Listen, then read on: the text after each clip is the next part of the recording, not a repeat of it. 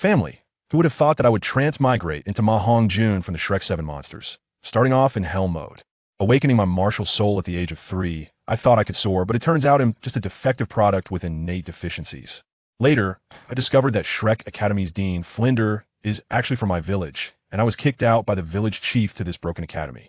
Now, I've been awakened by my teacher. What significant day is it today? Does anyone understand? This martial soul that awakened when I was 3 completely stunned me. It says 1 leaf, dual soul rings 1 leaf, 1 world. Goodness, others have 9 rings at most, and if I grow into a 9-leaf clover, I would directly have 18 soul rings. Wouldn't that mean taking off right away? This golden finger is simply amazing. Sigh, but this story has to start from my transmigration. Let me tell you, I opened my eyes to a hellish script. As soon as I opened my eyes, I was in Douluo continent, and I became a Hongjun. Yes, the fat guy from the Shrek 7 monsters. Just thinking about the tragic fate of being engulfed in evil fire, unable to find true love, and ultimately becoming a lifelong single god, made me want to die again, really. Additionally, my background is quite absurd. My mother, good heavens, is a 10-headed fire phoenix who ran away after giving birth to me, leaving me as an infant at the entrance of Wudong village. Fortunately, the village chief picked me up, otherwise I would have had to feed soul beasts from the start. I tell you, I've been exceptionally gifted since childhood. I was rolling around by a month old and could speak by 6 months. The villagers thought I would achieve great things in the future, but they didn't know that inside the shell was a 20-something office worker's soul. How could I not be precocious? I was resigned to my fate, thinking I would just muddle through this life since I couldn't compete with that Tang San, the king of hanging. But then, a turning point came on my 3rd birthday. That day, I was soaking in a wooden tub, and since I had nothing to do, I wandered around my body with my exceptionally strong mental power, trying to find out where my martial soul was hidden. I tell you, I went back and forth 8 or 9 times, and on the 9th time, suddenly, I felt my mental power collide with a green light that appeared out of nowhere. The light was blinding and drilled straight into my mind. At that moment, it felt like my soul was struck hard by a hammer, causing immense pain, and then everything went dark as I fainted in the bathwater. Really, I was so close to being the first transmigrator to drown while bathing, it was unbelievable. Fortunately, the village chief appeared just in time to fish me out of the water. But I didn't wake up. I was out cold for an entire week. When I finally opened my eyes, I had a celebratory meal with Grandpa and returned to my little room. Just as I was about to look out the window and say, "My fate is determined by me, not by heaven," I suddenly felt a tingling in the palm of my right hand, as if something was about to burst out. I looked down, and lo and behold, a deep black little grass tattoo slowly appeared in my palm. At the same time, I felt a surge of energy in my body. This must be soul power.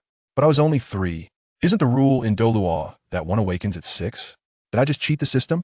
I quickly concentrated my thoughts, and that little grass tattoo began to take shape, and a bright green little grass appeared in my palm.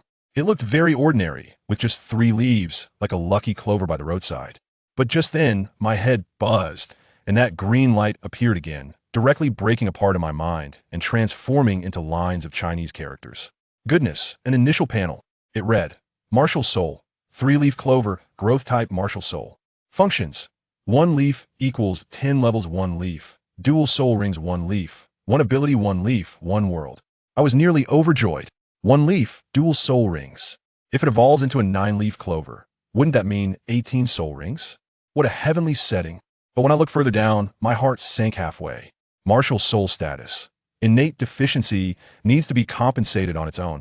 I was dumbfounded after all this time. It's a defective product? Then I tried to cultivate and found that my meridians hurt like hell. I couldn't bear it at all. I reached my limit after just 10 minutes of cultivation. And when I checked the panel again after cultivating, the information became more detailed, but also more infuriating. It showed that my innate soul power is only level 3. Level 3? Does anyone understand? Isn't that the standard for a waste martial soul? The panel also hinted that each leaf has a hidden soul ring position, but it's not the kind that drops for monsters. Instead, you need to understand the meaning represented by each leaf, such as faith, kindness, friendship, etc., to unlock them. Once unlocked, you can randomly gain skills that connect to the world, like Demon Slayer's breathing techniques, 8 Gates of Duanjia, Grass Character Sword Technique. This is a huge promise, but with my level 3 soul power, it feels like a joke. While I was worrying about this pathetic grass martial soul, my so-called sister, Ma Shaodai, came to see me. She's the genius of our village, the village chief's granddaughter. and by her teens, she was already a level 21 Great Soul Master. As soon as she entered, she hugged me and squeezed me, and when she heard that I almost drowned, she specifically took leave from the academy in Suwadawa City to come back and see me. I blushed from her hug and quickly struggled to get down, thinking I needed to get down to business. I pretended to be serious and asked her, "Sister, do you know where Shrek Academy is? I want to study there in the future." I thought, regardless of how bad my martial soul is, I have to keep up with the main storyline. Upon hearing this, Ma Xiaodai first praised my ambition, then sighed with a complex expression. She said, "Shrek, of course I know. It's in a small village outside Suwadawa City. I wanted to get in too, but unfortunately, my talent wasn't enough and I got eliminated." Just as I was about to comfort her, she suddenly leaned close to my ear and dropped a bombshell. "Little Hong, let me tell you a secret, but you mustn't tell anyone else," she said mysteriously. "The dean of Shrek Academy, Flinder, guess who he is? He is the only soul saint to have come out of our Wutong village in nearly 100 years.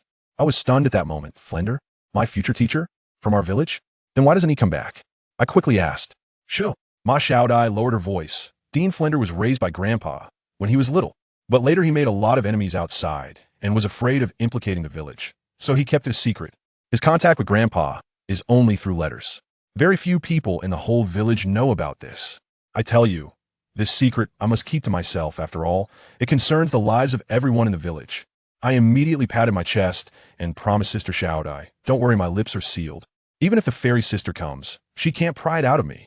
Sister Xiaodai was amused by my small yet clever demeanor and remarked how confident I had become after just a few days.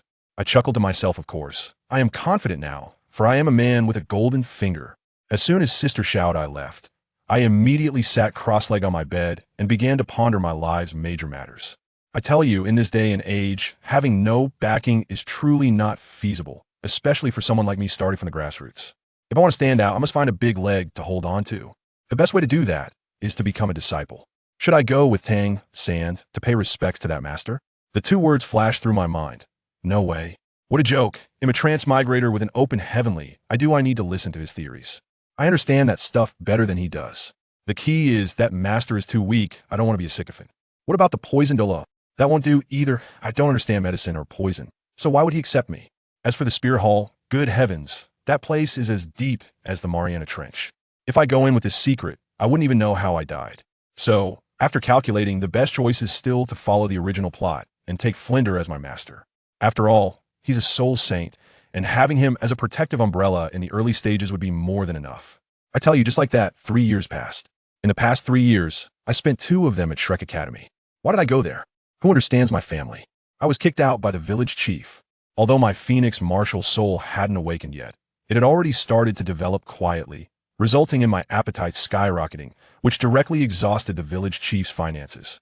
Moreover, the most troublesome thing was that the damn evil fire had also started to emerge. I had no choice but to blush and confess to the village chief that I had a little problem with my body and needed to eat well, especially soul beast meat, to suppress it.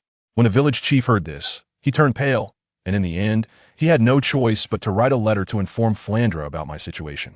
When Flandre saw the letter, his eyes lit up, and he immediately guessed that I must have a top-level mutated martial soul. He hurried to the village, saying he wanted to take me to the big city to see the world, and painted a grand picture, saying that when I awakened my powerful martial soul at 6 years old, he would take me as his direct disciple. I didn't believe him. This old fox, I figured he was just helping me out because we were both raised by the village chief. Anyway, I couldn't be supported by the village anymore, so I went along with him to Shrek. When I got there, I found out that the academy was in terrible shape, with not a single student. I just settled down like that, eating during the day and meditating at night. But let me tell you, cultivating was really hard. The evil fire burned my heart, and my mind was filled with all sorts of chaotic thoughts I couldn't calm down at all. In 2 years, my soul power barely crawled from level 5 to level 7, as slow as a snail. One day, while I was dozing off, the door to my room was kicked open with a loud bang. A middle-aged man who looked like a shoe sole, wearing black-rimmed glasses and exuding an aura of him very stingy, rushed in, pointing at my nose and scolding, "Little fatty, get up right now. Do you forget what day it is today? The most important day of your life." I rubbed my eyes, looking confused. "Teacher, what day is it today? Didn't you say the most important thing for me is to sleep? If I sleep, I won't be hungry, and it saves money. Sleep, sleep, sleep. All you know is sleep." Flandre was so angry, he jumped up. "Today is your The day of awakening your martial soul. If you don't awaken something powerful, you'll spend your life in the academy cleaning toilets to pay off your debt. As soon as I heard this, I felt helpless. I know, you don't have to remind me every day. When I become a soul master in the future, I will definitely pay you back double with your money. Guess what? As soon as he heard the words pay back, this stingy teacher's eyes lit up with golden light, as if he had seen his long-lost father. To motivate me, he even painfully made a bet with me. Little fatty, if you can awaken with full innate soul power, I'll forgive the thousands of gold soul coins you owe me. I was overjoyed at that moment, thinking, wow, this is what you said? I barely held back my laughter, looking at his calculating expression that seemed to say I could never have innate soul power.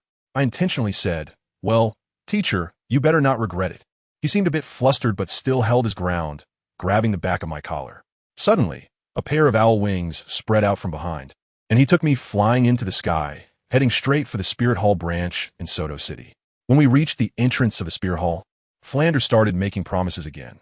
Little fatty, as long as your innate soul power reaches level 8, I'll make an exception and accept you as my direct disciple. I pursed my lips and directly reminded him, teacher, don't forget our bet. If I awaken my innate soul power, you waive my debt. The old guy's expression stiffened, probably recalling the time he tricked me into thinking my meals and accommodation were covered, only to charge me every day. He cleared his throat a couple of times and pulled me inside. The hall was packed with people, all parents bringing their children to awaken their powers. I quickly noticed that the awakening platform was divided into 2 lines.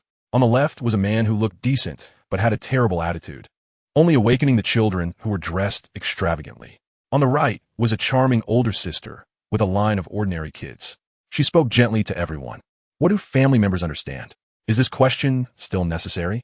Without a second thought, I headed straight for the pretty sister's line.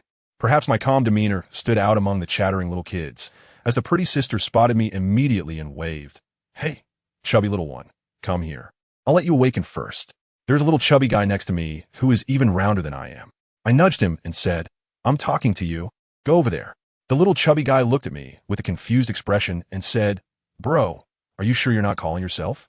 I immediately puffed out my chest and flexed my biceps. Look closely, this is called muscular, not fat. Got it? As a result, our banter amused the beautiful sister, and she simply let us both go over. Just then, the greasy guy next to us, the awakened master, spoke up, sarcastically addressing the beautiful sister. Anna, I've already awakened 5 level 4 soul powers, and you haven't even gotten one. It looks like you're definitely going to lose our bet. Don't think you can escape dinner tonight. As soon as I heard, I realized it was workplace bullying mixed with bad romance.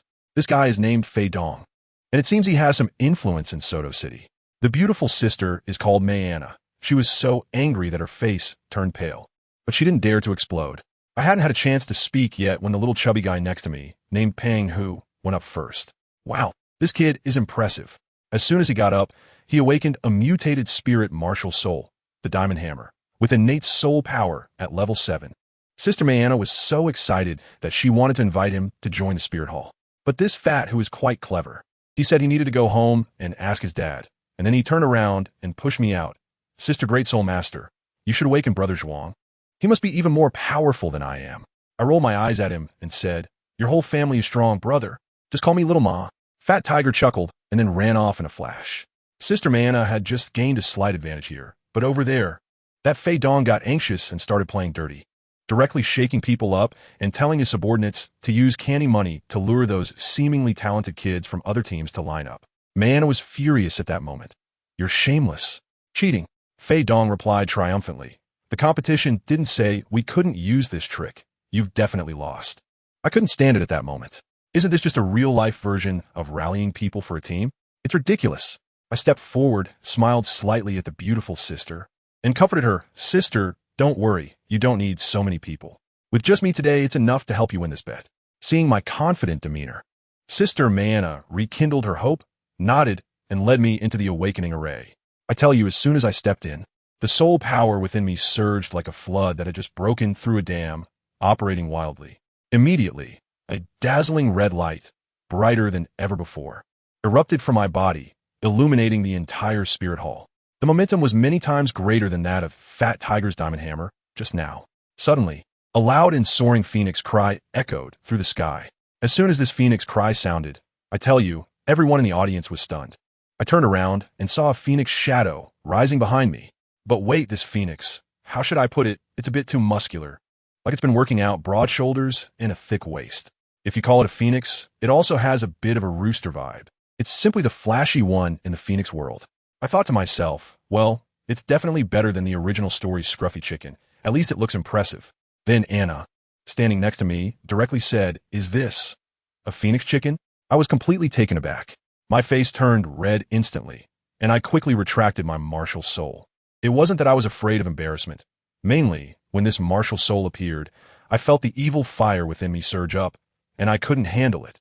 After retracting my martial soul, I quickly changed the subject and said in a baby voice to Sister Anna, "Sister, this is the evil fire phoenix.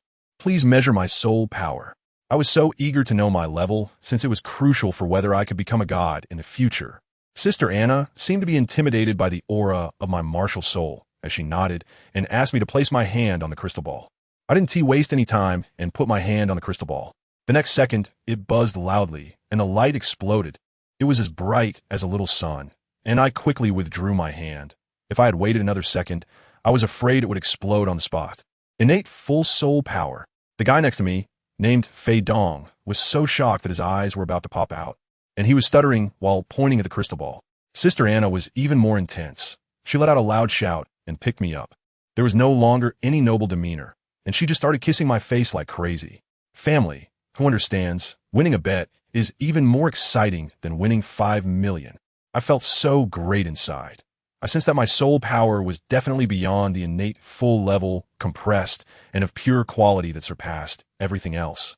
Even Tang San, who practiced the Xiantian skill, would probably only be at 2/3 of my level. At that moment, that guy Fei Dong, who looked like he had eaten something unpleasant, came over, trying to force a smile, but his tone was still arrogant. "You're MaHongjun, right? Kid, join our spirit hall, and I'll give you 1,000 gold soul coins." I frowned. I already found him unpleasant, and he called me kid? I shot back directly, "Not that great. And I'm not a kid, so watch your mouth." This guy turned pale and still wanted to threaten me, saying that if a genius didn't join the spirit hall, there would be no future. Sister Anna immediately pulled me behind her and fired back. "Ha, you're really something. Have you seen many innate, full soul power people? You're just a toad yawning. Your tone is quite big." That Fei Dong was completely on the defensive, pointing at Sister Anna and shouting, "Anna, you're obstructing the spirit hall from recruiting talent." Sister Anna was also tough. With a cold laugh, she said, "I've long wanted to leave this broken place. So what if I resign?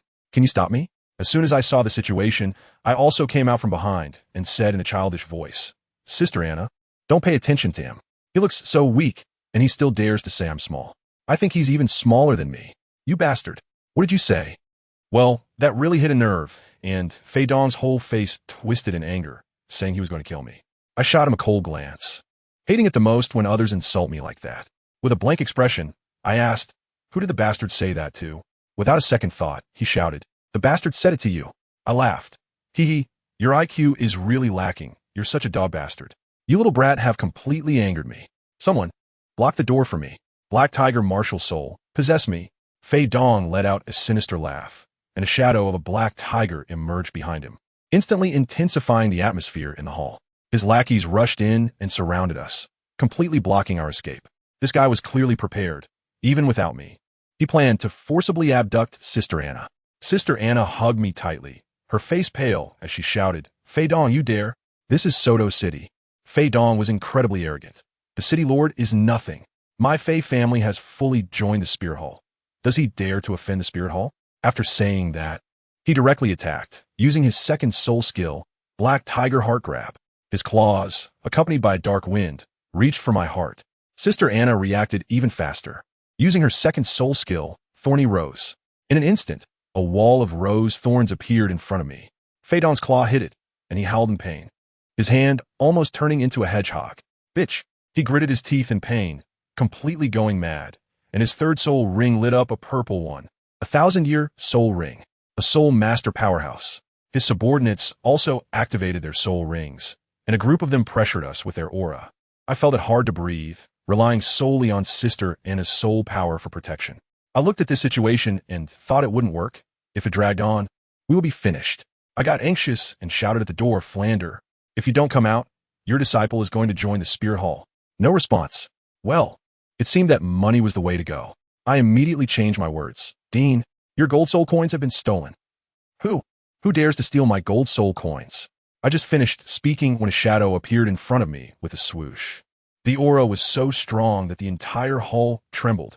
Yellow, purple, black, black, black. 7 soul rings lit up, and everyone in the room directly knelt down. The momentum of those minions was like a small dog facing Godzilla, instantly crushed and unable to move. One clever one immediately knelt down and kowtowed. Soul Sage, please spare us. We were just following orders.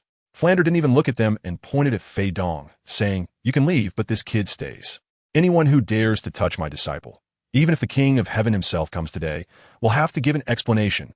Those minions scrambled away, leaving only 3 loyal followers still protecting Fei Dong. Flander patted me on the shoulder and adjusted his glasses. Good job, little fat guy. Remember, a soul master who doesn't dare to cause trouble is not a good soul master. Go, let him experience the power of your martial soul. As soon as I heard this, my back straightened instantly. Hey, this old man is pretty cool at a critical moment. I understood that this matter must be handled decisively today. I wobbled my way towards Fei Dong, and that guy was still stubbornly saying, what do you want? This is the Spirit Hall. You can't bully the weak with your strength. I completely ignored him and said to his 3 subordinates, this is none of your business. Get lost. You can't afford to mess with the Soul Saint. At that moment, I was feeling quite kind, thinking that debts should be settled with the right people. Flander behind me frowned, probably disapproving of my softness. Fei Dong still wanted to use his background to pressure me, but the 3 subordinates weren't foolish, seeing Flander's expression. They knew that if they didn't leave now, they would end up as cannon fodder. They apologized and ran away. Later, I found out that these guys turned around and went to inform others, truly like the farmer and the snake. Now, he was left alone as a sitting duck. I rubbed my hands together, a small flame appeared in my palm, and I grinned, saying, you useless thing, now that no one is around. I haven't even unleashed my little wicked fire yet. Let's see how powerful it is on you. This guy realized the situation was not good and actually wanted to negotiate. Kid, let us just keep to ourselves. Flander reminded me from behind. Little fatty, stop wasting time. The longer we drag this out, the more trouble it'll be. I suddenly had a realization. Of course, those guys must have gone to get reinforcements. I immediately shouted to Flander, Teacher, you have to protect me. After saying that, I swiftly threw the fireball in my hand. Flander's imposing presence kept Fei Dong completely immobilized, and the fireball accurately landed on his slicked back hair. With a sizzling sound, a burnt smell wafted through the air, and his hair was instantly gone, leaving his scalp charred. Little bastard, I'll kill you, he yelled in pain, rolling on the ground and cursing. With a casual flick, Flander extinguished the flames, and Fei Dong passed out from the pain. Flander pulled me away and said, all right, that was quite powerful. Let us get out of here. I'll talk to the city lord about this. He also exchanged a glance with Sister Anna. I hurried over to Sister Anna, extending my chubby little hand. Sister Anna, come with us. The way she protectively held me, without hesitation, I remembered it in my heart. Sister Anna took my hand, picked me up, and ran back to the counter to get a martial soul certificate, proudly raising it. This is Fat Tiger's certificate. I won't come here again. I have to give it to him in person. I looked at her and sincerely said, Sister Anna, you are so dedicated. I appreciate you more and more. She rolled her eyes at me and said, get lost, you little brat. What do you know about appreciation? I snuggled in her arms and said, Sister, I'm not small anymore. Even Flander couldn't stand it and coughed twice. All right, little pervert, let's go. Sister Anna wasn't angry at all and smiled as she asked, Esteemed Soul Saint, may I have the honor of inviting you to a gathering at a hotel? Upon hearing the invitation, Flander's eyes lit up. Inviting us? Then let's go. He even pretended to explain for me, saying that my martial soul has defects. So my desires are stronger, and that I've been orphaned since I was young, which is quite pitiful. I pouted my little face and acted along. Teacher, don't say it anymore. It's just a desire 10 times greater than an ordinary person's, and I can still handle it. Upon hearing this, Sister Anna felt extremely guilty and apologized while touching my head.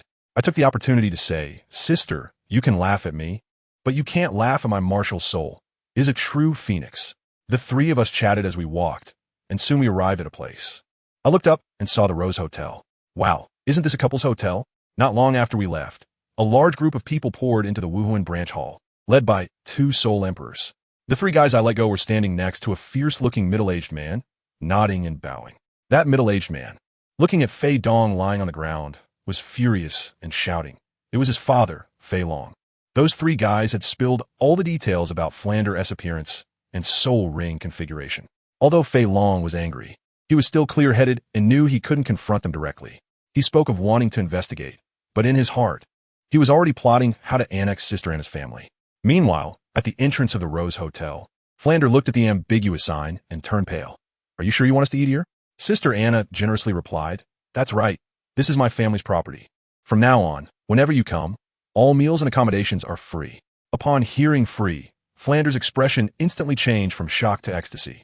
He grabbed my arm and rushed inside, completely unconcerned about the strange looks he was receiving for being an old man with a young girl and a child. Once inside the hotel, Sister Anna led us directly to a quiet private room and then shyly said, "Brother Hongjun, today's incident was my fault for involving you." I quickly waved my hand. "Sister Anna, please don't say that. With his character, even without you, he would have started today." Flander nodded beside me. "That's right. Seeing Hongjun's innate, full-soul power, he definitely wouldn't let him go. I tell you, this old miser really knows how to count his pennies." I just casually asked Anna, "Sister Anna, why is there a small forest behind your hotel? In a city like Soto, where land is so precious, how much would it cost to create such a large green space?" And guess what she said? Anna smiled slightly and said that's our hotel's kitchen reserve, called the Rose Backwoods, where we raise some rare low-level soul beasts for fresh ingredients. She also mentioned it's only about 2,000 square meters, not that big. Wow, only 2,000 square meters? How many of you understand that? This wave of Versailles directly made my CPU overheat. I shook my head and pretended to say, "Oh, what a pity." Sister Anna was quite curious and asked me what I found regrettable. What could I say? Could I say I regretted that there weren't enough ladies in that forest? Of course not. I quickly laughed it off and said, "What a pity for those gold soul coins. If I could take them by chicken, I could eat until next year." Let me tell you, my evil fire martial soul is really tormenting me. My mind is filled with all sorts of chaotic thoughts every day.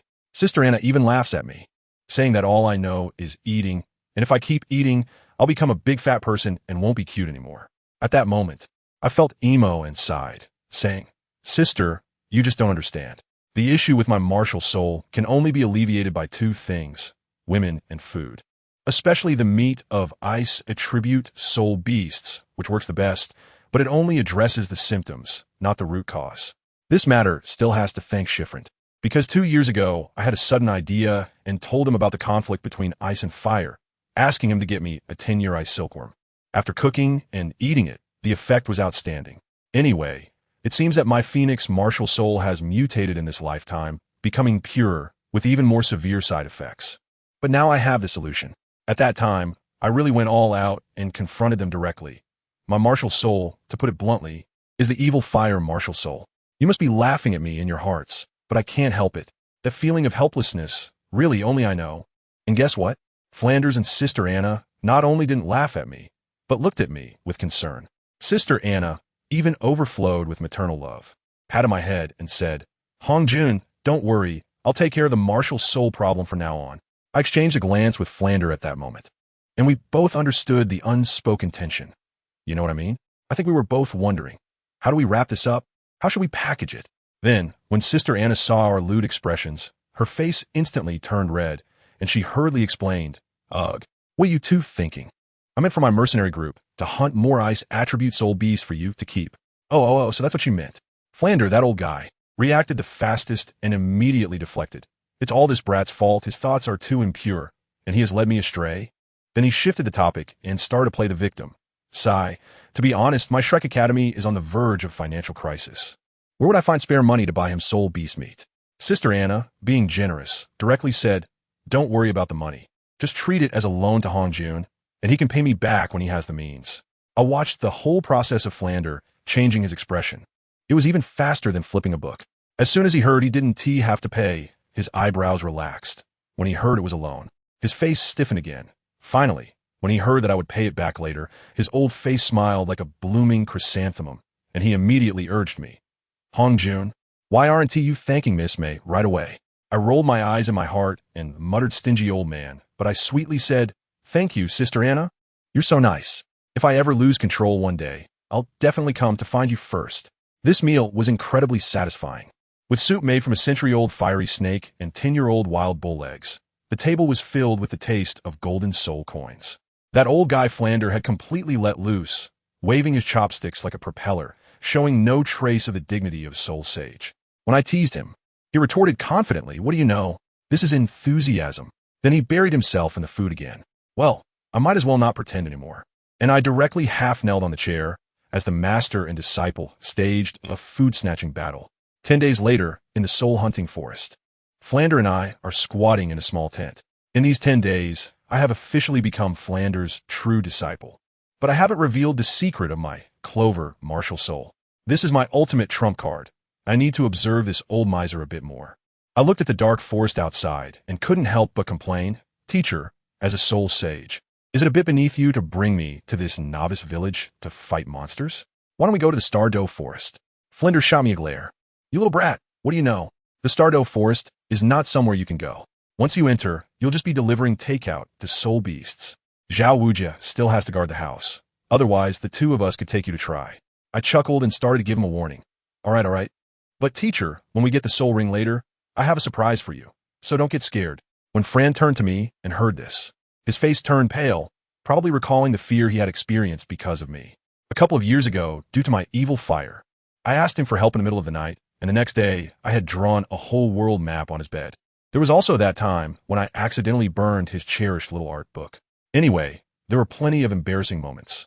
He pursed his lips and said, "As long as it's not a scare, I'll be grateful." I ignored him and lay down, starting to ponder my second martial soul. My Clover martial soul is simply a bug outside the rules. The condition to unlock the hidden soul ring of the first leaf is called faith, which sounds rather mysterious. But to put it simply, isn't it just the soul of being a bit over the top? So what do I believe in? I believe in myself. I am light. I am a god, primarily saying thank you for listening to me. Anyway, I felt like I unlocked this condition half a year ago, just waiting for today. While I was thinking about this, suddenly a whooshing sound came from outside. Flinder's eyes shot open, and in a flash, he darted out, leaving behind a sentence. "Stay in the tent and don't move." Can I stay honest? I poked my little head out from the tent's curtain. Wow, I was shocked when I saw it. Outside, a pitch-black, eternally dark ghost unicorn snake with poisonous horns was confronting Flander. Flander had all 7 of his soul rings activated, as if facing a great enemy. I was puzzled at the time, wondering if my lucky Clover martial soul was fake. I stepped outside and encountered a 10,000-year soul beast.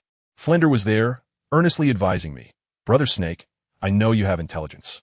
We're just passing by to get a soul ring, and then we'll leave. Please don't make it difficult for us." But I could see clearly that the big snake had no intention of fighting. Its eyes were anxious, glancing back from time to time, and there were wounds on its belly. It was obviously trying to escape. I panicked and shouted at Flinder, "Teacher, move aside. You're blocking its way." Flinder was taken aback and noticed the injuries on the snake's body, quickly pulling me aside. The ghostly infernal unicorn snake glanced at me gratefully, sidestepped us, and dashed away. Flinder's face turned red with embarrassment. Ahem, it seems that's the case. I knew it. Just as we finished packing up, before we could catch our breath, an earth-shattering pressure descended from the sky. It felt like my phone signal went from full 5G to -1G in an instant. My head was buzzing. If it weren't for Flander protecting me with his soul power, I probably would have knelt down on the spot. As soon as we turned around, we found a woman standing behind us, who appeared out of nowhere. She was stunningly beautiful, but exuded an icy demeanor, like a glacier.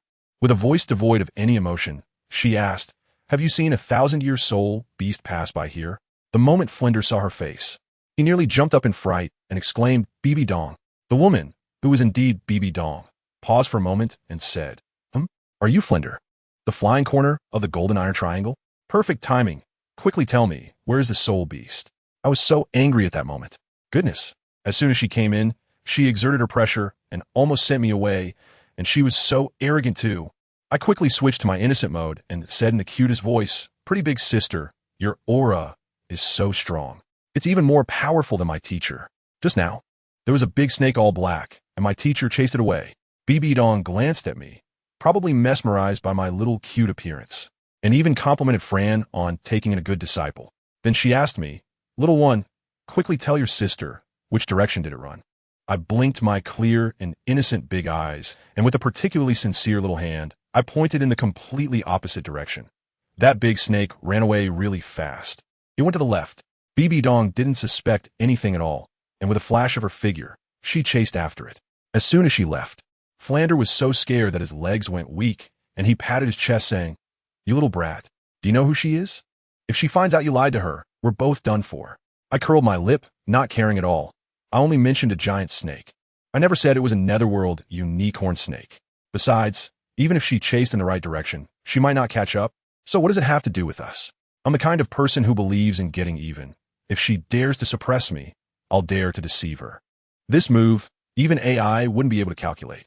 Flandra looked at me, unable to speak for a long time, and finally could only sigh. His eyes filled with both fear and satisfaction. After 2 more days, we finally found our target, a 420-year-old ghost vine. I even had a fight with Flandra over this thing.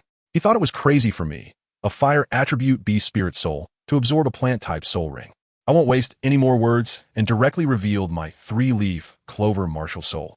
In that moment, I tell you, Flandra's expression was like someone who dropped their phone into the toilet, shocked, stunned, and a bit conflicted about wanting to retrieve it, but also afraid to do so. His mouth was open wide enough to fit an egg, and after a long pause, he finally exclaimed, dual martial souls. My goodness, it's the unprecedented beast and weapon dual martial souls on the continent.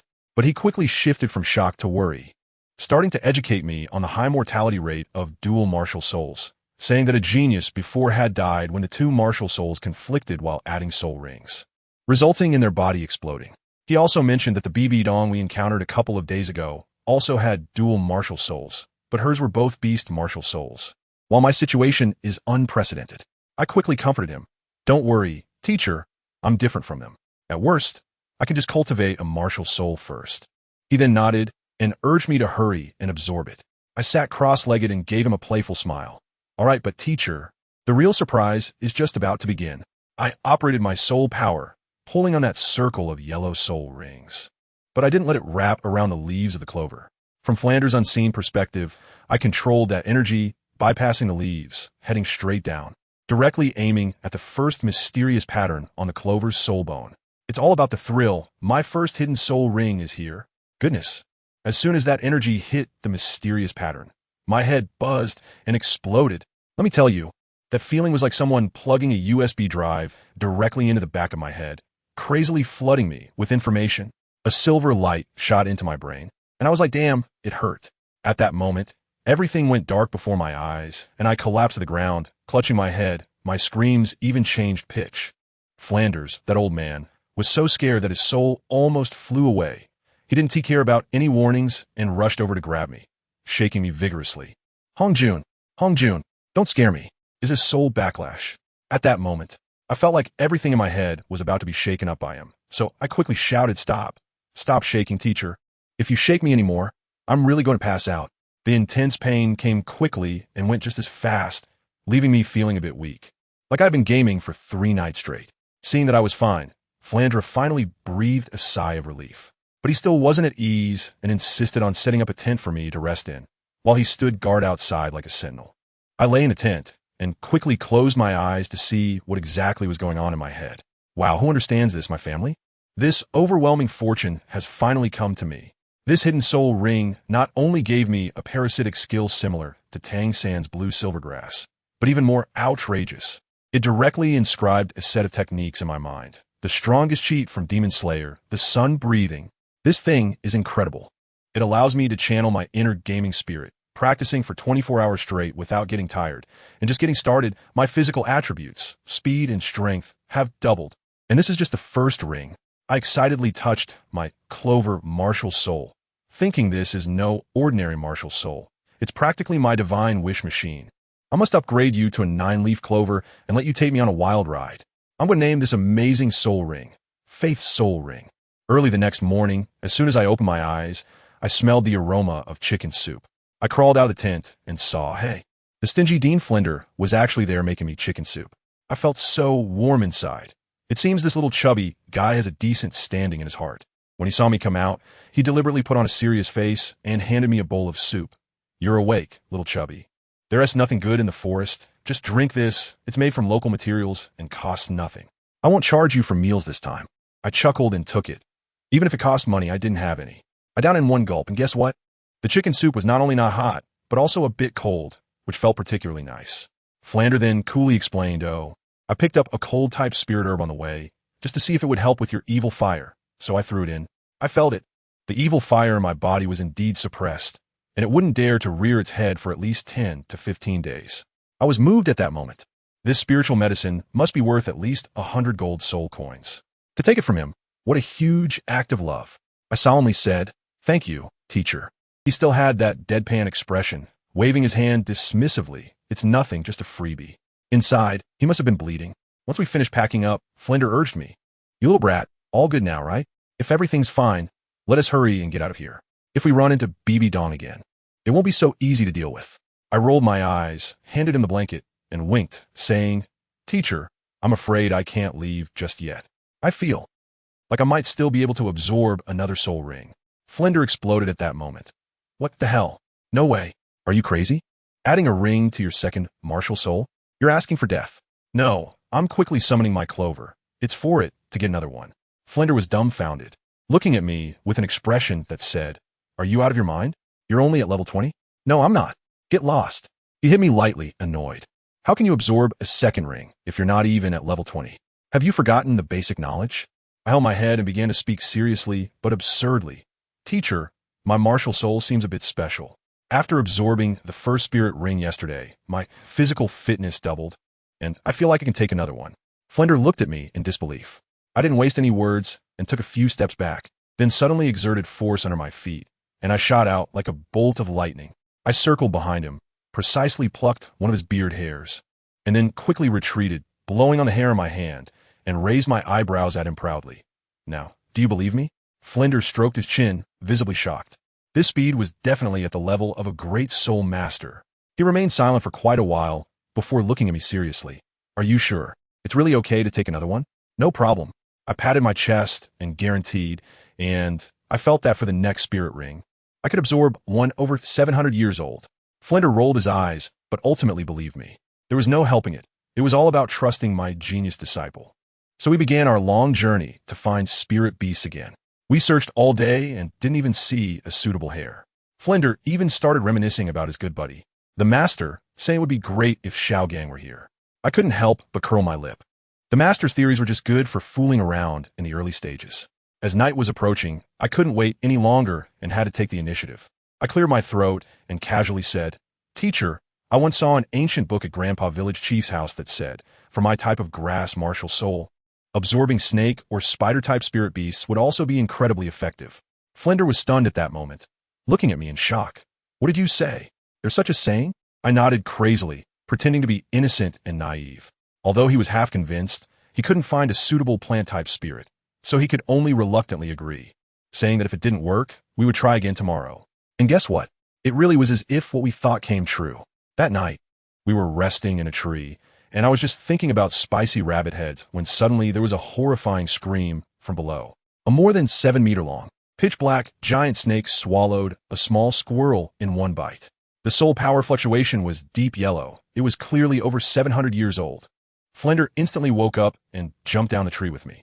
What he saw was a phosphorus snake. His eyes lit up. This was top-notch among snakes. Practically a delivery right to our door. His martial soul was a 4-eyed cat hawk, which was naturally superior to snakes and without much effort.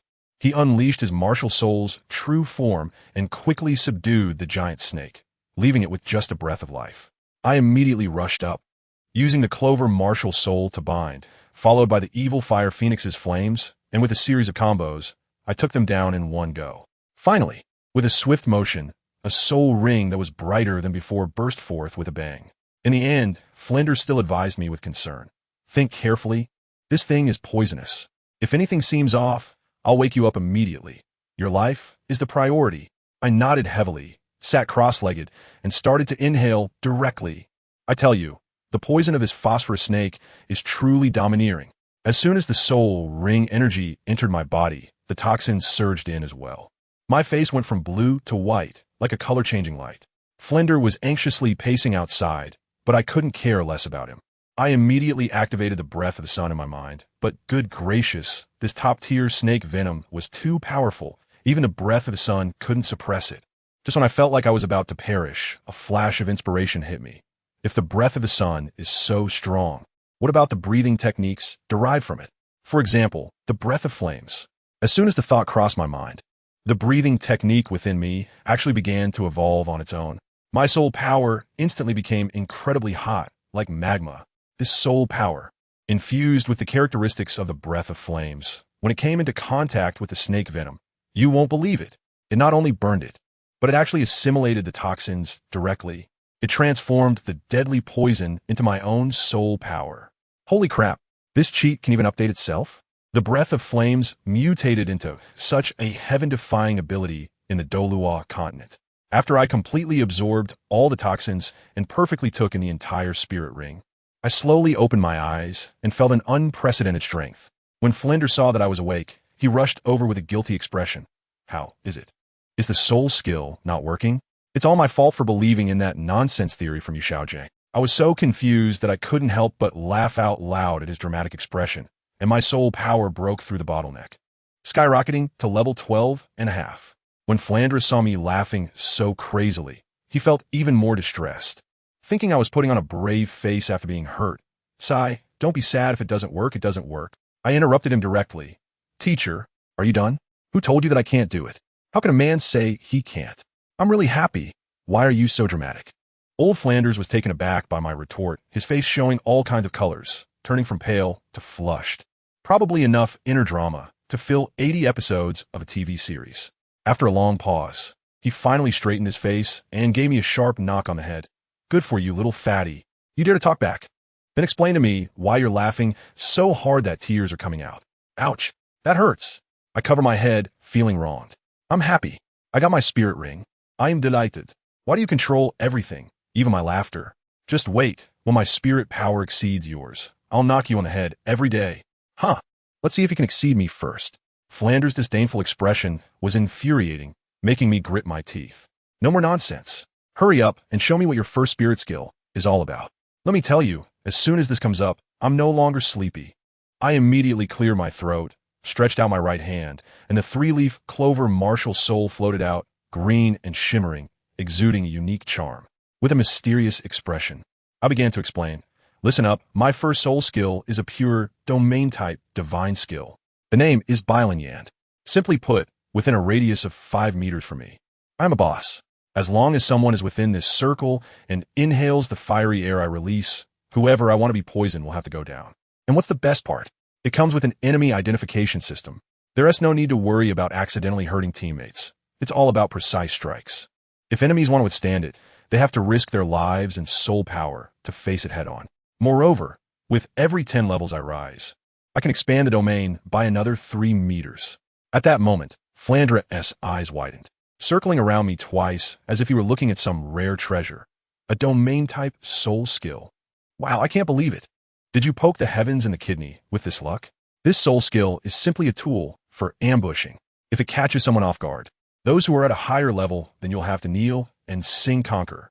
I have to pretend to be confused while actually being clear about things. Just a little bit of a sigh, I shrugged and said, hey, it's just okay, the scope is still too small. Otherwise, it could be even more useful. Flinder gave me a big eye roll and said, you should be content. With 100 years of soul skills having this effect, it's already top-notch, and you're still being picky. The envy and jealousy in his tone were almost overflowing. 3 days passed, and Flinder took me back to Shrek Academy. On the way, I realized that my evil fire phoenix martial soul really can't be touched for now. Who understand my family? That thing is a ticking time bomb. Although cultivating this 3-leaf clover can also help improve its quality. If I were to focus on it, the power of the evil fire would rise rapidly. At that point, the problem would arise. I haven't fully developed yet, and I can't rely on a beautiful sister to cool down my fire with cold food every day, right? If this continues, let me tell you, there are only 2 outcomes. Either I explode on the spot, or, you know what I mean? I'm a pure love war god. Okay, I must wait until I find a real girlfriend to unlock this martial soul. I absolutely cannot be a fickle scumbag. As soon as I stepped into the academy, I saw Flinder talking to a short, sturdy middle-aged man. I recognized this man. He is the vice president of Shrek Academy, the unmovable king, Zhao Wujin. Flinder seemed to be preparing to hand over responsibilities. He told me he was going to travel to find his good buddy, the theoretical master Yu Xiaojing, and also show off me this example of a useless martial soul that can still add soul rings in front of him. Fine. I can't stop him anyway. It's also nice to be able to hang out with Tang San and the others. Having company makes cultivation more enjoyable. After Flinder finished his instructions, he went back to pack his luggage. Teacher Zhao Wujin walked over and slapped me on the shoulder with his big hand like a fan, almost knocking me to the ground. Good kid. Really great. No wonder the principal, that stingy old man, has been willing to spend so much money on you over the years. It turns out he is making an angel investment. Full innate soul power. The future is promising. The future is promising. Ha ha ha ha. I rubbed my shoulders and didn't pick up on his topic, directly asking, Teacher Zhao, when will our college start enrolling students? It's kind of boring with just me as a student. Why do you ask that? Zhao Wuji had a look on his face as if to say, you think you can have classmates? He probably doesn't expect to recruit many people this year, maybe in another 3 months. But there's good news. We won't have to worry about funding for the next 2 years. Oh, did our college get a sponsorship? You bet. Zhao Wuji was so proud that his chin was almost pointing to the sky. A couple of days ago, the richest family in Sutawa City, the Mei family, suddenly came to us and without saying a word, donated a huge sum of money. I've never seen so many gold soul coins in my life. I know what's going on, but I still have to play dumb. Oh, got it. Teacher Zhao, you're busy. I'll head back first. In the blink of an eye, 3 months have passed. Life has been quite fulfilling. First, the academy really didn't recruit anyone. I'm still the only one. Second, after that old man Flander left, he seemed to have vanished in a thin air, not a trace of him anywhere. Then, my damn evil fire erupted 3 more times in these 3 months, and each time, Teacher Zhao Wuji carried me to the Rose Hotel like a sack of potatoes, to find Sister Mayana to cool me down. The worst part is, my weight has been steadily rising, from 100 pounds when I awakened my martial soul. I've now shot up to 160. Who understands my family? I gained 60 pounds in less than half a year. Every day I look in the mirror, I want to punch myself. I swear I must lose weight. This layer of flabby meat is like Mount Everest on my path to being single. Of course, the weight didn't come for free. My soul power has also risen to the 14th rank. Teacher Zhao even took me to the spirit hall to register my soul master identity. And I can receive a gold soul coin subsidy every month. Finally, I'm a man with pocket money. On the day we went, Teacher Zhao's soul sage aura was fully unleashed, scaring the vice lord of that branch hall so much that he didn't dare to make a sound and kept apologizing to me, probably thinking I was some young master from a hidden family. That day, my evil fire erupted again and again. Teacher Zhao skillfully brought me to Sister Mayana's exclusive suite in a Rose Hotel and then left. I stuffed myself with cold attribute food and collapsed on the sofa, feeling like a toad that has overindulged. Sister Mayana noticed that I was recovering and asked with concern, Hongjun, do you feel better? I told you, I was feeling much better. But as soon as I saw her beautiful face, I felt that fire suddenly flare up again. I could only turn my head away, looking helpless. I was fine before, but seeing you, sister, I feel like I can't hold back again. Anna's face flushed slightly, and she tentatively suggested, how about you take a shower? Sure. I sprang up from the sofa like a carp leaping over the dragon gate, surprisingly nimble for a 160-pound guy, and dashed straight into the bathroom. Oh my God. I was just about to take off my pants for a cold shower when I heard a short, startled scream from Anna outside. Before I could react, I saw, cough cough, a set of freshly changed, fragrant intimate clothing hanging in the bathroom. I was completely flustered at that moment. I swear I didn't do anything. I was just standing under the shower, letting the cold water cool me down. Half an hour later, I slowly came out of the bathroom and looked at Anna. Hey zit antli zaying. Anna, I saw your clothes in the bathroom and accidentally got them wet while showering. You don't mind, do you? Anna's face instantly turned as red as a ripe apple. Looking at me, her lips trembled. Ah, how could you do this? Sigh. If I can't get married in the future when you grow up, you have to take responsibility for me. I was just looking at the old man on the subway, looking at his phone. Sis, your thought process is quite convoluted. I was about to cry. What are you thinking, sister? I just accidentally splashed water while taking a shower. I could just buy a new set, right? Do I have to take responsibility for this? Just got it wet? Didn't he do anything else? She asked cautiously. No, I said firmly. Only then did she let out a sigh of relief, patting her chest, her face reddening. Phew, scare me to death, I thought. Oh, what am I thinking? You're only 7. The atmosphere became very awkward for a moment. It was Anna who broke the silence first. She cleared her throat and forcibly changed the subject. By the way, is Shrek Academy still enrolling this year? What's wrong, sister? Want to use a back door? My teacher is quite stingy But if it's someone from your family, if you pay enough and have decent talent, it should be possible. Not someone from our family. She gave me a sideways glance. It's that fat tiger who awakened his martial soul with you a few months ago. Do you remember? Fat tiger? The stout little chubby boy popped in my mind. Oh, him. His innate soul power is okay. Just don't know if he can meet our academy's perverse requirements. But since Teacher Flander ISNT here, this matter needs to be asked to Vice Dean Zhao Wujia.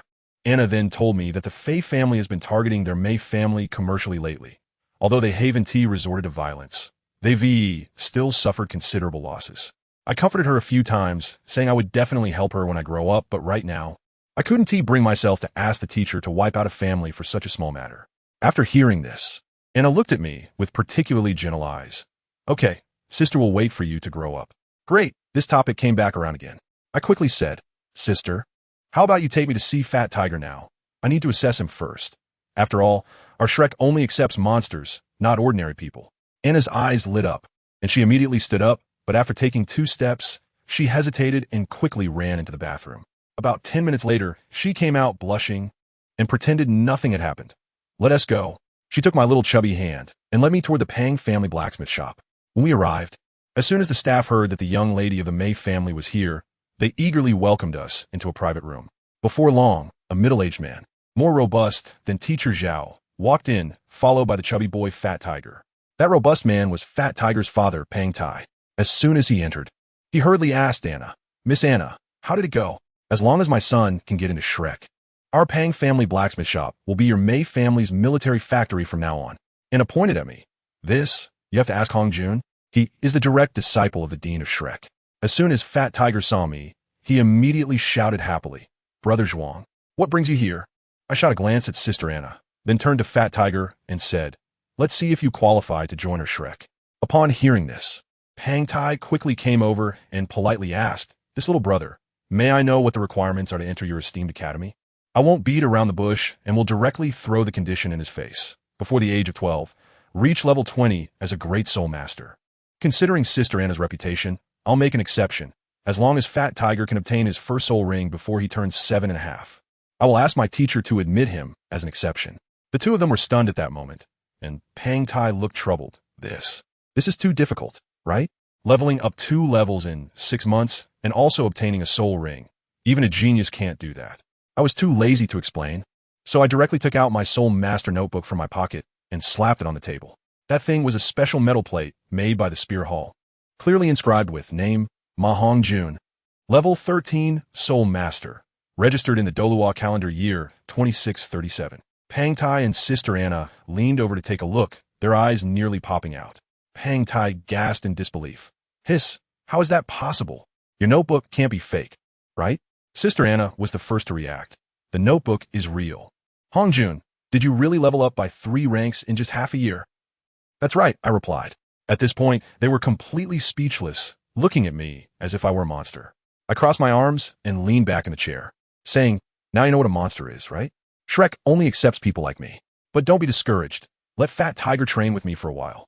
As long as he puts in the effort, it's not impossible to level up 2 ranks in half a year. Upon hearing this, Pang Tai was so excited that he almost knelt down to me, holding my hand and saying, thank you so much. In the future, if you need any weapons or armor, come to me, and I'll give them to you at cost. No problem, I nodded. But you also need to pay attention to Anna's matter. Of course.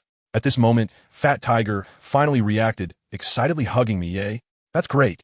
I don't have to forge anymore. I can go to school. He quickly let go and looked at me with admiration. Little brother Ma, from now on, if you tell me to go east, I will never go west. If you tell me to touch a chicken, I will never steal a dog. Slap. Pang Tai slapped Fat Tiger on the back of his head. You brat. How can you talk like that? Hurry up and apologize to young Master Hongjun. I quickly stopped him and said, it's okay, it's okay. Little fatty, you have a bright future. I like you. From now on, just call me Brother Xiao Ma. With that, I took Fat Tiger back to Shrek Academy. When Fat Tiger saw our school building, which was comparable to a slum, his little face immediately fell. Brother Xiao Ma, this place is too run down, right? Is this really the famous Shrek Academy? I had to teach him a lesson right then and there. I cleared my throat, stood with my hands behind my back, and said in a mysterious tone, the mountain is not high. It is famous if there are immortals. The water is not deep. It is spiritual if there are dragons. Don't you understand this simple truth? Our Shrek Academy is all about returning to simplicity. Got it? Fat Tiger was indeed fooled by me. With a look of sudden realization on his face, nodding repeatedly. In the evening, I found teacher Zhao Wujia and told him about Fat Tiger. As soon as old Zhao heard, he blew up. What? You brought a kid back without permission? MaHongjun, let me tell you, this is a monster academy, not a daycare. You can explain this to the principal when he returns. I won't take responsibility. I'm not surprised at all, casually throwing out 2 trump cards. Teacher Zhao. First, this kid is currently the biggest sponsor of our academy, recommended by the Mei family. Second, he has a natural soul power of level 7. Upon hearing natural level 7, Zhao Wujia's eyes instantly lit up. Stroking his chin, his tones softened considerably. Natural level 7. That's not bad. If he trains well, he should be able to meet our Shrek's requirements. But just meeting the requirements isn't enough. Let me tell you, these old guys have high standards. To get them to nod in agreement, you need to add some weight. I told Zhao Wuji at the time. Teacher Zhao, this kid has a good foundation, but he's just a rough gem. He needs a master like you to carve him. How about this? You personally train him for half a year. And if he doesn't reach the soul master level by then, without a second word, just let him pack up and leave. What do you think? Goodness. As soon as Zhao Wuji heard the words personally train, his DNA reacted, and the light in his eyes wasn't just any light.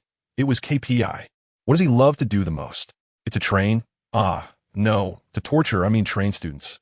This was simply a perfect fit for him. All right, it's settled then. Let's go. Take me to see that kid. Zhao Wuji grabbed me, and, with excitement like he was about to open a rare blind box, rushed toward the student dormitory. I won't even mention that shabby place. After all, even a small sparrow has all its organs. When I found Fat Tiger, he had just finished washing up and looked at me with a face. Little Ma, don't tell me we have to do drills in the middle of the night. After running 10 laps during the day, my legs feel like they're not even mine anymore. Before I even had a chance to speak, I called Zhao Wujia, who was standing outside the door in, so he wouldn't look like a doorman. And guess what? Zhao Wujia was sizing up Fat Tiger, his gaze resembling that of a mother-in-law inspecting her son-in-law, growing more and more satisfied with every glance. The first thing he said nearly left me speechless. Hey, you are Fat Tiger? Not bad, not bad. With this build, you have 2/3 of my charm from when I was a kid. Who understand my family? I recommended him as a potential talent, and here he was assessing body types. I was at a loss for words. I was looking at his potential, not his physique. Fat Tiger, however, was quite polite, grinning and bowing. Hello, Teacher Zhao. I am Fat Tiger. My martial spirit is the Diamond Hammer, and I have an 8th level soul power. Upon hearing Diamond Hammer, Zhao Wujia's eyes lit up even more, asking Fat Tiger to show his martial spirit. Fat Tiger complied, extending his hand, and a hammer about the size of his forearm appeared, looking solid. I realized that Zhao Wujia had found his match. His martial spirit was the mighty Diamond Bear, while Fat Tiger's was the Diamond Hammer, both emphasizing toughness and strength, practically like brothers from different parents. Sure enough, the next second, Zhao Wujia directly went big, astonishingly asking, Kid, would you like to inherit my legacy and become my disciple? Fat Tiger was instantly dumbfounded, standing there like he had hit a bug, pinching his arm, and incredulously asking, Really? Really? I quickly pushed him and said, Stop talking nonsense. Hurry up and pay your respects to your master. Teacher Zhao is a soul sage. It's harder to take on a disciple than to win the lottery. You're really lucky. Only then did Fat Tiger react. The kid was honest and suddenly knelt down, kowtowing to pay his respects to his master. The whole process was smooth and natural, which made Zhao Wuji overjoyed. He laughed heartily as he helped the boy up. Fat Tiger scratched his head and said it was taught by his dad. If a teacher is willing to accept him, he should respect them like his own father. Well, this made Zhao Wuji even more satisfied. However, happy as he was, he had to lay down the rules. Zhao Wuji's expression turned serious as he said, Kid, don't be too happy too soon. After you become my disciple, the training will only get tougher. The requirements from Hongjun are just an appetizer. I will personally train you from now on. If you embarrass me, I will still expel you from my school. Fat Tiger's cheerful face instantly fell. I was still standing by, gloating and patting him on the shoulder, saying, Little fatty, just pray for your own good. But then, retribution came so quickly.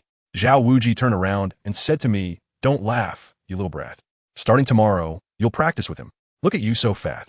When Flander comes back and sees you like this, he'll want to peel my skin off. I've been practicing all day, and today I got pecked in the eye by a sparrow. All right, let us train. A gentleman's revenge is not too late after 10 years. When Tang Hao comes to the small forest to beat you, I will definitely be there to live stream it, and the gifts must keep coming. Just like that. 3 years have passed, In these 3 years, Shrek Academy still only has me and Fat Tiger as students. It's practically a VIP treatment. I'm also 10 years old now. My spirit power has reached level 24, and my physical fitness has become so strong from practicing that ridiculous Demon Slayer breathing technique that I can take on spirit masters without any problem. However, I can't figure out the second hidden soul ring of my Clover, martial soul. The condition to unlock it is actually kindness. In these 3 years, I've been doing good deeds to unlock it, practically exhausting my virtue. Helping old ladies cross the street, buying candy for the village kids. I've done a ton of good deeds, but what is the result? That soul ring hasn't shown any response at all. I seriously suspect it's running some kind of KPI evaluation, but I have no evidence. It's that time of year again, the annual Shrek enrollment season, which is basically the Academy's revenue day. Fat Tiger and I were bored, just watching teacher Lee Yusung set up his stall. While we were yawning at the names on the registration form, a bee-king entered my sight. With golden hair, long legs, a charmingly arrogant gaze, and a height of about 1.8 meters, he stood there with a different aura.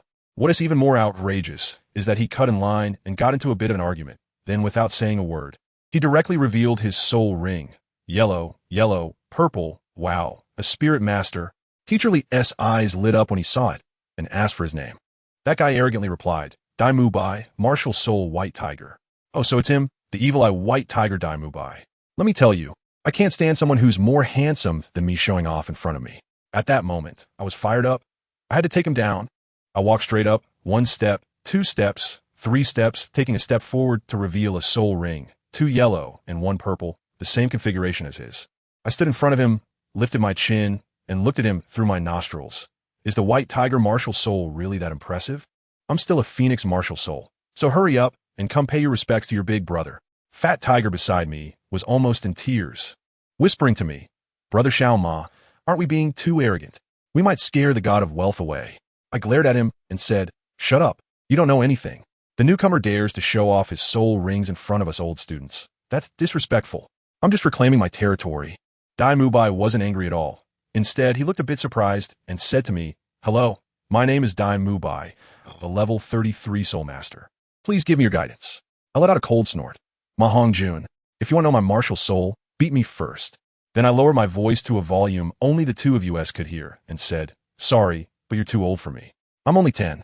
Dai Mu Bai's wicked eyes suddenly narrowed, clearly taken aback by my age. His damn pride kicked in, and he was determined to prove himself. Seeing this, I knew it was my chance, so I directly proposed a bet. Let's spar. Whoever loses has to call the other boss from now on in the academy. If I lose, you get a direct admission without exams. Dai Mu Bai thought for a moment and added a condition. If he won, all the students would have to call him Boss Dai. Teacher Lee, who was watching the excitement, approved it on the spot. All right, it's settled then. Fat Tiger quickly cleared the area, and the crowd around us retreated faster than anyone else, forming a big circle around us. Dai Mu Bai wasted no time. As soon as he finished saying be careful, he charged at me like a cannonball, his white tiger spirit possessing him, and he lunged at my chest with his tiger claws, accompanied by a gust of wind. Is that all? I couldn't help but laugh at that moment. I gently tapped my toes on the ground, and my whole body moved like a ghost, executing a flashing maneuver, leaving only an afterimage in place, while his tiger claw swiped at nothingness. I tell you, that guy's face turned green at the time. Probably didn't expect my skills to be like I was cheating. He was so exasperated that he directly stopped playing close combat with me, jumped back, took a deep breath, and then, wow, he shot out a beam of white light from his mouth, just like Ultraman, shouting white tiger flame wave. I thought to myself, is that it? Buddy, I may not be good at much, but I excel at defense. The Clover martial soul instantly took action, rapidly growing in front of me and forming a vine shield thicker than a city wall. When the light wave hit, bang, bang, bang. It shattered my vine shield into fragments. But guess what? I activated a hidden skill, parasitism. While that side was breaking, mine was growing, and the growth rate perfectly countered the destruction rate, focusing on dynamic balance. All of his soul power became fertilizer for me. I couldn't help but mock him at that moment. No way, sir, is this all you've got? Your talk is much bigger than your strength. In fact, I was overjoyed inside. I had always wondered how much the Demon Slayer breathing technique I practiced had enhanced me. Today, using this strong attack-type Soul Master as a punching bag, I finally had a sense of it. My speed is definitely at the level of an agile attack-type Soul Master. It's stable. But guess what happened? That guy Dai Mu Bai actually didn't get angry. Instead, he laughed. He said, if you think this is all I've got, then you're thinking too simply. As soon as he finished speaking, his third soul ring, the purple 1,000-year soul ring, suddenly lit up. Third soul skill, white tiger diamond transformation. Damn, I felt something was off at that moment. He was glowing all over, his muscles seemed inflated, and he suddenly bulked up. His presence was so overwhelming that I could barely catch my breath. For the first time in my life, I felt danger. A thought flashed through my mind. It's over, I definitely can't compete with him in strength and defense. I can only rely on speed and attack. Once he transformed, he looked like a golden giant, pounded his chest a couple of times, and let out a roar as he charged at me. I could dodge, but I refused to. As a man, you have to face it head on. With a thought, I instantly switched my breathing technique from water breathing to fire breathing, and my soul power surged violently. As his fist came at me, I also threw a punch. Boom! With a loud bang, our fists collided like two small asteroids crashing into each other, creating a shockwave. The result was that I staggered back 5 steps, while he only took 3. Fine, strength-wise, you win. But could I just admit defeat like that? No way. I shouted. Fighting isn't just about brute force. Third soul skill, Ink Jade Staff. My 3-leaf clover martial spirit flashed green light and transformed into a long staff that was entirely emerald green. Just like Ink Jade. Let me tell you, this thing is my confidence when it comes to fighting tigers. Dai Mubai's eyes were nearly popping out. What kind of soul skill is this? It can even transform? I couldn't help but feel proud, deliberately shouting loudly, afraid that the onlookers nearby wouldn't hear. This is called a special soul skill. Do you understand? You've already used your third soul skill, and I've only just revealed my weapon, so admit defeat. But he wasn't willing to back down, snorting coldly and getting into a stance, waiting for me to make the first move. I thought to myself, you little rascal, trying to play mind games with me? I swung my stick around randomly, shouting dramatically. The first move of the tiger's stick technique, smashing the dog's head. It looked like a monkey show, completely lacking in technique. Dai Mubai was about to laugh when suddenly, the stick in my hand burst with brilliant light, moving at lightning speed, and I struck right at his forehead. The key was to be unexpected. His expression changed dramatically, and he quickly activated his white tiger shield. With a loud bang, my soul power was blocked, but the stick was solid. It hit his forehead with a resounding thud. At that moment, a bright red bump started to swell up visibly. He winced in pain, covering his head and exclaiming, "You little brat. That was too ruthless. That was a sneak attack. It doesn't count. I don't care about him. I'll take his life while he's sick." I poured all the remaining soul power in my body into the stick, shouted "No dogs under heaven," and jumped up to deliver another powerful strike to the same spot on his forehead. Duong. Another hit. Now it was good. The old bruise added a new one, turning into a large purple and red protrusion, and his handsome face instantly twisted into a grimace, like a unicorn crawling out of hell. He howled and was about to fight me to the death. At this moment, Teacher Lee could no longer bear to watch and shouted for us to stop. He declared the match a draw and then directly said to Dai Mubai, "Congratulations, you have been admitted to Shrek Academy." You know what? Dai Mubai is actually quite magnanimous. He didn't get angry about losing, but instead honestly said, "I lost, and I'm convinced." He even said I'm younger than him and will definitely be stronger in the future.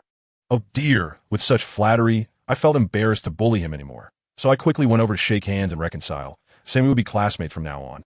This is how friendship between men is forged. Later, I took him and Fat Tiger to tour our academy. Who understands, our academy is as shabby as a farmstay, with a broken wooden door and a muddy path inside.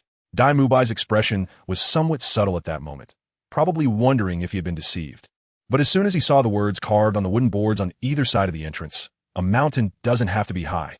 It is famous if there are spirits," and our imposing school motto, "Only monsters are accepted, not ordinary people," his eyes immediately changed, filled with admiration as if he had discovered a treasure land. I casually introduced my little brother Fat Tiger to him, telling him that we are both only 10 years old. Dai Mubai's jaw almost dropped to the ground as he looked at my somewhat mature face, filled with disbelief. I could only grimace and say, "Sigh, there's nothing I can do. It's a side effect of my martial soul. I grew up a bit too fast." He couldn't hold it in anymore and burst out laughing. Just as we were chatting, Aunt Zhang from the village suddenly appeared, enthusiastically pulling me over and saying, "Oh, Hongjun, is this the new student? Quick, Suehua made your favorite braised pork today. Let's go eat at Annie's house." At that moment, my CPU was almost burning out. Suehua. It was that village beauty who wanted to date me every day. I quickly gave Dai Mubai a wink. He is a clever guy and immediately said, "All right. I just arrived and need the senior to help me get familiar with the environment." We managed to trick Aunt Zhang into leaving like that. I breathed a sigh of relief and patted Dai Mubai on the shoulder, thinking this brother is reliable. When we wandered into the cafeteria, we found Fat Tiger already there, standing next to a handsome guy with silver short hair and peach blossom eyes. Fat Tiger mischievously told me that this was the new guy brought back by Teacher Xiao, named Oscar. Oscar was quite friendly and took the initiative to greet us. I had a bit of a mischievous thought and, with my hands behind my back and a mysterious demeanor, said to him, "I'm MaHongjun, and from now on in the academy, you can call me Little Brother Ma. If you need anything, I've got your back." Guess what? This kid didn't suspect anything and obediently called me Little Brother Ma. Dai Mubai and Fat Tiger were stifling their laughter so much that their faces were twitching. After all, in our academy, including the teachers, we could count everyone on one hand. Where could I possibly have his back? The four of us sat down for a meal, and the food was simply terrible. The meat cubes were so small that we couldn't even pick them up with chopsticks. Because of this meal, we instantly found common ground and started madly complaining about how stingy Dean Flanders was. The mysterious image of the dean that Dai Mubai and Oscar had in their minds collapsed into that of a miserly old man before we even met him. And guess what? The very next morning, this stingy old man actually gave us a wake-up call. As soon as dawn broke, the assembly bell rang. I tell you, that guy MaHongjun was the last to saunter over, grinning and saying good morning to everyone without an ounce of sincerity. Surprisingly, Dean Flanders didn't punish him. Instead, he asked with concern, "Why are you so late? Is your martial soul acting up again?" Goodness, I was completely taken aback. What does it mean for a martial soul to act up? Oscar next to me suddenly perked up, and I could tell he was already imagining a dramatic scenario in his mind, probably thinking, "Bro, are we kindred spirits?" Dean Flanders cleared his throat and began his first class of the semester. That guy went on and on with official jargon. But to sum it up in 2 words, pay up. He said our academy had simple rules. As long as you don't kill or set fire, you can do whatever you want. Then he changed the subject. "All right, everyone except MaHongjun, go to the academic affairs office to pay your tuition. 100 gold soul coins each." I was watching MaHongjun at that moment. That guy waved at us arrogantly, implying that he was part of the privileged class, and we could never be envious of him. Dai Mubai and Oscar were filled with envy and jealousy, while only Fat Tiger had a familiar expression on his face, leading us obediently to pay the fees. By the time we returned after paying, the old man Flander had softened his tone significantly. Who understands family matters? The speed of his mood change clearly showed he was happy counting money. Then he announced our study plan for the next month. Every day, we would run from the academy to Soto City, making 10 round trips, and we weren't allowed to use our soul power. Can't complete it? No food. I tell you, Oscar's face instantly fell, just like an electric car that ran out of power in a second. He is a support type, and his physical fitness is already at the bottom. It's simply asking for his life to run a marathon without using soul power. Although Dai Mubai is a strong attack type, he also looked extremely serious. Perhaps seeing that we had just paid as his VIP clients, Flender pretended to clear his throat and said, "Considering that you just arrived and are not quite used to it, I'll give you a 50 discount today. Let us do 5 laps." After saying that, the old man turned and left, heading towards the administrative office. I seriously suspect he went back to count money. Dai Mubai was puzzled and asked MaHongjun, "Is the dean just leaving like that? Isn't he afraid we'll slack off?" MaHongjun grinned mischievously and pointed at Fat Tiger, saying you have to ask him. He has experience. Fat Tiger scratched his head awkwardly and said that when he was younger and didn't he understand, he got caught slacking by teacher Zhao Wujin and was beaten badly. Upon hearing that there was a teacher supervising, Oscar immediately lost the thought of slacking off. MaHongjun, with a serious demeanor, started giving us a lesson, talking about how to run quickly with less bone density, saying that running is a life-saving skill. After that, he took the lead and dashed out. We, being competitive, immediately followed suit. After running a lap, Oscar's face was already pale, and it looked like he couldn't go on. MaHongjun told him to run behind him, saying he could break the wind for him and save some energy. Although Oscar didn't understand what aerodynamics was, he decided to follow and miraculously managed to keep up. By the time we were all exhausted and sprawled on the ground like dead dogs, that guy MaHongjun still had the energy to run to the Rose Hotel in Soto City for a snack. Let me tell you, the scene was simply incredible. He was sitting alone in a luxurious private room, with a piece of ice attribute soul beast meat on the table as big as a tiger, devouring it like he hadn't eaten in 800 years. Next to him was a mature woman named Mayana, looking at him with adoration as she served him food and poured him water. This overwhelming wealth would leave anyone in a daze. After eating and drinking to his heart's content, MaHongjun let out a burp and said to Anna, "Sister Anna, you don't need to prepare so much from now on. I won't need it soon." He mainly felt embarrassed, thinking about how much he had consumed over the past 4 years, which must have cost at least tens of thousands of gold soul coins. The debt of gratitude was too great. Upon hearing this, Anna grew anxious, her face turning pale, and she quietly asked, "Are you going to solve that problem in the future?" She seriously warned MaHongjun that he absolutely must not harm girls and definitely should not visit brothels. MaHongjun quickly grinned and leaned over to massage her shoulders, saying, "Sister, don't worry. I, MaHongjun, am a decent person and will never do such things."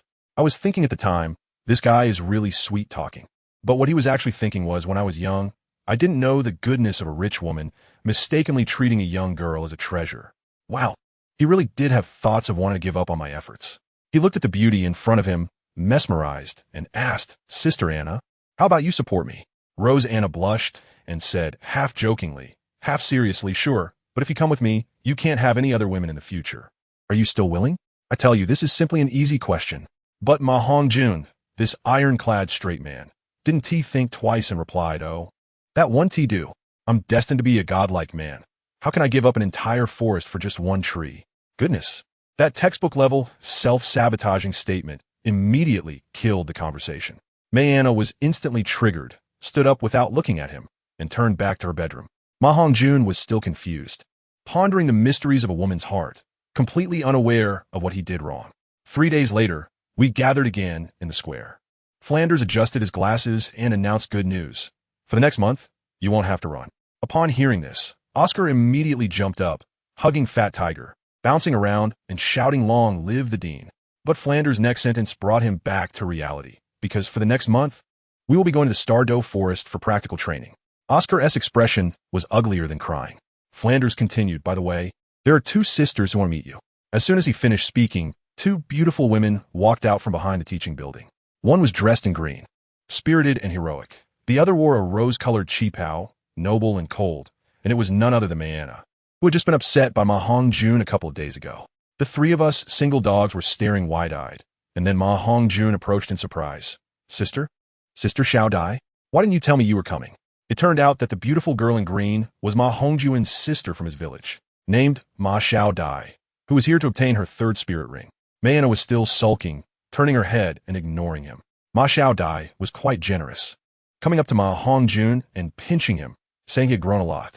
On the way to the Stardow Forest, in order to ease the boredom, MaHongjun started telling us stories specifically from Journey to the West. This guy had a style of storytelling that focused on companionship. And when he got to the part about the kingdom of women, he captivated all of us. Even Flinder was eavesdropping nearby. When he reached the part where the queen of the kingdom of women asked Tang San if he would marry or not, he deliberately paused to tease us. Anna and Ma Xiao Dai both guessed that Tang San must have refused for the sake of his mission. MaHongjun shook his head and mysteriously said, "You all guessed only half right. Tang San's answer is, 'I will marry.'" We were all confused. Wasn't this contradictory? He cleared his throat and announced the wicked answer. He did say marry, but the white dragon horse he was riding misheard it as drive. With a swoosh, it bolted away, and Tang San only had time to glance back at the queen one last time, marking their eternal farewell. Fat Tiger burst out laughing on the spot. But the 2 girls, Anna and Ma Xiao Dai, immediately protested. They were too invested and insisted that MaHongjun change the ending, or they wouldn't talk to him anymore. MaHongjun, with his stubborn temper, directly threw down the challenge. "I won't change it. If you don't like it, then don't listen. Do you understand the aesthetics of a bad ending?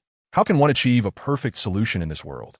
Not disappointing the Buddha nor the beloved, seeing the atmosphere freeze." MaHongjun sang daughter's feelings to cheer the sisters up. While singing, he even accompanied it with his clover martial soul, and his voice and melody were simply amazing. We were all mesmerized, and the 2 sisters looked at him with admiration, no longer mentioning changing the ending.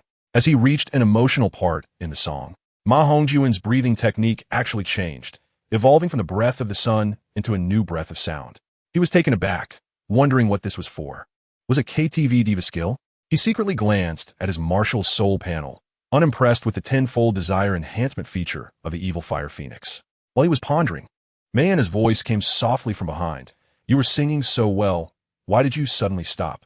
Can't you be a bit longer?" I almost spat out a mouthful of old blood at that moment, sister. My throat was almost on fire. If I kept singing, I would have been done for. You like to listen, right? All right, if there's a chance in the future, I'll definitely hold a private concert for you all. I tell you, I'm all about fairness. Sister Mayana wants to learn. Sister Xiao Dai also wants to learn. I look back and see, wow. Those big guys like Dai Mubai have green light in their eyes, but they are too embarrassed to speak up. I understand, I really do. This isn't about wanting to learn to sing. They clearly want to learn my damn charm, so they can pick up girls later. But will I let them succeed? No way. About my little plan, all figured out. I'm going to teach them. And when Zhu Zhuqing and Ning Rongrong come, the four of us big men will sing Daughter's Feelings together. Their howling voices will perfectly highlight my heavenly voice, right? Who understands this, family? This is called the lead singer taking position, and the atmosphere group should prepare themselves. When the time comes, I'll be surrounded by beautiful women, and those three can only stand by and stare. Just thinking about that scene is exhilarating. Without further ado, we charge straight into the Stardow Forest. I tell you, this place is no joke. As soon as I stepped in, that eerie, damp smell rushed straight to my head. Dean Flander acted like a tour guide, introducing us to the different areas here. The fringe zone, the outer circle, the mixed circle, the core circle. And then he mysteriously mentioned a place called the Land of Great Misfortune deep inside. Dai Mubai, being the curious one, immediately asked, what is the Land of Great Misfortune? Flander, that old man, killed the conversation with one sentence. I don't know, I read it in an ancient book. You guys are too inexperienced to think about those useless things. Just hurry up. Goodness, he was all about I don't care what you think. I care about what I think, which left us all speechless.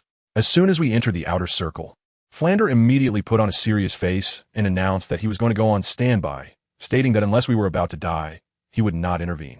Of course, before coming here, he had already briefed everyone about my situation, saying I was a twin martial soul and that I was going to get the second martial soul ring. But he kept the core secret about my lucky grass that can hide soul rings and my breathing technique completely to himself. If they got exposed, it wouldn't be a joke. I could be taken away for research in no time, although they all swore an oath. You never know what's in a person's heart. It got dark quickly, and after a day of running around, Oscar was the first to collapse, lying on the ground and saying he felt drained. The rest of us quickly started setting up tents. Due to safety concerns, Flander suggested that everyone sleep in one big tent while he kept watch. Who understands the family dynamics? 7 people sleeping in one big communal space. With me having Sister Mayana on my left and Sister Xiaodai on my right, I was positioned right in the center. The 2 sisters didn't mind, and Sister Xiaodai even suggested I sleep in the middle to separate us.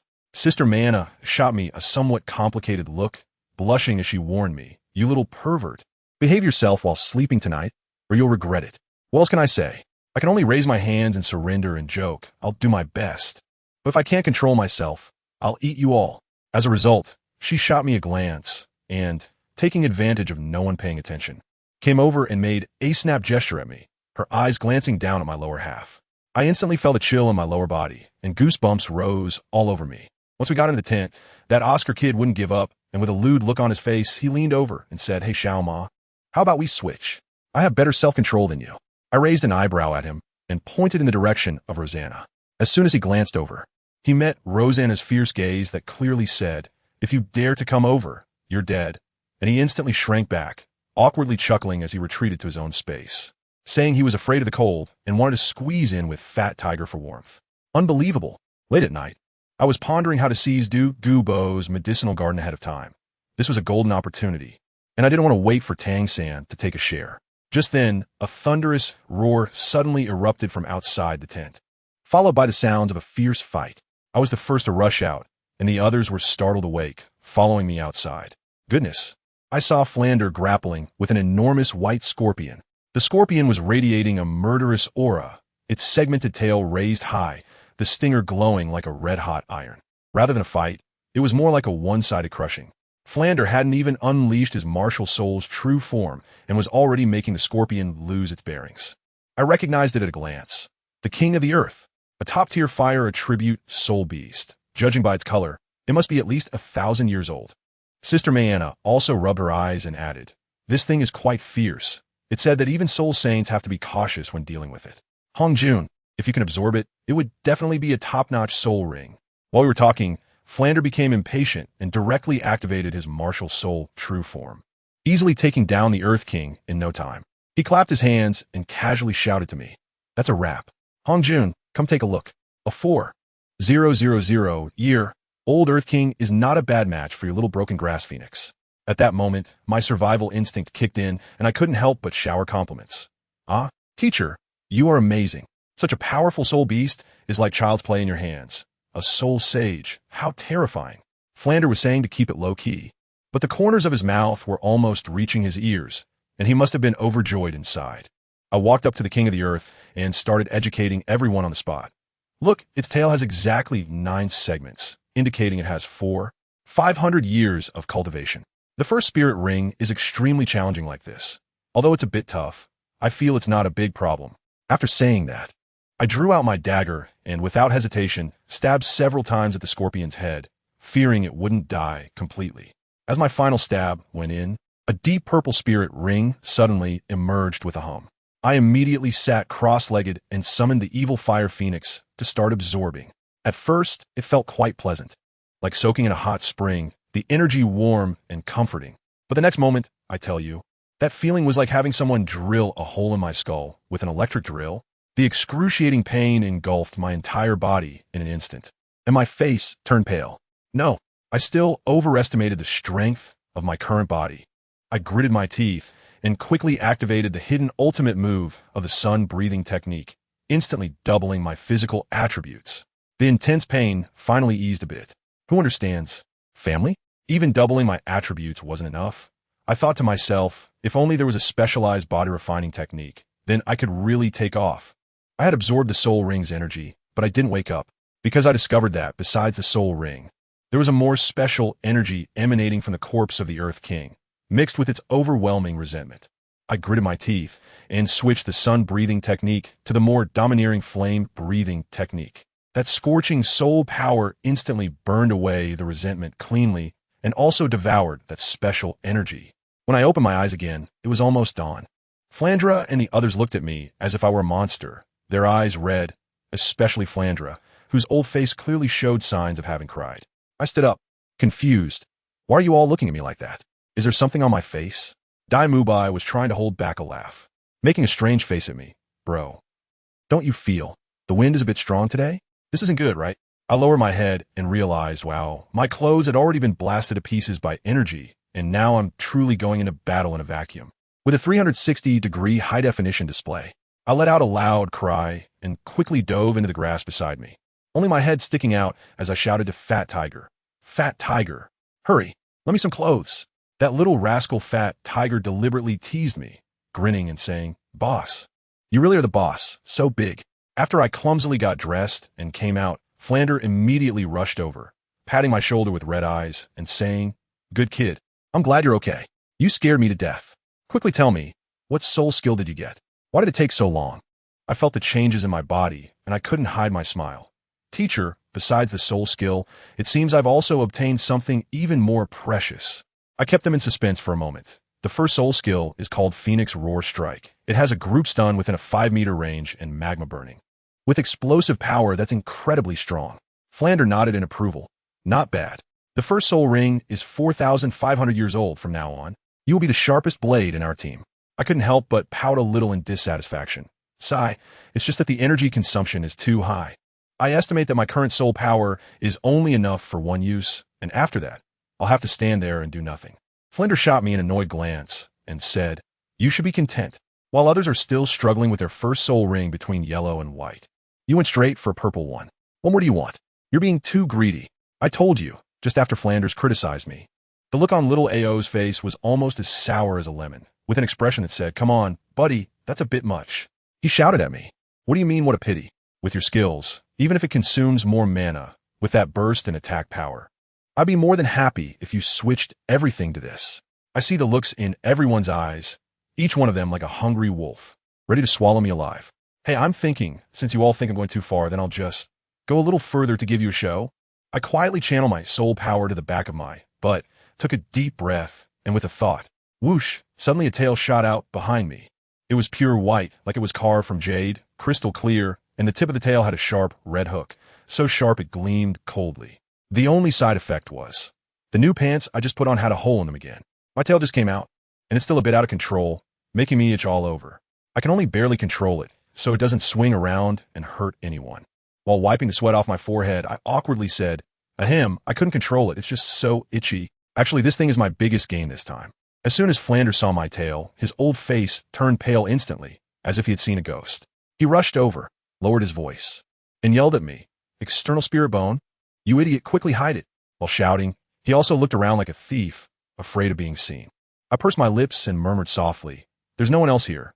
Why are you so anxious? Mainly this thing just sprouted, and I don't really know how to handle it. I'm telling you, I'm not trying to show off. It's just that it's so itchy I couldn't help but let it out. Besides, everyone here is like family, so what is there to be afraid of?" But Flanders' nervousness was no act. He was genuinely worried that some passing big shot would see it and take me away for dissection and research, killing me to claim my bones. Goodness, from what he said, the rarity of this external soul bone was comparable to a 100,000-year soul ring. He mentioned that before I had fully integrated it, there were indeed special means for someone to steal it from me. Dai Mubai and the others looked bewildered, their expressions indicating that they were lost in the conversation. It was Dai Mubai, being well-read, who stroked his chin and asked, "Dean, why are you so nervous? Could it be that this thing behind Hongjun is a soul bone? A soul bone?" As soon as this was mentioned, the entire room gasped in shock, and the way everyone looked at me became even more intense. Flender looked around to confirm that there was indeed no one else. And then he breathed a sigh of relief and began to educate us. "That's right, it's a soul bone, but it's not an ordinary soul bone. This thing is called an external soul bone, and it is hundreds of times rarer than a regular soul bone. The most outrageous part? It can grow. It can level up and evolve along with your rank." As soon as I heard that, I quickly used the breath of the sun in secret, and my physical condition instantly doubled. Only then did I feel that I could barely control this newly formed tail. With a thought, I finally managed to retract it. Then I immediately ran over to Dai Mubai's side and cheekily patted him on the shoulder, saying, "Boss Dai, aren't you super envious of my character? No witties. Don't be jealous. You won't be able to get it in the future anyway. Just get used to it."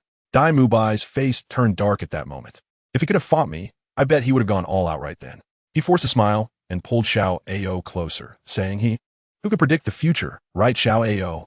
Xiao Ao also chimed in with a sour tone, "Exactly, anything is possible." Flander couldn't take it anymore and poured cold water on us directly. "Do you think external spirit bones are cabbages? Just lying around for you to pick up? Instead of daydreaming, you might as well honestly focus on your training." As soon as I saw the atmosphere was about right, I quickly tried to lighten the mood. All right, I'm not teasing you anymore. Come on, show your cleverness and give this precious soul bone a cool name." Xiao Ao was the first to buzz in, "The tail of the earth. How about that? Is it fitting enough? It's awful." Dai Mubai looked disgusted and said it's not as powerful as calling it the Emperor's Whip. I couldn't help but roll my eyes when I heard Emperor Whip. What the heck? The name sounds so strange. It has an indescribable, overwhelming feeling.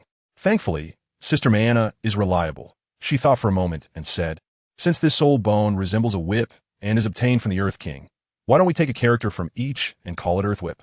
How about that? Great. Let's call it Earth Whip." I made the final decision, fearing they might come up with some other bizarre name. That matter was settled. In the following days, everything went smoothly, and we helped Mayana and Sister Xiaodai secure their third soul rings. I wasn't idle either. I directly obtained my second soul ring, an 8,000-year-old flame phoenix. The new skill, Solar Spike. Let me tell you, this move is simply a one-on-one godly technique with built-in GPS tracking and guaranteed hit effect. The enemy can only endure it. They can't dodge. Plus, the mana cost can be adjusted, and its endurance is maxed out. By the time we safely returned to Shrek Academy, my external soul bone was already under my control. But I was still thinking about another important matter, Xian Chao. I still hadn't secured the second hidden soul ring for my Clover martial soul, and this issue needed to be resolved with Xian Chao. As soon as training ended that day, I headed straight to Flender's office. I pushed the door open, and the old miser was hunched over the table, lost in counting his gold soul coins. I got straight to the point. "Teacher, I found a way to solve the flaws in my martial soul. You have to accompany me to Heaven Do City." Fran didn't even lift his head, quickly sliding the gold soul coins into the soul guide device, and casually said, "What method requires going to Heaven Do City? If it's too expensive, forget it. I think you might as well find a girlfriend in Swoto City. Mayana is pretty good. Why don't you consider her?" I emphasized my tone. "Teacher, I'm not joking. We need to ask Principal Lu Erlong from Blue Tyrant Academy for help." "Erlong?" Flander trembled, suddenly raising his head, his eyes shining. Good kid, you even investigated me. Tell me, how can I help you? Just in time, I also want to meet her. As soon as I saw the opportunity, I quickly added more. I need the master's wife to introduce me to you, Tianheng from the Blue Electric Tyrannosaurus Rex family. This matter is essential for him. I specifically emphasized the words master's wife. Ahem, don't talk nonsense, she's not your master's wife. Flander retorted, but the curve of his mouth was so wide. I swear it was almost reaching his ears, yet he still pretended to be profound. Sigh, I originally intended my heart to reach the bright moon, but unfortunately, the bright moon shines on the ditch. I rolled my eyes internally and thought, keep pretending. This old man kept saying no, but his body was very honest. He hurriedly tossed the academy affairs onto Zhao Wuji's shoulders and rushed off with me. I bet he was dying to meet Lu Erlong. And solving my martial soul problem was just a convenient excuse. 10 days later, we finally arrived in Tiando City. Wow, those city walls were tall, and the city was huge, simply impressive. We hadn't walked far into the city when we saw a gigantic notice posted on the wall, Lamba Advanced Soul Master Academy, urgently hiring soul masters above level 40. When Flinders saw the notice, he became excited and was full of emotion. Looking at his self-doubting and somewhat retreating demeanor, I quickly gave him an on-site lesson. Teacher, we've already arrived. You're not scared, are you? Remember what I taught you on the way. When you meet Aunt Erlong, you must not act like a sycophant. Be serious, be aloof, and show your dignity as a soul sage. We first went to the clothing store to upgrade our outfits. I borrowed some money from Flander and got us both new gear. Then, we headed straight to the Blue Tyrant Academy. The academy was built like a forest park, much larger than our village's school by at least 10 times, which made Flander feel even more inferior. When we reached the entrance, we were indeed stopped by the guard. I quickly stepped forward and politely said, "Excuse me, we're looking for Dean Lu Erlong. This is Flander, the flying corner from the Golden Iron Triangle, and he is an old friend of your dean." The guard was quite diligent and insisted on proof. I was at a loss and could only give my teacher a knowing look. Teacher, summon your martial soul. Flander understood and nodded with authority, directly releasing his owl martial soul. As the 7 soul rings, yellow, yellow, purple, purple, black, black, black, shone brightly, the aura of a soul saint instantly intimidated the guard. The guard's legs went weak, and he trembled as he led us to a quiet little courtyard at the back of the academy. He called out inside, and shortly after, a beautiful woman in a blue skirt walked out of the wooden house, looking surprised at Flander. "Flander, what brings you here? I told you, that must be Lu Erlong." She just took a shower, her hair is still damp, and her figure is absolutely stunning. Old F is really good at spotting talent. Just as Flander was about to grin, I coughed, and he immediately straightened his face, trying to mimic the master's demeanor, and said in a deep tone, "I'm here this time for a serious matter that requires your help." Lu Erlong was taken aback for a moment, but still invited us into the house. After we explained our purpose, she readily agreed to help introduce you Tianheng. I quickly sweet-talked her, saying, "Thank you, Sister Erlong. You're really beautiful. No wonder our teacher talks about you every day at the academy." Flander turned red beside me, but for the sake of saving the fallen girl, he endured and didn't he expose me. Lu Erlong was amused by my flattery, but deliberately avoided the topic about Flander. Seeing this, I decided to stir the pot further, so I blurted out, "So, Aunt Erlong, don't you want to have a child with such talent as mine? Our teacher has long wanted children, but he has been holding on to someone in his heart, which is why he hasn't married and had kids." Cough, cough, cough. Flander finally couldn't hold it in anymore and quickly interrupted me, following the plan I taught him on the way. All right, Erlong, we haven't seen each other for several years. Let's go out for a walk and have a meal. It's on me. I tell you, being stingy is the greatest original sin of a man." As soon as Lu Erlong heard that Flander was treating, his eyes lit up instantly, and the previous sense of alienation vanished without a trace. He excitedly said, "Hey, Boss Flander, have you struck it rich? It's the first time I've seen you so generous. Let us go to the Drunken Spring Tower, and today I'm going to extort you a good one." Upon hearing this, Flander's face nearly turned green, but in front of Lu Erlong, he had already made the promise. So he could only force a cough and save face. Ahem, of course, I can't be stingy with you. I'll tell you, I was right there watching. And Flander's expression was simply a preview of a major embarrassment. Lu Erlong, on the other hand, was as clear as day in her heart, knowing that this old miser had really spent money. The little feelings of gratitude and guilt were intertwined, but she didn't go easy on him, urging him to leave. As we reached the door, my little brother MaHongjun, I don't know what got into him, suddenly pointed at a plate of cucumber slices on the table and loudly asked Lu Erlong, "Aunt Erlong, Your skin is so good. You wouldn't be using this stuff every day, would you? Who understands, right? I just wanted to find a hole to hide in. That question was so loaded. Lu Erlong was also taken aback, then quickly reacted, glancing at him sideways. What? You use it too? No wonder you look so burly, but your skin is quite tender. MaHongjun chuckled and quickly said he was born that way.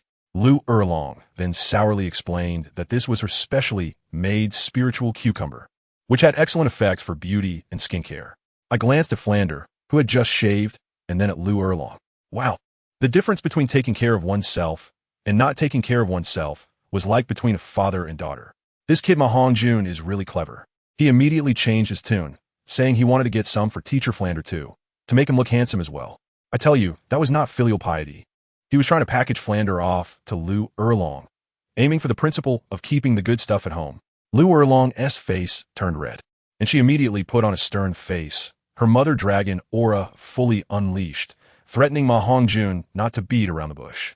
Flander, seeing the atmosphere was off, quickly stepped in to mediate, delivering a speech about cherishing what one has, the pains of middle-aged men. You can't say it didn't work.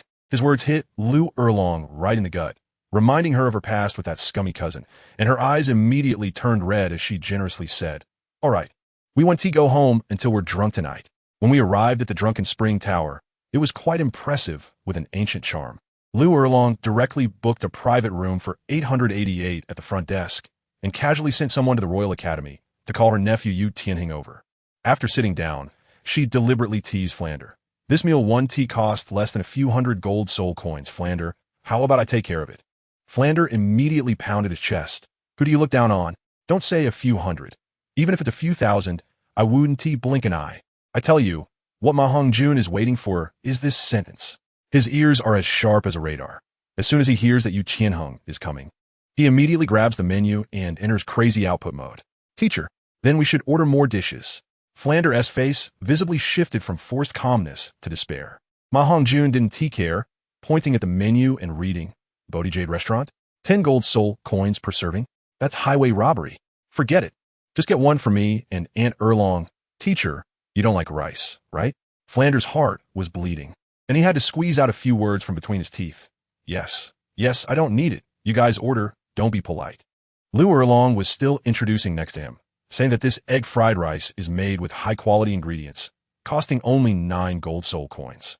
After hearing that, MaHongjun got even more excited, ordering pepper chicken, tofu fish, flying dragon soup, and jelly shrimp.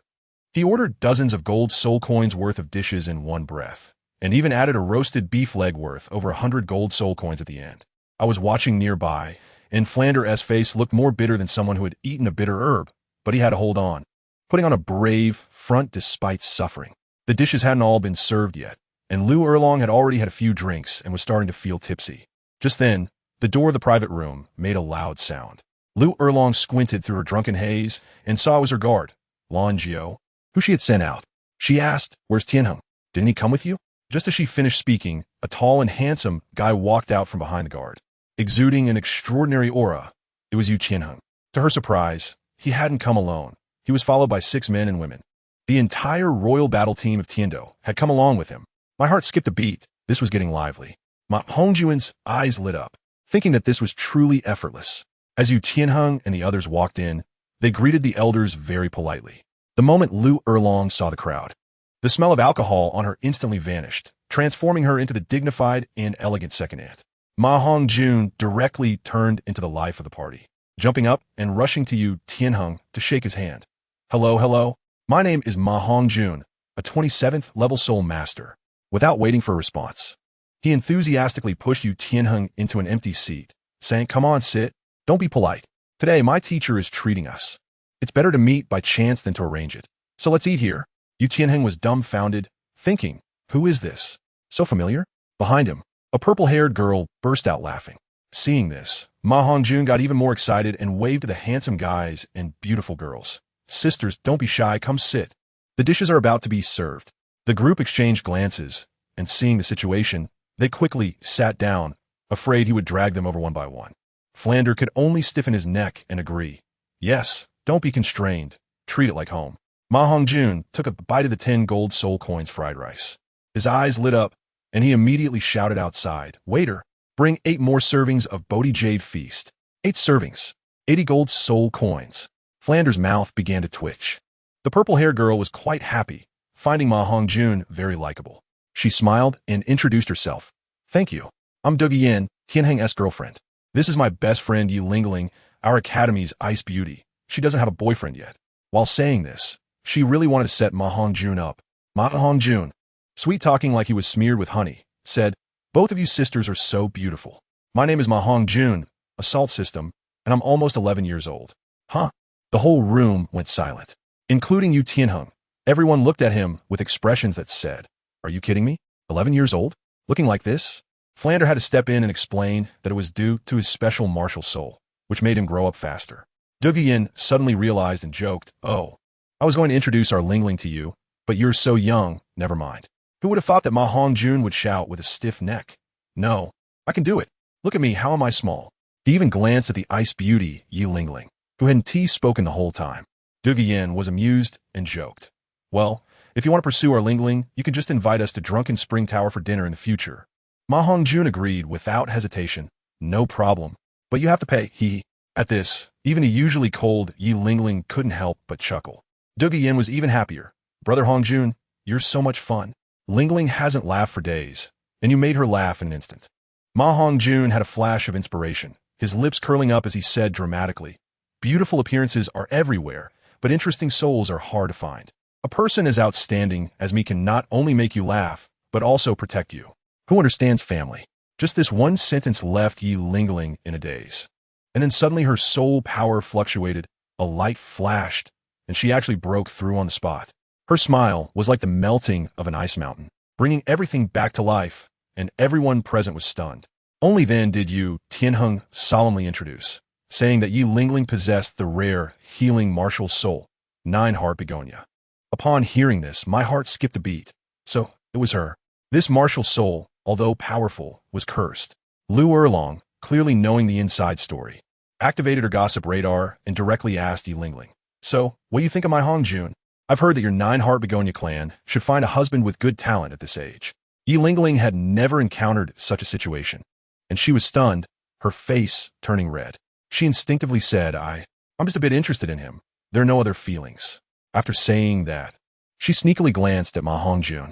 Wow, the atmosphere instantly became ambiguous. MaHongjun quickly stepped in to smooth things over, narcissistically saying, everyone, don't be like this. Although I admit I'm handsome, Lingling is not that shallow of a girl. As soon as he said this, everyone looked at him with disdain. Even Yin couldn't help but comment. You call this handsome? Ha! MaHongjun was thick-skinned enough to rival a city wall, shamelessly taking pride in it. Sister Yin, why do you always speak the truth? I also think that when I reach your age, I will definitely be a big handsome guy. Yin was completely amused by his antics, laughing heartily and slapping the table. All right, Hongjun, you're too much fun. In Tiando City, I'll take care of you. I'll recognize you as my brother. MaHongjun was overjoyed, thinking that the plan had just begun and he had already completed more than half of it. Immediately hugging Yin's thigh, Yu Tianheng watched from the side, not feeling jealous, just wearing an expression of I don't understand, but I'm deeply shocked. Let me tell you, that guy Yu Tianheng is quite carefree. He thinks that MaHongjun is deliberately trying to curry favor with his girlfriend Yin, but he doesn't think much of it. After all, this guy is sweet-tongued and knows how to get along, looking friendly and even calling his aunt sister. Isn't he just like a little brother? As long as he doesn't go too far, he's okay with it. But MaHongjun is clear about his intentions. He's after the fairy herbs behind Yin. For that immense wealth, he wouldn't mind calling her ancestor. He's just trying to flatter her. Especially since she's a stunning beauty. It's a win-win. Later, Flinder, the old miser, was surprisingly generous and directly brought Lu Erlong into a small private room, saying it was for catching up. Who knows if they were discussing something inappropriate. Anyway, he left us younger folks in the big room. Now it's great. The whole place became a young people's domain. That guy MaHongjun was practically the atmosphere coordinator, managing to get everyone from the Tiando royal team to bond in just a few words. Everyone quickly became one big group. At first, Yin and Yi Lingling were pretending, saying, oh, I can't drink. My alcohol tolerance is very low. But in the end, who understands, by the end, all the men, including those 2 muscular brothers, were all out drunk by Yin alone. MaHongjun couldn't hold on either, but he was clever and just leaned on the table, starting his act, pretending to be drunk. I was thinking at the time, This kid is really talented. Then something even more explosive happened. That usually cold and aloof beauty from the support class, Yi Lingling, I don't know what got into her today, but she spent the whole time just toasting to MaHongjun. In the end, when she saw him drunk, she even took the initiative to help him up, went to the front desk to book a room, and settled him in bed before leaving. I was thinking, is this girl a bit too high today? MaHongjun lay alone on the hotel bed, smelling the faint fragrance lingering on him, grinning and thinking his luck with love was a bit too good. The next day, he took the gold soul coin borrowed from Sister Anna to check out, and the waiter told him, "Sir, a silver-haired beauty has already settled your bill and left you a letter." MaHongjun opened it and was stunned. It was written by Yi Lingling with neat handwriting, saying he was an interesting little man and that she hadn't been that happy in a long time. It also mentioned that if he needed anything, he could look for Sister Yin Yin, as she was often around. At this point, MaHongjun was completely confused, grinning like an idiot, thinking, is this love? Isn't it coming a bit too fast? But he was overthinking it, purely overthinking it. On the other side, in the classroom of the Tiando Royal Academy, Douluo Yin was gossiping with Yi Lingling. Lingling, what do you think of MaHongjun from yesterday? Not even 11 years old and already at level 27. His talent is explosive. Is he qualified to be your family's son-in-law? Yi Lingling blushed and said softly, well, his talent is great, and he is quite interesting, but he is a bit too young for me, not very suitable. Everyone, listen to this subtext. It's not that it's impossible. It's just not possible right now. It turns out that Yi Lingling's family had a big problem. Her broken martial soul was cursed. Her mother had fought for 3 years for her, and she had to find a man with talent equal to or greater than hers to marry. Otherwise, she would have to follow the family's arrangement and marry someone she absolutely despised. That's why Douluo Yin was so invested. She was looking for future potential stocks for her best friend. MaHongjun thought he was a heartthrob, but in reality, they were just considering him as a 3-year option for evaluation. It was practically a large-scale workplace background check. Douluo Yin even investigated his hometown, Wudong Village, through Yuqianheng. For the next 3 months, MaHongjun, like clocking in for work, ran to Tiando City every day, getting very familiar with Douluo Yin and Yi Lingling. Flander was also busy, constantly instilling some twisted logic about heavenly ethics into Lu Erlong, emphasizing that although they were relatives, they could go against the heavens. At first, Lu Erlong would hit him, but later she got used to it and sometimes even thought Flander was quite nice. Finally, the timing was right. MaHongjun saw that Douluo Yin and her team were about to go out for training, and if he didn't confess now, it would be too late. He directly approached Douluo Yin and said seriously, Sister Yin Yin, your purple hair and blue eyes are not fashionable. You're poisoned. Your family's green phosphor snake martial soul has a backlash, and it will hurt on rainy days. If it's not treated soon, something big is going to happen. Douluo Yin initially thought he was joking, but seeing his serious expression, she half believed it and went home to ask her grandfather, the poisoned Douluo. She was dumbfounded. He was completely right. Now Douluo Yin was anxious, but she also kept her wits about her and didn't take MaHongjun directly to see her grandfather. She knew her grandfather's temperament. He was arrogant and eccentric, and if he heard a 10-year-old say he could cure him, he would probably throw him out immediately. So she ran to Lamba Academy alone and told MaHongjun, you treat me first, and if it works, I'll take you to see grandfather. You can make any request then. MaHongjun was waiting for this sentence. He directly laid it all out.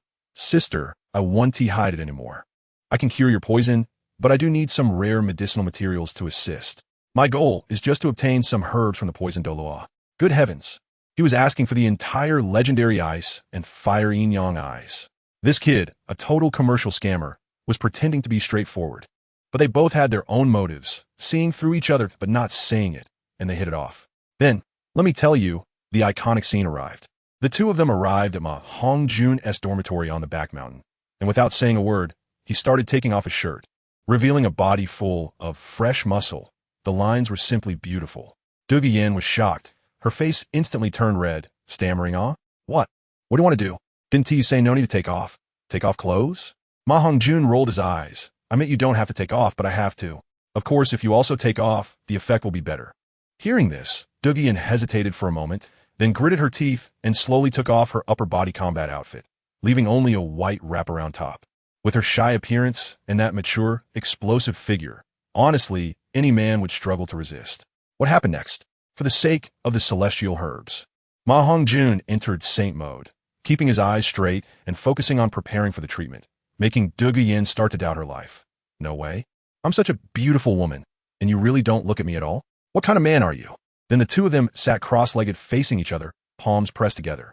MaHongjun began to cultivate, and let me tell you, those wolfish words came out easily. Are you ready? I'm going in. It might be a bit hot at first, just hold on. Yen, blushing, said in a mosquito-like voice, I'm ready, go ahead. MaHongjun no longer hesitated, and the hot soul power surged into Yen's body through her meridians. After 10 minutes, Yen couldn't take it anymore, sweating all over and panting, so hot. Are you done yet? How much longer? MaHongjun was also sweating profusely. He was using his flame-breathing characteristic to absorb the snake poison in Yen's body. But he was quite crafty, deliberately leaving some behind, just to keep her and her grandfather under his control. Another 10 minutes later, MaHongjun finally finished. Not only had he not exhausted himself, but he had also broken through his own bottleneck thanks to the energy from the absorbed poison, directly advancing to level 28. On Yen's side, she felt an unprecedented lightness in her body and hurriedly ran into the bathroom to take a shower. When she came out, her iconic purple hair had all turned into beautiful long black hair. She was so excited, looking at MaHongjun with shining eyes. Is it beautiful? Thank you. Let's hurry and find grandfather. MaHongjun put on his clothes, greeted Flander and the others, and followed the excited Yen to the Douluo mansion in Tiando City. As soon as they entered, Yen rushed to push open her grandfather's study door, while MaHongjun patiently waited outside. After Yen boasted inside, shocking her grandfather Bo into standing up, she remembered to call MaHongjun in. The moment the poisoned Duo saw MaHongjun, his previously indulgent expression instantly turned cold, and the invisible pressure belonging to a title Dalu was overwhelming. MaHongjun faced the pressure, respectfully bowed, and then spoke neither humbly nor arrogantly. I am MaHongjun, and I have come to see the poisoned Dalu. I am not here to repay a favor, but to treat the poisoned Dalu's illness. Good heavens! As soon as the sentence came out, the temperature in the entire study seemed to drop to freezing point. The poisoned Dalu's dark green hair moved without wind, and a fleeting chill of murderous intent erupted from his emerald-like eyes. I tell you, that killing intent hit me right in the face. My calves almost couldn't hold up, and I nearly performed a split on the spot. But could I back down? No way. I quickly activated a cheat, the sun-breathing technique, right? My physical abilities doubled instantly, and I immediately felt my legs stop shaking and my waist stop aching, but I still had to put on an act, still had to perform. I pretended to be like, oh, I can't do it, senior. I'm about to fall apart. Fortunately, this old poison master was just trying to scare me. The pressure he released was only at the level of a soul venerable. He didn't really want to take me out on the spot. He glanced at me and, surprisingly, showed a bit of appreciation, thinking, all right, kid, you've got some skills. No wonder you can treat my granddaughter. He asked what conditions I wanted, and I said I would keep my word. The nearby Yen was almost crying in anxiety. I figured if her grandfather really slapped me, she would put on a show of great righteousness. So guess what I said? My rebellious spirit flared up, and I replied defiantly. I already said, treating Sister Yin doesn't require money. I'm here today to treat you. Hey, that old man laughed out of anger. Treat me? You little brat, the poison in me is 100 times worse than Yin Yan's. You think this is child's play? But while he said that, the killing intent in his eyes receded. Let me tell you, this old veteran is like that. Tough on the outside, but soft on the inside. Seeing my loyalty and that I was risking my life to treat him, he was already starting to appreciate me. Although he definitely guessed I had my own motives, that didn't matter. My attitude was right. An opportunity arose, brother. I directly pulled out the script I dug up from my past life memories. The same set of words Tang San used to persuade him, and I opened my mouth. Do you feel numb and itchy around your ribs when it rains? Does it flare up precisely at noon and midnight? And around 3 in the morning? Does it feel like your head and the soles of your feet are being pricked with needles, and you can't stop twitching for half an hour? Good heavens! After my barrage of questions, the poisoned Dalu's eyes bulged like copper bells, completely stunned. Why you know this? You little brat can even tell fortunes? I calmly waved my hand and said, I understand a little, just a little. In fact, I don't understand anything at all. I'm just a spoiler. But in their eyes, my image instantly became impressive, a true master of humility. Poisoned Dalu immediately became serious and said to his granddaughter, Yin Yin, you go outside and wait at the door. I have important matters to discuss with this young brother. Yin looked very uneasy, and before leaving, she stared intently at her grandfather, saying, Grandpa, you must not harm Brother Hongjun, or I will never talk to you again. Oh, that really touched me. Poisoned Dalu also had a look of helplessness on his face. Nodding in agreement, Once she left, this old man immediately started probing into my background. Kid, did you already know about the issues Yan Yan has and are deliberately getting close to her? I couldn't help but laugh at that moment and directly started my performance. Senior, you're overthinking it. I don't have any organization behind me. Where I go to inquire about this news. If you don't believe me, feel free to check. I'll even show you my underwear. I'm absolutely innocent. No power? He squinted his eyes and scrutinized me. How old are you? What level is your soul power? Almost 11, level 28 soul master. I estimate it won't be long before I reach level 30. I said this in a nonchalant manner, but inside I'd already started playing the background music. This was my most important bargaining chip. Hiss. He gasped in surprise. Family, who understands? I just love seeing this kind of inexperienced look. Not even 11. Soul sovereign. With your talent, you're simply far ahead of others. Your innate soul power must be at least level 9 or above. I smirked. Top-level beast martial soul, Phoenix. Innate full soul power, just a regular operation, no need to queue. This instantly left the old man speechless. His gaze towards me changed from that of a little kid to that of a rare treasure. He even had some ulterior motives. Little monster. What do you think of my Yan Yan? Old man here. Stop. I quickly interrupted him. I have no intention. It's purely brother-sister. She's 5 years older than me, and besides, she already has someone she likes. Please don't mess with matchmaking. He sighed and dropped the topic. Returning to the main issue. Can you really cure me? Speak up. As long as you can solve the problems with my broken martial soul, I'll agree to 3 conditions. The foxtail could finally show itself. I cleared my throat and said, originally, I only had a 50% chance. But if I could get 1 or 2 rare spiritual herbs to help, that chance would go straight up to over 90%. As soon as he heard the word spiritual herbs, the poison Douluo's eyes lit up. I can't say much else. But when it comes to spiritual herbs in this continent, if I say second, no one would dare say first. Let's go. Before I could react, he grabbed me and flew straight out of Tiano City. The speed was incredible. In less than half an hour, we plunged into a place called Sunset Forest. This old man treated it like his own backyard. All the 10,000-year-old beasts were no different from kittens and puppies in front of him. Soon, we reached the edge of a cliff in the center of the forest. He was so pleased with himself, pointing at the poisonous mist swirling below the cliff and boasting. Little monster, see that? This is a formation I personally set up. Even a titled Douluo would have to think twice before coming. I was crazily praising him, saying, awesome, truly the #1 poison in the world. This skill is incredible. But inside I was screaming, the eye of ice and fire. Here I come, seeing how well I was getting along. The old man became much friendlier and told me to call him Old Poison. He pointed below and said, you should have guessed by now. All my precious medicinal materials are down there. I thought to myself, not only have I guessed it, but I also know exactly what each herb can do. Hee hee. Old Poison Master, rest assured, with these medicinal herbs, I guarantee you'll be cured. Saying I have a 90 confidence is just modesty. It's a sure thing. I patted my chest and promised him. All right, I believe you, he said, and then in a flash, he jumped straight off the cliff. I'm so dumbfounded. Are you trying to play a trust test with me? Have you forgotten what my martial soul is? Without saying a word, I summoned my martial soul, and a pair of fiery wings spread out behind me with a whoosh, then I dove down. When I landed steadily beside him, he was a bit surprised. Good kid. I forgot that your phoenix can fly. I rolled my eyes in my heart. This old monster talks about trusting me, but deep down he still wants to test me. As soon as I landed, I was stunned by the scene in front of me. In the middle of the valley, there was a huge hot spring, half red like fire and half blue like ice, looking just like a Taiji diagram. The hot and cold air intertwined. It was simply a fairyland. Family. This is the Eye of Ice and Fire. Tang San's greatest cheat, and now I've intercepted it in advance. I was so excited that my whole body was trembling. What? Do you recognize this hot spring? The old poison master asked curiously, seeing me as if I had been injected with adrenaline. I do. I know it very well. I suppressed my excitement. This is the Eye of Ice and Fire, one of the 3 great treasure bowls. A paradise for plant-type beings.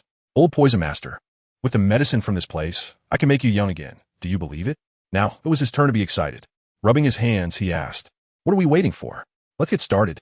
Take whatever you need. I waved my hand and started to control him. What's the rush? Healing takes time and patience. This poison has been with you for decades. Can it really make a difference in just a moment? As a result, when I casually said, do you think I'm a god? It startled him again. You little brat, you even know about gods? As soon as I had a thought, the opportunity came again. It was time to paint a big picture for him. I pretended to be profound and looked at him, tentatively asking, so what if it is? So what if it isn't? You wouldn't want to take action against me, would you? He quickly waved his hand. You're underestimating me, aren't you? I can't snatch the divine inheritance. I'm still counting on you to treat me and my granddaughter. Besides, how easy do you think it is to kill someone chosen by the gods? I'm still trying to win you over. All right, I started to seriously spout nonsense. I indeed received the inheritance of the fire god. However, it doesn't match your attributes, so you can't inherit it. Goodness, he believed me right away. The look in his eyes was so complicated, a mix of admiration and awe. Taking advantage of the situation, I threw out the ultimate bait. Old poison. Have you ever thought about becoming a god yourself? His breathing instantly became rapid, but he quickly calmed down. This old fox wasn't easily fooled. Kid, what exactly do you want to say? First, present evidence that you are the inheritor of the divine, and then we could discuss terms. I saw that the timing was right, so I didn't press him further and changed the subject. All right, let's put this matter aside for now and talk about the antidote. You can't go back on the 3 conditions you promised me. He nodded. Go ahead. The first is that I want to be able to come to this medicinal garden whenever I want and take whatever I need. No problem. He agreed readily and even tossed me a jade bottle containing the antidote. The second, I chuckled, is that you need to help me build a force. I'll provide the money, and you could be a guest elder for 5 years. If you want to stay after 5 years, when I become a god, I'll help you get a divine position too. He pointed at me, both amused and helpless. You little rascal, you're waiting for me here. All right, I agree, but I've been used to my freedom, so don't think you can force me to do things I don't want to do. The third is that if I run into trouble in the future, you must help me and cannot refuse. These 3 conditions are increasingly demanding, practically tying him down for decades to come. But the old man didn't realize it at all. He even thought my conditions were quite simple and felt a bit guilty. He directly pulled out a high-level spatial soul guide device called the Rui Bai Banang from his pocket and handed it to me, saying it could store living things and keep medicinal herbs fresh. I'm a bit embarrassed, but how can one refuse a treasure that's delivered to their doorstep? I solemnly took the pouch and said, Don't worry, I will definitely cure you and your granddaughter. To show my sincerity, I decided to give him a thorough health check right there. I took off my shirt and said to him, Come on, old poison. Let's be honest with each other today. He blushed a bit shy. Do I also need to take off? I rolled my eyes. They're all big men. What are you shy about? When he took off his shirt, wow, he was as thin as a stick in sharp contrast to my muscular build. He still wasn't convinced. Mumbling, What are you looking at? Silver gun, waxhead. I couldn't be bothered to deal with him, so I just placed my hand on his back and began to channel my soul power to absorb the toxins in his body. Let me tell you, that feeling was incredible. His toxins were like a tonic for me.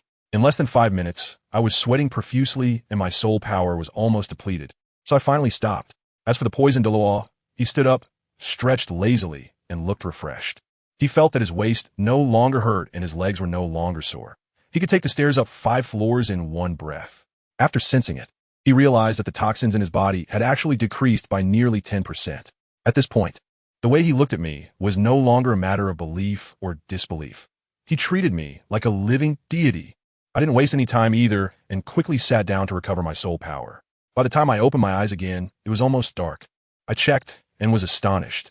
After just a short while of absorbing, my soul power bottleneck had loosened. I felt that with 2 or 3 more sessions, I could directly break through to level 29. The poison Douluo saw that I was fine and was quite happy. He suggested, Let's call it a day for now. We'll come back tomorrow so that Yin Yin won't get anxious waiting. I can only force myself to suppress the urge to pack up all this immortal grass and take it away right now. And I nodded. Nodding, my heart was itching. Let me tell you, this ground full of immortal grass is simply like a lavish banquet laid out before me. But the waiter tells you, Sorry, sir. You can only look, not eat. Who can stand that? These precious treasures have harvesting techniques that are more sinister than the last. If you make even a slight mistake, the effects could be completely wasted, and if it's serious, you might even perish on the spot, which would be a huge loss. I figured that the old poison master back then just pretended to know what he was doing, ate a plant at random, and as a result, the effects weren't fully absorbed, causing him to get stuck at level 91, an awkward position that is neither here nor there. What a waste. So, another half a month passed. During this half month, I treated him daily, scraping the poison clean, and by absorbing these toxins, I even broke through to level 29 Great Soul Master myself. So it wasn't all in vain. During this time, his granddaughter, Yin, also came by. Wow, that figure and that beauty. I help her clear the poison in her body too. But this kind of treatment only addresses the symptoms, not the root cause. Without a soul bone to suppress it, it would relapse after a while. Guess what happened next? That old man Dugabo didn't go to the Tiendo royal family to ask for a soul bone for his granddaughter. Instead, he slyly patted me on the shoulder and said, "Kid, from now on, Yin Yan's happiness is in your hands." I almost spat out a mouthful of blood at that moment. Family, who understands? Having a sexy big sister swaying in front of you every day and being responsible for her. Who can handle that? I would really be overwhelmed. I must hurry to cultivate and become stronger. Once I completely take down the old poison master, I'll coax Duga Yin into my team, and then I can teach her my unique technique, the breath of flames, which will perfectly solve the problem. Whenever I had nothing to do, I would drool over the ground full of immortal grass, planning my assets in advance. Let me tell you, I recognized several heavyweight treasures right away. That 8-dimensional ice grass and the nearby blazing fire apricot are simply a match made in heaven. In the original work, these two were taken by Tang San, but now, they're all mine. As long as I swallow both of them, my Phoenix's evil fire problem can be completely cured, and who knows? I might even have a second awakening of my martial soul, taking off right on the spot. Besides these two, there's also the strange mushroom heavenly chrysanthemum that Dai Mubai ate, which can help cultivate an indestructible body. Oh right, and that top-tier flower, Heartbreak Red. Of course, the most crucial one is my exclusive cheat, Coxcomb Phoenix Sunflower. This thing can not only purify my flames, but can also, well, significantly enhance a certain indescribable function. I was stunned at that moment. With my current physique, even a normal female soul master couldn't handle it, let alone if I ate this. What level of being would I need to find to live a normal life after this? It worries me to death. Just as I was lost in my thoughts, the treatment of the old poison master was finally completed. He stroked his green beard, looking unsatisfied. Little monster, the poison is all cleared up. Do you not need to come tomorrow? Let me tell you, during this half-month, we have been seeing each other with sincere hearts every day, and our relationship was as close as wearing the same pair of pants. I nodded, then cleared my throat, my expression suddenly serious. Old poison, I have a big announcement to make today. My force, Heavenly Net, is officially established today. Old poison was taken aback for a moment, then burst into hearty laughter. Good lad. You have ambition. I like it. All right, as agreed, I will be the guest elder of your Heavenly Net. He didn't mock me at all. Instead, he found my youthful energy quite appealing. I was so moved at that moment that I directly bowed to him. Thank you, old poison. When I become a god in the future, I won't forget your help today. He quickly helped me up, stroking his beard that had already started to turn black, smiling with great satisfaction. Haha, in the future, it should be me who bows to you. At that moment, I felt a bit lightheaded, thinking that my team was finally coming together. I turned around and brought in my sister Ma, Xiao Dai, and my sister Anna. Anna's family is the wealthiest in Soto City, so with her on board, the initial funding wouldn't be a problem, right? Besides, my organization has a titled Douluo in charge from the start, focusing on a high-end game. Her family has no reason to refuse. But then, old poison changed his tone and started again. Kid, I'm only here to oversee things. Don't think I'll do your errands. Unless you're willing to pair up with Yin Yin, and when the time comes, you call me Grandpa. Then we could talk about anything. I was speechless. Just stop. Your granddaughter is 7 years older than me. She already has a boyfriend, the future heir of the blue electric Tyrannosaurus family. What do I have to do with this? This old man actually got angry, puffing his cheeks and glaring. Shallow. I have my eyes on you. Whether you can do it or not, you have to do it. I'll concoct some medicine like I love a stick and make it happen. I don't believe you won't fall for it. Goodness, for the happiness of his granddaughter, this old man is willing to lose face. I quickly begged for mercy. No, old poison. Seriously, ordinary women can't handle my little wicked fire at all. You're pushing your granddaughter into the fire pit. By the way, I've shared some of my experiences over the years with him, except for the secret of the 3-leaf clover martial soul. This old man also chatted with me about a lot of secrets. And the most shocking thing was that he actually said that old Jack from Holy Soul Village is not simple. That's the village chief who dared to point at Tang Hao's nose and call him trash. I was stunned at that moment. The waters of Douluo continent are much deeper than I imagined. Old Poison waved his hand, looking at me with a face that said I was unaware of my own blessings, and even said he would get me a noble identity, so I could have 3 wives and 4 concubines legally. Seeing that the topic was going off track, I quickly said, let's not talk about this anymore. We should return to Heaven Dose City. I need to buy a headquarters for the Heavenly Net. As soon as he heard this, he immediately said, no need to buy it. Prince Xuexing gifted me a big courtyard that has been empty, so I'll give it to you. I brightened up and immediately approached with a playful grin. Old Poison, You are truly amazing. It is indeed terrifying. By the way, this ice and fire duality eye of yours will be our backyard for the heavenly net from now on. You have no objections, right, well-spreading kid? Oh no. Senior Dugu. He was flattered by my compliment, but still haughtily snorted. I already said you could use the herbs here freely. Does it make a difference whether it's a backyard or not? I was being pushy, and it was different this time. If you just give me this place, I won't hold back. But then he went back on his word. Well, it's not impossible, you see my granddaughter. As soon as I heard that, my scalp went numb. Stop. I don't want it anymore. I directly activated my martial soul and slipped away. When I arrived in Heavendo City and saw that mansion, I was stunned. Huge. And it had that retro Chinese style, just to my taste. Old Poison threw the key at me and left with a dark face. Probably still mad at me for rejecting his granddaughter. After taking care of things at headquarters, I strolled back to Shrek Academy. Goodness. The relationship between Dean Flender and Aunt Erlong had made tremendous progress, thanks to the help of the 5-in-a-row game I invented. Flender, that old fox, deliberately lost to Aunt Erlong every day, playing the role of a doting partner perfectly. I used to be a third wheel, and when Aunt Erlong saw Flander performing again, she immediately lost interest. Humph. Not playing anymore. Hongjun, you come. An opportunity arose. I thought to myself, playing chess alone is boring. How about we add some stakes? Aunt Erlong readily agreed. Sure, what are we betting on? I'll get straight to the point. If I lose, I'll follow your orders from now on. And you can even make me drive teacher Flander away. This struck a chord with her, and her eyes lit up. Great. It's settled then. Flander, who was nearby, was so angry he was jumping up and down, saying he would have Zhao Wuji train me.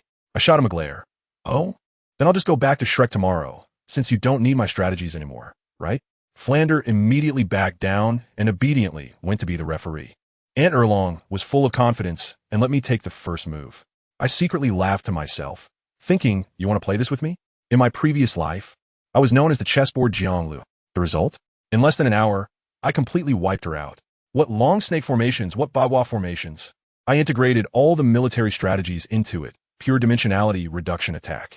She stared at the chessboard, completely dumbfounded. What kind of strange tactics are these? I placed the last chess piece down and smiled slightly. The world is like a game of chess, and the wise think thrice. Aunt Erlong, you lost. She was quite straightforward, willing to accept defeat. Speak, what do you want me to do? I cleared my throat and dropped my bombshell. I, along with the poison Douluo, have established a force called Heavenly Net. I would like to invite you to be the chief elder of the Earth Net and invite Teacher Flander to be the chief elder of the Heavenly Net. Both of them were stunned on the spot.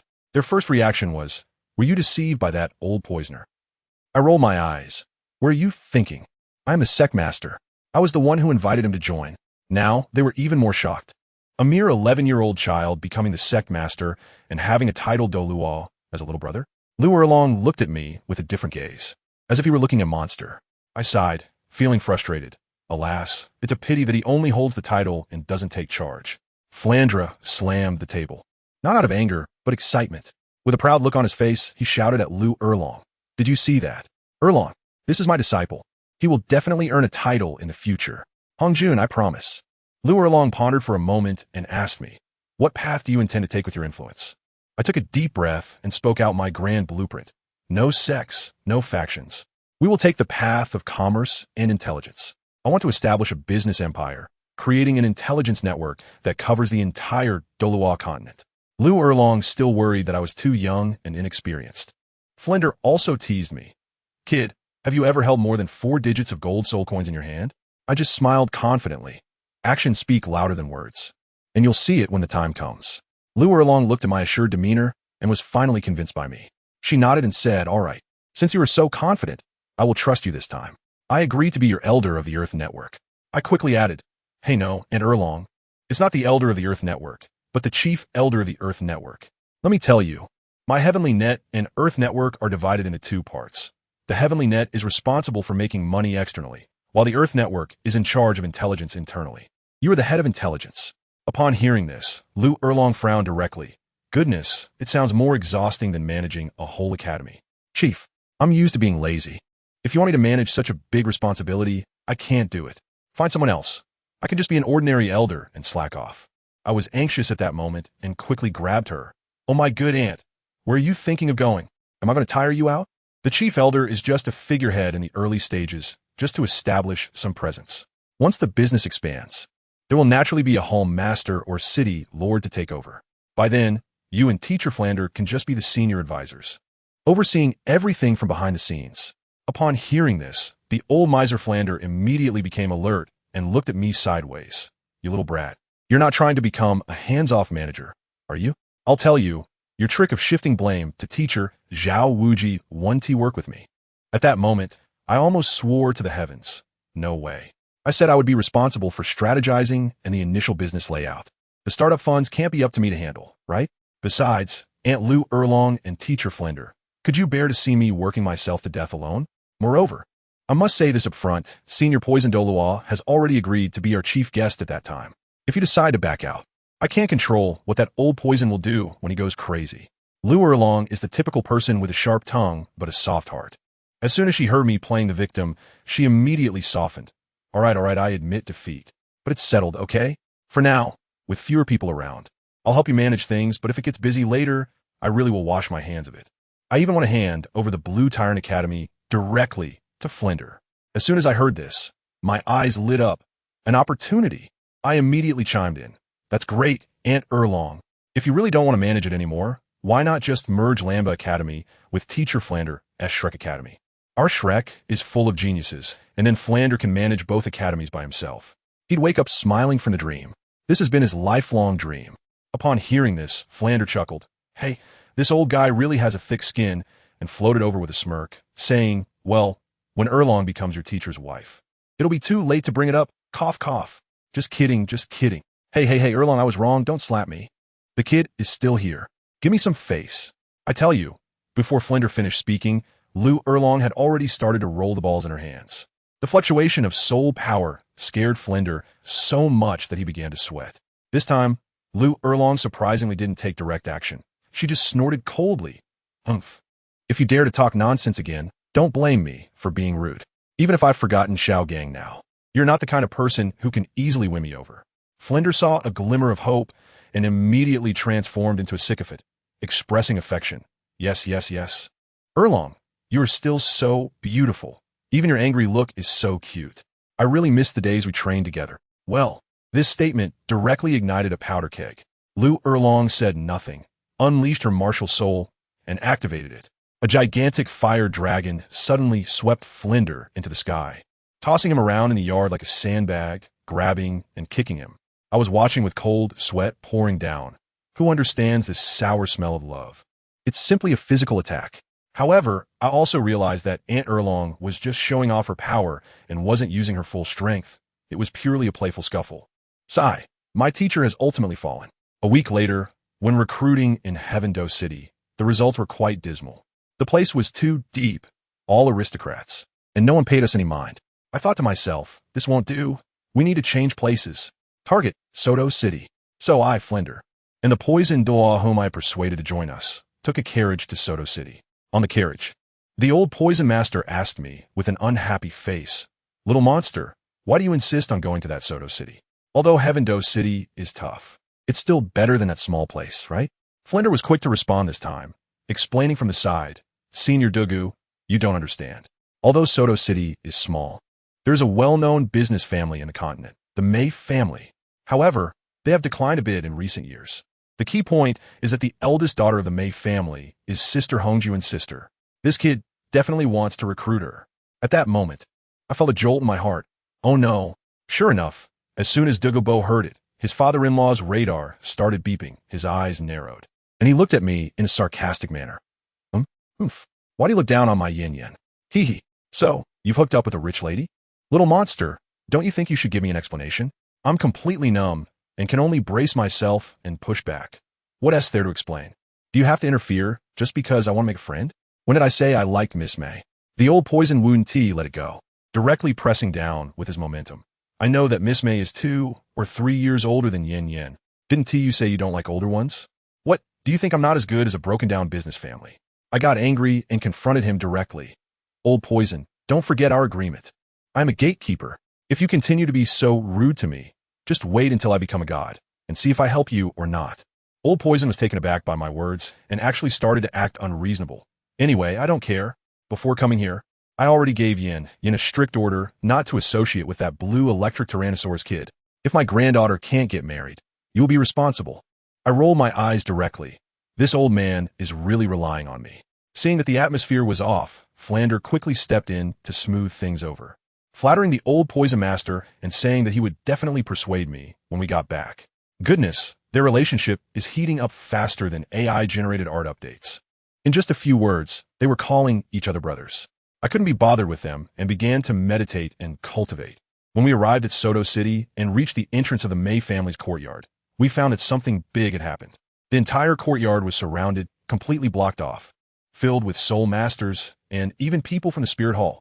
A middle-aged man with a face full of flesh was pointing at a prosperous-looking middle-aged man inside the gate, yelling, "MaHongjun, if you marry your daughter to my son Fei Dong today, then this matter can be settled.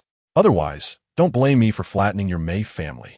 I took a closer look, and the pale-faced young man next to the big guy was none other than Fei Dong, whom I had beaten up back in the day. His father, Fei Long, is actually a soul saint now. MaHongjun, who is my sister Anna's father, was trembling with rage but still held his ground. "You wish. My Mei family would rather be shattered into pieces than remain intact." I saw Sister Anna standing next to her father, whispering something with a pale face. Suddenly, two elders from the Mei family walked straight out of the door and knelt down with a thud, saying, "Head of the Fei family, we are willing to surrender." "Damn, traitors!" Fei Long laughed proudly, while on the Mei family's side, an old man stepped forward, his 6 spirit rings glowing, and shouted, "If you want to take my Mei family, you'll have to step over my dead body." As soon as he finished speaking, his 4th spirit ring flashed, and a cloud of toxic mist filled with tulips instantly spread out. Fei Long sneered, and with his 5th spirit ability, Black Tiger Hurricane Blade, he directly attacked, and both sides began to fight. But there were too many enemies. Fei Long didn't want to engage in a positional battle and shouted, "All spirit masters above rank 30. Climb over the wall and go in. Kill without mercy." Instantly, more than 30 spirit masters flipped over the courtyard wall like dumplings, and the Mei family's guards couldn't hold them back, with screams echoing one after another. I tell you, the scene was too tragic. The Mei family was retreating step by step, and it seemed they were about to collapse. The most dangerous one was Sister Anna. She was exhausted of her soul power and was cornered by that scoundrel Fei Dong. I saw it clearly. Her eyes were filled with determination, ready to self-destruct her martial soul and perish together.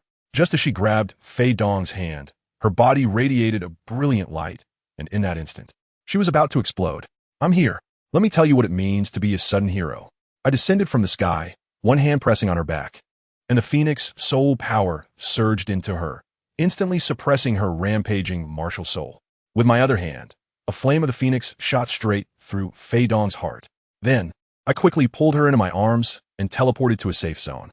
The whole operation was so smooth, it was simply stunning. The entire battlefield fell silent in an instant.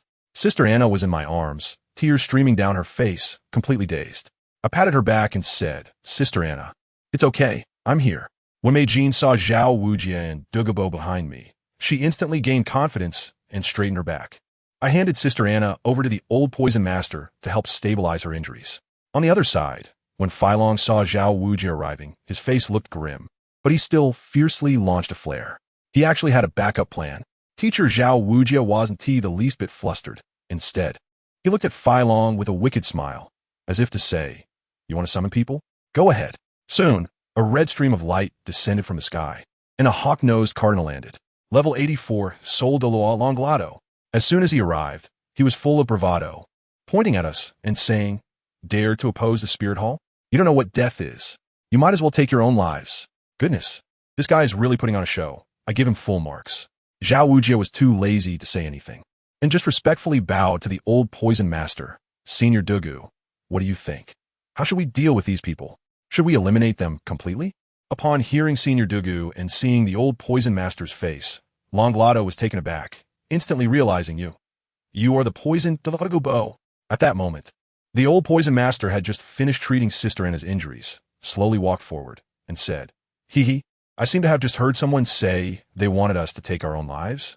I tell you, just a second ago, even if the Douluo came to save you, Longlado would still be doomed."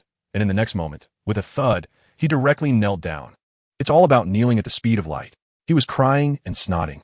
"Your Majesty, spare my life. I didn't know this was your territory. It's all the Fei family's doing. It's all the Fei family's orders." Douluo snorted coldly.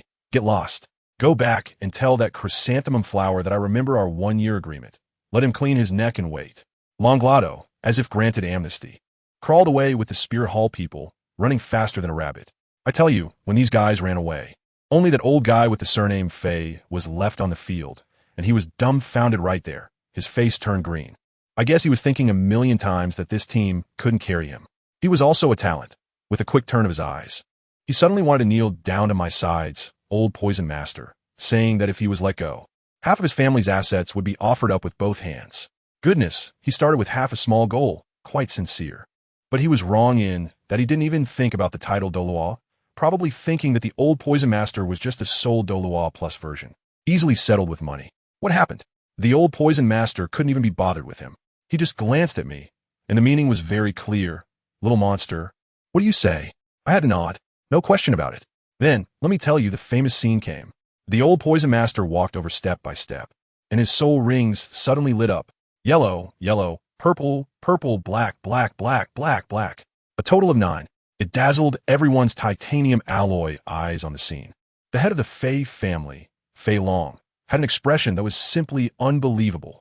His mouth was so wide open it could fit an egg, screaming with all his heart, "Title Douluo!" At this moment, he finally understood why the people from the Spirit Hall ran faster than anyone else. Are you kidding? Title Douluo. Even if you're a trusted aide of the Spirit Hall, if you get killed, where can you hide? The Spirit Hall would not chase down a title Douluo for such a trivial matter. In an instant, everyone from the Fei family was scared out of their wits, looking at the old Poison Master as if they had seen a ghost. The old Poison Master's eyes were icy cold, and he didn't waste time with him. He directly said, "If the little monster doesn't want you to exist, then you can disappear." As soon as he finished speaking, he activated his martial spirit, and his 6th soul skill, Emerald Phosphor Light. 2 green lights shot out directly at their faces. Fei Long was also pushed to the edge, roaring his martial spirit's true form. He wanted to withstand it, but he didn't have time. The old Poison Master's move was locked on, and there was no way to dodge. With a bang, his black tiger true form was directly reverted, and he spat out a mouthful of blood 3 meters away, severely injured. Fei Long was also a tough guy. Seeing that he couldn't win, he didn't care about his son or younger brother and turned to flee. I was anxious and shouted at the old Poison Master, "Old Poison Master, finish it quickly. Don't let him get away." Guess what he said? He actually had the leisure to glance at me and said proudly, "Why the rush? I'll let him run for 3 seconds first, so others won't say that I, as a title Douluo, am bullying the weak." Who understands this level of showing off? I felt embarrassed for him. He said 3 seconds, and Fei Long, like a rabbit, dashed out 20 meters from the courtyard in the blink of an eye. Then the old Poison Master leisurely chanted, "8th soul skill, time freeze." A green light instantly enveloped the entire area, and I felt like I couldn't move. The whole space seemed to be paused. Fei Long, who was running wildly, was frozen midair in a running pose. In the next second, the old Poison Master shot over, delivering a punch infused with terrifying soul power, directly hitting his head. Bang! I was over 40 meters away but could see clearly. That head, let me tell you, was directly white and red, like a rotten watermelon. My mouth twitched. For the first time, I felt that the old Poison Master was truly shameless. Didn't he say he wouldn't bully the weak? The big brother was down, and his younger brother, Fei Hu, was also an actor. Suddenly, he went mad, eyes red, shouting for his big brother, "I'll fight you." And unexpectedly, his martial spirit was activated, and a tiger claw was aimed at me and Mayana. This was a feint. Teacher Zhao Wujia reacted quickly and was about to intercept, but my vigilance wasn't to be underestimated. Once the sun-breathing characteristic activated, my physical abilities doubled, and I grabbed the already exhausted Anna and blinked away from the original spot. With a bang, the place where I had just stood was smashed into a big pit. Teacher Zhao's punch also landed, sending Fei Hu flying 10 meters, and he spat out another mouthful of blood. As a result, the little guy used the momentum to leap onto the wall, preparing to escape in the opposite direction of the old Poison Master. He didn't even think about revenge. He just wanted to take advantage of the chaos to escape back to the Spirit Hall's territory. I was furious at the moment. Humph. Want to run? Teacher Zhao. Block him. At the same time, I wasn't idle either. I used my 2nd soul skill, Fiery Sun Stab. A fiery spike shot out and quickly chased after him. I didn't use my Clover Martial Soul. After all, I had to keep my trump card of dual martial souls hidden. That Fei Hu even tried to roll away like a lazy donkey, but my attack had GPS automatic tracking. Wherever he tried to hide, the fiery spike would follow.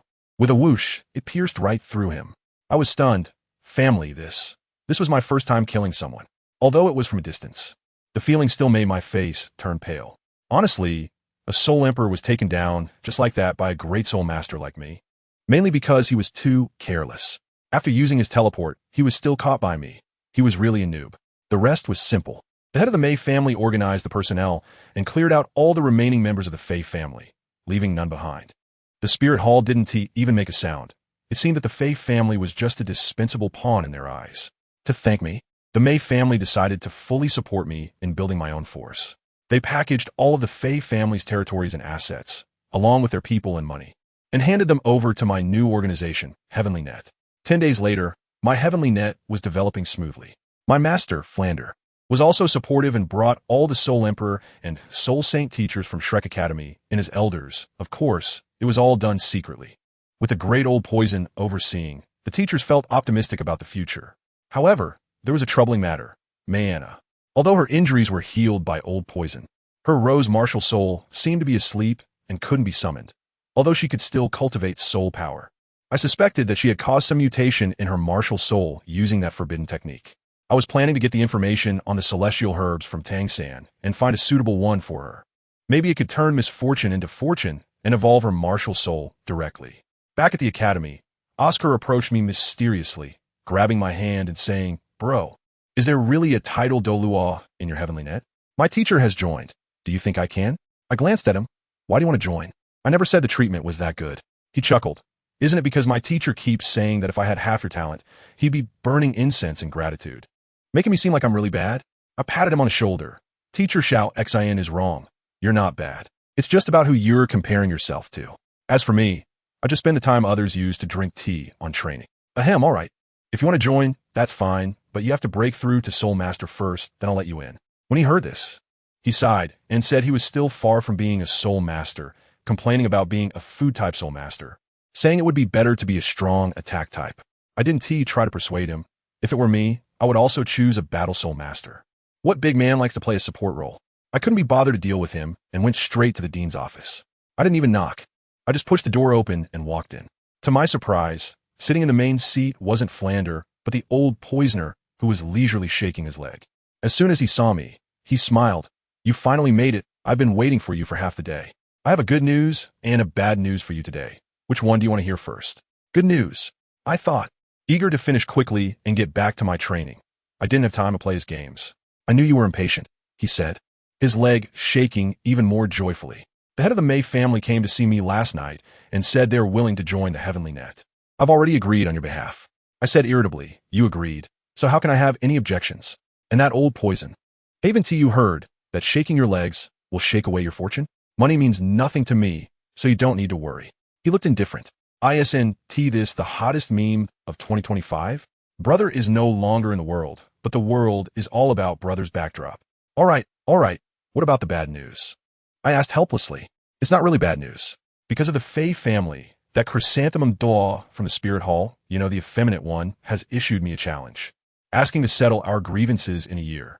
But even without this, we would have to fight sooner or later. So this works out perfectly." He spoke very casually. "I'm a bit worried. Are you confident? If you're not, just tell me, and I'll find a way for you. I've already started considering whether to give him a rare item to boost his strength. He seems very confident. Don't worry, I might not have been sure before, but thanks to you, I've now managed to control the poison, and my strength has greatly increased. Within 6 months, I'm confident I can reach level 92. Even if I can't win against that flower gate, I can still retreat safely." Seeing him so confident, I felt reassured and decided to step back. "All right, I'll leave the matters in the network to you for now. I need to go cultivate." The old poison master laughed heartily. "You kid, you're the only one who dares to talk to me like this. By the way, speaking of which, besides old Jack, you're the one I can chat with the most." Old Jack. When I heard this, it was the second time he mentioned him, and my curiosity was piqued. "Are you close with him?" A hint of nostalgia flashed in his eyes. "A partner from my youth, but he has withdrawn from the world for many years now. He should be living as the village chief in a place called Saint Soul Village. I hope to invite him out of retirement, but the chances are slim unless you can heal the hidden injury on his martial soul." Hidden injury? I was intrigued, thinking there might be a chance to meet him, and maybe there's a solution. The old poison master had a look that said, "Don't boast," but still dropped a big bomb. "Do you know about old Jack's strength? Although he's only level 91, His one-on-one ability is the best on the continent. At the same level, even the so-called strongest, the Douluo, can't defeat him. If it weren't for the hidden injury, his strength would definitely not be inferior to the sword Douluo. I was filled with excitement and made up my mind. I had to find a way to bring this big shot into my web. After talking with Old Poison, I sought out teacher Zhao Wuji to discuss an important matter. The next morning, after Dai Mubai and the others gathered, they discovered that not only was I late, but even teacher Zhao, who was supervising their training, had not shown up. Oscar muttered, "That's strange. Hongjun never sleeps in. Could it be that the evil fire acted up again, and the teacher went to help him?" As soon as he said that, Fat Tiger beside Dai Mubai chimed in. "Can teacher Zhao solve it too? Are they?" Oscar's eyes widened in surprise as he pointed his two index fingers at each other and made a gesture for a couple. Fat Tiger innocently asked, "What is a couple?" "You cat's head. Your whole family is a couple." Just then, I and teacher Zhao appear behind them, each holding a pile of bizarre-looking equipment. Oscar turned around, saw us, and turned pale, quickly admitting his mistake. Teacher Zhao snorted coldly. "I'll deal with you later. Now class is in session." I announced from today onwards, "You no longer have to run laps around Soto City." Upon hearing this, Oscar almost bowed to teacher Zhao on the spot, so excited he was dancing with joy. Dai Mubai, however, remained calm and said, "The teacher must have more to say." Sure enough, teacher Zhao pointed at the things we were holding and said, "Do you see these? Hongjun and I worked overnight to create these special training equipment for you. From now on, your training will use this. Hongjun, you introduce it." I picked up a short stick with a thick spring in the middle. This is an arm strength training stick, used to exercise arm strength and chest muscles. The usage is very simple. Bend your arms and try to bend it with force, without using soul power. Do 30 repetitions in one set. Who's first? Dai Mubai was the first to step forward, picked one up and started. By the time he reached the 20th, he slowed down. After finishing 30, he was dripping with sweat. He panted and said, "This thing is pretty good. I can really feel the arm strength being challenged. It must require over 200 kilograms of force, right?" As soon as Oscar heard this, he was so frightened that he sat down. Over 200 kilograms? Teacher Zhao, just let me go run instead. I really can't handle this thing." I glared at him with disappointment. "Look at your potential. This is tailor-made for you. Big Dai's is 240 kilograms, Fat Tiger's is 190, and yours is only 130 kilograms. Any adult man can handle that." As soon as Oscar heard this, he got excited again and came over to pat my back. 130 is still quite a challenge. Brother Xiaoma, what do you think about 90 kilograms? I couldn't be bothered to pay attention to him. In the end, these guys, including Oscar, gritted their teeth and completed the training. After that, there were push-ups, sit-ups, and frog jumps in a continuous stream. For 4 months, we practiced day in and day out, and everyone's physical fitness improved by leaps and bounds. As for me, MaHongjun, I finally broke through to level 30, just one soul ring away, and I would be a soul master. Sure enough, as soon as I broke through, the old personally took action and dragged me into the Stardoe forest like a little chick. At that moment, I thought to myself, wow, a top bodyguard is taking me to farm dungeons. I'm definitely going to soar. But what happened? I ended up with a face full of black. I told you, with my twin martial souls, theoretically, I could have 2 soul rings, right? That would be awesome, right? But in reality, the 2 soul rings together don't even add up to 10,000 years. One is a 9,000-year-old faceless spider, and not a single soul bone dropped. The other is a 9,000-year-old flame-tailed bird, which only gave me the ability to fly. It's not that I don't want to, I really don't dare. The soul shock from a 10,000-year soul beast is like throwing a flashbang into your brain. I'm afraid it will fry my CPU directly. Besides, I need to level up quickly.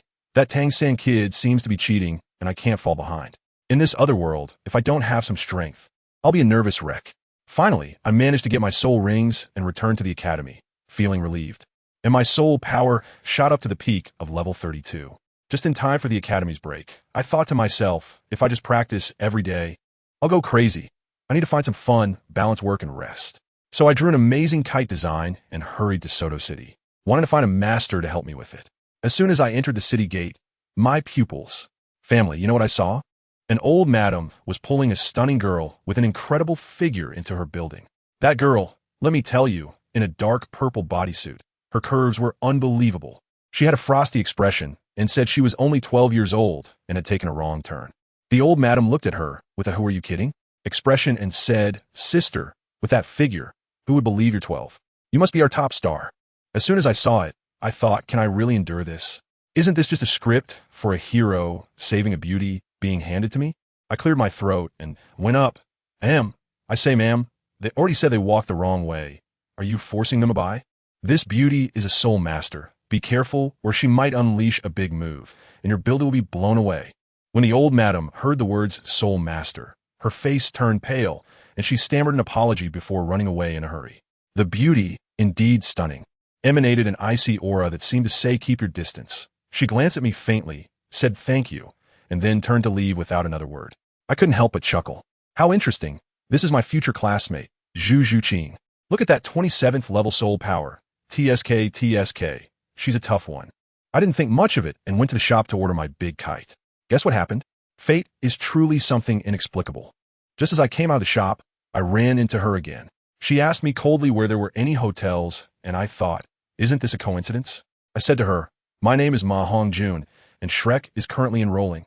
All the hotels are full. If you don't mind, you can go to the Rose Hotel and just mention my name. I have a suite there that I keep available all year round. I don't stay there anyway. At that time, I thought, oh well, helping others is a good thing, and since we will be classmates in the future, it's only natural to help each other.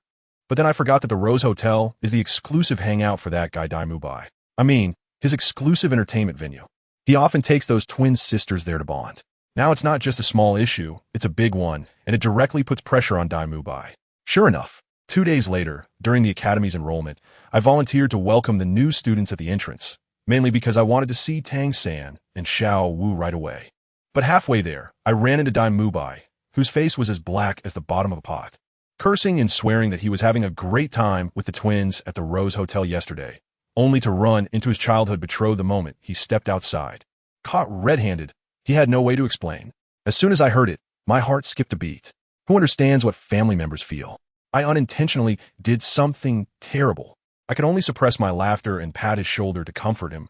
Oh, Dalu, this. My condolences. Out with the old, in with the new. Right? There is plenty of grass on the other side of the hill. He was still puzzled, wondering how his fiancée could show up in a place like that. How could I dare to say it was me who introduced her?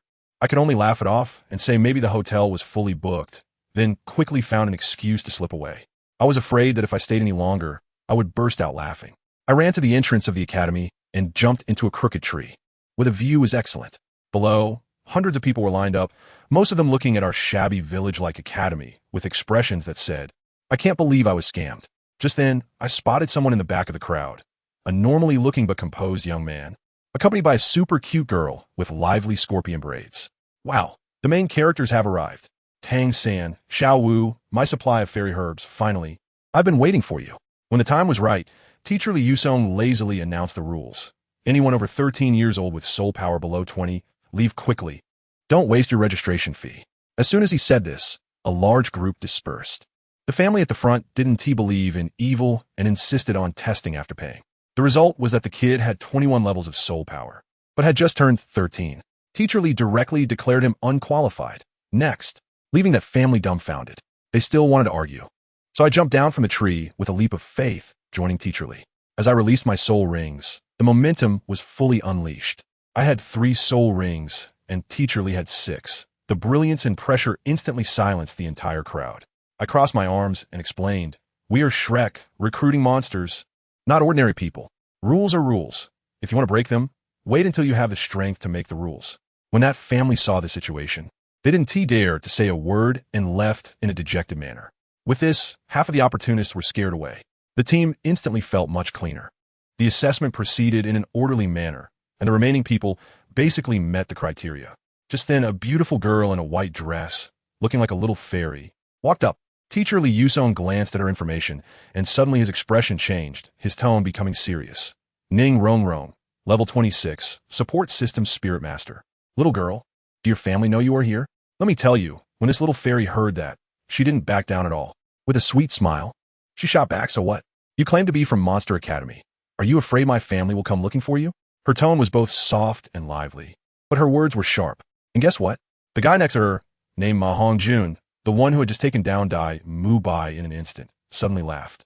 He spoke up directly. The little princess of the 7 treasures glazed tile school. Huh? I'll take her into Shrek. You can go straight to the 4th round. Wow. When he said that, the whole place fell silent. Then he added, as for the rest, anyone whose soul power exceeds level 25 can go straight to the 4th round. I was thinking at the time, who is this guy? Such big talk? The people in line were also confused, all turning to look at Teacher Li Yusong.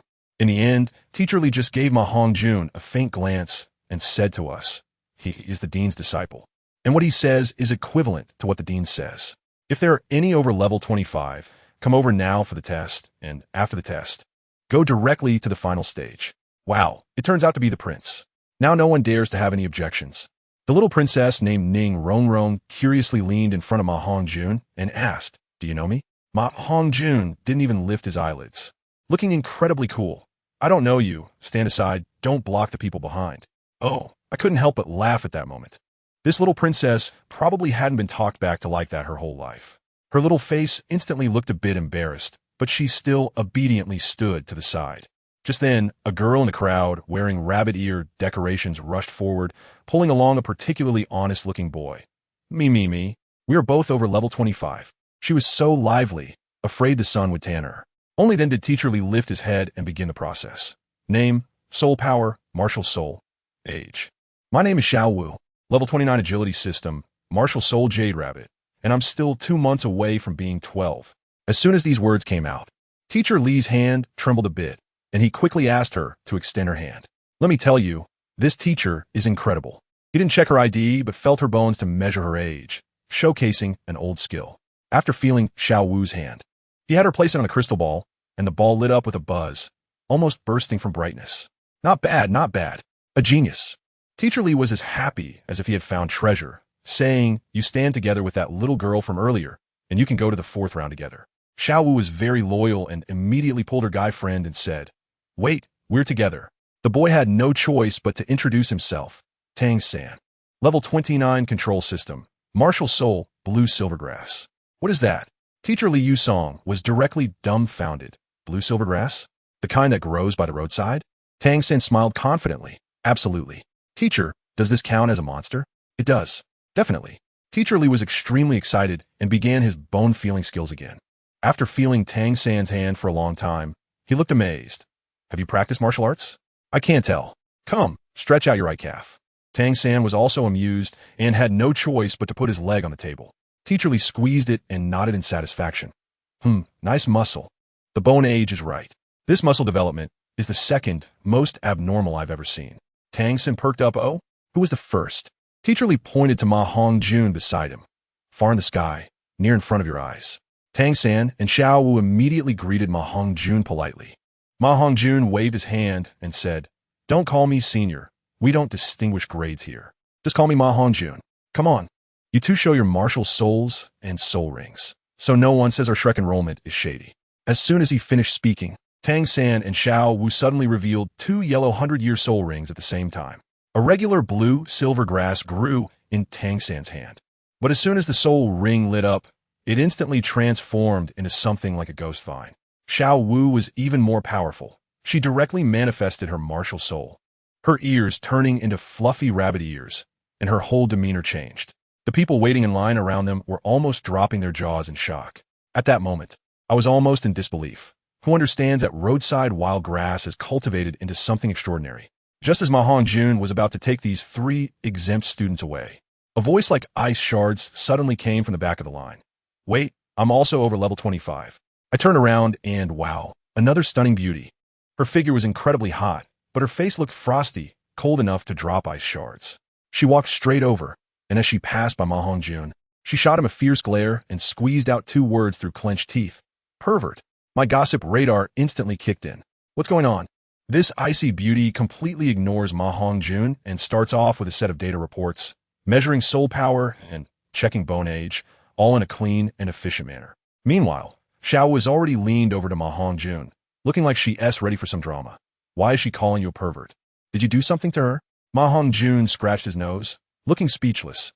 How would I know? A woman's heart is as deep as the sea. Xiao Wu rolled her eyes. That's just because you're dumb. I get it. After saying that, she tugged on Tang San's arm. Tang San could only awkwardly apologize to MaHongjun. MaHongjun was magnanimous, leading the 4 of us VIPs towards the academy. Along the way, he briefly introduced the rules of this broken school, saying that the student handbook costs 1 gold soul coin, which is basically just a few sheets of paper. After hearing this, I was stunned. This ISNT recruitment, it's practically a blind box, with the slogan being "Come if you want." As we walked, we suddenly caught a whiff of grilled sausages. A guy was pushing a small cart, shouting out his sales pitch, looking scruffy.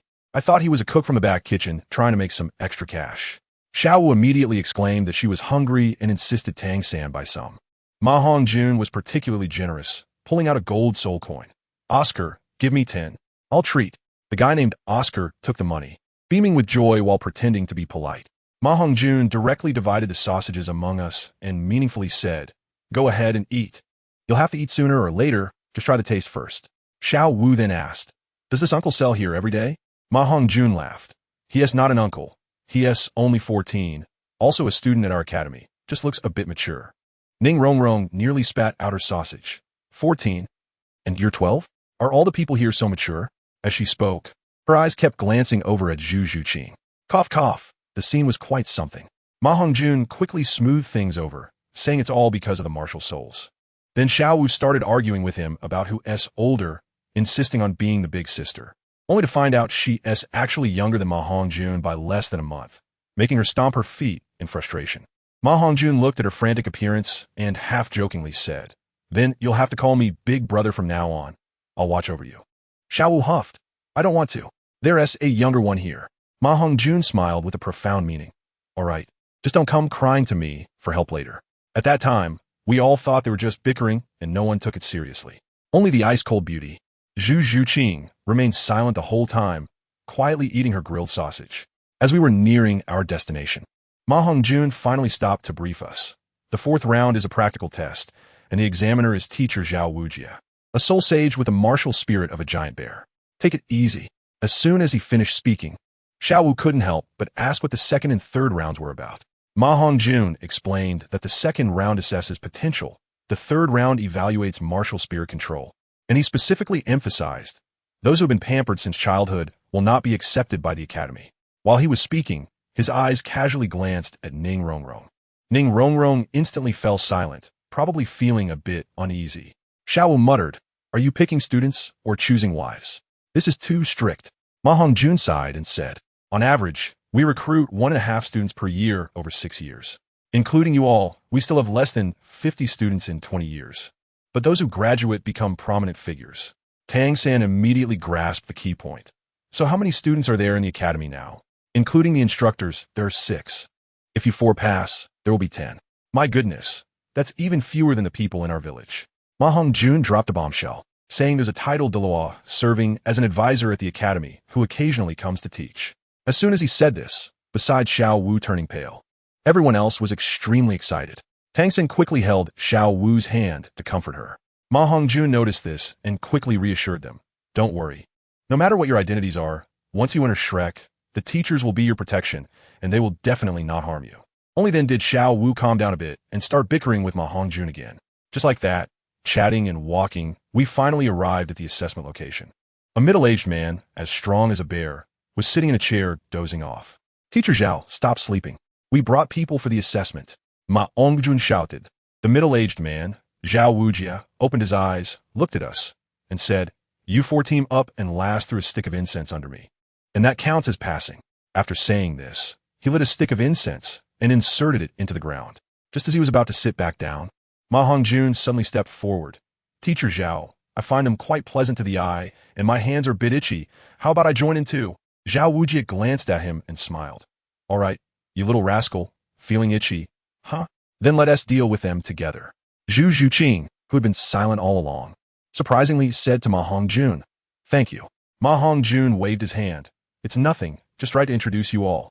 Have you heard of a movable King Zhao Wujia?" Ning Rongrong immediately screamed. "What? He's the legendary immovable king who escaped from being surrounded by 16 bishops of the Spirit Hall. Damn, this is serious." MaHongjun nodded, and his expression became serious. "Yes, it's him. His defense and attack power are off the charts, and speed is his weak point. But that's not something we can compare to. We need to work well together. Come on, let's all report our abilities."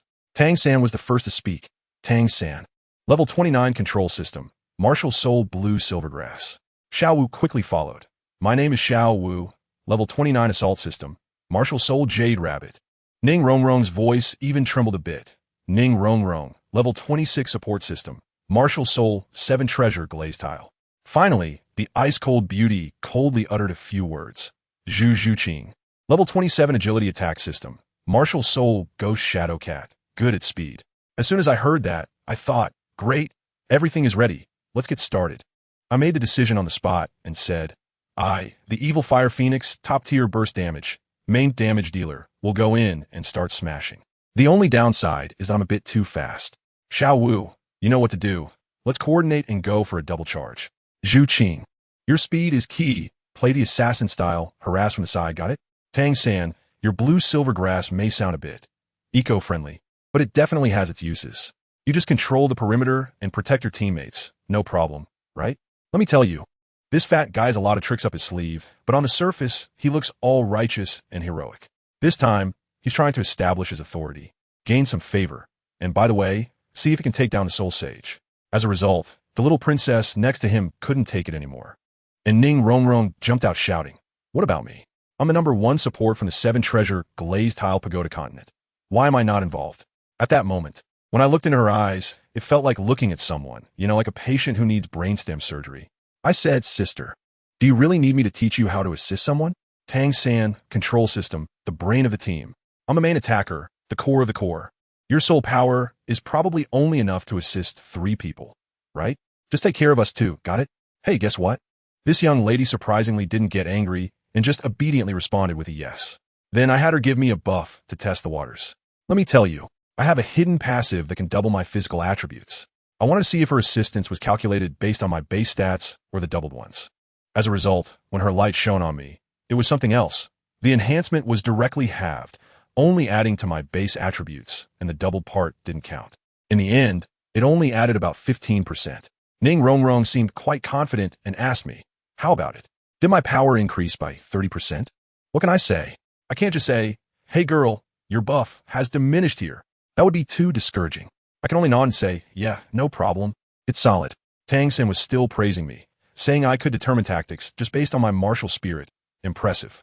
I thought to myself, what's the big deal? Basic skills. Nothing special. Just as I was about to brag a bit more, I saw Zhao Wujia on the lounge chair suddenly open his eyes wide. I quickly shouted, Rong, get back to blue. The boss is awake. That old guy Zhao Wujia stood up, his bones cracking all over, with a wicked grin. You little brats, time's up. Done discussing? Come, let Grandpa stretch your muscles. Next to him, Xiao was not happy and quietly complained to Tang San. Why does he always call us little brats? What's wrong with rabbits? Why not call us little bear cubs? I almost burst out laughing at that moment. I cleared my throat and shouted at Zhao Wujia. Teacher Zhao, let's agree on this. The 7th spirit skill is not allowed, or else we won't be able to play. Zhao Wujia chuckled and said, don't worry. I can't even be bothered to use my 6th spirit skill. If you can't hold on, MaHongjun, you'll have to run 20 laps around Suatoa City. Tang San, being quite loyal, patted my shoulder and said, brother, I'm dragging you into this. I thought to myself, it's fine. There will be plenty of opportunities to torture you later. Just as I was thinking this, Zhao Wujia had just taken out an incense stick, and Ning Rongrong had already activated her ultimate. The 7 treasure glaze tile was out. The first was speed, the second was strength. Goodness, as soon as that pagoda appeared, it was shining golden. Even Zhao Wujia was shocked, saying that Flinder would be laughing his head off. The incense was lit, and the battle began. Zhao Wujia started with a carpet bombing attack, smashing his fists down on the ground, sending a wave of yellow energy towards us. He wanted to take out our support first. What a dream. At that moment, I activated double attributes, and with Ning Rongrong's buff, I was as fast as lightning, arriving before him, grabbing Ning Rongrong's little hand. Let me tell you, her hand was as soft as if it had no bones. I pulled her, directly performing a dry ground, pulling a carrot, stepping on her foot and soaring into the air, rising 6 or 7 meters, perfectly dodging the ground attack. When I landed, Ning Rongrong's face was flushed, but I didn't have time to care about her, and I shouted directly at Tang San, go. Tang San's blue silver grass shot out, seeming to have eyes of its own, wrapping around Zhao Wujia. But I knew that this grass alone wouldn't hold him. I quickly yelled, leave it to me. First spirit skill, Phoenix Crying Sky Strike. A burst of phoenix flames directly sprayed onto the blue silver grass. Let me tell you, that scene was a small fire system shock for the opponent. The blue silver grass instantly turned into a fiery whip, crackling as it lashed at Zhao Wujia, burning his clothes to look like a new style from the beggar gang. Zhao Wujia immediately got furious. Good kid, playing dirty? Huh? All right, I'm going to get serious. Just then, Oscar, with his big mouth, happened to pass by and yelled, "Oh, isn't this teacher Zhao? Are you trying to follow the trend with ripped pants?" Zhao Wujia's face darkened. "Shut up. Meet me in the small woods after school tomorrow." Oscar immediately backed down. As soon as I saw it, I quickly made a joke to buy some time. "Teacher Zhao, the incense is almost half burned. You wouldn't want to dilute it, would you?" "Dilute my head." Zhao Wujia was furious and completely unfazed. With a swift movement, his huge palm struck towards Tang San. Tang San narrowly dodged using Ghost Shadow Perplexing Track.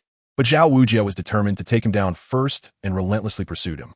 Seeing this, Xiao Wu panicked and activated her second soul ring, casting an enchantment on Zhao Wujia. His eyes instantly turned red. My heart sank, and I shouted, "Watch out. It's too late." The difference in soul power was too great. In Zhao Wujia's eyes, a flash of golden light appeared, and Xiao Wu's charm was directly bounced back, causing her to faint with a thud. Now he had stirred up a hornet's nest. Tang San's speed instantly increased, and he rushed over to hold Xiao Wu. When he looked up at Zhao Wujia, his gaze was, let me tell you, as if he wanted to kill someone, devoid of any emotion. To be honest, I was a bit annoyed by Tang San's look at that moment. After all, teacher Zhao didn't do it on purpose. But then I thought, this guy is a protective husband, and his father, the clear sky Douluo, is probably watching from the shadows, so I might as well not get involved. Xiao Wu was hurt, and I couldn't just stand by and watch. I stepped forward, pointed at Zhao Wujia, and said in the most domineering tone of my life, "Teacher Zhao, you're finished. I'm telling you, no one can save you today. I'm just stalling for time, primarily focusing on a supportive role while taking hits. But you know what? It really works well." Ning Rongrong and Zhu Zhuqing look at me with stars in their eyes. However, Zhao Wujia doesn't fall for it at all. "I won't fall for your tricks." His fourth soul skill, tracking. A purple soul ring swooped down and wrapped around me.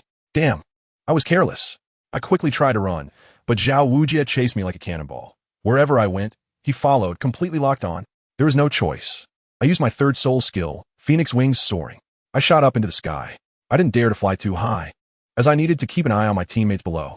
Sure enough, when Zhao Wujia couldn't reach me, he immediately turned to attack Zhu Zhuqing.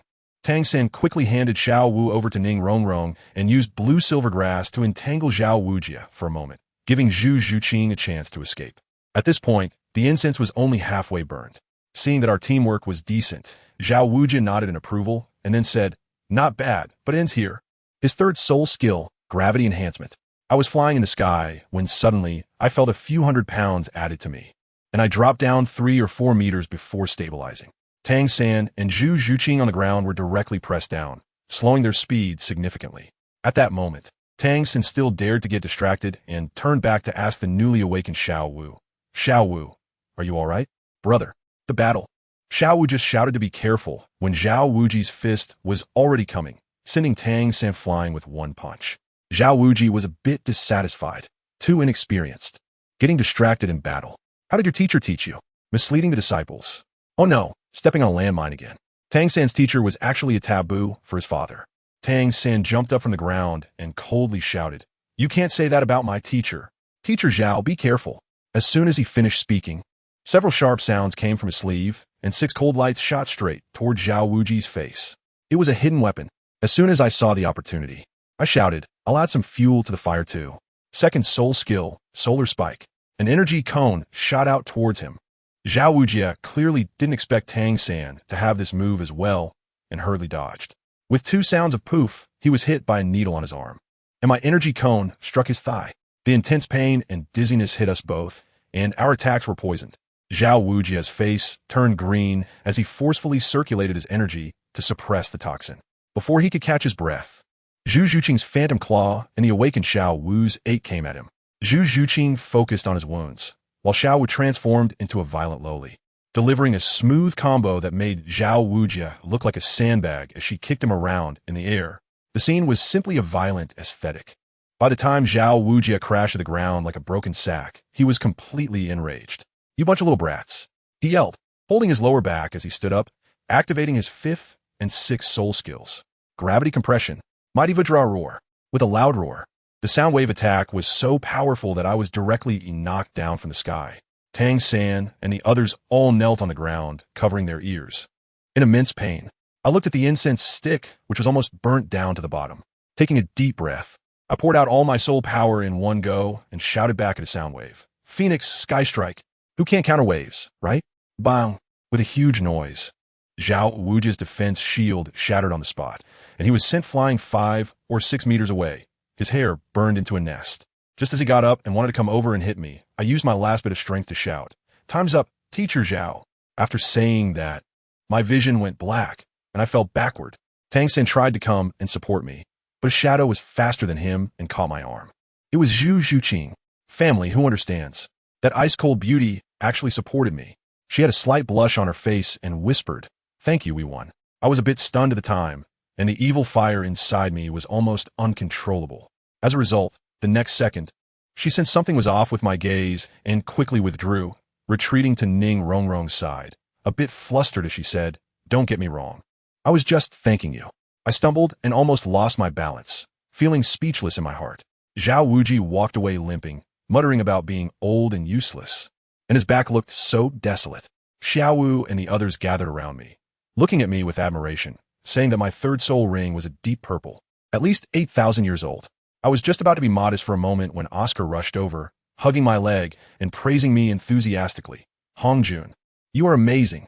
My admiration for you is like the endless flow of the Yangtze River." I was almost exhausted at that moment and pushed him away. "All right, enough with the photos. Be a little perceptive. Hurry up and get me a recovery sausage." Tang San and the others were also really tired, and when I said that, they all looked at Oscar eagerly. As a result, this guy became shy, glanced at Zhu Zhuqing and Ning Rongrong, and awkwardly said, "Here? This isn't really appropriate, right?"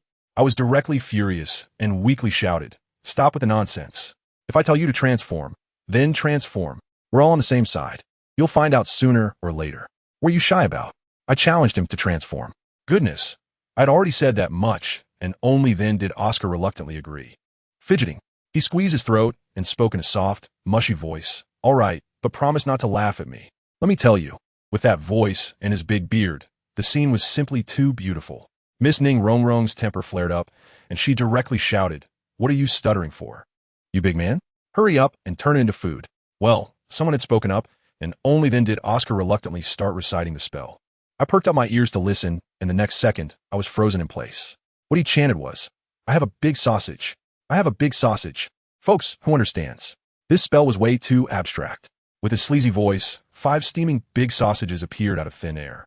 He first handed one to me, then with a mischievous grin, distributed the rest to others. The next second, a classic moment happened.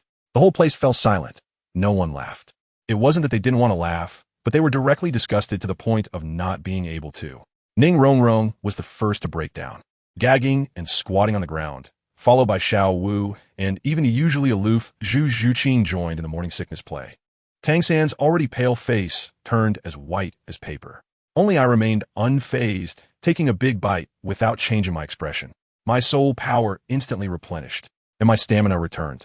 Chewing on the sausage, I looked at them with disdain. Is it really that serious? It's just a sausage. The spell was a bit flashy. But your mindset is way too unhealthy. Tang San clutched his chest and bitterly smiled. "Brother, I respect you as a man. I really can't eat this. If I had known it would come to this, I wouldn't eat it even if you killed me." After saying that, he directly sat down, probably preferring to recover slowly rather than touch this thing. Xiao Wu exploded, screaming as she rushed towards me. "MaHongjun, I'm going to kill you. You did this on purpose." I quickly took a few steps back and kept a safe distance. "Stop, stop, stop. I didn't mean it. Who knew you would react so strongly? Besides, this is for your own good. In a couple of days, the teacher will force you to eat, and then you'll know my kindness." "You still say that? You did it on purpose." Xiao Wu's eyes turned red with anger, and I said, "Why are you so kind to treat us too?" Oscar weakly chimed in from the side, "To the big sausage. Get lost." Ning Rongrong kicked Oscar away, pointing at me and scolding. "MaHongjun, you perverse guy, I'm so disappointed in you." Zhu Zhuqing also coldly added, "Men are all no good." Wow. These 3 girls instantly formed a united front, and the way they looked at me was like they had daggers in their eyes. I'm just giving up. Shrugging my shoulders. All right, you guys have the final say. Anyway, in a few days, you'll understand I'm still suffering, right? Oscar, keep an eye on Tang San. He's awake. Take him to the dormitory. You 3, are you still going to the dormitory? If so, come with me. Xiao Wu snorted coldly but still followed. Lead the way. Don't think this matter is settled just like that. Unless. I paused, not even looking back. Unless I buy you a big basket of carrots, right? All right, all right. Xiao Wu instantly broke into a smile and bounced after me, completely forgetting about Tang San, who was still meditating. Ning Rongrong and Zhu Zhuqing behind were left dumbfounded, their expressions seemingly saying, "Sisters, what happened to our united front? You were bought off, just like that, by a basket of carrots?" When we arrived at the dormitory, I couldn't be bothered with them anymore and pointed directly at a small wooden building, saying, "Here we are, the girls' dormitory, 2 rooms, you could divide them yourselves. I have things to do, so I'm leaving first." Ning Rongrong wanted to say something, but I didn't give her a chance and just slipped away. I have to tell you, my actions this time are not purely for a prank. I call this advanced deployment. Back in my room, I immediately shut the door and let my mind sink deep.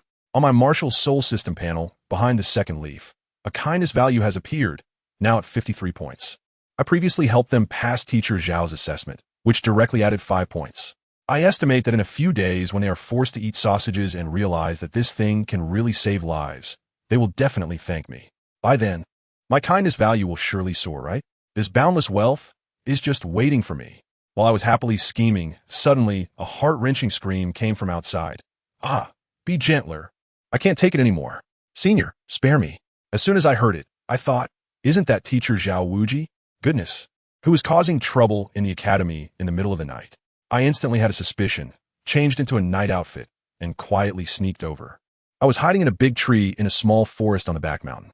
Looking down, I couldn't believe my eyes. A middle-aged man in a tattered robe was violently punching and kicking teacher Zhao. Dean Flander and Poison Lavobo were also standing nearby. But no one dared to speak up.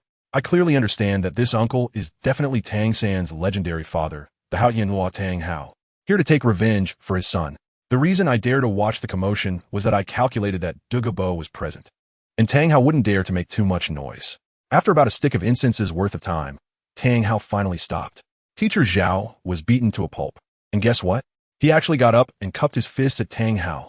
"Thank you, senior, for helping me break through. Is this for real? Getting beaten up can actually lead to a level up?" I was shocked at that moment. Tang Hao snorted, extremely domineering. "Tang San is my son. I will leave him to you from now on. If anything happens to him, regardless of your background, you will all be finished." Dean Flinder was also tough and directly retorted, "Your Majesty Haotian, the path of cultivation is inherently dangerous. We can only do our best and cannot guarantee absolute safety." This statement ignited the powder keg, and Tang Hao's expression turned cold. A terrifying pressure instantly exploded. I couldn't withstand it while hiding in the tree and was directly shaken down. Just as it seemed a fight was about to break out, Douluo stepped forward, and all 9 of his spirit rings lit up in an instant, firmly withstanding Tang Hao's pressure. Threatening me? Tang Hao was also enraged, and similarly, 9 spirit rings appeared around him, the red 100,000 year spirit ring almost blinding my eyes. I realized that this couldn't go on. If it continued, the academy would be torn apart. I steeled myself and stood up, addressing Tang Hao with a calm yet firm tone. "Your Highness Haotian, you're a reasonable person and shouldn't stoop to such bullying behavior, right? Moreover, our academy students are no ordinary characters. If things escalate, it won't benefit anyone." Tang Hao was taken aback, probably not expecting a kid like me to challenge him, and instead became interested. "Oh? Do tell, what makes them so special?" The opportunity had come. I cleared my throat and began listing. Ning Rongrong, the daughter of the 7 Treasure Glazed Tile School's master, backed by the sword-bone Do. Daimu Bai, a direct descendant of the royal family of the Xinglua Empire. And let's not forget the blue electric tyrant dragon family, which has deep ties to our academy. "Your Highness, you should at least give us some face, right?" Tang Hao's pupils constricted sharply, clearly intimidated by my words. After a long silence, he surprisingly compromised, but with a condition. He demanded that Douluo swear not to pry into Xiao Wu's secrets. Douluo readily agreed, and only then did Tang Hao withdraw his imposing presence, disappearing in a few flashes. With the crisis averted, Flinder and Douluo, the 2 old men, were so excited they started to pledge brotherhood on the spot, which made me feel embarrassed just watching. I quickly interrupted them. "Ahem, teachers, can we discuss some serious matters first? We need to resolve the funding issue for my Heavenly Net plan as soon as possible." When I shared my astonishing plan to hold a concert and create an entertainment industry in Douluo continent, Flandra's eyes lit up. Douluo eagerly took charge. saying he would handle the matter of those beautiful female students from Tianshui Academy. It's settled. I returned to the dormitory feeling satisfied and noticed my kindness value increased by 1 point, now at 54. It seems that helping to mediate earlier counted as a good deed. The next morning, we were having breakfast in the cafeteria, and I was boasting to the freshmen that the first lesson today was paying tuition, 100 gold soul coins each. Upon hearing this, Zhu Zhuqing looked a bit troubled. I immediately understood, and without hesitation, I took out 200 gold soul coins from my treasure pouch and handed them to her. Take this. From now on, we're brothers in the same trench, and it's only right to help each other in times of need. Just then, the class bell rang. Dai Mubai and the other senior students sprang up like they were electrocuted, leaving their meals behind and sprinting towards the playground. Xiao Wu curiously asked me why I wasn't running, and I calmly wiped my mouth. I usually train with double the amount, so I'm not bothered by this little punishment. In truth, I was pondering another big matter. How could I discreetly obtain Tang San's knowledge of the immortal herbs from the Tang sect? Looking at his innocent face, a brilliant plan suddenly struck me.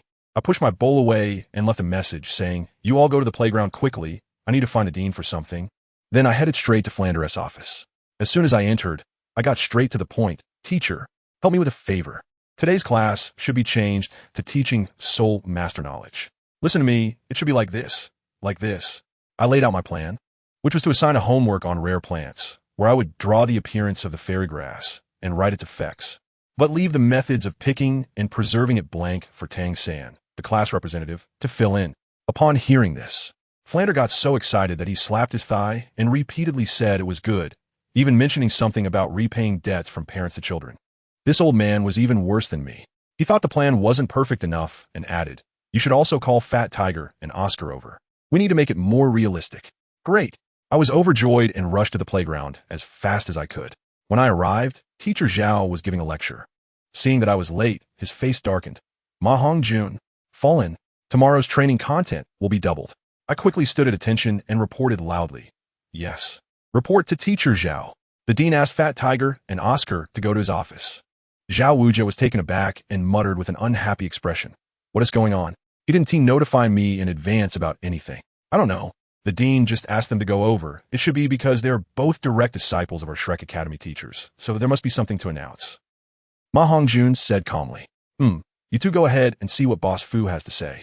Zhao Wujia could only glance at Fat Tiger and Oscar, helplessly saying, if it were the past, he would still call Flander an old ghost, but since Flander became the chief elder of the Heavenly Net, his status has risen. And these originally just old friends among the academy teachers have also turned into a subordinate relationship. Naturally, they wouldn't be so casual anymore. "Yes." Oscar and the others quickly jogged to the dean's office. "Report to the dean. Hee, what good things do you have for us two?" Oscar knocked on the wooden door of the office, which opened in response, and he asked with some anticipation, "Not for now. I just wanted to ask you if you want to improve your martial soul cultivation talent." Flander asked directly and straightforwardly, "Improve martial soul talent? Why did you suddenly ask this question, Dean?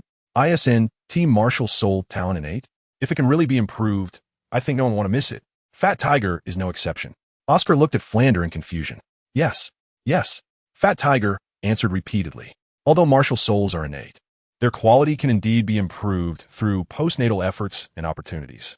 I have a method here to enhance the quality of martial souls and soul power. You can take a look, and don't miss it when you encounter it later. Tomorrow's lesson will be related to this content. Flander handed each of them a piece of paper. The writing on it was clearly still damp, indicating that Flander had just marked it. Flander began to explain to the two about the fairy grass, and the reason for doing this was also to arouse too much curiosity among the students, especially Tang San's suspicion. The content on it included several medicinal herbs, with each herb labeled with its efficacy and functions. Only the methods for harvesting and storing were left blank. Shortly after, Flander brought Fat Tiger and the others to the playground. Upon arriving at the playground, Fat Tiger quickly regrouped and stood beside MaHongjun, remaining silent. Although he looked honest, he was quite shrewd inside. Seeing this, Oscar also followed behind Fat Tiger into the line, clearly still trying to catch up with what Flander had just said in the office. "Ahem, let me introduce myself. I am the dean of our Shrek Academy, Flander, a level 78 agility attack battle soul master. Your future lessons will be arranged by me. If I am not in the academy, it will be handled by Vice Dean Zhao Wujia. Now for the first task. You need to complete it within 10 minutes. Go pay your tuition of 101 gold soul coins. Dai Mubai will lead you to the Academic Affairs office to pay the tuition. Flanders said loudly from the steps of the small square. Yes. Dai Mubai took the lead and went to the Academic Affairs office to pay the tuition. Xiao Wu, beside Tang San, whispered to him while looking at Flander, as if she had seen Flander before. 10 minutes later, the few who had paid their tuition returned to the line, waiting for the dean's next lesson. For the current Shrek Academy, even Ning Rongrong was very interested, let alone others. The second task is the first assignment I prepared for your first day of learning. You have 3 days to complete it, whether by researching in the library or whatever. Make sure to finish it. Students who complete it will receive rewards. Not only will your recently paid tuition be refunded, but you will also not need to pay tuition in the future. Flander was rarely generous. After all, 6 years of tuition amounts to over 600 gold soul coins, which would be more than half of MaHongjun's assets, even for someone quite wealthy. After Flander finished speaking, he handed out a piece of paper to each person, which was precisely the fill-in-the-blank assignment about fairy grass shown to Oscar and the others in the office. Tang San opened the paper and his eyes lit up. He was familiar with these things. Casually glancing over the crowd, he found that only Dai Mubai and a few new students looked confused, while the other 3 had expressions of understanding. No longer having any doubts, he couldn't help but ask, "Dean, if everyone completes the fill-in-the-blank, will they all be exempt from tuition?" But you don't need to collude on the answers. If discovered, all rewards for both will be voided," Flanders said lightly. Although he still appeared calm on the surface, inside, he was overjoyed. "All right." Tang San glanced at Xiao Wu and said somewhat disappointedly. MaHongjun secretly thought to himself, as expected, it seems Tang San doesn't know that even on Douluo continent, only a few people are aware of the existence of fairy grass. No matter how cunning Tang San is, he would not think that MaHongjun would use such a method to extract his knowledge about fairy grass. Chapter 81, Peerless Fairy Grass. In the teaching building, on the blackboard, Flander used soul power to condense the image of the first fairy grass. Coxcomb Phoenix Sunflower. The picture shows a red, trembling, soft, and fluffy fairy grass, which looks simple, composed only of red grass leaves. The top of the grass leaves resembles a coxcomb, but upon closer inspection, one can find its uniqueness. The leaf veins are actually crimson gold. Efficacy. An excellent herb that greatly supplements pure yang, significantly enhancing the soul power of the user and purifying impurities in soul power. 8-petaled orchid. A snow-white, crystal-like 8-petaled orchid that gives off an air of nobility. Efficacy. The medicinal properties are mild and rich, easy to absorb, with effects of solidifying the foundation and removing impurities from the body. Water fairy jade skin bone. Efficacy. Moisturizing tendons and bones, unblocking the 7 channels and 8 meridians, solidifying the foundation. Chilua tulip. A beautiful, multicolored tulip. Efficacy. Absorbing the essence of heaven and earth, sunlight and moonlight. Heartbroken red. A peerless treasure among the fairy products, the king of flowers, resembling a peony with blood-colored patterns. It is an extraordinary flower, serving its master. When harvested, one must think of their beloved sincerely and devotedly, sprinkling their blood on the petals. If one is indecisive, once picked, as long as it is beside its master, it will never wither. Wondrous fungus, celestial chrysanthemum. 8-pointed ice grass, fiery almond blossom. Fragrant chilua, celestial product. Longing for autumn water dew. Teacher, I have heard of the method of consuming chilua tulip. This flower cannot be swallowed, but needs to be lightly inhaled from the flower's core, slowly taking the essence into the mouth, and then cultivating soul power slowly to let the medicinal effect spread throughout the body. As for the harvesting method, I'm not very clear. MaHongjun stood up from his seat and was the first to speak. Not bad. It seems that besides cultivating, you have read a lot about this knowledge. What you said is very correct, but these are your assignments outside of class. You can't speak them out now. Today's lesson stops here. No need to rush. I will give you 3 days for this assignment. It doesn't matter how much you can produce. 1 fairy product counts as 10 points, and only the best performing member will be exempt from tuition. Flanders said. MaHongjun had privately told him about the effects of the celestial herbs. Although he was a bit envious, these were his disciples' belongings, and he naturally wouldn't covet them. So he was able to remain calm, and he believed that if there were surplus celestial herbs, MaHongjun would definitely not forget him. The students below all had a feeling of eager anticipation, nodding repeatedly. It was the first time they had heard that there were such celestial medicinal herbs in the world. And only MaHongjun, Fat Tiger, and Oscar seemed to be slightly better than the others. The assignments I have given you today are also to help you understand these medicinal herbs, so that if you encounter them in the future, you won't miss out. However, The methods of harvesting and preserving celestial herbs are extremely complex, and you'll need to explore them on your own. Even our academy's teachers do not fully know. And this is also the assignment I am leaving for you. You can leverage your family's power or any means, and the deadline is 3 days. Flanders said in a teacherly manner. However, Tang San was unaware that this was entirely a clever scheme set up by MaHongjun for him.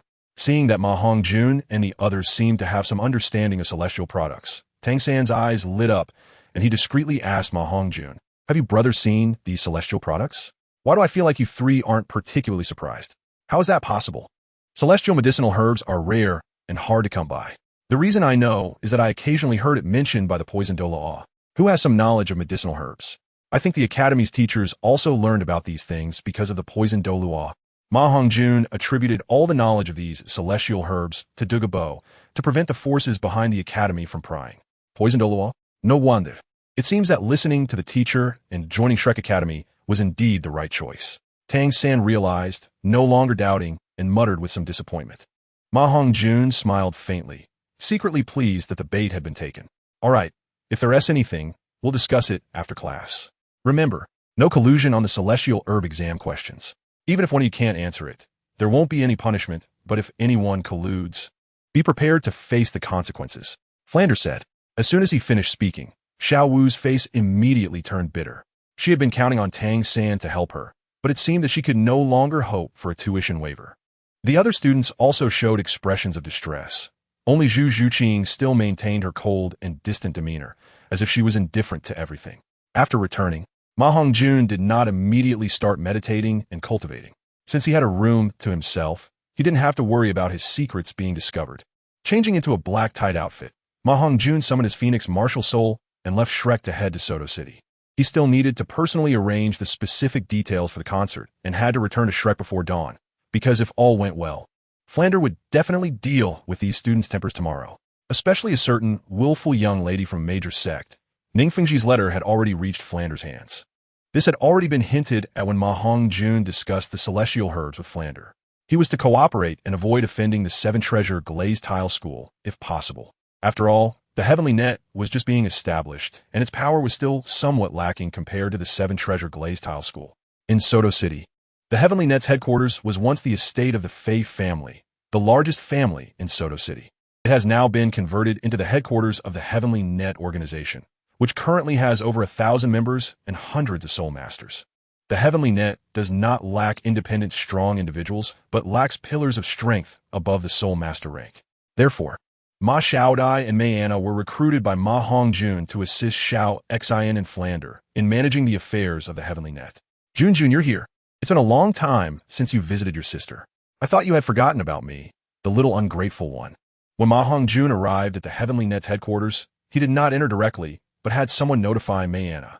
His public identity was merely a disciple of the upper echelons of the Heavenly Net, and he did not belong to the Heavenly Net. So wanting to enter directly was obviously against the rules. Seeing Mei Anna come out to greet him, he couldn't help but smile wryly. Since saving Mei Anna a year ago, this nearly perfect-looking beauty had developed feelings for him and started openly expressing her affection. However, MaHongjun had rejected her, claiming he was still young and did not want to date. Chapter 82. Star Concert. If MaHongjun said he felt nothing for Mei Anna's affections, that would be impossible. However, he was not someone who acted rashly. Otherwise, he wouldn't choose to suppress the evil fire in his body with invaluable ice attribute spiritual medicines. Having endured the torment of the evil fire for a long time, his self-control regarding the opposite sex was far beyond what ordinary people could compare to. Not only his self-control, but even his willpower far exceeded that of ordinary soul masters, even those of soul kings. Sister Anna, I have important business. Let's not mess around. Take me to the concert venue, and after arranging the specific matters, I need to return to the academy before dawn. MaHongjun stated directly. Sai, I knew you wouldn't come to see me for no reason. Every time you come to find me, it's either because of the evil fire or you need my help. Is your ice attribute spiritual medicine still enough? Do you need me to have the Mei family procure some? Mei Anna's tone carried some dissatisfaction, but she couldn't help but ask about the evil fire with concern. I still have a few plants. There shouldn't be a problem within half a year. I've already found a solution to the evil fire, so there's no need to waste gold soul coins on procurement. MaHongjun replied honestly. All right, come with me. Xiaodai has gone to recruit soul masters in other cities, so you don't need to go and see her. I'll take you directly to the concert venue. Hearing that MaHongjun had found a solution to the evil fire, Mayana surprisingly did not feel the expected joy.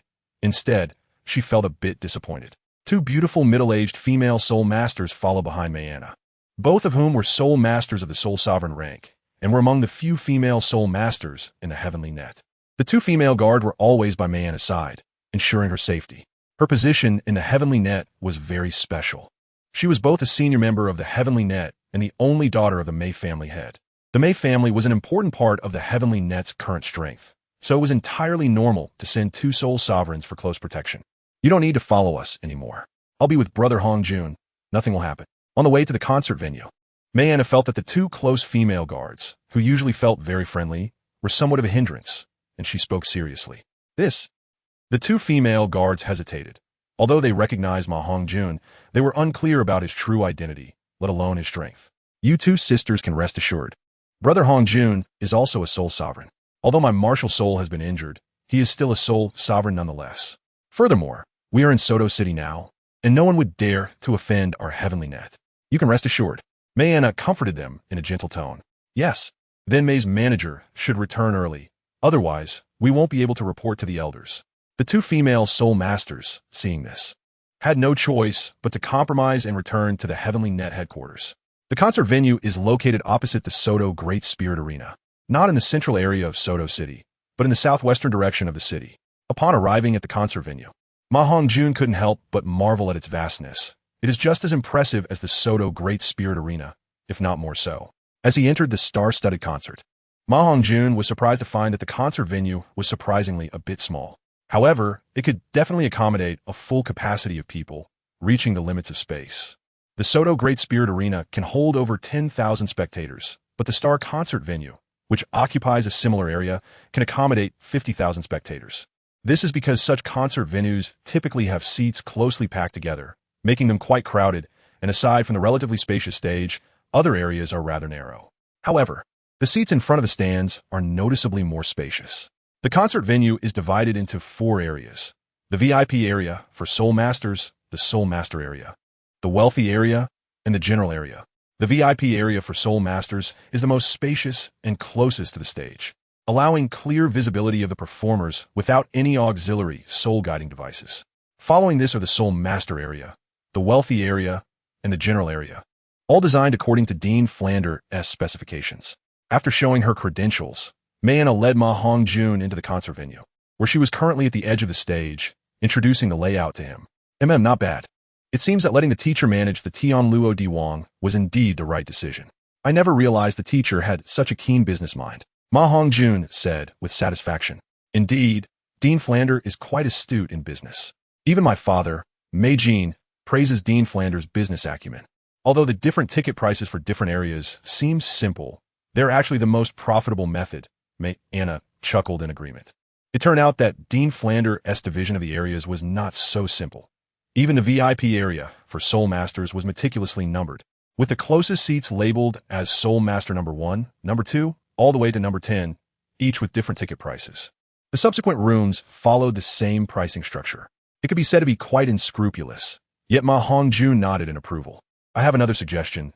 We should extend an invitation to the well-known academies of the Tiando Empire in the name of Shrek Academy and Tianluo Diwang, inviting them to attend this concert as a form of exchange among Soul Master academies.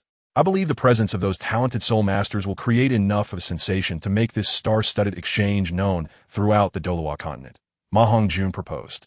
But how do we arrange the seating for those academies? The Soul Masters from prestigious academies are all extremely proud, and security will be an issue.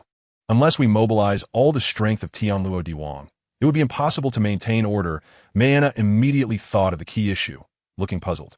She knew MaHongjun well enough to understand he wouldn't propose something without careful thought, which is why she asked. I've thought about that as well. Naturally, we want to invite every academy. We'll only invite those that are representative. For now, let us invite 10 prestigious academies. This way, security concerns will be alleviated a bit. We can create 10 luxurious suites on the second floor of the stands, naming them after the top 10 academies of Tiando, and offer them free of charge for their use. The 10 academies could temporarily include the 5 Elements Academy and the Plan Academy, Tiando Royal Academy, and so on. MaHongjun said nonchalantly. His ambition extended far beyond this. Through the concert, he could not only make a significant profit, but also bring Shrek Academy into the public eye, elevating its status, and perhaps even allowing Shrek to rise to the ranks of prestigious academies. If the plan went smoothly, the Star Concert could become one of the main sources of income for Tianluo Diwan. Although future events might not create the same sensation as the first, it could still become a norm. He even envisioned the Star Concert becoming an exchange event among high-level Soul Master academies on the continent, held annually, rivaling the high-level Soul Master competition. Moreover, it would be a grand event hosted by Shrek and Tianluo Diwan. Of course, this plan was still in its infancy and would require the continued strengthening of Tianluo Diwan's power, at least to match the top 3 sections. Not bad, not bad. Why didn't I think of this? With the toxic Douluo's presence, what you propose is completely feasible, although it seems like we are at a disadvantage. The star effect brought by those Academy Soul Masters will allow us to profit immensely. Compared to Dean Flanders' penny-pinching model, your vision is much broader, Mayana said, her eyes lighting up in surprise at MaHongjun's business acumen, which she hadn't expected. She was the most talented in business in the Mei family for nearly 100 years, even more so than her father, MaHongjun. It's just a different perspective on the issue. You were just praising the teacher. How can you suddenly say he is penny-pinching? You all don't just flatter him all the time, do you? Have you gotten used to it? MaHongjun rolled his eyes and said irritably, Isn't that normal? In Tianluo Diwan right now, aside from the uninvolved toxic Dalu, your teacher has the final say. However, Dean Flanders does have quite a business mind. Though he tends to focus too much on immediate gains and losses, Mayana explained with a somewhat awkward smile. Well, I'll leave the specifics to you. Although you're the teacher's assistant, I know your capabilities. Remember, those ancient-style clothes produced by Tianluo Diwan must make a big splash on the day of the concert, as they will be one of our future highlights, MaHongjun reminded again. I really don't know how your little brain works. Everything is interconnected. If you don't become a businessman, it would be a waste of your talent. Rest assured, our Tianluo Diwan will definitely lead the clothing industry on the continent, Mayana said excitedly. The designs MaHongjun provided her were so captivating that she couldn't wait to wear the samples, especially that wide-sleeve flowing fairy dress. However, to keep it a secret, she restrained herself to wearing it only when alone.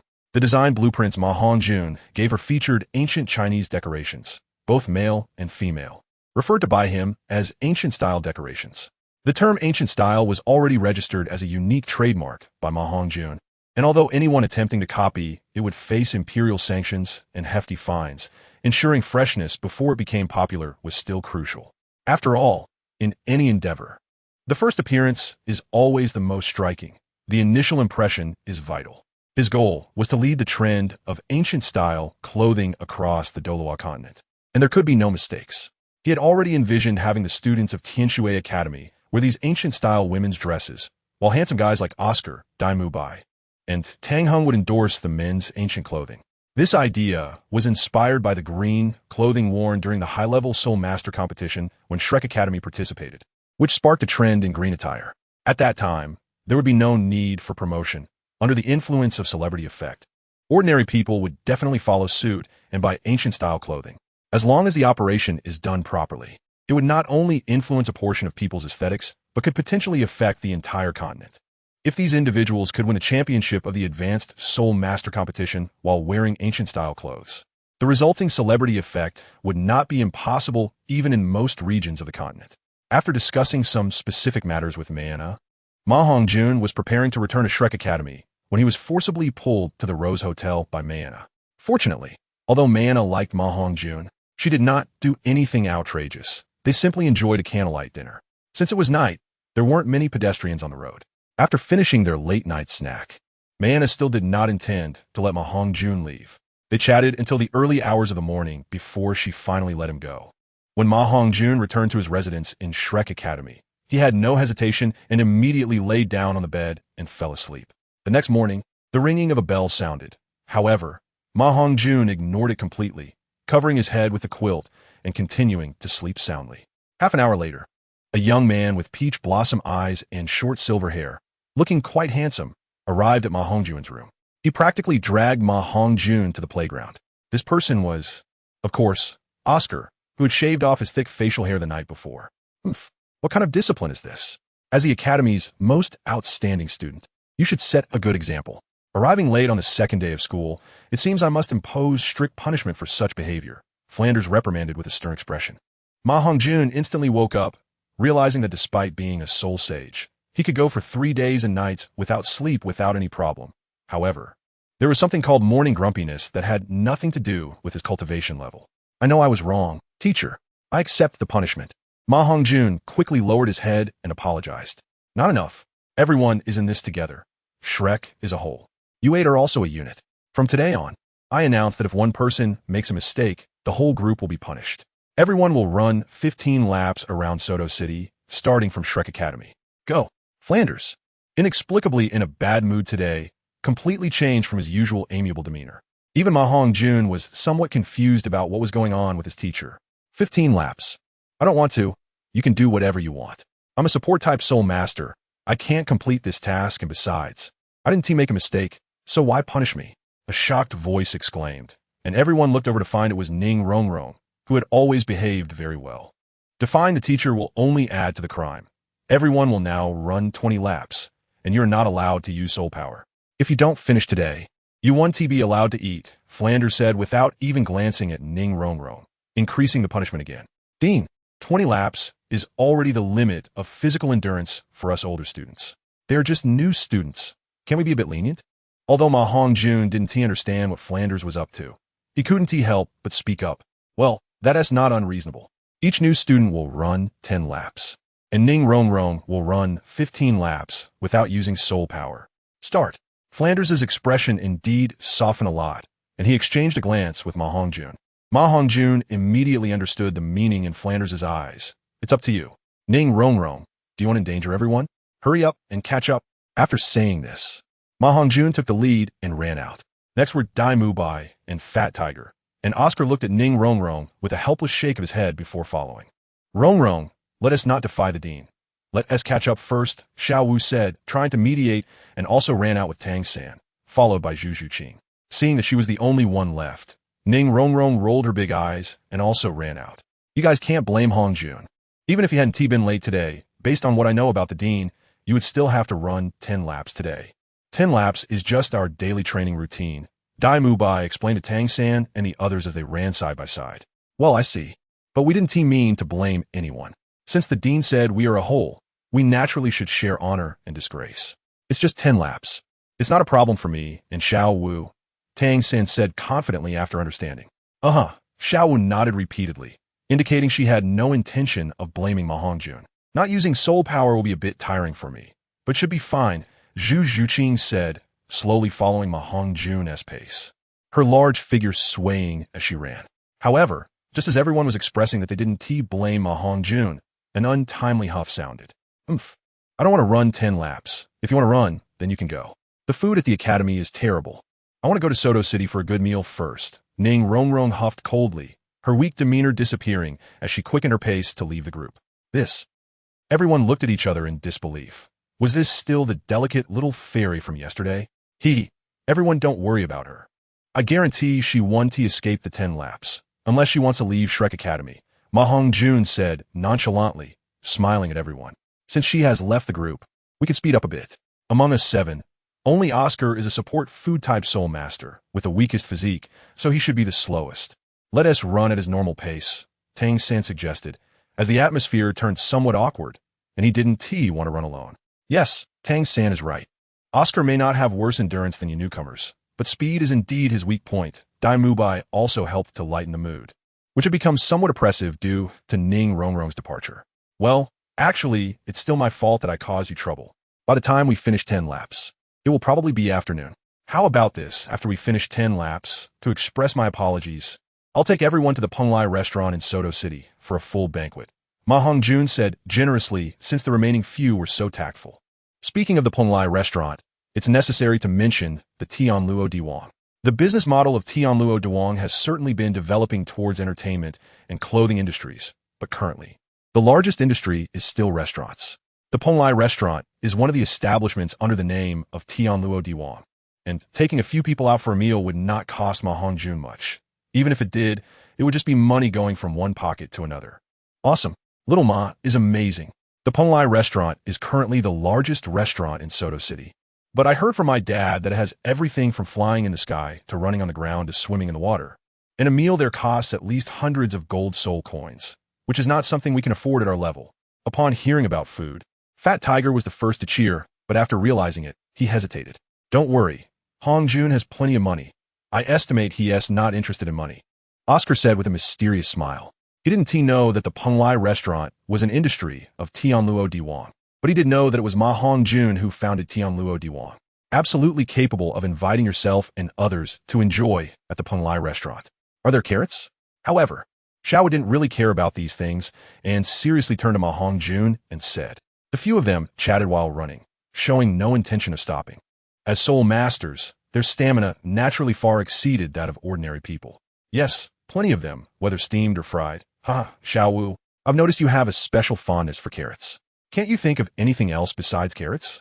MaHongjun laughed and asked, and everyone couldn't help but chuckle. You're the one whose head is full of carrots. Who says I only think about carrots? I also have Tang San in my mind. Xiao Wu continued running, reaching out to link arms with Tang San, feigning a huff to show off to MaHongjun. Critical hit 999 from the envy of a single dog. If MaHongjun had any jealousy points, they would definitely be off the charts at this moment, but unfortunately, he didn't. He only had kindness points and faith points. He felt that faith points and kindness points definitely had other uses, but he just hadn't discovered them yet. After running 10 laps, the sky had already passed noon. MaHongjun let Tang San and the other 3 freshmen go ahead to book a spot at the Punglai restaurant while he took the 3 seniors to continue with the next task. Watching Tang San and the others complete the task and head to the Punglai restaurant to reserve spot, Oscar suddenly started sprinting with all his might as if he had been injected with adrenaline. Seeing this, MaHongjun helplessly ran in front of Oscar to block the wind resistance, while Damu Bai and Fat Tiger also lined up and began to charge forward at a steady pace. Finally, after nearly an hour, the group completed their task and entered Soto City, dripping with sweat. Entering the ancient and fragrant Punglai restaurant, the 4 quickly found Tang San and the others. After settling down, MaHongjun raised his wine glass and said to everyone, I toast to you all, at the same time, congratulate the 3 of you freshmen for joining the Shrek Academy family. The 7 of them clinked glasses and gradually became one, except for Dai Mu Bai and Zhu Zhuqing, who didn't toast each other. In a short time, the others had already toasted each other countless times. As night fell, since they didn't use their soul power to dispel the effects of the alcohol, everyone was slightly tipsy. Even Zhu Zhuqing and Xiao were no exceptions. Just as MaHongjun wanted to continue to toast Tang San, who could no longer drink, Tang San found an excuse and asked, I wonder how everyone's homework is coming along? I assume our conversation here 1T be observed by the dean, right? Tang San's mood was obviously quite good, otherwise he wouldn't have asked this. The students of Shrek Academy made him feel incredibly warm. Having lived 2 lives, he valued this pure friendship between classmates more than anyone else. However, he was the pure and noble Tang San, while MaHongjun was not. It could even be said that MaHongjun's heart was dirtier than anyone else's. The reason MaHongjun didn't show it was also due to the suppression of the ice attribute spiritual medicine and the support of his strong willpower. Otherwise, with his tenfold desire, just thinking about it would send chills down one's spine. No progress on my end, what about you? MaHongjun said nonchalantly. Actually, I know a bit about the herbs the dean mentioned. Telling you 1T hurt, after all, just like Hongjun said. These immortal herbs are rare and may not be encountered in this lifetime. You just have to promise that you can only copy one version to write on your homework. And I will tell you. Tang San said. Of course, that is no problem. Xiao San, why don't you share your understanding of these herbs so everyone can broaden their horizons? Oscar couldn't help but ask curiously first. Well, before talking about the picking and storage methods of these immortal herbs, let me tell you a love story about the Heartbreak Red. Tang San glanced at Xiao Wu, who was ready to listen to the story, and couldn't help but feel a bit helpless. Chapter 85. The story of Heartbreak Red. Heartbreak Red is the highest quality immortal herb mentioned by the dean. It is not called an herb because these herbs surpass the limits of ordinary herbs, so I refer to them as immortal products. Tang San did not start telling the story immediately, but explained to everyone what an immortal herb is. Xiao San, weren't you supposed to tell a story? I want to hear a love story, not your introduction. Xiao Wu, whose face was slightly flushed from drinking, looked particularly tempting like a ripe red apple with her dissatisfied expression. Even Zhu Zhuqing beside Xiao Wu cast a curious glance at Tang San. Regardless of the world, girls always have a unique interest in love. All right, I really can't do anything about you. Legend has it that Heartbreak Red was originally an ordinary peony flower, but it changed because it received the heartfelt blood of someone with deep feelings. The story goes like this. There was an ordinary peony flower, which was the incarnation of the flower goddess from the heavenly realm. Because it met a flower-loving man, a series of love stories unfolded. The man was someone who cherished flowers greatly, so he liked to cultivate flowers. All kinds of petals filled the entire courtyard, and the incarnation of the flower goddess was among them. The man's favorite thing to do every day was to recite poetry to the flowers in the courtyard and express his feelings. Whenever a flower withered, the man would be very sad. His sincerity made the flower goddess, who also loved flowers deeply, very touched. Every time the man expressed his love for the flowers and recited poetry, the flower goddess felt immense joy. Gradually, the flower goddess was moved by the man, and on one occasion, she descended to meet him. Ultimately, because of their shared interests, the woman was attracted to the man, who had long since fallen deeply in love with her. So the two became husband and wife, naturally cherishing the moonlight together every night. Tang San took a sip of his drink and suddenly paused. What is the heavenly realm? Fat Tiger couldn't help but ask the question everyone was curious about. Seeing everyone listening seriously and being very interested, Tang San's mood was also unconsciously lifted. You can understand it as a higher-level world, similar to the realm of deities. However, love between gods and humans seems happy, but the heavenly realm has clear laws and gods and humans cannot fall in love. The romance between the flower goddess and the man evidently violated the rules of the divine realm. Tang San explained with a smile. Wait a moment, Xiao San. I have a question. What does ear to ear mean? MaHongjun asked at an inopportune moment. Unlike others' curiosity about the story, he had heard this story no less than 3 times, so his focus was naturally different from others. Huh? This means that. Tang San's face, which was already slightly flushed from drinking, turned even redder from MaHongjun's question. Xiao Wu and Zhu Zhuqing both lightly snorted, thinking he was a rogue. But Xiao Wu's reaction was even more fierce as she boldly said, ear to ear naturally means you say a word. I say a word, especially adults, who always like to be ear to ear with their loved ones in bed. Is that so? If you just say, joyful union wouldn't that work? Why be so euphemistic? Well, Xiao San, you continue with your story. MaHongjun couldn't help but awkwardly smile. He asked subconsciously, not expecting Xiao Wu's explanation to be so direct that he immediately understood. Looking at everyone staring at him with a foolish expression, MaHongjun quickly urged Tang San to continue sharing his love story. The goddess fell in love with a mortal, violating the rules of the heavenly realm. And in the end, the goddess was taken away by the celestial god, while the man lost his wife. They loved each other, but could not meet. Faced with the departure of his beloved, the man felt powerless and gradually fell into despair, and the flowers and plants in the garden slowly withered. By chance, the man learned that his wife's true form was the peony in his courtyard, and as long as he burned the peony, the goddess would become immortal and descend to the mortal realm. The man then suddenly realized and began to take care of the flowers and plants in the courtyard again. The man was a person who loved flowers and cherished them. He did not want to destroy the white peony, nor did he want the goddess to become immortal out of his own selfish desires. So he spoke of his longing to the white peony every day. Over time, his yearning turned into a sickness, and he spat out blood onto the peony, ultimately dying. The story behind the Heartbroken Red is heart-wrenching, and it is said that only true and sincere love can make it recognize its master. So, is the story of the Heartbroken Red about a celestial being descending to the mortal realm and falling in love with a mortal? It is indeed a touching story. After hearing this, Xiao was lost in thought, as if she had put herself in the role of the flower goddess, and her eyes even glistened with moisture. The extraordinary flowers serve their masters, and you don't have to be too demanding with the celestial herbs. Seeing everyone lost in their fantasies, Tang San couldn't help but interrupt. MaHongjun just smiled slightly and said nothing. Tang San then began to introduce the methods of picking celestial herbs to everyone. Although MaHongjun was familiar with most of the original plot, he wasn't very clear on the specifics. After Tang San's explanation, MaHongjun learned that the 8-pointed Xianbing grass needed a golden iron object to be picked. In contrast, the Liuhua Xingjiaoshu required a jade box to be picked without diminishing its efficacy. Other celestial herbs also needed special picking and preservation methods. Some required wooden boxes, while others required stone or jade boxes.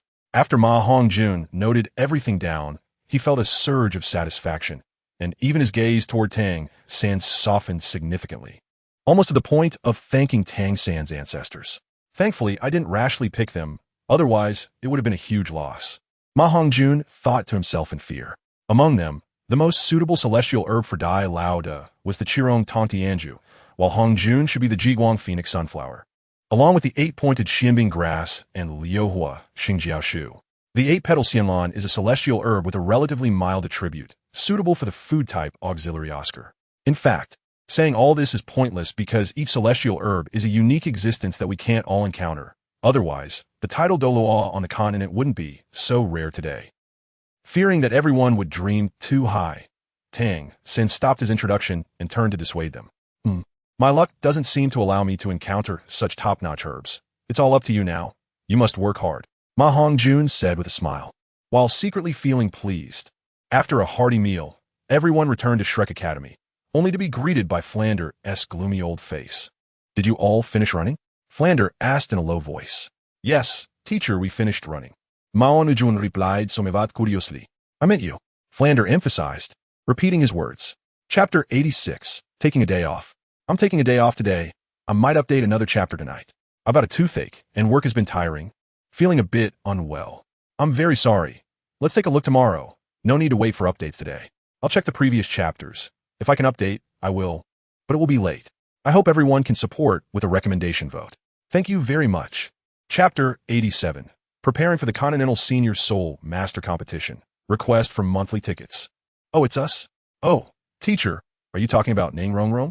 We don't know where she went. After we finished running, we just went to the Penglai Hotel for dinner, and now we smell of alcohol. It's terrible. If there's nothing else, we'll head back to wash up and sleep. MaHongjun said casually, and when he realized Flander was referring to Ning Rongrong, he didn't show any intention of reporting or hiding it. Well, in that case, you should return and rest early. We'll talk about today's matters tomorrow. Flander's tone was gentle, but to everyone, it felt chilling, making Dai Mubai and the others feel that tomorrow might not go well.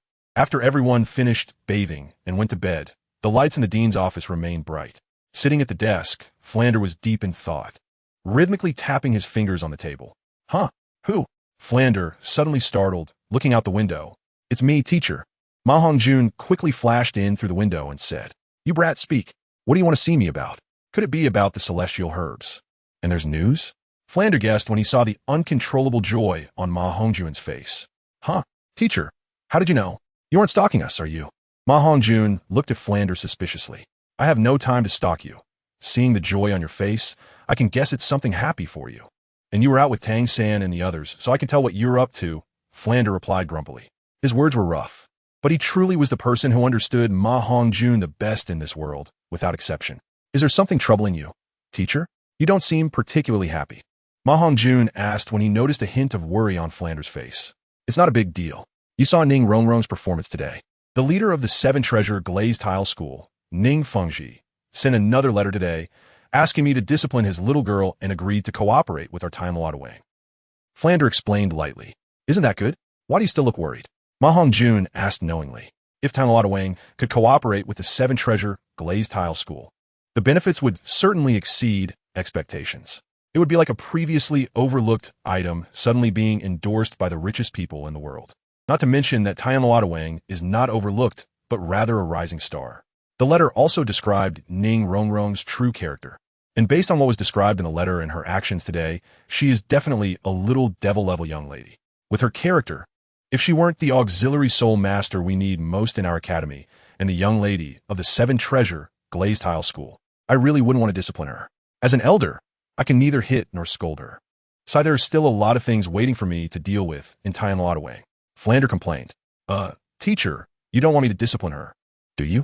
What if I hit her, and the sword Bone Douluo from the 7-treasure glazed tile school comes to settle the score with me? Even if the poison Douluo comes, I won't be able to handle it. No. MaHongjun was startled at first, and after realizing it, he quickly shook his head. Flander understands MaHongjun's character, and MaHongjun also understands Flander's heart. This is definitely about shirking responsibility and making himself do such thankless tasks. Ahem, you can take some appropriate measures. There's no need to resort to violence. All right, this matter is up to you. Flander, seeing through MaHongjun's thoughts, no longer hid it, cleared his throat, and said seriously, Fine, but teacher, you need to cooperate with me a bit. With Sister Anna in charge of the Heavenly Net, there's no need to worry too much. You could just rest at the academy these days. I see you don't want to be the bad guy. Just know how to pit your precious disciple. If something goes wrong, I'm going to make a run for it, MaHongjun said irritably. Though he said this, if something really happened, he would definitely not abandon the teachers of Shrek Academy to run away alone. Although MaHongjun was dissatisfied with Flanders' arrangement, he still agreed. As Flanders' student, who worked hard every day for his sake, how could he refuse Flanders' request? As expected of my good disciple. You know to share the pressure for your teacher. However, when you are managing, pay attention to the unity of the team. Although Shrek Academy encourages competition, unity is equally important, Flanders said with a satisfied smile, and then reminded him. I understand the principle that a single arrow is easy to break, but 10 arrows are hard to bend. 5 people united are like a tiger. 10 people united are like a dragon. Don't worry, teacher. I will handle the unity of the team. When Master arrives, you should also emphasize this to him. MaHongjun nodded in response. Xiao Gang should also arrive at Shrek Academy in the next few days. If that young lady isn't managed well by then, this bad guy will be left to him.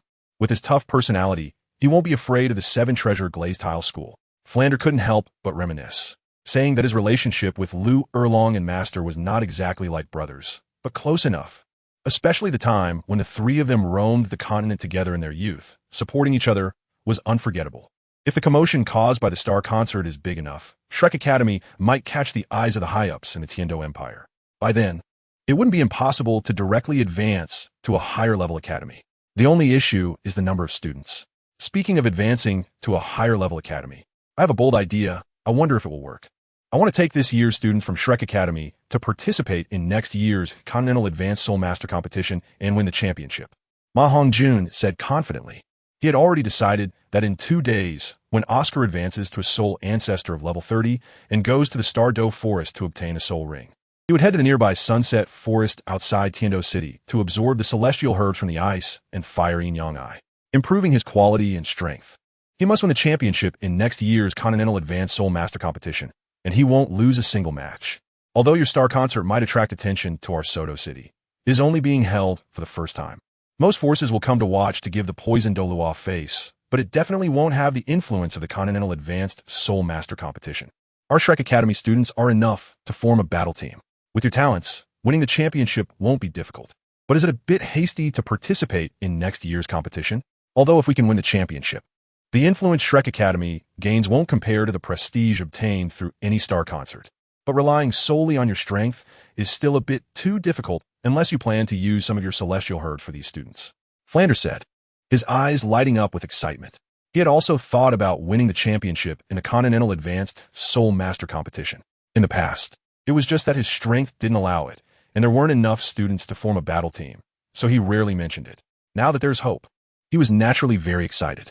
Participating in the Continental Advanced Soul Master Competition is the dream of all Academy teachers and the best way to showcase their educational results.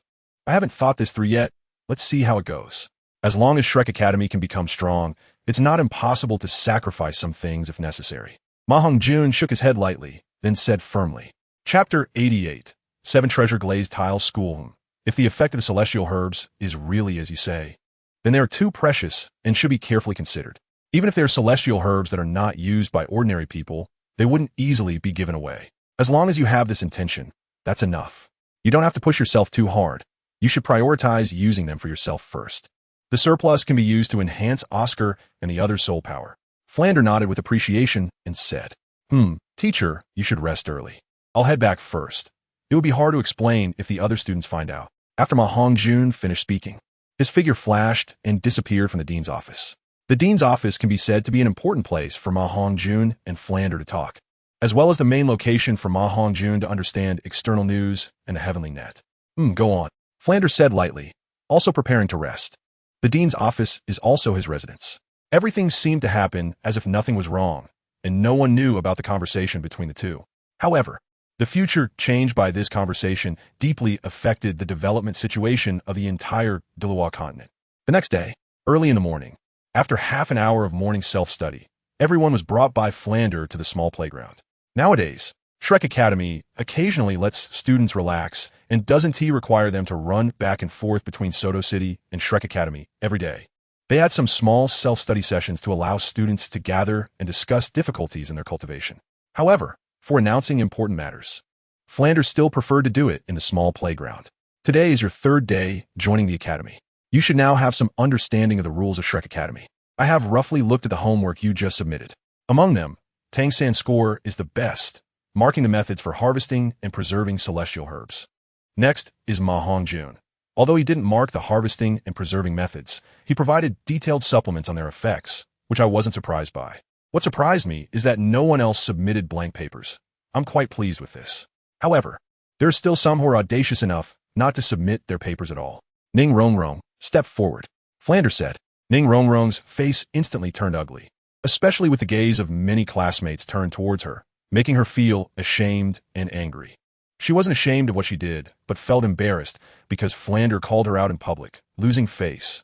And the way others looked at her like a bad student made her even more furious. MaHongjun saw that Ning Rongrong had no intention of moving. So he took a step back, and the others followed suit, stepping back as well. Only then did Ning Rongrong raise her head and glare fiercely at MaHongjun, then stepped forward and stared at Flander proudly, saying, I won't. I haven't finished the homework, so I haven't had the time to check the information. You didn't say when to submit it today. Is it a problem if I submit it later? Not completing homework is something to be proud of, is it? All right. Even if I didn't say it, may I ask, Miss Ning, what were you doing yesterday while everyone else finished their own tasks? Flander said, glancing at Ning Rongrong, mocking her. You followed me.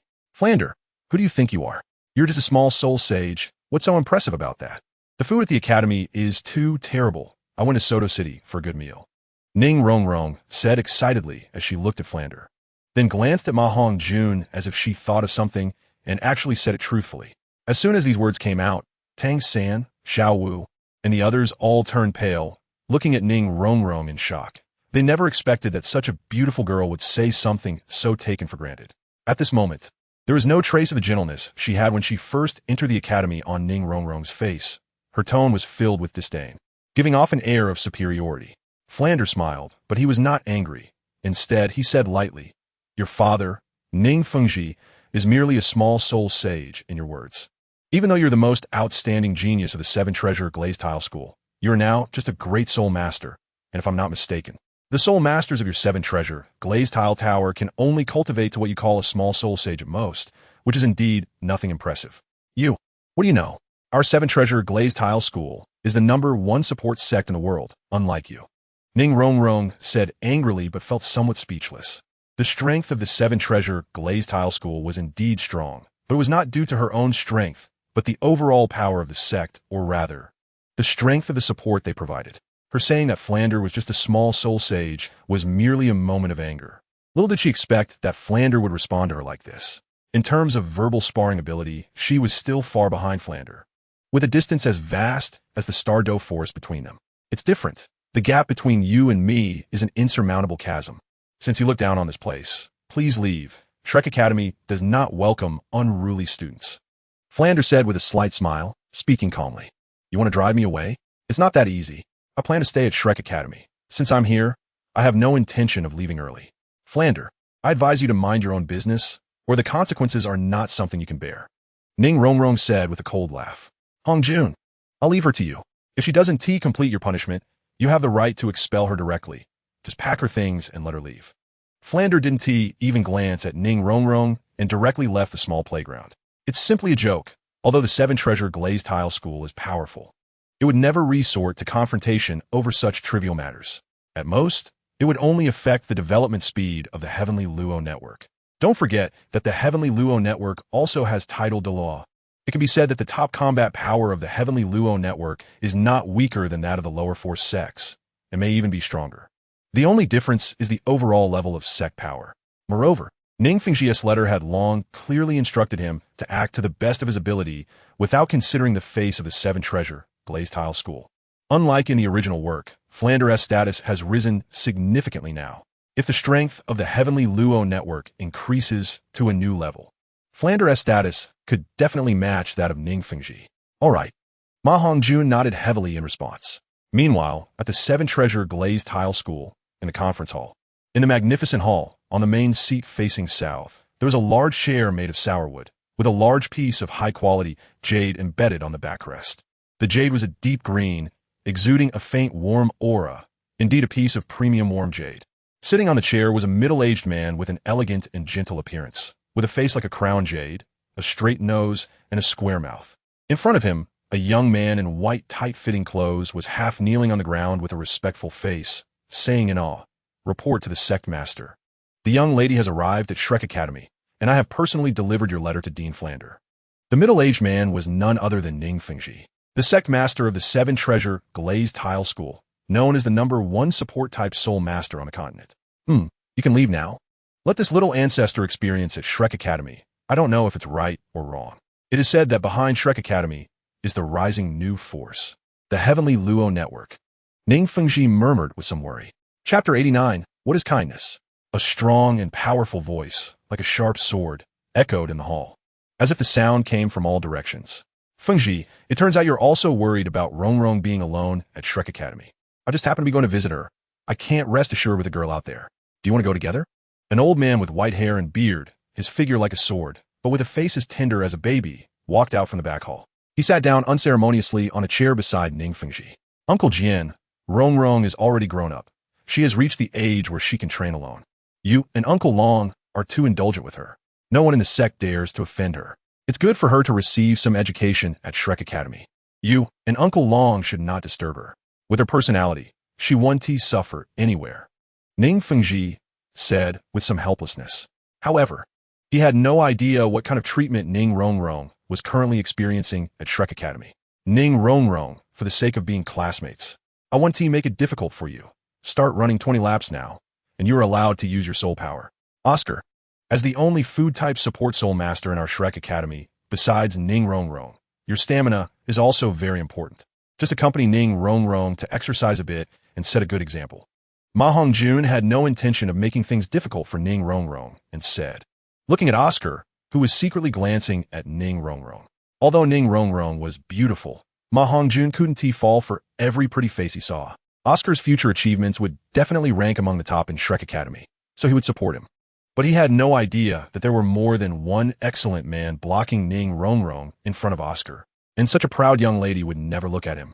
If it were just Tang San, since Tang San had Xiao Wu, she wouldn't feel anything. However now, whether it was him or Tang San, their current performance was much better than Oscar's. If I have to run, then I will run. Seeing MaHongjun being serious, Ning Rongrong surprisingly did not retort. Perhaps she had already sensed MaHongjun's status in Shrek Academy. Or perhaps she subconsciously did not want to offend this genius monster of Shrek Academy. Brother, I want to thank you for your great kindness. From now on, I am your person. No matter whether I can succeed in pursuing her or not, I will never blame you. From now on, you can eat my sausages for free. Oscar immediately grinned and whispered his thanks to MaHongjun. Since these female students entered Shrek Academy, he had already shaved his two-sided beard clean. If only looks were considered, even the handsome and suave Dai Mubai would be slightly inferior compared to him. After all, MaHongjun had been classmates with him for 2 years, so how could he not know what Oscar was thinking? However, he was still very willing to support him. I don't need him to accompany me. What I need is not a sissy, but a real man. If you think I will be bored alone, you can come and run with me. I want to mind. Ning Rongrong huffed coldly and turned to run toward Soto City. Using soul power to run 20 laps was also a new challenge for her. It could be said that she had reached the limit she could bear. But as long as her will was strong enough, it wouldn't be difficult to complete. Mine, Oscar, what are you waiting for? Hurry up and catch up. MaHongjun rolled his eyes in annoyance and pushed Oscar, saying with a tone of frustration, "Oh, I'll catch up right away."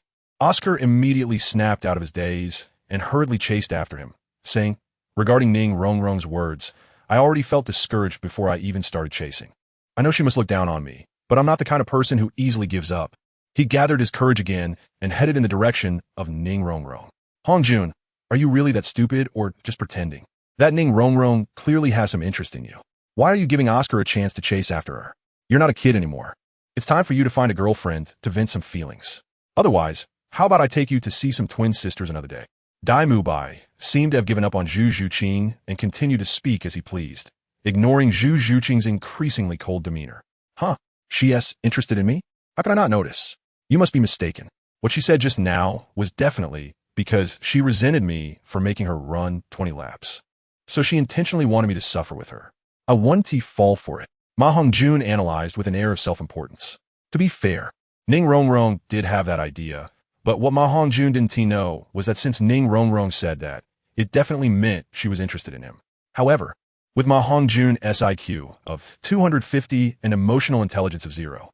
5. He couldn't understand a girl's feelings. Dai Mubai shook his head helplessly and patted MaHongjun's shoulder heavily, saying lightly, "Bro, you still don't have enough contact with girls. You need to learn from your older brother in this regard. Humph. Unlike some people who have seen countless girls, some people can't even keep themselves in check, and they shouldn't spoil good people." Zhu Zhuqing coldly snorted, looking at the two with a sarcastic tone before turning and leaving the small playground without looking back. "I'm teaching my brother. What does it have to do with you? A good man doesn't fight with a woman." "Brother, I'll leave first." Dai Mubai instinctively wanted to retort, but upon seeing Zhu Zhuqing, he instantly lost interest in arguing and disappeared from the playground in a flash. Seeing everyone leave, Fat Tiger also quickly ran away without a trace. "A good person card? What the?" MaHongjun didn't say anything, just casually checked the green panel in his mind. Suddenly, he noticed that the kindness value section actually jumped and instantly increased by 3 points, startling MaHongjun. He exclaimed in his heart, "Can the good person card also increase kindness value?" MaHongjun found himself a bit confused about the concept of kindness. Thinking of this, he couldn't help but look at Tang San, who was about to leave with Xiao Wu, and called out, "Xiao San, wait a minute. Can I ask you a question?" "We are all partners, so it's only right to help each other. No need to be so polite." Tang San looked at MaHongjun with confusion as he walked over. "Well, it's like this. I just want to ask what the concept of kindness is. Among our Shrek students, you seem to have the most mature personality. Do you know? Can you share your understanding with me?" MaHongjun was just casually asking, and didn't expect to learn anything from Tang San. Good and evil. Who can define kindness and wickedness? It's up to you to judge. I don't know, but my teacher once told me something that I feel makes a lot of sense. The mountain is a mountain. The water is water. The mountain is not a mountain. The water is not water. The mountain is still a mountain. The water is still water. After seeing through everything, after understanding the essence, what does it matter? After seeing through, what can the so-called good and evil do? What about kindness and wickedness? All actions are merely to survive, living according to what one has seen and understood. Tang San said seriously. MaHongjun pondered, and at that moment, Xiao Wu spoke up. "Xiao San, what are you talking about? I don't understand at all. If you ask me, a kind person must first have a kind heart. You can't randomly hunt good soul beasts. Of course, if it's an evil soul beast, you also can't show mercy." Xiao Wu said with dissatisfaction as she looked at Tang San. Tang San helplessly patted Xiao Wu's head and smiled wryly at MaHongjun, saying, "Xiao Wu is used to being mischievous. Brother Ma, please don't mind her." Although her answer is brief, it does have some truth to it. My teacher's words are indeed too profound. Buddha's heart, Emperor's technique. Bodhisattva's heart, Emperor's means. MaHongjun seemed to have an epiphany, and suddenly the green panel in his mind emitted a violent mental wave, causing his kindness value to soar, instantly increasing by 100 points, reaching 156 points. The three-leaf clover martial soul lock in his CE of consciousness also shattered, unlocking the conditions for hidden soul rings. Even the appearance of the panel underwent significant changes, and a new function appeared, with the kindness value section showing that there were still remaining kindness points. The information on the panel also changed.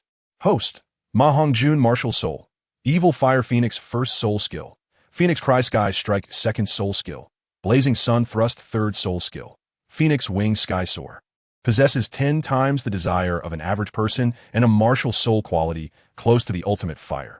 Martial Soul, 3-leaf clover function 1. Kindness point lottery, 1,000 kindness points per draw, 100 basic kindness points, 56 kindness points. Function 2. Faith point lottery, 1,000 faith points per draw, 100 basic faith points. Other, not unlocked. First soul skill, Biphosphor Flame Poison Field. First hidden soul skill, Parasitism, Entanglement. Second soul skill, Ink Jade Empty Rod. Second hidden soul skill, None. Third soul skill, Web Coverage. Special talent skill, Demon Slayer Breathing Technique. External soul bone, Earth Whip. Soul bone, None. Soul Guidance Device, Rui Treasure Bag.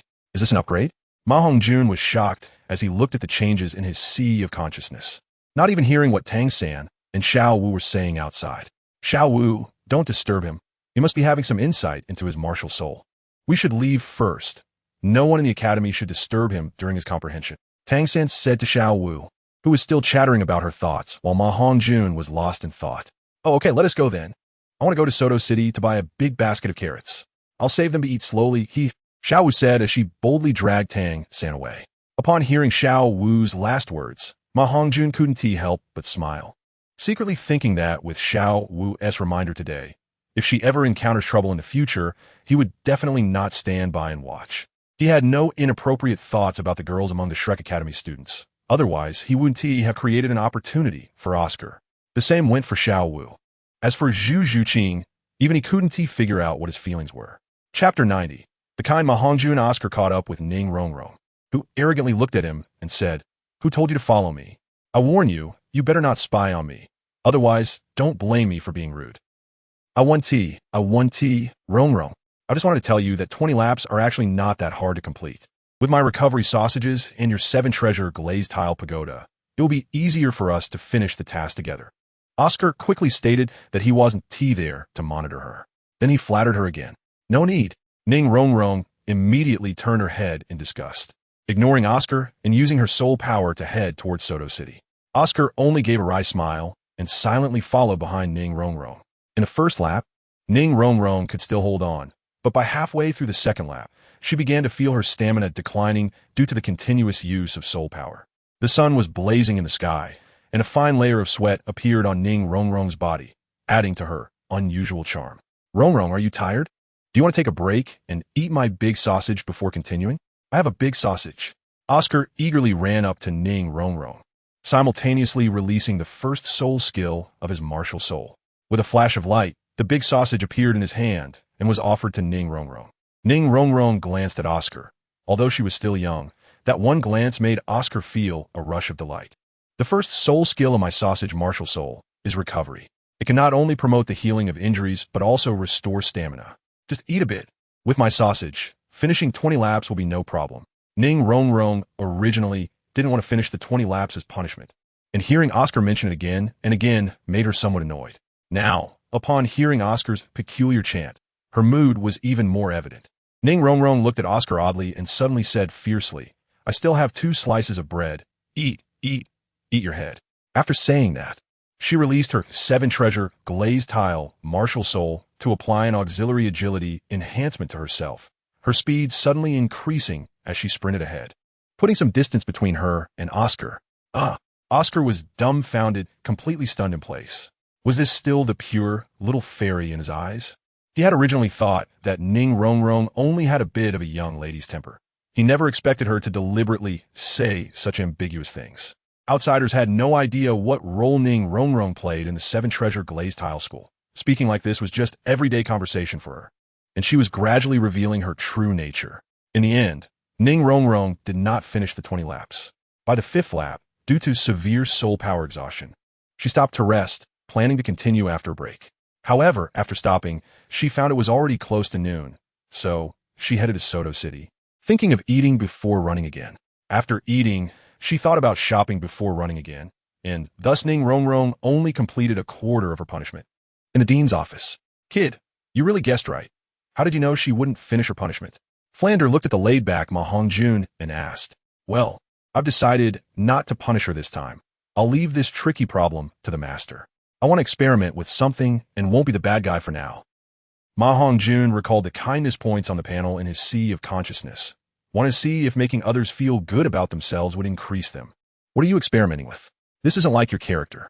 You shouldn't be afraid of the little princess of the 7-treasure glazed tile school. Tell me what you want to experiment with. Flander looked at MaHongjun with confusion. "It's a secret. I can't say it yet." MaHongjun smiled mysteriously, knowing that the special talent skill obtained from the hidden soul ring of his martial soul, the 3-leaf clover, was definitely his greatest secret, without a doubt. Even the closest people wouldn't be told. It was a secret that belonged solely to him. "TCH, I don't want to know anyway. When are you planning to go to the Sunset Forest? Do you need to wait for the poisoned Douluo to return so you can go together?" Flander pretended to be indifferent, but then asked with some concern. Oscar should be about to break through in the next few days. When teacher Zhao Wujia takes them to the Stardow Forest for training, I'll leave the team for a while to go to the Sunset Forest. MaHongjun knew the general plot, so he naturally knew Oscar was about to break through to Soul Sovereign. If we talk about the difference between the Shrek 7 monsters and the original work, it is that their physical strength has become increasingly strong. Whether it was Dai Mubai or Oscar, their bodies were a level stronger than in the original work. No need. I'm already a level 34 Soul Sovereign now. Self-defense is more than enough.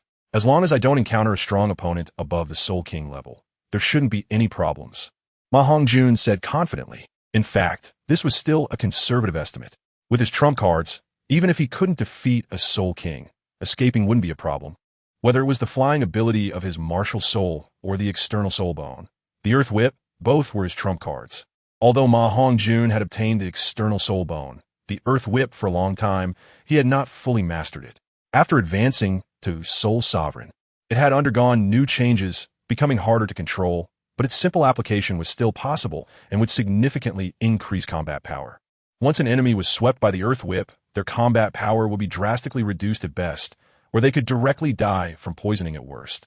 The toxins contained in it were a mixture of the green phosphorus snake venom from MaHongjun's body, the scorpion venom of the Earth King, and the mutated green phosphorus flame poison, resulting in a multi-layered poison. The power of this multi-layered poison far surpassed that of the green phosphorus snake venom. And according to Douluo's appraisal, even his green phosphorus snake emperor poison couldn't compare at the same level. Well, since that's the case, be careful when the time comes. In a few days, I have to return to Soto City to handle the concert's affairs. This time, our Shrek Academy must use this concert to communicate and become a prestigious school on the continent. Flanders said excitedly. Yes, teacher, don't worry. I will definitely make our Shrek Academy win the championship at next year's Continental Soul Master Academy final. Another new day.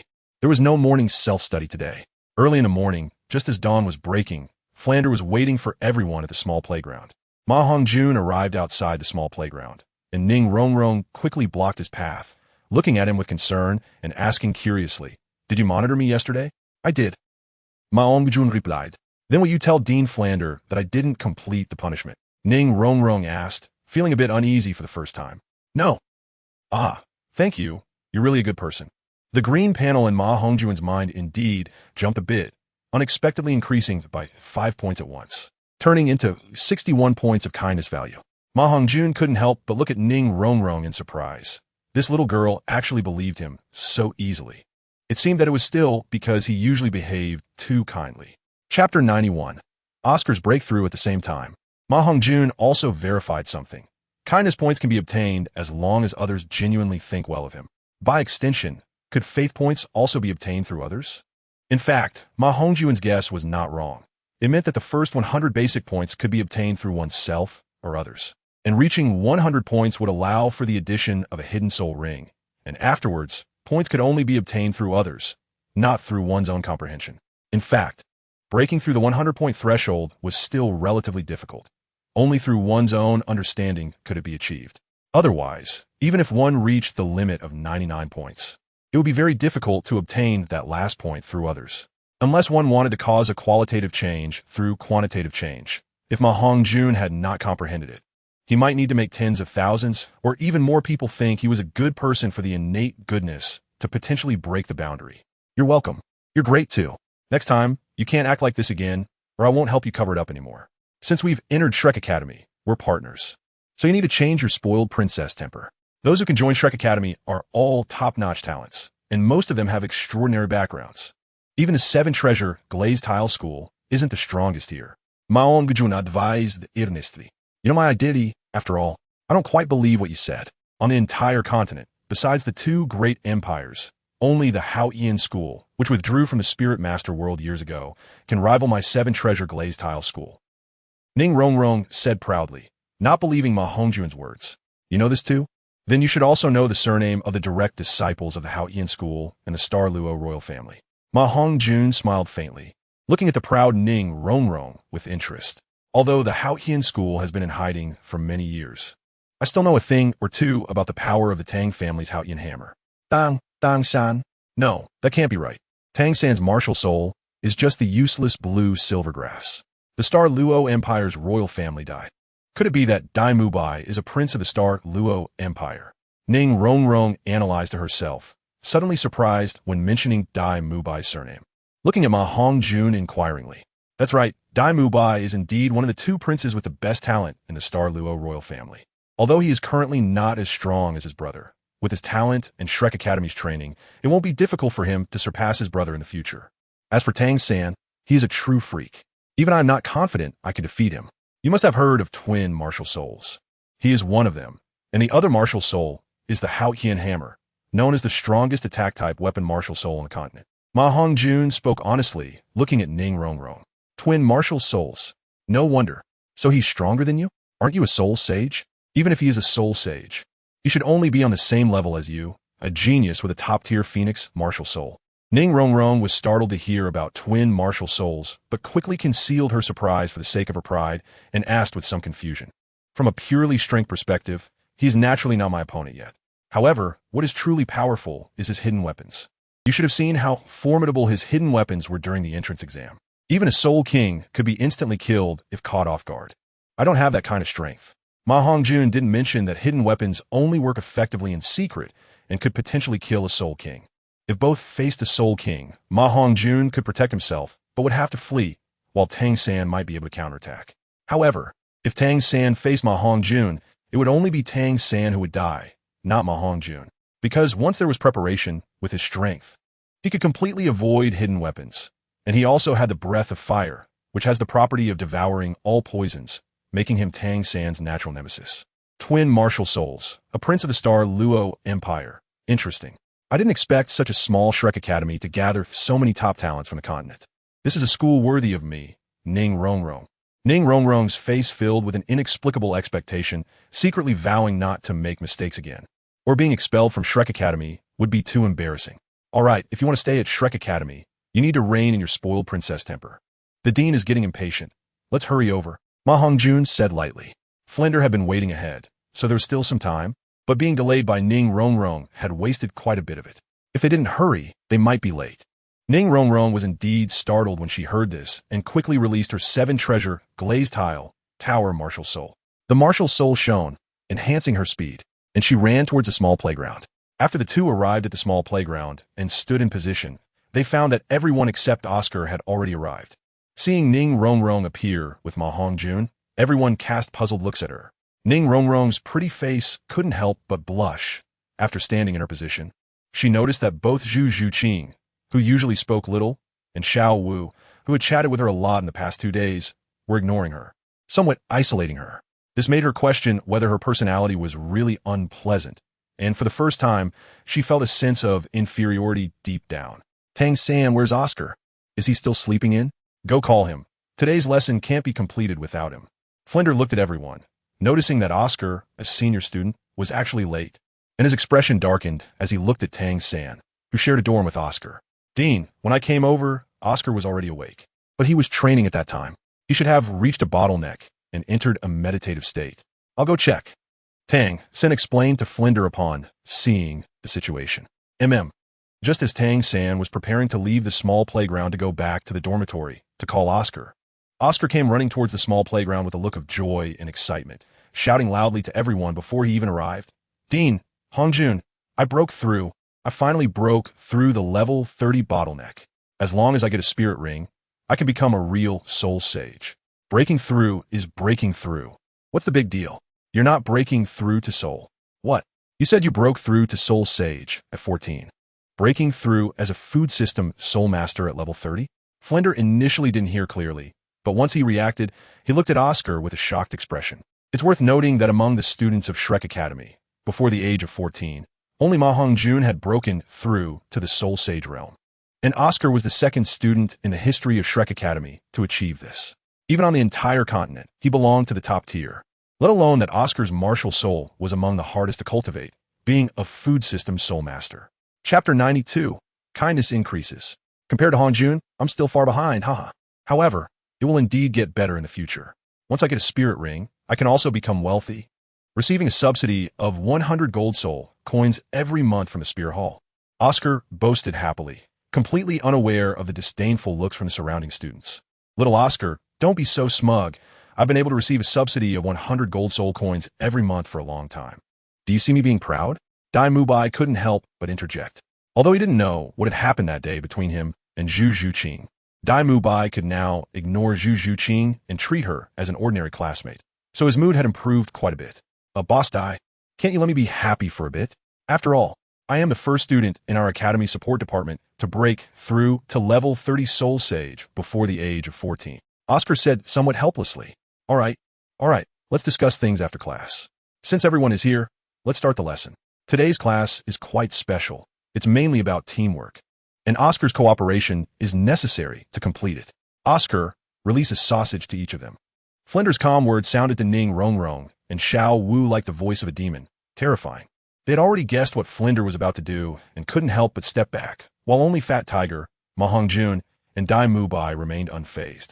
Dean, you wouldn't let us eat Oscar's big sausage and then go complete the mission, would you?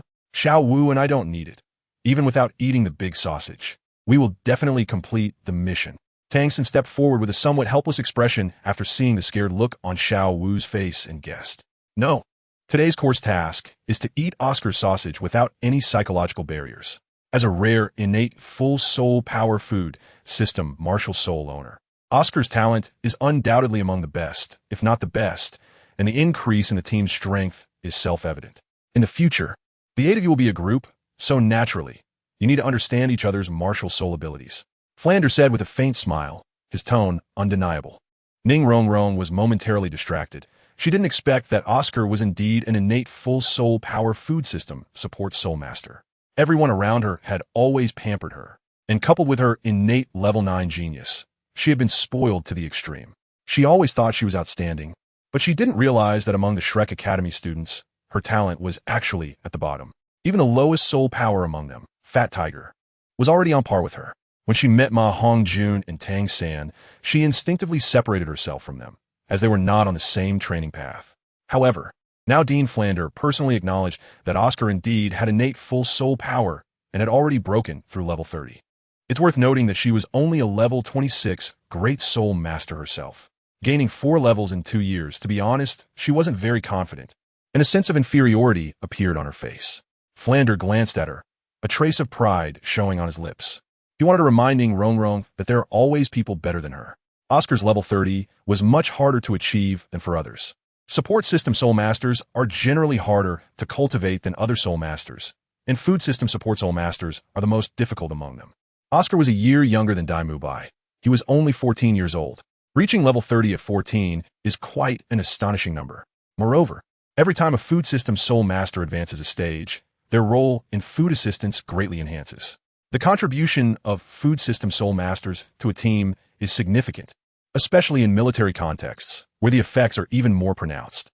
If Oscar were to join the army of the Tiando Empire now, his treatment would definitely be above that of a captain commanding 1,000 men. Food system soul masters are already rare on the continent, and those above level 30 are extremely scarce. Level 41s are pitifully few, while level 51s are a rarity, and level 61s are almost non-existent. However, a small Shrek Academy not only has the level 30 Oscar, but also has Xiao Xian with a level 71 Soul Saint, who possesses the Sugar Bean Martial Soul. Hey, since that's the case, then I won't be polite. I have a big sausage, and I have a small sausage. Oscar, who was worried about how to get back at the disdain earlier, suddenly looked proud and said, "Can't we not eat it?" Xiao Wu reluctantly took a step back and said, Zhu Zhuqing's expression wasn't good either, and even Ning Rongrong, who had already been somewhat isolated, was now stepping back in fear. What are you all looking like? It's just a sausage, not something you haven't eaten before. Look, I'll swallow it whole. MaHongjun said as he directly took the sausage Oscar handed over and swallowed it whole. The bravado made everyone stare in astonishment. Hearing MaHongjun's words, everyone remembered how MaHongjun had treated them to Oscar's sausages when they first entered Shrek Academy, and they couldn't help but feel that MaHongjun had good intentions. MaHongjun's kindness points in his mind surged. 3, 5, 5, 5. He guessed that the 5 was definitely brought by the 3 girls, which shows how much psychological shadow the 3 girls had. The second leaf of the clover martial soul represents kindness, and the effect of kindness points on MaHongjun is still not very clear. Apart from the lottery, he knows nothing else. However, MaHongjun is sure that kindness points for the lottery are definitely better, the more, the merrier. As for the faith points that can also be used for the lottery, MaHongjun speculated that he might need to establish a sect like the Spirit Hall, and only after having followers would he possess them. MaHongjun even knew that the power of faith is the easiest way to become a god in Douluo continent. Although he doesn't know whether the two will be related, faith points are likely to be more important to him. The wonders of the clover might go far beyond this. MaHongjun couldn't help but look forward to going to the ice and fire Yin Yang to consume the immortal herb and advance his martial soul to clover. Oh, since you have all eaten before, then it must not be hard to eat again. You should know that as soul masters, You might encounter many dangers in the future. If you find yourselves without food, you'll have to eat whatever you can, even cockroaches, rats, or bugs. These could be your lifeline. Moreover, Oscar's sausage is definitely clean. He hasn't even touched it with his hands. Flander looked at everyone with slight surprise. Chapter 93. The Shrek 8 monsters unite. Fat Tiger and Dai Mubai also stepped forward to take the big sausage and ate Oscar's big sausage without any psychological barriers. All right, give it to me, I'll eat it. The first newcomer to step forward wasn't Tang San, as MaHongjun had expected, but the most unlikely Ning Rongrong. Sure enough, neither Flander nor Oscar expected that it would be Ning Rongrong who overcame the psychological barrier first. Especially Oscar, who had already considered giving up on pursuing Ning Rongrong, suddenly felt a surge of confidence, thinking that Ning Rongrong's lack of disdain for him indicated she had feelings for him. Ning Rongrong glanced at MaHongjun, raised her head, walked to Oscar's side, snatched Oscar's big sausage, and imitated MaHongjun by swallowing the whole sausage in one bite. Her delicate little mouth was instantly filled, and because it was too small, the end of the sausage was still sticking out a little due to her swallowing and chewing. Watching Ning Rongrong casually chew a couple of times before swallowing the big sausage, MaHongjun, who had received a glance from Ning Rongrong, couldn't help but shiver and felt a chill down his lower body. I ate it. Now it's your turn. I want to apologize for the mistakes I made the day before yesterday. From now on, we are partners, and I hope everyone can take care of each other. After Ning Rongrong finished eating neatly, she deeply bowed to everyone. It's okay, just don't bring your young lady temper to everyone in the future.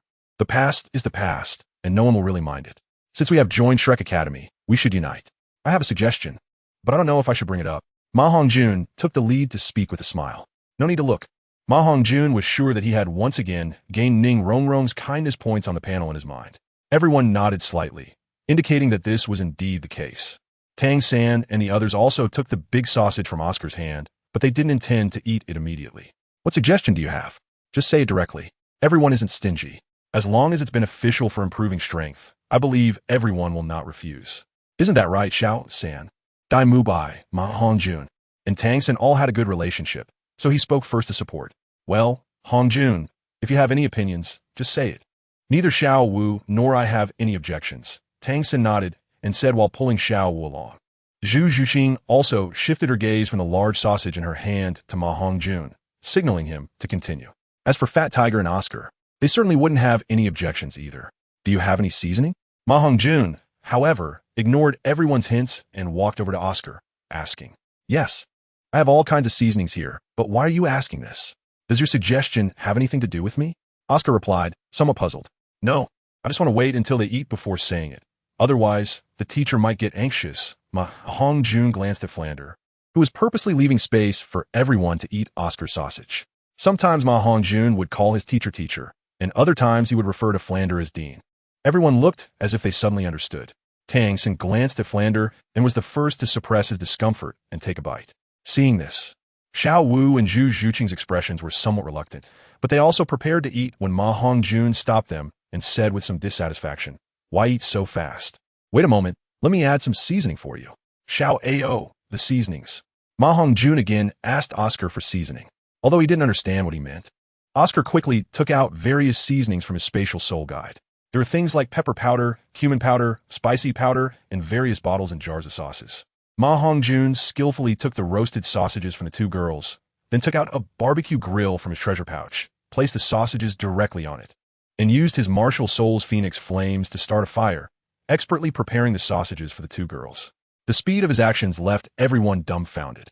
After adding the seasonings to the sausages, they turned golden brown overall, looking very crispy with various seasonings, making one's mouth water.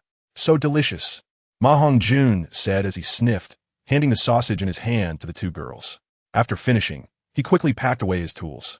The reason he had these things in his spatial soul guide was not for deliberate preparation, but for obtaining soul rings or grilling meat in special situations. He did have seasonings, but among his seasonings were many precious ice attribute spiritual medicine powders, so he naturally couldn't bear to use them in this situation.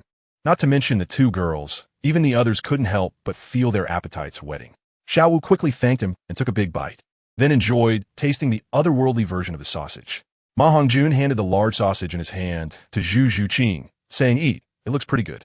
Thank you. Zhu Zhuqing replied coldly, her words carrying a hint of warmth. MaHongjun also showed a knowing smile, and a wave of goodwill points increased in his mind. After the two girls ate the sausages without any psychological barriers, Flander finally allowed everyone some free time and left.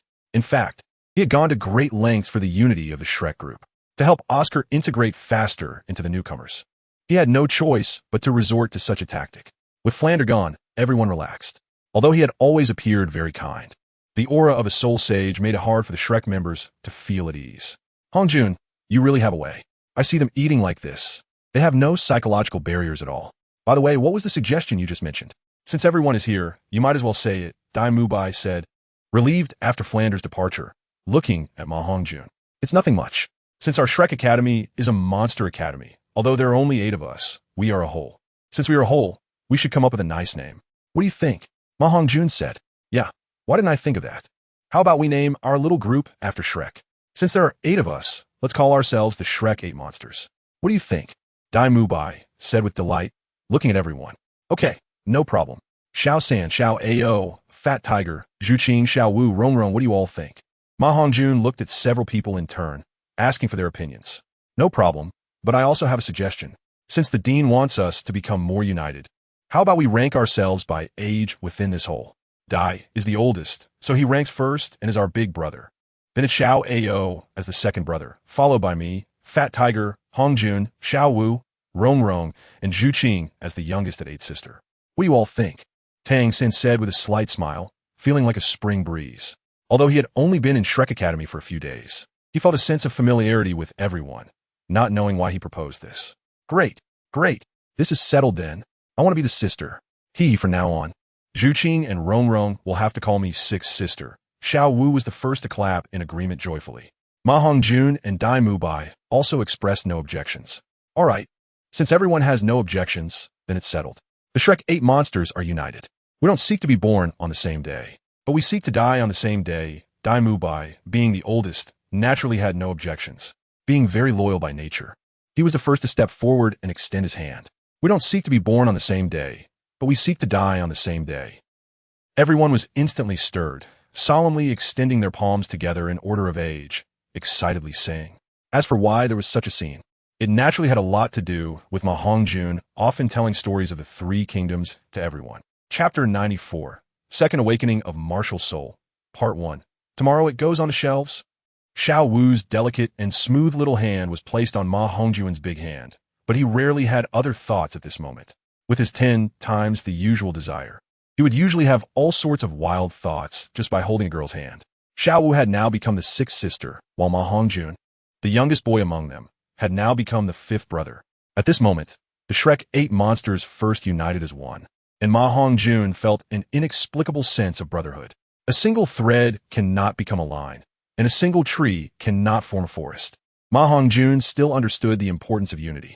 One person being strong is not strength. No matter how strong, there's still just one sheep. A strong team is what truly matters. United, they become wolves. Only unity brings powerful energy, and only together can they become a team. Any one of the 7 Shrek monsters is a rare talent on the continent, each with their own thoughts and pride. If it weren't for Shrek Academy, these talents would never gather together. From now on, we don't seek to be as renowned as Lu, Guan, and Zhang from the story of Hongjun, but we hope to be as close as brothers, sharing life and death together. Dai Mubai also exclaimed with emotion. Who are Lu, Guan, and Zhang?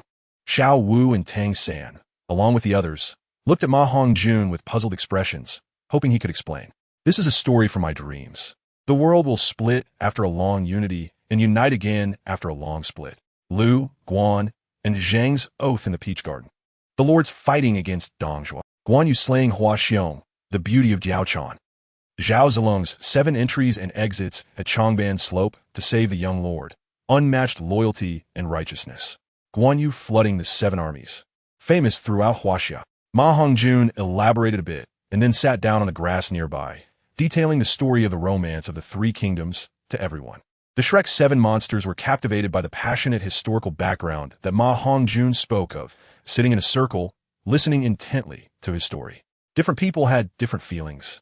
Dai Mubai focused on the political issues and the brotherhood of Lu, Guan, and Zhang. Tang San and Fat Tiger were more interested in the power comparisons among famous generals. while Oscar preferred to hear about the strategies of the advisors who planned from afar. As for the three female members, Zhu Zhuqing and her companions paid more attention to the beauty of the troubled times, captivated by the romantic entanglements. Boys enjoyed listening to the stirring tales of heroes, while girls were curious about the tragic love stories of beautiful women in chaotic times, as well as their unfortunate backgrounds. MaHongjun shared all of this in detail with the seven of them, and from a distance, Flender watched this harmonious scene with a slight smile of satisfaction. Zhao Wujia stood beside him like a small iron tower. Hee, it's good to be young. These little monsters can bond so quickly. Tomorrow, I'll take Oscar and the others to the outskirts of the Stardow Forest to obtain the third soul ring. The forces of Tianluotuang are just starting to develop, and they need you, the boss, to keep an eye on them. Zhao Wujia chuckled and said with some satisfaction. The next morning, the other 7 members of the Shrek 8 monsters, under Zhao Wujia's lead, left the Shrek 7 monsters. Meanwhile, MaHongjun set off alone without stopping, heading towards the Sunset Forest not far from Tiando City. On the way, MaHongjun organized his somewhat chaotic skills. Although he was only a soul master of the soul respect level, his strength was definitely not inferior to that of Soul Sect Powerhouse. Just the fact that he had dual martial souls, Beast and Tool, allowed him to use them together, which could easily surpass other dual martial soul holders of the same level. Although he now regarded the 3-leaf clover martial soul as his trump card, that didn't mean he couldn't use it freely. The skills of his 3-leaf clover martial soul could be said to be even more powerful than Tang San's blue-silver emperor after its evolution. MaHongjun's second hidden soul ring could already be added, but he had no intention of obtaining a soul ring with Tang San and the others. It wasn't that he didn't trust them, but rather that he wanted to enhance his martial soul's quality with the fairy grasp before obtaining a soul ring. Just thinking about it made him a little excited. He only needed to wait until he consumed the fairy grade Wangchuan Qiushui Du before getting the second hidden soul ring. With his far superior mental strength, he was confident he could withstand the soul shock of a 10,000-year soul ring. A 10,000-year second soul ring, although it was a hidden one, was still a second soul ring, which naturally excited MaHongjun. He had even figured out a way to release 2 martial soul rings together, meaning that even as a soul master at the soul respect level, once he obtained the second hidden soul ring of the 3-leaf clover martial soul, he could unleash 7 soul rings of yellow, purple, black.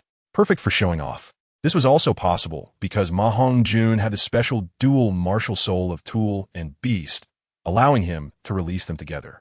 5 days later, MaHongjun finally arrived outside Tiando City. He didn't go directly to the Ice and Fire Yin-Yang Eye, but instead prepared to enter Tiando City to purchase some special tools for preserving harvested fairy products. He directly found Lu Erlong, stationed at the Tianluotuang, and explained his intentions. Lu Erlong, perhaps because of Flender, showed special care for MaHongjun. I will arrange for someone to buy what you need right away. Come, let Annie see if you've made progress. Lu Erlong didn't hold back because MaHongjun was the leader of Tianluotuang. She still treated him like a junior. After saying this, she pulled MaHongjun over to check his soul power. MaHongjun released his soul power in cooperation, otherwise, with the special hidden abilities of the 3-leaf clover martial soul. Lu Erlong might not have been able to see his soul power level. Level 35. My goodness, it's only been a year since I last saw you. If I remember correctly, you should only be 12 years old now, and at just 12 years old, you're already close to advancing to the soul sect level. At your current cultivation speed, you can definitely advance to the soul sect before 14. Lu Erlong said with great shock, her small mouth wide open. It shouldn't take that long. I think I should be able to reach the soul sect level before I turn 13. MaHongjun said calmly and confidently, thinking that after consuming the fairy-grade medicinal herbs suited for him, even if his soul power was refined, he could increase 5 levels. Moreover, he still had a 10,000-year soul ring to add. He said reaching it before 13 was a conservative estimate. It was very likely that he could fully absorb the medicinal power of the fairy grass in less than 6 months, or at most 3 months, and advance to the soul sect. However, this sounded somewhat arrogant in Lu Erlong's ears. Having confidence is good, but one shouldn't be too arrogant. Come to me when you need to obtain a soul ring. The items you wanted should arrive soon. Lu Erlong clearly didn't fully believe MaHongjun's words, her beautiful brows furrowing slightly. Well, then I'll head back to my room first. Just have someone deliver it directly to my room when it arrives. MaHongjun didn't explain anything or show any dissatisfaction. He understood that Lu Erlong didn't know about his possession of the fairy grass. This demeanor was also to prevent himself from becoming arrogant. Lu Erlong replied lightly, and then sat back down in her chair, closing her eyes to rest. She feared that she wouldn't be able to resist standing up and giving the boy a good beating. However, because she was somewhat wary of MaHongjun's identity, she deliberately endured it. If it were any other junior speaking arrogantly in front of her with her personality, she would definitely rush up and give them a good thrashing, making them understand why the flowers are so red. Chapter 95. Shelf Statement, a belated statement for the shelf. Because I have to take a break to write this afternoon due to the book going on the shelf. I woke up at 5 in the morning to go work on the construction site. I'm exhausted, and I hope everyone can understand. But no matter how tired I am, I will keep going. In the blink of an eye, this is already my 4th novel. After more than half a year of writing, I've earned less than 2,000 yuan so far, but I still persist in writing. Not for any reason, just for the dream. I also hope that one day I can support my family by writing novels so I don't have to toil away at the construction site. I am very grateful for the support of my readers, whether from QQ Reading or Chidian Reading. Thank you for your continued support and companionship. I will definitely write steadfastly. If you like it, you can continue to subscribe and support it, following my story. If you don't like it, then perhaps we'll meet again by chance. Society does not retain the incompetent. Reality forces us to grow. If we don't work hard, what can we use to face tomorrow? If someone throws money at you, kneel down and pick it up one by one. It doesn't matter. When it relates to your basic needs, a little self-esteem is nothing. Everyone has it tough. Life is not easy. Thank you for your support. Reject the Bkuj. If you want to read for free, the copyright is in the QQ browser. You can read it in the browser. It's more comfortable than Bkuj, and of course, the most comfortable is Chidian Reading. I have tried various novel apps, and only Chidian Reading is the most comfortable to read. Chapter 96. Second Awakening of Martial Soul. Part 2. Sunset Forest. Ice and Fire Duality I. MaHongjun. Feeling excited. Used a special method to pick various unparalleled immortal herbs. After properly storing them in his treasure pouch, MaHongjun looked at the 2 immortal herbs in the center, the octagonal ice grass and the fire apricot blossom. In fact, MaHongjun felt that taking these 2 immortal herbs posed no need to worry about the effects of cold poison and fire poison. The breath of flame has the characteristic of being immune to all poisons, so dealing with cold poison and fire poison was not a problem. But MaHongjun still did not intend to use the breath of flame. He planned to follow Tang San's example, using the spring of the ice and fire duality to refine his body with ice and fire, enhancing his physical strength. The octagonal ice grass and fire apricot blossom were absolutely the most suitable immortal herbs for him. Approaching the center of the 2 immortal herbs, his 3-leaf clover martial soul swung out like a whip, directly pulling the 2 immortal herbs into his mouth. It turned out that MaHongjun's caution was not misplaced. The left 3-leaf clover martial soul turned into an ice stick, while the right one turned to ashes.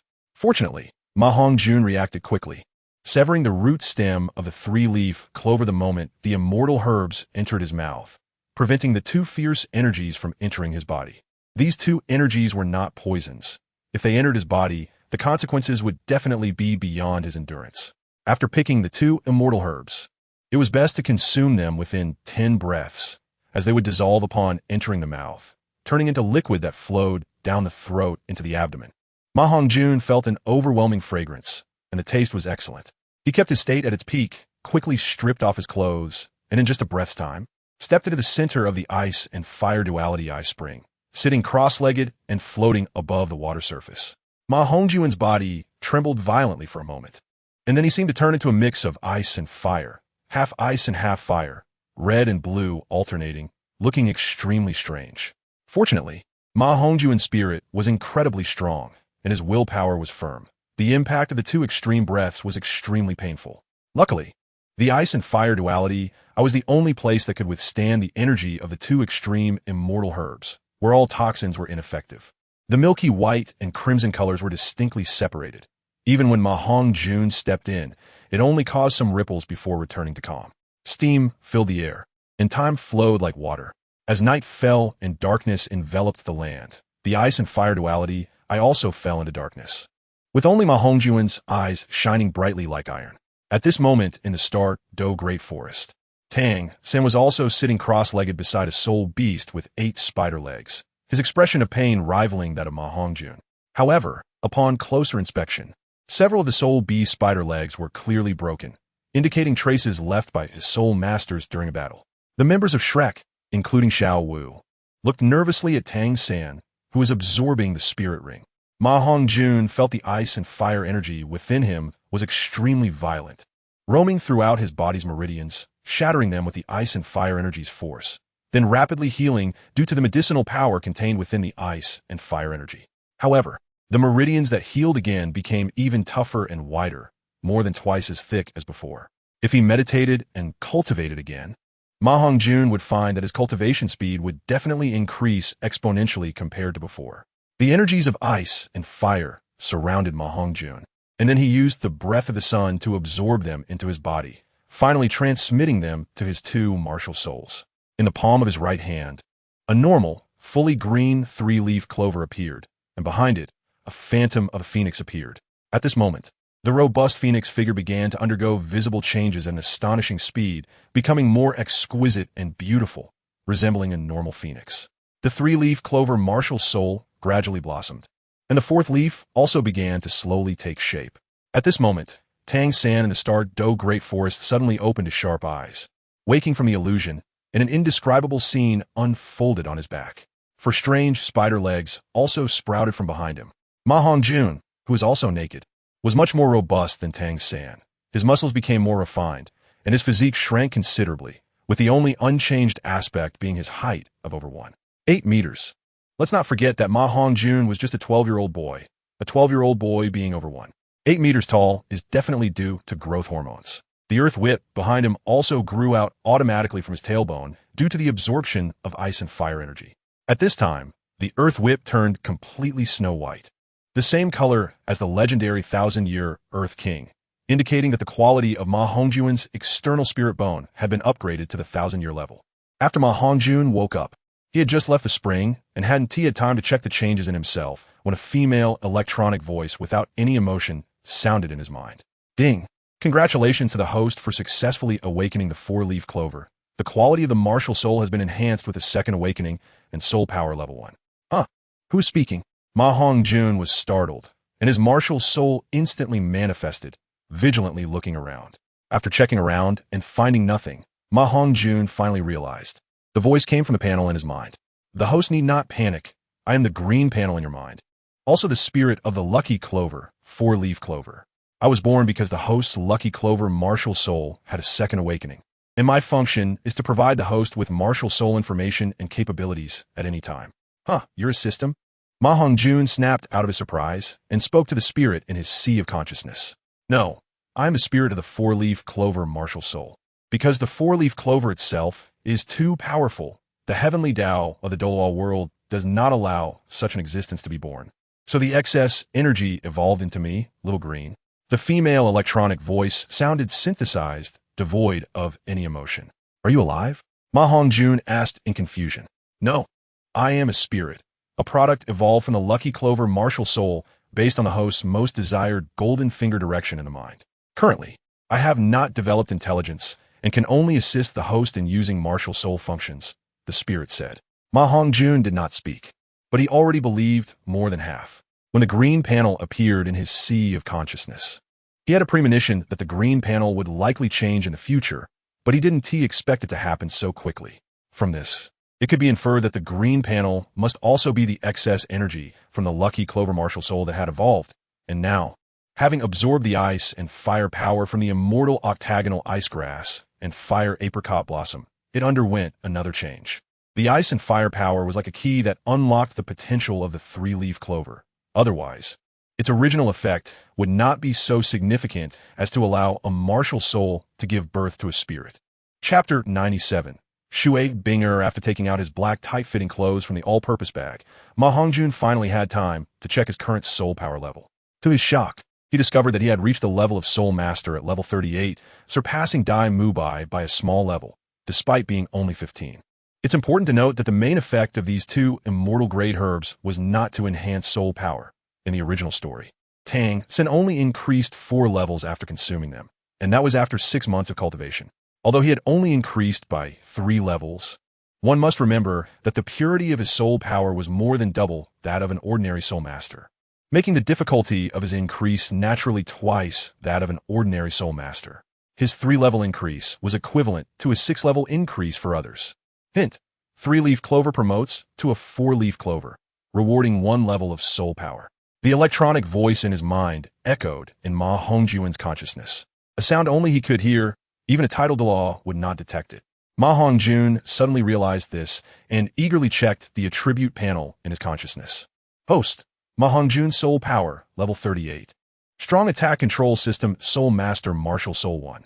Evil Fire Phoenix First Soul Skill. Phoenix Howl Second Soul Skill. Sunlight Piercing Third Soul Skill. Phoenix Wing Sky Soar Quality. Top Tier Semi-Perfect Beast Martial Soul. Possessing Ultimate Fire, Powerful Explosive Force, Extremely Fast Speed, with a 1% chance of rebirth after death. Desire is exceptionally strong. Evil Fire is vigorous, possessing 20 times the desire of an ordinary person. Martial Soul, 4-leaf clover function 1. Goodness Point Lottery, 1,000 goodness points per draw, 100 basic goodness points. Function 2. Faith Point Lottery, 1,000 faith points per draw, 100 basic faith points. Function 3. Friendship Point Lottery, not opened. Function 4. Luck Point Lottery, not opened. Others, not opened. First Soul Skill, Biphosphor Flame, Poison Domain. First Hidden Soul Skill, Parasite Bind. Second Soul Skill, Ink Jade, Empty Rod. Second Hidden Soul Skill, none can be obtained. Third Soul Skill, Web Coverage. Special Talent Skill, Ghost Killing Breathing Method. External Soul Bone, Earth Whip, 10,000 years, Soul Bone, none. Soul Guidance Device, All-Purpose Bag. If I consume the Coxcomb Phoenix Sunflower now, will it directly elevate the Evil Fire Phoenix, Martial Soul, to a perfect state? MaHongjun wondered as he observed the changes in his Evil Fire Phoenix, Martial Soul. Yes, but it is recommended that the host find a girlfriend first before absorbing it. It won't be too late. MaHongjun was instantly speechless, feeling that his Martial Soul's spirit might be a bit indecent. After confirming he hadn't missed anything, he decided to leave the Eye of Ice and Fire and head back to Shrek Academy to share his joy with his teacher. 10 days later, walking on the streets of Soto City, MaHongjun was in a very good mood, holding the sun and moon, plucking the stars. There is no one like me in this world. A leaf can cover the eye, a leaf can cut the stars. Lost in the improvement of his strength, MaHongjun stood on the streets of Soto City like a fool, talking to himself, exuding an extraordinary confidence. Sister, look at that person ahead. He looks so silly. What's he mumbling to himself about? It's a pity for such a good-looking face. A lively girl with dark green hair said to a beautiful girl with long water blue hair cascading down her back, her fair face adorned with delicate features.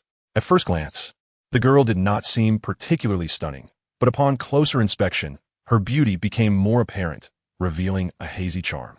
MaHongjun turned his head and unexpectedly felt an inexplicable attraction towards this girl, his fair face involuntarily turning a shade of red. The girl also sensed a kindred spirit in MaHongjun and hurriedly scolded her companion. Shut up, you error, don't talk nonsense. Then the water blue-haired beauty shyly approached MaHongjun and apologized. Excuse me, classmate, I'm really sorry. My younger sister speaks without thinking and doesn't understand. Please don't take it to heart. If I'm not mistaken, you must also be a student from the Soul Master Academy here to attend the celebrity concert, right? My name is Shui Binger, and I'm from Tinshui Academy. Now, even Flander would not dare to recognize MaHongjun. Although he still bore some resemblance to his former self, the chubby face had disappeared, replaced by a handsome young man with sharp brows and bright eyes. Judging solely by his appearance, one would never guess that MaHongjun was only 12 years old. The muscles on MaHongjun's body, tempered by the power of ice and fire, had now vanished. As MaHongjun would say, concentrated essence is the essence. My name is MaHongjun, and I am a student of Shrek Academy. MaHongjun looked at the girl's outstretched hand and found himself stuttering. Feeling nervous for the first time in front of a girl, his heart racing, he shook hands with the girl's slender, delicate hand, which was icy cold and devoid of any distracting thoughts. Their hands touched briefly, and MaHongjun surprisingly felt a genuine liking for that cold sensation. This was the first time since he began interacting with women that he felt so pure and unblemished, not needing to deliberately suppress the desires within him. The chill emanating from the Soul Master, named Shui Binger, seemed to naturally possess a slight ability to neutralize the evil fire within him. Ha ha ha, you actually got shy. How cute. Sister, look how fierce you are. You scared him. Shui Wearer couldn't help but burst into laughter at MaHongjun's reaction. Ahem, if there's nothing else, I'll take my leave. MaHongjun felt utterly embarrassed, overwhelmed by a sense of shame, realizing that he had been teased by a little girl. Shut up. If you keep misbehaving, you won't be allowed to come out and play next time. Shui Binger's expression turned cold as she glared at Shui Yue. Sister, he's just a soul master. I was just joking. Who told him he's so cute? Please don't be angry, okay? Shui Yue clearly did not expect Shui Binger to care so much. Seeing that Shui Binger seemed genuinely upset, she quickly shook her sister's arm and acted cute. All right, let's hurry back. We still have to attend the opening ceremony of the celebrity concert tomorrow. Duke Poison personally invited us from Tianshui Academy to attend the opening day of the concert. We must not miss it, Shui Binger said helplessly. MaHongjun, who had already walked far, was taken aback upon hearing this, not expecting Duke Poison and Teacher Flander to act so quickly. In just over a month, they had already invited people from various academies. Thinking of this, MaHongjun hurried to the base of the Heavenly Web to inquire about the concert's details. Chapter 98. Opening Ceremony of the Celebrity Concert. 1. After meeting with Flander, MaHongjun learned from him that Tang San and the others had returned safely and, like Oscar, successfully advanced to Soul Master. This did not surprise MaHongjun. His gains this time had been significant. He decided that after absorbing the effects of the 2 immortal great herbs in his body, he would then absorb the Wang Chuan Xiaoshui Lu and the Coxcomb Phoenix Sunflower, both of which were extremely suitable for him. As for the other unused celestial treasures, MaHongjun decided to give them to the few members of the Shrek 7 monsters with the lowest soul power, such as Zhu Zhuqing, who is still at the great soul master level, Ning Rongrong, and Fat Tiger. For the others, MaHongjun also prepared top-grade herbs, second only to celestial herbs, including 9-grade purple ginseng, 9-section emerald bamboo, and Tianshan twin lotus. These top-grade herbs, as described by Douluo, are all extraordinary treasures that can enhance soul power and strengthen the foundation. He was able to advance to the title Dalu rank because he consumed such a supreme treasure. In the entire Ice and Fire Yin-Yang Eye, there were only 2 9-grade purple ginseng, 1 top-grade 9-section emerald bamboo, and 1 top-grade Tianshan twin lotus. Although these celestial herbs are precious, after obtaining the Wuhunwith Spirit Tool Spirit, MaHongjun's mindset has significantly improved. He no longer has much desire to possess other celestial herbs besides those useful to him. As the saying goes, 3 parts depend on fate, 7 parts rely on hard work, and 90 parts rely on a golden finger. Upon arriving at the headquarters of the Heavenly Luo Network, MaHongjun quickly showed Douluo's identity token and was soon taken to the core area of the headquarters. In a quiet room, Flanders was sitting opposite Douluo, with a familiar chessboard placed between them. "You're back. Little monster, come, let me see how to move next," Douluo said without any regard for face. MaHongjun approached, glanced at the chessboard, and immediately realized that the poisoned Duo was a terrible player. He had lost both rooks and was left with only 2 knights and a cannon. Flanders, on the other hand, still had all his pieces. MaHongjun shrugged and helplessly said, "I can only give it a try. No one dares to guarantee that I can help you out." After speaking, MaHongjun moved Douluo's red knight into his own 9-square center, placing in a position of desperation, a cozy knight. Flanders's eyes lit up instantly, and he moved his cannon forward. MaHongjun, however, calmly moved his general piece, causing Flanders to fall into deep thought. MaHongjun's move must have deep meaning. As shrewd as he was, he wouldn't be easily manipulated, but ultimately he still played too few games, and MaHongjun's corner knight maneuver caught him off guard. Stepping into the riverhead formed a linked knight, also known as the Mandarin Duck Knight General, trapping Flanders's general with the only remaining cannon. It was a deadlock, with no moves left, and Flanders ultimately lost, but he didn't team mind and smiled lightly. Chess was originally something MaHongjun taught him, so winning was expected. "How'd this trip go? How many levels did your soul power increase?" Flanders was the first to ask about MaHongjun's achievements on this journey.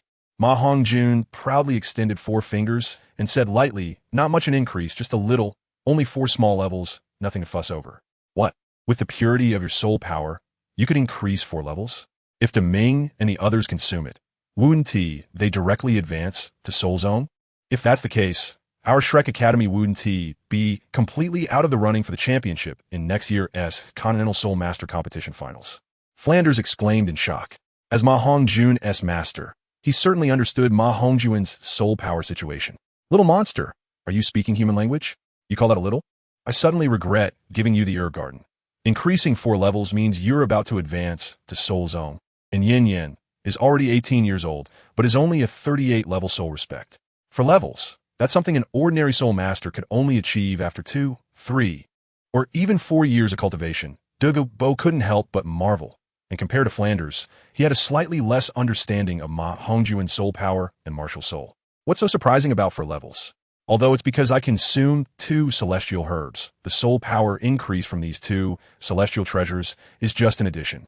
I still have 1 celestial treasure suitable for me that I Haven Tea consumed. Just this one would allow me to advance to Soul Zone and still have some surplus.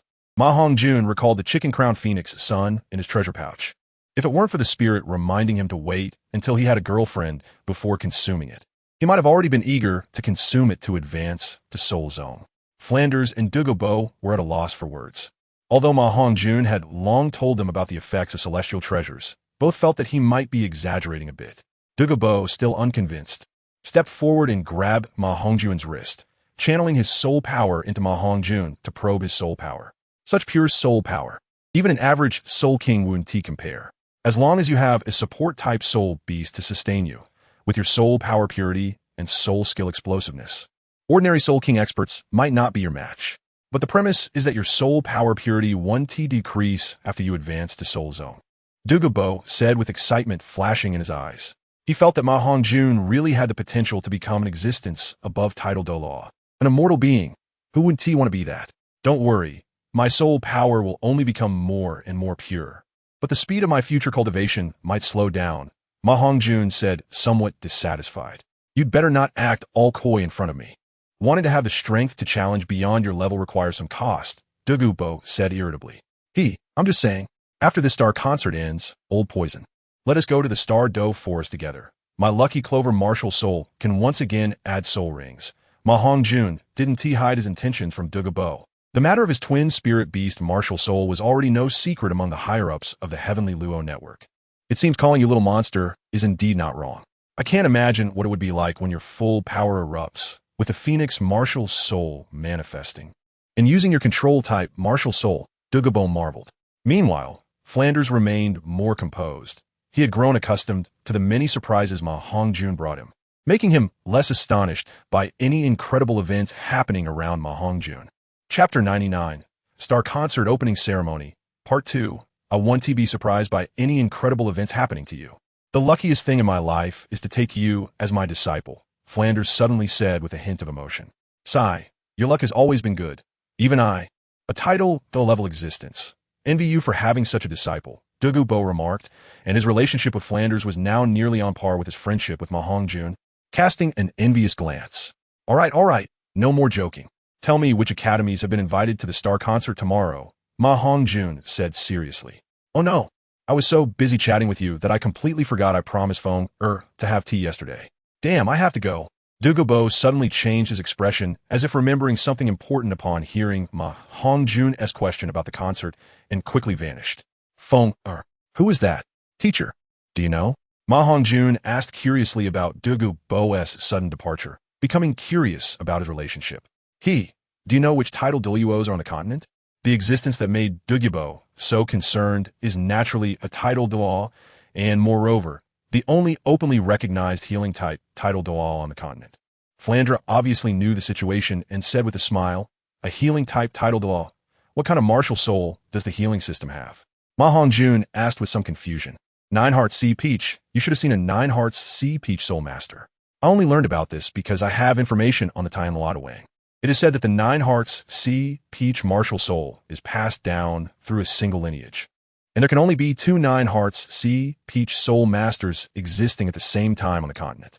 If a new 9 Hearts Sea Peach Soul Master appears, one of the existing ones will perish. Her ability is singular, that is, universal healing.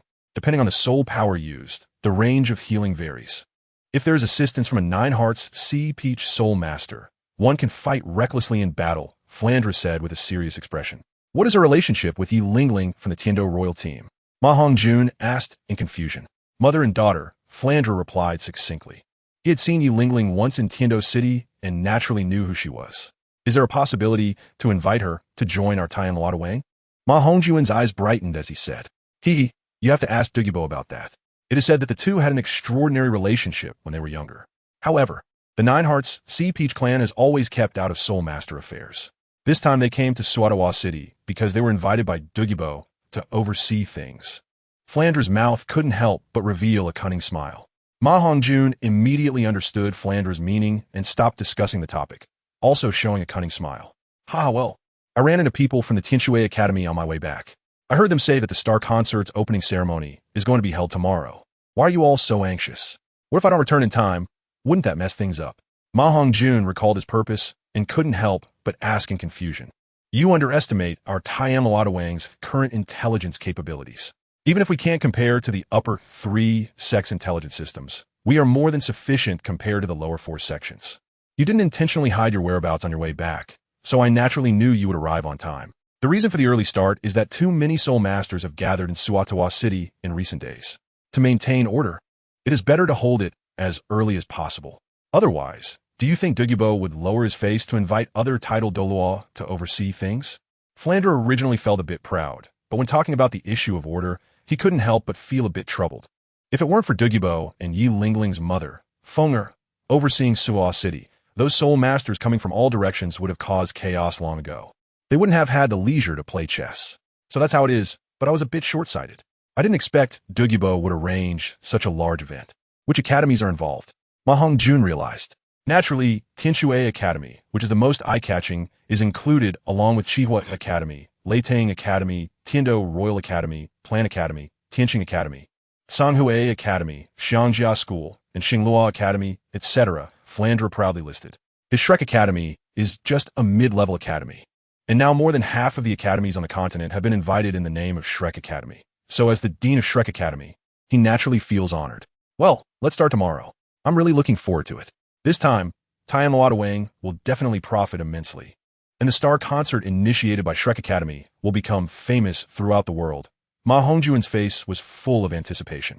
He would promote traditional Chinese culture for the first time on the Douluo continent, combining martial art style with Hanfu clothing, along with over 10 classic ancient-style songs he prepared. This concert would be hard not to be a hit. At this moment, the Shrek 7 Devils were all gathered on the small playground. After MaHongjun and Flandre inquired about the situation, they hurried back to Shrek Academy, just in time for everyone to be present. MaHongjun called everyone together to prepare to distribute fairy herbs and top-grade spirit medicines. At this time, the clothing of the Shrek students had changed significantly. The boys were wearing the martial arts outfits that MaHongjun was going to sell. Ning Rongrong wore the wide-sleeved flowing fairy dress designed by Mayana, who was responsible for clothing in Tianluotuang, while Xiao Wu and Zhu Zhuqing were dressed in colorful fairy dresses. The colorful fairy dresses had 7 colors.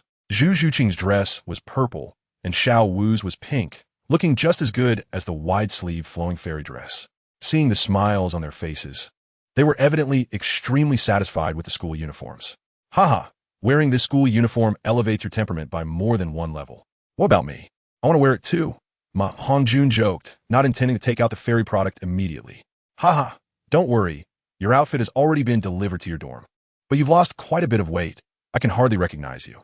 Fortunately, this kind of clothing can fit both fat and thin, Dai Mubai said happily.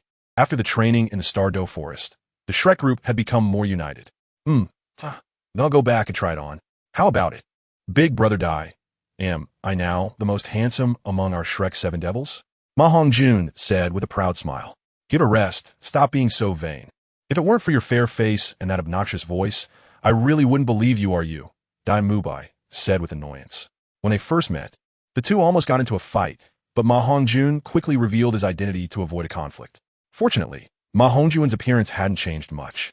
He just lost some fat on his face and got much slimmer, otherwise, it would have been hard to explain. Although he had lost weight, he still looked stronger than Dai Mubai. In simple terms, he had become more handsome. Chapter 100. Equipping the 7 Devils with Fairy Herbs 1. As the saying goes, 1 white can cover 3 ugly, and 1 fat can ruin everything. Now that MaHongjun was both fair and handsome, it was only natural for him to become more attractive. Haha, this time I brought back good things for you. This thing is only for handsome people to use. Considering how handsome, pretty, and cute you all are, I'm giving it to you, MaHongjun said with a laugh, not caring about the comments. Little Ma, aren't you making it hard for me? Fat Tiger? Fat Tiger couldn't help but frown. Even Tang San, who was of average appearance, looked much better than him. Being dark and fat had nothing to do with being handsome. Except for you, Fat Tiger, you really should lose some weight. The overall appearance of our Shrek 7 Devils has been dragged down a lot by you, MaHongjun said, feeling a bit embarrassed to flatter. To gain some goodwill, he didn't mind praising others. Although Fat Tiger wasn't ugly, he certainly had nothing to do with being handsome, and he couldn't lie. Woo! Even Little Ma has become so handsome. I really need to think of a way to lose weight, Fat Tiger said with tears in his eyes. He knew he was ugly, but he truly felt powerless when it came to losing weight. In terms of training, he even worked harder than MaHongjun. Whether it was exercising or practicing soul power, he spent more time than MaHongjun. However, his weight just kept increasing, and his soul power level lagged further behind MaHongjun. The gap in innate talent is so significant that it cannot be compensated for by effort alone. One can only make up for it if there are opportunities to help.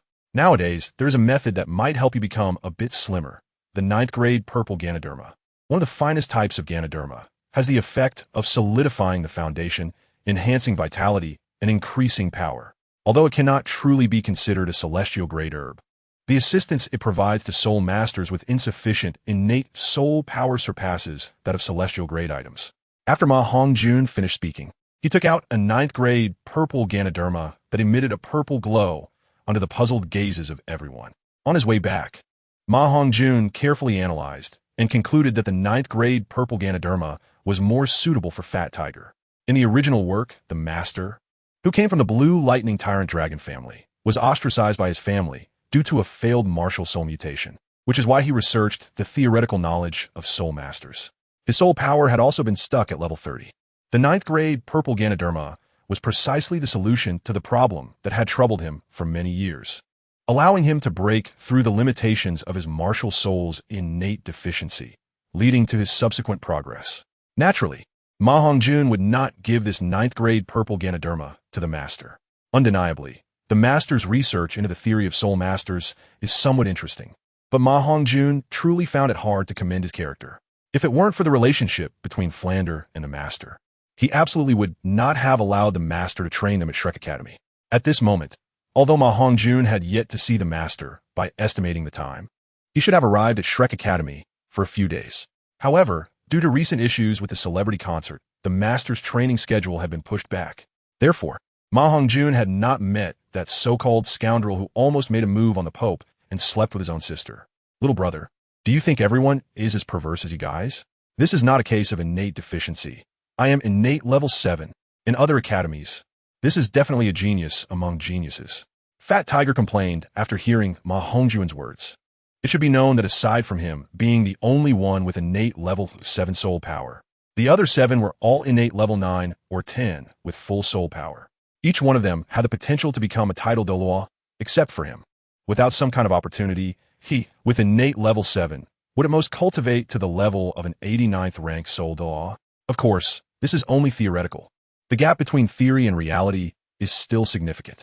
In the past 100 years on the continent, there have been dozens of soul masters with full innate soul power on the surface, but the number of title Douluos does not exceed 30. As for the hidden geniuses and forces, MaHongjun was not clear.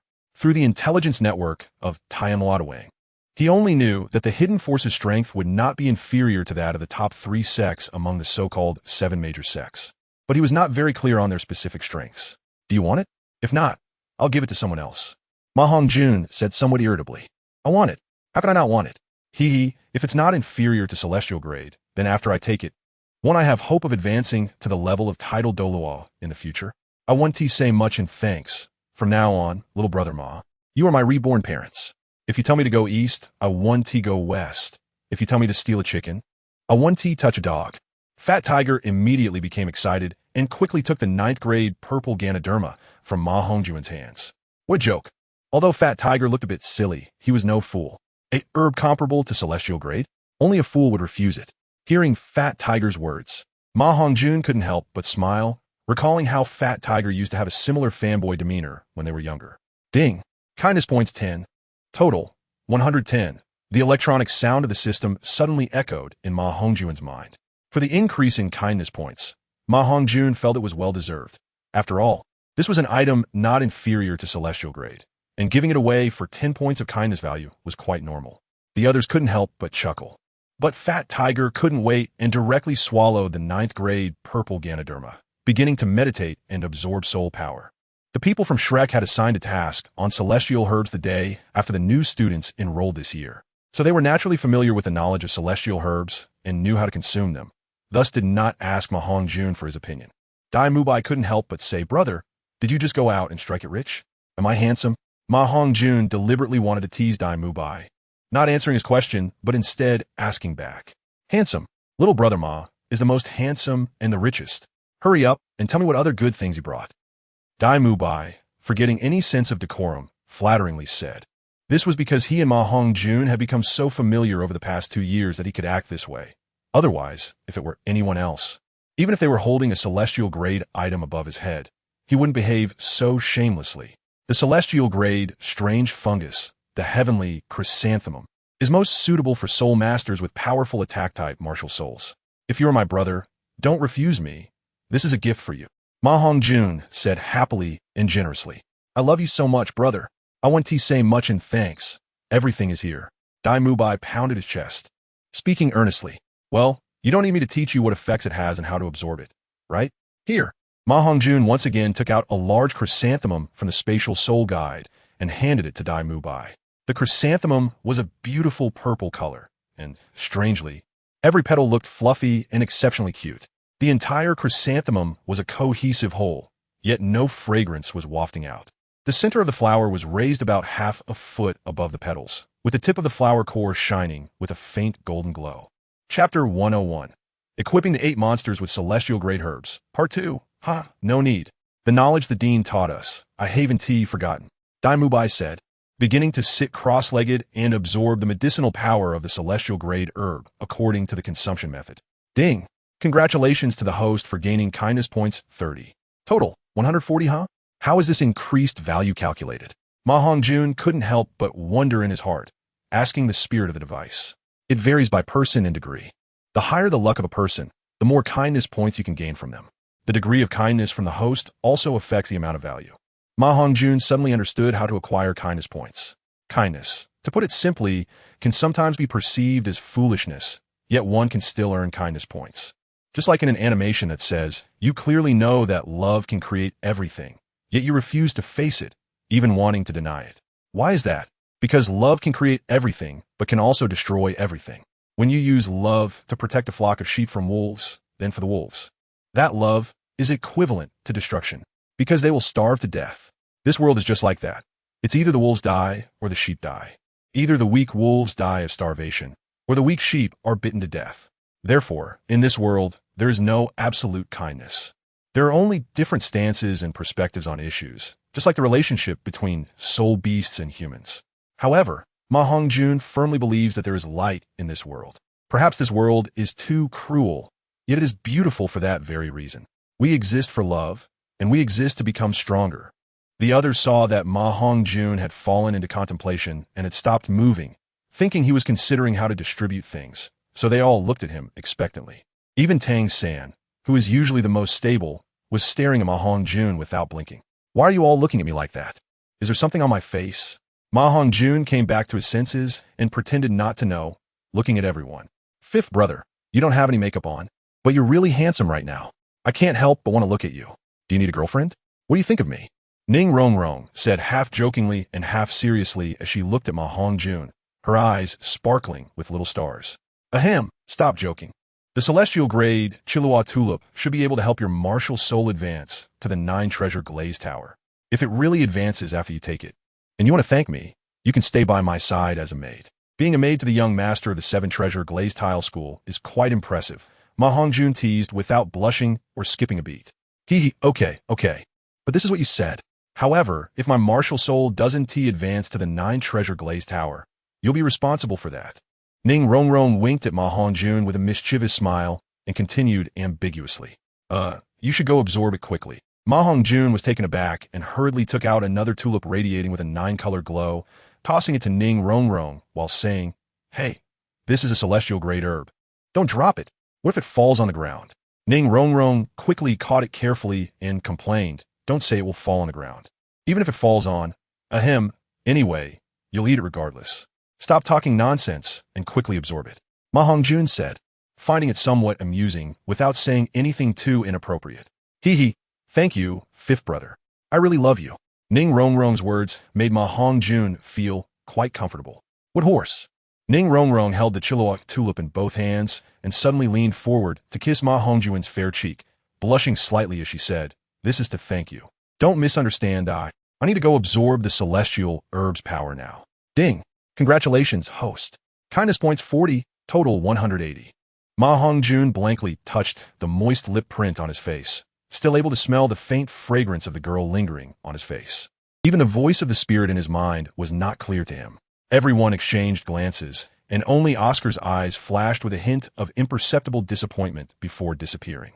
He looked at MaHongjun with some anticipation and said, "Little Ma, I know you're not interested in money, only in women. Rongrong will be entrusted to you. I can't possibly pursue her anymore. As a brother, you shouldn't have any reservations." I do want women, but I'm not that casual." "What are you talking about? Didn't Rongrong say not to misunderstand?" MaHongjun sighed. "Forget it. This is another 9-grade purple Ganoderma I prepared for you. And since you've advanced to Soul Ancestor, you'll be a core member of the Heavenly Net from now on." MaHongjun felt helpless and couldn't argue back. If he had another martial soul, he could have quibbled, but with the evil Fire Phoenix martial soul, if he said he had no interest, no one would believe him. However, he did have a point. He was not a casual person, or else he wouldn't still be a virgin. Heavenly Net? What is that? Is it a big power? Xiaowu couldn't help but ask in confusion, as her desire for celestial herbs was the least among everyone. She only needed to rely on popularity to continuously improve her strength, so her usual practice was rather inconsistent, not really enthusiastic about soul power cultivation. Nothing much, just a sect I founded. It's backed by Shrek Academy, so it's developing quite well. Oscar wanted to join Heavenly Net a while ago, and I promised to let him join once he advances to Soul Ancestor. MaHongjun casually explained. Yes, hee, I'm going to absorb it too. Huh, I really hope I can directly advance to Soul Master. Oscar also set aside his grievances and happily began to refine his herbs. Ding. Congratulations, host. Kindness points 20, total 200. Xiao San, this is a mutated top-grade spirit herb, the top-grade Tang San Snow Lotus. Its effects are even stronger than ordinary celestial herbs and should be very suitable for you, so I'm giving it to you. MaHongjun said as he took out a snow lotus radiating red and blue light. Mutated? Tang San Snow Lotus? Tang San asked curiously, having never heard of this celestial herb. Not entirely, but it's close enough. 1 lotus, 2 blooms. If I'm not mistaken, this top-grade mutated spirit herb's effects are even above that of celestial herbs. MaHongjun answered truthfully.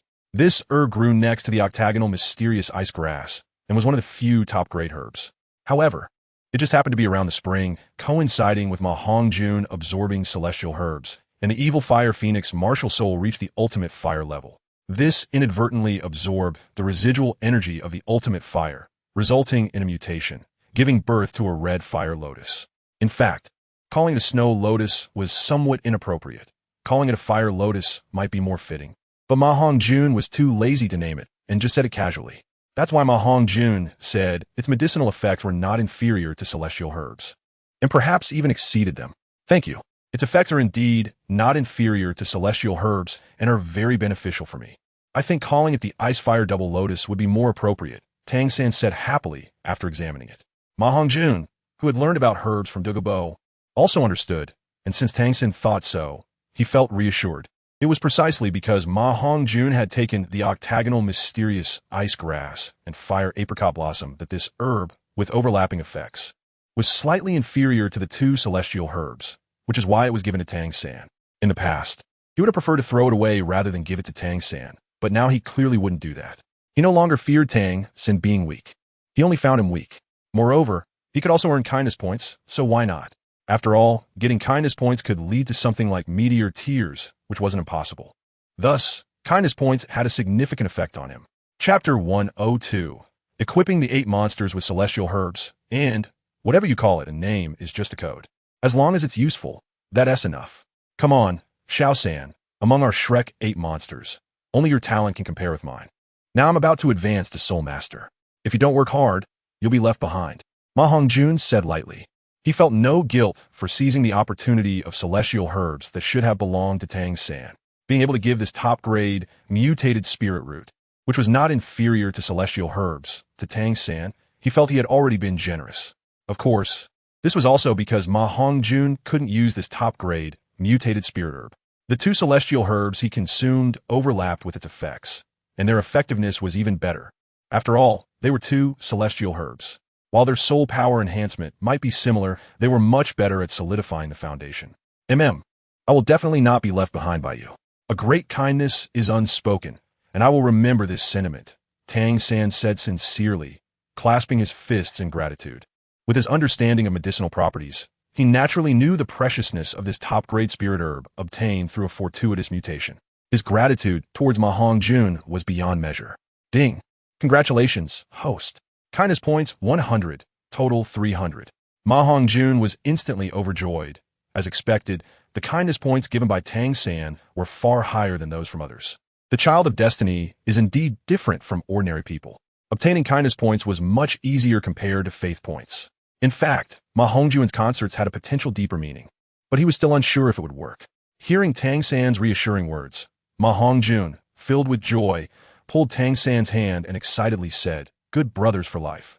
From now on, Shrek Academy will rely on us to carry it forward. Yes, no matter how great my achievements are in the future, Shrek Academy will always be my home." Tang San nodded heavily. At that moment, his sense of belonging to Shrek Academy was unprecedentedly strong, far surpassing that of the 6 years he spent at Nodding Academy. Well, quickly absorb it. I will protect you, and once your strength improves, I have some things to discuss with you. MaHongjun exchanged a knowing smile with Tang San and advised. Before meeting Tang San, he had harbored a dislike for him, stemming from his knowledge of Tang San from his past life. However, the current Tang San had not yet transformed into the selfish person he remembered, who only allowed the officials to set fires while forbidding the common people from lighting lamps. As long as he brought him good karma, he wouldn't offend him for no reason. If it were characters like Hu Laina, Qianrenxue, or Bibi Dong, who were not truly evil, he would also avoid offending them for no reason, and might even try to befriend them, of course, provided they did not provoke him. Through the intelligence from the heavenly net, MaHongjun realized that the Douluo continent was far more complex than the surface portrayal of one emperor and 2 empires and 7 sects in the storyline. There were hidden families and sect forces behind it. He didn't know the specifics of their strength, but MaHongjun had a premonition that these forces were definitely not weaker than the 7 major sections. Well, then I'll trouble you to protect us. Xiao Wu, I'll go ahead and absorb it. Hongjun must have prepared suitable herbs for you. These herbs are all top grade, with no side effects. Just follow the method to consume them. After Tang San finished speaking, he sat cross-legged on the empty grass nearby. In an instant, only Xiao Wu, Zhu Zhuqing, and MaHongjun remained among the Shrek 7 monsters. The surroundings of the other 5 were now enveloped in a layer of colorful energy, as they enjoyed the effects of the top-grade herbs. Seeing the expectant gazes from the 2 girls, MaHongjun had no intention of teasing them. He took out the water fairy jade bone and 8-petal immortal orchid. In fact, the medicinal effect of the 8-petal immortal orchid was even greater than that of the water fairy jade bone. It was more suitable for Oscar. But in order to balance the strength of the Shrek 7 monsters, and since there were no other suitable herbs, MaHongjun brought it out to fill the gap. As for the Heartbreak Red, MaHongjun would not give it to Xiao Wu. Such a rare item was definitely meant for his most beloved person. In the original work, the Chrysanthemum Thaw once said that the Heartbreak Red was a divine treasure among flowers, willing to spend a lifetime protecting its owner. He also mentioned that if he obtained the Heartbreak Red, he could reach that legendary level. According to MaHongjun's estimation, this legendary level was at least the limit Douluo level or even higher. Even the Qirong Tong Tian Chrysanthemum, which perfectly matched his martial soul, could only take him to the limit Douluo level. So the preciousness of the Heartbreak Red was self-evident. The Water Fairy Jade Bone was originally prepared by Tang San for Xiao Wu, but since Zhu Zhuqing could not pick the Heartbreak Red, it was taken by Xiao Wu instead. Thus, the 2 exchanged herbs, but Xiao Wu had not eaten the Heartbreak Red yet and was merely carrying it, which was a waste. However, in the early stages, the Heartbreak Red helped Xiao Wu avoid the probing of the title Dalu, preventing her identity as a soul beast from being exposed. Later, after Xiao Wu sacrificed herself for Tang San, it even helped her leave a glimmer of hope for resurrection. One could say that every action has its predetermined consequences. Now, as MaHongjun prepared the Water Fairy Jade Bone to enhance Xiao Wu's strength, it couldn't be said to be worse than in the original work. Xiao Wu's identity was no longer a secret in the eyes of the poisoned Douluo and MaHongjun. Therefore, in the early stages before the Continental Soul Master competition began, consuming the Water Fairy Jade Bone was still more beneficial than harmful for Xiao Wu. Because the poisoned Douluo had agreed to Tang Hao's request that night, Xiao Wu could now be safe at Shrek Academy. Xiao Wu. This flower is called water fairy jade bone. Its function is to nourish and strengthen bones, and it is extremely suitable for you as a close combat battle spirit master. I guess you haven't paid much attention to the herbal assignment given by the dean. Remember to only eat the petals when consuming it, and finally suck the bud to absorb its effects. Like everyone else, you need to use your soul power to calm your mind to better absorb its essence. MaHongjun instructed Xiao Wu in detail because he had a good impression of her. In fact, with his 20-fold desires, he had a good impression of any beautiful girl. But this good impression referred to their character and personality. Thank you, fifth brother. Hee, I want to kiss you. I'll definitely repay you when I get the chance. Although Xiao Wu personally did not like to cultivate, that was under normal circumstances. Now that everyone was consuming the top-grade herbs, she did not want to be left behind. Whether to repay or not did not matter. What mattered was that we were partners, right? MaHongjun smiled with satisfaction. Thinking that these partners were worth nurturing, at least they knew how to be grateful. Chapter 103. Special Soul Master Talent. Yes, we are partners. From now on, you'll be Xiao Wu's fifth brother. You are the best man in this world besides Tang San. Xiao Wu said seriously, but her words made MaHongjun, who came from the modern world, feel a bit strange. Oh, so you never considered me as your fifth brother? What a waste of my affection for you. I even specially picked the best herbs for you. MaHongjun pretended to be angry, looking at Xiao Wu with a teasing expression. Xiao Wu realized her mistake and quickly said, Fifth brother, please don't be mad, okay? Hee, I knew you were the best, and you definitely won't hold this against me. I'll go absorb it now. Xiao Wu immediately put on a pitiful look, then giggled and ran to the nearby grass to start absorbing. Although she seemed young and usually appeared harmless, that was just her exterior. The real her was bold, open, and very emotional. Reader, can a lewd rabbit like her not be bold and open? Although she was a soul beast, she was much better than many humans. Ding! Congratulations to the host for receiving 100 points of goodwill from Xiao Wu, totaling 400 points of goodwill. Listening to the electronic voice from the martial soul spirit in his mind, MaHongjun felt increasingly good. He was about to have half of the goodwill points needed for a lottery chance. And how could he not be happy? Now only Zhu Zhuqing was left alone. Zhu Zhuqing could be said to be the one among the most eager to improve her strength. Even MaHongjun felt inferior when compared to her. This girl had borne too much pressure that someone her age should not have to endure.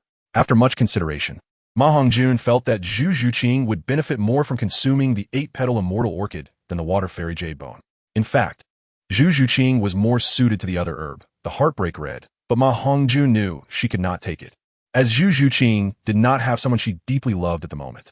Even Dai Mubai, her fiancé, seemed to have changed, just like the relationships among the other Shrek 7 monsters. When she was younger, Zhu Zhuqing could not have developed feelings for Dai Mubai. She merely regarded him as a big brother. Living in such a family background, she did not oppose men having multiple wives. But the premise was that they could not behave like that in front of her. Dai Mubai clearly violated her taboo that time, and he still hasn't repented until now. She has already given up on him. The pressure she bears has naturally increased, because once she and Dai Mubai cannot be together, according to family rules, she will already be considered a failure. A failure means death, or, at the very least, the loss of her martial soul, which is not much different from death for a soul master. Zhu Zhuqing quietly watched MaHongjun, not speaking, and her expression showed little emotional fluctuation. Her cold aura gave off a vibe of keeping others at a distance. Zhuqing, I'm not saying you, but you shouldn't always look so cold. If there's something, you can say it out loud. Don't always keep it to yourself. This is the 8-petal immortal orchid, one of the immortal herbs, and it's the easiest for you few to absorb among all the immortal herbs. The 8-petal immortal orchid needs to be stored in a jade vessel. As long as it is kept in a jade container, it will not wither for 1,000 years and will not fade for 100 generations. Among all the immortal herbs I brought back this time, it has the mildest medicinal properties. It is also the richest. Although it is easy to absorb, it still requires a considerable amount of time. Its main function is to strengthen the foundation and cultivate the essence, expelling impurities from the body, which is enough to make up for your and the other 6 shortcomings in innate martial soul talent quality, accelerating the speed of soul power cultivation. And its own medicinal power will also bring you significant improvements, MaHongjun said. Thank you, fifth brother. When I have time in the future, I will talk to you about my matters. Zhu Zhuqing replied with a calm voice, but there was a hint of warmth in it. After MaHongjun handed the herb to Zhu Zhuqing, she also sat cross-legged on the vast, empty grassland nearby, starting to absorb the immortal herb. Ding! Congratulations, host. You have gained 100 kindness points from Zhu Zhuqing. Total kindness points, 500 points. MaHongjun was extremely surprised. It seemed that among everyone, Zhu Zhuqing had given him the most kindness points due to this incident. Not being the main character, she still brought him kindness points that were comparable to the main character, and his gratitude towards her was certainly far greater than towards others. Of course, it didn't mean that Fat Tiger, who gave him the least kindness points, was inferior. It was just that in the original work, Fat Tiger was not a major character. He wondered if tomorrow's concert would bring him faith points. If possible, he still needed to add a few songs that could resonate with the people of the Douluo world. He couldn't just promote ancient-style music all the time. After all, different people have different preferences, and having more support would be great. MaHongjun muttered to himself. In fact, there was music on the Douluo continent. But compared to the music that had developed to its peak in his previous life, the music there was still in its infancy, lacking creativity. However, in this regard, the Douluo continent also had its own advantages. Certain special martial souls provided enhancements in music that were far beyond what his previous life could compare to. The Heavenly Luo network had privately found 3 beautiful women with microphone martial souls, although their soul power was only at levels 3 or 4. The enhancement to their beautiful voices was quite impressive. It was said that there was also a holder of a drum martial soul, a level 23 Great Soul Master, whom the Heavenly Luo network had spent a lot of resources to recruit from a noble family in another region. As for those with stringed instrument martial souls, they weren't particularly special, so there were a total of 9 such special talents. This was also the reason why MaHongjun had brought out so many ancient-style songs from his memory. Seeing that everyone else was cultivating with nothing else to do, MaHongjun also sat down on a nearby empty ground. The grand momentum in stepping on mountains and rivers should be liked by many soul masters, so he thought to add it. The touching melody of Ordinary Road should also have a good effect, and the song Goodbye would likely be loved by many young soul masters in the academy, so he decided to add those as well. MaHongjun took out the songbook he had prepared earlier from his bag and began to write down the lyrics and melodies of the songs he was muttering. For someone like MaHongjun, who was proficient in music, doing this was not a problem, especially since after advancing to Soul Master, both his mental power and memory had greatly improved, allowing him to accomplish this. Time passed from noon, when MaHongjun returned to the afternoon, and then to the evening. The first to awaken from cultivation was Zhu Zhuqing, who had absorbed the mildest medicinal properties. Waking up, Zhu Zhuqing stretched her body, and the beautiful scene almost made MaHongjun's eyes go wide. Regarding a certain youthful figure, those who understood would understand. MaHongjun felt a rush of blood, almost losing control of the little fire within him. Chapter 104, Dry Sister, Ning Rongrong. While feeling her own changes, Zhu Zhuqing did not notice MaHongjun's gaze. After stretching, she felt a refreshing sensation she had never experienced before. She couldn't help but let out a long sigh of relief. Noticing MaHongjun's wolf-like gaze, Zhu Zhuqing suddenly felt a wave of shyness. Hee, Zhuqing, you look beautiful. How do you feel? How many levels have you improved? MaHongjun, using all his willpower, suppressed his restless thoughts and pretended to ask innocently. Zhu Zhuqing, who had some understanding of MaHongjun, knew about his martial soul issue, so she didn't hold any grudge. Hearing MaHongjun's question, she surprisingly showed an excited expression for the first time and said, I've improved 3 levels and am now at level 30. According to what the Academy said at the beginning, I feel like I still have a lot of soul power stored up. Once I obtain my 3rd soul ring, I can at least improve 4 or even 5 levels of soul power. Thank you. I am now filled with hope for my future again. Congratulations. You are now the youngest soul master in our academy, and your promotion to soul master is not much different from mine, even earlier than me. If I get bullied in the future, I'll have to ask you for help. MaHongjun was very happy about Zhu Zhuqing's strength improvement, not only because her improvement was beneficial for Shrek Academy to win the championship in the Continental Soul Master competition, but also because he was glad that this cold yet passionate and strong-willed woman could step out of her shadow. I owe this improvement all to you, 5th brother. Your matters are now my matters. I feel like my martial soul has also changed. It's not just a simple upgrade in quality.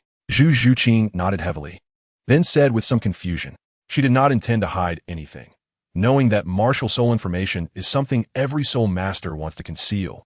Zhu Zhuqing's willingness to tell MaHongjun without reservations showed her trust in him. Well, let's not talk about that for now. Once you're familiar with it, we can discuss it later. Take advantage of the fact that you just absorbed the immortal herb's medicinal power and quickly go back to cultivate your soul power. It's getting late. Otherwise, the scene later might not be very pleasant. MaHongjun smiled faintly as he looked at the energy gathering around Dai Mubai and Tang San. Scene? Zhu Zhuqing looked at MaHongjun with some confusion. Hee. It's just that the medicinal power of Tang San and Dai Mubai might be a bit intense. Their clothes might end up, MaHongjun raised his eyebrows and said. Upon hearing this, Zhu Zhuqing instantly understood. Her face turned red, and she hurriedly turned around to conceal her inner shyness and returned to the dormitory early. The second to wake up was the auxiliary system Oscar along with Fat Tiger, both awakening almost at the same time. Haha, I'm at level 36. I unexpectedly leveled up 5 times in one go. It's really exhilarating. Oscar woke up with a burst of hearty laughter, looking as if he had completely emerged from the shadow of his setback with Ning Rongrong. I only leveled up 4 times, and after obtaining my soul ring, I'll be his soul master at level 30. However, if my teacher's theory is correct, I should be around level 32 after getting my soul ring. Fat Tiger chuckled, appearing simple-minded, but actually quite shrewd. Well, there shouldn't be any problems. Although Tang San's teacher has a bit low soul power, he is not useless. The theoretical viewpoints of our academy's teachers are the same as his, so there shouldn't be any issues. Moreover, you are only in the initial stage of absorption. Most of the medicinal power is still accumulating in your bodies, waiting for you to develop it in the future. For a long time, your cultivation speed will likely experience a qualitative leap until the celestial-grade medicinal power is exhausted. MaHongjun was not surprised. Although the 9-grade purple ginseng is not listed among celestial-grade herbs, it is definitely the best below celestial-grade. With medicinal power that is not inferior to celestial-grade herbs, and it even enhances soul power cultivation speed even more. I feel that the quality of my martial soul, the diamond hammer, has improved quite a bit, and it's at least twice as heavy now. From now on, calling it the mighty diamond hammer might be more appropriate. Fat Tiger nodded repeatedly, saying happily, and then a golden giant hammer appeared in his right hand, which was only slightly smaller than his own size. My martial soul hasn't changed much, but its quality has also improved significantly. I can make more sausages now, Oscar said. Kindness points from Fat Tiger 10. Kindness points from Oscar 20. The hollow voice of the martial soul spirit echoed in his mind again. Today is definitely MaHongjun's lucky day, relying on the precious celestial herb to harvest a large number of kindness points. He was almost able to conduct his first kindness point lottery. Well, you should hurry and cultivate now that you've just absorbed the celestial grade herb. This is the best time to cultivate soul power. MaHongjun was not surprised. He had long felt that Fat Tiger's mutated martial soul was not completely stable, and now that he had consumed the 9-grade purple ginseng, it was within his expectations that there would be changes. The 9-grade purple ginseng can help Luo Sanpao evolve and allow the useless master to break through the 30-level bottleneck that had trapped him for decades. So its effects are definitely not weaker than celestial-grade herbs. Oscar and Fat Tiger sat down on the periphery to continue cultivating, trying not to disturb the others who were still absorbing the celestial-grade herbs. Ning Rongrong was the third to wake up. She was surprised and wanted to shout loudly, but upon seeing the others still absorbing the celestial-grade herbs, she quickly suppressed her voice and walked over to MaHongjun, saying, "Thank you, fifth brother. From now on, you are my real brother. Can I be your adopted sister?" "Me? Adopted sister? I don't mind, it's up to you." MaHongjun did not refuse Ning Rongrong's deliberate closeness, as he also needed the support and cooperation of the 7-treasure glazed tile sect behind her, so he naturally would not decline. "Well, brother, you're really nice." Ning Rongrong took a step forward and hugged MaHongjun's arm sincerely. "All right, don't do that, or I might not be able to control the primitive power within me." MaHongjun's face turned red, and he said somewhat irritably. He wasn't shy. It was just that the continuous temptations from Zhu Zhuqing and Ning Rongrong had made the chaotic fire inside him a bit restless. If it weren't for the residual ice attribute spiritual medicine suppressing it, he would have probably transformed into a hungry wolf by now. All right, I get it. Fifth brother, actually having such a martial soul is quite interesting. At least it looks very cute, and it's even more charming for a man. Ning Rongrong couldn't help but chuckle. MaHongjun was at a loss for words. Can cuteness be eaten? Can cuteness attract a girlfriend? As for male charm, it's just the essence of being a man. Chapter 105, A Song That Moves the World, Part 1. MaHongjun did not continue Ning Rongrong's conversation, but turned to look elsewhere. Ning Rongrong also dared not provoke MaHongjun further. Although they all knew that MaHongjun had willpower far beyond ordinary people, no one dared to guarantee that he wouldn't suddenly lose control and deal with them harshly. Dean Flinder had privately warned them about MaHongjun's situation, telling the girls to be cautious around him. They felt both admiration and fear for MaHongjun. They admired his ability to remain pure in such circumstances, while they feared that he might suddenly lose control and act inappropriately with them. Ning Rongrong's 7-treasure glazed tile, martial soul, unexpectedly advanced to the 9-treasure glazed tile, reaching level 30. Like others who hadn't advanced to Soul Master, her specific level couldn't be determined without obtaining a soul ring. Next were Xiao Wu and Dai Mubai. Xiao Wu's body shimmered with light, giving her a dreamlike appearance. Her skin became even more translucent, making one want to climb up and kiss her. At the same time, Dai Mubai's body underwent subtle changes, swelling and becoming incredibly strong, causing his clothes to rip apart. As the light faded, both of them awakened simultaneously. MaHongjun had no intention of reminding Xiao Wu, and Ning Rongrong had also entered her cultivation nearby. Xiao Wu glanced at Dai Mubai's strong physique in surprise, but shyly turned her head away, showing little reaction. If it had been Zhu Zhuqing or Ning Rongrong, they would have probably closed their eyes shyly by now. Pervert hum. With a cold snort, Xiao Wu shifted her gaze to Tang San. Dai Mubai woke up just in time to see this scene, and even he felt his face flush, quickly taking out a spare set of clothes from his spatial soul guide. Fortunately, this Hanfu, which integrates martial art style, was not limited to just one set. Tang San's body was flashing with red and blue lights, and the extreme ice and fire energies erupted simultaneously, instantly turning his clothes to ashes. However, Xiao Wu's gaze was fixed on Tang San's body and assets. Xiao San is too much of a pervert. Quickly stop looking. When he wakes up, I will definitely teach him a lesson for daring to act flirtatiously in front of you. MaHongjun approached the three, pretending to be angry. Ah, no. Xiao San is not a pervert. This is just the effect of the celestial herb energy, so you can't blame him. Xiao San's just as pure as you. Fifth brother. Xiao Wu quickly said instinctively upon hearing MaHongjun's teasing. Just like me? That really can't be considered pure, although my body is pure. But my heart. You know what I mean. MaHongjun said with a sly grin. He didn't know why, but he just liked to bicker with Xiao Wu and enjoyed seeing her flustered yet helpless expression. Perhaps it was because he liked small animals in his previous life. In his past life, MaHongjun's favorite pets were cats and then rabbits. After all, little bunnies are so cute, and making them into spicy rabbit heads must be delicious. Annoying? I don't understand. I'm already a level 37 assault type, Soul Master now, and my 8-section throw will be even more fluid. Fifth brother, do you want to try it with me? Xiao Wu said threateningly. MaHongjun had witnessed Xiao Wu's 8-section throw during their assessment, so he naturally did not want to attempt it lightly. It wasn't that he was afraid of not being able to escape, but he was worried about hurting Xiao Wu. Once Xiao Wu successfully displays the 8-section throw, even if MaHongjun is careless, he is likely to suffer a major loss. Currently, Xiao Wu's soul power is only one level lower than his. If he wants to resist, he must use all his strength, but his martial soul's soul skills are incredibly powerful. Once he strikes with full force, it will definitely result in either death or serious injury. Forget it. I concede to Six Sisters' soft skills, so let's not try it. Trying it could lead to death, which is a bit too serious. MaHongjun decided to avoid this experience. Finally, after Tang San woke up, his soul power had surprisingly made significant progress, reaching level 36.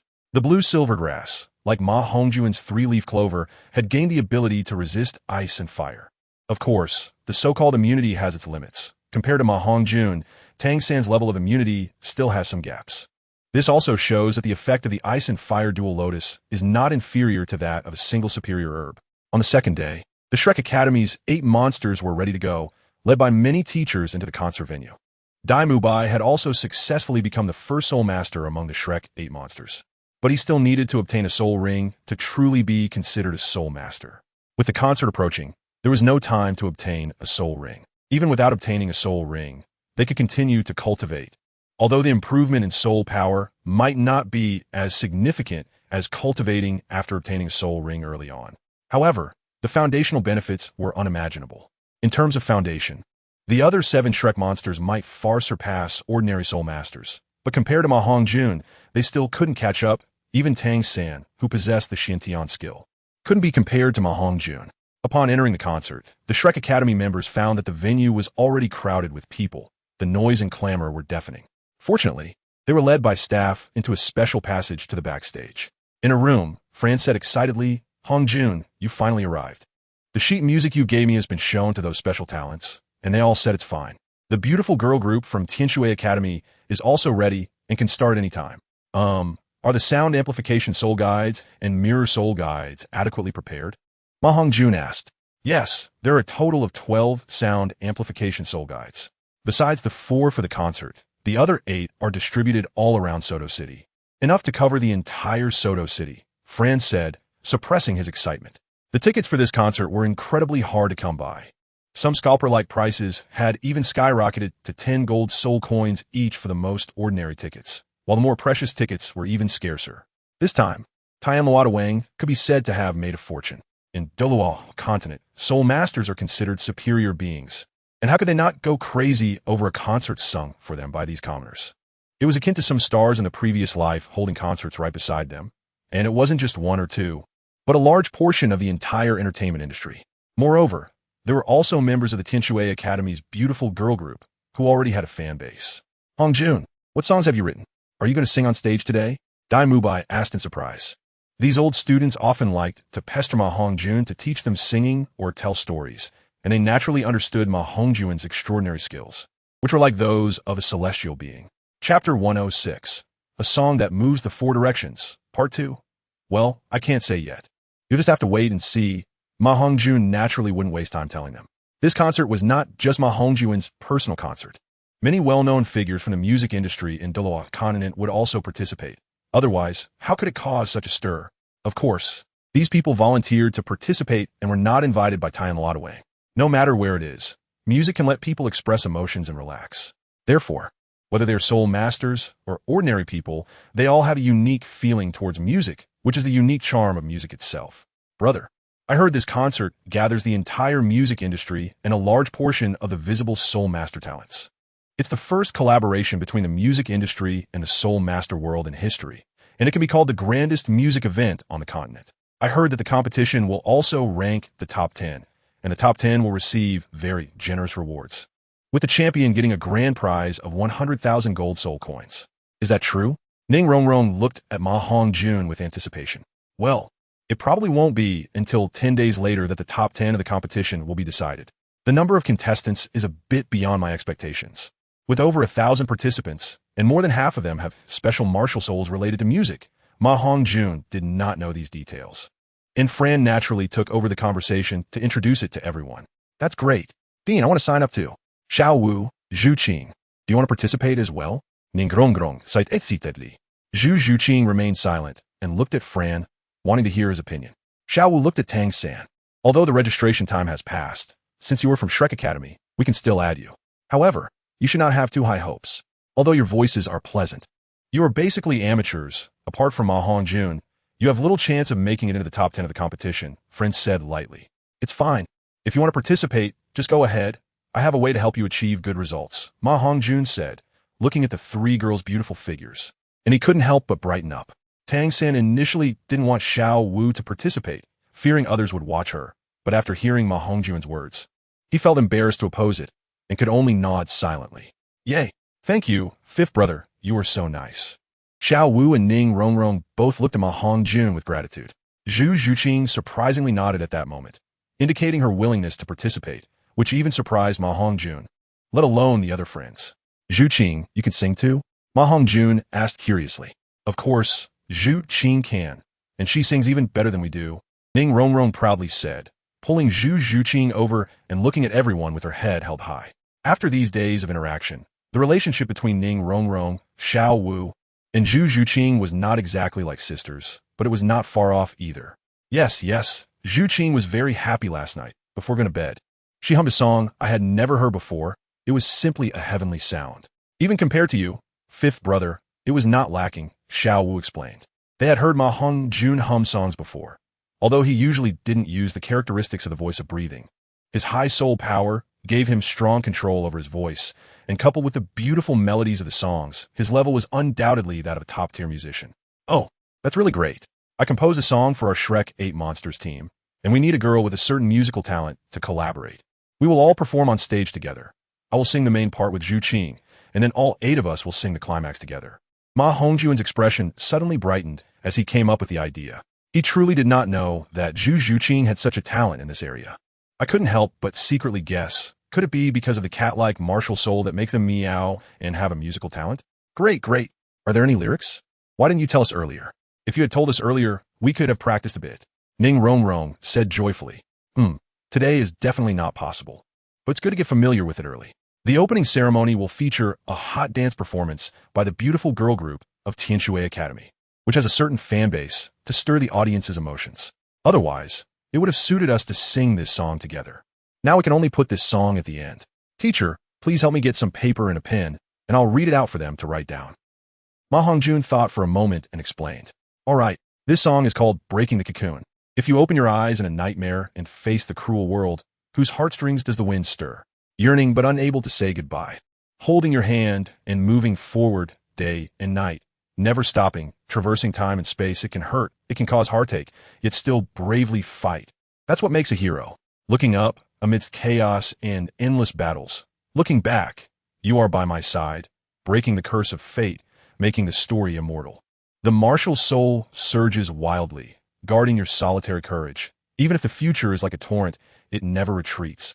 MaHongjun's magnetic voice surrounded the ears of the Shrek 7. Just the recitation of the lyrics made the 7 become immersed in the mood, unable to extricate themselves. Just the lyrics alone gave me a sense of being there. Hongjun, you are truly amazing. I believe the melody of this song must be even more beautiful. Tang San's eyes sparkled, clearly moved by the lyrics written by MaHongjun. Yes, it's very beautiful, but these songs aren't exactly written by me. They're songs that appeared in my dreams, perhaps conveyed to me by another version of myself from another world. MaHongjun inexplicably said something, leaving the others puzzled. Brother Ma's strength is evident. So don't be modest. We all know your strength, haha. Fat Tiger timely flattered him. The others nodded in agreement. Only Tang San's expression changed, stroking his chin thoughtfully. However, looking at the song about martial souls he had just written down, he couldn't help but shake his head. How could another world possibly write such fitting songs about martial souls on this continent? He couldn't possibly know that even he was merely a character from a book in MaHongjun's world. And even what he would become in the future was clear to MaHongjun. But now that MaHongjun is here, everything is uncertain. With MaHongjun around, Tang San probably won't have the chance to act freely on the Douluo continent in the future. Indeed, it suits you well and should add a lot of color to the competition. The concert is about to start, so I'll go out and report your names. Then notify the Poison Douluo to announce the start. Flinder nodded in agreement, stood up, and said, Chapter 107, a song moves all three. Everyone nodded in unison and followed Flinder out of the room. Under the guidance of the staff, they arrived at the VIP box belonging to Shrek Academy. Thank you very much to all the Soul Masters for giving me this face, and I also welcome everyone from the music industry to come and support us. I am especially grateful to the vast audience for coming to watch this unprecedented music exchange event throughout history. On behalf of Shrek Academy, I sincerely thank you for your presence. Douluo, dressed in a brocade Hanfu robe, looked scholarly, and after speaking, he bowed deeply in gratitude. Instantly, the atmosphere in the venue exploded. The title Douluo bowed to thank them. What an honor that is. Especially for those who spent a lot of money to gain access to the concert venue. They were even more excited, with those whose vanity was on full display, showing it particularly clearly. Oh ho! Shrek! Shrek! Excited shouts and screams erupted, and the atmosphere was instantly stirred by the bow of the title Douluo. Flinder couldn't help but smile slightly at this scene, exchanging a glance and a smile with Douluo on stage. Silence. Douluo's voice wasn't loud, but with the operation of his soul power. Everyone in the concert venue could hear it clearly. The audience fell silent in an instant. The authority and charisma of the title Douluo were terrifying. The Soul Masters attending the concert were all young, with few senior Soul Masters over 50 years old, aside from the teachers and staff of Shrek. Therefore, there was naturally no one of title Douluo's status to stir up trouble, and even the strongest Zhongzhu of the Elephant Armor Academy, Hongjun, was polite and said nothing further. Everyone, don't be nervous. I am not asking you to shout now, so that you can cheer better for your favorite contestants later. Now I officially announce that the first Music Star concert hosted by Shrek Academy has officially begun. Douluo smiled lightly and humorously announced. The crowd below instantly erupted in noise. Haha, who said title Douluo is serious and humorless? Come out and accept a slap in the face. It seems the legendary title Douluo isn't as serious as he appears. He's really humorous. The Poison Douluo is definitely the most easygoing title Douluo I've ever seen. Get a rest. You haven't seen many ordinary soul masters, have you? I bet you've only seen the Poison Douluo. Have you never seen a pig run if you haven't eaten pork? Shoo. If you want to die, don't involve me. Two familiar people in the audience were discussing something. Flattering voices and various meaningless sounds once again surged like a fire, until the lights in the concert suddenly went out. The whole venue fell silent. Before the audience could react, various colorful lights lit up on the stage. And then the spotlight shone on the central figure, the Poison Douluo. Next, please welcome the beautiful girl group from Tianshui Academy to present the opening dance and the first beautiful song of this concert, Song of Tianshui. As the spotlight disappeared, it illuminated the 7 beautiful figures that appeared on stage. With fair skin, beautiful looks, and long legs, their attire was stunning. Wearing the colorful fairy dresses designed by Tian Luodawei. High beauty, long legs, and this outfit full of fairy charm attracted the attention of all the males present. And not just the males, but also the envious gazes of the females. Fair skin, beautiful looks, long legs, and fairy charm descended into the mundane world, instantly capturing everyone's attention. The center position was occupied by Shui Binger, who had met MaHongjun once. The admission standard for Tianshui Academy is that they must be beautiful. The other 6 beauties stood behind Shui Binger, first performing an opening dance for everyone, and then their beautiful singing captivated all. The main singers were Shui Yuerer and Shui Binger, and their voices, like the sound of phoenixes and celestial music, instantly won the support of nearly everyone present. The whole venue was silent, all listening attentively to the beautiful and pleasant melody, giving a feeling like being bathed in spring breeze, lost in it. Not good. Hongjun, do you still have confidence in winning the competition? The voices of these 2 beauties are no less than yours. Are you confident you can defeat them? Daimubai exclaimed, then looked at MaHongjun and asked, what a fuss. I already knew that these 2 would be difficult to deal with.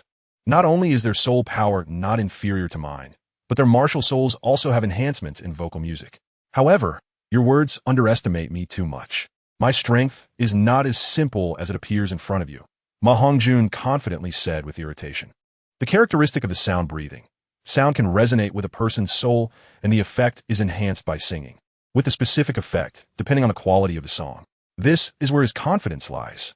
The existence of the spirit tool allows him to know more clearly the abilities he possesses. At this moment, Dugu Bo had already taken a seat at the top of the judges' panel, with the heads of the 10 advanced academies beside him. The Poison Douluo invited them, and they dared not refuse. Moreover, having received the news, they also wanted to take this opportunity to communicate with other schools. Although it's called communication, it is actually about probing each other's strengths and weaknesses to prepare for next year's Continental Soul Master competition. These prestigious deans or vice deans were naturally invited to the judging panel to serve as judges. 9 points. 9 points. A total of 105 points. All evaluations were above 9 points. Including Dugabo, there were a total of 11 judges, with a perfect score of 110 points. The score of the Tianshui Academy can be considered good. The concert was in full swing, and various talent from the music industry began to take the stage. However, due to the lack of soul power enhancement, they were inherently lacking in sound quality and control. Therefore, none of them exceeded a score of 100 points. Finally, it was MaHongjun's turn. He naturally walked onto the stage, and, as the spotlight shone on him, he couldn't help but feel a bit nervous. Upon seeing MaHongjun's fair and handsome face, the audience erupted into a chorus of screams, mostly from young girls. So handsome. The boy on stage named Hongjun is not well known. He should be from the Soul Master community. Truly talented at a young age, so handsome. I want to have your babies. MaHongjun. MaHongjun. Hearing the screams from the audience, MaHongjun couldn't help but twitch his mouth, but became less nervous and said calmly, the first song I bring to everyone is an original song from my dreams, called Starting Over, dedicated to everyone and to my past self. Yesterday's honors have become distant memories, having struggled through half my life. Tonight, I walk into the storm again. I cannot drift with the tide for my beloved family. No matter how bitter or difficult, I must be strong. Only for those eager eyes. As long as the heart is there, the dream is there, in the world, there is still true love. Watching the ups and downs of life bravely, it's just starting over. MaHongjun's hoarse, yet magnetic voice, combined with a bit of nasal tone, along with the simplicity and sincerity of the lyrics, directly touched the hearts of the listeners. Paired with the sound breathing, using plain language and deeply moving melody, It expressed the strength of people facing life's challenges in adversity. Everyone present fell silent again. The entire concert, including the judging panel, was quiet. No, it should be said that the whole Soto city was silent. That magnetic voice, filled with a sense of heroic power, exuded a unique charm that penetrated into people's souls, striking directly at each person's spirit. Chapter 108. A song moving the four directions. And, across from the concert venue, the great fighting arena, usually packed with spectators, now had at least 10 times fewer people. On the stage, a soul master who had once gained some fame in the fighting arena and achieved 10 consecutive victories was facing a crisis he had never encountered in his life. He was born into a common family and had worked hard to achieve his current strength and status. However, not long ago, he unintentionally offended a nobleman whom he could not provoke. Eventually, under the mediation of friends, he agreed to resolve the conflict through a battle, but if he lost, he would have to give up all his assets. At this moment, he was facing an opponent invited by the nobleman who had disarmed him, and he was filled with rage as he looked at his opponent. This was clearly not a desire for reconciliation, but an intention to take his life. With a rebellious nature, he was thinking of using his last trump card to fight back in desperation. Suddenly, he heard the song resonating in his ears and fell into it. Seeing the soul master opposite him wanting to continue attacking, he hurriedly shouted loudly, no longer caring about winning or losing. I lost. I admit defeat. Yes, money can be earned again, but life only comes once. As a commoner, he had come from nothing, so losing now was just starting over again. Thus, because of MaHongjun singing, a 32nd level soul master was saved. This soul master lost all his assets, nearly 10,000 gold soul coins, which could be considered a small fortune. While paying, this soul master asked a nearby staff member who was witnessing, "Can I keep 10 gold soul coins? I want to go to the star concert across the street and listen to who just sang. Even adults like to listen, and I really liked the touching song just now, but I can't make that decision since you have already signed a contract. However, I happened to buy a ticket yesterday, but I couldn't attend because the fighting arena had a last-minute schedule change. This ticket is of no use to me since it will expire tomorrow, so I'll give it to you." The staff member immediately saw a kindred spirit and handed over a concert ticket printed with a 5-star red flag. Similar scenes were playing out all over Soto City, giving countless people in difficult situations the courage and hope to start over. Watching MaHongjun on the stage becoming increasingly at ease, listening to the low yet impactful singing, the Shrek 7 devils looked at MaHongjun with admiration, especially Zhu, who was the most obvious. As the song ended, it instantly gained countless fans, and the audience erupted with intense cheers and screams. Even those self-important soul masters became lively. 50,000 spectators were all in awe, excitedly shouting MaHongjun's name. So handsome, this is a real man's song, I'm in love." A wealthy woman's voice rang out, "MaHongjun, I want to have your babies. Do you need a boyfriend?" A shout from a male fan. The instant cheers drowned out the voices of the audience below. 10 points. Douluo was the first to raise his scorecard. 10 points. 10 points. 9 points. Young people should not be too proud. Although I don't know much about music, I can tell that your song is still not good enough. You must have used a special soul skill, which is why it is so moving. So I will deduct 1 points to help you maintain your original intention and continue to work hard. Seeing that MaHongjun had gained such popularity from just one song, becoming famous overnight, the jealous Hongjun gave a score of 9 points. MaHongjun was currently participating in the competition in his personal capacity, so everyone was completely unaware that behind him stood the only titled Douluo present. Thank you, but this is just the beginning. The sect master Huyen is underestimating me too much. MaHongjun, who originally thought he would get a perfect score, was disgusted by such a person and said blandly, "What qualifications does a person who doesn't understand music have to comment on the original songs of a legendary singer from his past life? If he gets full marks, according to the rules, he could be directly promoted to the finals, which would give him plenty of spare time to practice." Unexpectedly, a Chung Yaojin appeared halfway, unable to bear to see him do well. Sometimes, those who claim to be doing it for your own good, but secretly can't stand to see you succeed, are the most despicable. No need to be polite, hee. Young people need to avoid arrogance and impatience, Hongjun said with a smile that didn't reach his eyes, thinking that MaHongjun was being stubborn. You're right, but some older people shouldn't rely too much on their age, MaHongjun said lightly, then turned and left the stage without looking back. MaHongjun's boldness against the Seoul Douluo-level judges once again earned him cheers from the audience, who rallied in support of him. In reality, What made MaHongjun truly angry was that he couldn't achieve a perfect score with the classic songs from his past life. That's why he irrationally chose to confront him directly. Oof. Listening to the audience's support for MaHongjun, Jun, feeling humiliated, snorted coldly and sat back down, secretly noting this reckless kid. So handsome, simply too handsome. This is a real man, unafraid of power, daring to confront the soul Douluo. From now on, I will be your loyal fan. A rich young lady's voice suddenly rang out again, followed by various voices of admiration. MaHongjun, however, calmly walked off the stage, feeling a bit of a headache. It seemed he couldn't afford to be lazy this time. Zhu Zhuqing and the others, being the last to sign up, wouldn't have their turn in today as concerned. They would have to wait until tomorrow at the earliest. Fifth brother, well done. It looks like the championship is secure this time, Ning Rongrong said as she stood up to greet MaHongjun, who had just entered the box. Oscar and Fat Tiger also stepped forward to congratulate him without showing any weakness.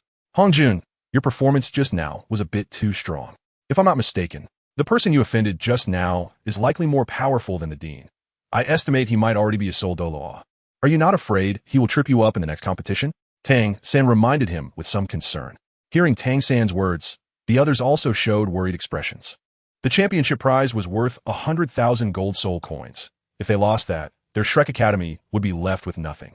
They knew this competition was initiated under Shrek's name, and they always thought it was the Poison Douluo as an honorary mentor of the academy, who was taking care of them.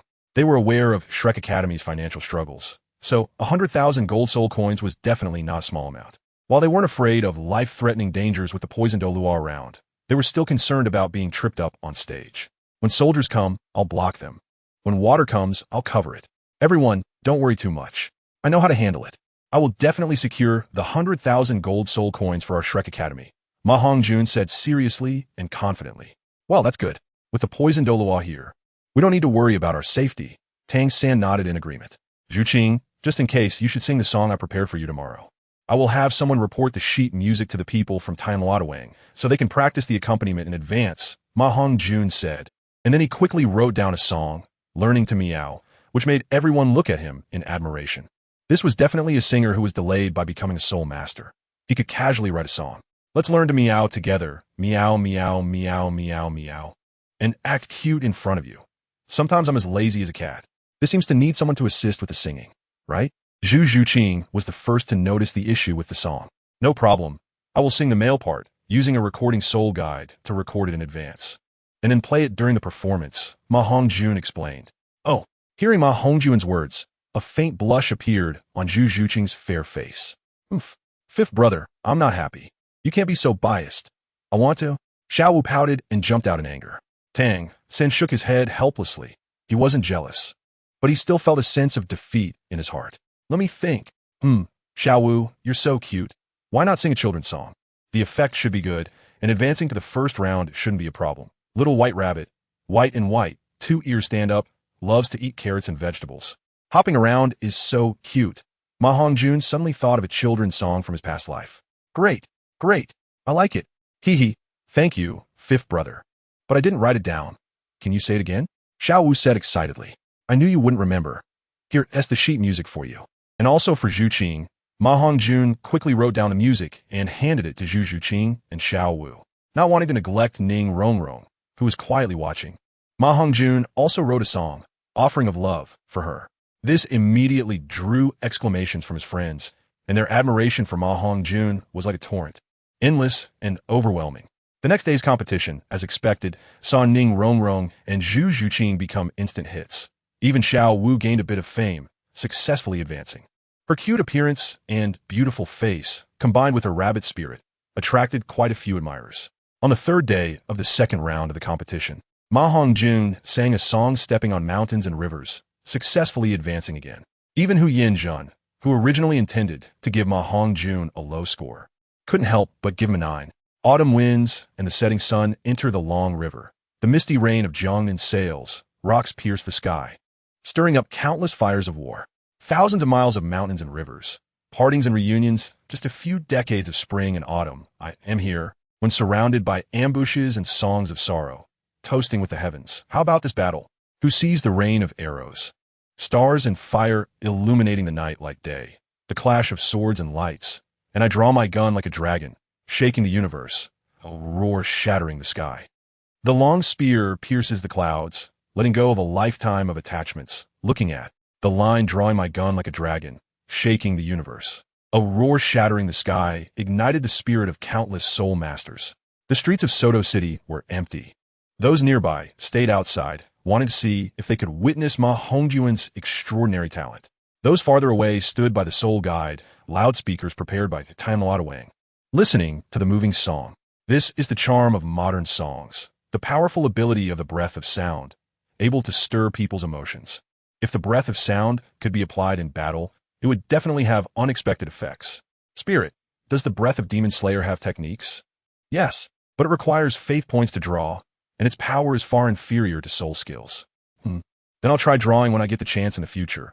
Having it is better than not having it, and it's quite nice for showing off. Notice, the host's first use of the lottery function will gain the favor of the lucky clover. The items drawn will range from intermediate treasures to the highest level rewards. Please work hard to meet the conditions for drawing as soon as possible. Hearing the spirit's response, MaHongjun looked at his good deeds points and realized he had unknowingly reached 800 points, likely because he wrote songs for the 3 girls, gaining a bit of good deeds points. 5 days later, the top 10 were born. The individuals are MaHongjun, Shui Binger, Shui Yuer, Zhu Zhuqing, Ning Rongrong, Luo Bing, Zhou Jiejia, Su Songsong, Mao Yi, and Shui Qianqian.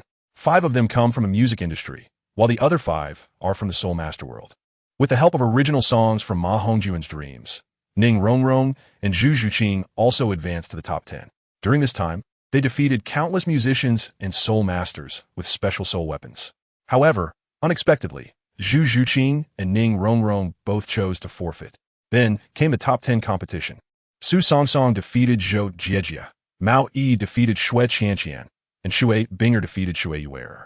MaHongjun undoubtedly defeated Luo Bing with his unique style. Of course, some lyrics that were not suitable for the times were appropriately modified by MaHongjun. I shut myself away, leaving only a balcony. Every time night falls, I open the window and stare blankly at the night sky, looking back at the past, scene by scene, once again reenacting our love. I listen to the dialogues and other stories. Perhaps those stories can give me an explanation. The love you wanted, I cannot learn, helplessly watching the relationship deteriorate. People stare blankly, feeling helpless, unable to give you a future. The best love is to let go. In the end, after the competition, only Su Songsong and MaHongjun remained. One is a rising musical star in the Soul Master world, while the other is a music genius who is indifferent to fame in the music industry. Their confrontation instantly drew significant attention. Upon seeing the name of this musical genius, MaHongjun recalled a musician he particularly liked in his previous life and thought to himself, let there be a confrontation between you two. Su Songsong is also a soul master, with a very special intrinsic martial soul and a natural 7th-level soul power, which is quite talented. However, he has never liked cultivating, so now nearing 30, he is only at the soul sovereign level. He cultivates his martial soul to better sing his music, and his composing and singing abilities are not inferior to some musicians who have already reached the peak in the music world in MaHongjun's previous life. Otherwise, he wouldn't have been able to defeat Shui Binger, who is also a soul master. Thinking of this, MaHongjun temporarily changed his music selection and ultimately chose Luzhou Moon between the mountains and waters. As a child, I stole the light from someone else's wall. In the past, I did not comb my hair and endured 10 years of bitter study.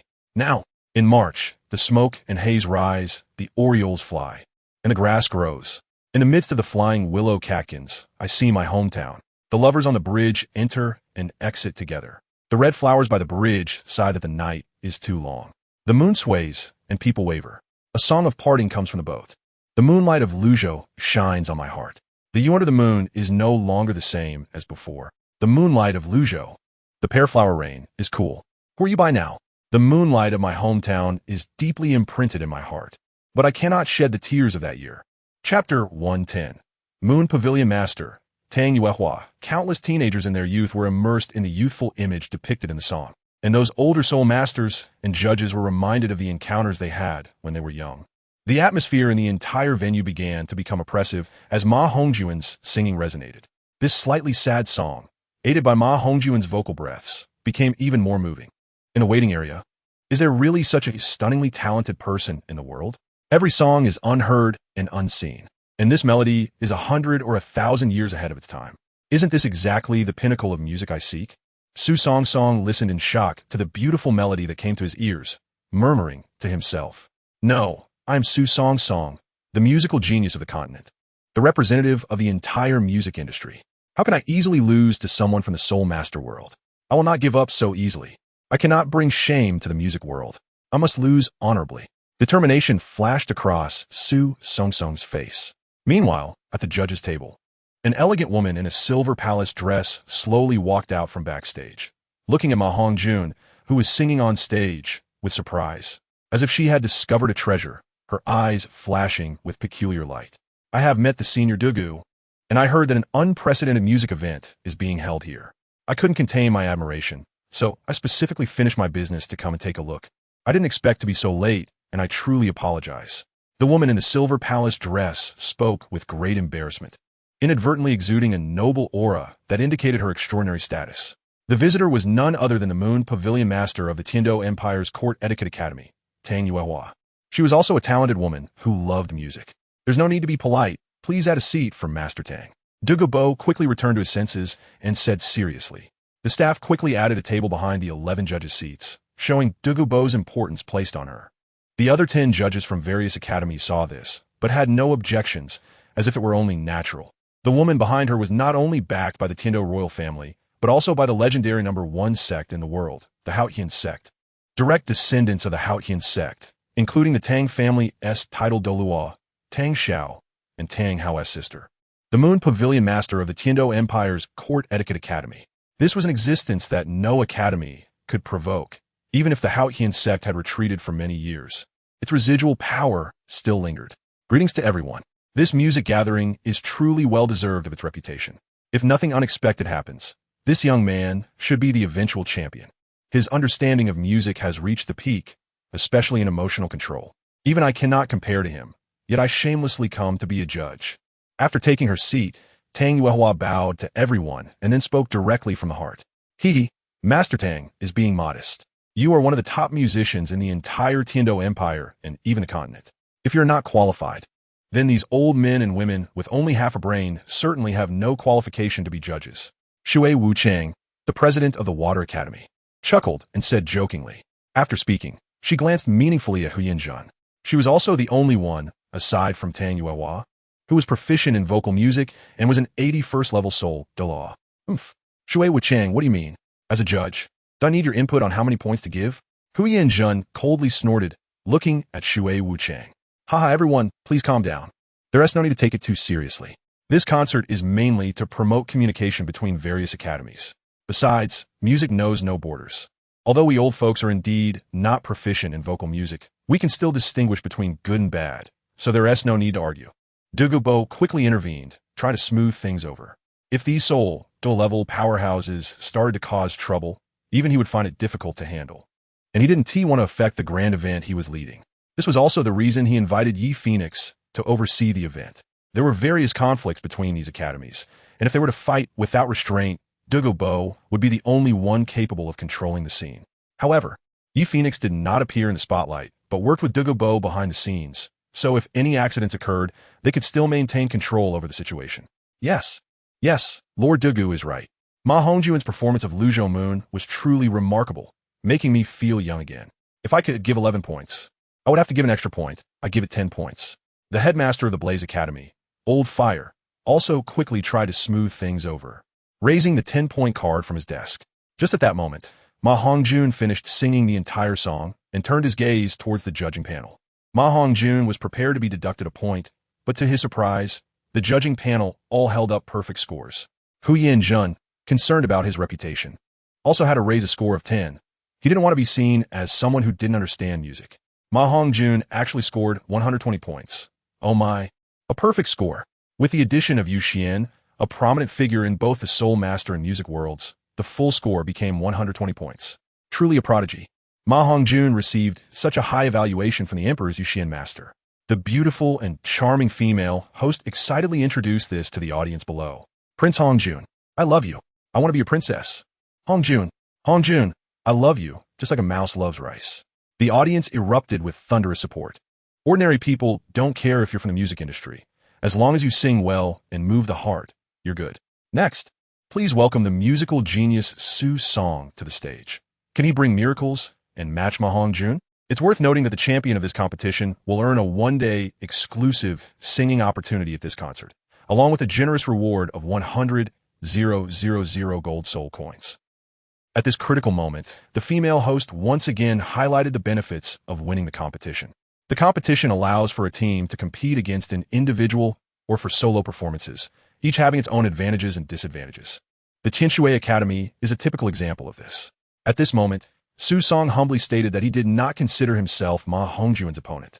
He looked at the judging panel and said, "Esteemed judges, I admit I am not MaHongjun's opponent, but I have an original song that requires some collaboration to complete.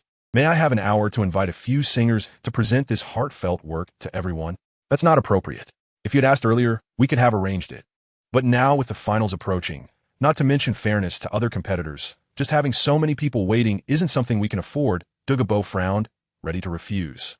But MaHongjun stepped forward. "I have no problem with that, but to avoid making the audience wait too long, I'd also like to invite a few singers to bring another song during this spare hour. This song will also need scores from the judges." Upon hearing about the collaboration, MaHongjun suddenly thought of having the Shrek 8 monsters join him in sharing this glory. The effect might be even better. All right, since that's the case, let's do as you say. What do you all think? Douluo changed his attitude in an instant and agreed without hesitation. Then looked at the other judges to ask for their opinions. With such shamelessness, flipping attitudes faster than turning pages. The other judges had nothing to say, but nodded in agreement, indicating no problem. After all, one cannot go against the title de law over such trivial matters. That would be akin to an old man hanging himself, asking for a long life. Even Wuhunwith dared not voice any objections. He realized this kid who dared to confront him had caught Douluo's eye. The beautiful female host then explained the situation to the audience, who expressed their acceptance. They couldn't wait for MaHongjun to sing more songs that would make their ears pregnant. MaHongjun looked toward the Shrek Academy's box and smiled lightly, saying, "Brothers, how about we achieve this championship together? All right, good brother, you certainly don't forget to take us along for the spotlight." Dai was the first to step out of the box. Then came Oscar, Tang San, Fat Tiger, and finally the three girls, all dressed in outfits that blended Hanfu with martial arts attire, while Zhu Zhuqing and the others wore colorful fairy dresses and flowing sleeves. The audience below suddenly erupted with excitement, as if discovering a new continent, and various gossip and discussions broke out.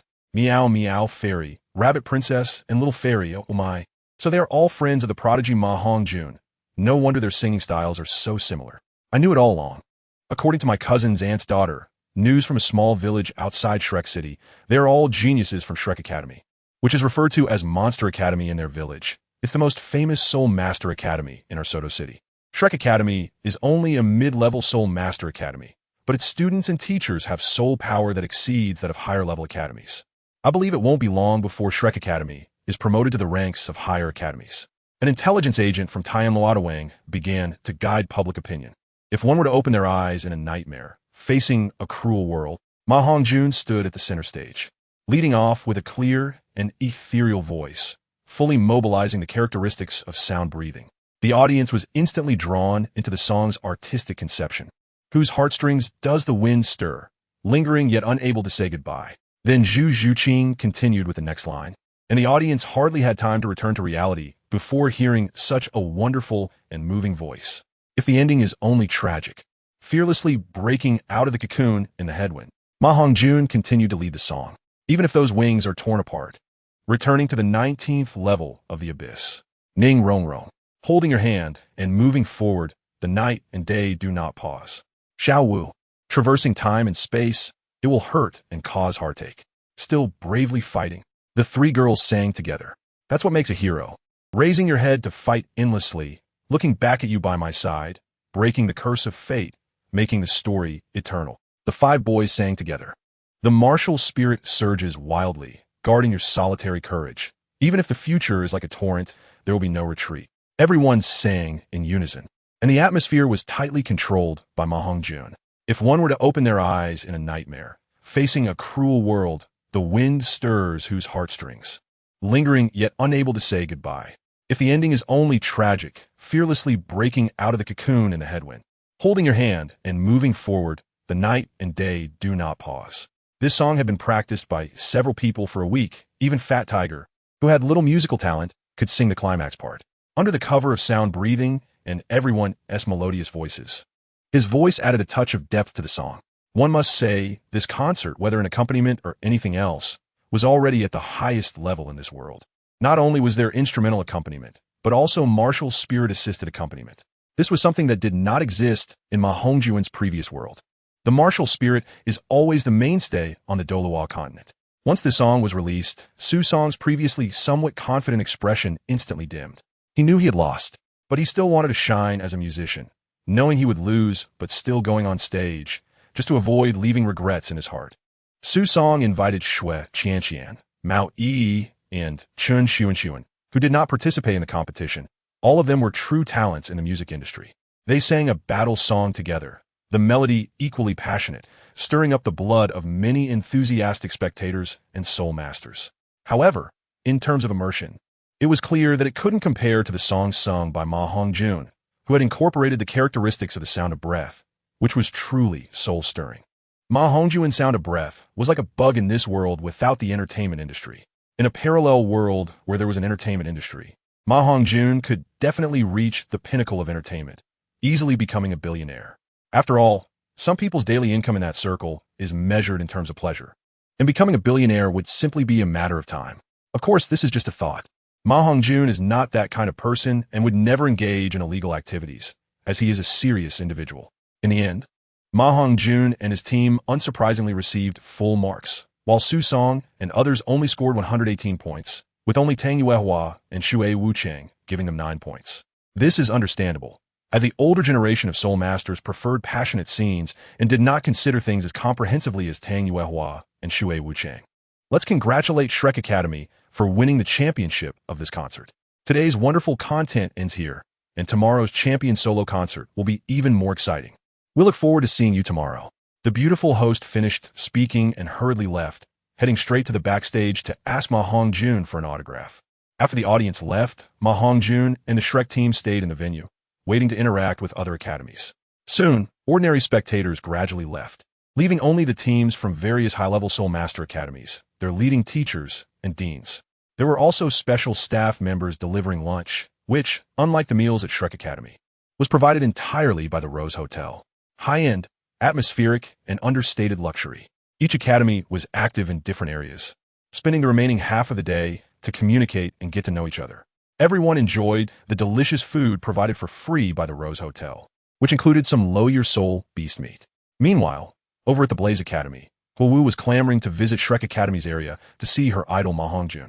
Shrek Academy is just a mid-level academy. Although they initiated this grand event, it's not our main goal. Let us head over to the Tianshui Academy first, said Huo Wushuang, the captain of the Blaze Academy team, frowning. No way, what is so great about those girls? You can go if you want. I'm going to Shrek to see my male god first, Huo Wu said, disregarding her captain's opinion. Sigh, I really can't do anything about you. After we finish eating, let us go check out Shrek Academy, Huo Wushuang said helplessly, shrugging and looking at the other teammates. The other teammates naturally had no objections and nodded in agreement, as they also wanted to see the 3 distinct beauties of Shrek Academy. Chapter 112. The bird that sticks its head out gets shot. In the Tianshui Academy area, sister, how about we head to Shrek Academy first? I want to discuss some music-related questions with them, Shui Yuer tentatively asked. Okay, let us go, Shui Binger agreed without a second thought, completely ignoring the surprised looks from the other teammates. She set down her food and rushed towards Shrek Academy's area. Our Shrek Academy has become famous this time. After Hongjun solo concert tomorrow, we will definitely be even more well-known, Dai Mubai said with a smile at the corner of his mouth. However, the bird that sticks its head out gets shot. We must not be too ostentatious, or it will attract jealousy from some small-minded people, Tang San nodded in agreement. Then said with some concern, I laugh with my sword facing the sky. What do I have to fear from small-minded people? MaHongjun said proudly. Of course, this was also because of his powerful strength and backing, making him unafraid of small-minded people's schemes. Tang San's caution was understandable due to his insufficient strength and lack of knowledge about the powerful background of how he insect. Otherwise, no one would know how Tang San would change. Strength is capital, but also the source of trouble. Those who drown are all good swimmers. At this time, in the Xiangjia Academy, Huyenjun was looking at his son Huyen Li with a serious tone, saying, "That kid MaHongjun thinks he can refute my words just because he has some musical achievements. Since this is an exchange meeting, there will inevitably be a competition. Lier, you have the potential to be a title Douluo. You will definitely surpass your father in the future. Do you have the confidence to make that kid know the consequences of going against your father? Father, don't worry. That MaHongjun only has some minor achievements in side paths. I've investigated him. Although he is only 12 years old, he does have some talent, but he is still too immature, just a soul master level. I will definitely let that kid know the consequences of defying father's wishes," Huyen Li said coldly, a trace of jealousy flashing in his eyes. Huyen Li looked much taller and stronger than MaHongjun, and even the other team members were similar, all over 2 meters tall, and all had crossed 20 years of age. The weakest among them had a spirit power level higher than MaHongjun, with 3 being soul sect level soul masters and the others close to level 40. Huyenjun is both the dean of Xiangjia Academy and the sect master of the Xiangjia sect, powerful and backed by the Spirit Hall. Not something the Fei family can compare with. The 17 members of Xiangjia Academy are all from their Xiangjia sect, including Huyen Li, Huyen Ba, Huyen Shan, Huyen Shi, Huyen Shi, Huyen Gai, and Huyen Shi. If Huyenjun were not afraid of the poison Douluo's venom, he would have exploded long ago. He wouldn't have been able to endure until now. With his defensive power, even some title Douluos stronger than the poison Douluo would find it challenging. Like him, the 7 students of Xiangjia Academy are all defensive-type soul masters, not only strong in defense, but also not weak in attack. At this moment, the Shrek Academy team, which had not yet obtained soul rings, would truly find it uncertain to win or lose against the Xiangjia Academy team. Of course, this is under the condition that MaHongjun does not reveal his dual martial souls and Tang San cannot use hidden weapons. Otherwise, even if they're all soul sect level, they may not be opponents of the Shrek Academy team. MaHongjun clearly did not know that he had already become an enemy of the Xiangjia sect, but even if he knew, he would not be afraid. If he couldn't beat them, wouldn't he just call in Dugabo? He wasn't foolish enough to face a stronger opponent alone. In the Shrek Academy area, at a seating area, a few people who had just finished eating were chatting in their Academy spectator area, showing no intention of practicing. At this time, 4 of the Shrek 8 monsters needed to obtain soul rings and were at a bottleneck. The other 3 had also made rapid progress in strength, so it was indeed necessary to relax a bit. MaHongjun sat in the central position of the group on an ordinary spectator's seat, staring blankly at the distant arena, thinking about how to present ancient-style music in the best form to shine on the Douluo continent tomorrow. Brother, you're really amazing. Even I can't help but want to fall in love with you. I bet the women from other academies are looking at you like you're a golden turtle son-in-law. Ning Rongrong suddenly playfully leaned closer to MaHongjun, jokingly said, "Stay away from me. I'm a serious person." As you all know, MaHongjun quickly controlled his emotions, preventing any impure thoughts from surfacing, and said calmly. The others couldn't help but chuckle at MaHongjun's expression. It's true he's a serious person, but his martial soul is anything but serious. Zhu Qing, who usually speaks her mind, felt particularly relaxed at this moment and couldn't help but laugh as she responded to MaHongjun's words. Haha, Zhu Qing, you really understand our 5th brother. The evil fire phoenix is indeed not as serious as 5th brother. Haha. On the side, Xiaowu couldn't help but let out a pig-like squeal of laughter. Xiaowu, how can you say that about Hongjun? After all, a martial soul is innate, and it affects Hongjun's desires. He can't change it, but thankfully his willpower is strong. Otherwise, you all would be in danger. You need to stay away from Hongjun. Tang San said seriously. The first half of his sentence sounded reasonable, but the second half couldn't help but poke fun at MaHongjun. Oh, this is really unfair. Hongjun has such a lewd and shameless martial soul, yet you all don't seem to mind. I just have a slightly lewd spell, and you all criticize me in various ways. It's heartbreaking. I'm in tears. Oscar chimed in humorously. Just give a rest. Your martial soul is not just lewd. You're lewd as a person too. Hongjun's situation is forced upon him, and he only thinks about it in his heart without taking action. Dai Mubai said with annoyance. Having benefited from MaHongjun, he couldn't help but see him in a better light and spoke up for him. The chubby who was just grinning foolishly. He only wanted to get his soul ring soon and become a soul master, then go home to show his father his achievements. Although it was just a joke among friends, it showed Dai Mubai's loyal character. The atmosphere was very harmonious for a moment, but at that moment, a disdainful voice came from behind the group. So our musical genius is actually a person with a dirty mind. This is indeed big news, ha ha ha. 7 muscular men, like iron towers, walked into the narrow passage behind everyone, forming a line as they approached.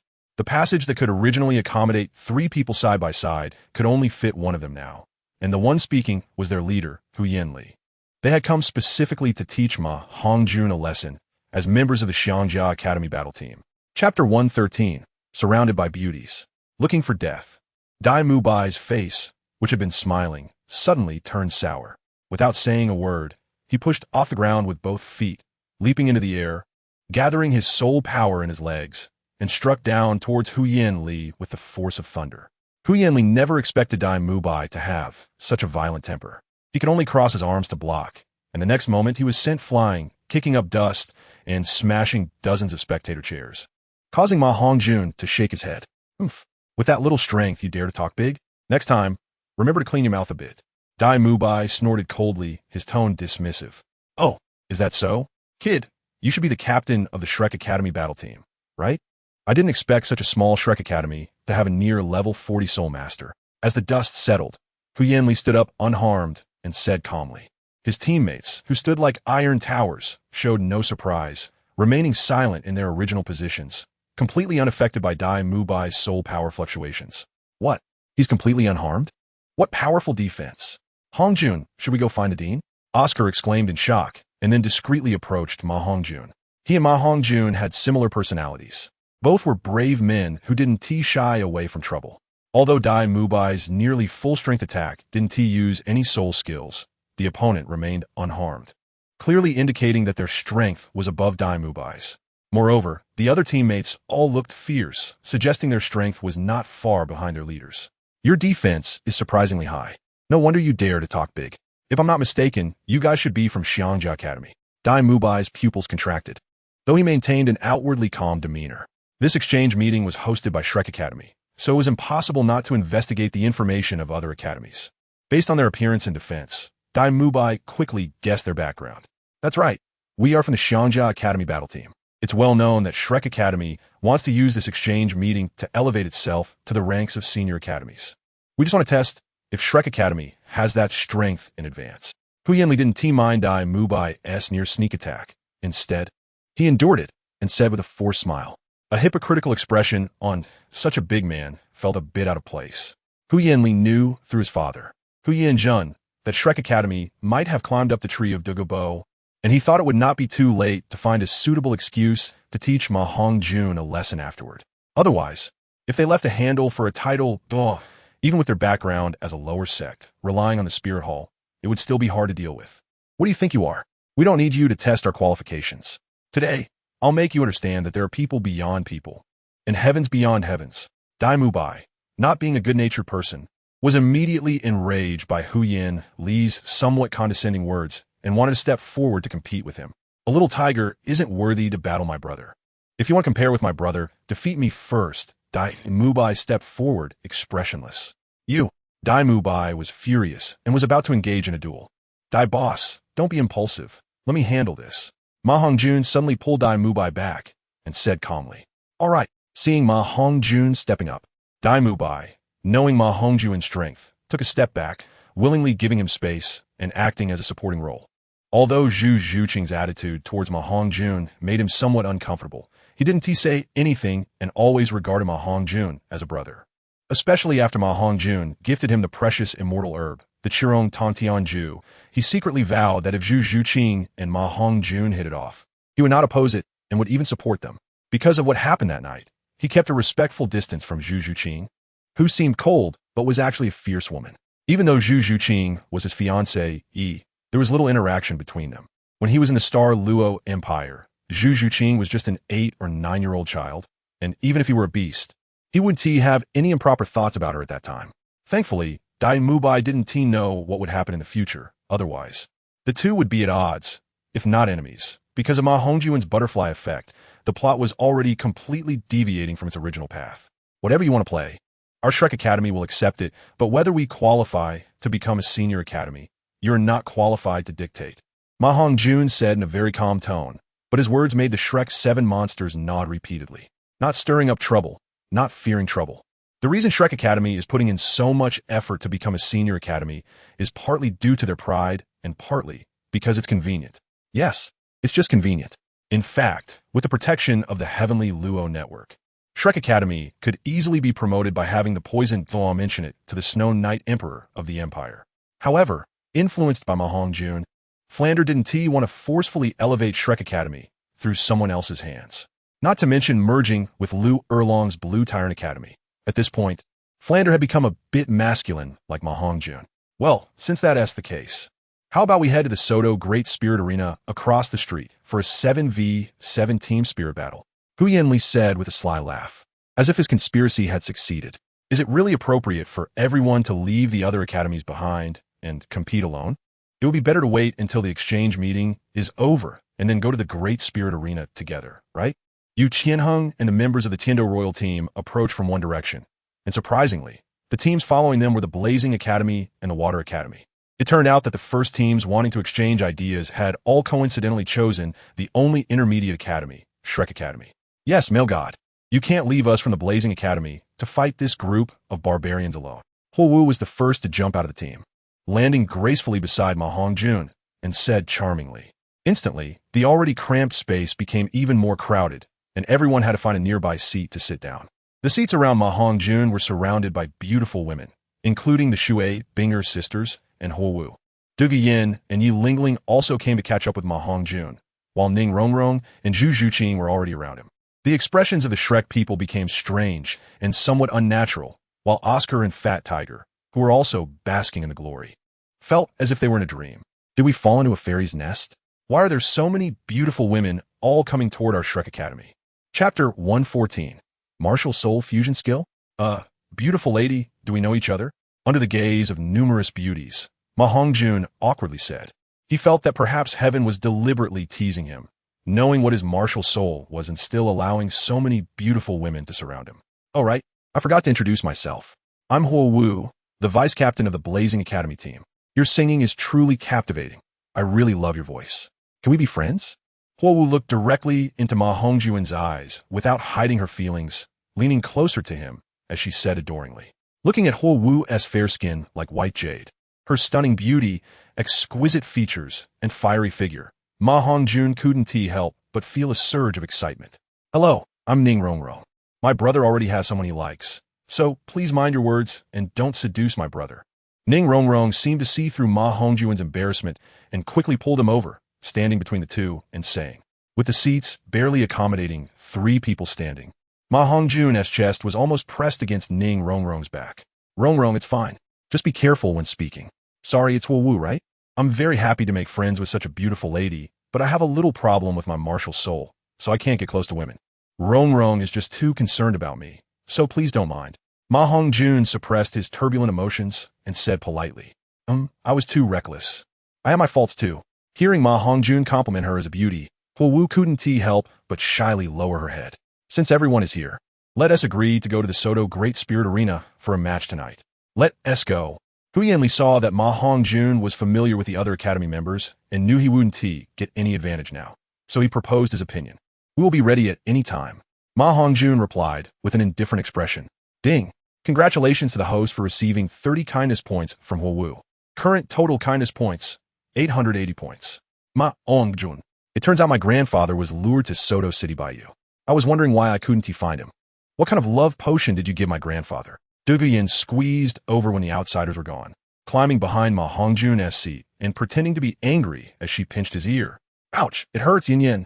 Let go, I know I was wrong. I'll treat you. I'll apologize. Is that enough? The male god aura that MaHongjun had just created instantly disappeared.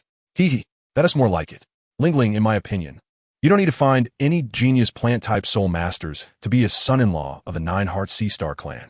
Hongjun is great, the top-tier beast martial soul. Phoenix can definitely make up for the fact that he is not a plant-type soul master. Dugu Yin smiled and then satisfiedly let go of her hand. Looking at Yi Lingling, who was smiling at them with her eyes slightly squinted, teasingly said, Yin Yin, please don't say that anymore. I will not choose any soul master other than plant type. Hongjun does sing well, and I like it, but how can I have that kind of fortune? Yi Lingling glanced at the beautiful women around MaHongjun, who were not inferior to her, and said gently, Sigh, that is really a bit of pity. If I had met Hongjun earlier, I would have let those other girls take advantage of him. Dugu Yin glanced at Yu Tianheng. who looked like a wooden block in the team, and couldn't help but feel a bit angry. She liked Yu Tianheng, but until now, they hadn't broken through the last barrier. Yu Tianheng rarely focused on romantic relationships, as he was mostly occupied with cultivating his soul power. However, anyone with eyes could see that Yu Tianheng really liked Douluo Yin, but he just wasn't good at expressing his feelings, so although they liked each other, it wasn't obvious, and thus they didn't show any jealousy. The Shrek members exchanged glances, as they knew that MaHongjun also had a plant-type martial soul, but they didn't say anything. Although MaHongjun's second martial soul wasn't a big secret, it was still better for fewer people to know about twin martial souls. Douluo Yin and the others were obviously still unaware, but several other members of Shrek suddenly felt that MaHongjun had become mysterious. The members of the Tiando royal team clearly knew MaHongjun well, greeting him or nodding in acknowledgement. Meanwhile, the Shui Binger sisters, sitting a bit further away, finally couldn't help but speak up. MaHongjun, we meet again. I didn't expect you to have such achievements in music, already able to establish your own school, claiming to be a patriarch. Can we learn a bit about music from you? The usually quiet Shui Binger spoke first, and surprisingly, she used such a friendly tone to speak to a boy. It's an honor. I can't say I can teach you. It's mutual learning. MaHongjun turned his head towards the direction of the Water Academy team, humbly saying, Ding, congratulations to the host for receiving 50 kindness points from Shui Binger. Although they were 7 or 8 meters apart, that distance was no different than being right in front of them for Soul Masters. Behind Shrek Academy were the members of the Tiando Royal Academy team. To the left was the Blazing Academy, while the Water Academy was on the other side of the right aisle. Sister, it seems that your martial souls are all Phoenix martial souls. Do you think there is a possibility that you and Junshun could also have a martial soul fusion technique? Water Wearer, who was leaning closely against Shui Binger, glanced at MaHongjun and then at Shui Binger and suddenly asked strangely. However, the speaker was oblivious, while the listeners had their own thoughts, as MaHongjun and Shui Binger surprisingly exchanged a knowing glance. MaHongjun felt that what Water Wearer said was not impossible. His current martial soul was not comparable to the plump chicken Phoenix in the original story, since they both had Phoenix martial souls. With one being ice and the other fire, it was not unlikely that a martial soul fusion technique could emerge. What nonsense! I'm an ice Phoenix, and he's a fire Phoenix. Ice and fire restrain each other. Shui Binger suddenly stopped speaking at this point.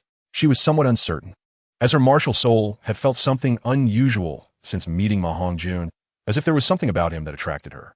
MaHongjun had similar feelings, but after his experiences with the ice and fire yin-yang eyes, he felt that ice and fire might not necessarily restrain each other.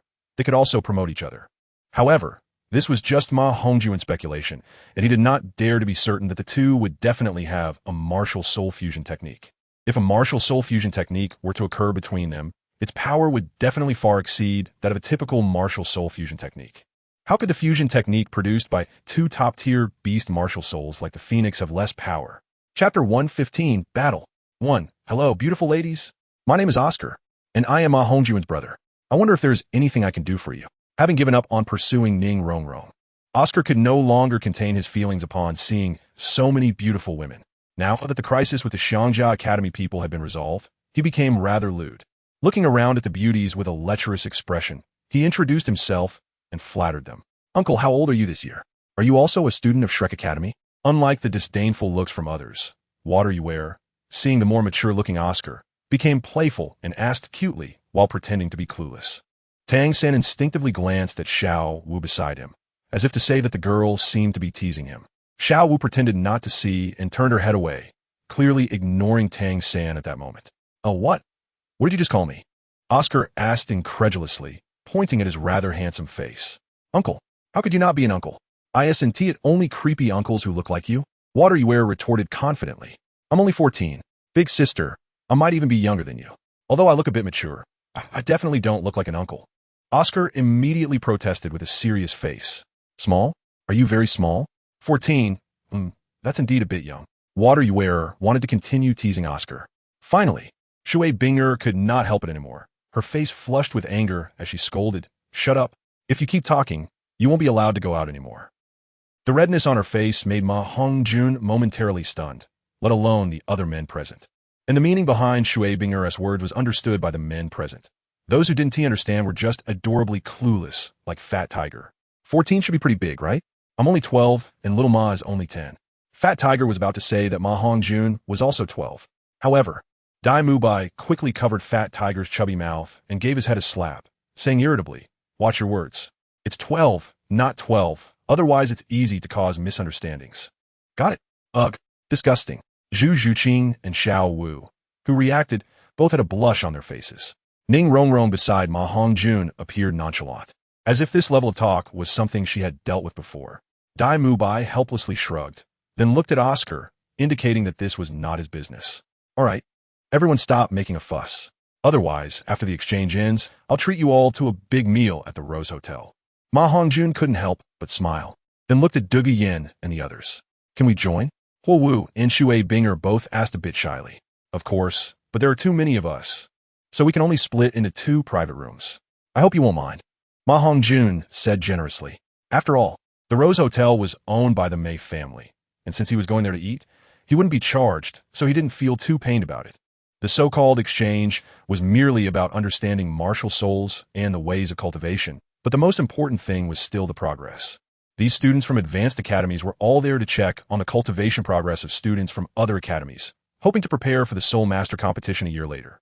2 hours later, the exchange meeting ended. Taking advantage of the early evening, everyone left early and were generously invited by MaHongjun to the biggest couples hotel in Soto City for dinner. The teams from the Blaze team, the Water team, the Heaven Doe team, and the Shrek team were all present. Since they were divided into 2 private rooms, everyone was seated separately.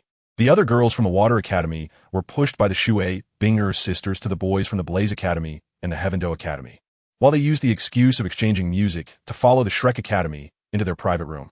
Huo Wu also followed them into the Shrek Academy's private room, and Yi Lingling was pulled by Dugu Yin to the Shrek Academy side as well. The private room was large, even with the addition of 5 people. There were only 13 in total, so it was not crowded. Rock, paper, scissors, scissors. Rock, paper, scissors, hammer. Rock, paper, scissors, paper. Before everyone had even sat down, they saw Ning Rongrong and Wateryware seemingly playing rock, paper, scissors, competing over something. Suddenly, Wateryware exclaimed happily, I won. I won. I want to sit next to Junshan. Sister, come over and sit. You're cheating.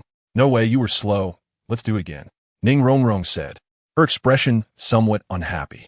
All right, Rongrong, 5th brother is from our Shrek Academy. They can't take him away. Just let her have this. After all, they're guests. Zhu Zhuqing pulled Ning Rongrong, who wanted to argue, and quietly advised her. Okay. After saying that, she casually found a spot slightly closer to the main seat and started whispering to Zhu Zhuqing. Wateryware just pushed Shui Binger to sit on the left side of the main seat and was about to sit on the right when Huo Wu beat her to it, directly sitting down without hesitation. MaHongjun was unsure whether he should sit at the main seat, but since he was treating the others wouldn't overshadow him, so he could only sit down at the main seat with a stiff face. Gentle Yi Lingling naturally didn't compete and casually found a spot to sit down with Dugu Yin. Wateryware angrily went to sit on the left side of Shui Binger, then looked at Oscar and sweetly said, Uncle, can I sit here? Ah, yes, yes. Oscar quickly stood up, then happily sat beside her. Tang San and Dai Mubai exchanged glances and smiled at each other, then sat down next to each other. And Xiao Wu naturally followed Tang San to sit down. Before long, everyone became familiar with each other, and upon learning that the members of Shrek were so young, the other 3 teams were somewhat surprised. Especially when they heard that MaHongjun was about to reach level 39, they showed expressions of disbelief. Xiao Wu and Tang San also felt a slight shock. Both of them had consumed immortal herbs and reached around level 36 in soul power. Your Shrek Academy truly lives up to its reputation as a monster academy, achieving strength comparable to mine at such a young age. Sigh. It seems Sister is really getting old.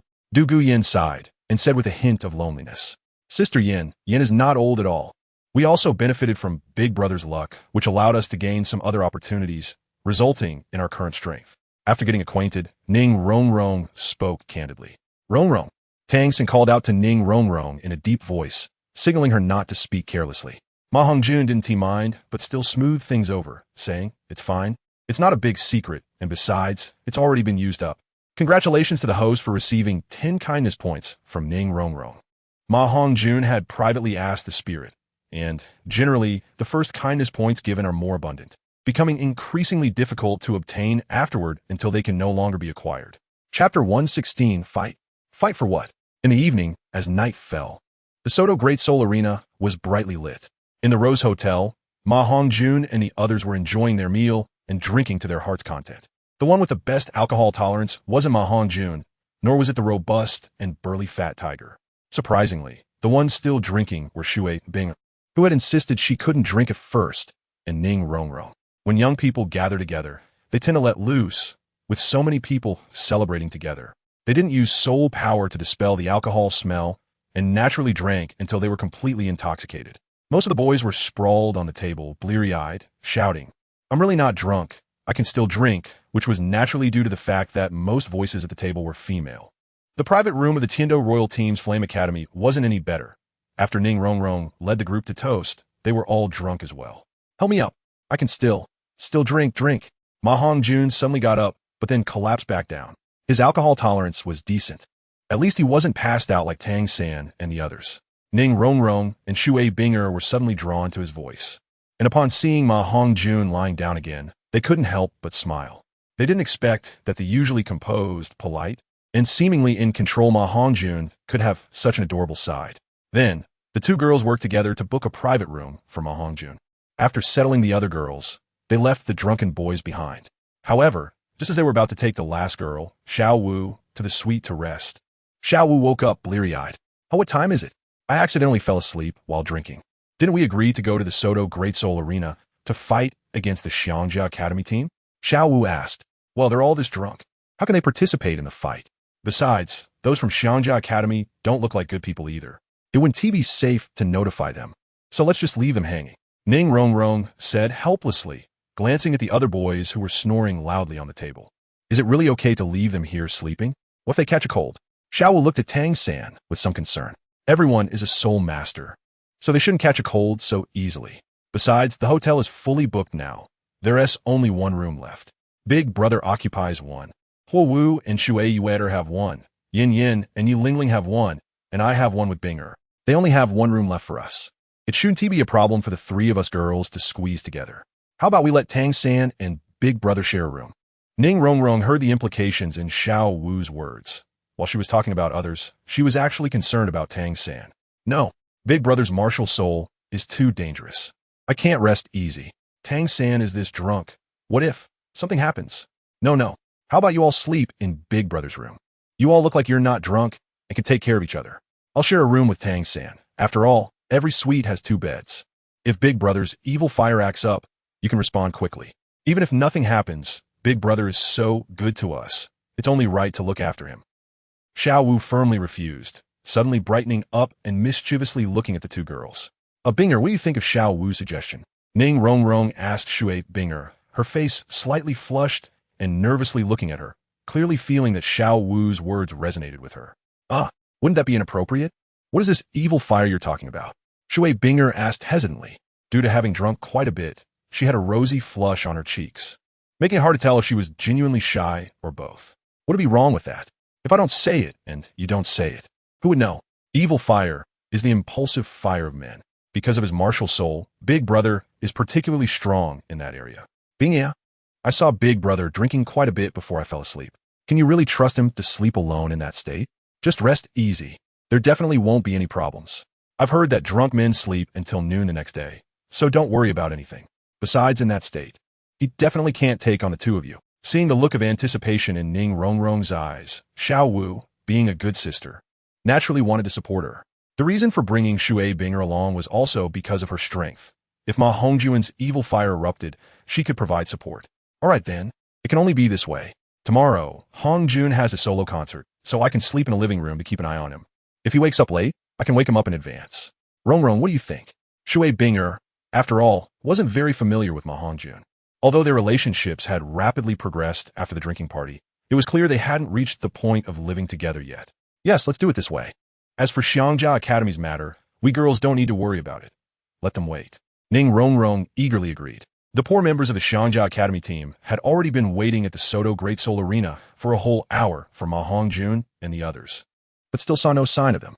At the Soto Great Soul Arena, inside a private room, "Big Brother, that brat isn't ditching us, is he? Should we send someone to look for them?" Hu Yanba asked, looking at Hu Yanli, whose expression was growing darker. What is there to look for? This is their territory after all. Let us go. We shouldn't wait any longer." You go explain the situation to the manager of the Great Soul Arena. We must not miss out on the compensation we deserve. Let us go. Hu Yin, Li snorted coldly and walked toward the exit of the private room, not forgetting to appease the manager of the Great Soul Arena, whom they had let down. The background of the Great Soul Arena was not something they could provoke. Even though it was backed by the Xiangjia sect, they wouldn't easily cause trouble. In all the main cities above the level of the Douluo continent, there are branches of the Great Soul Arena, and the scale of the Great Soul Arena is a symbol of the power of a city. Each Grand Soul Arena is named after the city it is located in, where soul masters can compete with their martial souls, comparing their soul power and strength, which greatly contributes to the early practical combat ability of the soul masters. The Grand Soul Arenas in each city do not solely belong to the two great empires or the Spirit Hall. They are independent forces outside all factions. Although nominally established by the two great empires and the Spirit Hall, along with the 7 major sects as a third-party force, in reality, according to the intelligence from the Heavenly Net, the Grand Soul Arenas are far more complex than they appear, with many hidden forces and families involved. Chapter 117. Above the celestial realm in the vast universe, there are countless worlds, including 3,000 great worlds and innumerable middle and small worlds. However, above these worlds, there exist 9 ancient realms unknown to the public. One of these ancient realms is the Celestial Realm, a mysterious and powerful world currently engulfed in a cataclysmic war. Who claims invincibility? Who dares to say they cannot be defeated? The Supreme Emperor of the ancient era, Shi Hao, traverses the river of time, leading the invincible Yi Fan, the Emperor of Heaven, the holy ruined Shu Feng, the troublesome Chu Nan, and the ruthless Empress who waits for your return in the mortal realm. Alongside the primordial Emperor who sees the Tao as empty, they confront the strongest beings, including the resurrected top 10 monsters, the 9-leaf sword grass, the god-slaying stone, the Kuanpung, the true dragon, the phoenix, the Qilin, the thunder emperor, the celestial ant, the cicada, and the 9 nether roar, attacking the celestial realm. These individuals possess immense power, all having ascended to the realm of the immortal emperors, with Shi Hao's strength particularly formidable and mysterious, even surpassing that of the immortal emperors. The celestial realm cannot be considered the only true realm, or rather, it is not entirely the only true realm. There are many immortal emperors within the celestial realm with complete reincarnation, but those above the immortal emperor level are rare. The cause of the conflict is as follows. Due to Shi Hao's unilateral control over the ancient era, slaying corpses and sealing the ancient, the powerful beings of the celestial realm began to take action and dispatch their strongest to traverse time and space. At this time, the 3 celestial emperors were overwhelmed, engaging in battle with the generals left by Shi Hao, but were ultimately defeated by the powerful beings descending from the celestial realm and were mercilessly slaughtered. However, Shi Hao, who gained a great opportunity and significantly advanced in cultivation, mastered the resurrection secret technique.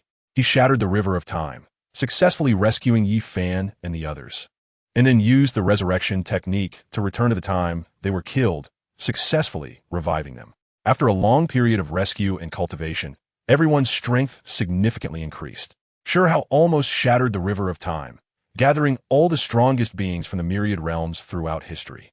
They engaged in a decisive battle against the strongest forces of the celestial realm, a battle that not only involved the immortal domain, but also all the myriad realms. After the battle, the myriad realms under the celestial realm became ruins.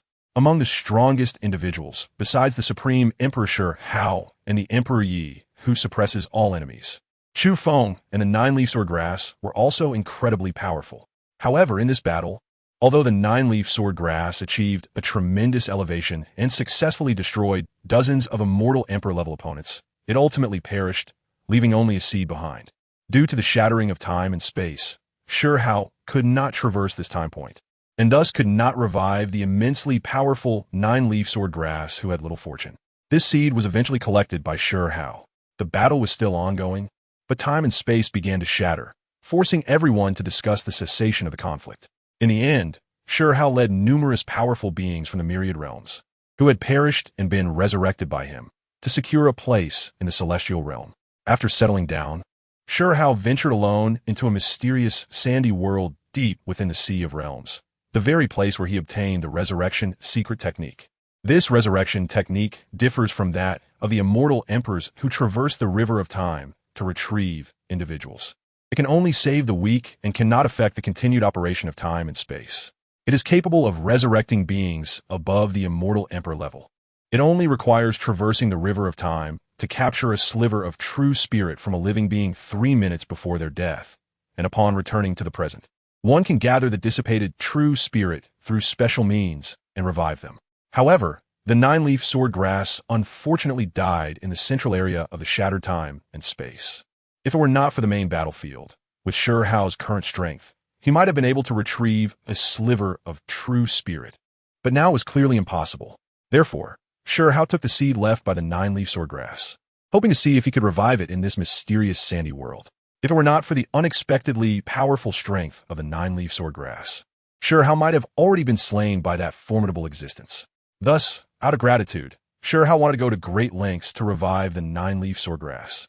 Upon entering the sandy world, Sure Hao arrived at the center of the world, stopping before a formation radiating mysterious patterns. He had never dared to approach this place before, as he had a premonition that if he stepped in, he might never return. At his level of strength, one develops an inexplicable sense of danger regarding their own safety. Sure Hao had an inexplicable premonition, and after deducing that if he placed the nine-leaf sword grass seed inside, it might bring new life to it, he acted without hesitation. As he was never lacking in the ability to take action, the seed left by the nine-leaf sword grass was sent into the center of the mysterious pattern formation, and in just a breath's time, a dazzling light erupted, with countless spiritual energies beginning to converge here. The entire world, even the Sea of Realms, shook as a result.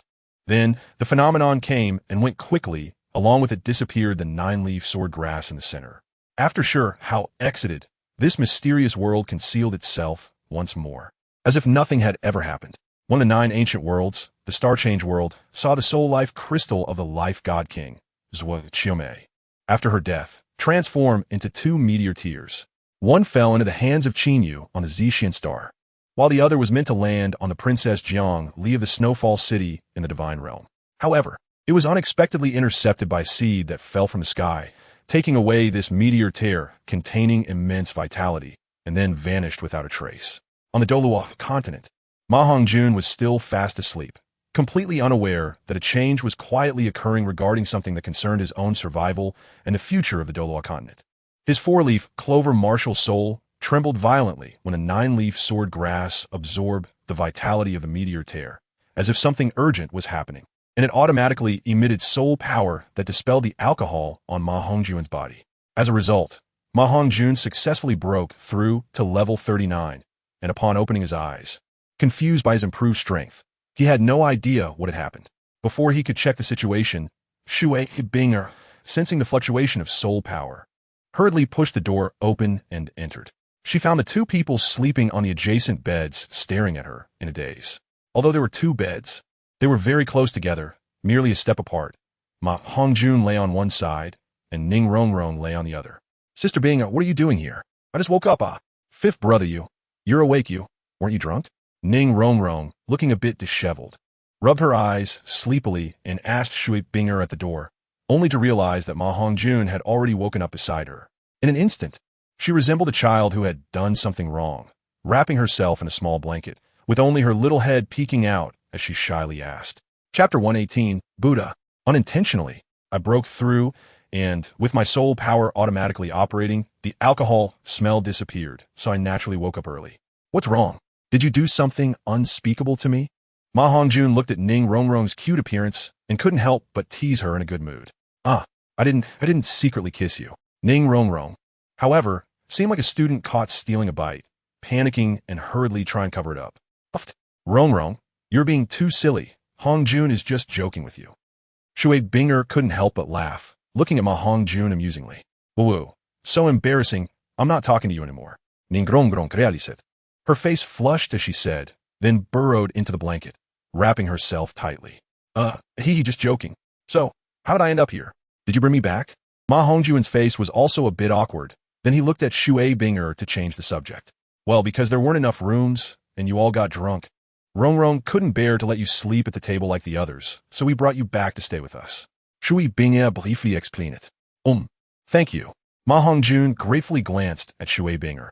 He was very touched that the 2 girls didn't care about their reputation and allowed him to stay with them. No need to thank. Shui Binger, being a kind girl, naturally wouldn't say much. The 2 exchanged glances, and for a moment it became a bit awkward, not knowing what to say. How about you sleep here, and I'll go sleep in the living room? MaHongjun tentatively suggested. Shui Binger didn't know what she was thinking, and instinctively nodded. By the time she realized it, MaHongjun had already left the room. MaHongjun arrived at the spacious living room and laid down on the only sofa. Just as he was about to fall asleep, he suddenly caught a faint, lingering scent of a woman. Is this where Shui Binger just slept? How sinful. After saying that, MaHongjun quickly sat cross-legged, forcing himself to calm down and using his soul power to suppress the fiery desire within him. The quality of the evil fire phoenix martial soul had become even stronger, and the evil fire had also increased, with desires reaching more than 20 times that of a normal person. Meanwhile, in the room, after calming down, Shui Binger looked at the bed MaHongjun had slept on and hesitated a bit. Her face flushed red with embarrassment as she thought about discussing with Ning Rongrong about sleeping together.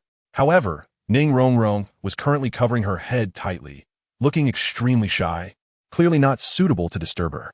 In the end, she could only sit on the bed, and as soon as she sat down, she caught a whiff of that unique masculine scent from MaHongjun. It wasn't a smell of sweat. Rather, it was quite pleasant, even more so than the body fragrance of most women. This was naturally related to MaHongjun's lucky, clover, martial soul, which had a mysterious origin and was definitely not as simple as just being MaHongjun's martial soul. Finally, suppressing her embarrassment, Shui Binger also sat cross-legged on the bed and practiced cultivation for the entire night. The next morning, MaHongjun's championship concert, under the full escort of Tianlada Wang, successfully opened, with the first song being Yushitan. With strength that could lift mountains and a spirit that could cover the world when the time is unfavorable. The steed does not run. When the steed does not run, what can be done? What can be done? MaHongjun invited Shui Binger and Zhu Zhuqing to join him in singing this ancient-style song. With long spears and galloping horses to pacify the world, this parting was difficult, with tears already streaming down from Yu as we drink this cup together. The audience below erupted in excitement. What a heavenly sound. They had never heard such a melody, such a soul-stirring song. The emotions in the song were difficult to settle, leaving the audience below feeling heartbroken. The second song was Wang Chuanbayan.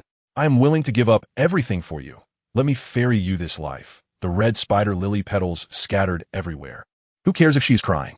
Kneeling in front of Buddha for 1,000 years without seeing the Buddha's compassion, I really want to see her once more. I crossed the river of forgetfulness and walked to the other shore, hoping she could look back. This was sung solely by MaHongjun, with a hoarse voice expressing unfulfilled love, evoking sympathy from everyone present who had experienced or yearned for love.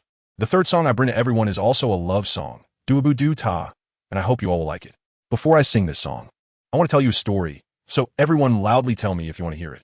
MaHongjun's voice seemed to possess magic, standing on stage like a born deity. Yes. The deafening chorus of voices rose and fell, as MaHongjun's singing had brought their emotions to a realm of empathy. Once upon a time, there was a princess who lived near a temple. As a child, she worshipped with her father and met a little monk who was always striking a wooden fish in the temple. Every day, the princess would go to play with him and always bring him some treats. The little monk, holding the wooden fish, was always shy and careful, smiling and listening while the princess laughed and chatted. The little monk's favorite treat was candied hawthorn. Though he never said so, the princess would always bring him one whenever she visited. Thus, 6 years passed, and the little monk's cultivation grew higher, and the princess became more beautiful. One day, the princess's father found the little monk's master with a worried expression. The princess also acted unusually, no longer laughing and playing. Looking at the confused little monk, the princess asked, "Do you like me?" The little monk said nothing. And the princess, seeing this, sadly said, "I see." At this moment, the princess's father came out to take her away, but the princess was unwilling to leave the little monk and insisted on staying by his side. The little monk, however, said, "Men and women should be kept apart. Please return, princess." But the princess shouted at the little monk, "I like you." The little monk simply turned silently, his back to her, and walked back to his room. After that, the princess never came again, not the first day, nor the second, nor the third, nor the fourth. She never came again, and the little monk's cultivation continued to rise.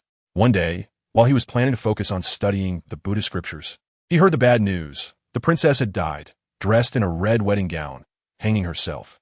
It turned out that a prince of bad character had set his sights on the princess and wanted to forcibly marry her, but the princess was unwilling. The princess's father, for his daughter's happiness, had pleaded with the little monk's master to ensure her happiness. But the little monk's master said that he was a true Buddha and did not want him to give up his future because of romantic feelings. The night before the wedding, the drunken prince came to the door, forced his way into the princess's chamber, and took her purity by force. The little monk found the princess's body, looked at her corpse dressed in a red wedding gown, covered with a red veil, and said, "Since the Buddha does not ferry her, then I will become a demon to protect her." The next day, he found the prince who had caused the princess's death and slashed his throat with a sword. 7 years have passed without a farewell. There are no more dark flowers in this temple, only this bit of Bodhi. I ask you, Buddha, why do you ferry me but not her? Why? I have planted the seeds of concern in my previous lives. Has the little monk turned back? The chanting has turned hoarse. There is no longer her beneath this temple. And Bodhi does not ferry her. The audience below was in tears, like a flood that had burst its banks, uncontrollable. Through the soul-infecting breath of MaHongjun, everyone felt a deep resonance. Note, in this setting, there's also the existence of Buddha in Douluo continent, and everyone naturally understands the concept of Buddha. The fourth song is Spring Garden Snow. This life is too long, yet stops just a distance away. Who still remembers the season when the pear blossoms are like snow? My heart is like a stone that cannot be turned. My heart is like a mat that cannot be rolled. Empty gazing at the depth of love. Incomprehensible. Chapter 119, Long Kue and Jing Tian. The fifth song, Black Hair. Do you not see the maiden dancing gracefully? Do you not see the maiden playing the zither softly? Zhu Zhuqing sang in collaboration with MaHongjun, and the couple became the center of attention for a moment. MaHongjun did not know that because of this song, Zhu Zhuqing and he became a couple in the eyes of the public. The sixth song, Offering Heaven's Fate. The seventh song, Great Heavenly Pong. What is there to fear about the cycle of heaven and earth? What is there to fear about the scattering of souls? If there is no you, that is truly sad, deeply emotional, melodious, and captivating, with a touch of grandeur in the tenderness at this point. No one in the audience did not admire MaHongjun's talent. Feeling a bit tired from singing, it was too moving. What should I do if I don't want to sing anymore? MaHongjun suddenly stopped, jokingly held the soul guide microphone in his hand, and said, "My big knife martial soul is already thirsty." A soul master with a martial soul of a knife did not directly answer MaHongjun's words, but shouted loudly towards the stage. "As long as you are not embarrassed, it is others who should be embarrassed. From now on, whenever you start singing, I will be ready with tissues for you." A beautiful girl with a strong sense of immersion, holding tissues to wipe her tears, said earnestly, "Stop talking nonsense, old driver. Quickly get in the car and tell the story. Open the door, we're getting on the car, huh?"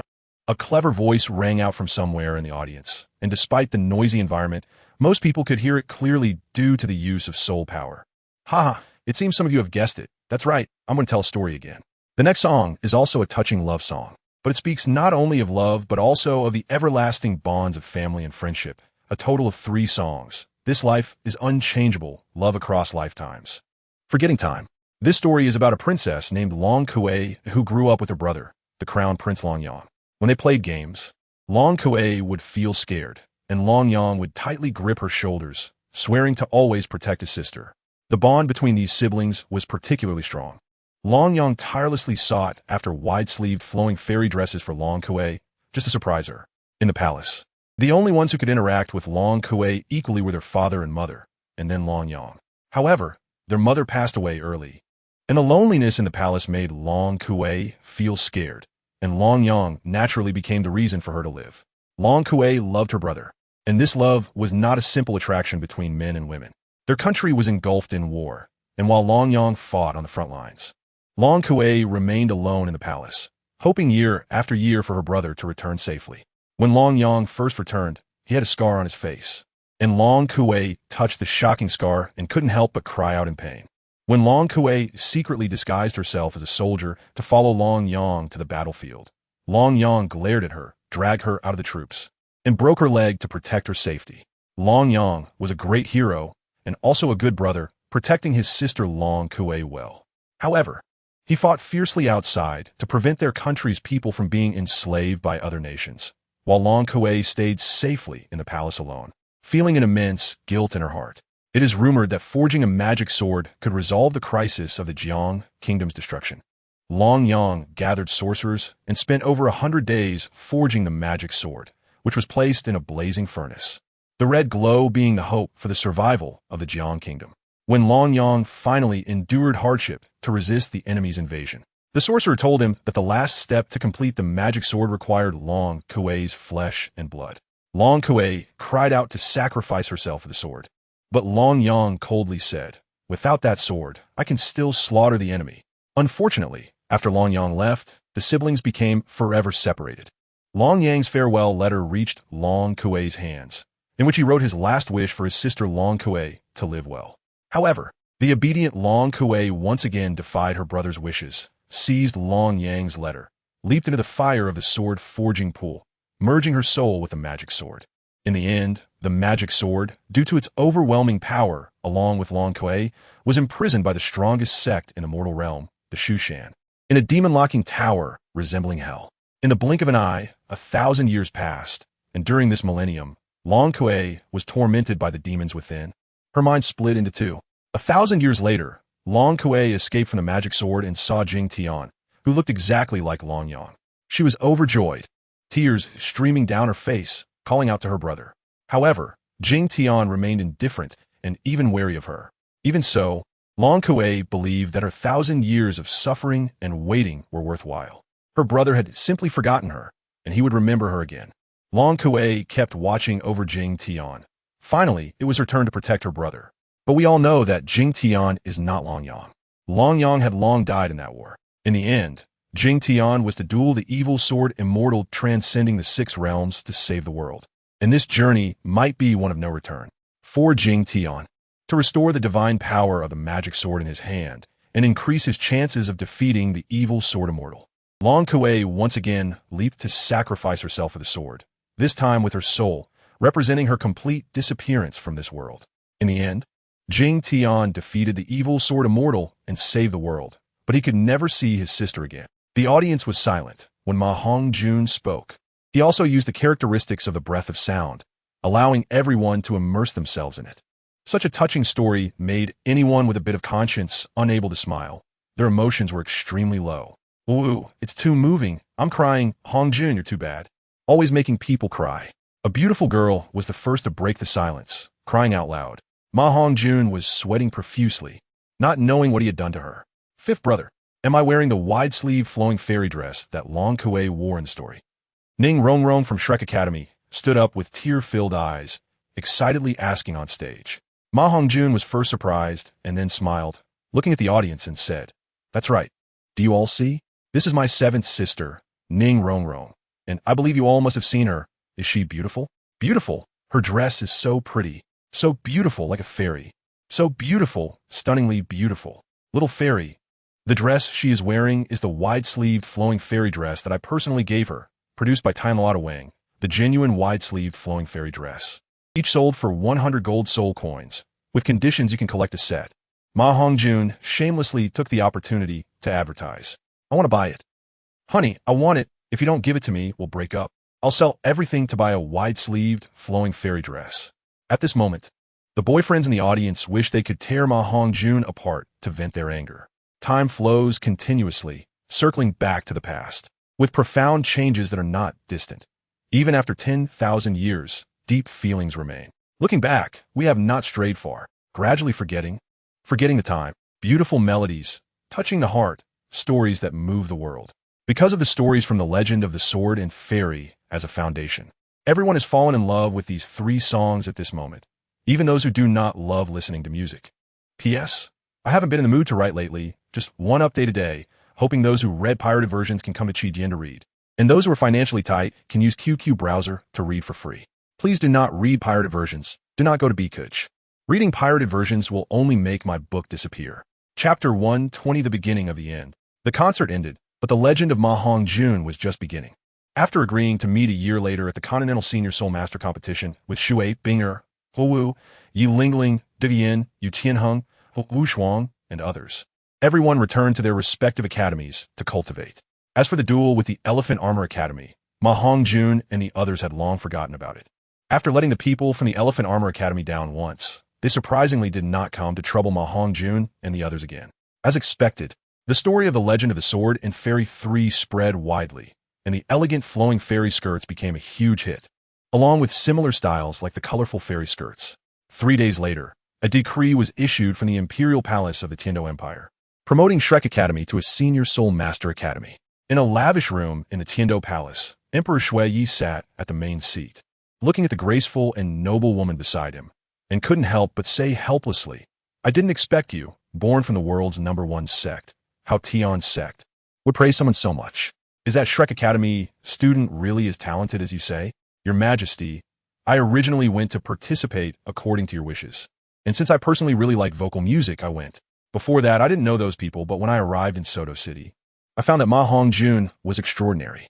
Not only is his soul power cultivation talent exceptionally strong, but his mental power talent is also unparalleled. His singing seems to incorporate a kind of power similar to mental strength, allowing listeners to unconsciously immerse themselves in his emotions. Even a title Douluo caught off guard will be drawn in. Isn't such talent enough for me to praise him? Tang Yuehua, the master of the Moon Pavilion, replied earnestly. If that's the case, it really is quite remarkable. I should take the opportunity to meet this young talent. Emperor Shui Yi chuckled, stroking his beard. There will be opportunities. Your Majesty is willing to lower your status to personally discuss with the Spirit Hall and the Xing Luo Empire to make Shrek Academy a specially approved Senior Soul Master Academy. Just to see the future achievements of those geniuses from Shrek Academy, right? Tang Yuehua nodded slightly and said lightly. The soul power levels of the Shrek 8 monsters were naturally revealed during the exchange meeting and were not considered a secret.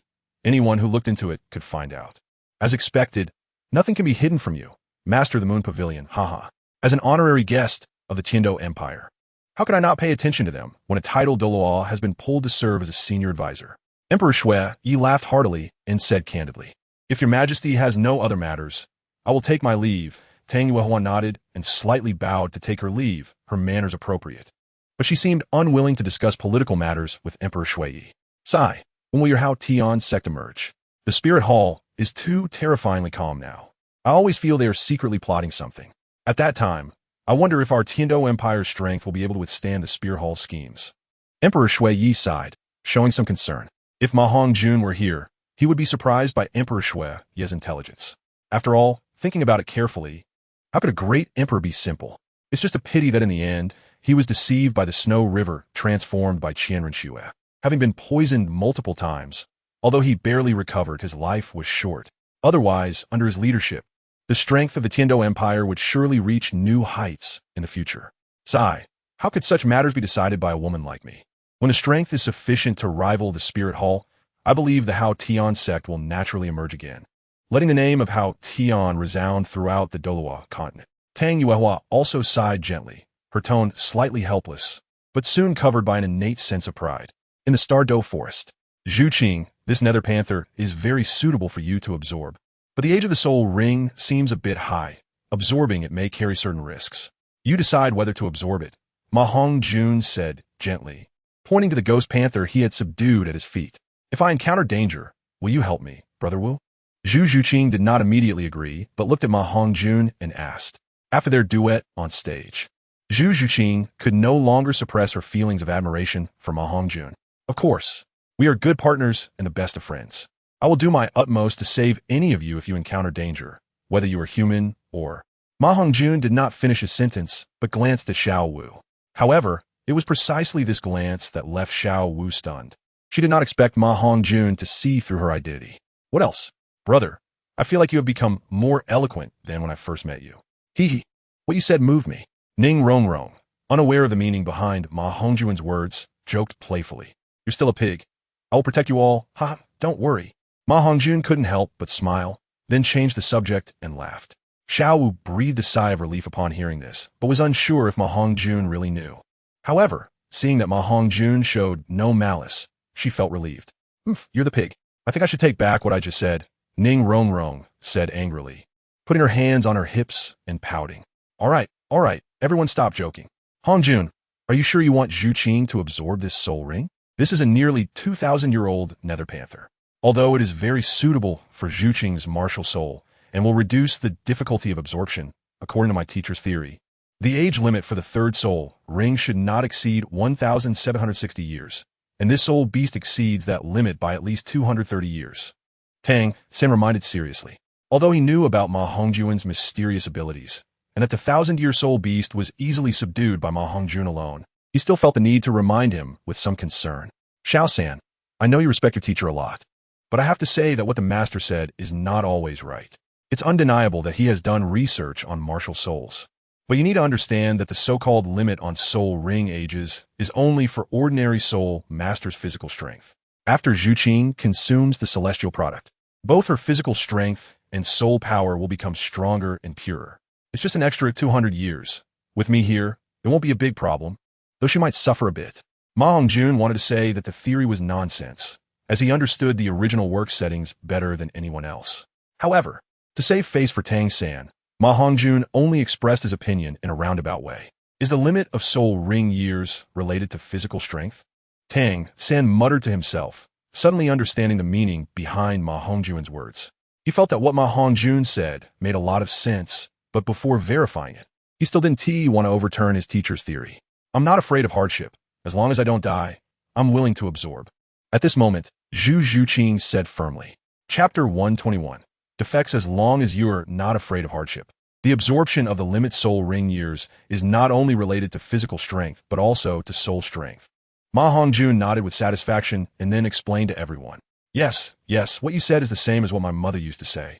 Once the soul soul ring reaches 10,000 years, there will be a soul shock when a soul master absorbs it. If the mental strength is insufficient and one forces the absorption, it can lead to light soul damage, making it impossible to advance further, or in severe cases, becoming an idiot or even dying.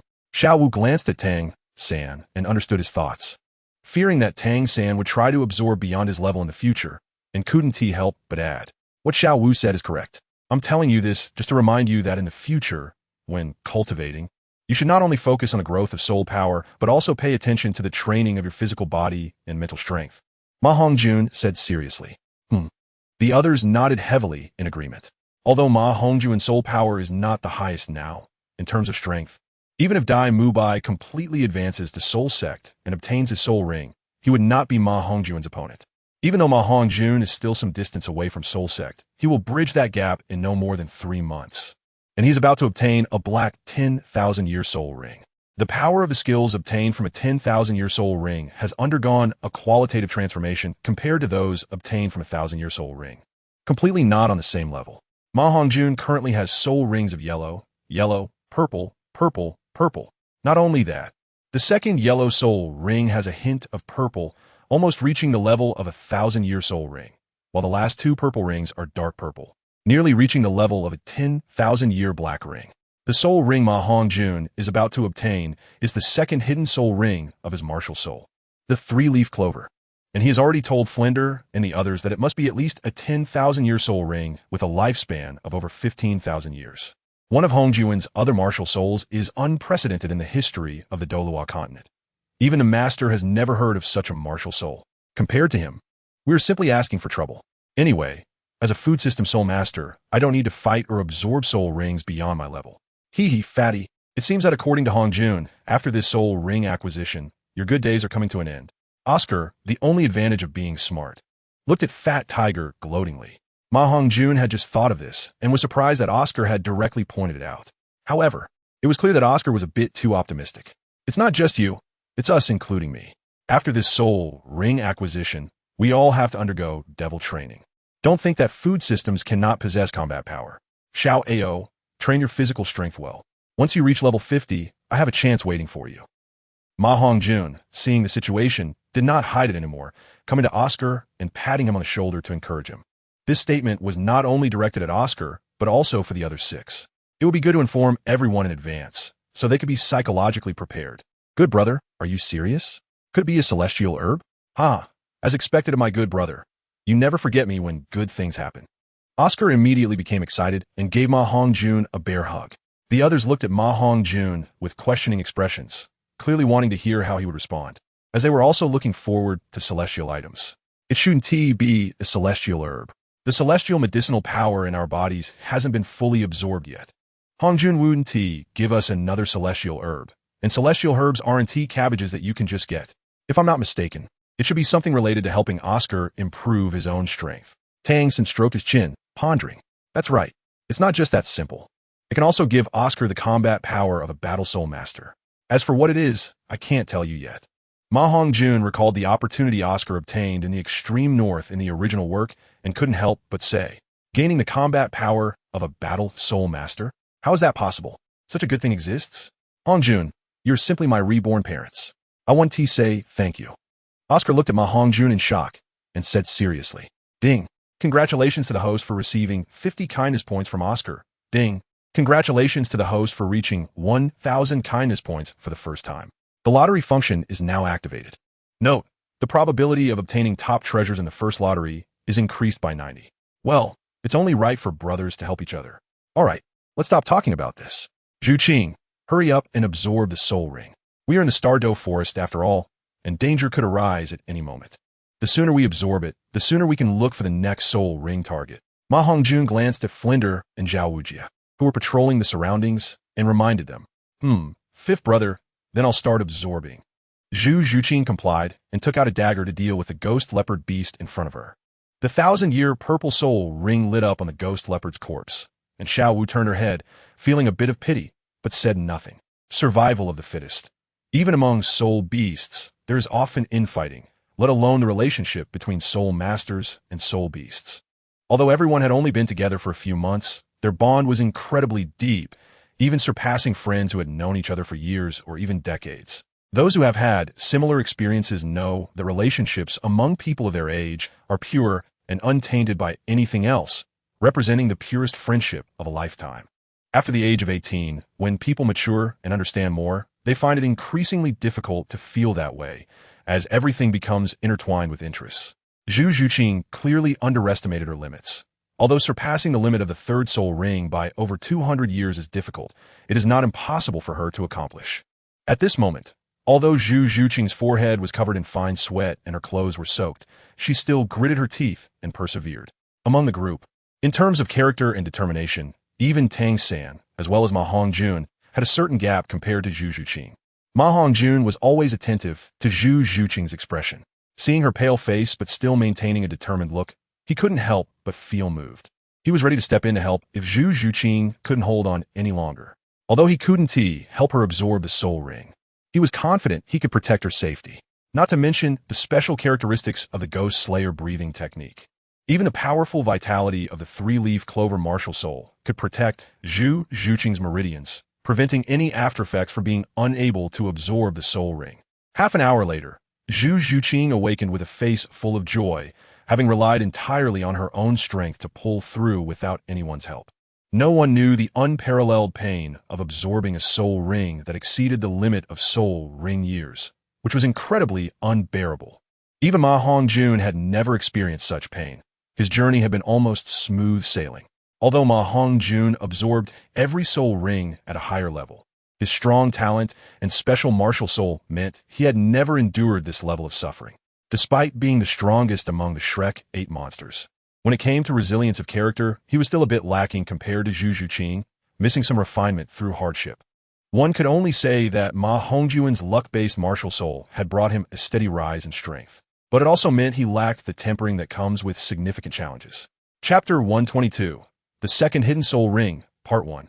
This flaw, while not problematic now, could mean that if MaHongjun doesn't find a way to change in the future, his achievements may only surpass Tang San by a little, never exceeding the limitations imposed by the heavenly laws of the Douluo world. Compared to true powerhouses, he still fell short, let alone when compared to unparalleled warriors like the Emperor of the Wilderness, the Flame Emperor, and the Martial Ancestor. However, MaHongjun was only just over 12 years old. Who knows what the future holds? Compared to the complex environments of other worlds, the Douluo world was clearly lacking. Oh my, I actually reached level 37 soul power directly. This is unbelievable. Thank you, Big Brother Wu. After successfully absorbing the soul ring, Zhu Zhuqing stood up, her face filled with surprise as she looked at everyone. After speaking, she went straight to MaHongjun, giving him a light hug to express her gratitude. MaHongjun could only smile wryly, watching the oblivious beauty and not knowing what to say. Zhuqing, do you not feel any discomfort? MaHongjun hesitated for a moment before reminding her. MaHongjun wasn't being picky. He was just afraid he couldn't control himself. These women knew the issues within their bodies and still intentionally tempted him, leaving him at a loss for words.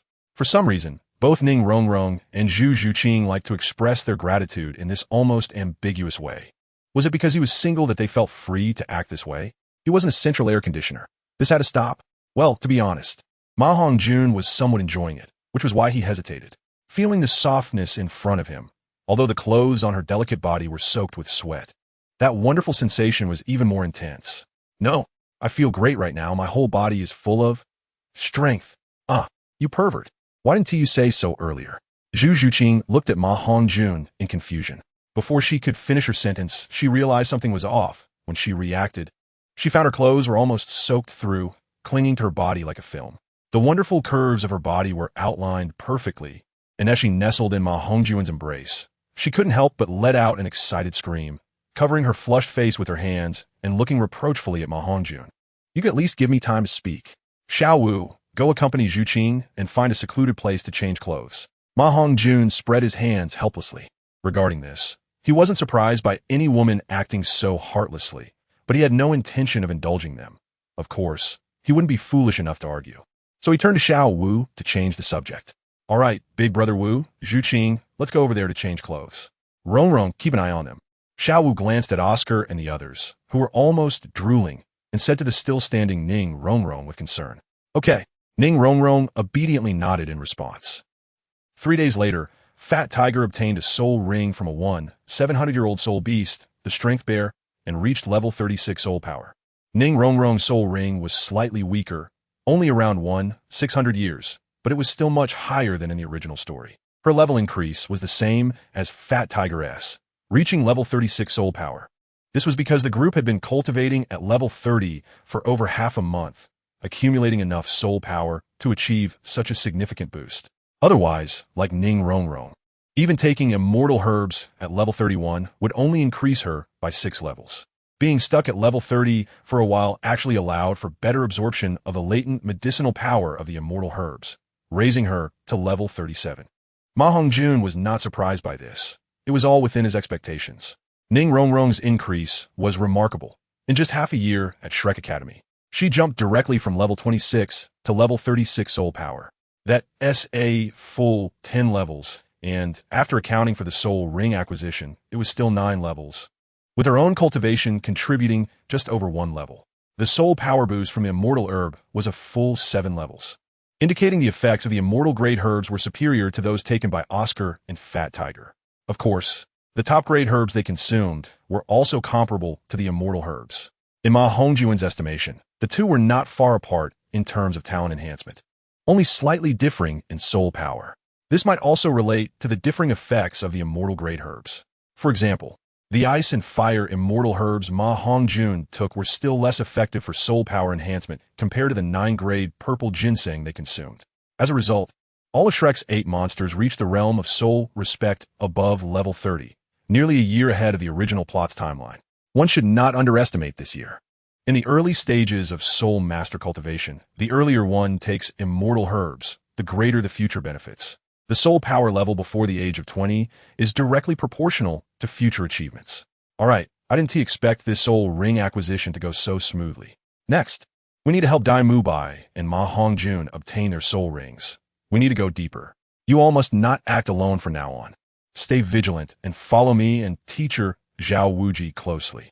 Flanders said as he approached the 8 monsters, seeing that they were almost ready. Everyone nodded solemnly in agreement.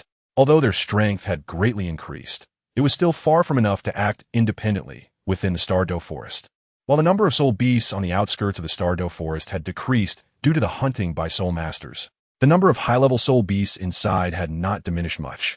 Even if some 10,000-year soul beasts were hunted, new 9,000-year soul beasts would level up to fill the gap. Therefore, the danger level inside far exceeded everyone's imagination. Even MaHongjun dared not assert that he could protect himself with his strength. Flanders did not use the advantage of his flying martial soul to scout from the air, but protected the group from behind, while Zhao Wuji led the way ahead. Soon, after about an hour, they cautiously crossed a gently flowing clear creek. The surrounding environment was eerily quiet. Zhao Wuji reminded everyone, "Be careful.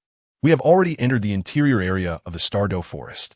There's a possibility of encountering 10,000-year soul beasts at any moment. If we face an insurmountable danger, we will retreat immediately, and I will cover the rear.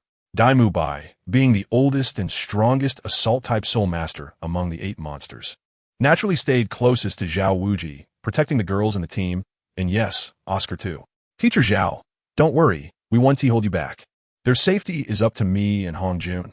If we encounter any insurmountable danger, I will ensure they leave safely. Daimu Bai said, his expression serious. It's not their fault. The last encounter with the Titan giant ape left them too shocked, nearly costing them their lives. As the saying goes, once bitten by a snake, 10 years afraid of the rope, that's what it means. With their strength, as long as they don't encounter a 100,000-year soul beast, they still have plenty of opportunities to escape. Although Zhao Wujie likes to train them in the academy, it's precisely because of this training that he has the deepest feelings for these little creatures among all the teachers in Shrek Academy. MaHongjun and the others understand this and feel somewhat moved. They nodded solemnly, indicating that they could take care of themselves and didn't need to worry about their safety. Chapter 123, The Second Hidden Soul Ring, Part 2. Alright, it's not as serious as you say. The Stardew Forest is so vast, our luck can't be that bad. Don't scare the kids. With the 2 of us here, unless you encounter a Titan giant ape-level 100,000-year soul beast like last time, self-preservation shouldn't be an issue at all. Flinder broke the somewhat serious atmosphere and comforted them. Sure, teacher, I have a bad feeling. MaHongjun quickly made a shushing gesture and said, hearing Flinder's words, MaHongjun glanced at Xiao Wu and suddenly felt that Erming might come to find Xiao Wu to play again. All right, stop being a harbinger of doom. It's impossible for us to be that unlucky. Let's keep moving. Although there are many 10,000-year soul beasts here, each area will only have one. We should avoid the territories of those high-level soul beasts as much as possible, except for our target soul beast. Flinder said irritably, then began to use his spiritual power to scan the surroundings. With the 4-eyed cat eagle martial soul, Flinder not only has fast speed, but also good vision. And his spiritual power is stronger than that of soul masters of the same level, making it an extremely powerful, mutated martial soul. In the depths of the Stardew Forest, on a calm lake surface illuminated by moonlight, a gigantic being resembling a mountain, covered in dark fur, shimmered faintly under the weak starlight. Its shoulder height reached over 7 meters. Even on all fours, it seemed perfectly at ease, with its body covered in muscles more terrifying than granite, each muscle bulging like small hills. Big brother, I can sense Xiao Wu's aura again. Didn't she just break through to level 30? Why is she back in the Stardew Forest so soon? This mountain-like being is Erming, Xiao Wu's soul beast partner. Erming said in a deep voice to the calm lake surface. Moo! A voice like a cow's call came from the bottom of the lake, and the water rippled as a mysterious creature with a cow's head and python's body emerged from the depths. Its tone somewhat helpless. Perhaps her other human companions have reached the limit of their breakthroughs. She might have just come along this time. Since she doesn't want to return to us, you shouldn't disturb her. If you want to see her, keep her distance and don't disturb her other companions to avoid unnecessary trouble. Big brother, you're so nice. I'm going to see Xiao Wu. Don't worry. I won't disturb her other companions. Erming happily nodded his giant head. Although a month is just a blink of an eye for them, Erming still thinks of Xiao Wu, worrying that she might be bullied in the human world. Only by taking a look can he feel at ease.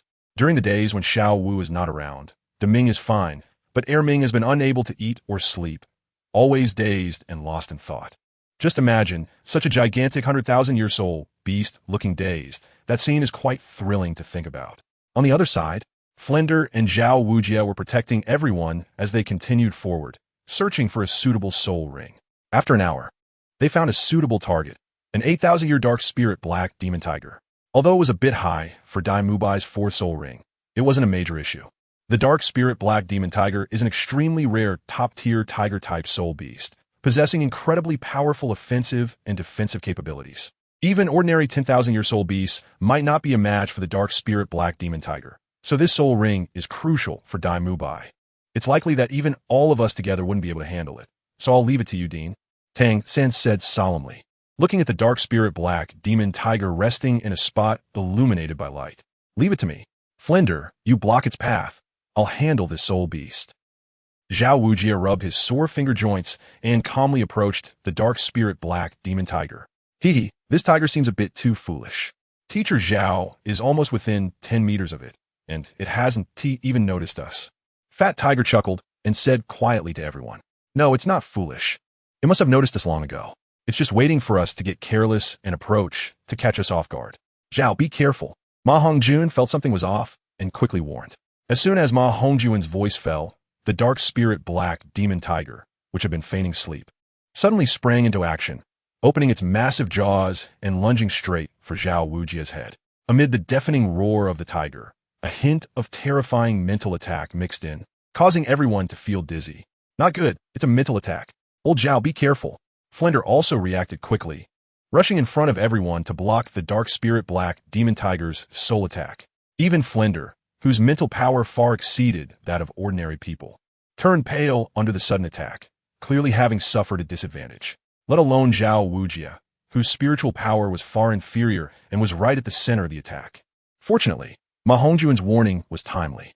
Zhao Wujia only had time to shout loudly and unleash his fastest first soul skill. First soul skill, Immovable King Body. The immovable king body instantly bursts forth with intense golden light, rebounding any attacks received within a 3-meter radius.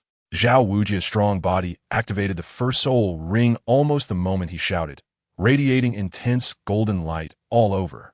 The serrated attack of the dark spirit black demon tiger struck almost a centimeter away from Zhao Wujia, instantly being rebounded and crashing into a nearby tree, landing on the ground and spitting out blood continuously.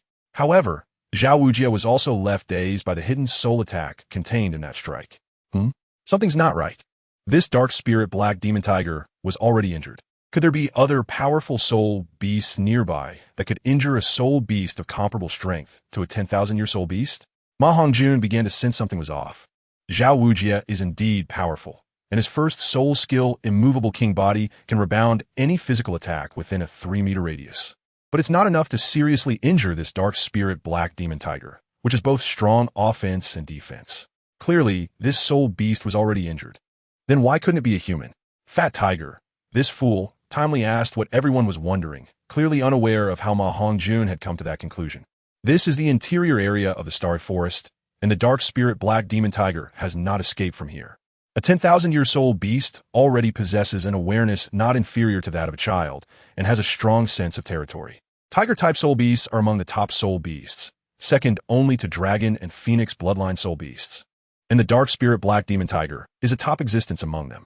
As a proud, top tiger-type soul beast, if the opponent is also a soul beast, it will definitely not flee its territory, even if it means fighting to the death. However, if a human soul master comes to hunt it, it would turn and run if it feels it cannot win. MaHongjun noticed that Tang San also looked at him with a half-understanding expression and couldn't help but smile slightly, slowly explaining the reasons to everyone. With his current knowledge of soul beasts, he is no longer inferior to Tang San, and in terms of understanding some rare soul beasts, he may even surpass him. This shows how correct the choice was not to seek Master as his teacher. Just by thoroughly understanding the knowledge in the Shrek Academy's books, he can rival Tang San, which is enough to demonstrate how little emphasis people on Douluo continent place on theoretical knowledge. It is known that Tang San's knowledge of soul masters is not at the very top of the continent, but he is definitely among the best. Oh, I see. Everyone suddenly realized. Meanwhile, Zhao Wujia, who had recovered, looked at the bleeding dark spirit black demon tiger with anger, showing no intention of letting it go. Feeling that his face had been wiped, Zhao Wujia directly summoned his martial soul, the mighty diamond bear. The balance of battle naturally shifted to one side, and soon the dark spirit black demon tiger, which was already at the top of the food chain among soul beasts, was left gasping for breath. Stop. If you keep this up, Mu Bai's soul ring will be gone. Mu Bai, hurry up and finish it, give it a quick end. Flander said with some reluctance as he watched the dark spirit black demon tiger being tortured by Zhao Wujia. Okay. Dai Mu Bai took out a dagger and swiftly ended the life of the unfortunate dark spirit black demon tiger. Chapter 124. Flesh Sacrifice. A hint of relief flashed in the eyes of the dark spirit black demon tiger. It originally thought it was lucky to encounter a severely injured 30,000-year soul beast by chance. It believed its strength could match that of a 10,000-year soul beast, making it easy to absorb the opponent's life essence. The reason the dark spirit black demon tiger is considered special, comparable to a 10,000-year soul ring, is because after its mutation, it obtained the ability to absorb the life essence of others. However, who would have thought that the already severely injured 10,000-year soul beast was not an easy target? It was also a mutated soul beast, with strength not weaker than that of an ordinary 50,000-year soul beast, and its mental power was extremely strong.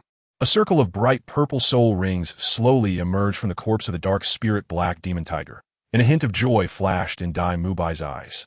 From the earlier confrontation between Zhao Wujia and this soul beast, he could tell that this soul beast was extraordinary, as it was able to inflict significant injury on Zhao Wujia, even while already heavily wounded. Although Zhao Wujia's mental injury was due to his own carelessness, it cannot be denied that the dark spirit black demon tiger itself was extremely powerful. It was absolutely not something they could contend with at their current strength. At least they would need to advance to the realm of high-level soul kings before they could potentially battle this dark spirit black demon tiger, which was under 10,000 years, but whose actual strength had already reached that level. In fact, the soul ring of this dark spirit black demon tiger is definitely a top soul ring that most feline martial soul masters dream of. It was a stroke of luck for Mu Bai to encounter it. All right, Mu Bai, hurry up and sit cross-legged to absorb it. Hongjun went to protect him. Old Zhao, what are you still dazed about? Hurry up and recover your damaged mental power. Everyone set up camp nearby. Although this should be the territory of this soul beast, and no other soul beast would be present, it was still wise to be cautious here. Keep an eye on your surroundings. I'll go ahead and scout. After resolving the soul beast, Flander began to assign tasks to everyone. Today's Flander is different from a past.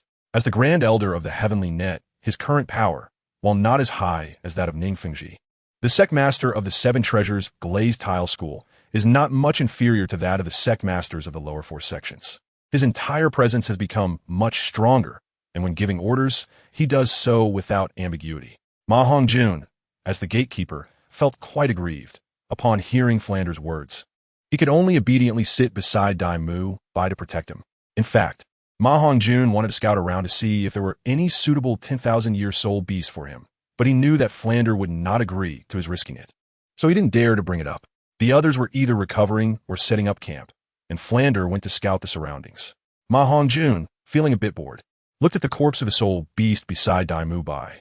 Suddenly, he noticed that the lower abdomen of this tiger, which was about 4 to 5 meters in size, was covered with numerous small wounds, and the wounds showed signs of darkening. This looked a bit like the wounds left by a snake bite. What kind of snake could have such a strong bite force?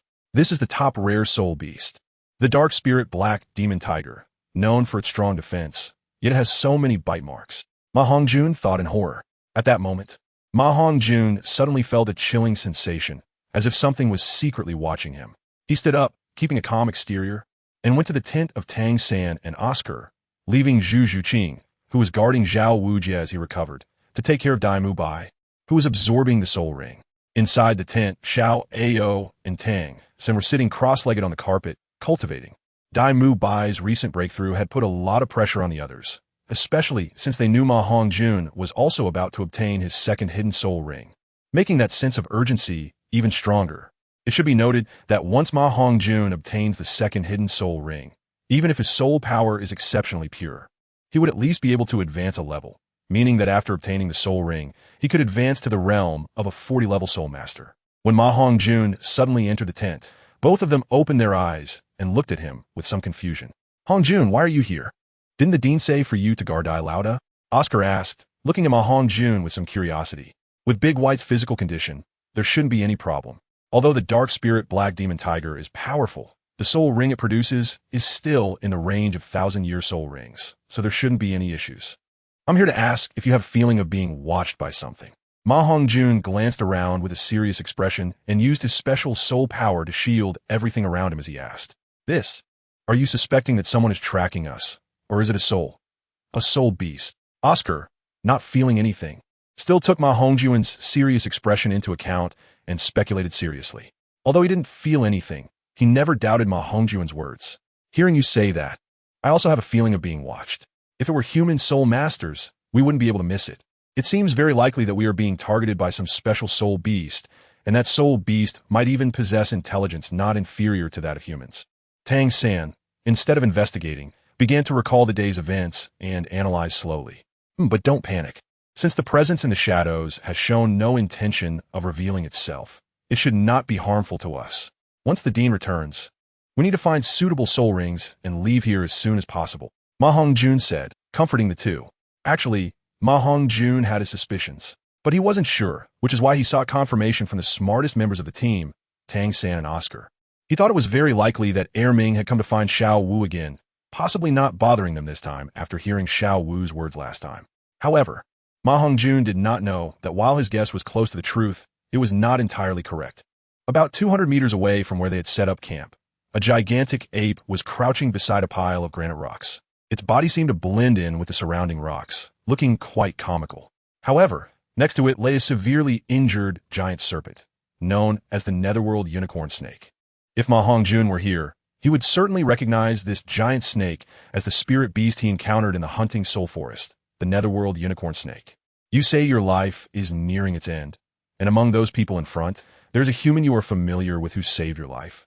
The Titan Great Ape Ming asked, looking somewhat foolishly at the giant snake in front of him, which was only the size of an arm. The giant snake nodded, and then communicated in a special manner with a few hesitant sounds. Huh? You want me to help you hold off their strong ones? And you want to force a sacrifice? No, they're Sister Xiao Wu's friends. I can't harm them. Ming quickly shook his head, looking somewhat troubled. The giant snake actually revealed a somewhat helpless expression in its eyes, and after some persuasion, it finally convinced Ming, implying that this would only benefit them and wouldn't harm them. Although this Netherworld unicorn snake was not particularly powerful among top spirit beasts. With a cultivation of around 60,000 years, its soul seemed to have undergone some kind of mutation, making it smarter than Ming. It was a 100,000-year spirit beast.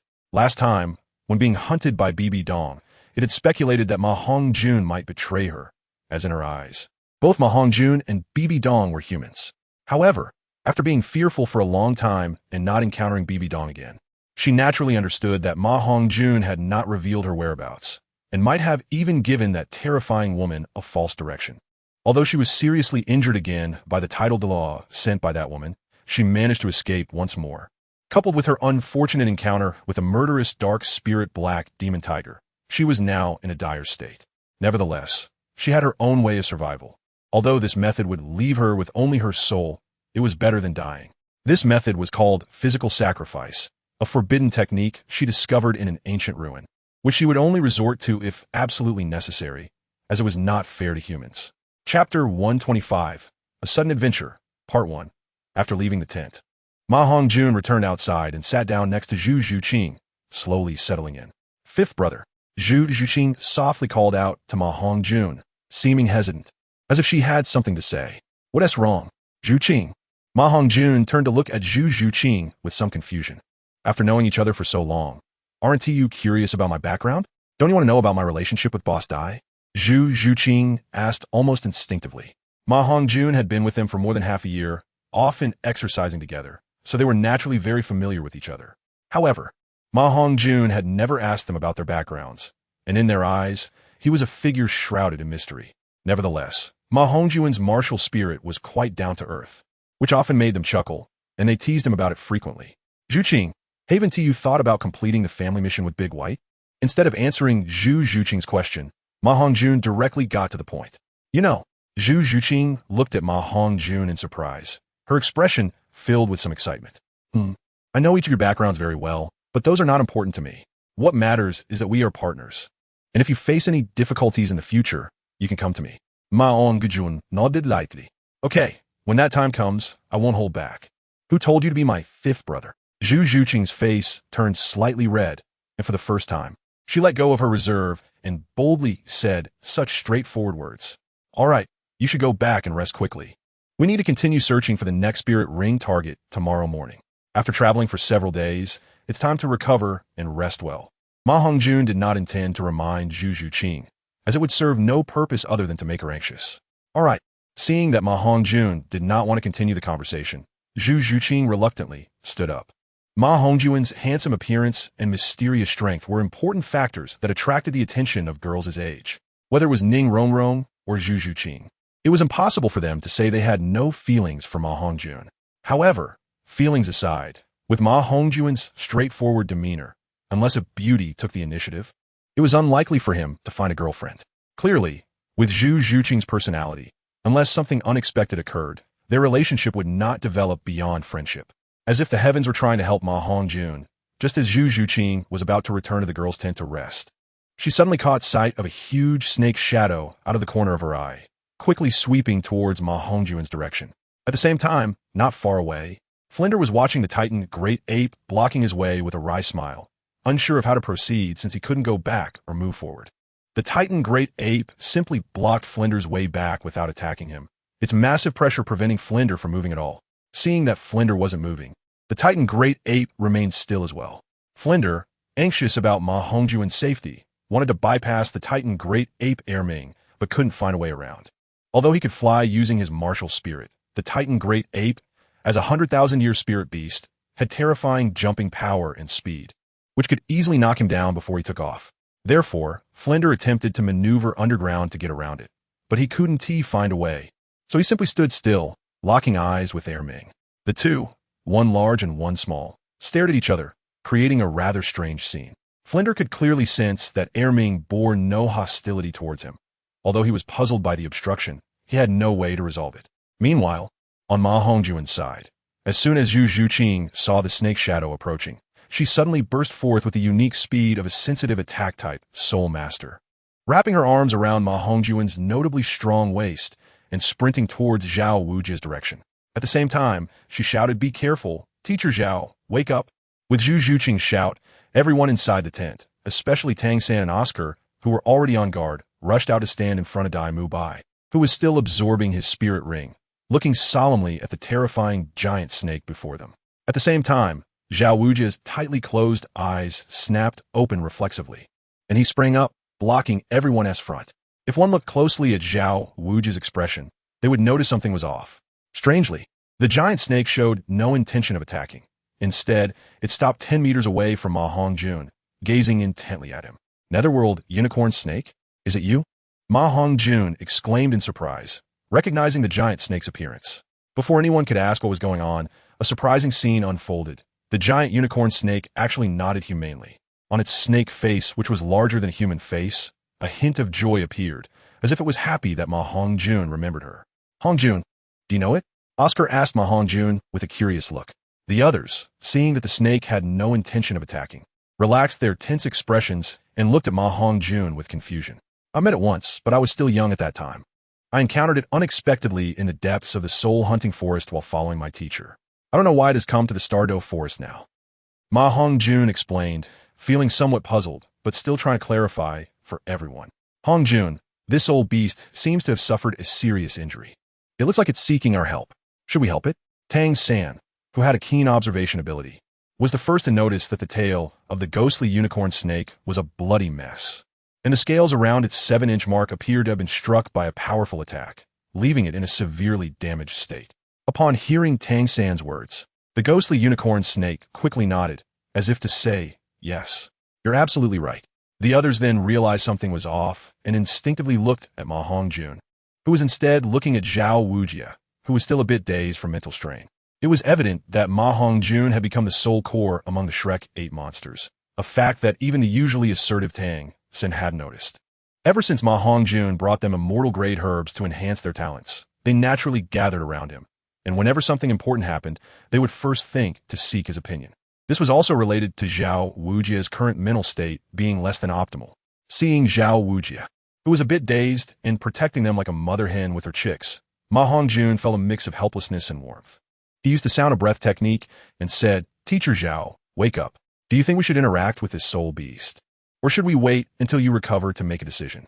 At this moment, MaHongjun clearly didn't understand what was happening either and wanted to hear Zhao Wujia's opinion, which was also a sign of respect for him.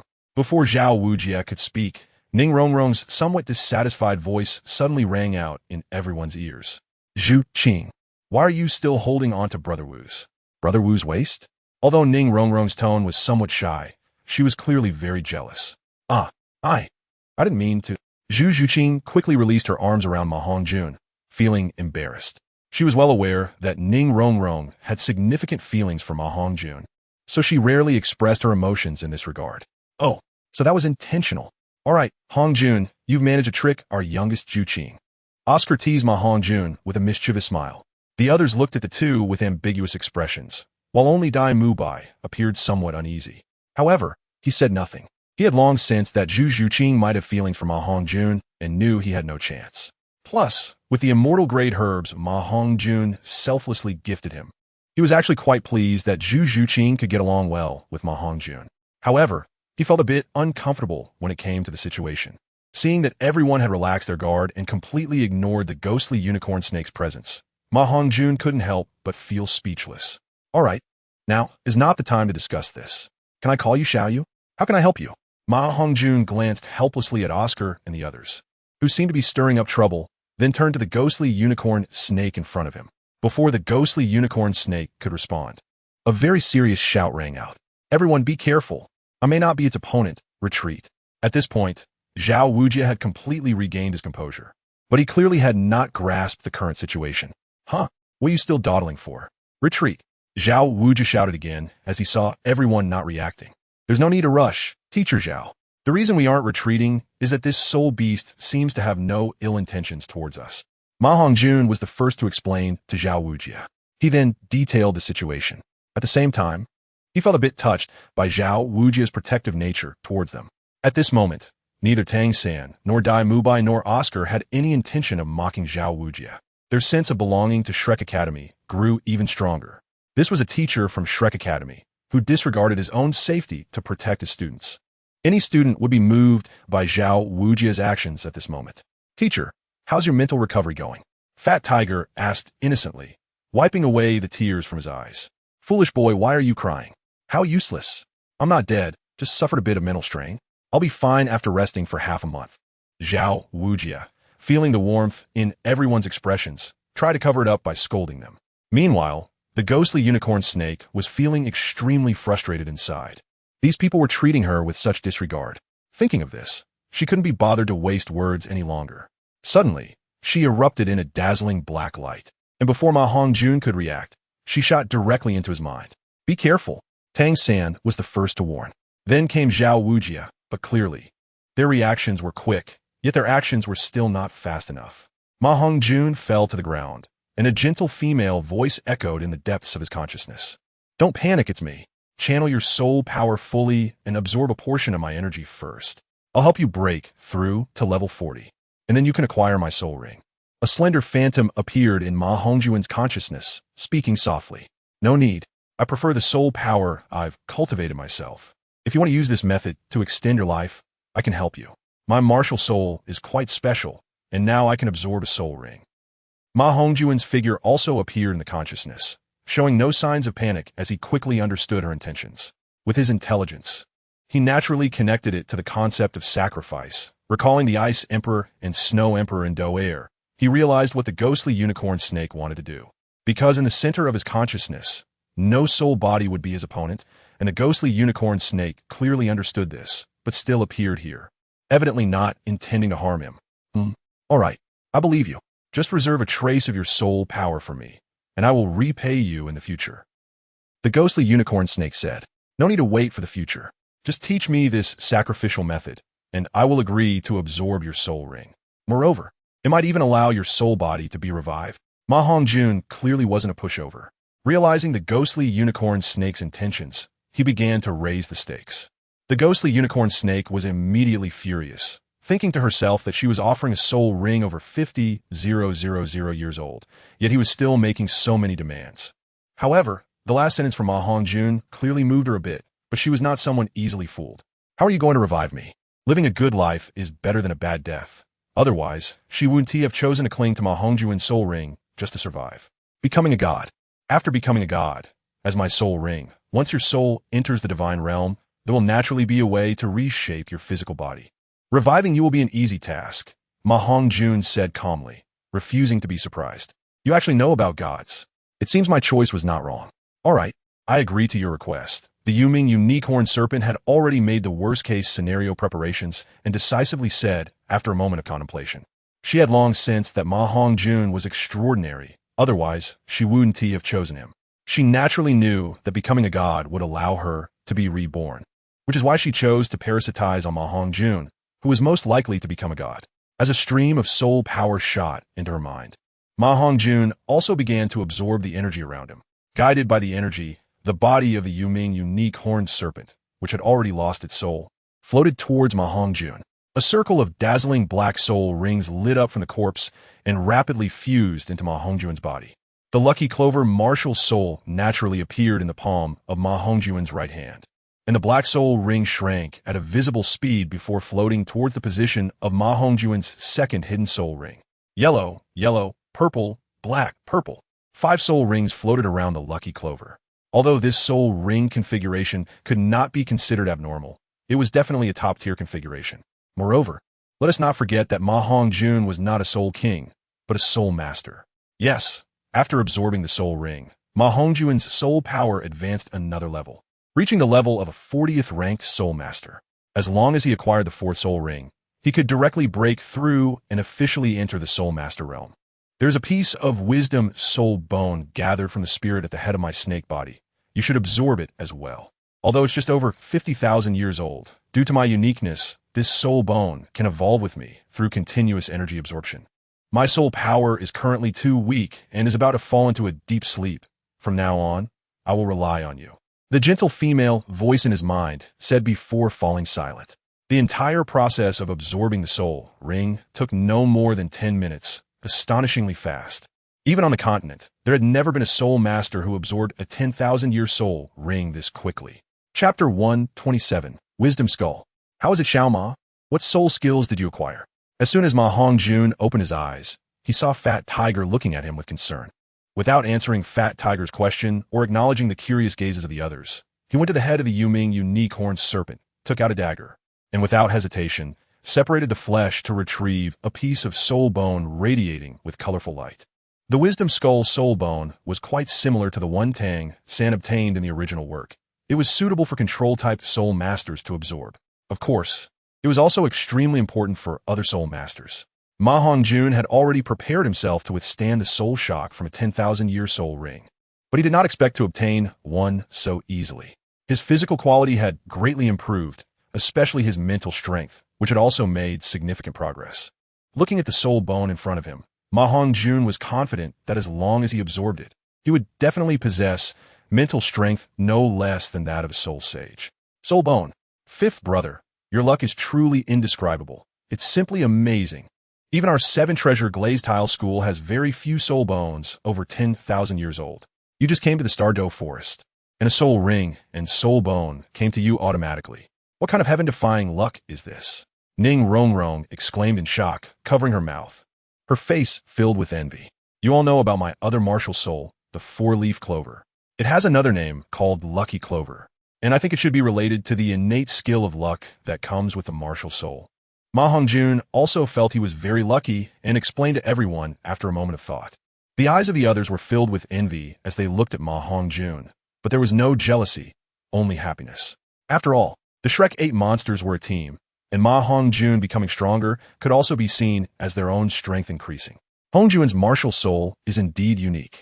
Having such attributes might also be a compensation for him being limited to the soul master realm. Even the teacher has never heard of such a martial soul. And according to the teacher's speculation, Hongjun's second martial soul, because it can only advance to the soul master realm, doesn't need to worry about the troubles brought by dual martial souls. Tang San said enviously. We've always known Hongjun is abnormal, but we didn't expect him to be this abnormal with a second martial soul that naturally has a luck attribute. Even if it can only advance to the soul master realm, I would be willing. Dai Mubai also stood up after absorbing the soul ring, feeling a bit sour as he said. In fact, what the master said was not entirely correct. If it were just absorbing a normal soul ring of the extreme configuration, based on my physical quality, I naturally wouldn't need to worry. However, several of my soul rings far exceed the normal configuration. After just absorbing the Yuming unique horned serpent's soul ring, I felt a pain in my body. If I immediately absorb the 4th soul ring, it could likely trigger a backlash of soul power within my body. MaHongjun, after putting away the soul bone, found Tang San's words somewhat laughable but did not show it. Instead, he spoke honestly. He was not deliberately contradicting the master's words. It was just the truth. The master was indeed smart, and his research on martial soul theory was very in-depth, but that was only true for ordinary soul masters. For a genius like him, the master's theory was meant to be broken. Of course, if he immediately absorbed the 4th soul ring, there wouldn't be any problem, but he would have to constantly exhibit the characteristics of the sun-breathing technique. Although the soul power consumed by the sun-breathing technique was minimal, it would affect his soul power cultivation speed. When using the technique, he could not utilize the sun-breathing method to operate the soul power route, relying solely on meditation to cultivate. With the purity of his soul power, being able to advance one level in a year would be considered good. This was still due to his unmatched talent. If it were any of the other Shrek's 7 monsters aside from Tang San, they might not even be able to advance a single level. He did not doubt that Tang San could advance. After all, Tang San was the son of destiny, and his name Tang San was renowned, not to be judged by common sense. So can we go back now? Ning Rongrong asked excitedly. After such a long search without being able to bathe or shop, she felt like something was off. Yes, we can go back once the dean returns. Oscar, give me one of your mushroom sausages. I'll check the teacher's location and see how he is doing, MaHongjun said, glancing at Oscar, noticing that Flinder had not returned yet, feeling somewhat worried for his safety. All right, but you all can't laugh at me, Oscar said somewhat reluctantly. Okay, we definitely won't laugh at you, MaHongjun said, thinking of Oscar's lewd soul skill, unable to suppress a chuckle. Uncle Big Sausage, don't be so shy. It's not like we haven't seen it. Hey, it seems Hongjun really hasn't seen your mushroom sausage yet. Haha, Xiao Wu said playfully. I've heard the teacher talk about Oscar's soul skill effect. Practicality is the most important thing. The soul skill doesn't matter. Don't worry. I want to laugh, MaHongjun urged. I have a mushroom sausage. With Oscar's flamboyant movements and somewhat lewd soul skill. A mushroom sausage with a small round bulge at the tip and slightly thinner at the bottom appeared in his hand. Uffed. Ha. It seems quite special like this. Ha. MaHongjun couldn't help but laugh like a pig for a moment. Ha. Although the others had seen it before, they couldn't help but laugh again upon seeing it. You guys, didn't you say we shouldn't laugh? Oscar pointed at everyone with a look of indignation, feeling both embarrassed and angry. I haven't finished speaking yet, unless I can't help it, haha. MaHongjun rarely joked with everyone. Just as he was about to take the sausage, Flinder returned with a rather pale face. Teacher, what happened to you? Did you encounter something? MaHongjun quickly retracted his hand that was reaching for the mushroom sausage. If given a choice, he wouldn't want to eat that. Although Oscar's third soul skill only had a flying time of 1 minute, it flew at the speed of the windtail rooster snake, which was good at speed. MaHongjun could fly, but his speed was a bit lacking, far from the windtail rooster snake. Unless he used the phoenix wings to fly for a long time. With his soul power purity, flying for a few hours wouldn't be a problem, but in Stardow Forest, every bit of soul power was extremely important, and running out of soul power in an emergency could be fatal. Well, I encountered the Titan giant ape that Xiao San and the others met last time, but strangely, it didn't seem to have any intention of attacking me. It just seemed to be blocking my way back. I was worried that you guys were in danger. But now that I see you're all fine, I'm relieved. Flinder looked at everyone, who were all unscathed, and his expression improved a lot before explaining the situation to everyone. Only Xiao Wu's expression changed slightly, but she concealed it well. No one except MaHongjun noticed her change. Tang San stepped forward to explain in detail the situation they encountered to Flinder. It seems that the Netherworld unicorn snake should be acquainted with the Titan giant ape, fearing that I would interfere with her sacrifice here. So she had the Titan giant ape block my way.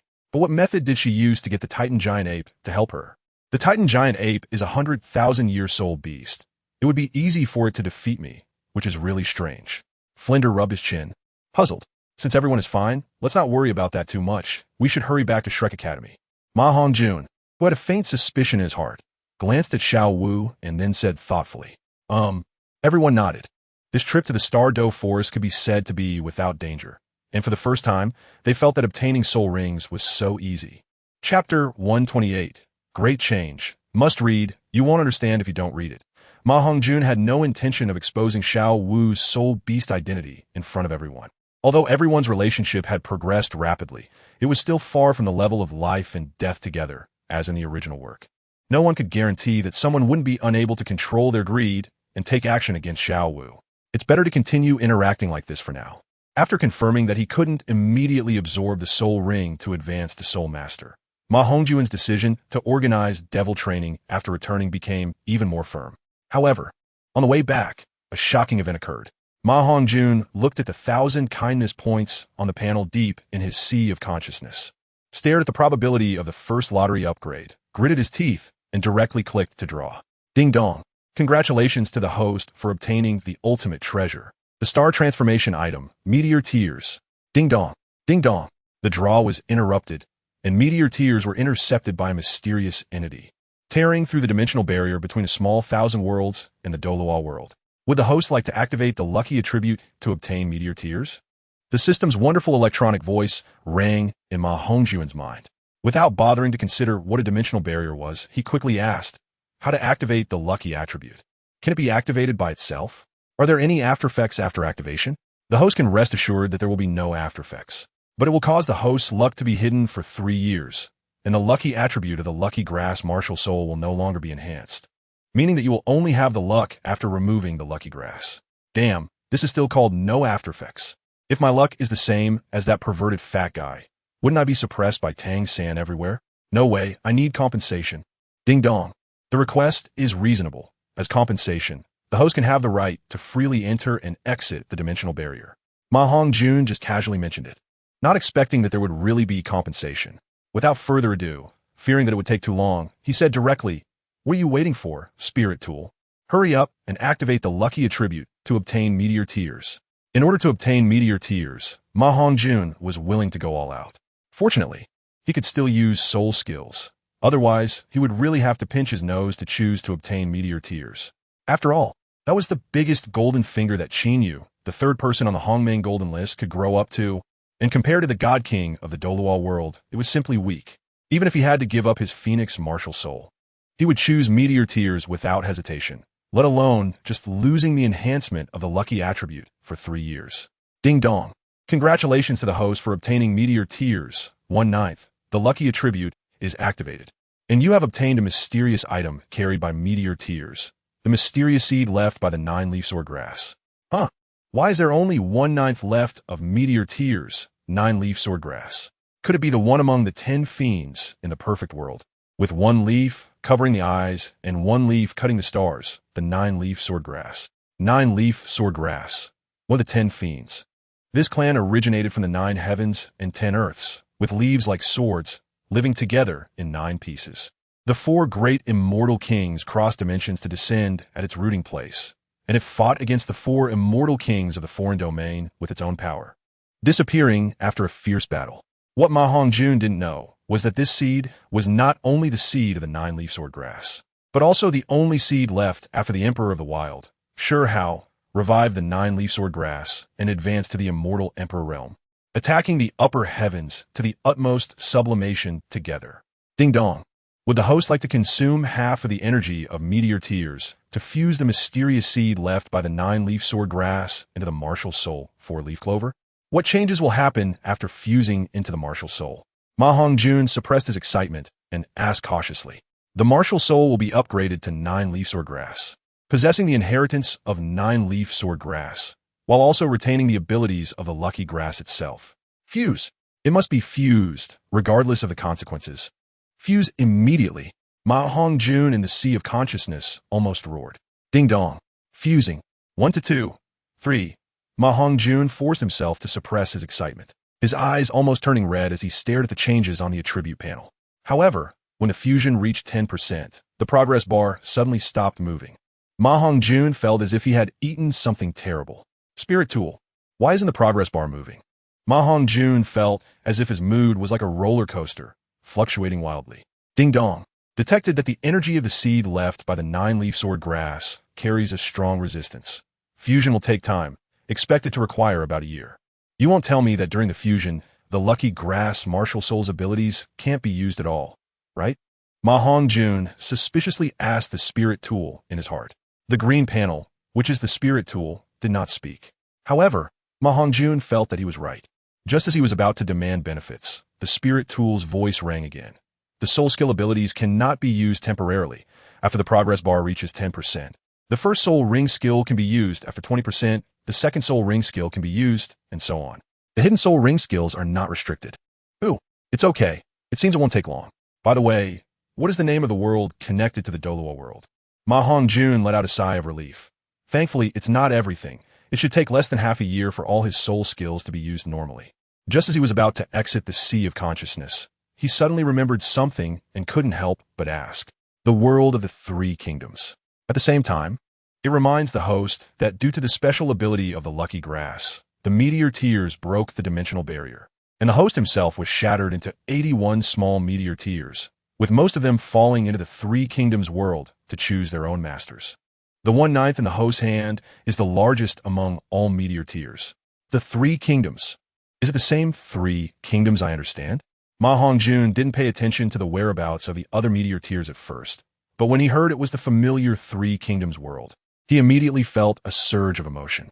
That's right, it's a reflection of the ancient world of the host's previous life, a projection among the myriad worlds. However, there can only be one identical world in all universes, and this is the Three Kingdoms that the host understands. Hearing the ancient people of his previous life in this other world and mentioning the Three Kingdoms, MaHongjun couldn't help but feel a warm sense of home. This life, I do not regret entering Huaxia. In my next life, I will still be a Chinese. Having lived again, MaHongjun felt an impulse to immediately devote himself to Huaxia. In his previous life, he was a very patriotic youth who loved Huaxia's history, everything about Huaxia, and especially admired the great figures and heroes that appeared throughout Huaxia's history. The Three Kingdoms world is undoubtedly a place where heroes abound, and loyal and righteous individuals are as numerous as rain. Besides me, can others enter the Three Kingdoms world? After the excitement, MaHongjun calmed down and began to worry about the safety of the Three Kingdoms world. He had already subconsciously placed himself in the Three Kingdoms camp. With the two worlds connected, conflicts and even wars would surely break out. Although he also had a fondness for the Douluo world, his heart still belonged to Huaxia. Don't worry, host.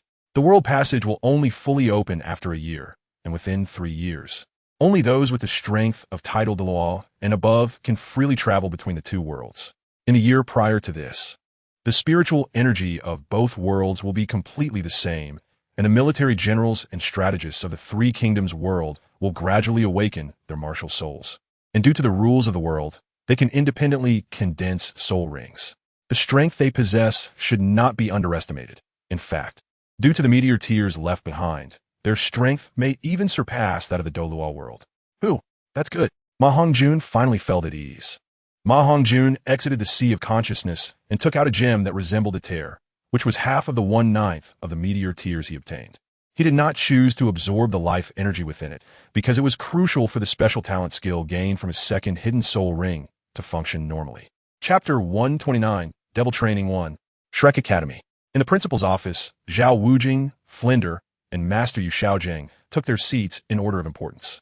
It had been a day since their return from the Stardow Forest.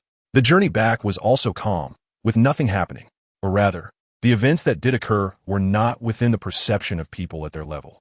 That day, the dimensional passage was linked, and apart from Dalu in the Hall of Spirits and Poseidon far away on Sea God Island, as well as some mysterious beings in the major soul beast forests, only a few hidden top powers could slightly sense the connection between the Three Kingdoms world and the Douluo world. However, since the passage between the two was not fully opened, it contained extremely terrifying spatial turbulence, and even Tidal Dalu did not dare to step in. So this matter ended up being forgotten. However, Dalu, the high priest of the Hall of Spirits, who was the strongest limit Dalu in the sky above Douluo continent, a near demigod level expert, asserted that as long as one reaches Tidal Dalu level in a year, they would be able to step inside. At the same time, they all sensed that the mysterious passage that suddenly appeared in the center of Douluo continent led to a brand new world. If Douluo continent could swallow this continent, it would successfully upgrade the world. Once the Douluo world upgraded, those powerful Tidal Dalu would have hope of advancing to level 100 and even hope for immortality. This information was naturally not something these Tidal Dalu could perceive. It was a subtle feedback from the Douluo world's mother star wanting to devour the Three Kingdoms world. Flinder on the main seat pushed up his retro glasses, his face grim as he said, "Xiaojing, you have no idea what kind of danger we encountered on our trip to the Stardow Forest. We almost didn't make it back. I even ran into the Titan giant ape that old Zhao and the others encountered last time." So how did you return safely? Yu Xiaojing, who had been calm, was suddenly taken aback by Flinder's words and asked in surprise. Knowing Flinder, he would never joke about such matters. Moreover, Flinder's personality had changed significantly, becoming much more stable and unlikely to joke about such serious matters. Flinder detailed his group's experiences in the Stardow Forest to the master, wanting the always brilliant and knowledgeable master, who had a deep understanding of martial soul theory, to help him clarify his doubts. However, how could the master have heard of such shocking things? He awkwardly coughed a few times and said, "Ahem, 100. Year soul beasts possess intelligence not inferior to that of humans. It's not impossible to have a few soul beast friends. Perhaps the Titan giant ape was entrusted by that netherworld uniqueness snake, which is why it would stop you, the strongest, with no injuries. There may be some connection or transaction between them, but what it specifically is we cannot know. If the netherworld uniqueness snake were here, it would surely be shocked by the master's wisdom. Although the master's conjecture was not entirely accurate, it was not far off either. Just from hearing the process of the events, one could guess the reason. It required not only a certain level of intelligence, but also an understanding of soul beasts. Of course, if MaHongjun were here, he would definitely scoff, because anyone who understood the rules of the Douluo world could roughly guess it. This does not prove that the master has any extraordinary abilities. It only shows that each field has its own expertise. If what you say is true, that the Titan giant ape is a soul beast with a cultivation level not inferior to 100,000 years, there's indeed such a possibility. Flender nodded.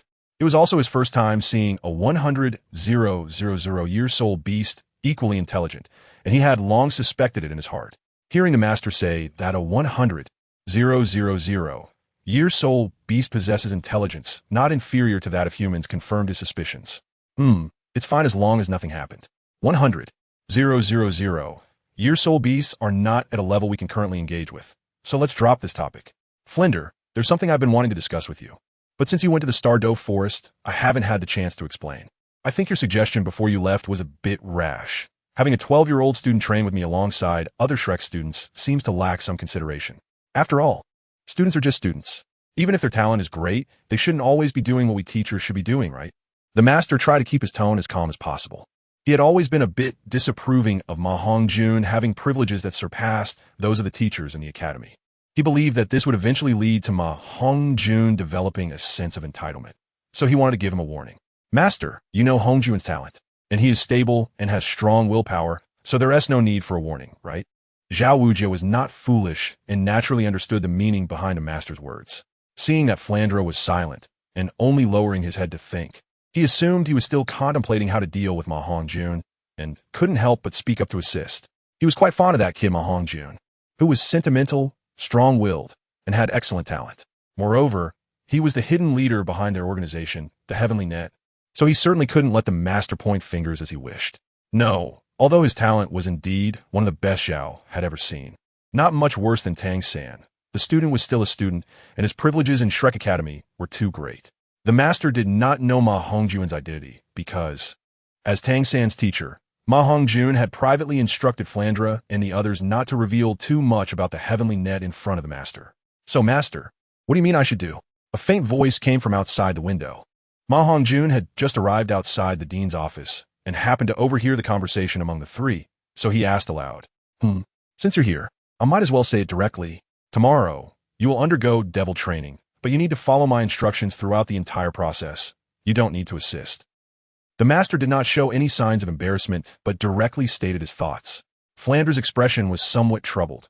On one hand was his closest brother, and on the other was someone dear to him. If a conflict arose between the two, he really wouldn't know what to do. MaHongjun entered the room, glanced at the silent Flandra, and did not show any anger. He felt a bit dissatisfied internally, but he was a very filial person and did not want to put Flandra in a difficult position. After a moment of thought, he smiled and said, "Of course, I am ashamed of my theoretical knowledge compared to the master. Following your commands throughout the process is not a problem. However, regarding the training of soul masters and the strength of the Shrek 8 monsters, I believe no one understands better than I do. I have already gained a comprehensive understanding of your strengths through Flandra's descriptions, and I have watched Tang San and Xiao Wu grow up. Their situations, I think I understand better than you." Only then did the master's mouth reveal a smile, showing satisfaction with MaHongjun's perceptiveness. Since the master is so confident, how about we make a bet? Tomorrow's training, based on your understanding of our strengths, if your judgment cannot push us to our limits during the joint weight-bearing run, then I will need to guide you on how to train. If we all reach our limits, then you win, and everything will follow your arrangements. What do you think? A mischievous smile appeared on MaHongjun's face as he spoke lightly. How do you know the content of my first phase of training? Did Flandra tell you? Since you don't trust me, then I'll take this bet with you, and I will make you believe in my decisions. The master first asked out of instinct, but then reacted and continued. Okay, it's a deal. All right, teacher Zhao. Master, I will go back to rest now. See you tomorrow. MaHongjun yawned and said casually, then waved goodbye and left the dean's office. Chapter 130, Devil Training, Part 2. He certainly would not directly answer the master's question. Regarding the master's opinion of him, he did not care much. In his heart, he felt a bit contemptuous of the master's character. And perhaps this was also why the master did not particularly like him. It can only be said that their positions were different. MaHongjun was a filial person. He was quite annoyed by the master's abandonment of his elderly father due to emotional issues, not seeing him until he passed away. Moreover, he was even in a relationship with his cousin. Although it was due to fate's manipulation, as long as one repents in time, nothing is unforgivable. However, Lu Erlong was the woman his teacher liked. So subjectively, MaHongjun could not possibly like the master. Nevertheless, from both a perspective of interests and familial ties, his relationship with the master was still one where both would benefit if they cooperated and both would suffer if they separated, which is one reason he had not fallen out with the master. With his breath of life, even if the master understood his strength well enough, he could not test his limits, and MaHongjun firmly believed that human limits were infinite. The energy of meteor tears was not something only he could use. With meteor tears, as long as everyone trained hard, they would break through one limit after another. There was no such thing as a limit, and the judgment of strength was even more unfounded. Although MaHongjun's remaining energy from meteor tears was only one piece, half of 1/9 of the energy. One should not underestimate this 1/18 of life energy. In the Douluo world, it was definitely enough for MaHongjun to squander freely. Meteor tears. The life energy contained not only expands the meridians within the body, but also possesses strong healing abilities. Capable of protecting a person's life as long as they are not directly dead, they can recover directly. Moreover, this piece of meteor tears was the true core part, containing a complete comprehension of the laws, derived from the insights of the life god king from the star change world. Other smaller pieces of meteor tears also contained insights into the laws, but they were not as complete as MaHongjun's. However, as long as one comprehends even 10% of them, they could immediately grow into top-tier powerhouses on the Douluo continent. Early the next morning, before dawn, the academy's bell rang. However, since it was the breakfast bell and not the class bell, the Shrek 8 monsters, who had been in a state of high tension in the Stardow forest, did not pay much attention to it, except for Tang San. They all thought about sleeping for 5 more minutes, until after 20 minutes, they gradually arrived outside the cafeteria. Look at you all being so lazy. How can you still call yourselves the Shrek 8 monsters? In my opinion, you are the Shrek 8 lazy, except for Tang San, who arrived at the cafeteria within 10 minutes. The rest of you all came after 20 minutes. Don't think that just because you have talent, you don't need to learn. I can clearly tell you that having talent does not mean you can do as you please. Talent is not strength. Considering this is your first time and you just returned from the dangerous Stardow forest, I'll let it go this time. Hurry up and come in to eat. The master's stern voice echoed outside the cafeteria. Although Flandra seemed to have become more generous in some respects, the nature of being stingy was hard to change. He had no intention of expanding the cafeteria at Shrek Academy. Therefore, the food was not very appetizing. In Flandra's words, "You are still too young and cannot be exposed to too much, especially in terms of food. Otherwise, you will develop a habit of extravagance and waste, pursuing these external things, which will affect your soul power cultivation." Thus, breakfast had always been buns, porridge, and eggs. Everyone had long grown tired of it, which was also one reason they were not enthusiastic about eating. MaHongjun, like the other 7 Shrek monsters, lowered his head, listening to the master's lecture, and did not refute. He was indeed late, but only by a little, and he did not exceed mealtime. However, being late was being late. He would not make any excuses, and he knew that today the master had done something that people found commendable. Tang San's face was also a bit awkward, and he couldn't help but explain for everyone, "Teacher, actually, this is not entirely our fault. It's just that we have the same breakfast every day, buns, porridge, and eggs. We have long grown tired of it. If it weren't for Dean Flandra insisting that we must eat breakfast, we probably wouldn't have come at all." Tang San was accustomed to hard training and had never complained about being a child without a mother. But when he saw the aggrieved expression on Xiao Wu's face, he couldn't help but explain. "Who told you that today's breakfast consists of steamed buns, porridge, and eggs? All right, no need to explain anymore. Xiao San, you all come in." The master then opened the door to the cafeteria, allowing everyone to enter together. The cafeteria was not large, and in front of everyone was a rectangular high table with about 10 seats, of which only 8 had exquisite dishes on them. Chicken legs, eggs, and bread filled the air with a fragrant aroma that greatly stimulated their appetites. along with a bowl of unknown porridge emitting a captivating medicinal scent. Wow, how sumptuous! Did you make all this? Oscar exclaimed in surprise as he looked at the food in front of him. It smells so good. It's definitely better than what the cafeteria lady makes, Xiao Wu also praised, sniffing the delicious aroma in the air. Zhu Zhuqing and Ning Rongrong remained much calmer, only curiously observing the bowl of aromatic porridge, while Fat Tiger's eyes were already glued to the food in front of him. Dai Mubai and MaHongjun, having anticipated this, showed no great surprise. All right, while it's still hot, let's eat quickly. You still have your first phase of training to do later. I've already arranged with Dean Flender that your meals will be taken care of by me from now on, the master said, glancing at everyone with satisfaction at their reactions and nodding.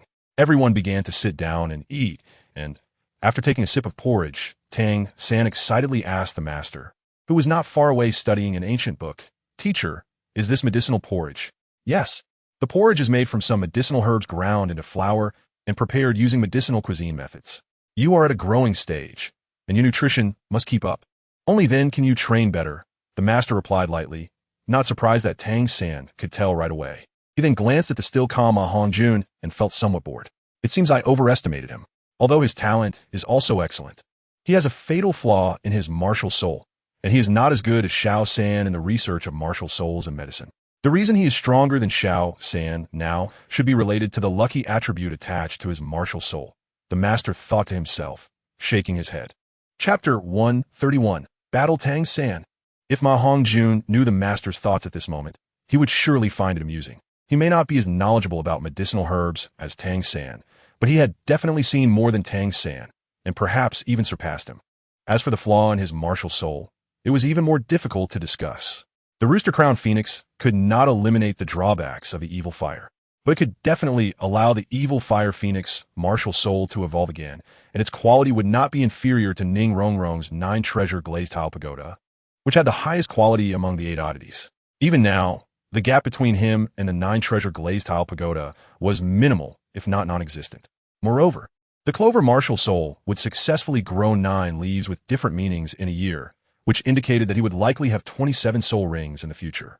Compared to Tang San, he was not just a little better, and each leaf hidden soul ring would bring him a different special talent skill. The second hidden soul ring granted MaHongjun the talent skill of the 8 gates of Duanjia. Given MaHongjun's current physical state, he could only open 3 gates. But that strength increase would allow him to fight against the Soul King. The 8 gates of Duanjia. By unlocking the pathways that bind chakra within the body, one temporarily gains immense power. When all 8 gates are opened, it is also known as the 8 gates of Duanjia formation. One can instantly gain dozens of times the power of the 5 kages, but the power of the 8 gates of Duanjia depends on the practitioner themselves. With MaHongjun's sun-breathing characteristic, the doubled physical attributes would definitely amplify the power of the 8 gates, which is why it was said that his strength of opening 3 gates could contend with the Soul King. The power of the practitioner increases exponentially, so the effects of opening the 8 gates differ between individuals. Opening the 8th gate, the Death Gate, would also lead to death due to the complete consumption of one's life force.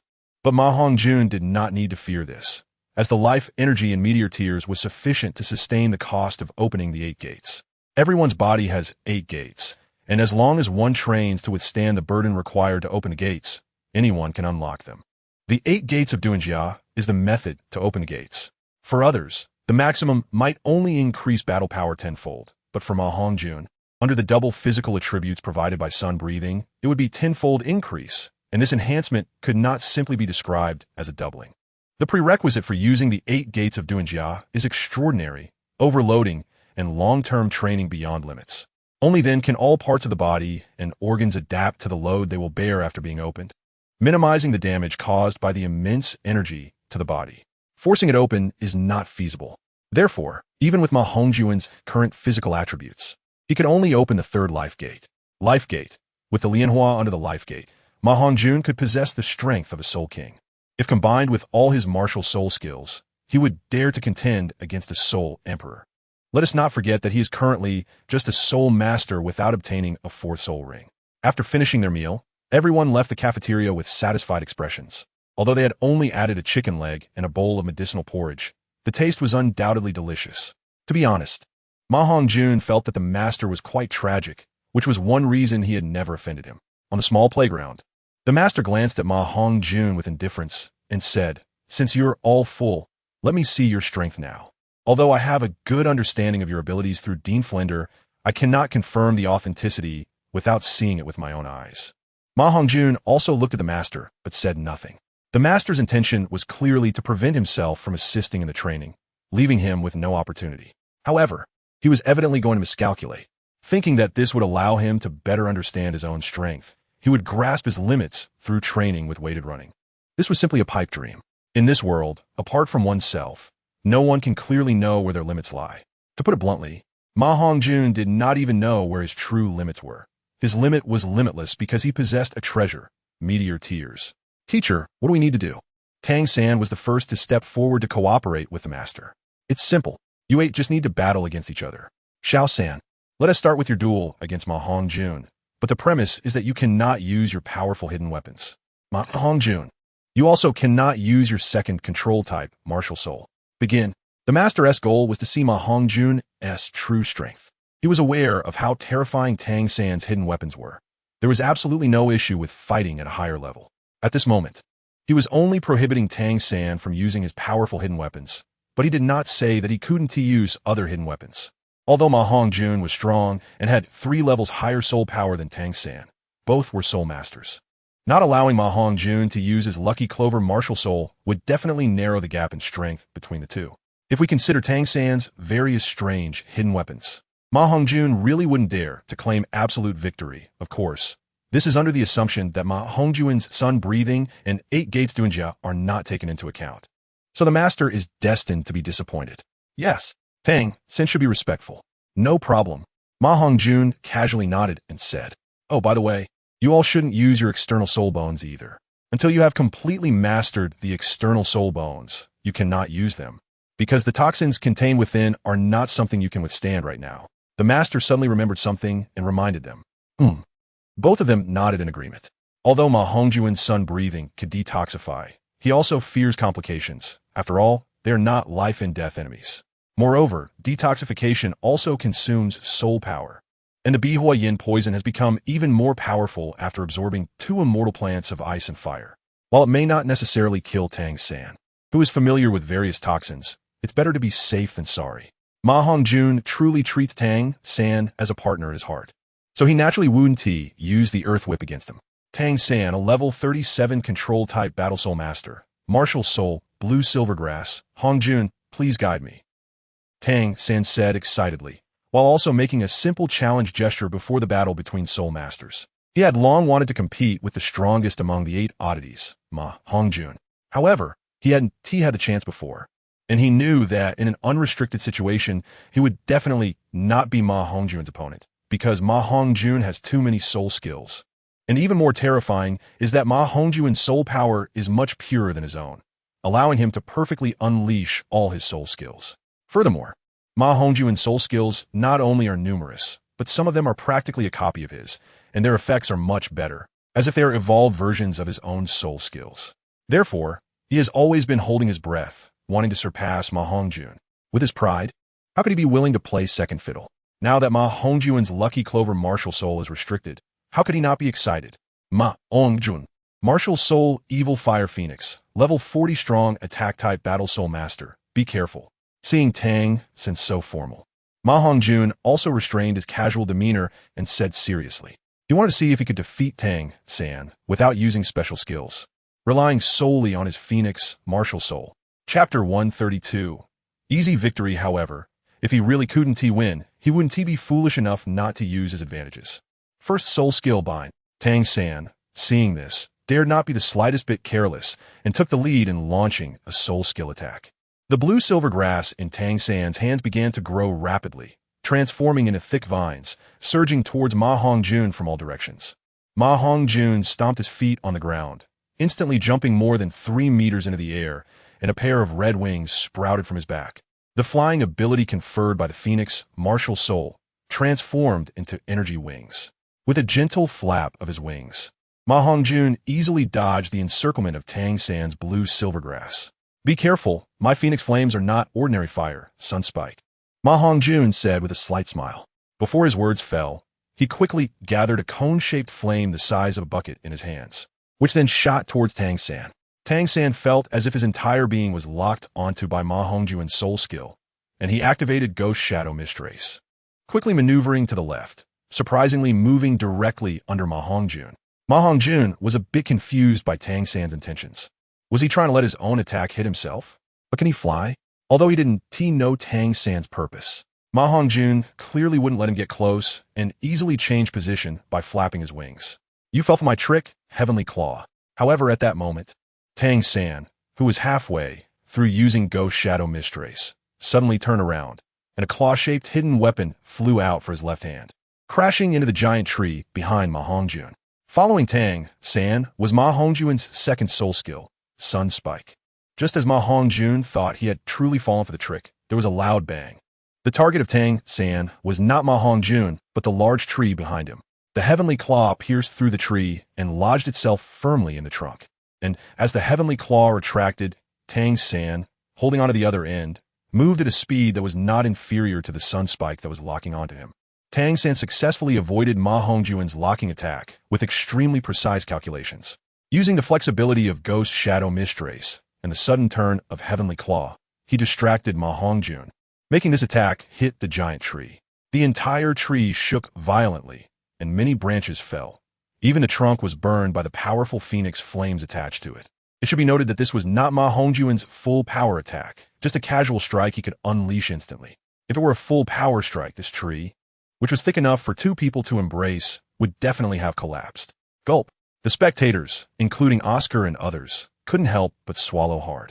Shocked by the destructive power of MaHongjun's casual strike, Tang San broke out in a slight cold sweat, secretly glad that he hadn't been hit. Otherwise, he definitely wouldn't have been able to withstand that blow. However, looking at the slightly damaged heavenly claw on the tree trunk, he couldn't help but feel a bit pained. This was a hidden weapon he had painstakingly crafted, an essential tool for home and travel. Kuf, MaHongjun. You're not allowed to use flying abilities. What I need to see is not the outcome between you two. The master suddenly coughed awkwardly a few times and said lightly. The implication was that he wanted to see Tang San's actual strength to judge where his limits were, to win the bet. Although it felt a bit shameless, it was understandable. After all, the master's strength was there, and for someone who was not even a soul sovereign, what would he see? MaHongjun thought this and silently nodded, retracting his wings. Little San, it seems that the master really needs to see my strength today. Don't blame me for not giving you face. MaHongjun stood 5 meters away from Tang San, not attacking, but rather smiling slightly as he spoke. No worries, come at me. I also want to see how big the gap between us is. Third soul skill, web binding. Tang San nodded, not hesitating to attack again. The web formed by the blue-silver grass wound towards MaHongjun. Want to seize the initiative in the attack. Unfortunately, I don't want to play anymore. MaHongjun thought to himself. The master is restricting this and that. And MaHongjun lost the desire to continue competing with Tang San, instantly activating the characteristics of sun breathing.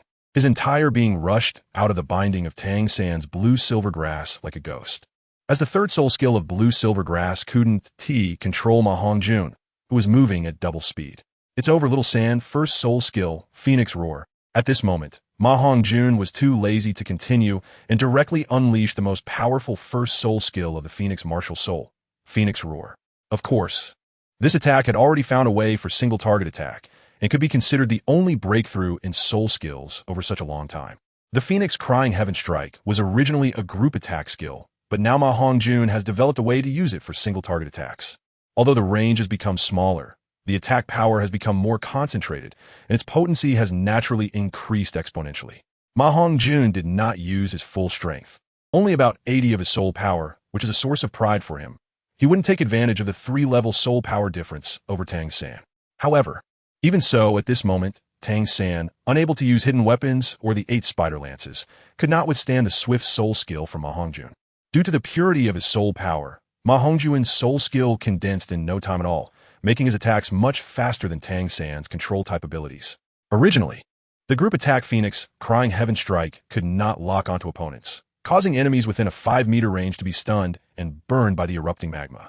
However, MaHongjun has developed a way to use it for single-target attacks, allowing him to directly lock onto his opponent to a certain extent. In an instant, Tang San was stunned by MaHongjun's soul skill, standing unsteadily. Before he could come up with an appropriate countermeasure, MaHongjun turned and unexpectedly kicked towards Tang San's chest.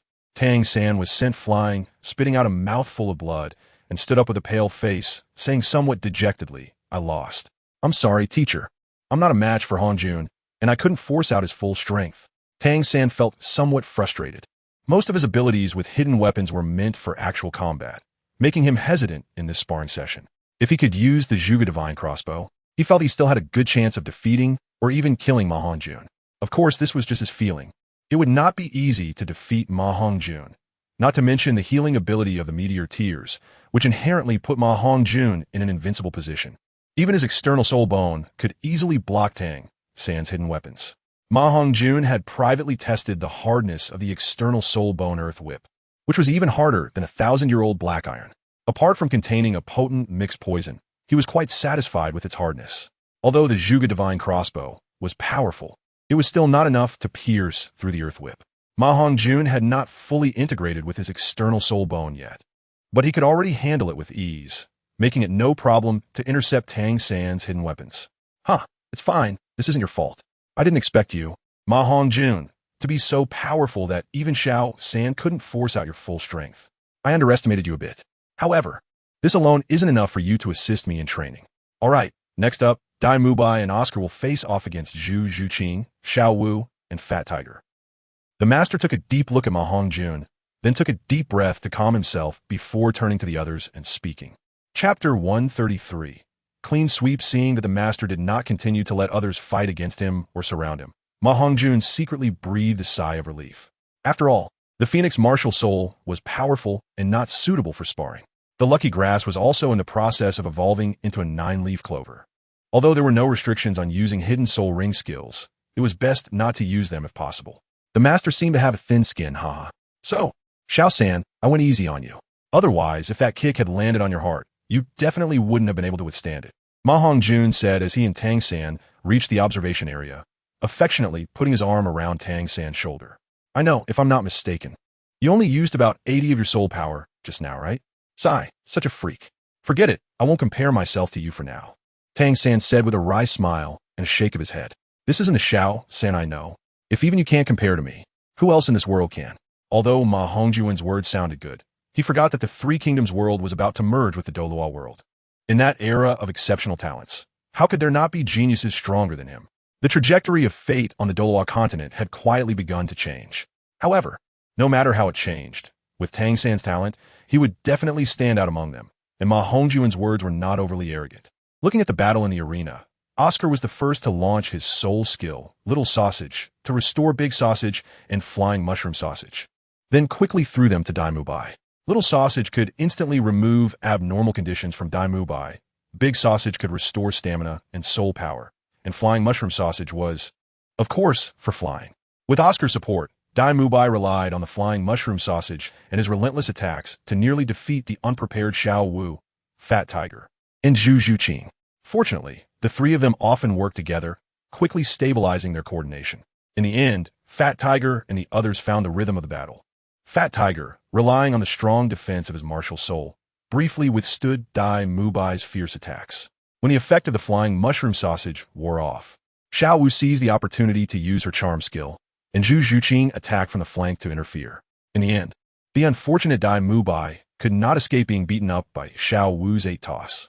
Xiao Wu retracted her small foot that was pressing down on Dai Mubai's back and proudly looked around at the other students, as if to say, "Did you see that?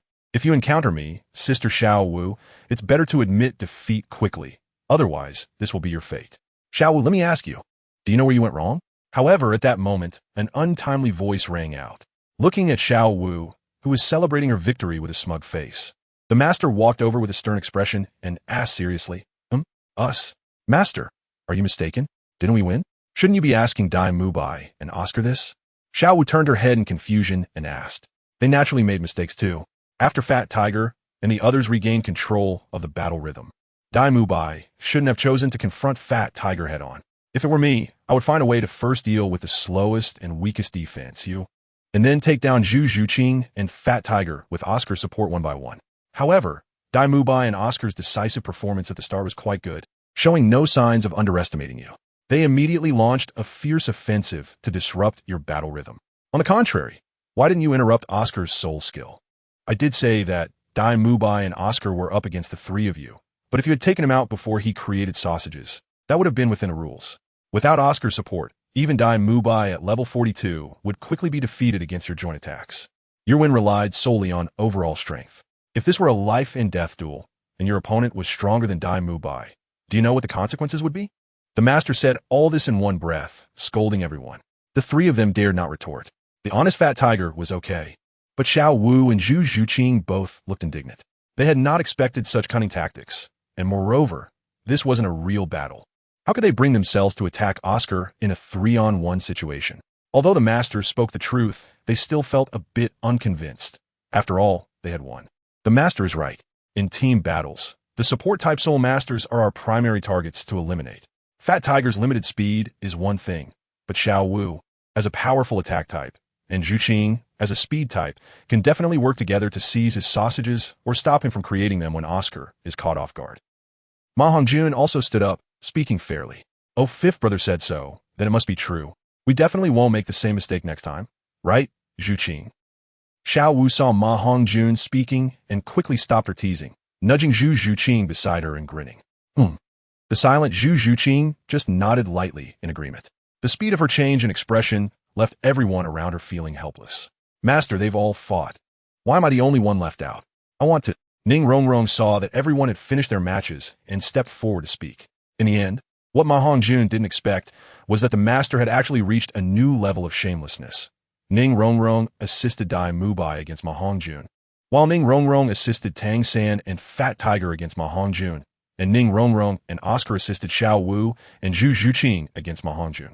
The reason for not letting Ning Rongrong participate at the beginning was actually to conserve her soul power for use against himself. Throughout the morning, MaHongjun fought against all these Shrek companions, but still maintained an undefeated record.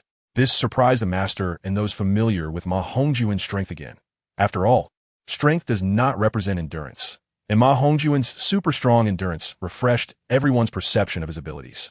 To punish you for the mistakes made during battle, and also as part of your training, starting now, carry the weighted burdens from the bamboo basket outside the academy and run 10 laps around the city of Soto to Shrek Academy.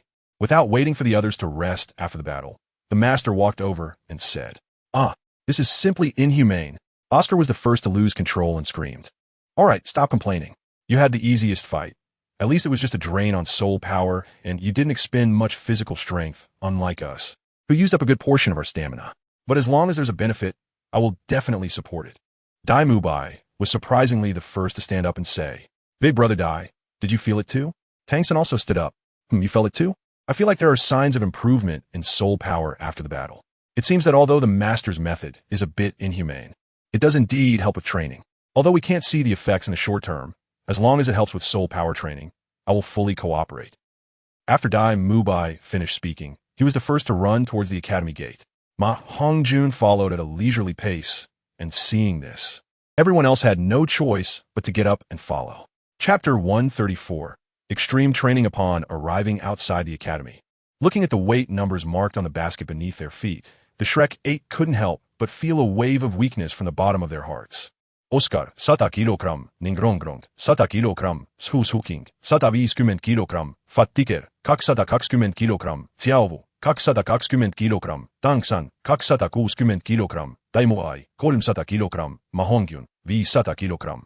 Compared to the training in the original work, it was clear that everyone's soul power levels had made significant progress, but this weight still exceeded what they could bear. And Master, are you sure this is in kilograms and not Gene? Oscar asked, staring blankly at the master, whose expression was as dark as water. The master frowned, also at a loss. He had clearly instructed Zhao Wujin to find metal weights calculated in Gene, so how did it become kilograms? However, in order to maintain his image as a teacher, he did not say it out loud. What's wrong? Are you scared?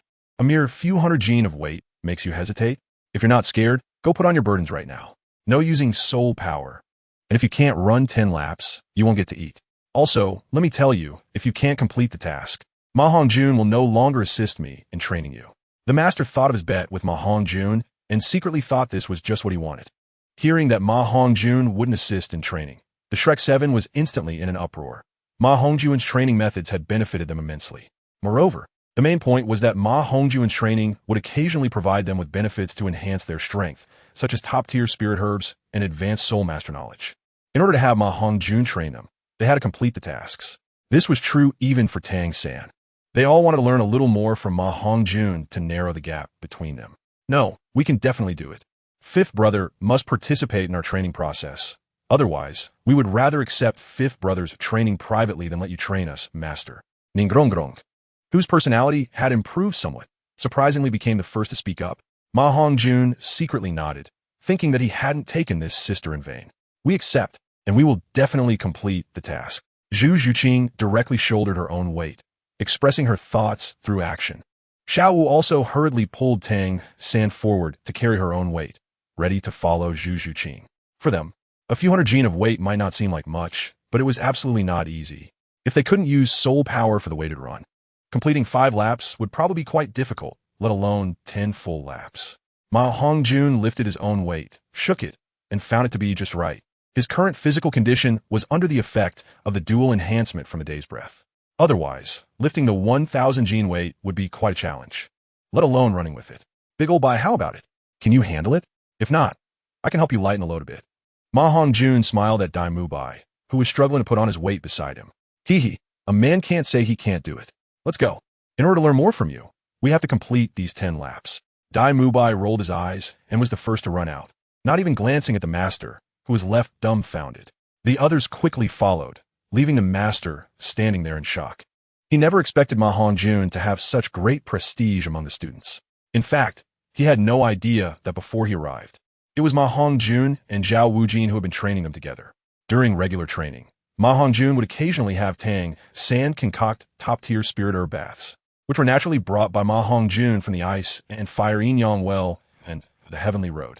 Moreover, these top-tier spirit herbs were carefully prepared by him and Douluo, aiding in enhancing physical strength and speeding up the absorption of the residual medicinal power of the benefits for the 7 monsters were obvious. Their current achievements, although largely due to could not be separated from their own efforts and the benefits that MaHongjun occasionally provided. On a distant high mountain, Flinder, observing this scene with a telescope, couldn't help but say to Zhao Wujin beside him, "Old Zhao, how could you make such a low-level mistake? Didn't I tell you to prepare according to Gene? How did it turn into kilograms? Huh, how could this happen? Although I'm not very knowledgeable, I can still recognize these few big characters. I saw that our Heavenly Roads inventory in the warehouse was written in kilograms, so I prepared half of that. Who knew I would run into the poison Douluo who came to look for medicine? Here in my explanation, the poison Douluo personally chose the weight for them. That was the poison Douluo's intention. How could I dare to defy it?" Zhao Wujin said helplessly. "It turns out that Senior Dugu understands me, his disciple, even better than I do. It seems he believes that my limit should be more than 500 gene. But does he know the limits of the others in our academy as well?" Flander suddenly realized this. But then he became somewhat worried and picked up a telescope he had found somewhere to observe the Shrek's 7 devils, who had already entered training. Without mentioning what they thought at this moment, MaHongjun was somewhat surprised by the master's judgment of his limits, completely unaware that it was due to the old poison, who had talked about everything with him, leading him to this. MaHongjun felt that he should be able to complete the task before reaching his physical limit, but he overlooked the others. After 1 lap, everyone had already begun to sweat. The master, just like in the original work, had prepared salt water for everyone. Although he was somewhat surprised by MaHongjun's strength, he maintained a calm demeanor, as if everything was under control. By the 2nd lap, everyone was feeling significantly fatigued, and as they reached the 3rd lap, seeing the visibly struggling steps of the others, MaHongjun couldn't help but scold himself for being foolish and quickly called for a stop. "Everyone, let's pause for a moment. This won't do, otherwise, we won't even be able to manage 5 laps, let alone 10. We need to cooperate to complete this seemingly difficult training content." MaHongjun knew that someone was definitely watching their movements from behind, but just stopping to discuss strategy shouldn't provoke any comments. Huff, how? How do we cooperate? You, just say it. Dalu Bai stopped to catch his breath, feeling dry and breathless, although the saltwater support prevented dehydration. "Do we need to reduce wind resistance like you taught before?" Oscar, who was quick-witted, immediately understood MaHongjun's meaning and exclaimed in delight. "Yes, it's not just that. The weights of Dalu Bai and Tang San are obviously exceeding their limits for running 10 laps. We need to redistribute the weights. MaHongjun explained. Finally, he voluntarily took the 20-kilogram pieces of black iron stone from Dai Mubai and Tang San's bamboo baskets and placed them in the bamboo basket on his back. Then arranged himself in a line facing forward to reduce wind resistance for everyone. Zhu Zhuqing also took a 20-kilogram piece of black iron stone from Xiao Wu and put in her bamboo basket, while Oscar took a piece from Ning Rongrong's basket. Only Fat Tiger maintained his original weight and continued moving forward, although Oscar and Zhu Zhuqing had increased their weights. With MaHongjun running ahead to shield everyone from the wind, they didn't feel any burden. In contrast, the other four, who suddenly reduced their weight, felt incredibly light. After the 7th lap, they had to stop again, looking at Zhu Zhuqing and Oscar, who had reached their limits. Xiao Wu and Ning Rongrong voluntarily took back their weights. Tang San and Dai Mubai exchanged glances and also took a piece of black iron stone from Zhu Zhuqing and Oscar. MaHongjun, however, remained steadfast. Even though he was drenched in sweat, his eyes were still shining brightly. He felt he hadn't reached his limit yet and continued to support Oscar and Zhu Zhuqing to move forward. With Dai Mubai and Tang San taking turns blocking the wind resistance for the others, Fat Tiger, though not a beast spirit, was naturally strong. If he weren't so overweight, he could share some pressure, but now he was also nearing his limit and could only follow Tang San slowly. By the 8th lap, Ning Rongrong and Xiao Wu had also reached their limits, while Zhu Zhuqing and Oscar, who were being dragged by MaHongjun, had recovered some stamina and took their weights back again. Don't underestimate the act of just taking back dozens of pounds. In this situation, even reducing 1 pound could feel much lighter. MaHongjun stepped forward again to support Xiao Wu and Ning Rongrong, while Tang San could only helplessly shake his head and say nothing, as he was also close to giving in. MaHongjun felt he was nearing his limit, but he still shared the pressure, unafraid of not being able to hold on, and instead felt unusually excited. He knew that meteor tears would soon come into play. It wasn't something he could just use at will. It would only reveal its healing properties in life-threatening situations or when physical limits were reached. At this moment, MaHongjun's chest began to faintly emit starlight, but he clearly hadn't reached his limit yet. Although he felt he had no strength left, he could always burst forth with power at critical moments. Damn it, why haven't I reached my physical limit yet? No way. MaHongjun woke up from his inner world, looking at the group that had already leaned on each other, and couldn't help but make up his mind. Without explaining, he directly said, Rongrong, Zhuqing, and Oscar, give me your weights. After saying that, without waiting for their objections, he summoned the last bit of strength to snatch the large bamboo basket from Zhu Zhuqing's back, pouring Ning Rongrong and Oscar's weights into it and then carrying it on his chest. Chapter 135. Breaking through limits. Only in this way could he trigger the effects of meteor tears, breaking through his own limits and enhancing his strength. MaHongjun thought to himself that if he didn't improve, wouldn't he have run 10 laps with weights for nothing? Just pushing himself a bit could enhance his strength. Why not take advantage of it? In a sense, it wasn't a wasted effort. The barriers between everyone dissipated with this moment of unity and assistance, and the Shrek 7 Devils became more cohesive than ever. Fifth brother, if you keep this up, you'll exhaust yourself. I can do it. I can. Hurry, give it back to me. Zhu Zhuqing said at the end, wanting to reclaim her weights. However, as she took a step forward, she became too excited and her legs gave way, her face heading straight for the ground. The ground was filled with stones, and Zhu Zhuqing, still moving forward, was too exhausted to support herself with her hands, and, at this moment, the group had sealed off their soul power, using a special method to avoid using it, leaving them no time to release it. If she fell hard, it would at least result in a bruised face. MaHongjun, who was closest, was suddenly shocked and instinctively unleashed the only trace of primal power within him, quickly catching Zhu Zhuqing, who was about to fall to the ground. However, MaHongjun was now completely exhausted, and he couldn't hold Zhu Zhuqing's weight as both of them leaned backward. Strangely, no matter how exhausted MaHongjun was, the meteor tears, which had remained unresponsive until now, suddenly reacted, emitting a strange glow of energy.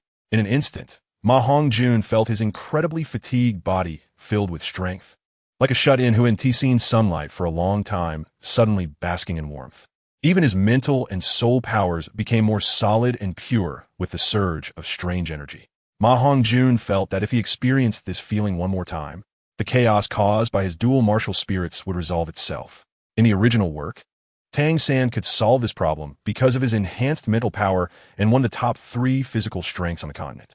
However, That was a strength Tang San only possessed after becoming a soul Douluo, while MaHongjun was only a soul zone at the moment.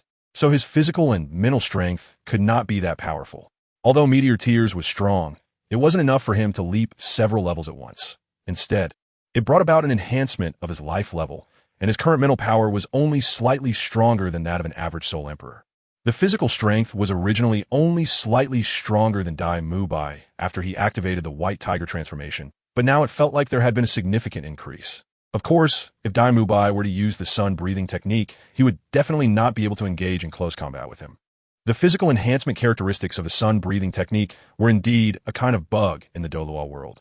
Soul power surged from within, instantly protecting both himself and Zhu Zhuqing, who was just facing down on MaHongjun's chest. Hongjun, fifth brother, Zhuqing, are you guys okay? Because of the sudden situation, everyone's attention was diverted, and they all stopped to ask with concern. However, no one stepped forward to help. They just looked at the two with worried expressions. Ning Rongrong wanted to step forward to separate them, but she had no extra strength left and could only watch with a bit of sourness. I'm fine. It seems my soul power has improved a bit, and I feel full of energy again. I'll support you guys, and we'll keep moving forward. Once we return to Shrek Academy, our mission will be complete. MaHongjun suddenly snapped out of that wonderful feeling, helped Zhu Zhuqing up, and pretended to be calm as he encouraged her. The others had no extra strength left to pursue the issue with MaHongjun and had long since become accustomed to his abnormality. Just from their expressions, one could see a genuine envy of how abnormal he was. Only Oscar blinked, glancing at Zhu Zhuqing and then at MaHongjun. His expression mixed with a hint of ambiguity. The eight continued to run hand in hand, or rather, it was more appropriate to say they were walking. It's worth mentioning the positions of everyone, which allowed MaHongjun to enjoy the benefits of being surrounded by people. One hand held Zhu Zhuqing while the other held Ning Rongrong, who held on to Xiao Wu, and Xiao Wu held on to Tang San. Feeling the strange energy still surging from his chest, MaHongjun tried to channel it from his hands outwards and then into Zhu Zhuqing's body. Zhu Zhuqing suddenly felt a strange warmth in her palms, thinking that MaHongjun was secretly delivering soul power to restore her stamina. However, upon careful reflection, she realized it was T-soul power. Gradually, she felt her body, which had been nearly dragged along by MaHongjun, suddenly rejuvenated, as if the shackles within her had shattered, reminiscent of the wonderful feeling after breaking through her physical limits upon obtaining a soul ring.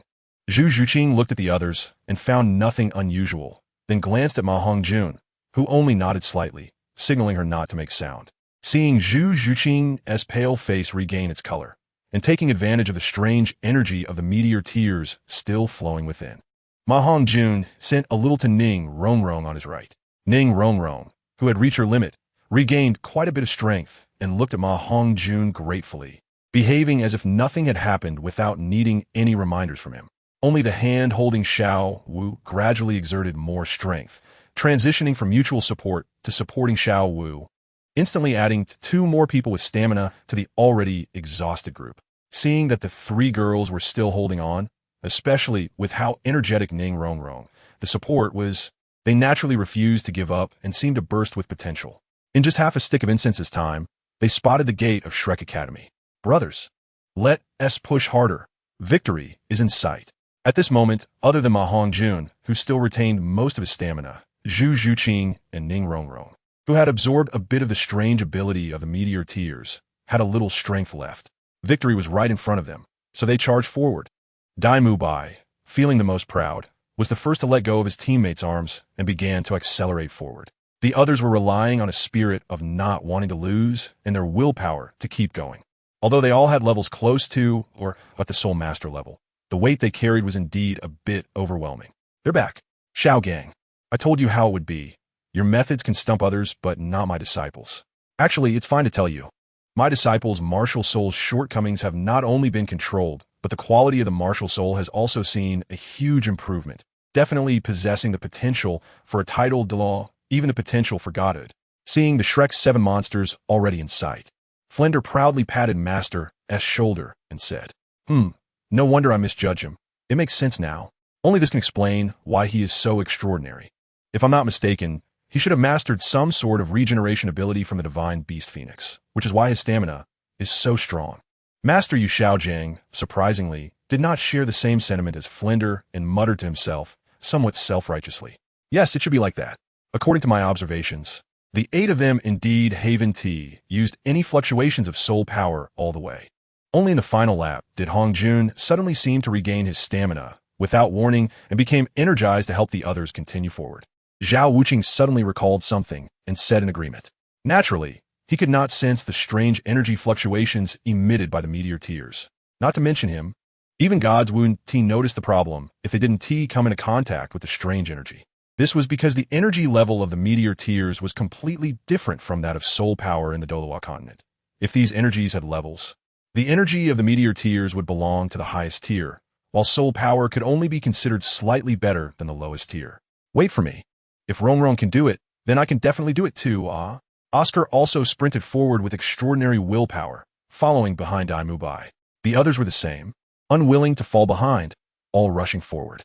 Fortunately, in the final lap, everyone supported each other and regained some stamina, only feeling exhausted mentally and not noticing it. Now, relying on their willpower, they instantly rallied and charged toward the academy gate. Only MaHongjun followed the group at a leisurely pace to prevent any accidents. As everyone had sealed their own soul power, and if they weren't careful, it would be easy to encounter problems when their stamina ran out. At the moment everyone rushed into the academy, Oscar was the first to faint, and Daimubai also lay on the ground motionless. Fat Tiger was honored to become the second one to pass out. After all, apart from MaHongjun, the pressure Fat Tiger bore along the way was no less than that of Daimubai. He just remained silent, which is why he didn't draw attention. Although Fat Tiger was clever and sometimes could be slick, he wasn't as simple as he appeared.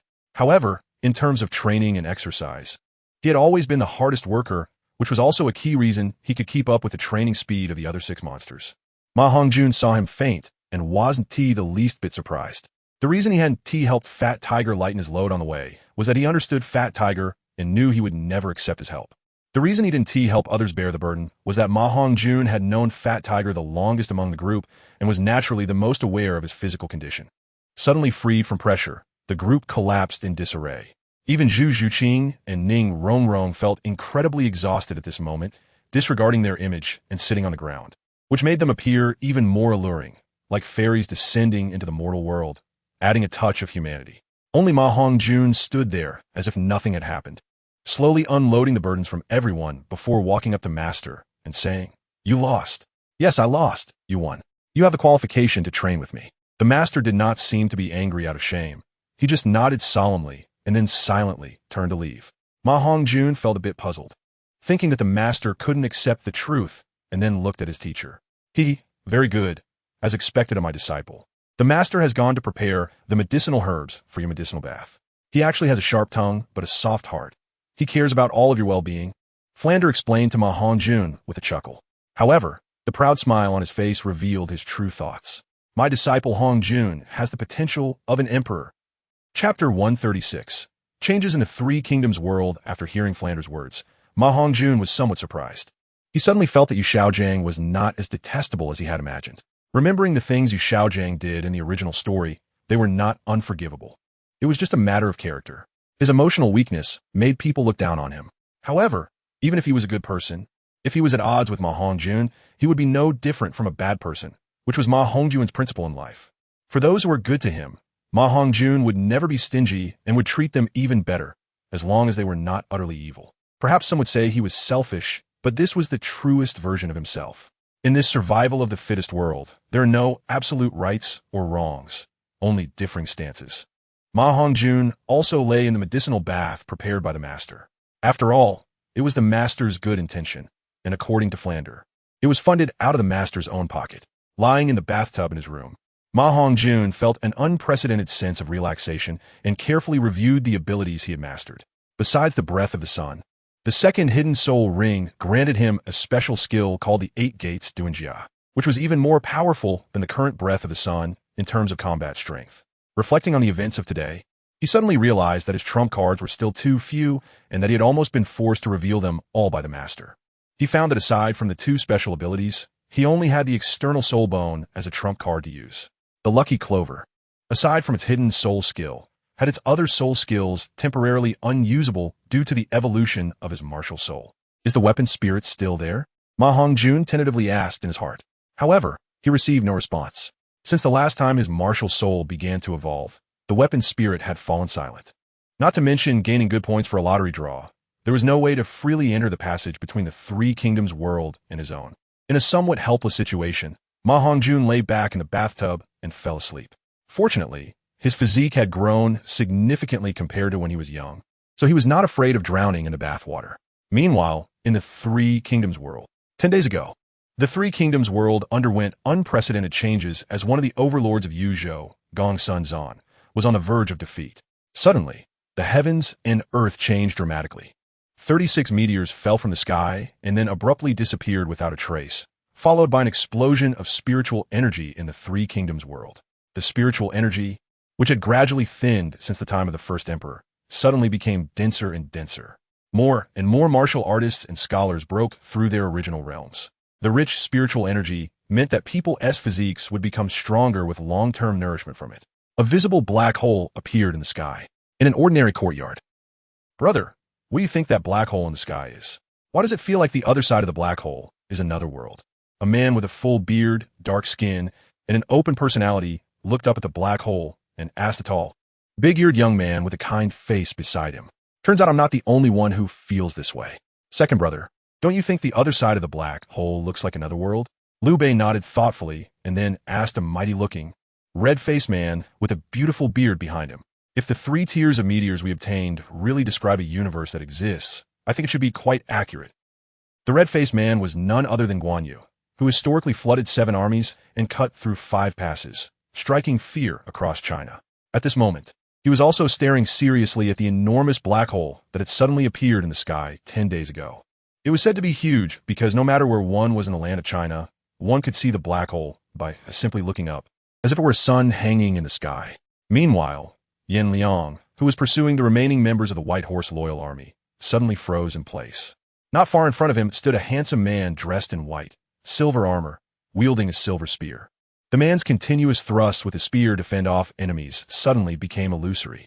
A focused spear shadow transformed into a white dragon illusion, rushing towards them. They were all subordinates of Yuan Shao, sent to pursue the remnants of Tang San, numbering over 100. However, under this white dragon illusion, they seemed so weak. Without making any sound, wherever the white dragon passed, chaos ensued. At this critical moment, the large knife in Yan Liang's hand also became illusory, and a large knife about 30 meters long appeared behind him. Even Yan Liang himself did not know what was happening. The illusory knife moved with his will and blocked in front of the white dragon illusion. Perhaps the white dragon illusion had expended some energy in front of it, as it was suddenly blocked by this unexpectedly appearing large knife illusion. This sudden scene surprised not only Yan Liang, but also the silver-armored young general, who was a bit dazed. However, he was clearly aware of his situation, seeing both sides stop due to this unexpected scene. He quickly organized the remaining 30-man team of the White Horse Loyal Army to continue breaking through. Strangely, as he broke through, the pursuing soldiers led by Yan Liang simply let them go. Heaven is about to change. I can't waste any more time here with that silver spear guy.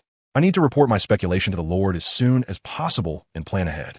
Glancing at the black hole that had suddenly appeared in the sky a few days ago, Yan Liang immediately ordered a return to camp, leaving his deputy to handle the aftermath, and he personally rode back to Jizhou overnight. Meanwhile, renowned warriors throughout the land experienced changes in their weapons similar to those of the Silver Spearman and Yan Liang. If MaHongjun were here, he would find that these weapon illusions resembled their true martial souls but were still different. The next day, MaHongjun participated in the master's devil training. After learning about the master's plan, MaHongjun had no objections but made some corrections to it. In the morning, they trained their physical bodies. In the afternoon, they exercised their mental strength. And in the evening, they practiced their soul power. For physical training, MaHongjun invited Zhao Wujie to demonstrate his soul skill, gravity enhancement, to strengthen their physical endurance. They would endure Zhao Wujie's gravity enhancement soul skill during battles, and while running with weights, the gravity would suddenly increase to add difficulty. For mental strength training, MaHongjun invited Liu Qibin, whose martial soul, Star Chess, was much stronger in mental training than Flander. Being a control-type soul master, it was very suitable to use his soul skills to train the mental strength of the Shrek 7 Devils. Of course, The idea of exercising mental strength came from MaHongjun. The master only knew that the acquisition of soul rings was related to the strength of the physical body, but did not realize that after obtaining 10,000-year soul rings, strong mental power was equally important. Coupled with some advanced training methods from MaHongjun's previous life, the time of the Shrek 7 monsters, including MaHongjun, was fully scheduled, and the 3-month devil training officially began. Chapter 137. First phase ends. 3 months later, MaHongjun had completely stabilized the slight hidden danger that arose from absorbing soul rings too early due to his twin martial souls. He was now ready to absorb a 10,000-year soul ring again, and MaHongjun's overall physical quality had improved significantly, especially in the application of mental strength. Although the soul power of the other Shrek 7 monsters had not increased much, they had gained nearly a rank in soul power, with the main improvements reflected in their physical bodies and mental strength. Now, including the support type Ning Rongrong and Oscar, except for Dai Mubai, who had already obtained his 4th soul ring, everyone else was confident in absorbing soul rings over 8,000 years old. This was also due to the uniqueness of the Star Chess, Martial Soul, and the effect of MaHongjun's Wisdom Skull. MaHongjun had not immediately absorbed the Wisdom Skull before, because he needed to address the potential risks associated with his martial soul. However, 3 months ago, after resolving his past grievances with the Master, and after observing the head soul bone, MaHongjun ultimately chose to absorb the Wisdom Skull, which had a quality over 50,000 years. After absorption, not only did MaHongjun's mental strength reach the Soul Sage level, but he also gained a mental type support soul skill. One of the effects of the Wisdom Skull was to enhance mental soul skills, which, although currently seemed somewhat useless, MaHongjun was very satisfied with. With the enhancement of MaHongjun's mental support skill, Teacher Lu Qibin's Star Chess Martial Soul skill saw a significant improvement, allowing him to freely and accurately control the size of his mental power, enabling him to train everyone's mental strength without harming their mental powers. The Star Chess Martial Soul is a mysterious martial soul inherited from the Star Luo Empire, possessed by very few people, and is quite powerful. To this day, few have witnessed its abilities.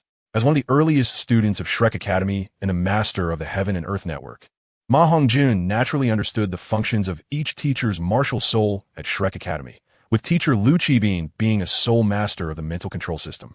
Moreover, according to the words of the underworld unique horned snake before its spirit fell asleep, this Wisdom Skull had also undergone changes due to its own mutation, gaining the ability to evolve, similar to his external soul bone, which could enhance with his level. On the playground of Shrek Academy, after 3 months of training, everyone must have felt tired, and the first phase of training had come to an end. Now I announce that we will enter the second phase of training. This phase of training will not be conducted at our academy, nor in Soto City. The master spoke loudly to the students from the steps. Not in the academy? Not in Soto City? Then where is it? Could it be the Star Do Forest? Oscar asked in shock. After 3 months of training, several of them had obvious signs of fatigue, and this high-intensity training was not only physically exhausting, but also mentally taxing. Not at all, although your levels are not low. The Star Do Forest is full of dangers and is not a place where you can train freely at your current stage. The next phase of training will not be as exhausting as the first phase. In fact, you could say it will be quite free. However, do not relax because this phase of training may very well be a stage where distances between you will widen. The master glanced at Oscar and then explained. Hearing that it was not the Star Do Forest and that it would be quite free, MaHongjun could not help but ask, Master, our next phase of training won't be in the Soul Arena, will it? Originally, when a master said that the next phase would not be in Soto City or the Academy, MaHongjun thought they would be heading to the Star Do Forest for trials. However, upon hearing the master's denial and his subsequent statement, MaHongjun was still 9/10 sure that, like the original plot, they would be in the Soul Arena for battles. That's right, but it won't be in the Soto City Soul Arena. Instead, you will be taken to Heaven Do City to participate in the Heaven Do City Soul Arena battles. The master looked at MaHongjun with appreciation, clearly satisfied that MaHongjun could guess his plan. To Heaven Do City? Participate in battles? Then why not participate in battles in Soto City and have to go to Heaven Do City? Dai Mubai, who was beside him, couldn't help but ask in confusion. Xiao San, you tell Mubai why I want to take you to Heaven Do City for battles instead of Soto City. The master saw Tang San, who was unsure of what to think, and gave him a chance to express himself. I think it should be because there are too few teams suitable to be our opponents in Soto City. As the imperial capital, Heaven Do City naturally has many strong opponents, and we will have more motivation to train. Then we will meet more opponents. Tang San quickly explained after coming to his senses. Although he had been thinking about things, he had kept part of his mind alert and naturally knew what the master wanted him to say. You are correct. Only in a place with pressure will you be able to improve your strength more quickly. Although Soto City is not small, there is still a considerable gap compared to Heavendo City. In preparation for the elite preliminary competition of the high-level academy in the entire continent a year from now, you must do your best to improve yourselves. Your current soul power is good, but most of it is due to the effect of celestial herbs, not your own cultivation. What I need to do is to ensure that before the preliminary competition arrives, you completely master your current strength and even reach a higher level. Only then will you have a chance to defeat the teams from the two major Imperial Academies and the Spirit Hall and win the competition. The master said sternly, looking seriously at everyone. Xiao Gang, don't be so serious. The children have been training for so long. It's time to relax a bit. All right, it's my turn to say a few words. I also have something to say to the kids. At this moment, a slightly magnetic middle-aged man's voice sounded from behind everyone. Flinders smiled and walked over to the master's side, chuckling. Looking at Flinders' warm and kind demeanor, everyone, except MaHongjun, let out a sigh of relief. Although the master had low soul power, he had established himself as a strict teacher in their hearts. When the master spoke, they all sat up straight, not daring to relax at all. However, Dean Flinder was different. He always wore a smiling and kind expression. Only MaHongjun, unlike the others, held his breath, waiting for Flinder's next words. Dean, if you have something to say, just say it. We will not be vague about what we can do, right? Dai Mubai, being the oldest among them, was the first to stand up and smooth things over. Yes. Everyone else expressed their agreement, with only MaHongjun remaining silent. The Master's words are probably already known to all of you. In 3 days, I will personally take you to Heavendo City. These 3 days are your rest period. What I want to say is about your graduation requirements. The third phase of training prepared for you by the Master coincides with the graduation conditions I have set for you, which is to win the finals of the Continental Advanced Soul Master Elite Competition. Only in this way can you graduate. Otherwise, I want to let you little monsters leave the academy. Flinders said seriously. Upon hearing Flinders' words, the smiles on everyone's faces stiffened. They were aware of the strength of the members of the Royal Battle Team Academy of Heavendo, which was still above their current level. Although they were confident that they could surpass them in a year, they were no longer as ignorant of the outside world as in the original story. They had also heard about the formidable strength of the golden generation of the Spirit Hall Academy, which was not something they could contend with at their current level. Chapter 138. The Soul of Huaxia Teacher. You say we should rest, yet you also tell us the graduation conditions. Isn't this a bit much? MaHongjun said with a, shaking his head. You want to have your cake and eat it too, Oscar muttered, voicing what MaHongjun didn't dare to say. Huh? Flinder's sharp eyes immediately turned to Oscar, who turned pale with fright, cursing himself for his loose tongue. He quickly hid behind MaHongjun, explaining, it was me who said it, actually it was me, but I was just helping Xiao Ma say it. This has nothing to do with me. I didn't say anything. MaHongjun, very ungratefully, stepped aside and said, Oscar, come to my office after class. All right, now I declare that class is dismissed. You can go play if you want. Flinder finished with a smile and left with the master. MaHongjun didn't pay too much attention to Flinder's words. In fact, although the Shrek 7 Devils didn't have high hopes for Shrek Academy to win the championship, the more they understood, the more they lacked information. Familiar with the Heavendo Academy and others, they naturally heard from them about the strength of the Spirit Hall team. However, MaHongjun wasn't worried about the Spirit Hall Academy. If everything followed the original plot, even without Zhu Zhuqing and Dai Mubai's spirit fusion skill, he was confident in defeating the Spirit Hall to win the championship in the Advanced Soul Master competition based on his own strength. What he was really worried about was whether there would be other unforeseen circumstances in this competition. So he wanted to take advantage of these 3 days of vacation to think carefully about his future path. He wanted to clarify whether the connection between the Three Kingdoms world and the Douluo world would affect the plot of the Douluo world. What kind of impact would it have? Would he encounter famous figures from Chinese history in the future? Would those figures also possess various unique and top-tier spirits? How would he compare with those people? Would the Douluo world break out into a war for world domination with the Three Kingdoms world? Why are you all still here? What are you waiting for? Do I have flowers on my face? MaHongjun, coming back to his senses, found that everyone, including Oscar, was not in a hurry to leave and was looking at him expectantly. The dean said that, How could we really put down our training and do our own things? We're just waiting for you to share your thoughts. Dai Mubai said helplessly, shrugging his shoulders. Yeah. Xiaoma, you're the most informed. Can you tell us about the specifics of the golden generation of the Spirit Hall? Fat Tiger flattered, nodding along as he asked MaHongjun.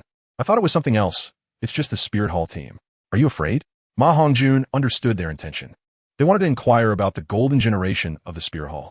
We're not afraid of their soul power levels, but we want to understand their soul skills in advance. You have the best relationship with the poisoned Douluo and the Dean, so your information must be more up-to-date than ours. Tang San explained. Well, as long as you're not afraid. The most fearful thing in cultivation is losing the drive to improve. Although the golden generation of the Spirit Hall is strong, as long as we work hard in the next year, defeating them won't be difficult. I have a general understanding of their soul skills and even their spirit fusion skills. They are indeed very strong, at least not something we can contend with now. But since you all have taken the divine herbs I provided, the remaining medicinal power of the divine herbs is still accumulated in your bodies. So the gap in soul power will definitely be greatly reduced. I will tell you more about the golden generation of the Spirit Hall later. I have some matters to attend to, so I'll leave first. MaHongjun reassured them, but didn't tell them about the possible unforeseen circumstances. He left the playground with a heavy heart and returned to his dormitory. MaHongjun couldn't help but think about what he should do if the two worlds merged and a war broke out. Undoubtedly, although he was a person of the Douluo world, he possessed the soul of Huaxia, and his heart still belonged to Huaxia. If he had to choose a camp between the two, MaHongjun would unhesitatingly choose to be a Huaxia person. Ding! Congratulations to the host for awakening the soul of Huaxia, gaining the recognition of the heavenly Tao of the Three Kingdoms world. Huh? Spirit, you're awake? What is the soul of Huaxia? MaHongjun asked in surprise in his heart. This spirit has not been asleep. How could I wake up? The soul of Huaxia does not have any special abilities. It is merely a symbol of identity. Okay. So I can be considered both a person of Douluo and a person of Huaxia? Can I now enter the passage to the Three Kingdoms world? MaHongjun felt that the spirit, which had disappeared for more than 3 months, seemed to have gained a bit of spirit, and he couldn't help but speak to it, as if coaxing a child while also asking the doubts in his heart. Yes, you can. But if the host enters the Three Kingdoms world, the passage to the Three Kingdoms world will appear in the Douluo continent ahead of time. What will happen if the passage appears in the Douluo continent? MaHongjun had already guessed in his heart, but still asked. Idiot. If the passage appears in the Douluo continent, it naturally means that others can also enter the Three Kingdoms world through the passage. However, people from the Douluo world entering the Three Kingdoms world will be suppressed by the heavenly Tao of the Three Kingdoms world. So that is how it is. It seems that in the next phase of training by the master, I can't just train alongside them anymore. Although MaHongjun was eager to ask the spirit how to enter the Three Kingdoms world, he also couldn't just neglect everything and rush to the Three Kingdoms world. Therefore, he decided to go to Heaven Do City together after 3 days and prepare to head to the Three Kingdoms world after settling down. Hearing that the heavenly Tao of the Three Kingdoms world would suppress Douluo people entering it, he no longer worried that others entering the Three Kingdoms world would bring harm to his fellow countrymen. Moreover, he was actually very much looking forward to the fusion of the two worlds, and he even hoped that the people of the Douluo world could bring some trouble to those ancestors who were in internal conflict. Although those ancestors all had selfless national sentiments in their hearts, that was only manifested when facing external enemies. In the absence of external enemies, those lovely ancestors would not really be as lovely as he imagined. Throughout Chinese history, there has been constant internal strife. No matter what dynasty, various struggles exist. However, once it comes to matters of national righteousness, countless heroes and champions will stand up, and deeds of sacrificing life for righteousness will constantly emerge. This is the true reason why the Chinese nation is strong. Qin Shi Huang, Yingzheng, unified the 6 kingdoms and laid the foundation for Huaxia, while Emperor Wu of Han, Liu Che, drove away the Xiongnu and forged the spirit of the nation.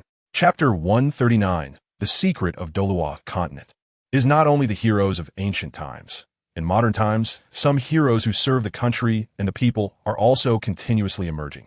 It could be you, or it could be me. Every child of China has their own feelings of patriotism, just differing in magnitude.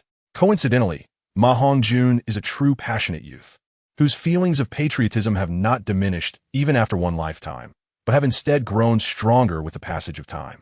He has even anticipated that the integration of the two worlds could likely lead to a devastating war capable of annihilating families. He cannot make his Huashan nation stronger in a short time. He does not have that capability. Nor can he persuade the ancient heroes who fight for themselves to set aside their prejudices and unite.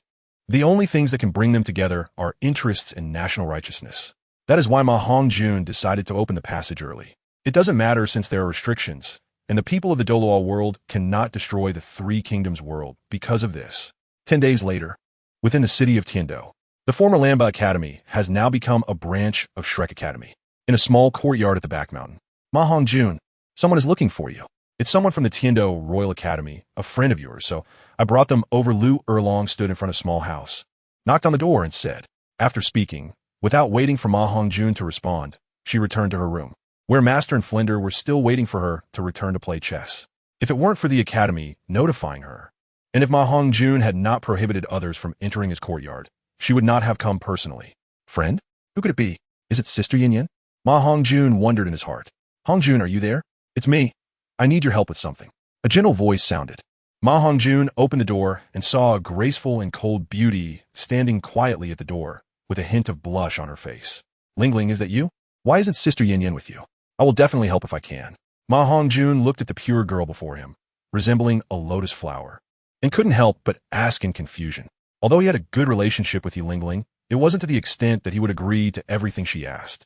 There is a difference between men and women, and he couldn't understand why Yilingling would come to find him alone. You, I want you to be my boyfriend. Yilingling's face turned red, and then she mustered her courage and boldly said, What did you say? You want me to be your boyfriend? No, we don't know each other well enough. I can't agree to your request. MaHongjun looked at Yilingling in disbelief, then quickly calmed down and flatly refused. Undeniably, MaHongjun had feelings for Yilingling. To say he wasn't moved would be a lie, but he was not someone to make hasty decisions and couldn't simply agree to her request. I know my request is a bit sudden for you, but I have my difficulties. If you're unwilling or feel it's too fast, you can choose to be my nominal boyfriend. Once I reach the title Douluo level in my training, this favor will be considered done. If you are willing, I will not only owe you a favor, but can also tell you an important secret about the Douluo continent. Upon hearing MaHongjun's refusal, Yilingling seemed not surprised at all. Instead, she calmly looked around and cautiously whispered, A secret? What secret? What benefits does it have for me? MaHongjun, not one to act rashly, became curious upon hearing Yilingling's words. In fact, if it was just about letting Yilingling be his nominal girlfriend, MaHongjun didn't feel he would lose out. If he could also gain a favor from it, he would consider it a win. The so-called secret was merely out of curiosity. He just asked casually, Since it's a secret, won't you let me in to talk about it? Yilingling looked at MaHongjun with some dissatisfaction. Oh, it seems I was rude. Please come in, Lingling. My humble abode is simple. Please don't mind. MaHongjun quickly realized and made a gesture for her to enter. It turns out that Yilingling's reason for wanting MaHongjun to be her boyfriend was not because she genuinely liked him. After entering, Yilingling explained to MaHongjun the reason she came to seek him out as her boyfriend. The Jiuxin Haidang clan is not as simple as it appears on the surface. Or rather, there are many hidden things within the entire Douluo continent. Although the Jiuxin Haidang clan has a single lineage, its hidden power is extremely strong, and the true strength behind it is not inferior to the Seven Treasure Glazed Tile School. In terms of the quality of martial souls, Jiuxin Haidang is on the same level as the 9 Treasure Glazed Tile Pagoda, even surpassing the 7 Treasure Glazed Tile Pagoda. However, unlike the 7 Treasure Glazed Tile School, the Jiuxin Haidang clan would not emerge unless facing a crisis of extermination.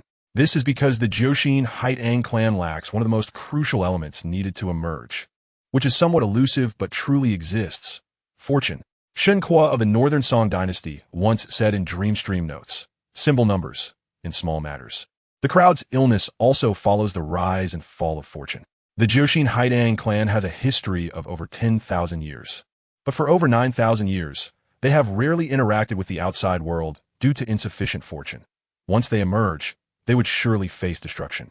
Therefore, the Jiuxin Haidang family has been classified as a hidden family.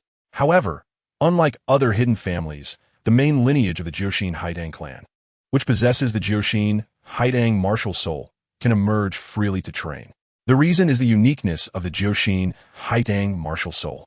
Although there can only be 2 Jiuxin Haidang martial souls appearing in the entire Douluo continent at the same time, a third can only appear if one person sacrifices themselves to ensure its continuation. However, With gains come losses. The possessor of the Jiuxin Haidang martial soul is thus not affected by the power of fortune, unless an accident occurs. The martial soul can continue to exist in the history of the Douluo continent.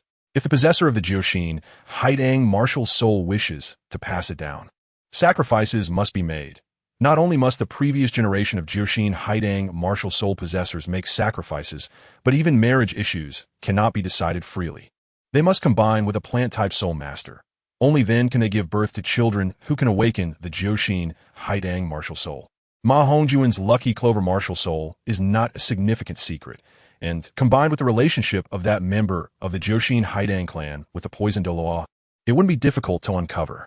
Thus, Yi Lingling's purpose in seeking out MaHongjun is self-evident. She has come due to a family mission.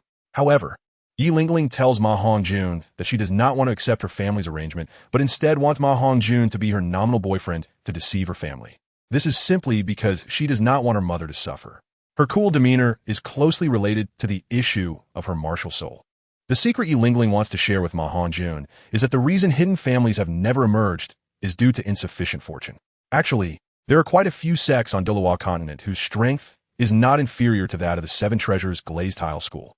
It's far from being as simple as it seems on the surface, but they are fundamentally unable to reveal themselves. However, from months ago, it seems that everything began to change subtly. Some weaker hidden families or sects have already started to emerge one after another. According to my mother, it seems to be due to the resurgence of luck in the Douluo world. Some hidden families or sects have reached the conditions to emerge. Even our Nine-Heart Sea Star clan has gained considerable benefits from this. This is the secret I want to tell you. In fact, I don't care whether our Nine-Heart Sea Star clan emerges or not. What I care about is my mother's life. Are you willing to help me? Yi Lingling was very close to MaHongjun, almost whispering in his ear, her tone very sincere. I believe what you say. So, the secret you want to tell me should be that those hidden families will gradually emerge in the future, right? MaHongjun said with a wry smile, feeling somewhat helpless. Hearing that it was something that happened 4 months ago, he had some vague guesses in his heart, thinking it might be related to the world of the Three Kingdoms. He had wondered why the sects on Douluo continent were so simple. It turned out there were still some hidden forces that had not emerged. The Heavenly Network had only investigated the existence of hidden forces, but had no contact with them. Now he understood the reason. I can agree to your request, but I have another question. Why has the Heavenly Network gradually developed? Does it mean that the Heavenly Network doesn't need luck? MaHongjun had a good impression of Yi Lingling, and this secret was indeed very important to him. However, he still had some doubts and couldn't help but continue to ask. Thank you very much. In the future, if there's anything you need help with, I will definitely not refuse. Actually, even if you didn't ask, I would tell you. I know that you are actually a person from the Heavenly Network. Although our hidden families do not emerge, we still know a thing or two about some important events happening on Douluo continent, possessing a very sound intelligence system. Both personal and sect luck can be divided into 3 stages. The first stage is from nothing to something, the second stage is the peak period, and the third stage is from prosperity to decline. The luck of hidden forces belongs to those that transition from prosperity to decline. On Douluo continent, there is a well-known rule among hidden forces. Once a force can isolate itself from the world and use some special methods, it can achieve a certain degree of immortality, provided it has the strength to protect itself. Yi Lingling explained slowly to MaHongjun, her voice still somewhat low, and her eyes remained very vigilant, watching the surroundings. I see. So it means that the luck of the Heavenly Network is still in the stage of going from nothing to something. MaHongjun immediately understood Yi Lingling's meaning. Smelling the faint fragrance in the air, he couldn't help but feel a stir in his heart, and he had a tendency to look up. Sensing MaHongjun's unusual reaction, Yi Lingling's pretty face flushed, and she hurriedly explained in a low voice, "Don't misunderstand. I'm afraid someone will overhear our conversation and discover something. There must be people from my family secretly tracking me in the academy, observing my actions." MaHongjun quickly nodded. For a moment, neither of them spoke, and the atmosphere became somewhat awkward. In fact, Yi Lingling also had a good impression of MaHongjun. Otherwise, she wouldn't have come to seek him out alone against her family's wishes. With strong talent, outstanding looks, and a good personality, he was also a peer with great potential, which would make anyone of the opposite sex feel attracted to him, unless that person was not the same kind. As the aesthetics of humans and beasts are different, excluding transformed soul beasts that are over 100,000 years old. Chapter 140, World Passage, Part 1. You tell me about the uses of luck and the specific situation. MaHongjun took the initiative to break the awkward silence. In fact, the rapid development of the heavenly network is related to luck. Luck is intangible and has no specific explanation. Even the 3 stages of luck were conclusions reached through the exploration of countless predecessors. The speed of your heavenly network's development is not inferior to that of the rising era of the top 3 sections.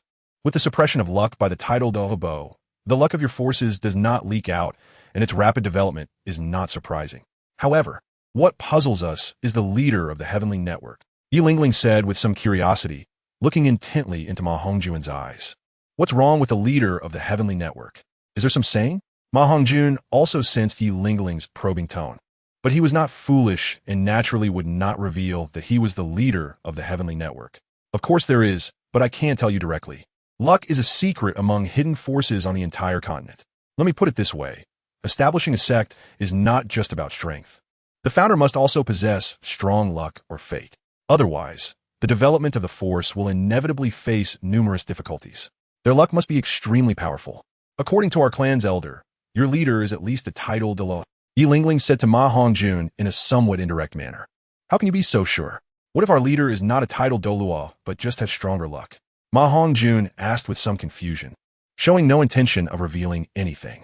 Because only title Douluos can possess such strong luck, allowing the heavenly network to develop rapidly in a short time. Their luck must be extremely powerful.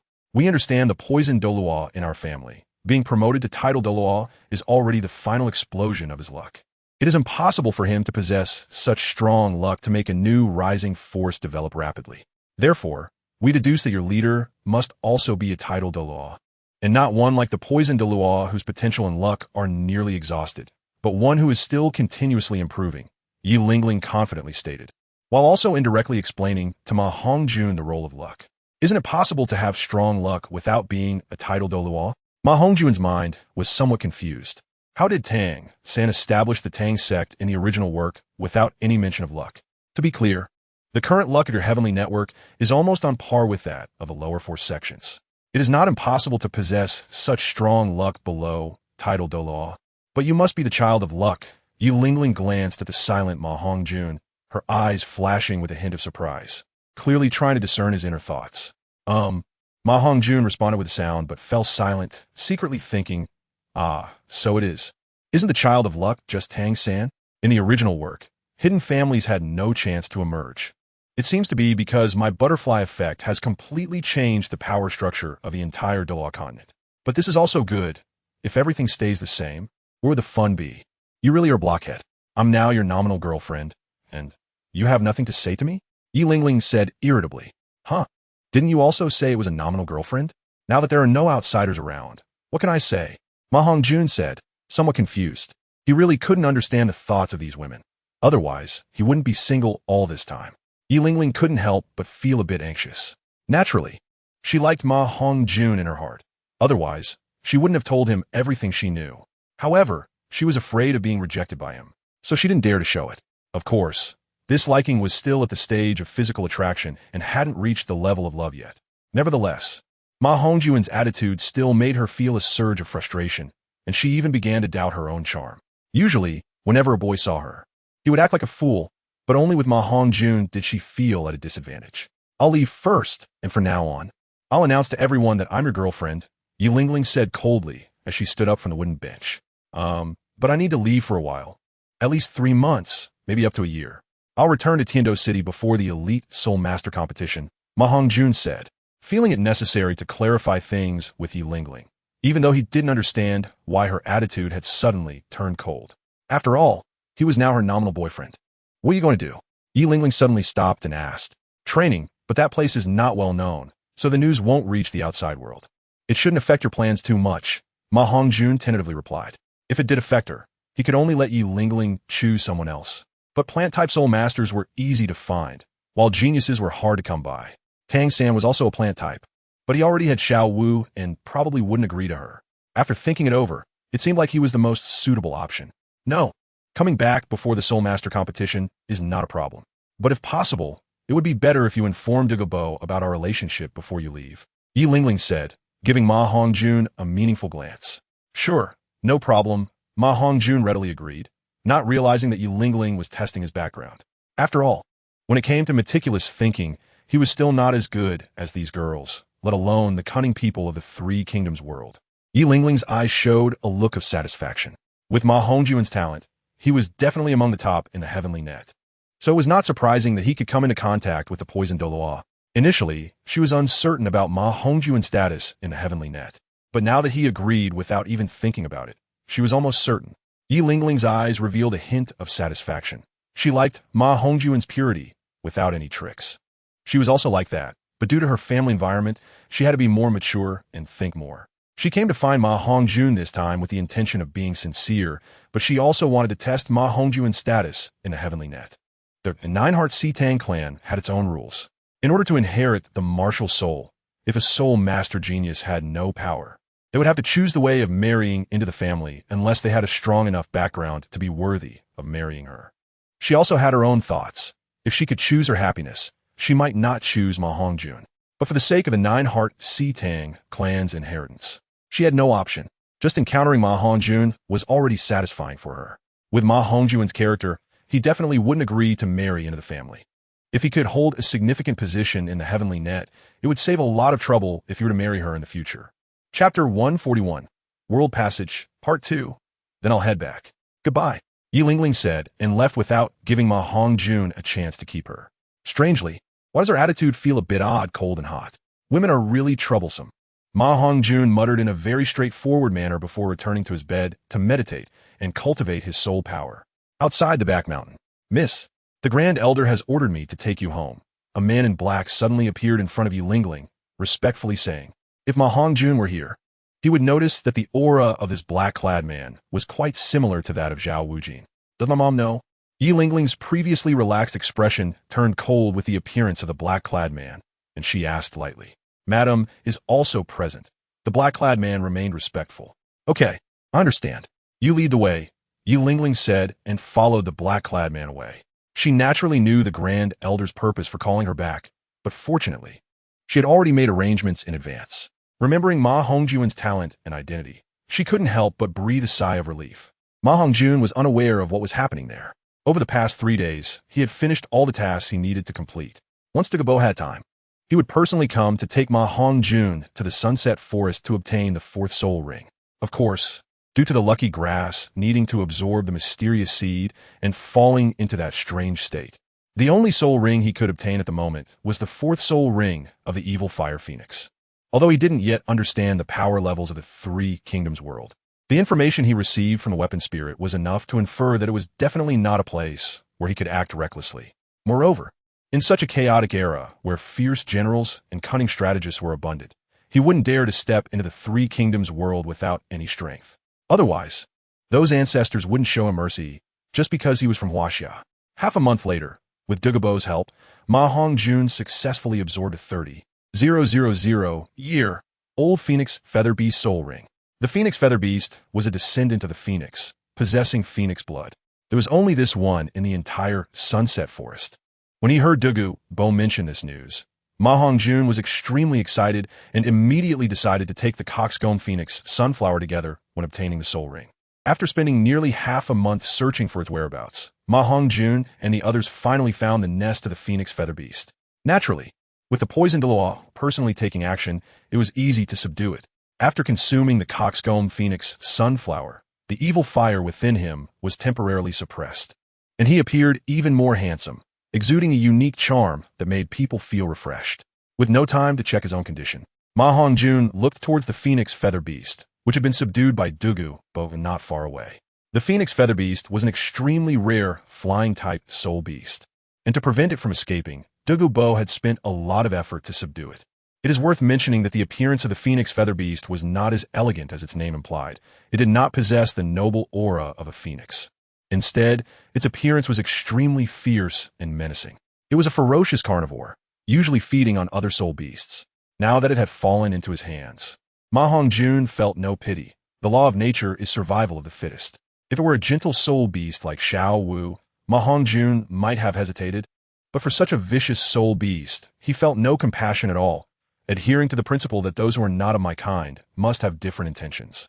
Especially when dealing with such a cruel existence, he had even less reason to feel pity, ignoring the hatred reflected in the phoenix feather beast's eyes. MaHongjun swiftly dealt with it.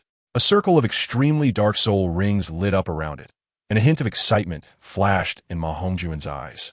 It was hard not to be excited.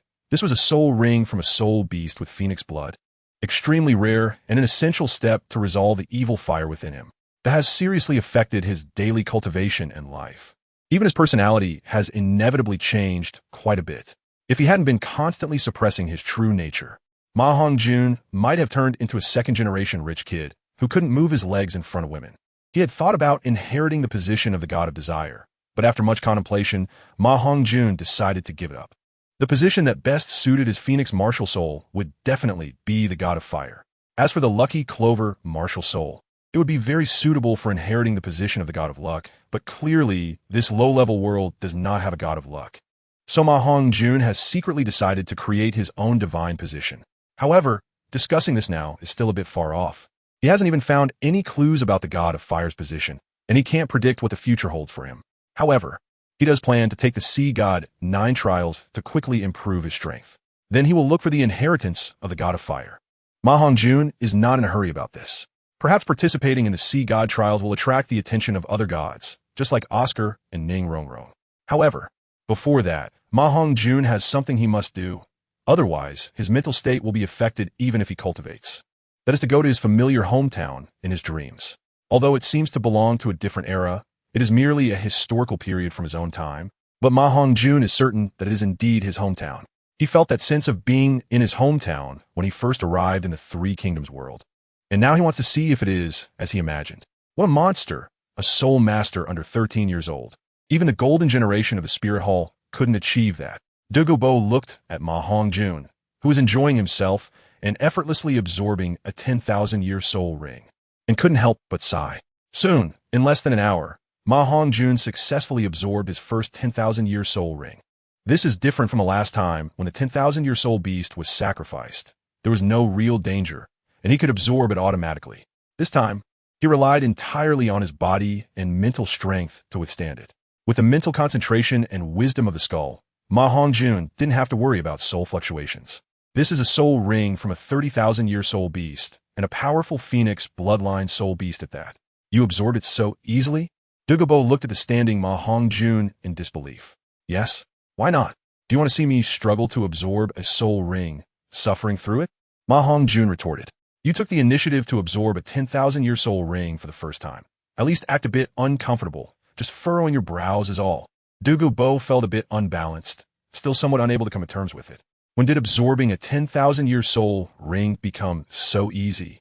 He could only absorb a 10,000-year soul ring when he was a soul king, and that was just a regular soul ring that had just surpassed 10,000 years.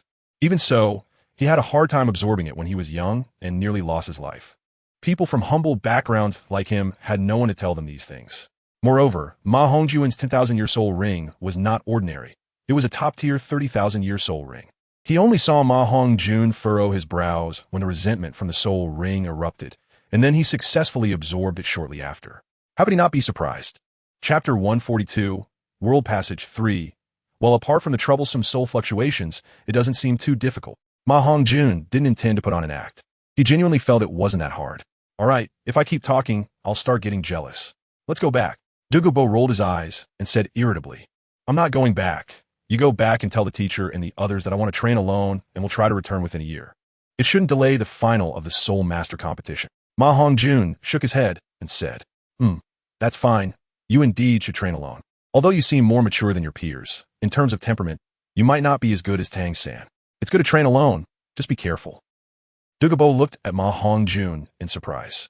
Although he had long known that MaHongjun wanted to go out and train, he didn't expect MaHongjun to be so eager to leave. He spoke casually, but deep down, he couldn't help but feel a bit worried.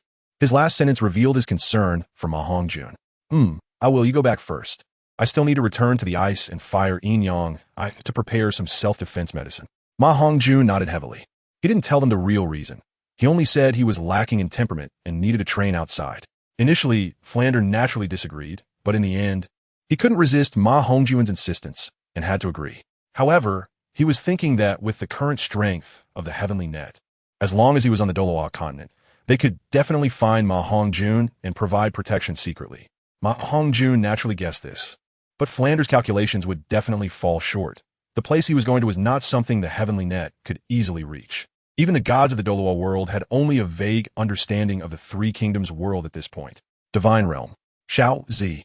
What do you think that mysterious world passage hidden in the Douluo world leads to? Even I can't fully see through it. A gentle woman, filled with a soft aura, frowned and asked with some confusion.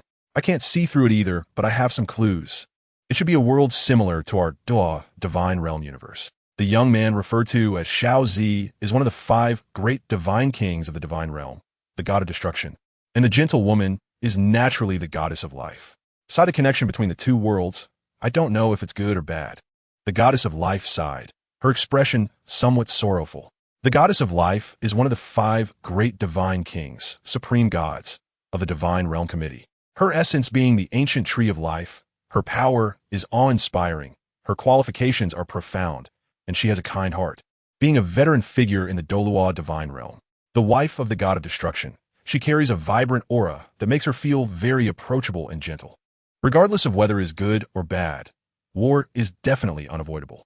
If in the end they can engulf that world, Douluo star may evolve into a divine star where gods can survive. The eyes of the god of destruction revealed an excited look. Everything in the divine realm seemed too boring to him. Although he wasn't a loner like the sea god, he wasn't much better off and had long grown tired of life in the divine realm. Now that he sensed another otherworld, how could he not be excited? In his eyes, apart from power, this was the only thing that could spark his interest. Aren't we doing fine like this? Xiao Zi, if you find that things are unavoidable, can you promise me not to actively provoke a war between the two worlds? The goddess of life disliked war and preferred comfort. Seeing the god of destruction's excited and warlike demeanor, she couldn't help but advise. All right, I know what I'm doing. I'll send a clone to check the situation. The god of destruction didn't listen to the goddess of life's advice, but he wasn't foolish and naturally wouldn't recklessly enter that mysterious world in his true form. After saying this, the god of destruction vanished, leaving the goddess of life behind to sigh. Then, as if remembering something, she communicated with a wisp of divine thought she had left on the Douluo continent, muttering to herself, now that this change has occurred, it seems that the Douluo continent will definitely not be peaceful in the future.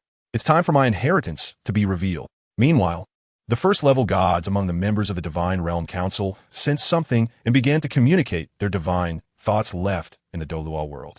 Due to the sudden arrival of the Three Kingdoms world, they vaguely anticipated the future unrest in the Douluo world, even describing it as an unprecedented great change. They all altered their previously stringent inheritance requirements and made preparations for contingencies. Naturally, MaHongjun was unaware of this. The passage to the Three Kingdoms world was directly connected to Douluo Star. If the Three Kingdoms world were to be consumed, Douluo Star would be the first to benefit, with little relation to the Douluo Divine Realm or other continents. Of course, there would be benefits, but not as many as Douluo Star. Conversely, if a world war broke out, Douluo continent would definitely be the first to suffer. Opportunity and danger coexisted, and the same was true for the Three Kingdoms world, with the 13 regions of Huaxia facing Douluo continent head-on. At this point, MaHongjun had already harvested a considerable amount of various healing medicines and top-tier spirit herbs that helped stabilize foundations from the Eye of Ice and Fire. He naturally did not need these herbs for stabilization. He had other uses for them. After a quick check, MaHongjun found that he had a total of 9 top-tier spirit herbs. It is worth mentioning that when MaHongjun left, he gave Flender a 10,000-year ginseng king, whose efficacy was only slightly inferior to that of an immortal-grade herb. Including this one, there were only 10 herbs in total from the entire Eye of Ice and Fire, not counting the portion belonging to the Shrek 7 monsters. With the 10,000-year ginseng king consumed by the teacher, he should soon break through to the soul Douluo realm. With the old poison master around, there was no need to worry about the soul ring issue. Rest assured, teacher, even if the two worlds truly collide, you will still be my teacher. MaHongjun had a strong premonition that in the future, one side of the two worlds would inevitably submit or be destroyed. He would not allow the land of Huazhong to perish before his eyes, and he was willing to pay the price of his life for it. To be honest, his trip also had the intention of sending a warning. If it really was the Grand Huaxia in his heart, he would definitely choose to expose the situation in the Douluo world. Between Douluo and the land of Huaxia, he would unhesitatingly choose Huaxia. What is the spirit of Huaxia? 5,000 years ago, The Yellow Emperor commanded the hunting of deer in the Central Plains. 4,000 years ago, Duke Zhou spoke and was feared by all. 2,000 years ago, Qin swept the six directions, and Han Wu marched into the desert, slaughtering the Xiongnu and spreading their fame for thousands of miles. The Tang dynasty dominated the world by defeating the Turks. That year, we educated the world. 5,000 years have passed, and the Western Greece is gone. Alexander is gone. Rome is gone. Egypt is gone. Babylon is gone. Assyria is gone. Persia and Arabia are all gone. Europe has fragmented. The Middle East is in chaos. And we still call ourselves China. This term originated around 2000 BC. MaHongjun could not achieve the great feats of the ancients, but for the future of the Huaxia nation. He was willing to be that small person, not to mention merely selling information about the Douluo world. Of course, he was not foolish. Everything would proceed as long as he and his loved ones were safe. MaHongjun was brought by the artifact spirit to a secret realm called the Tang San by unknown means. He stopped in front of a mysterious black hole that emitted a dark luster. From the end of the black hole, MaHongjun sensed a familiar aura, as if that was his true home. Is this the world passage? Chapter 143. The secret realm of Tang San artifact spirit. How do I enter the passage? Will there be any danger? Looking at the dark passage before him, MaHongjun was a bit excited, but couldn't help but ask. The scenery of this Tang San secret realm was truly breathtaking. Over 90% of the area was covered in seawater, and the blue sky above was not raining, but rather pouring down seawater. Thick rivers formed, swirling downwards. Strangely, the seawater showed no sign of leaking out, all converging into the ocean. Like a tornado, it spun around, creating a stunning scene that felt unreal and was beyond description. Fortunately, MaHongjun was standing at the highest point of the entire secret realm, which was a small island. Otherwise, he would have been swept away by the waves stirred up by the strange Tangtian River. Although MaHongjun could fly, he didn't want to experience being swept away by the water. At the same time, above the nearest spatial node outside the secret realm, a young man in purple, exuding an aura of destruction, looked at the secret realm passage and hesitated. The world passage was actually above the Tangtian Sea. This could be troublesome. The young man frowned, muttering to himself. The Tangtian Sea was a trivial secret realm above Douluo continent, known to very few. Unlike the Douluo continent in the Tangtian Sea, no soul power could be mobilized, not even by gods. However, MaHongjun, who was in the Tangtian Sea, was an exception. He had no such awareness and was circulating his soul power freely, with flames bursting forth. Artifact spirit. Do I just step directly into the passage to enter the Huaxia world? MaHongjun was on high alert, not daring to let his guard down as he looked at the world passage before him. In this passage, he seemed to see great terror, with a massive energy within it capable of tearing him apart. Yes, host, rest assured, with this artifact spirit's presence, stepping into the passage will pose no problems. Phew, that's good. Here I come, my great Huaxia. Hearing the artifact spirit's assurance, MaHongjun stepped in without hesitation. The space of the secret realm twisted, and a purple figure appeared in this deserted Tangtian Sea secret realm. Strange, there is another aura present. Who could it be? How could they enter the Tangtian Sea? Could it be a clone of Shura? No, this aura is very weak. Even if it were a clone of Shura, it shouldn't have such a weak presence. The purple figure was a clone of the god of destruction from the divine realm.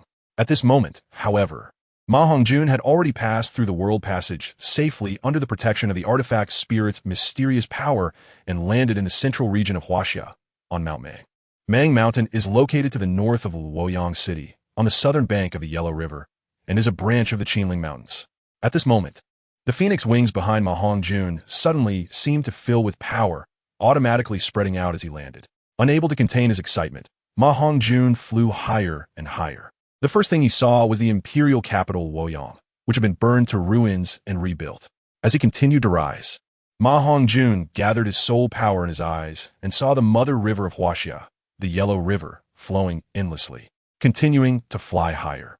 MaHongjun could hardly control his evil fire phoenix martial soul. The phoenix wings seemed to be repelled by some unknown force, and the martial soul erupted with latent power, resisting that repulsion. Looking at the great wall that had appeared in front of him, like a giant dragon guarding the land of Huaxia, MaHongjun finally confirmed that this world was indeed his root. Ding! The host can release the heart of Huaxia to resist the repulsion of the world's power. Would the host like to activate it? Activate! MaHongjun knew that he would never face the problem of being rejected by the world here. so he did not show any signs of panic, even though the height of flight had reached the limit of what the phoenix wings could handle. And a slight misstep could lead to death due to exhaustion of soul power. He remained calm and composed. As he looked at the world passage in midair, which resembled a black hole, MaHongjun was about to descend to find a place to land when he suddenly discovered, to his horror, that countless seawater was surging from within the black hole, pouring down towards the land of Shenzhou below. Moreover, there was no sign of it stopping. Thinking of the boundless seawater in the Tongtian Sea secret realm on the other side of the passage, MaHongjun's heart sank. Yes, this water, MaHongjun could tell at a glance, was the same color as the seawater in the Tongtian Sea. Given that he was already aware of what was on the other side, it was not hard to guess. The scene shifted back to the Tongtian Sea secret realm. Looking at the empty secret realm before him, the god of destruction revealed a trace of ruthlessness in his eyes. The reason the Tongtian Sea secret realm was called so was that it contained endless seawater, enough to submerge hundreds of Douluo continent in an instant. No matter who entered the world passage, it was more beneficial than harmful to me. In the future, my Douluo world will surely battle the world on the other side of the passage. The Tongtian Sea secret realm is located at the entrance of the passage between the Douluo world and that mysterious world, and it will undoubtedly be the first to bear the brunt. I must find a way to divert the seawater into the world passage. Otherwise, once the two worlds go to war, the secret realm will collapse, and Douluo Star will surely be turned into a vast ocean. I'm sorry. The god of destruction pointed his hands repeatedly, drawing countless mysterious runes. As the runes condensed, the seawater of the Tongtian Sea secret realm began to slowly flow towards the other end of the world passage. Since someone has already gone to that mysterious world to investigate, I want to go. However, the seawater from the Tongtian Sea secret realm cannot all be left here. Otherwise, once war breaks out, Douluo Star will surely be doomed. The god of destruction revealed a strange expression in his eyes and nodded in satisfaction at his own creation. The seawater from the Tongtian Sea secret realm is extremely special. No one knows where it comes from. Even the power of gods cannot evaporate it, but strangely, it gathers in the Tongtian Sea secret realm without leaking at all. Once a power exceeding a level 2 god enters the secret realm, it will collapse, and the seawater will continuously flood into the Douluo continent like rain. The reason the area of seawater on the Douluo continent far exceeds that of the land is due to the inclination of the seawater from the Tongtian Sea secret realm long ago. This is the seawater from the Tongtian Sea secret realm. Damn, what is going on? Artifact spirit, I need a reasonable explanation. MaHongjun looked grimly at the torrential rain pouring down. Knowing the history of the Central Plains, MaHongjun was well aware of what such a heavy rain represented for the North China land located by the Yellow River. It represented a catastrophic flood, the separation of families, and the destruction of homes. It has nothing to do with me, nor with the host. It should be someone on the other side drawing the seawater from the Tongtian Sea into this world. Chapter 144. Huaxia Points 1. Is there any way to solve this? If it keeps pouring like this, the Central Plains will definitely experience an unprecedented flood disaster, and the people will be displaced. MaHongjun asked himself. He was not a good person, but he would not sit idly by and watch his compatriots suffer. Unless there is a divine artifact to suppress it, otherwise disaster is inevitable. The artifact's spirit provided a solution, but it was no different from saying nothing. The rarity of divine artifacts is dozens of times rarer than that of the national treasure giant panda in his previous life. Sigh. With a light sigh, MaHongjun descended and landed near the dilapidated city of Luoyang. Surrounding him, soul power formed an energy shield to prevent the rain from soaking him. Compared to other soul masters, MaHongjun's fiery soul power consumed much less energy at such a time. The torrential rain could not dampen the corners of his clothes at all. Outside Luoyang City, those who were anxiously hurrying to find shelter from the rain did not notice the sudden arrival of MaHongjun. Mommy. My mommy was washed away by the flood. Who will save my mommy? Woo! A little girl's cry awakened MaHongjun, who was admiring the scenery of Luoyang City. The little girl was crying with tears streaming down her face, pointing at a helpless figure being swept away by the flood in the city moat, crying out for help. Her thin clothes were drenched by the rain, yet she still did not care. Seeing that no one around was helping her save her mother, despair flashed in her eyes as she looked at the moat, wanting to jump in but afraid to do so. Don't cry. I will save your mother. Just stay here and don't move. MaHongjun quickly stepped forward to stop her and comforted her. After saying that, he jumped directly into the moat. To avoid unnecessary trouble, MaHongjun chose not to release his martial soul wings. The little girl stared blankly at the big brother who suddenly appeared before her, and just as she got a good look at his handsome face, before she could say anything to him, he leaped into the moat. In fact, although it was called a moat, it was just a river about several meters wide not far outside the city. Normally, walking by the river would not be a problem, but with the heavy rain pouring from the sky, it was easy for the river to overflow. It was no wonder the little girl's mother was swept away. When MaHongjun saw the little girl, he could guess that she must have been pushed out of the flood zone by her mother. Although the ground was muddy, it was clear that the little floodwater nearby was not enough to wash the girl away. After entering the river, MaHongjun quickly rescued the little girl's mother. To be honest, the woman was extremely beautiful. Although she was soaked and her face was dirty, it could not hide her innate charm. Ding! Congratulations to the host for saving a Huaxia woman. Reward Huaxia points 10. There was no time to respond to the sudden voice in his mind. Looking at the increasingly heavy rain, MaHongjun quickly led the grateful young woman and the little girl into the city. The young woman appeared to be somewhat shaken, but she behaved very appropriately. The reason she still had the strength to walk was that MaHongjun had used his soul power to help restore some of her strength during the rescue. After entering Luoyang City, he took the two women, one big and one small, to an inn. Due to the heavy rain outside, there were quite a few people taking shelter there. The woman seemed to have an extraordinary temperament and appeared to have some savings. So she directly instructed the servant to get a private room. My name is Yin. Thank you, young master, for saving my life. Once I find my husband, I will surely repay your kindness. The beautiful woman bowed respectfully to MaHongjun, though she felt somewhat sticky, as her clean clothes had been washed away by the flood, leaving her with no way to change. Fortunately, the silver she carried with her was placed on her daughter. I am Lu Jun, madam. You are too kind. As fellow Huaxia children, it is natural for us to help each other. Since I have encountered this situation, how could I stand by and do nothing? MaHongjun decided to go along with local customs and spoke in somewhat awkward classical Chinese. Before the woman could say anything, the little girl, who had settled down, was not happy. That's not true. At that time, many people were afraid and avoided us. Why didn't they save my mother? Only you, big brother, risked it. The little girl pouted and said somewhat proudly.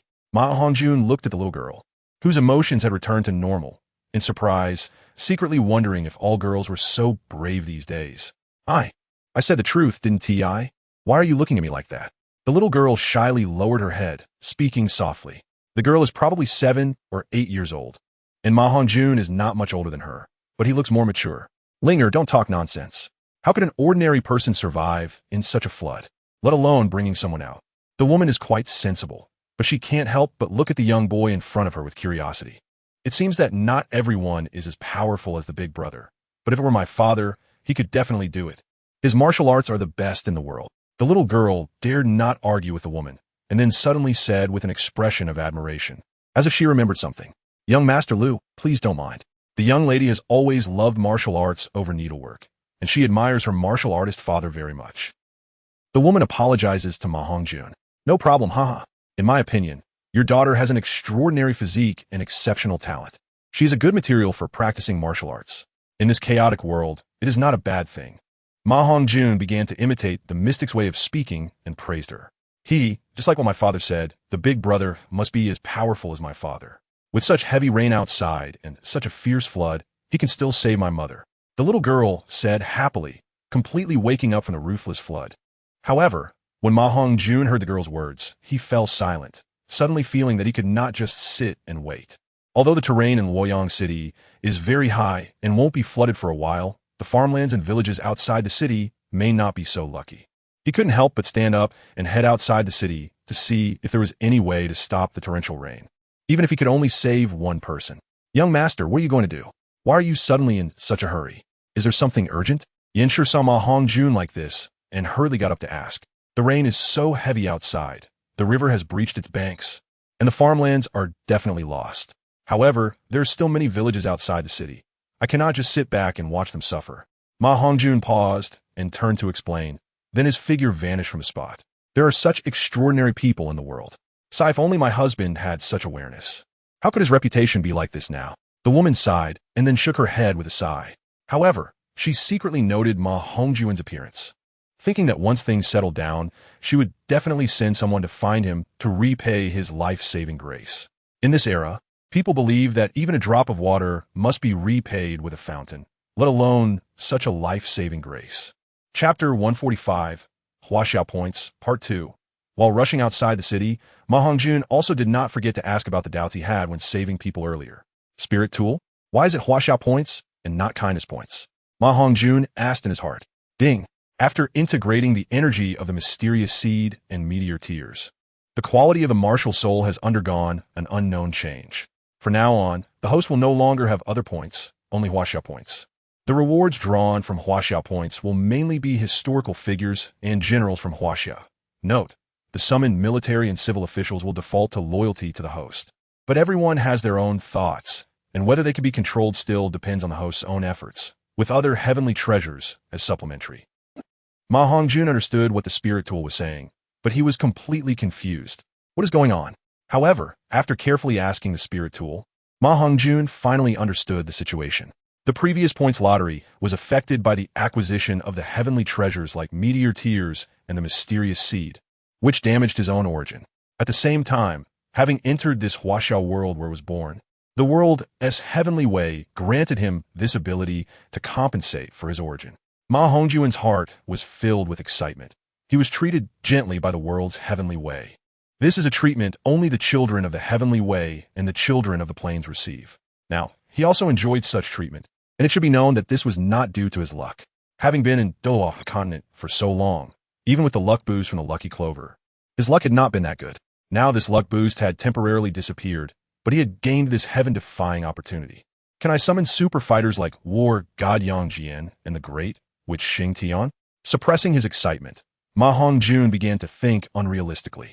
Yes, but the chance of summoning is not much different from not having it. Hearing the spirit tool say that he could summon those legendary figures, MaHongjun almost shouted out in excitement, breaking his calm demeanor that he had maintained for over a decade. However, hearing the latter part of the sentence, MaHongjun's excitement deflated. Is this really okay? Walking in the heavy rain, MaHongjun saw many people in distress along the way and was generous in helping them. It wasn't that he was particularly noble. One reason was that after many years away, he had just returned to his beloved Huaxia, and the familiarity of seeing his compatriots after such a long time prompted him to do so. The second reason was his own self-interest, which is Huaxiao points. Looking at his Huaxiao points that had reached 520 points, MaHongjun couldn't help but smile with satisfaction. Along the way, he helped anyone who encountered difficulties due to the flood. Although he didn't gain as much as when he saved the first woman, it was still better than nothing. Finally, MaHongjun left Luoyang City, specifically searching for some low-lying villages. MaHongjun did not know that this heavy rain from the Tangtian Sea secret realm was only wreaking havoc in the central plains, while other places, although also affected by the seawater from the Tangtian Sea, were blocked by a mysterious force, not dropping a single drop of rain. 3 days later, the mysterious force suddenly surged, enveloping the central plains, and the rain finally stopped completely. After 3 consecutive days of heavy rain, just on the first day, the area around Luoyang City received at least 150 times the water of West Lake, and the entire Central Plains region received no less than 1,500 times the water of West Lake. If it weren't for the protection of the mysterious force, the entire Han Dynasty could have been affected by this sudden downpour. The place where the human race is protected is a secret realm relying on the 9 provinces of Huaxia, where the ancestors of the human race have lived for generations. Among them, the Confucian and Taoist teachings are predominant, with various schools and families supporting each other to protect humanity. The leader of the Taoist sect, Guguzi, is both the leader of the Taoist sect and the ancestor of the school of diplomacy. His cultivation is at the peak of the integration stage, an unparalleled strongman with a lifespan of 10,000 years. At this moment, he is leading a group of human ancestors, successfully sealing the seawater from the Tangtian Sea. Fellow Taoists, listen to me. Since King Wu's campaign against Zhou, the world's spiritual energy has withered, and immortals have been separated. We have thus lost contact with the upper realm. Now that spiritual energy is reignited, it is time for us to step forward and embark on the path of immortality. I plan to enter the world again during this chaotic era to cultivate. I wonder how you all feel about this. Guguzi, dressed in black with black hair, exudes an aura of old age. However, although his face appears old, it shows no wrinkles at all, looking just like a tender 18-year-old youth. I have the same intention. This collision of worlds may be an opportunity for us. However, while we can leave the mountains, we do not know how to end this chaotic era. We must know that the merging of two small worlds will inevitably lead to a battle. I wonder if you have any candidates to end this chaotic era," said a middle-aged man, exuding the aura of battlefield slaughter, speaking with authority. "What the grandson said is also what we mean." The other dozens of men responded in agreement. This man, who exuded the aura of battlefield slaughter, was also a powerful being at the later stage of integration, equivalent to a peak-level god in the Douluo continent. It was indeed Sun Wu, the founder of the military school, along with several others such as Mozi from the Mahe school, Zhou Yan from the Yinyang school, Han Fizi from the legalist school, and founders of various other schools including the Ming, Zheijia, Nongjia, Xiaoshuo, Zongheng, Bingjia, and Yijia. The most important among them was Confucius, who stood alongside Giguzi as the founder of Confucianism.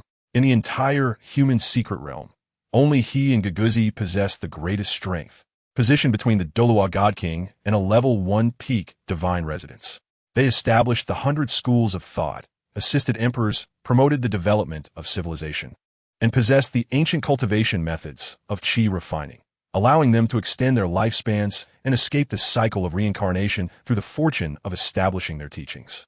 However, it would not be correct to say they transcended, as the gods of Douluo continent could live for countless years. Although these ancient qi refiners were not too far from the gods of Douluo in strength, their lifespans were vastly different. Of course, compared to the two, they still had their advantages. They did not have to abandon their physical bodies to cultivate their souls like the gods of Douluo, but instead advanced both body and soul together. While they did not achieve immortality, they remained the rulers of this world. And the secret realm they inhabited was the only remaining blessed land above Blue Star, roughly the size of half the Tiando Empire. At this moment, MaHongjun was unaware of all this. Although he felt that his hometown could not possibly be as weak as he remembered, he also could not imagine that anyone could compare to a level 1 peak divine residence of Douluo continent. MaHongjun had already been in Huaxia for 3 days. Seeing the heavy rain or flood finally stop, he couldn't help but breathe a sigh of relief. At this time, Gong Sunzan should have just suffered defeat, and Zhao Yun had not yet joined Liu Bei. While he admired Liu Bei's second brother, Guan Yu, he did not want the loyal and brave Zhao Yun to languish under his command. Since the natural disaster had ceased, there was nothing more he could do, so he might as well go look for Zhao Zilong and Huangjun, those temporarily leaderless individuals to befriend. MaHongjun thought to himself as he saw the heavy rain finally stop. In fact, while he said he wanted to befriend them, his true purpose was not so simple. He wanted to pull these talents into his camp for his future actions. Chapter 146. Luning based on his understanding of history. MaHongjun guessed that Zhao Yun had likely returned to his hometown in Changshan or was in Yi City. With a mindset of giving it a try, MaHongjun traveled towards Changshan while sightseeing along the way.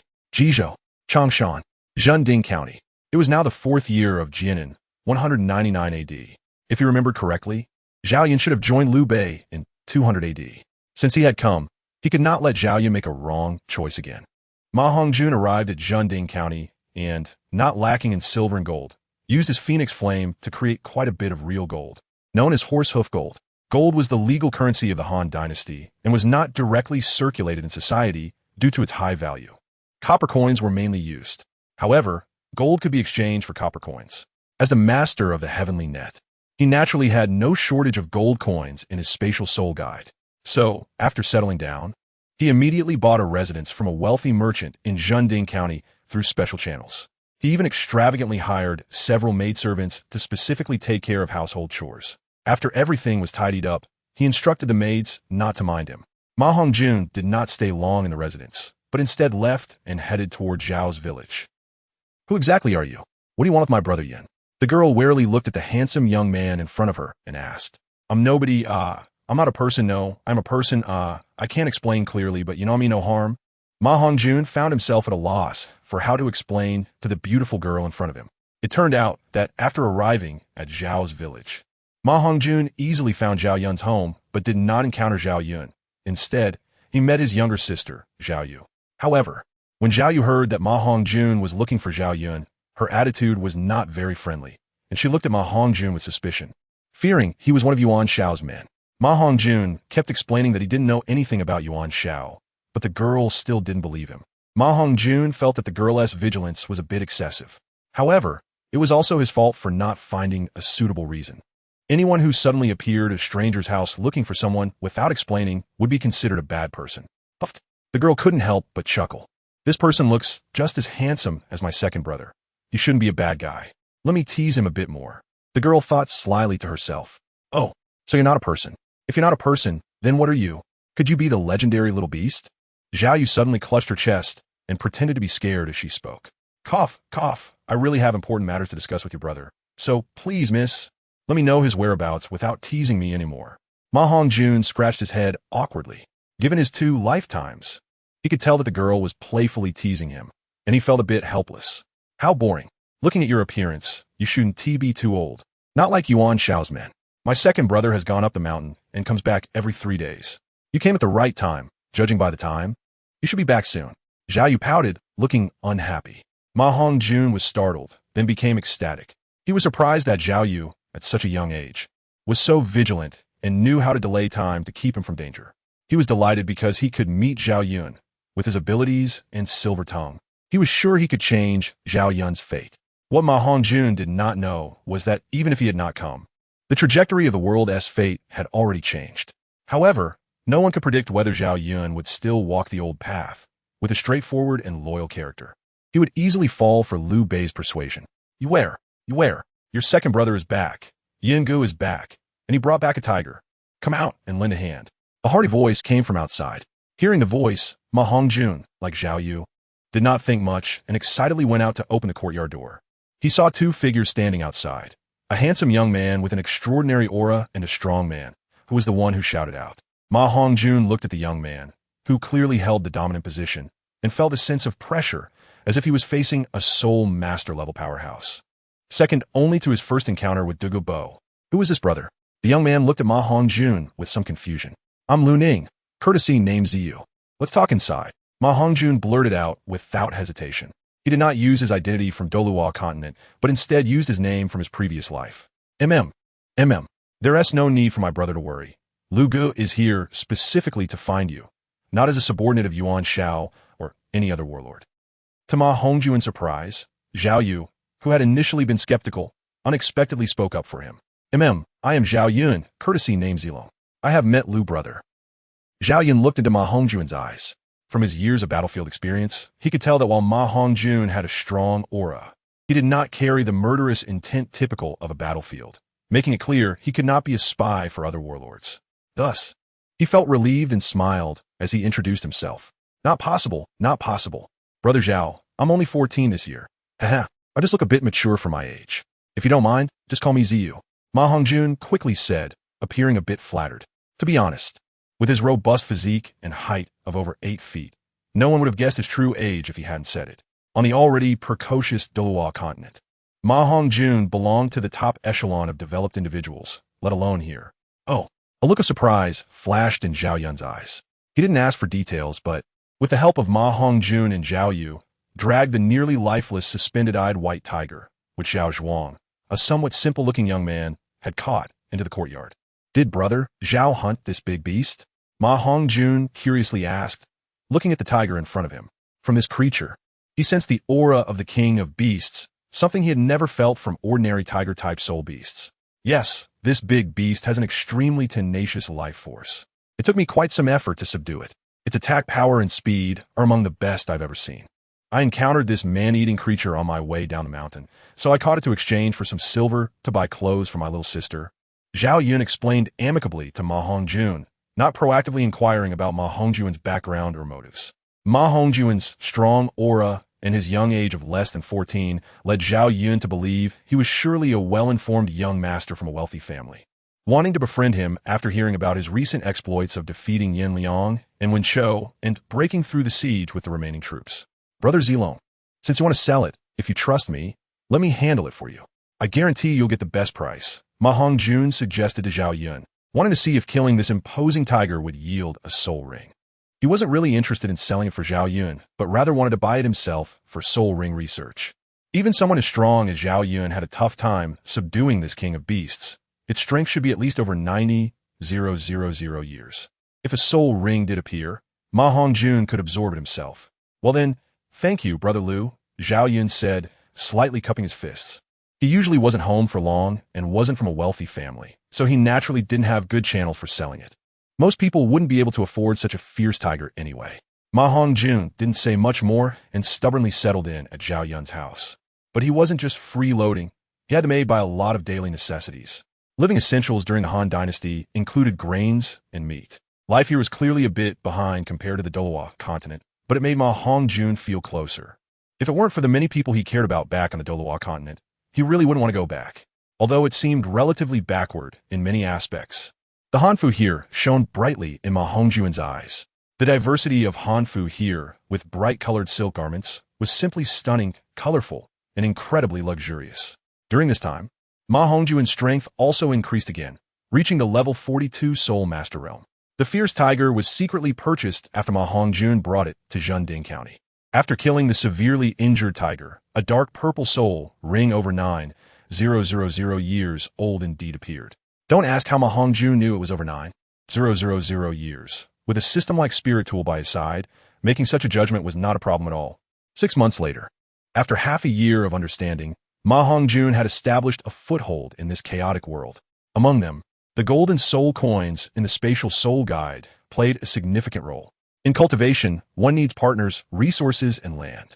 MaHongjun's strength had now reached level 50. Just a soul ring away from breaking through to the Soul King realm. But his strength was not something that could be measured by realm alone.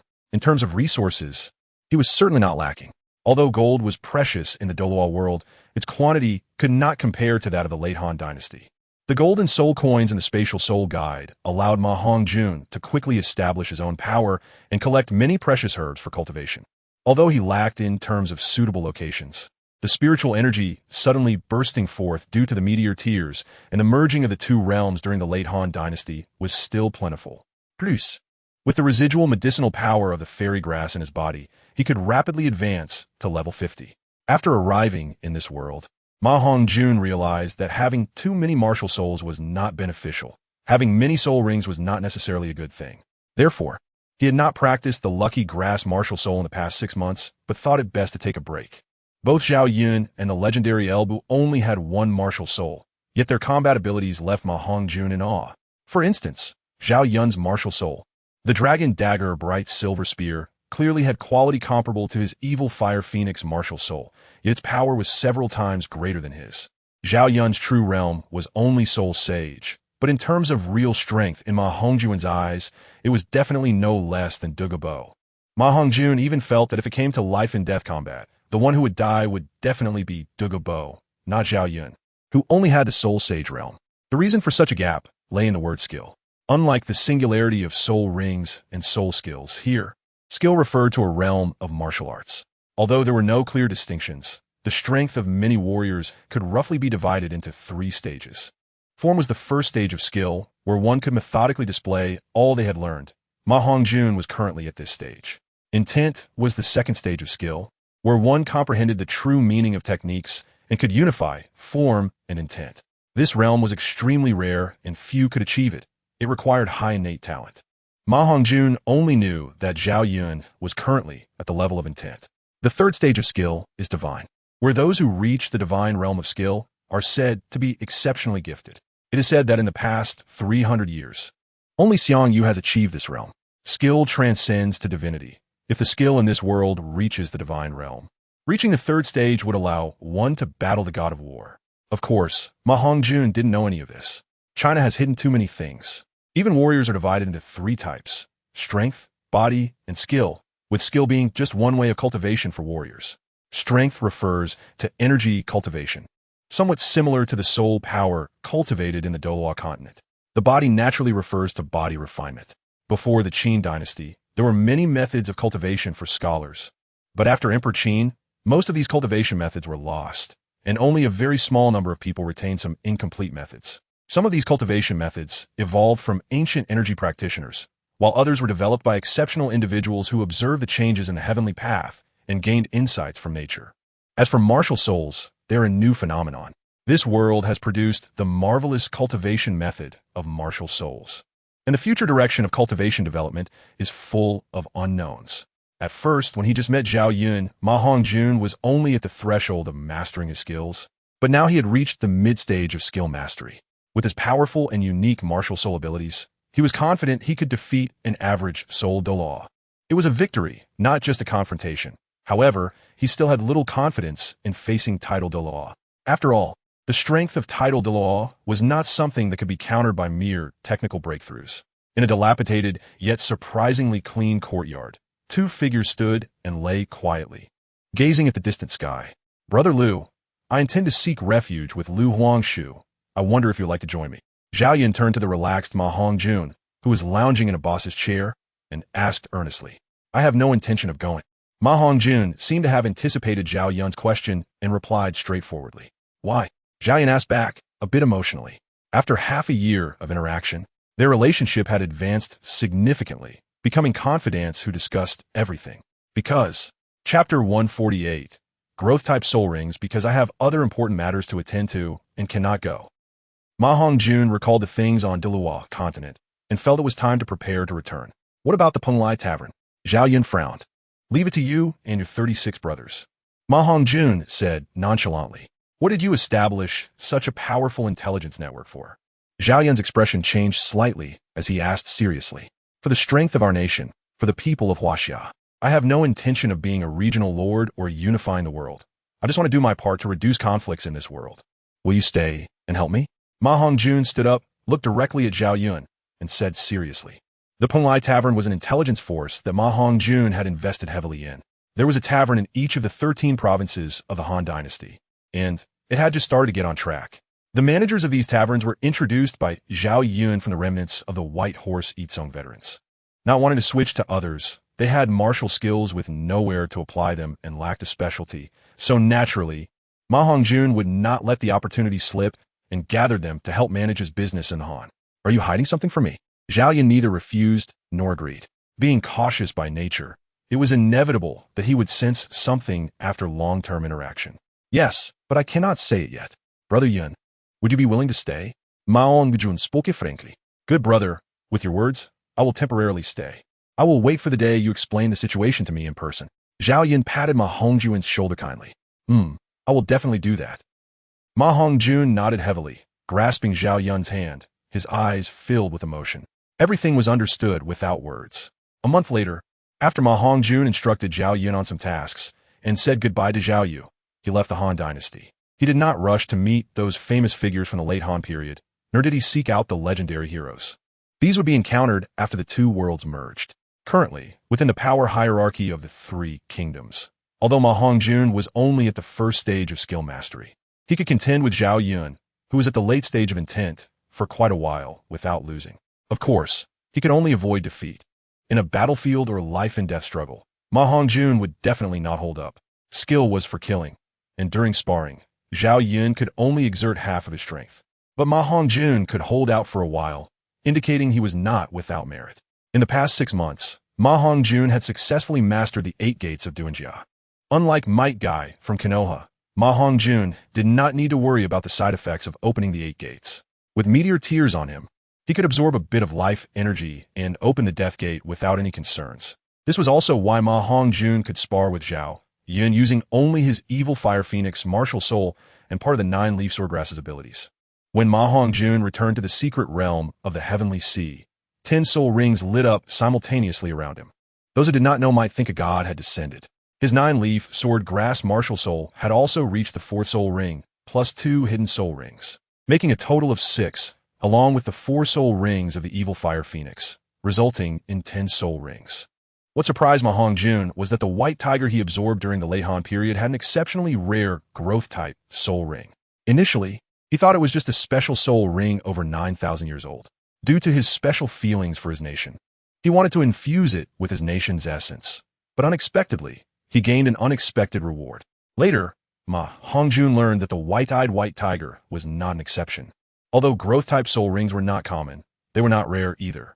Once discovered by strong individuals who relied on soul rings for survival in Douluo continent, it would undoubtedly trigger a relentless struggle between the two worlds. Even divine-level experts would find it hard to resist greed and come to fight for it. As long as there were still friends, relatives, and family who had not broken through to divine level, this growth-type soul ring, which could almost guarantee a breakthrough to divine level and grant immortality, was the greatest temptation. MaHongjun had already informed Zhao Yun of this secret before leaving, urging him to secretly seek ways to enhance his strength as a way to repay Zhao Yun for teaching him skills. In the world of the Han Dynasty, although one could condense soul rings on their own, with such a soul ring that could surely break through the divine bottleneck existing, who would seek distant solutions? Of course, there were exceptions, mainly depending on personal opportunities. Tiando City, Lanbach Academy, now renamed Tiando Shrek Academy. Teacher, I'm back. Looking at the plaque of the academy, MaHongjun couldn't help but feel a surge of emotions, as if he had returned to another world. Kid, who are you? What are you doing standing here? Don't think you can mix into our academy just by wearing strange clothes. Get lost. We don't welcome you here. Exactly. Didn't you hear? Our boss told you to get lost. You should take a look at yourself in the mirror. How dare you wear such ridiculous hanfu in front of the boss? A sharp-faced young man quickly chimed in, looking like a sycophant. Just as MaHongjun was about to head to the back mountain to see his teacher and friends, he was met with the disdainful voices of these young rascals. A group of people appeared ahead, with a young scion blocking the way, sternly pointing at MaHongjun and scolding him. Are you a high-ranking member of Shrek Academy? Or a core member of Shrek? MaHongjun's expression was calm, his tone indifferent, but he was already feeling a bit of anger rising, exuding an imposing aura that silenced the few in front of him. He did not expect that Shrek Academy would still have such students. I said this is my territory, and it is my territory. If you're not convinced, you can go to the teachers and report me. You must be new to the academy. I know all the students here. I advise you to change out of that outfit quickly, otherwise the next time I see you, I will definitely throw you out of the academy.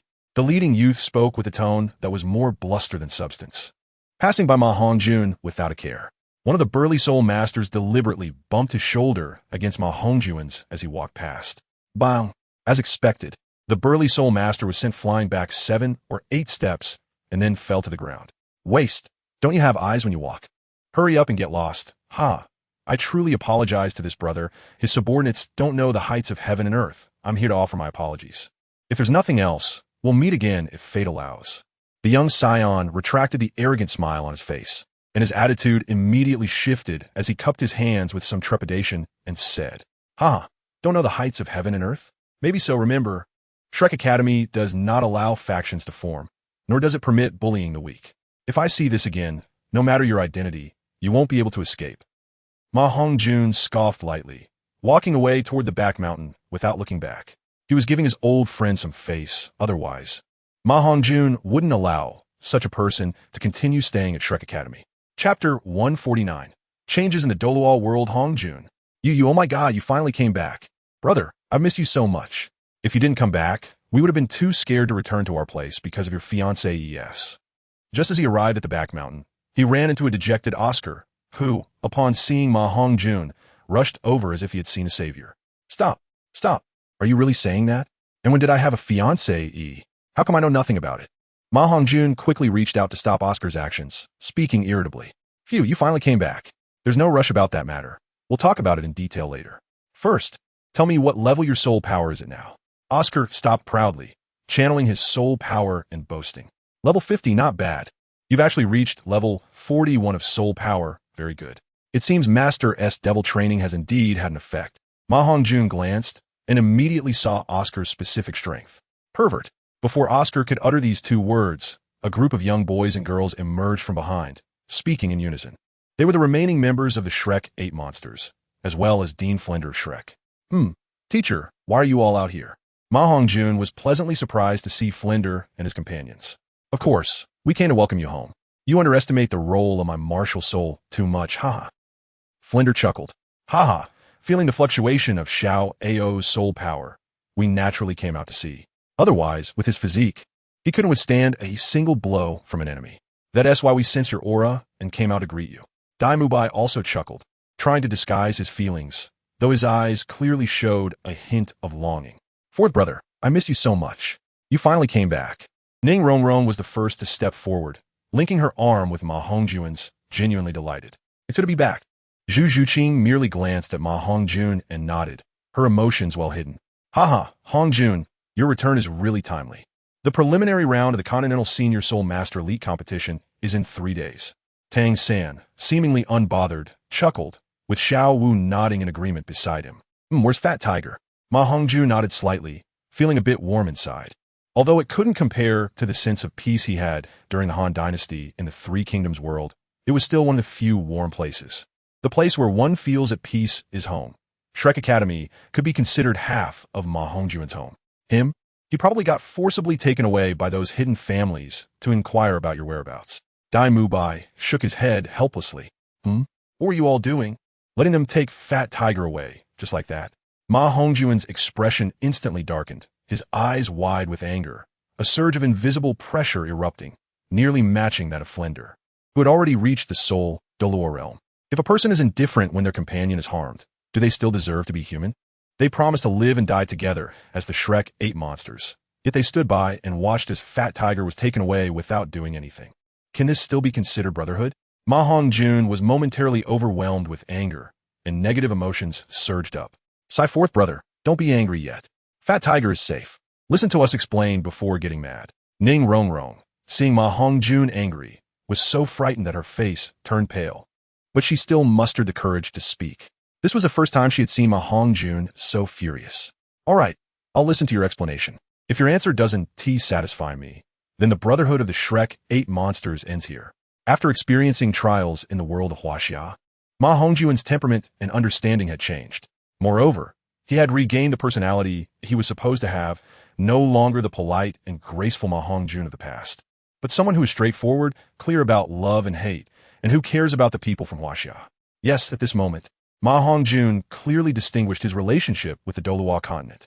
Huaxia naturally ranked first in his heart, but among the people of Huaxia, besides Zhao Yun and those heroic figures he admired, it was the people of Shrek who were closer to him. They are friends, whether from the Douluo continent or Huaxia. They're all his friends. However, relatively speaking, his expectations of the people of the Douluo continent had increased significantly. This is human nature, and MaHongjun was well aware of this. He didn't think of himself as particularly noble. He even felt a bit rebellious. It was the title Dalu of the Nine-Heart Tang family who said they wanted to find you to ensure your marriage to Yi Lingling soon. Although their attitude was a bit strong, there was no malice.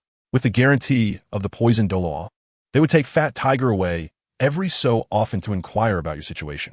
Ning Rongrong explained slowly. MaHongjun's expression froze, looking at Oscar and his teacher Flender. Oscar nodded heavily. No matter what their situation is, Fat Tiger's matter is also voluntary. He went to the Nine-Heart Tang family willingly. Although the specifics weren't explained, it seems that the Nine-Heart Tang family has their own difficulties, which is why they need Fat Tiger to personally explain your situation.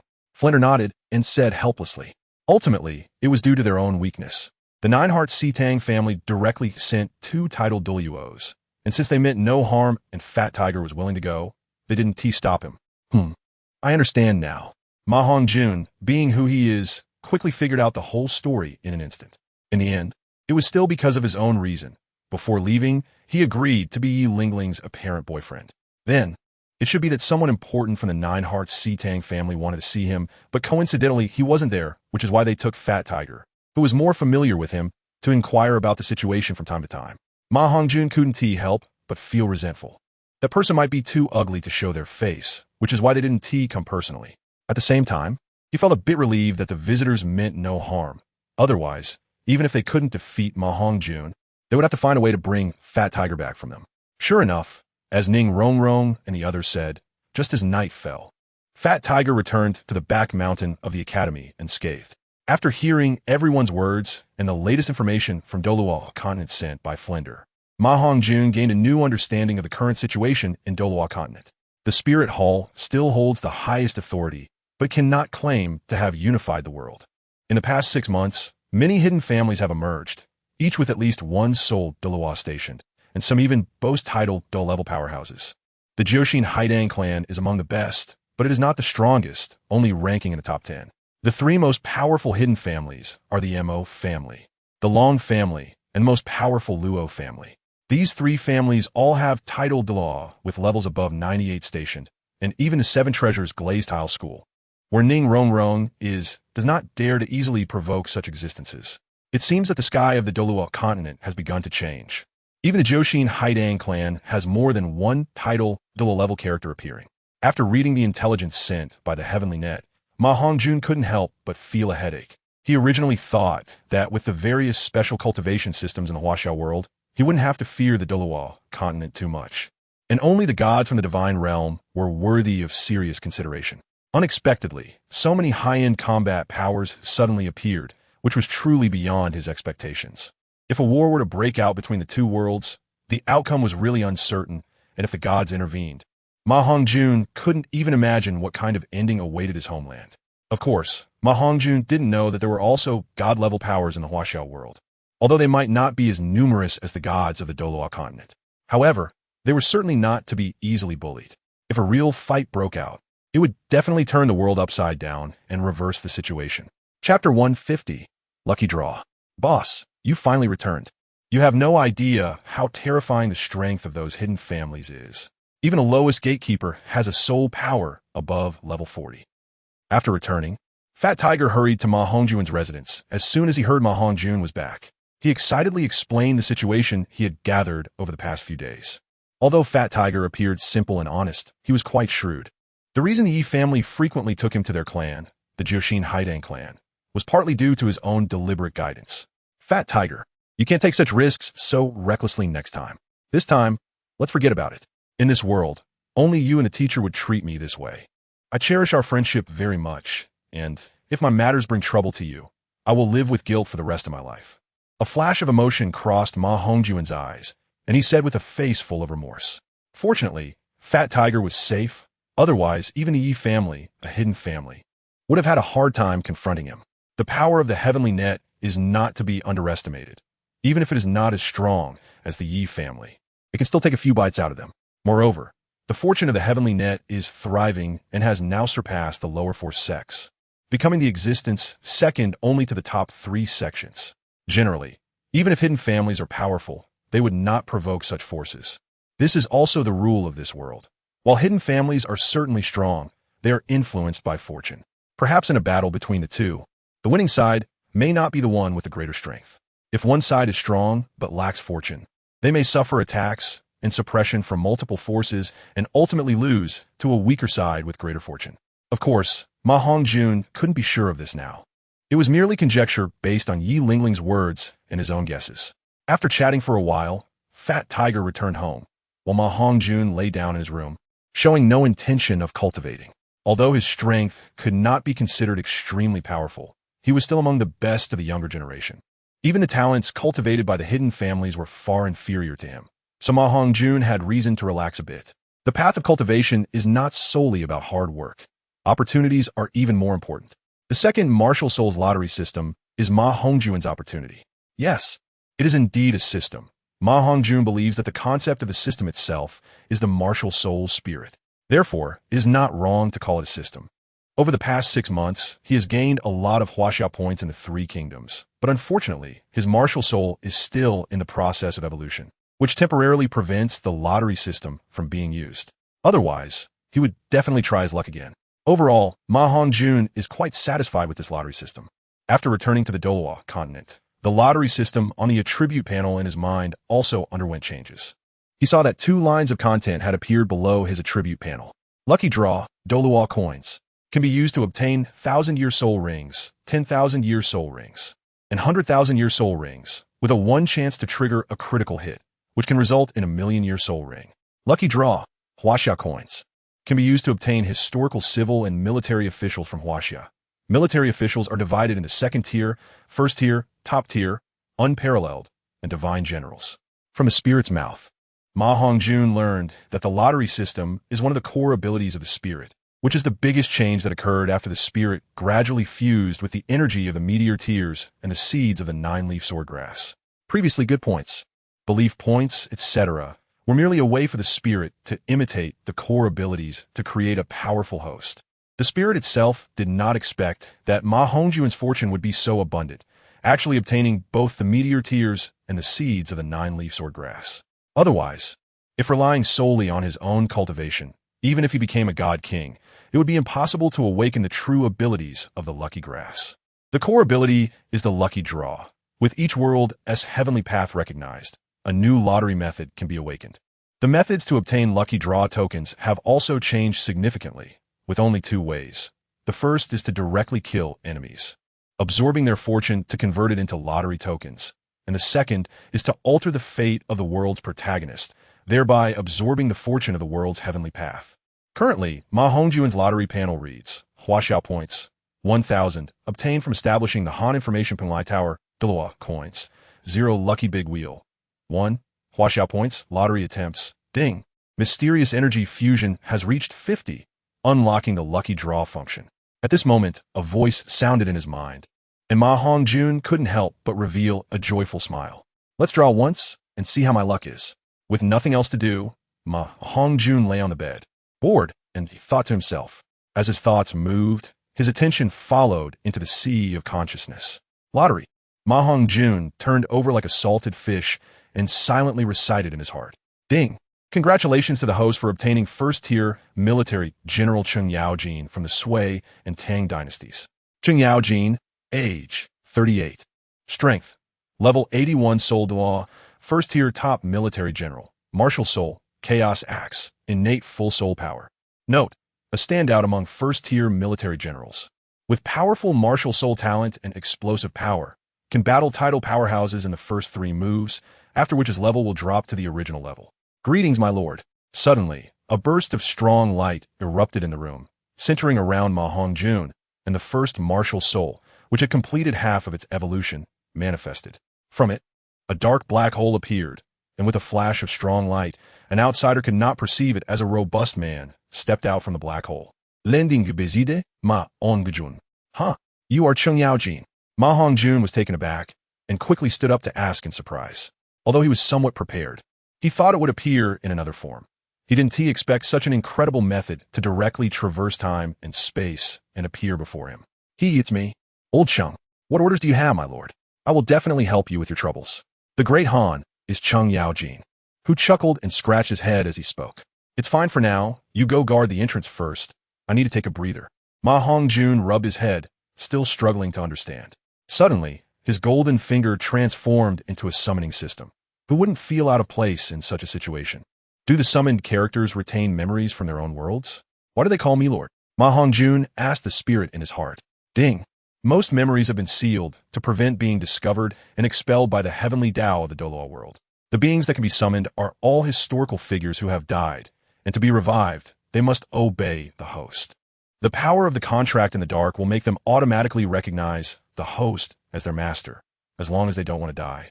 They won't betray the host. However, everyone has their own thoughts, and if overly oppressed, there's a slight chance they might choose to resist, leading to mutual destruction. What is considered overly oppressive? Killing their parents, taking their wives. Oh, then it's fine. Unless someone is insane, who would do such things? But do they have parents in this world? No. Then what is that slight possibility? They can have wives. Oh, that's true. But I'm not someone like Chao. I wouldn't do such immoral things. MaHongjun breathed a sigh of relief, feeling that he was about to rise. This is the awakening of the Golden Finger, the support that would allow him to dominate the world of Douluo's 3 kingdoms. Chapter 151, Plotting Against the Dark Demon Evil God Tiger. Currently, MaHongjun, although only at the Soul King level without a soul ring, possesses real strength that can surpass even an average Soul Emperor. Whether in the quantity or quality of soul rings, he is not comparable to ordinary soul masters. However, the urgent task is to obtain a soul ring as soon as possible. He cannot fully trust the master's theory. Can the effect of practicing in a soul sect for a day compare to that of practicing with a soul ring for a day? Obviously not. Therefore, delaying the acquisition of a soul ring means delaying the speed of cultivation. It cannot be denied that the master indeed has good research in the field of martial souls. But theory is ultimately theory. Without practice, one has no say. It's not that MaHongjun looks down on the master. It's just the way it is.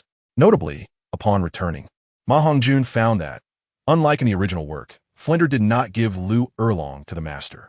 Lu Erlong, aside from being a bit emotional when she first met the master, did not cling to Yu Shaojiang. Currently, her attitude toward the two can be described as ambiguous, making it hard for outsiders to guess her thoughts, as if both were merely old friends to her. In order to obtain the soul ring he desires and advance to Soul King, MaHongjun decided to let Cheng Yaojin secretly protect him without revealing himself, and went alone to Ning Rongrong's residence. The main reason was that he had not figured out how to explain the sudden appearance of a dual-level soul master follower to his partners. After all, he didn't introduce anyone on the day of his return, and suddenly having someone appear the next day would raise suspicions no matter who it was. To avoid worrying his teachers, he could only temporarily put Cheng Yaojin in a difficult position. When he arrived at Ning Rongrong's residence, MaHongjun hesitated for a moment, but in the end, he steeled himself, lightly knocked on the door, and stood outside without saying a word. Creak! It didn't take long for the door to open. In fact, MaHongjun's fifth soul ring was simply to obtain a soul ring from a tiger-type soul beast over 50,000 years old. But that soul beast existed only one in the entire continent. However, relying solely on the strength of the heavenly net was still not enough. Even with the presence of poison Douluo and Cheng Yaojin, it was still insufficient. Because if MaHongjun's memory serves him correctly, that soul beast is called the Dark Demon Evil God Tiger. Although its age is around 50 to 60,000 years, its strength is not something an ordinary title Douluo can compare with. Even the nearly 97th level title Jian Daochen from the Seven Treasure Glazed Tile School could easily become its prey if not careful. Fourth brother, what do you need from me? Ning Rongrong, still drowsy, rubbed her eyes and looked at MaHongjun with a bright expression, asking curiously. MaHongjun's evil fire phoenix martial soul has reached the quality of a top-level martial soul, but it is still quite far from becoming a true divine-level martial soul like the 10-headed fire phoenix. In terms of appearance, aside from having fair skin, a handsome and imposing appearance, and a strong body, there's not much else. However, Ning Rongrong happens to be someone who easily develops feelings for such people. Although she has a little devilish personality, deep down, she lacks a sense of security. Not just her, but all support-type soul masters probably long to be protected. Well, I've reached level 50 for some time now, but I haven't found a suitable soul ring. Recently, Old Poison mentioned encountering a soul beast suitable for my evil fire phoenix martial soul in the Stardow Forest, but I wasn't able to defeat it. So I want to ask your sect Sword Douluo and Bone Douluo for help. I promise to provide rewards that will satisfy both titled Douluos afterward. Can you help me convey this? MaHongjun tentatively looked at Ning Rongrong and asked. Before he could finish speaking, he was directly interrupted by Ning Rongrong. Oh, fourth brother, why didn't you tell me earlier about getting the fifth soul ring? Don't worry, this matter is on me. Grandpa Jian and Grandpa Bone care for me the most. They won't refuse my request. As for the reward, forget it. Aren't we one family? Didn't I also give you your immortal grass without asking for anything in return? You mustn't be so formal with Rongrong, otherwise I'll be angry. Ning Rongrong said confidently, patting her small chest. By the end, she even pouted her lips and looked at MaHongjun with a hint of annoyance, as if to say that if he dared to be formal, she would be upset. You are you. I don't want you to feel burdened. Although Uncle Ning has already named you the sole heir of the Seven Treasure Glazed Tile School, you're still not the sect master yet. Fourth brother ISNT being formal with you. He is just worried about putting you in a difficult position. Silly girl, haha. MaHongjun was also touched by Ning Rongrong's words and affectionately reached out to rub her head, speaking condescendingly. I'm not silly at all, and I'm not all troubled. I'll go back to my room to tidy up first. After breakfast, I'll go invite Grandpa Jian and the others out of the mountain. Ning Rongrong's cheeks turned slightly red as she quickly dodged, pretending to be calm as she turned back to her room. Back in her room, Ning Rongrong patted her small chest, her pretty face flushed. Few fourth brother actually touched me. Rongrong, you can do it. Fourth brother will be yours sooner or later. Ning Rongrong clenched her small fist and cheered herself on. What she wanted was not a reward, but MaHongjun himself. She was indeed a greedy woman. After returning to his own place, MaHongjun was unaware that someone had started to think about how to obtain him after he left. Of course, even if he knew, he wouldn't think too much about it. It's not that he doesn't like beautiful women. He just can't accept being infatuated with beauty at such a young age. In fact, the main reason is that at this age, he neither has the chest nor the butt, so he isn't interested. If there is anything that could make his heart flutter, it would be Zhu Zhuqing, that figure. Those legs, no one would believe she is just a 13-year-old girl. MaHongjun fantasized slightly before quickly stopping, patting his head and muttering, "This damn little evil fire." If others knew what MaHongjun was thinking, they wouldn't be able to help but scold him for being shameless. He is really good at passing the blame. In the dark, Cheng Yaojin looked at MaHongjun with confusion, not understanding why his lord would suddenly hit himself. At noon, MaHongjun went to find Flander. In the afternoon, he looked for the poison Douluo, and by the evening, back at his residence. MaHongjun counted on his fingers and happily thought. Sword Douluo at level 96, Ancient Douluo at level 95, Poison Douluo at level 92, Cheng Yaojin at level 81. And with full power, He could match an average level 91 title Douluo. If he called his teacher and second dragon teacher, they should barely be able to match Chung Yaojin. This should make dealing with the dark demon evil god tiger no problem. It wasn't that MaHongjun was overly cautious. But when dealing with the dark demon evil god tiger, it was essential to strike it hard and fast. Otherwise, if pulled into its special skill life and death arena, even a level 99 title Douluo could easily fail. Chapter 152. Departure. Target Star Do Great Forest. There were still 2 days until the preliminary rounds opened, but MaHongjun had no intention of participating. For him, who had already crossed into another world, the current soul arena competition felt like child's play. The champion's reward of 3 soul bones had only the wisdom condensing skull bone as useful to him. The other 2 either didn't suit him or were too low in age, so he looked down on them. However, under the strong insistence of Dean Flander, MaHongjun still chose to register with the Shrek 7 monsters for the competition. Of course, it was only registration. He had no intention of actually participating. These children's games could be left to Tang San. With the strength of the Shrek team, getting into the top 3 of the preliminaries was not a problem at all. He had already planned to set off for the Star Do Great Forest before the competition started, taking advantage of their participation to obtain the 5th soul ring for the evil fire phoenix martial soul. Due to cultivating dual martial souls at the same time, combined with the skill cultivation method learned from Zhao Yun, MaHongjun's physical strength had already surpassed that of an average soul sage, coupled with the energy from meteor tears. Absorbing a soul beast of about 50 or 60,000 years, while somewhat challenging, was not impossible, if it weren't for the high requirements of a 10,000-year soul ring on mental power. A 50 or 60,000-year soul ring would be a piece of cake for MaHongjun.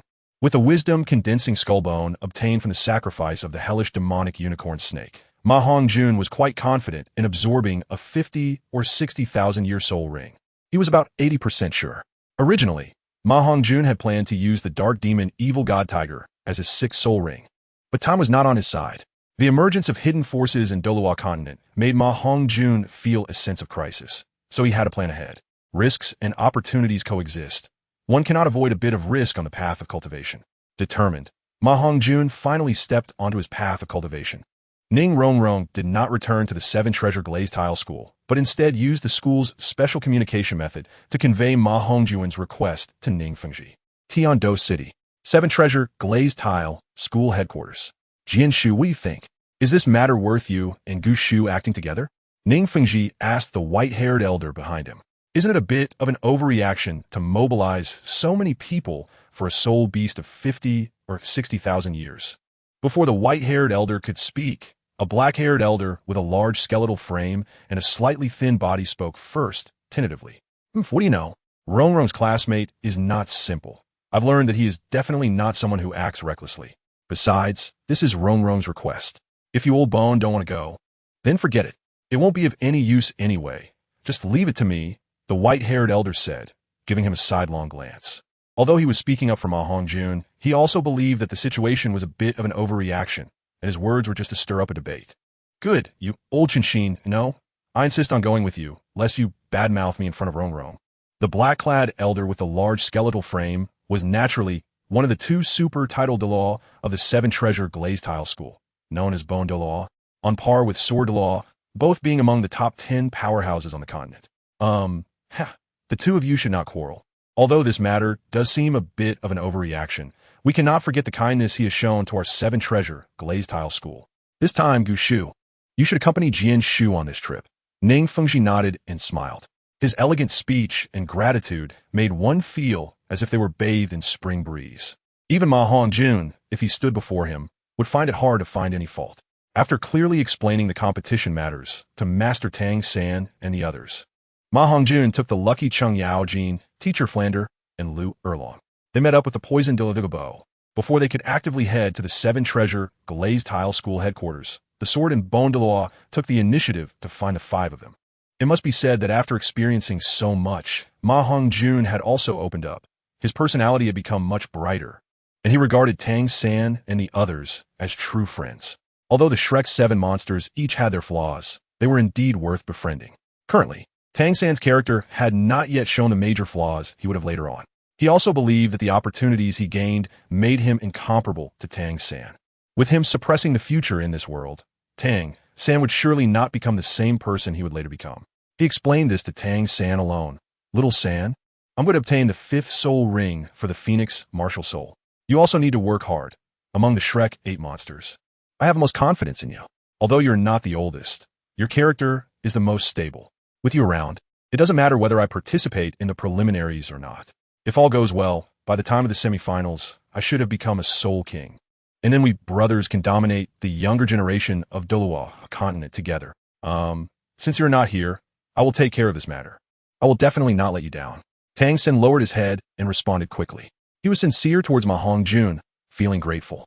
Without the divine items provided by MaHongjun, he would not have quickly become a level 44 soul master. He said this to Dai Mubai.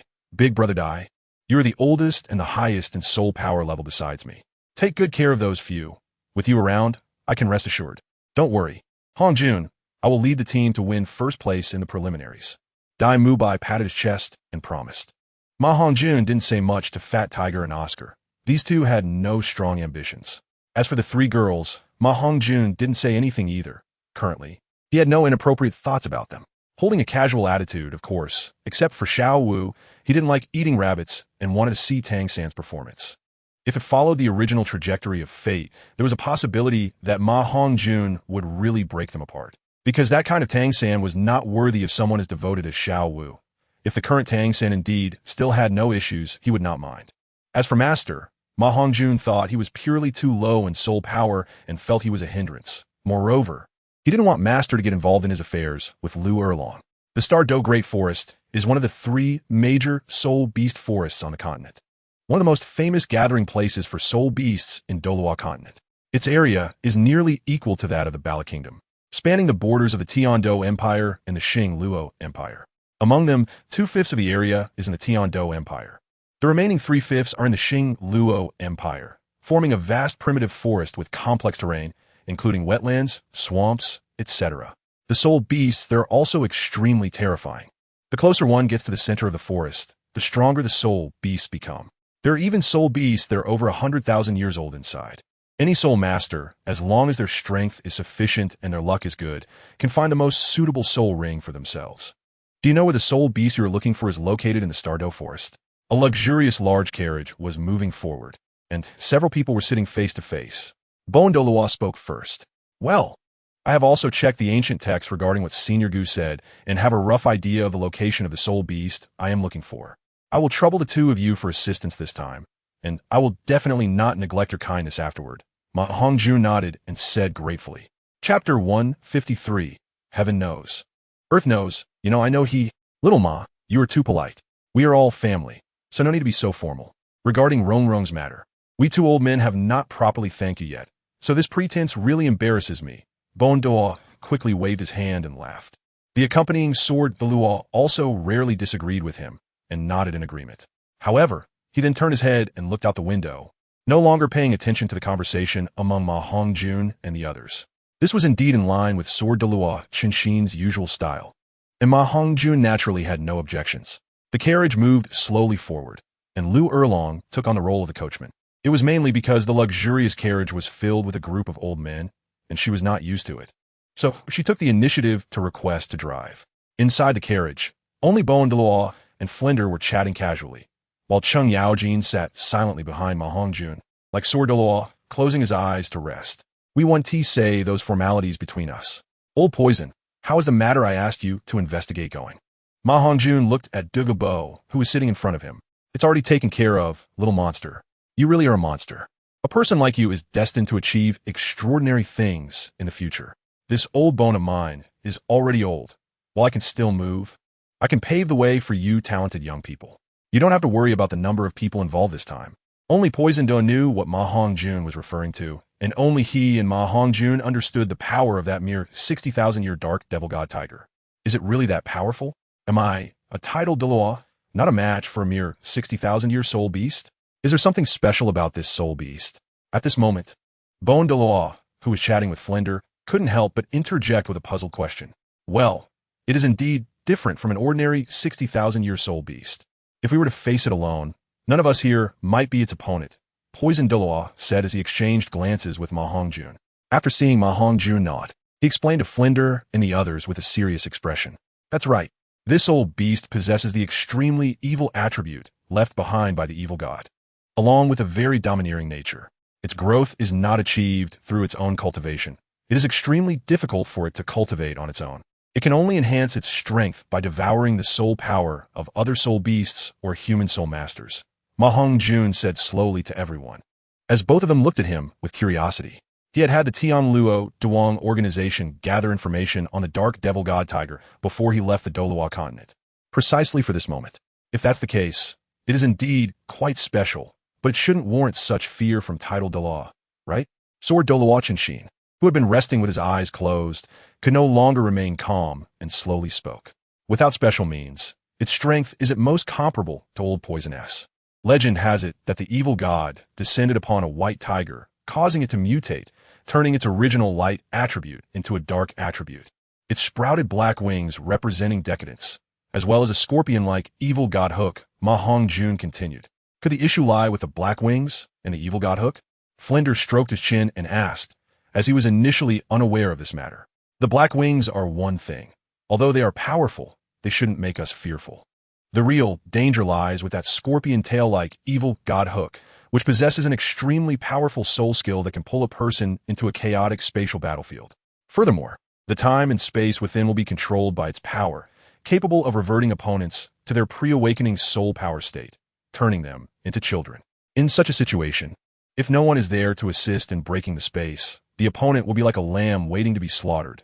MaHongjun couldn't help but remind them, as even Poison Douluo had only half understood this information. Everyone collectively gasped, exchanging glances. However, only not worry too much. I already have a way to crack it. At that time, Sword Senior will act according to my signals, and the two teachers along with the two Douluo seniors will focus on the attack.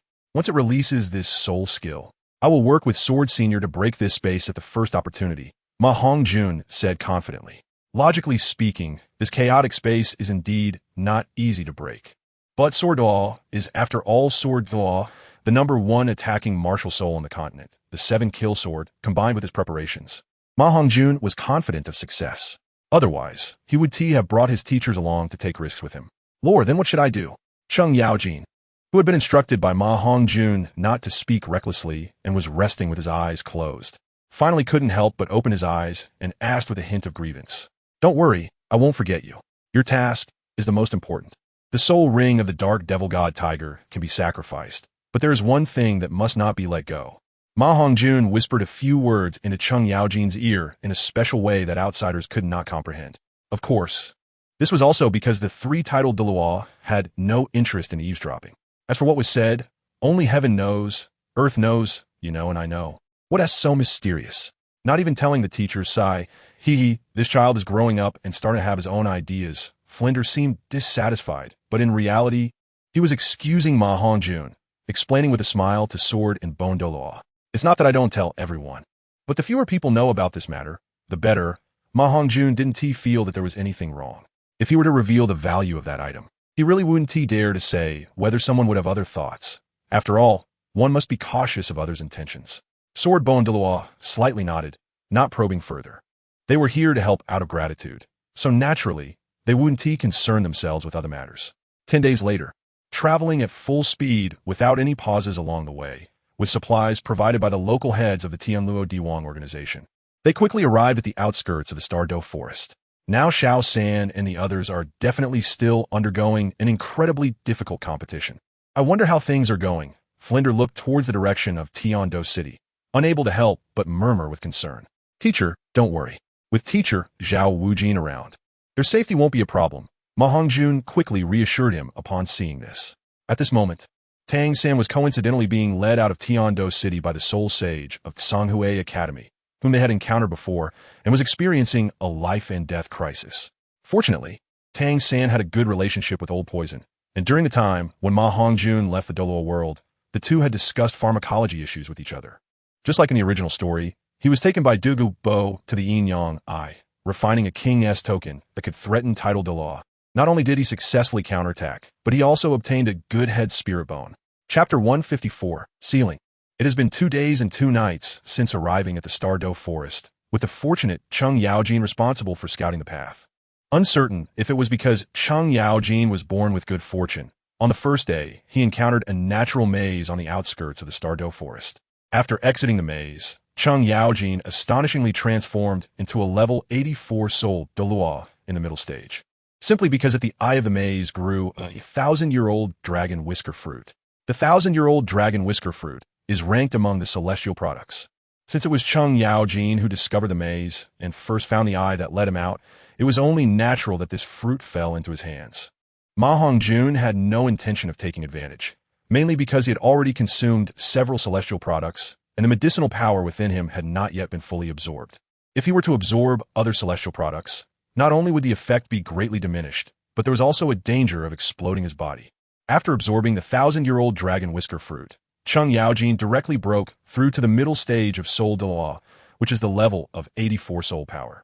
Due to the world's laws, Chung Yaojin, who was summoned to the Douluo world, did not cultivate using the methods popular among martial generals in the Huaxiao world, such as technique, body, or qi, but instead used the soul power cultivation method of the Douluo world. The current breath of Demon Slayer technique no longer significantly improved MaHongjun, as it was evident that although the technique was special, it had not reached the divine level. However, it was still quite good for assistance, especially the breath of sound for concerts, the breath of water for bathing, and the breath of fire for barbecuing, which were all very practical. This was also related to MaHongjun's significant increase in strength, although he had not yet obtained the 5th soul ring. His strength was not inferior to that of an average soul sage. The techniques from the lower world could already be declared obsolete. And even without the energy from meteor tears, MaHongjun now had the confidence to freely control the 8 gates of Duanjia, even if he had never opened them before. Now that he had opened the Death Gate, MaHongjun's strength was approaching that of a soul Douluo. With the emergence of various opportunities, such as the lottery system, he was no longer limited to the power of soul skills, and only special restriction-type soul skills were useful for improving his strength. In the later stages of his technique, MaHongjun could easily manipulate general attack-type soul skills. According to the information MaHongjun gathered, most of the fierce generals from the 3 kingdoms cultivated strength, with only a few practicing body techniques. The number 1 fierce general of the 3 kingdoms, Elbu, was at the peak of strength, while Dian Wei, the first of the foot soldiers, represented body techniques. In MaHongjun's view, the throne of technique belonged to Zhao Yun, but not in the present, rather in the future. The strength of Chung Yaojin, who was drawn by MaHongjun in the lottery, was clearly enhanced by the capabilities of the weapon spirit system. Otherwise, it would be impossible to reach the level of 81 soul Douluo soul power. After all, the Douluo continent was still a fantasy world, and a fantasy floor was also a fantasy. MaHongjun felt that he had discovered the problem and couldn't help but feel a bit smug, unaware that in the special space of the late Han dynasty, a batch of special talents was preparing to emerge. A mysterious figure in purple flashed by, freely traversing between the Douluo God Realm and the Huaxia Secret Realm, leaving only a vague remark. Unexpectedly, this world still had a group of powerful beings. Even if I faced them alone, I wouldn't gain any advantage. Fortunately, these people seemed to lack the power of laws. I hide in the void, and 2 beings not weaker than me couldn't even detect this avatar. The purple figure exuded an aura of destruction, wandering in the special space, disappearing in a flash. When it reappeared, it was already not far from Kunlun Mountain in the 3 Kingdoms world. If one looked closely, they would notice a peculiar energy light gate ahead. In the eyes of the purple figure, the strongest martial generals in this world had an aura that was merely at the peak of Soul Douluo, approaching the title Douluo, far inferior to the level of the Douluo continent. However, Kunlun Mountain in this world had a secret realm, and because of its mastery of the laws of power, it could ignore space. Therefore, after a period of investigation, the purple figure had basically grasped the strength of the powerful beings within this secret realm. The information had been sent to the main body. It was not yet the time for this secret realm to emerge. With differing stances, you cannot blame me. The power of this avatar is enough to hold you for 10 years. Rest assured, I in the Douluo God Realm will not interfere in the conflicts between the 2 worlds.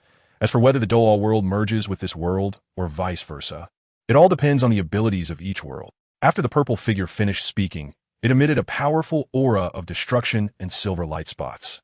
These light spots seemed to form a peculiar pattern, engraved at the entrance of the Kunlun Secret Realm's strange light gate. From then on, all the ancient Qi cultivators who survived from the various schools were sealed in the Kunlun Secret Realm by the God King of Destruction at the cost of a God King realm avatar. unable to emerge into the world. If MaHongjun knew this, he would definitely curse loudly and then retreat from the Douluo world. Not to mention the Douluo continent. Even the relatively fewer tidal Dalu in the Sun and Moon continent had overall strength far superior to that of the Three Kingdoms world. Letting the two sides compete would almost guarantee defeat. At this moment, MaHongjun, based on his memory of the location and the information gathered by the Heavenly Net, finally found the activity area of the Dark Demon, Evil God Tiger. Yaojin, whether or not you can obtain that bead depends on you. If you can't, don't force it too much. MaHongjun still felt uneasy and arranged in front of Chung Yaojin. After the lottery function truly awakened, to draw a martial general again, one must have sufficient heavenly Dao fortune. In a short period, MaHongjun had no confidence to draw again. Therefore, he cherished this subordinate who called him Lord, and regardless of that, as a fellow Huaxiao person, he couldn't bear to see him get into trouble. Although the mysterious bead was an important treasure for the rise of the protagonist from another world, it was indeed not a necessity for MaHongjun. Rest assured, my old Chung values his life the most. If it's not feasible, I won't force it. Chung Yaojin felt touched inside, but quickly patted his chest to assure him. After some experience, Hongjun had really grown a lot and had some small tricks.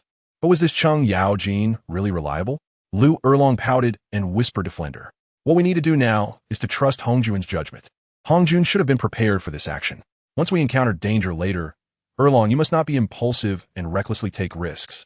Flender was somewhat worried about Lu Erlong's fiery temperament and said seriously, if we anger the Dark Demon, Evil God Tiger, and it drags Lu Erlong into the life and death arena, choosing to perish together, the outcome would indeed be uncertain. The life and death arena can pull more than one person into the chaos space, but the more people there are, the worse the effect will naturally be. If only one person is pulled, it would be enough to make a tidal Dalu revert to their form before awakening their soul power. If 3 people are pulled, it might only turn everyone into teenagers. Of course, all of these are MaHongjun's own speculations based on the information. The specifics still depend on the actual situation. I understand. Lu Erlong looked at Flender's serious expression, mixed with concern, surprisingly obediently listening, and even unconsciously leaned a bit closer to Flender. So don't let your guard down.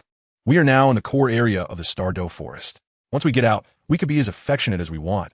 It's good to be young. Bondoa said not to relax their vigilance, but in reality, he appeared more relaxed than anyone else. However, there were indeed very few soul beasts in the entire Stardow Forest that could keep him, especially with Sword Dalu Chinshin on guard beside them. Chapter 155. No martial ethics. Lu Erlong's face flushed, revealing a feminine demeanor, while Flander awkwardly coughed twice, maintaining a calm expression as if he hadn't heard anything. Hongjun, after obtaining your spirit ring, when do you plan to participate in the Continental Elite Competition? Teacher, how is the training of the martial soul fusion technique between you and Teacher Erlong going? MaHongjun smiled, engaging in a light-hearted conversation. Surprisingly, the shy Lu Erlong was indeed drawn in by their topic. Hongjun, you're right. Our Golden Iron Triangle's martial soul fusion technique can be fused even with just 2 people. It's our fault for not studying dual martial soul fusion more closely in the past. Thanks to your reminder, Flander and I are now as strong as tidal Dalu. Lu Erlong, not easily shy, quickly expressed her gratitude with a serious demeanor. MaHongjun merely nodded, not taking any credit. Teacher Erlong, you're being modest. Even if I hadn't mentioned it, you and Teacher would have gradually discovered it.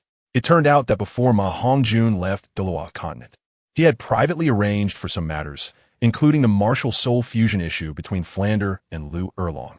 Based on MaHongjun's memories from his previous life and his understanding of martial souls, he deduced that Lu Erlong and Flander must have an extremely high affinity for their martial souls. The requirements for a 3-person martial soul fusion technique are far higher than for a dual martial soul fusion technique, indicating that the 2 of them must possess a strong martial soul affinity. The reason they hadn't fused in the original work was entirely due to Lu Erlong's lingering feelings for Yu Xiaojiang, which prevented her from cooperating. Now, due to MaHongjun's butterfly effect, Lu Erlong's mindset had returned to the right path. Regardless, I still have to thank you. Without you, I might still be unable to let go of that thorn in my heart, Lu Erlong said seriously. Teacher Erlong, you're being polite. We should be extra cautious. We are approaching the territory of the Dark Devil God Tiger, MaHongjun said, intentionally changing the subject. He had also secretly done some things, instructing the spies of the Heavenly Net to use some unscrupulous methods to help Lu Erlong let go of her grievances. However, MaHongjun felt no guilt about it. Dealing with a scumbag like Yu Xiaojing didn't require moral considerations. Those who are moral should be treated with sincerity, while those who are immoral should be met with ruthlessness. If it weren't for Yu Xiaojing having some knowledge and a good relationship with Flander, MaHongjun wouldn't want to associate with someone like him at all. MaHongjun had broken through to level 50 for quite some time. Within his spiritual domain, the surrounding environment was crystal clear. Although his sensing area was not as strong as Tang San's blue-silver domain, it was more detailed and refined. Each had its own merits. MaHongjun's spiritual domain originated from the soul bone sacrificed by the infernal unicorn snake, awakened through the combination with his own martial soul. MaHongjun was eager to attain the top strength on the continent. Only by possessing top-tier strength could he have a say when the two continents went to war. If a conflict broke out and he lacked strength, even within the heavenly net there would be serious divisions, as the upper echelons and backbone forces were all Douluo people. However, as long as he possessed the strength of a top-titled Douluo, MaHongjun was confident he could suppress internal issues. After all, this was a world where strength was respected, and the situation in Huaxia was different. Currently, MaHongjun still relied too much on the poisoned Douluo and those from Shrek Academy. His own strength was too low, and he had little prestige within the heavenly net. This was why he was so eager to improve his strength. Suddenly, a tiger-like soul beast phantom intruded into his mind, and the surrounding light dimmed. This proved that this soul beast possessed a domain. Generally, only soul beasts over 100,000 years old would awaken a domain, but judging by the aura of this tiger-like soul beast, it was clearly around 50,000 to 60,000 years old. The only top-tier soul beast that could appear in such a place and match this age was the dark devil god tiger from the original work. Everyone be on high alert. The prey has appeared, MaHongjun said in a low voice, and everyone present became vigilant, looking around. Sword Douluo Qinshin and Bone Douluo Gaiyong looked at MaHongjun in surprise, as he was able to detect and alert them at the moment they sensed it, which amazed them regarding MaHongjun's perception. The poisoned Douluo, however, had a nonchalant expression. He was the one who understood MaHongjun the best, knowing that MaHongjun's true strength lay not in perception. MaHongjun focused intently on observing the movements of the dark devil god tiger. When he saw it discover the group and not immediately flee, he couldn't help but breathe a sigh of relief. He thought to himself, we're stable. The stronger the soul beast, the greater the various attribute and soul power enhancements it brought. With everyone's strength, they wouldn't need to exert much effort to deal with a 100,000-year soul beast. Handling a 50,000 to 60,000-year soul beast would be easy. Even if this soul beast had extraordinary talent, there shouldn't be any accidents. Indeed, it's different. This is a soul beast with a dark attribute. If you have light attribute soul skills, don't hold back later, the experienced Sword Douluo said, recognizing at a glance that the dark devil god tiger ahead was a dark attribute soul beast. That's right, I've seen records of the dark devil god tiger in an ancient text. Legend has it that an evil god descended upon a white tiger, causing it to mutate, turning its light attribute into a dark attribute, giving it black wings that represent corruption and a scorpion-like tail hook. MaHongjun said, his expression serious as he emphasized this again, intending to draw attention to its wings and tail hook to prevent any mishaps. 7 kill. Sword Douluo Qinshin, with one hand behind his back, was the first to summon his martial soul, the 7-kill sword. He pointed at the dark devil god tiger, locking onto it with his aura. The dark devil god tiger, discovering that its aura had been locked, did not flee. Instead, it let out a roar and raised its claw, its eyes flashing with excitement as it charged at Sword Douluo Qinshin. It sensed that among the group, only Sword Douluo Qinshin posed the greatest threat to it. Yet it was fearless because it had trump cards. If it could devour the group before it, especially the rich life energy of MaHongjun, it would surely undergo a transformation, possibly even breaking through the limit of a 100,000-year soul beast. Once it became a 100,000-year soul beast, it would be the overlord of the entire Star Do forest. Even the legendary Black Dragon King Ditian would bow at its feet. The dark devil god tiger could not resist this temptation, believing that as long as it dealt with Sword Douluo Qinshin, the rest of the group would no longer be a threat. However, Sword Douluo Qinshin did not intend to engage it directly at that moment. He feigned weakness, retreating, while Bone Douluo Gaiyong stepped forward to block the dark devil god tiger's fierce claw strike. Proceed according to plan. MaHongjun sighed in relief and also began to retreat, while the poisoned Douluo, Lu Erlong and Flander charged forward to form an encirclement, surrounding the dark devil god tiger in the center. MaHongjun's move could be said to show no martial ethics, leaving the dark devil god tiger momentarily stunned. Chapter 156. Martial Soul Fusion Skill. Radiant Holy Dragon in the distance. MaHongjun saw that the dark devil god tiger, surrounded by everyone, did not show any signs of panic. Instead, it became serious, as if searching for flaws among the group. Suddenly, a glint appeared in the eyes of the dark devil god tiger as it looked towards the weakest soul master, Lu Erlong. Not good. Everyone be careful. Summon your martial soul true forms. MaHongjun exclaimed in shock, quickly warning everyone. The dark devil god tiger moved the instant MaHongjun spoke, vanishing from its original position in the blink of an eye. Although Lu Erlong had not yet managed to summon her martial soul true form after the warning, she still took a defensive stance. Suddenly, Lu Erlong felt a foul wind rush towards her, and the air around her began to violently fluctuate, with gusts of wind howling. This is the power of the wind. How dare you look down on me? Lu Erlong realized that the dark devil god tiger had targeted her. A phantom of a dragon claw appeared on her arm, and she crossed her hands, delivering a fierce strike towards the air in front of her. Bang! 2 tiger claws emerged from the void, one claw striking against Lu Erlong's cross-attack dragon claw, while the other claw aimed directly at Lu Erlong's dantian. If hit in the dantian, it could lead to the loss of soul power, potentially rendering her powerless or even ruining her soul power completely. Lu Erlong, be careful. Flinder, who was watching Lu Erlong's movements, noticed something was wrong even faster than the poisoned Dalu. The wings of his martial soul flapped, and he rushed towards Lu Erlong at an astonishing speed, positioning himself in front of her. Flinder and Lu Erlong exchanged glances, using all their strength to finally break free from the dark devil god tiger's lock-on. Flinder rotated his shoulder. The tiger claw landed heavily on Flinder's back, striking his rear arm muscles hard. Puff! Blood splattered as the muscles on his shoulder were torn apart. After hitting the ground, Flinder rolled several times to dissipate the force of the blow, then spat out a mouthful of blood. Seeing that the dark devil god tiger had actually given up attacking Lu Erlong and instead aimed to pursue Flinder, who was a more troublesome flying-type agile attack soul master. You beast, dare you! The Bon Douluo was furious. A mere 60,000-year soul beast, injuring someone right under his nose and trying to take advantage of the situation. Bone Dragon True Form. His martial soul true form instantly manifested, locking onto the dark devil god tiger, with the soul skill life continuation ready to unleash. If it dared to attack again, it would certainly perish under his full force strike. Seeing the Bone Douluo's actions from a distance, the Sword Douluo, Chan Xine, MaHongjun, and Chung Yaojin halted their steps, preparing to rush in to help. Although MaHongjun was not yet a match for the dark devil god tiger, he still had the right to engage it under the current circumstances. Even if he wasn't a match, he had to rush in for his teacher. After all, it was for his own soul ring. The black bone dragon exuded a powerful presence, with black light swirling around it, capable of both offense and defense. Engaging with the dark devil god tiger. Teacher Erlong, Old Poison, don't hold back.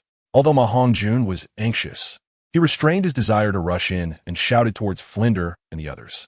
Dugobo and Flinder exchanged a nearly imperceptible glance, then looked at the still dazed Lu Erlong, nodding in silent agreement. At the same time, the three revealed their strongest trump card. Martial Soul Fusion Skill, Radiant Holy Dragon. Indeed, the Martial Soul Fusion Skill of the two was similar to the Golden Holy Dragon of the three, slightly less powerful than the Golden Holy Dragon, but perfectly suited to deal with the Dark Devil God Tiger. The soul rings of Lu Erlong and Flinder lit up simultaneously, and their martial soul phantoms fused together to form a new martial soul, the Radiant Holy Dragon. With the fusion skills of two soul masters, combined with the strongest dragon-type martial soul among beast martial souls, the power was naturally extraordinary.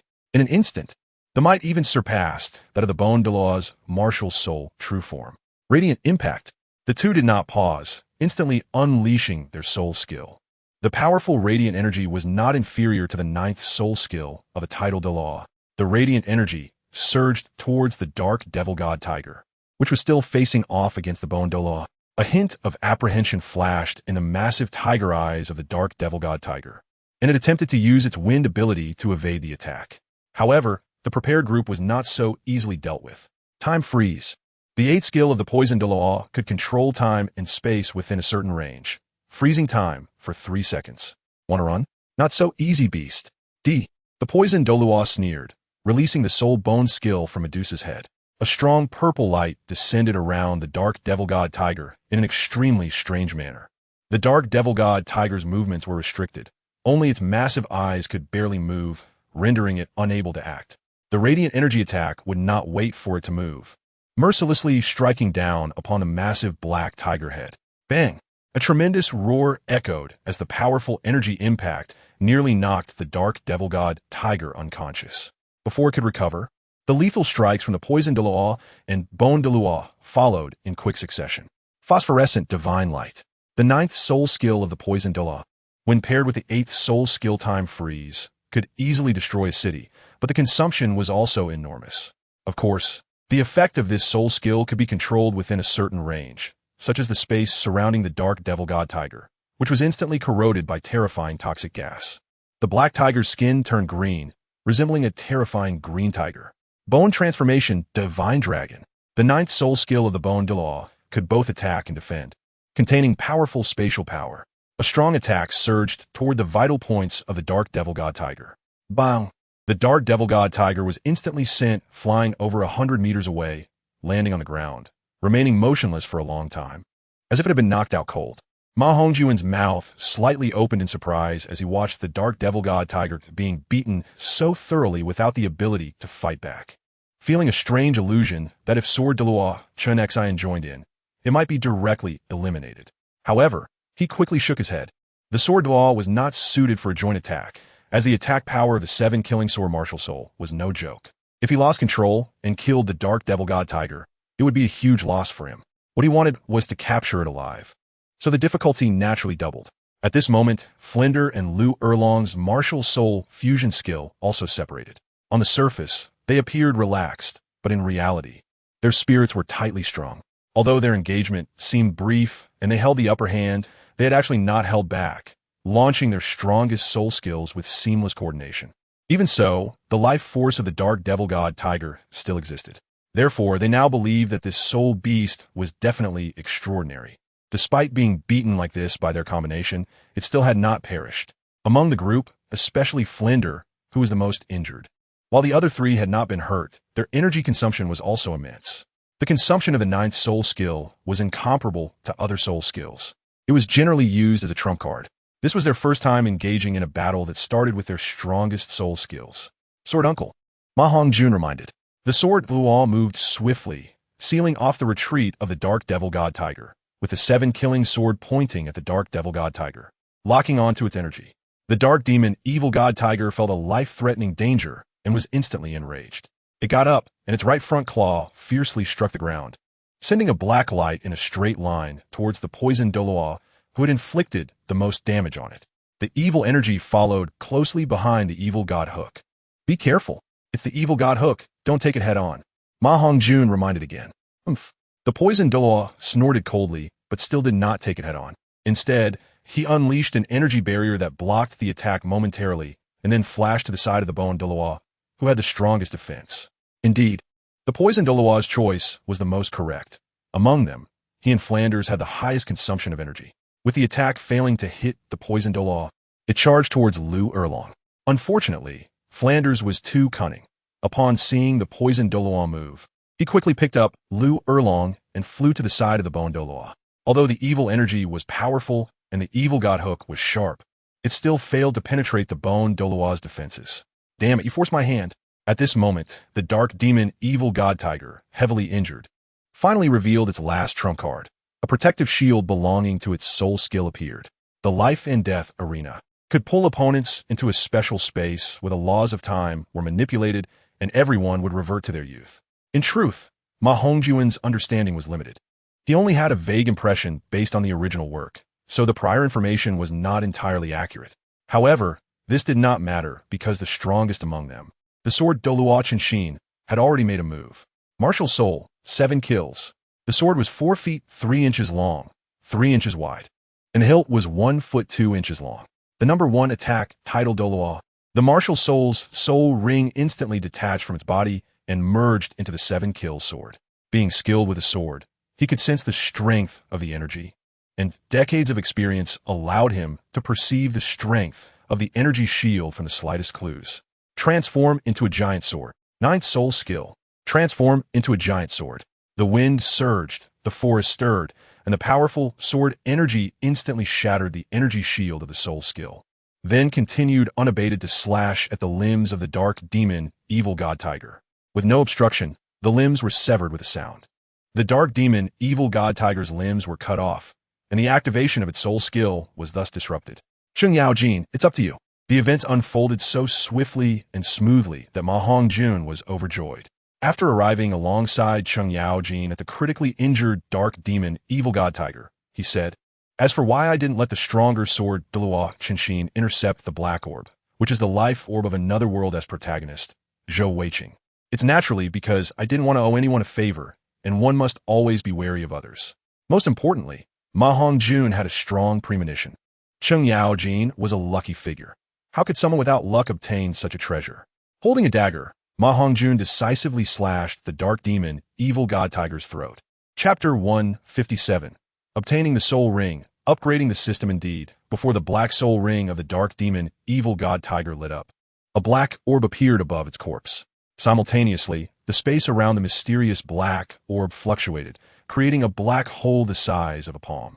The black orb seemed to possess a spirit as it quickly darted toward the black hole. The three titled Douluos showed surprise and were about to intercept it, but were a step too late, watching as the black orb was about to enter the black hole. Meanwhile, Cheng Yaojin, who had been paying attention to the situation and had already summoned his martial soul, swiftly shot out and threw his Tiangang axe. When the black orb was instantly blocked by the axe, colliding with it and rebounding towards MaHongjun.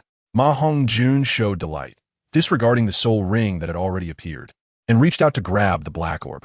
At the moment he caught the orb, a voice resembling a system spirit awakened in his mind. Ding! Detected a treasure of fate, evil god, orb. Would the host like to absorb it? Once the evil god orb's abilities are absorbed, the system will complete its final upgrade, and the integration of the martial soul will also be completed ahead of time. Absorb. MaHongjun did not hesitate and immediately issued the command to absorb. Ding! Congratulations to the host for successfully merging with the 9-leaf sword grass martial soul, current martial soul level. Super divine level ultimate martial soul. Ding! System upgrade complete. Congratulations to the host for obtaining the detection function. Congratulations to the host for obtaining the ability to quantify strength. Congratulations to the host for obtaining the summoning system. Congratulations to the host for fully recognizing the source of time and space, the supreme treasure. What supreme treasure? MaHongjun was a bit confused. Having read so many novels in his past life, he was bewildered by the scene before him.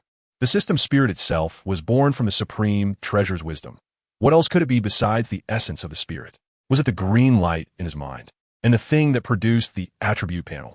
MaHongjun had a sudden inspiration. This spirit. Oh no, this system is not a thing. Oh wait, I'm a thing. A childish voice from the system echoed in his mind, leaving MaHongjun feeling both amused and helpless. However, he roughly understood what was happening. With no time to inquire further about the system, he quickly regained his focus just in time to see the scrutinizing gaze of the sword-bone Douluo. Ah, it's nothing. Just a nice orb that has some effects on soul power cultivation. You seniors won't fight me for it, right? MaHongjun took the initiative to adopt a righteous stance and said to the crowd. Cheng Yaojin immediately stood in front of MaHongjun, pretending to be indifferent on the surface while secretly remaining vigilant in case the sword-bone Douluo had any intentions. Since it's something dropped by the dark demon evil god tiger, it naturally belongs to you. No need to be so nervous. The sword Douluo said with a dismissive glance. Senior is magnanimous and naturally won't quibble with a junior like you. Hurry and absorb the soul ring. We will protect you. Flanders, supported by Lu Erlong, also came closer and said with great care. I must say this shameless look is just like a mold of MaHongjun. The bone Doa nodded and then walked a short distance away, sitting down to recover his soul power while guarding MaHongjun. Character strength quantification, detection function. Summoning system, system, check Cheng Yaojin's information for me.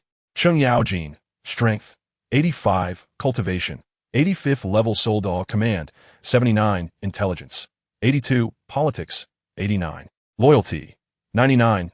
Note, possesses some memories and experiences from a past life, revived by the system from the river of time and space. wholeheartedly devoted to the host, potential, divine level. First level divine mansion, godly potential. No wonder he is the chaotic devil, Chung Yaojin. System, check this host potential. MaHongjun, strength, 79, cultivation, 50th level soul zone, intelligence, 85 command, 59 politics, 80 charm, 98 maximum potential, God King. MaHongjun was not surprised by the God King potential. Instead, he felt it was natural and even thought this potential was low. However, he did not dwell on it too much and was instead very interested in the command and intelligence stats. After all, a good man aspires to great things, wielding a 3-foot sword to achieve unparalleled merits. The reason he did not have such ambitions before was simply due to his lack of interest in the empires of the Douluo continent and a lack of sense of belonging, which naturally dampened his desire for competition. However, during the chaotic times of the late Han dynasty, along with the integration of the world, some thoughts naturally changed. System, I'm a good young man of the 21st century. Isn't my commander level a bit low? However, the system did not seem to care about MaHongjun's feelings, which made him feel quite embarrassed. This lowly system is very tsundere, always acting indifferent towards itself. Nevertheless, MaHongjun had thoroughly understood what it meant for strength to be quantified. Ding dong. Under normal circumstances, the level of soul power corresponds to the basic martial power. But some prodigies will possess special talent skills or dual martial souls that can exceed their own soul power and martial power. The electronic voice of a system seemed to know MaHongjun's confusion and appropriately echoed in his mind. Note, the martial power value increased by skills is proportionate to the current strength level. For example, at the 80 level, it increases by 5 points, and at the 90 level, increases by 1 point. After reaching the 90 level, 5 points becomes 1 point after reaching 100. Finally, a bunch of messy information appeared, all about system enhancements or the system of the late Han world. MaHongjun could no longer keep looking, so he saved it for later browsing. MaHongjun sat cross-legged, summoned the beast martial soul, evil fire phoenix, and began to absorb the soul ring with all his strength, not daring to be distracted for fear of missing the best time to absorb the soul ring. An hour later, MaHongjun wiped the sweat from his forehead, slowly stood up, and revealed a satisfied smile. Mission accomplished. It's not suitable to stay here for long. Teachers and seniors, let us leave quickly. MaHongjun stood up and did not reveal what his 5th soul skill was. He didn't even tell anyone that his other martial soul had been unsealed and that the absorption of mysterious energy was complete, which shows how much he had changed. The previous MaHongjun would definitely not have held anything back from his teacher, but after living in the late Han for half a year, MaHongjun had matured a lot. Overall, this operation went smoothly, with only Flender sustaining a moderate injury, successfully interrupting the skills of the Dark Demon Evil God Tiger Arena. On the way back, MaHongjun checked the potential of the people accompanying him. Flender, martial power, 83 intelligence, 89 commander, 65 politics, 80 favorability, 92, the host teacher, has great expectations and affection for the host. Note, favorability is different from loyalty. Once truly submitted, favorability will convert to equivalent loyalty. Highest potential, medium title Douluo. This potential is a bit low for a teacher. It seems I need to find a way to improve the teacher's potential in the future, MaHongjun thought to himself. Lu Erlong, martial power, 81. Highest potential, title Douluo level 98. Charm, female charm 90. Note, charm is divided into lordly charisma and female charm. Poison Doa Dugu Bo, martial power, 94. Favorability, 90. Highest potential, title Douluo level 95. Sword Douluo Chan Exen, martial power, 97. Soul power, level 96. Favorability, 65. Highest potential, limit title Douluo. Bone Douluo Gurong, martial power, 95. Favorability, 70. Highest potential, title Douluo level 98. Although the martial power of these people has been quantified, MaHongjun knows that there are some things that the system cannot quantify. In a real fight, if the martial power is not much different, the outcome still depends on each side's trump cards and methods. Ding dong. This system's detection ability is unparalleled. The real power increase can be manifested through skills, but detecting special talent skills requires spending Huaxia points or Douluo coins, which by default is not used. MaHongjun's current system panel is as follows. Huaxia points, 1,000, obtained from establishing the Great Han Intelligence Penglai Tower. 1,000 Huaxia points can be exchanged for 1 lottery opportunity. Douluo coins, 0 can be used to draw various years of soul rings and can also be used to increase attributes other than martial power. Lucky spin, 0, number of lottery chances. Exchange 1 Huaxiao point lottery chance and draw. Reminder, the host's current civil and military summoning system has been perfected. The host can remove 2 from the 5 lists provided by the system and randomly draw from the remaining 3. List 1, Shueli, courtesy name, Ringa, also known as the King of the Shoulder, basic martial power. 98, title Douluo level 91, commander. 100, intelligence. 90, politics. 85. List 2, Yu Fei, courtesy name Pengju, national hero, basic martial power. 97, title Douluo level 91, commander. 102, intelligence. 89, politics. 59. List 3, Lu Ji, courtesy name Bo 1, founding father of the Ming dynasty, famous strategist, martial power. 91, title Douluo level 91, commander. 93, intelligence. 99, politics. 95. Note, whether civil or military, soul power is uniformly raised to title Douluo level 91. Different martial power indicates different combat abilities, and the number of levels that can be transcended varies. This stage does not include talent skills. Talent skills can increase martial power by 1 to 5 points at the title Douluo stage. Keynote, the 99 level limit title Douluo is not included. No matter how powerful the skill is, it cannot be applied to the 99 level, as 99 remains the strongest combat power and has reached the level of God. However, even at 98 martial power, skill enhancement is equally important. Differences in basic martial power can lead to significant disparities in strength. List 4, Yang Lin, courtesy name Huchen, the Mountain King of the Sui dynasty, the 8th hero of Sui and Tang, martial power. 95, commander. 95, intelligence. 85, politics. 85. List 5, Lin Chong, known as the Leopard Head Lin Chong, one of the 108 generals of the Water Margin, martial power. 95, commander. 80, intelligence. 72, politics. 60. Remove Yang Lin and Lin Chong. There is no hesitation. Although Lu Ji's martial power is not strong, the help he can provide to a force is definitely the greatest. Before becoming a god, the role of such a strategist is significant. Ding dong. Congratulations to the host for obtaining the god-level potential civil servant Lu Ji. Lu Ji, martial power, 91 intelligence, 99 politics, 95 commander, 90 loyalty, 99 highest potential, half-step divine king. Unifying the world, Lu Bowen. How could he have half-step divine king potential? Wait, why is his martial power higher than Cheng Yaojin's? Ding dong. The system upgrades. The unified summon characters are at the level of title level 91. Unlike military generals, the special talent skills that civil servants possess cannot be used to increase their own martial power. Unfortunately, I don't have any Huaxiao points or Douluo coins now, so I can't check. Otherwise, I would like to see what the special skills of military generals and civil servants are like and what the differences are. MaHongjun thought curiously, but his footsteps did not pause at all. Under Cheng Yaojin's Tianshan axe, they quickly left the Stardo forest.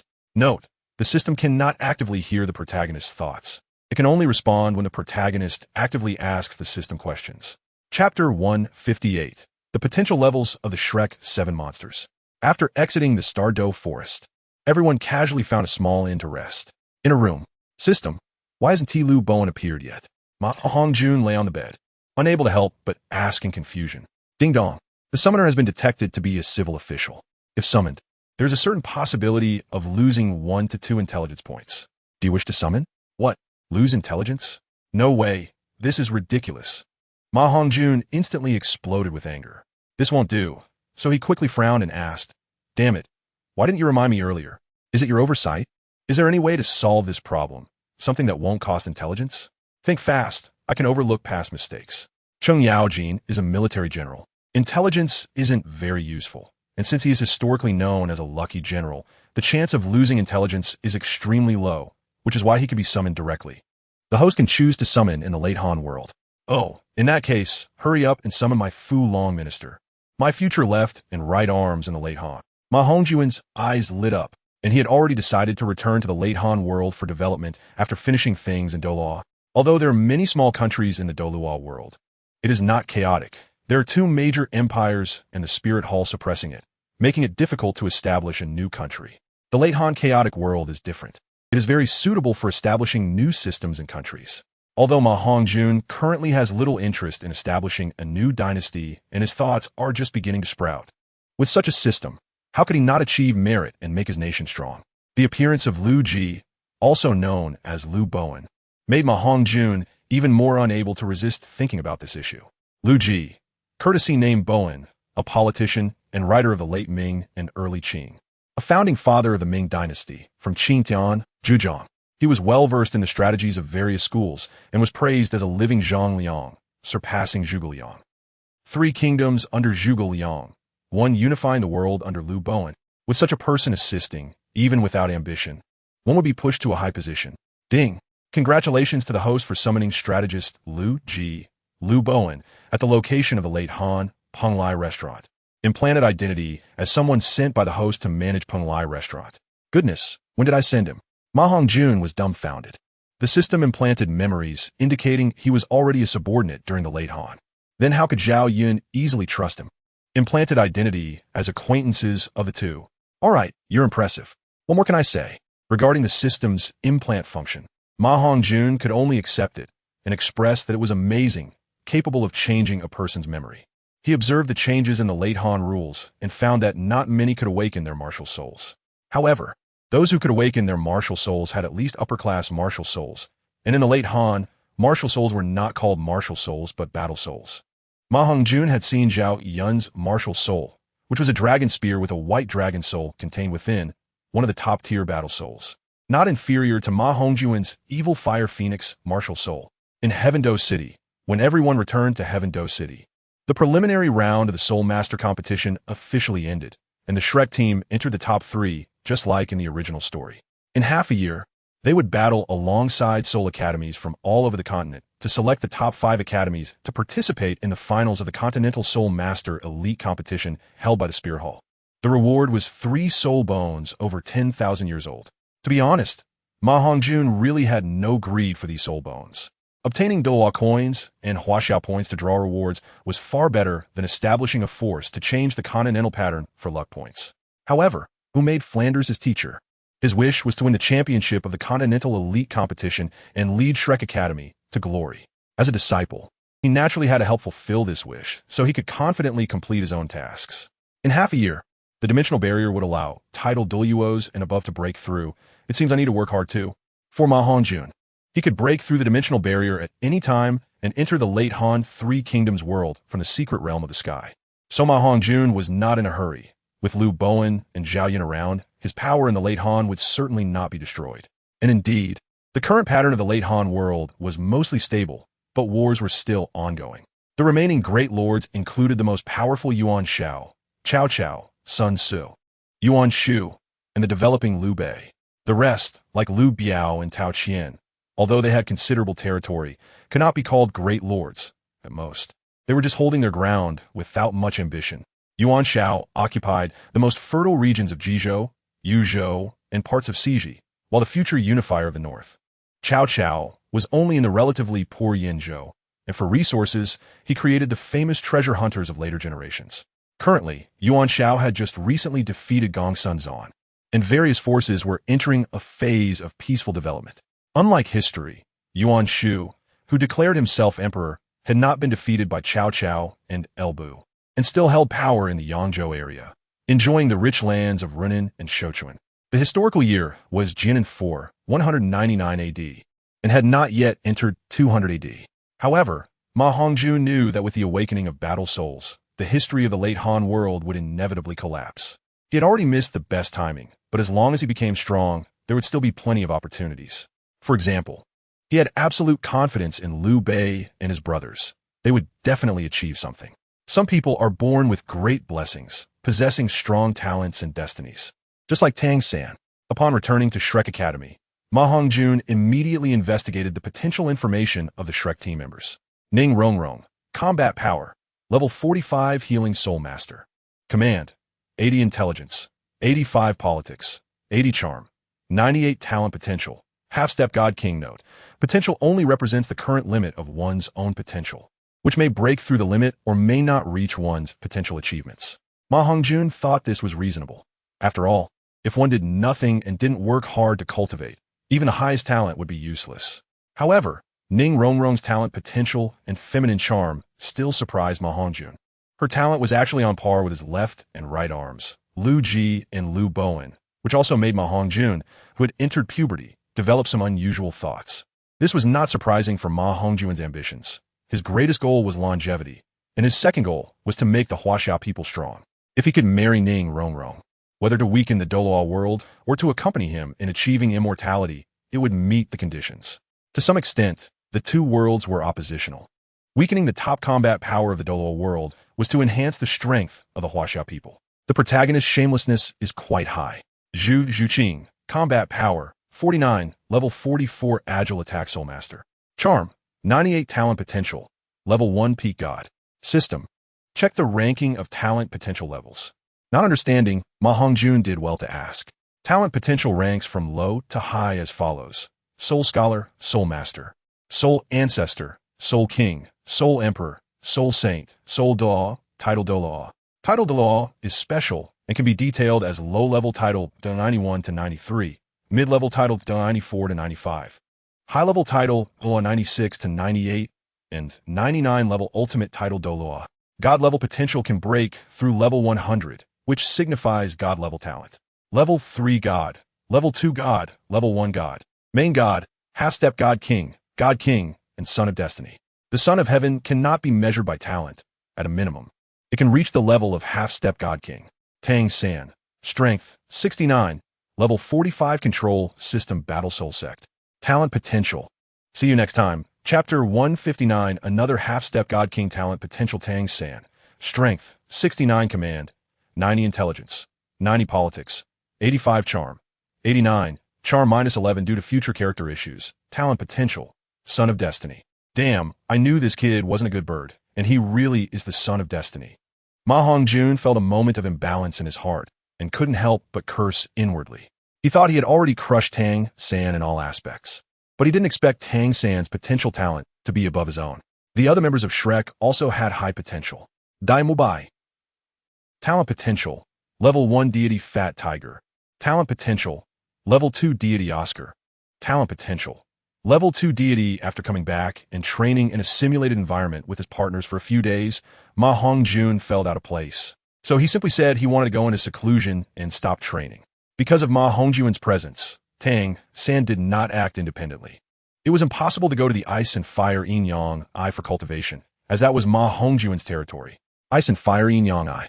I found out that the reason the Elite Soul Master competition was postponed a half a year later was said to be due to some hidden families putting pressure on the Spirit Hall and the two major empires. Poison Douluo furrowed his brows and said to MaHongjun seriously, "Is it tricky?" MaHongjun said lightly. He had already guessed this.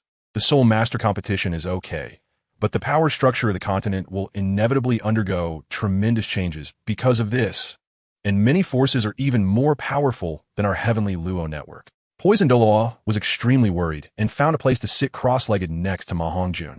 MaHongjun had been cultivating in the Ice and Fire Yin Yang Eye for the past few days because he found that his soul power improvement speed there was twice that of other places. He suspected it might be related to the 9-leaf sword grass battle soul. How is the strength of the younger generation? MaHongjun couldn't help but ask again with concern. Little monster, do you still care about the strength of the younger generation? But rest assured, it's strange that although these hidden families have strong top-tier combat power, the strength of the younger generation is generally weak, and only a few can compare to Shrek's team. Poison Douluo said jokingly, while looking at MaHongjun's concerned expression. Little did he know that MaHongjun's true thoughts were to get information for the sake of winning the Soul Master competition, but in reality, it was to pass the information back to the late Han period. Well, that makes me feel much better.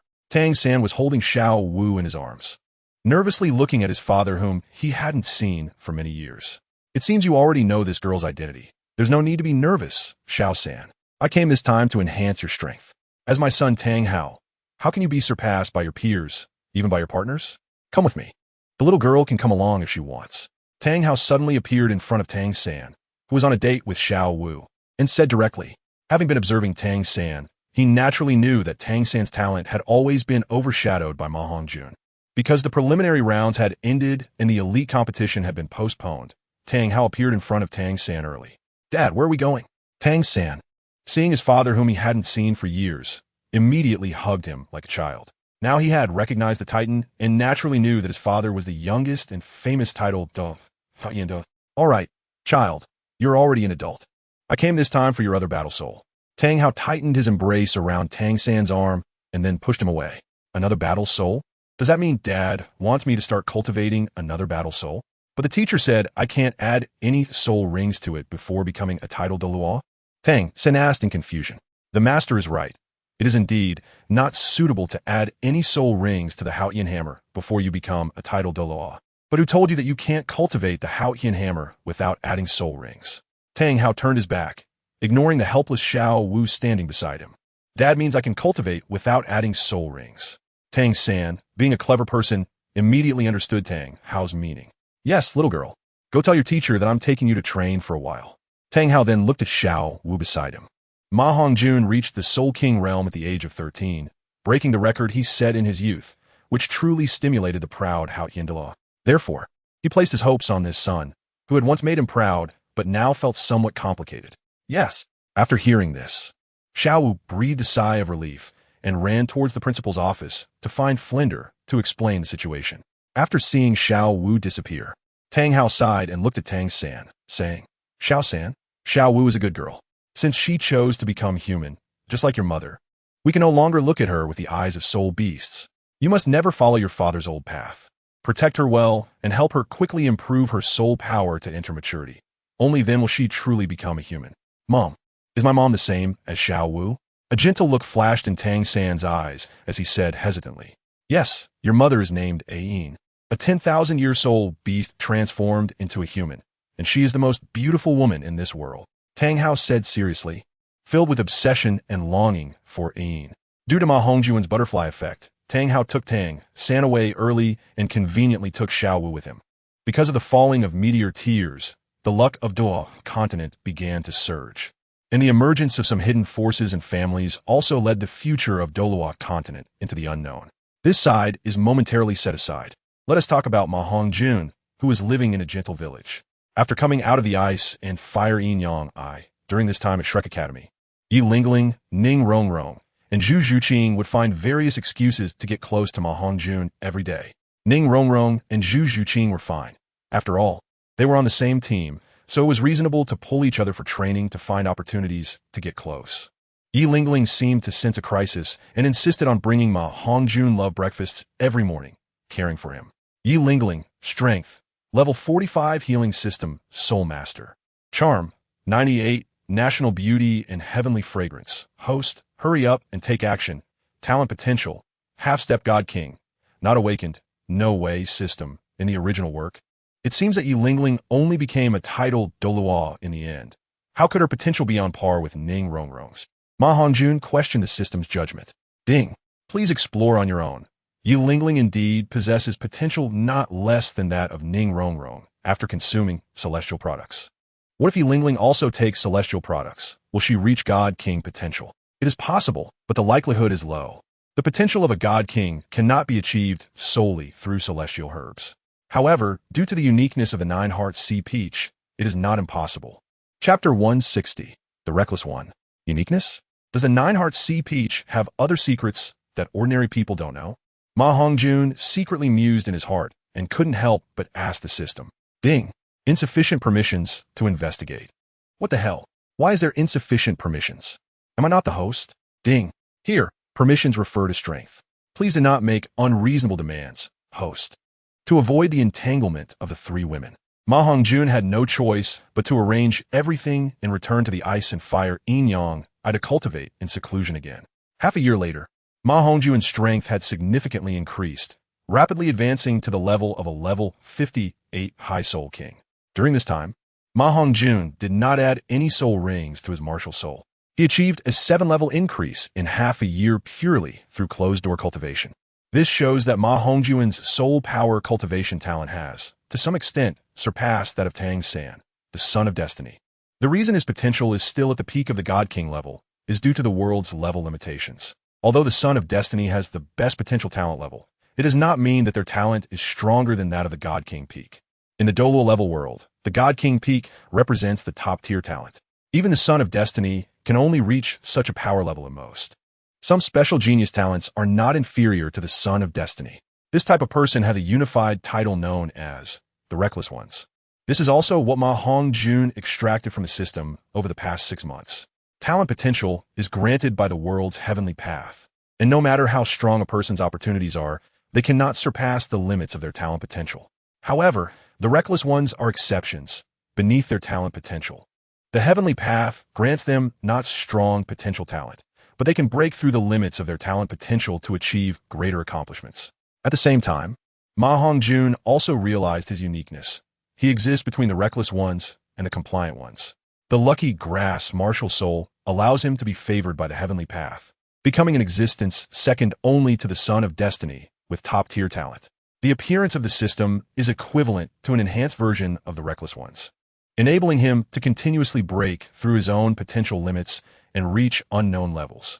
In the Three Kingdoms world, due to the emergence of martial souls and the enhancement of personal martial power, many forces that seemingly do not participate in the struggle for supremacy, similar to sex, have also emerged.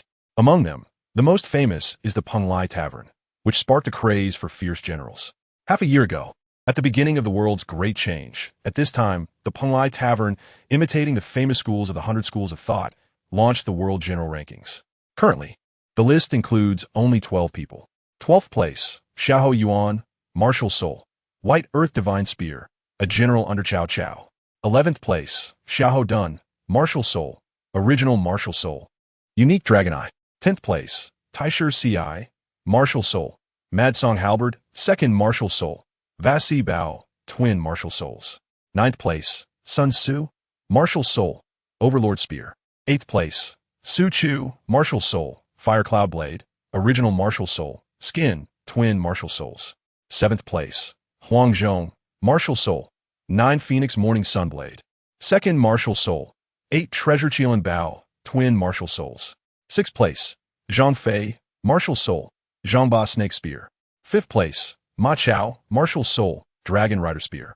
4th place, Guan Yu, Martial Soul, Qinglong Yinhua Blade. 3rd place, Dian Wei, accompanying Martial Soul, Mad Song Twin Battle Halberd. 2nd place, Zhao Yun, Martial Soul, Dragon Gallbladder Bright Silver Spear, 2nd Martial Soul, White Dragon. 1st place, Elbu, Martial Soul, Fontian Painting Halberd, 2nd Martial Soul, Battle Soul, Wushuang. Except for Elbu, who awakened the special Wushuang Battle Soul and is recognized as the #1 martial general in the world. The rankings of the other 11 individuals are not in a specific order. Note, although the martial souls of other generals are also superficially called battle souls, they're not recognized by the system. Originally, during the late Han period, these famous generals had only just awakened a martial soul. But gradually more people awakened their second martial souls. The person responsible for the rankings is Liu Bowen from the Penglai Tavern. Due to MaHongjun's interference, Zhao Yun and his brothers from the White Horse Yitong seized the opportunity of the world change ahead of time, rapidly increasing their strength, each comparable to a soul sage. The Penglai Tavern thus became the most powerful and mysterious tavern in the Han Dynasty, with 5 people daring not to provoke it. The reason for this ranking is mainly based on MaHongjun's requirements. Otherwise, those with twin martial souls would certainly rank higher. This is also the information collected by the intelligence system of the Penglai Tavern. And the reason it is so detailed is that it was obtained by inquiring about the names provided by MaHongjun. In the wild, there are countless powerful beings, such as the universally recognized gun god Tong Yuan and sword Saint Wang Yu, who possess strength equivalent to a level 95 super title Douluo. The two rely on the second stage of technique and the pinnacle of intent, and even against a level 97 title Douluo, they do not fall behind. Whether in technique or physique, these cultivation methods are divided into 2 types: internal cultivation and intent cultivation. Internal cultivation is equivalent to soul power cultivation in the Douluo continent, focusing on the level of strength. Intent cultivation, on the other hand, enhances battle power through secret methods, similar to soul ring skills in the Douluo continent. During the past 6 months, MaHongjun also returned briefly due to concerns about the situation in the late Han period, and through a brief understanding, he grasped the changes in the rules of the late Han world. Therefore, MaHongjun decided to focus on technique cultivation in the future, with soul ring skills as a supplement. Regarding the understanding of battle souls, MaHongjun is only partially informed, but it is roughly equivalent to the domains in the Douluo world, greatly enhancing battle power, especially when combined with techniques and other cultivation methods from the late Han world, which amplify their power even further. As the first to awaken a battle soul after the changes in the late Han world, Elbu, known as El Fengxian, undoubtedly stands as the #1 martial general of the late Han. The battle soul domain seems even stronger than the martial soul domain of the Douluo continent and is more suitable for commanding troops in battle. MaHongjun recalled Liu Bowen secretly leading Elbu, who was responsible for intelligence gathering, and couldn't help but ponder. The changes in the late Han Three Kingdoms world are undoubtedly enormous in terms of collected intelligence. The overall strength of the late Han has increased nearly 5 times faster than that of the Douluo continent. Although the overall strength of the Douluo world is already a level stronger than that of the late Han world, this gap has undoubtedly narrowed significantly, if we do not count the hidden families that have emerged, increasing the strength of the Douluo continent. The current late Han is not weaker than the apparent strength of the original Douluo world. Only in the top-tier combat power at the extreme Douluo level is there a shortfall, remaining at a disadvantage. Overall, their strength is already not inferior. Just as MaHongjun was preparing to leave the ice and fire yin-yang eye, he suddenly noticed something bright in front of him, as he discovered that several celestial herbs had actually increased. He had previously focused solely on closed-door cultivation and had not noticed the changes in the surrounding celestial herbs. With the increase in world fortune, the world's spiritual energy had also become denser, making cultivation easier. The already dense spiritual energy of the ice and fire yin-yang eye naturally flourished, and the surge of spiritual energy allowed some celestial herbs that originally required 10,000 years to mature to develop fully in just a short period of 2.5 years. Chapter 161. Solving Xiao Wu's Problem. MaHongjun was overjoyed in his heart, but his hands did not slow down, quickly packing the matured celestial herbs into his wishful 100 treasures bag. Some of the immortal herbs appeared in the second fight, while others had never been seen before. MaHongjun was indifferent to these matters. The arrival of meteor tears, the enhancement of the world's luck, and the changes in the world's rules were all quite straightforward. It could also prepare a suitable immortal herb for Zilong. MaHongjun thought to himself that Zhao Yun's strength was still somewhat different from that of a title Dalu, probably equivalent to a peak soul Dalu. In a real life-and-death battle, he might not be weaker than a title Dalu, but his level of strength was merely that of a low-level soul Dalu. If Zilong consumed an immortal herb under normal circumstances, his strength in one-on-one combat might rival that of the old poison. As MaHongjun pondered, his eyes brightened. Of course, he did not express the deeper reason. If he gave Zhao Yun an immortal herb, Zhao Yun's loyal and grateful personality would definitely make him grateful to MaHongjun. Even if he acknowledged MaHongjun as his master because of it, MaHongjun would not be surprised. Thinking of this, MaHongjun became somewhat impatient. However, the most pressing matter now was the Elite Soul Master competition organized by the Spirit Hall. The champion of the Elite Soul Master competition was the highest honor that the younger generation of Soul Masters could achieve. Although MaHongjun prided himself on being mature, having lived over 30 years in 2 lifetimes, due to his rebirth, his temperament still leaned towards that of a youth. He claimed not to care about such competitions, but in reality, winning the championship would still be something to be happy about for a while. However, before participating in the competition, he needed to resolve the issue with Xiao Wu. MaHongjun picked some extra immortal herbs and left the Ice and Fire Duality Eye, arriving at Shrek Academy. The residence of the Shrek 7 monsters was in the back mountain of Shrek Academy, and Tang San and Xiao Wu had returned 3 days earlier. MaHongjun was the last to return to the team. After all, experts always make their appearance last. After a small gathering upon returning, MaHongjun called Tang San aside alone, his expression emotionless as he said, "Xiao San, your father should have already told you about Xiao Wu's identity, right?" Tang San's face immediately showed a look of panic, thinking to himself that it was bad. MaHongjun had indeed seen through Xiao Wu's identity. And did that mean he was going to target her? In an instant, countless images of brothers turning against each other flashed through Tang San's mind. After all, 100,000-year soul ring and soul bone were simply too tempting, and it was hard to guarantee that treasures wouldn't stir one's heart. You don't need to worry. Xiao Wu is also my sister. If in the future you dare to do anything wrong to Xiao Wu, I definitely won't let you off easily. Seeing Tang San not speaking, MaHongjun noticed a hint of vigilance and panic in his silence, and couldn't help but say impatiently, "This guy indeed showed a vigilant demeanor towards everyone, wasting the immortal herbs he had given." However, there was nothing he could do.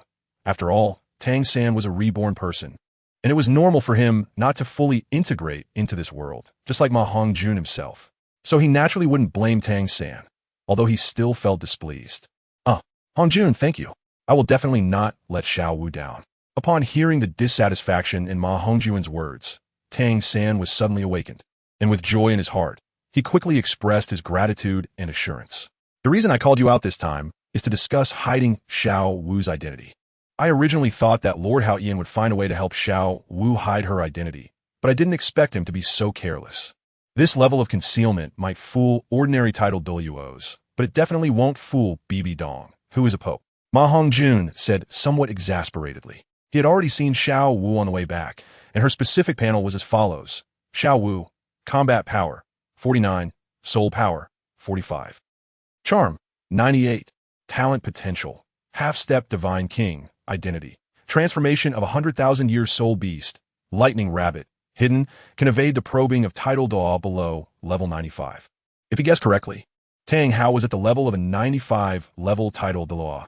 But don't forget, there are not only Pope Bibi Dong, but also Sword Daw, Chen Xine, and Bon Daluo Gu Rong, who are both above level 95 super Tidal Daluos, appearing in the Soul Master Finals. So how could it be concealed? No way.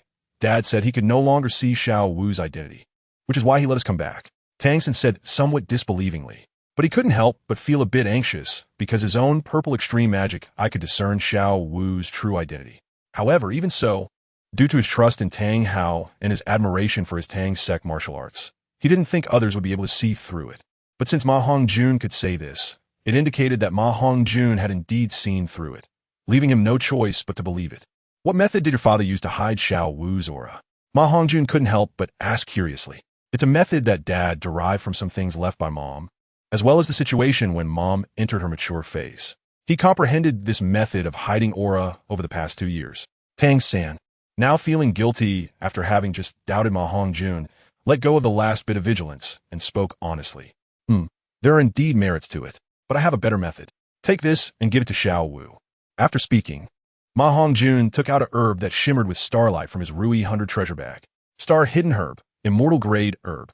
Effect. After consumption, it can hide all auras, undetectable except by deities, and has a good effect on strengthening the foundation and nurturing the essence. There were also some scattered introductions and harvesting methods below, which were part of the 3 functions provided by the system after its upgrade. The Exploration System effect. The Exploration function could not only detect any person's martial soul potential and strength information, but also explore some uses and basic information of treasures. This immortal herb was naturally one of the few that had regrown, considered the least effective herb for strengthening the foundation and nurturing the essence among the immortal herbs. But its main use was to hide one's aura, perfectly suited to help Xiao Wu conceal her identity. Although MaHongjun had not fully integrated into the world of Douluo continent, he still had no issues regarding relatives and friends, and he was willing to part with an immortal herb. This is too precious. I can't take your immortal herb anymore. Tang San instinctively said politely, but seeing MaHongjun's expression gradually turning unfavorable, he quickly stopped. He wasn't foolish and faintly sensed that MaHongjun might have some misunderstanding of him. This is for Xiao Wu. Tang San, remember not to let Xiao Wu down. She is a very good girl and deserves your lifelong protection. Due to his feelings towards Huaxia, MaHongjun's fondness for Tang San, the future ruler of the Douluo world, naturally plummeted. However, with the bond of past friendship, he held no hostility, but he couldn't help but feel increasingly displeased with Tang San, thinking that he must educate him more in the future to prevent him from going astray. After saying this, without waiting for Tang San to respond, he returned to his residence to rest. Chapter 162. Ning Rongrong's Boudoir. MaHongjun walked away gracefully, but deep down, he felt a bit uncomfortable. He was trying to match up Tang San and Xiao Wu while he himself didn't even have a partner. Perhaps it was time to find a girlfriend. Although the issue of the evil Fire Phoenix martial soul was basically resolved, and he understood the necessary matters, he still couldn't escape the fact that he was a novice. I really am a good person, but damn it, it seems I need to find a girlfriend soon. MaHongjun thought to himself, and just as he was about to return to his own place, he suddenly stopped, turning towards the direction of Zhu Zhuqing and Ning Rongrong's residence. Don't get it wrong. MaHongjun was going to find Zhu Zhuqing, and Ning Rongrong's place was adjacent to Zhu Zhuqing's, so it was in the same direction. MaHongjun is definitely not the type of person who eats from the bowl while looking at the pot. Just as he was thinking this, He arrived at a fork in the road. 10 meters to the left was the entrance to Zhu Zhuqing's residence, and 10 meters to the right was the entrance to Ning Rongrong's residence. That smells good. MaHongjun recalled Ning Rongrong's talent, which was at the level of a half-step divine king, and decisively changed his mind, deciding to go talk to Ning Rongrong first. He absolutely wasn't trying to live off a woman. He just felt that as a support-type soul master, Ning Rongrong needed his protection more. Although Zhu Zhuqing's impressive figure was more tempting, MaHongjun would not be seduced by a woman's beauty. His pursuit was the stars and the sea. However, his intention to have a heart-to-heart talk with a woman alone fell through. Upon entering Ning Rongrong's courtyard, he found that not only was Zhu Zhuqing present, but so was Xiao Wu. Huh? Sixth brother, weren't you supposed to be talking to Xiao San? Why did you suddenly come here to Rongrong? Xiao Wu exclaimed in surprise when she saw MaHongjun standing at the door. Huh? Oh right, I just finished talking. Xiao San is probably looking for you around the academy now. You should go check, MaHongjun quickly replied, coming up with a way to send Xiao Wu away. Due to MaHongjun being the head of the household, life for the Shrek 8 monsters was naturally not as harsh as in the original story. Each person had their own independent courtyard on the back mountain of Shrek Academy. Ning Rongrong, being a support-type soul master, shared a courtyard with Zhu Zhuqing for safety reasons. Oh, I see. Rongrong, I'll head out now. I'll come find you tomorrow morning to go to the soul master competition together. Xiao Wu said as she quickly stood up from the stone table in the courtyard and dashed off. MaHongjun smiled slightly, with the troublesome person gone. It wasn't really a lie to Xiao Wu either, as Tang San was certainly looking for Xiao Wu, eager to have her take the star hidden grass. Sixth brother, how come you have time to come here? Do you miss me? Or do you have something nice for me? Ning Rongrong. Seeing Xiao Wu leave and Zhu Zhuqing still seated without any intention of leaving, got up and jokingly pulled MaHongjun's arm. Seeing Ning Rongrong so bold, MaHongjun tightened his grip on her arm and teased back. Yeah, I've been in closed-door training at the Eye of Ice and Fire for too long. I missed you two little fairies, so I came to see you. You big heartbreaker. I'm ignoring you now, Ning Rongrong said with a feigned angry huff. Although she was secretly pleased, Zhu Zhuqing beside her felt her face heat up and quickly turned to look at the flowers outside.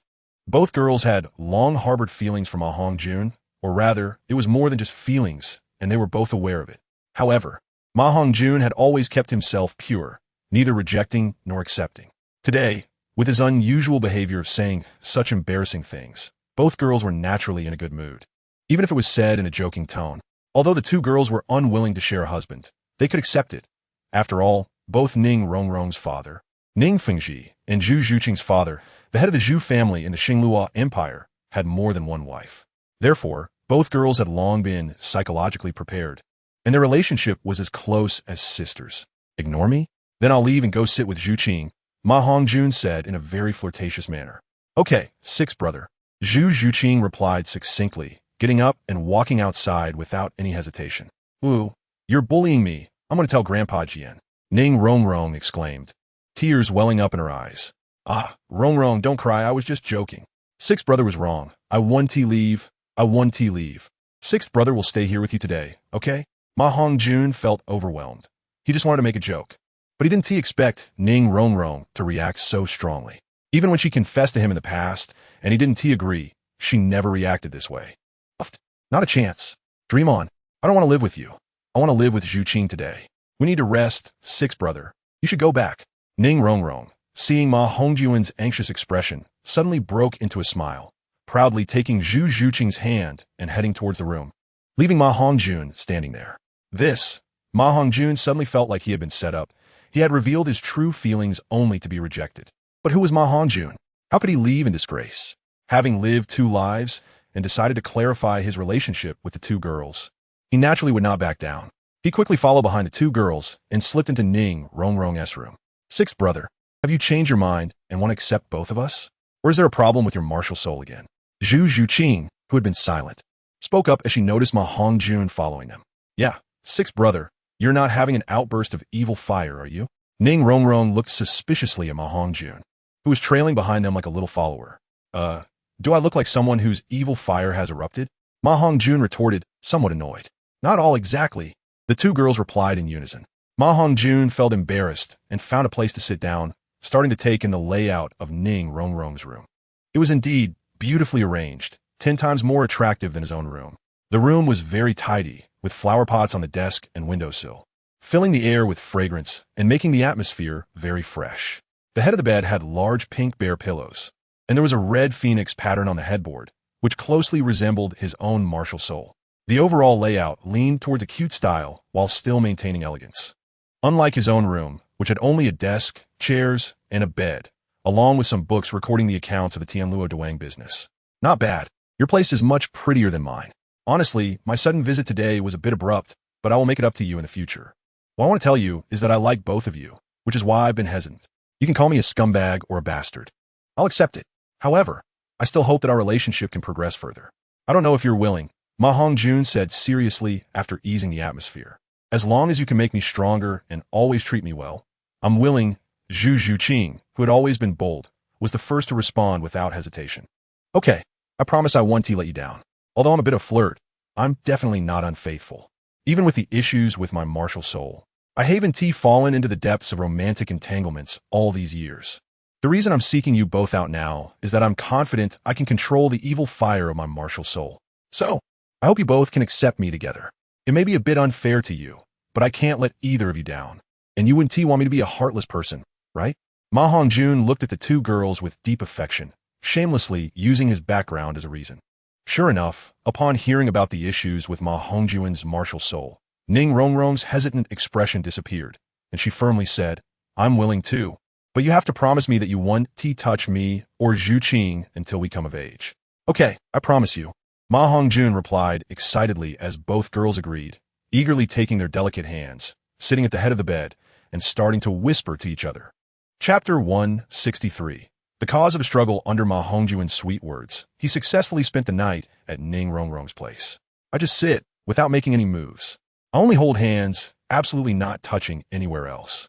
I just hug, definitely not doing anything bad. I just give a kiss, and absolutely won't stick out my tongue. In this way, MaHongjun's first kiss was successfully given to the two girls. The two girls gradually fell under MaHongjun's charm. However, MaHongjun still remembered his agreement with Ning Rongrong. He would not really touch the two girls until they reached adulthood. But he still had to kiss where he needed to kiss, and wouldn't miss the opportunity to touch, as MaHongjun was not a saint who could remain unperturbed. The next morning, MaHongjun, as planned, only observed the battles and did not participate.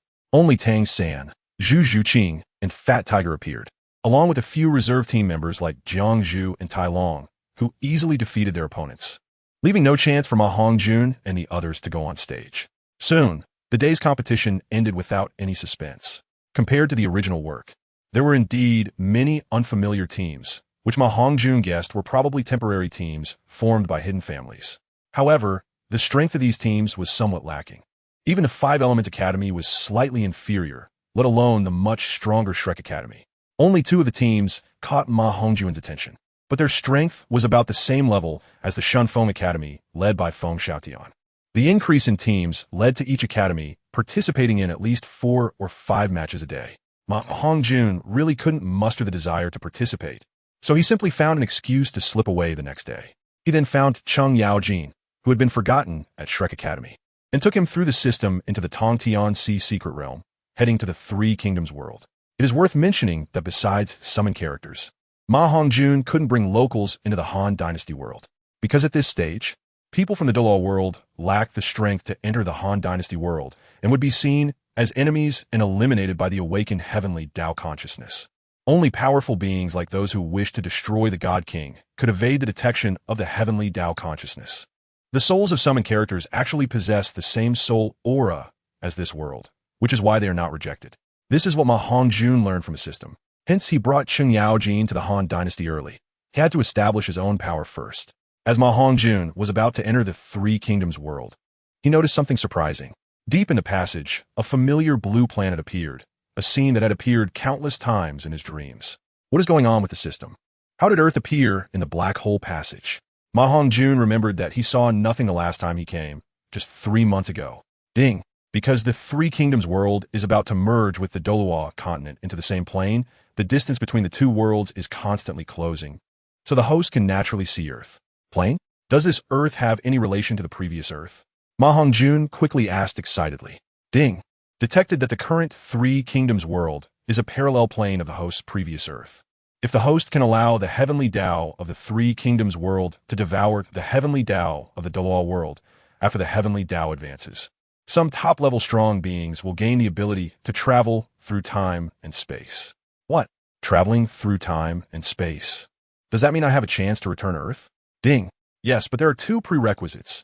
First, you can only travel through time and space based on the main world's heavenly Tao. Second, you must reach a realm that surpasses the peak of the God King. I understand the second one, but what does the first prerequisite mean? If the Douluo continent's heavenly Tao devours the Three Kingdoms world's heavenly Tao, then even if the host possesses the ability to travel through time and space, the world crossed will also be a parallel world based on the history of the Douluo continent. MaHongjun fell silent for a long time, standing still, lost in thought. In the past, he only felt that as long as he didn't lose to Tang San, it would be enough. He had no idea what the meaning of his rebirth was, or his ideals. He simply wanted to live freely, to become a god and not be bullied by others. These aspirations were too superficial, or perhaps it was because he had no goals in life. So he could only settle for these basic desires. To become a true strong person, these were far from enough. Fortunately, the appearance of a world resembling Earth ignited a desire within MaHongjun, a desperate longing to become stronger. As for this life, he had no feelings for whoever his current parents were. His true parents were from his previous life, from a lineage of Huaxiao blood. Ever since the Three Kingdoms world appeared, the thoughts he had suppressed deep in his heart finally surfaced at this moment. The yearning in his heart was infinitely magnified. After his disappearance, how were his dad and mom? Did they miss him? Were they heartbroken because of his departure? He made a firm resolution.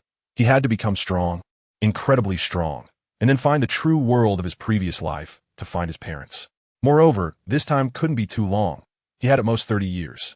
It might even be only 20 years, and that was under the premise that nothing unexpected happened. Subtracting the 14 years spent in Douluo continent, it meant that his previous parents were nearly 50 years old. Given their relatively healthy bodies, living for another 20 years shouldn't be a big problem. As for what would happen 20 years later, it was uncertain, so MaHongjun had to make himself strong as soon as possible. Only then could he extend the lives of his parents after finding them. The history of the Three Kingdoms world from his previous life had appeared, and the appearance of Earth was not far off. Relying solely on his own strength to confront the entire world was obviously not feasible. He needed to dismantle the opposing will from both external and internal fronts. It seemed that the struggle was inevitable. This time, he would set things up in the Han Dynasty, and the next time he came, he would truly belong to this world. After winning the championship for the Shrek team in Wuhunwith City, he would immediately head to the City of Slaughter, obtain what he wanted there, and then fight alongside Zilong and Boren. As MaHongjun recalled the grand scenes of war, a surge of blood surged within him. To be able to live and fight alongside these historical heroes was something he had never even dared to dream of in his previous life. Whether it was Guan Yu, who once flooded the Seven Armies, Zhao Zilong, who rescued the young master through the long slope, or the brilliant Zhuge Liang and the genius Guijia, all were figures MaHongjun admired deeply in his past life. 3 days later, MaHongjun's figure reappeared in the Tongtianxi secret realm. This time back to the Han Dynasty, Lu Bowen gave MaHongjun a big surprise. As he had successfully persuaded Zhao Yun to accept MaHongjun as his master within these 3 months using his eloquence, MaHongjun simply could not refuse.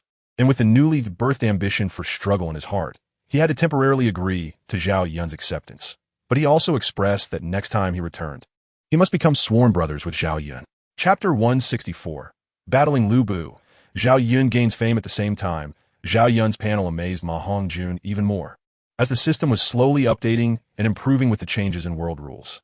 Zhao Yun, Martial Power, 91 Martial Soul. Dragon Dagger Bright Silver Spear, 2nd Martial Soul. White Dragon Sealed, Realm. Minor Grandmaster Realm. Soul Power 86 to 89, Talent. Divine Priest above average talent ability. Exceptional comprehension, unmatched in the world. If he can break through his own talent limits, he will surely become an extraordinary being from now on. If intelligence and other attributes are below 85, they will no longer be listed. What level is a Divine Priest? MaHongjun was a bit confused at the time, as he had predicted Zhao Yun might become an extraordinary being. Lowest level of Divine Realm. This shouldn't be. How could Zhao Yun's talent be so poor? Is there a mistake? MaHongjun felt indignant for him. Ding. Reminder, the lowest level of Divine Realm is still Divine Realm. It cannot be said to be poor. And reaching level 100 is a hurdle. The closer one's talent is to level 100, the easier it is to break through. The day of breakthrough is indeed the day of becoming extraordinary. Upon hearing this, MaHongjun immediately became delighted. From this, it seemed that Zhao Yun's talent was similar to that of an ordinary martial general, but he also had divine-level potential and was more likely to break through. Once he broke through, with his unparalleled comprehension, he would surely become an extraordinary being. After all, historically, Zhao Yun was famous for his exquisite techniques and brave combat, but he was not as physically gifted as top martial generals like Bu and Dian Wei. The reason he could be compared to these individuals was entirely due to his comprehension of martial arts techniques. Of course, it cannot be denied that his own qualities were not weak either. Moreover, talent is still talent and cannot be used as a standard to judge physical quality. It can only serve as a reference. With diligent training, one can make up for some gaps in talent. So it is understandable that the differences below the divine level are not apparent. In addition, he naturally utilized his own advantages. The Penglai Tavern is famous for its wine. Due to the revival of spiritual energy, food production has greatly increased, and fine wine has naturally become more popular. With 2,000 years of refined brewing formulas, Penglai wine became the most popular tavern at the end of the Han Dynasty, and Penglai wine was praised as the immortal brew of Penglai. Thus, the business of the Penglai Tavern miraculously began to flourish at the end of the Han Dynasty. Of course, there was another main reason. The Penglai Tavern was suspected to have at least 3 title de law, with extremely powerful strength. Ordinary warlord powers usually have at most 1 or 2 title de law. The foundation of having 3 title de law was also an important reason for the expansion of the Penglai Tavern. The Penglai Tavern, in fact, did not have 3 title de law. Counting Zhao Yun's master Tong Yuan and Lu Bowen, there were only 2. The reason the outside world believed there were 3 was that Zhao Yun once fought against Bu, known as the #1 martial general in the world, and escaped unscathed. Coupled with the unique method of concealing aura from his sect, outsiders could not discern his true realm. It is said that Bu was the first person in the Han Dynasty after the older generation. Although he only appeared to be at level 89, he was a rare martial artist who combined strength, technique, and body. Having defeated Sword Saint Wang Yu, who was a title de law, meant that although he was not a title de law, he was better than one. 2 months ago, Zhao Yun and Lu Bowen had gone to Shuzhou, where Bu was located, because Bu had drunk without paying at the Penglai Tavern and even wanted to take over the tavern. With the revival of spiritual energy and the enhancement of individual strength, it took only a day to travel from Jizhou to Shuzhou. After the appearance of battle souls, the internal power within martial generals was raised by more than 1 tier, and the power consumed during the journey was minimal. In Shuzhou Xiaopei, outside the Penglai Tavern, the two engaged in an earth-shattering battle. Unlike the original history, Bu, who controlled Xiaopei and possessed the strength of a title de law, naturally no one would oppose him for a few cities. Regardless of how important the city was, as long as it was not the imperial city, it would not be a problem. This is the power of a title de law. This is the majesty of a title de law. Yet the Penglai Tavern dared to confront such an existence. Under Lu Bowen's guidance and covert assistance, Zhao Yun and Bu fought for 300 rounds without a clear victor. In the end, with Lu Bowen's intervention, they successfully subdued Bu and made him apologize to the Penglai Tavern in front of the world. Although Bu was proud, he could not hold his head high in front of Lu Bowen, a title de law, and Zhao Yun, who was nearly equal to him. Plus, he was in the wrong, so he publicly apologized. As a result, the status of the Penglai Tavern was completely solidified at the end of the Han Dynasty, becoming an existence that no one dared to provoke. Zhang Liao and Gao Shun, under Bu, although their strength was also outstanding, could only choose to watch coldly under the pressure of Lu Bowen, a title de law. After MaHongjun learned about this matter, he showed a surprised expression. The real reason was that Bu actually chose to fight Zhao Yun in foot combat and did not allow his subordinate army to form a battle formation to surround them. Feeling invincible in the world, he wanted to fight against the second martial general under by Xiaoxing's pen, but unexpectedly completed Zhao Yun's reputation. In fact, their reckless visit to Bu seemed rash, but everything was within Lu Bowen's expectations. Bu's character did not allow him to drive the two away with the might of battle formations. Once they defeated Bu, the strength of the 2 title de law would naturally gain fame, making outsiders dare not covet the Penglai Tavern. Furthermore, the publicly recognized title de law gun, God Tong Yuan, would make it seem like there were 3 title de law. Although the 2's strength could not break through the battle formations formed by Bu and his generals, It was not difficult to leave if they set their minds to it. Even if something unexpected happened, Liu Bowen had contingencies. Zhao Yun's master was observing from a hillside outside the city. With his vision and perception, he could see everything happening within the city. Although Tong Yuan did not acknowledge MaHongjun as his master, he willingly accepted the position of elder protector at the Penglai Tavern. Zhao Yun, being his favorite disciple, made him uneasy about the battle with El Bu, so he had to prepare for his disciple, besides throwing Cheng Yaojin to the Penglai Tavern. MaHongjun also told Zhao Yun about the secret of twin martial souls. Although due to changes in the rules of heaven and earth, the first batch of martial generals awakening martial souls all possessed strength above Soul Sage, and their physical strength was sufficient. So there was no need to worry about the drawbacks of the second martial soul. However, it still indicated that the later the second martial soul's soul rings were applied, the greater the benefits.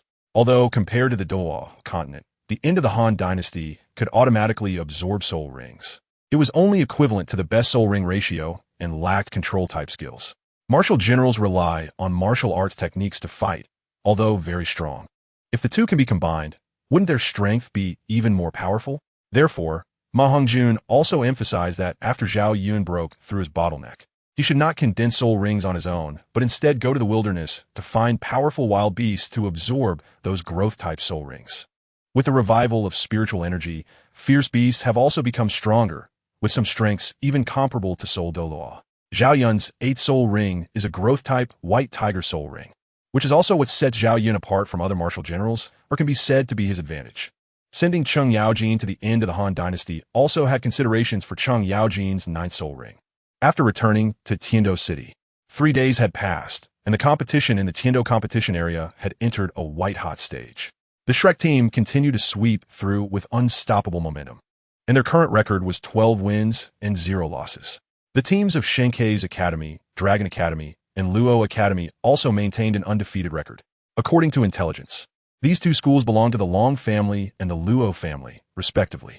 As for the Mo family, one of the 3 great families, they unfortunately encountered Shrek Academy early, ending up with a record of 11 wins and 1 loss, tying with Chihua Academy and Tianshui Academy for second place.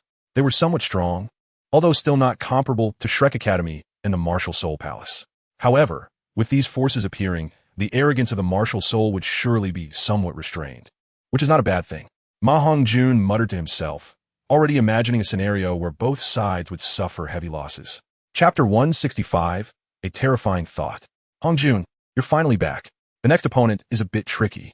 I plan to let Dai Lauda and Xiao Wu Zhuqing take action together, while you and Rongrong act as trump cards, kept in reserve. What do you think?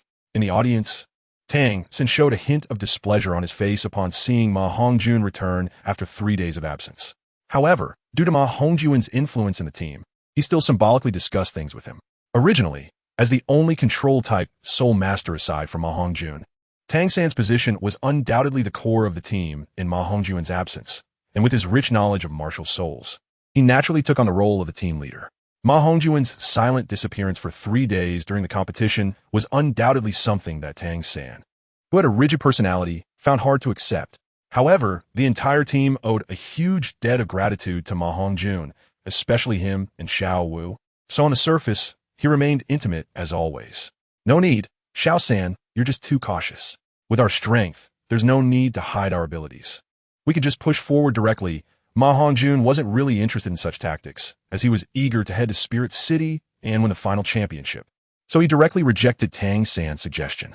MaHongjun estimated that if he could win the preliminary rounds, the promotion rounds, and the final championship, his influence would definitely increase, and his still incomplete system would surely be able to absorb fortune and gain Douluo coins for his lottery draws. Although MaHongjun did not plan to absorb any soul bones other than the external soul bones and wisdom soul bones, any rewards drawn could be used by others. If it were a 100,000-year soul ring, that would be even better, as it could serve as the 5th or 6th soul ring for his 9-leaf sword grass martial soul. As for the 6th soul ring of the evil fire phoenix, MaHongjun had already thought about it. It had to be the 10-headed sun snake from the city of slaughter. Once he absorbed its inner core, the disadvantages of his martial soul would all be transformed into advantages, evolving his martial soul into a more perfect form. MaHongjun had a feeling that his phoenix martial soul was at a bottleneck. Perhaps unlike the original MaHongjun, after absorbing the inner core of the 10-headed sun snake. His phoenix martial soul might break through the 10-headed limit and reach an 11-headed or 12-headed fire phoenix, becoming a true divine-level martial soul. What MaHongjun did not know was that because his Yuan Yang had not leaked, the foundation of his martial soul was much deeper compared to the original MaHongjun, who often vented his energy. He merely thought that he had more opportunities than the original. Once he upgraded to a divine-level martial soul, the increase in strength would be secondary. The main thing would be the enhancement of talent potential. Although MaHongjun's current talent potential had already reached the peak of this world. However, excess talent surely existed and would manifest in the form of combat power. Even the 12-winged angel martial soul could not compare, and if this continued, it was very likely that a child with innate level 20 soul power would be born. Of course, this was just a small speculation in MaHongjun's heart, and the specifics would have to be judged based on future circumstances. If possible, MaHongjun hoped that his future child could inherit his 9-leaf sword grass martial soul. The 9-leaf sword grass martial soul had now separated from the system. The true system had long been inseparable from him. Even so, the 9-leaf sword grass martial soul still could not be summarized by the martial soul rules of this world. MaHongjun even felt that the 9-leaf sword grass martial soul could not be called a martial soul, as it truly did not deserve the title. However, the martial souls of the Douluo world also have their own advantages, which is their enormous potential, allowing them to continue growing. Of course, the premise is that they can break free from the rules of the Douluo world. Didn't even the arrival of the Huaxiao world inevitably influence the martial soul rules of this world? He had never thought deeply about the reasons for the formation of martial souls before, but now that he thought about it, it was terrifying to consider. There must be astonishing secrets hidden behind it. As MaHongjun thought of this, he suddenly felt a jolt in his heart and quietly said to himself. However, he quickly buried this matter deep in his heart, as he felt that he was still far from having the qualifications and strength to explore such unknown matters. Although MaHongjun's mind was filled with fantasies, he was always paying attention to Tang San's expression. Sure enough, upon hearing MaHongjun's differing opinion, Tang San hesitated for a moment but still spoke up. Fine, I have no objections. Let's settle this quickly. Everyone vote to decide whether to agree with Hongjun's plan. Seeing this, Tang San agreed, as he chose to conceal his strength primarily based on his teacher, Master Yu Xiaojiang's opinion. With his intelligence, how could he not see the current strength of the Shrek team? Aside from a spear hall, there was basically no threat. Hiding their strength would be useless. However, he could not disregard the teacher's opinion, thinking it might not be a bad thing, so he agreed to the master's tactics. Agreed. Fat Tiger and Dai Mubai were the first to agree, especially since Dai Mubai had long wanted to show his fists and feet. Agreed. The three girls also expressed their agreement. Agreed. We must agree. I've said it long ago. With our strength, there's no need to hide. If we can win, we can win. If we can't, hiding won't help. Our goal has always been just the spear hall. Oscar complained from his side, his intelligence being the second strongest in Shrek after Tang San. He had long seen the flaws in the master's strategy, but being of low status. No one would listen to the opinion of a food-type soul master. The master's hidden tactics appeared beneficial on the surface, but in reality, it posed a considerable risk. Once they encountered a powerful opponent with their trump card, they might easily fail to secure first place, as happened in the original's preliminary rounds. Although being in the top 5 would allow them to go to Spirit City for the finals without affecting the final championship, the influence generated would definitely decrease, which was not what MaHongjun wanted. What he wanted was influence. The greater the influence, the better, as the rewards provided by the system would also be more generous. It goes without saying that the champion of the Continental Soul Master Elite competition would undoubtedly gather a lot of fortune from the continent. Once they won the championship, they would almost certainly receive Douluo coins from the conversion of that fortune. The system would not issue any tasks to obtain Douluo coins or Huaxiao points. One must accomplish such significant feats or achieve certain accomplishments. Well, since everyone agrees, let's draw lots to decide who will participate in the next match, except for Xiao Wu. MaHongjun said, seeing Xiao Wu eager to participate. I don't want to, Xiao Wu pouted, looking at MaHongjun with tearful eyes. Clearly, she had become even closer to MaHongjun than at the beginning. Looking at the system panel, Xiao Wu's soul power had already reached the same level as Dai Mubai's. Level 48 indicated that she had already consumed the celestial herb, hidden stargrass. Xiao Wu also knew that it was MaHongjun who helped her, so the pure-hearted Xiao Wu naturally felt more intimate with him. You don't want to participate, right? No problem. I didn't expect Sister Xiao Wu to be so righteous, giving the opportunity to everyone. MaHongjun joked. I want to participate. Xiao Wu shook MaHongjun's arm, completely unaware that Tang San's expression had turned a bit unpleasant. All right, if that's the case, then let's draw lots to decide the participants. MaHongjun helplessly patted Xiao Wu's head, released her arm, and shrugged his shoulders. Chapter 166. Fortune is form. Xiao Wu, girls shouldn't be so unruly. Tang San seized the opportunity to scold her and pulled Xiao Wu back. The others saw this and took on an attitude of indifference, especially Ning Rongrong, who secretly felt pleased, thinking that now her man had rebuked Xiao Wu for hugging him. However, these are just fleeting thoughts. The bond between the sisters is still very deep and won't be affected by such trivial matters. They all understand Xiao Wu. She's not the kind of person who is scheming, but rather acts this way out of gratitude towards MaHongjun. MaHongjun does not care how Tang San views him and Xiao Wu. He sits down by a stone table, prepares the paper slips, and writes down 7 in and 1 out. He then crumples them into a ball and finds an opaque cup to shake. To be fair, I'll choose first. Just leave me one, and let's see who has the weakest luck. Although MaHongjun wants to participate to have a greater impact, he also considers his teammates' feelings. So he says this. He had privately discussed luck with the Shrek 7 Devils, and what Yi Lingling mentioned has now become no secret in Shrek Academy. The cup he shakes if it is his turn to choose first. He indeed has many ways to get the participation slip. All right, everyone is polite, focusing intently, including Tang San, as each person takes one crumpled paper slip. As everyone picks up their slips, an invisible aura of luck envelopes them. Each member of the Shrek 7 Devils feels as if they are being aided by divine forces and eagerly opens their slips. They all have a proud nature. Not participating is fine, but admitting that their luck is the weakest is unacceptable. Although MaHongjun does not say it outright, everyone has already realized this issue. After everyone has chosen their slips, MaHongjun opens the only remaining crumpled paper on the stone table, revealing the words participate. Indeed, my luck stands out among the Shrek 8.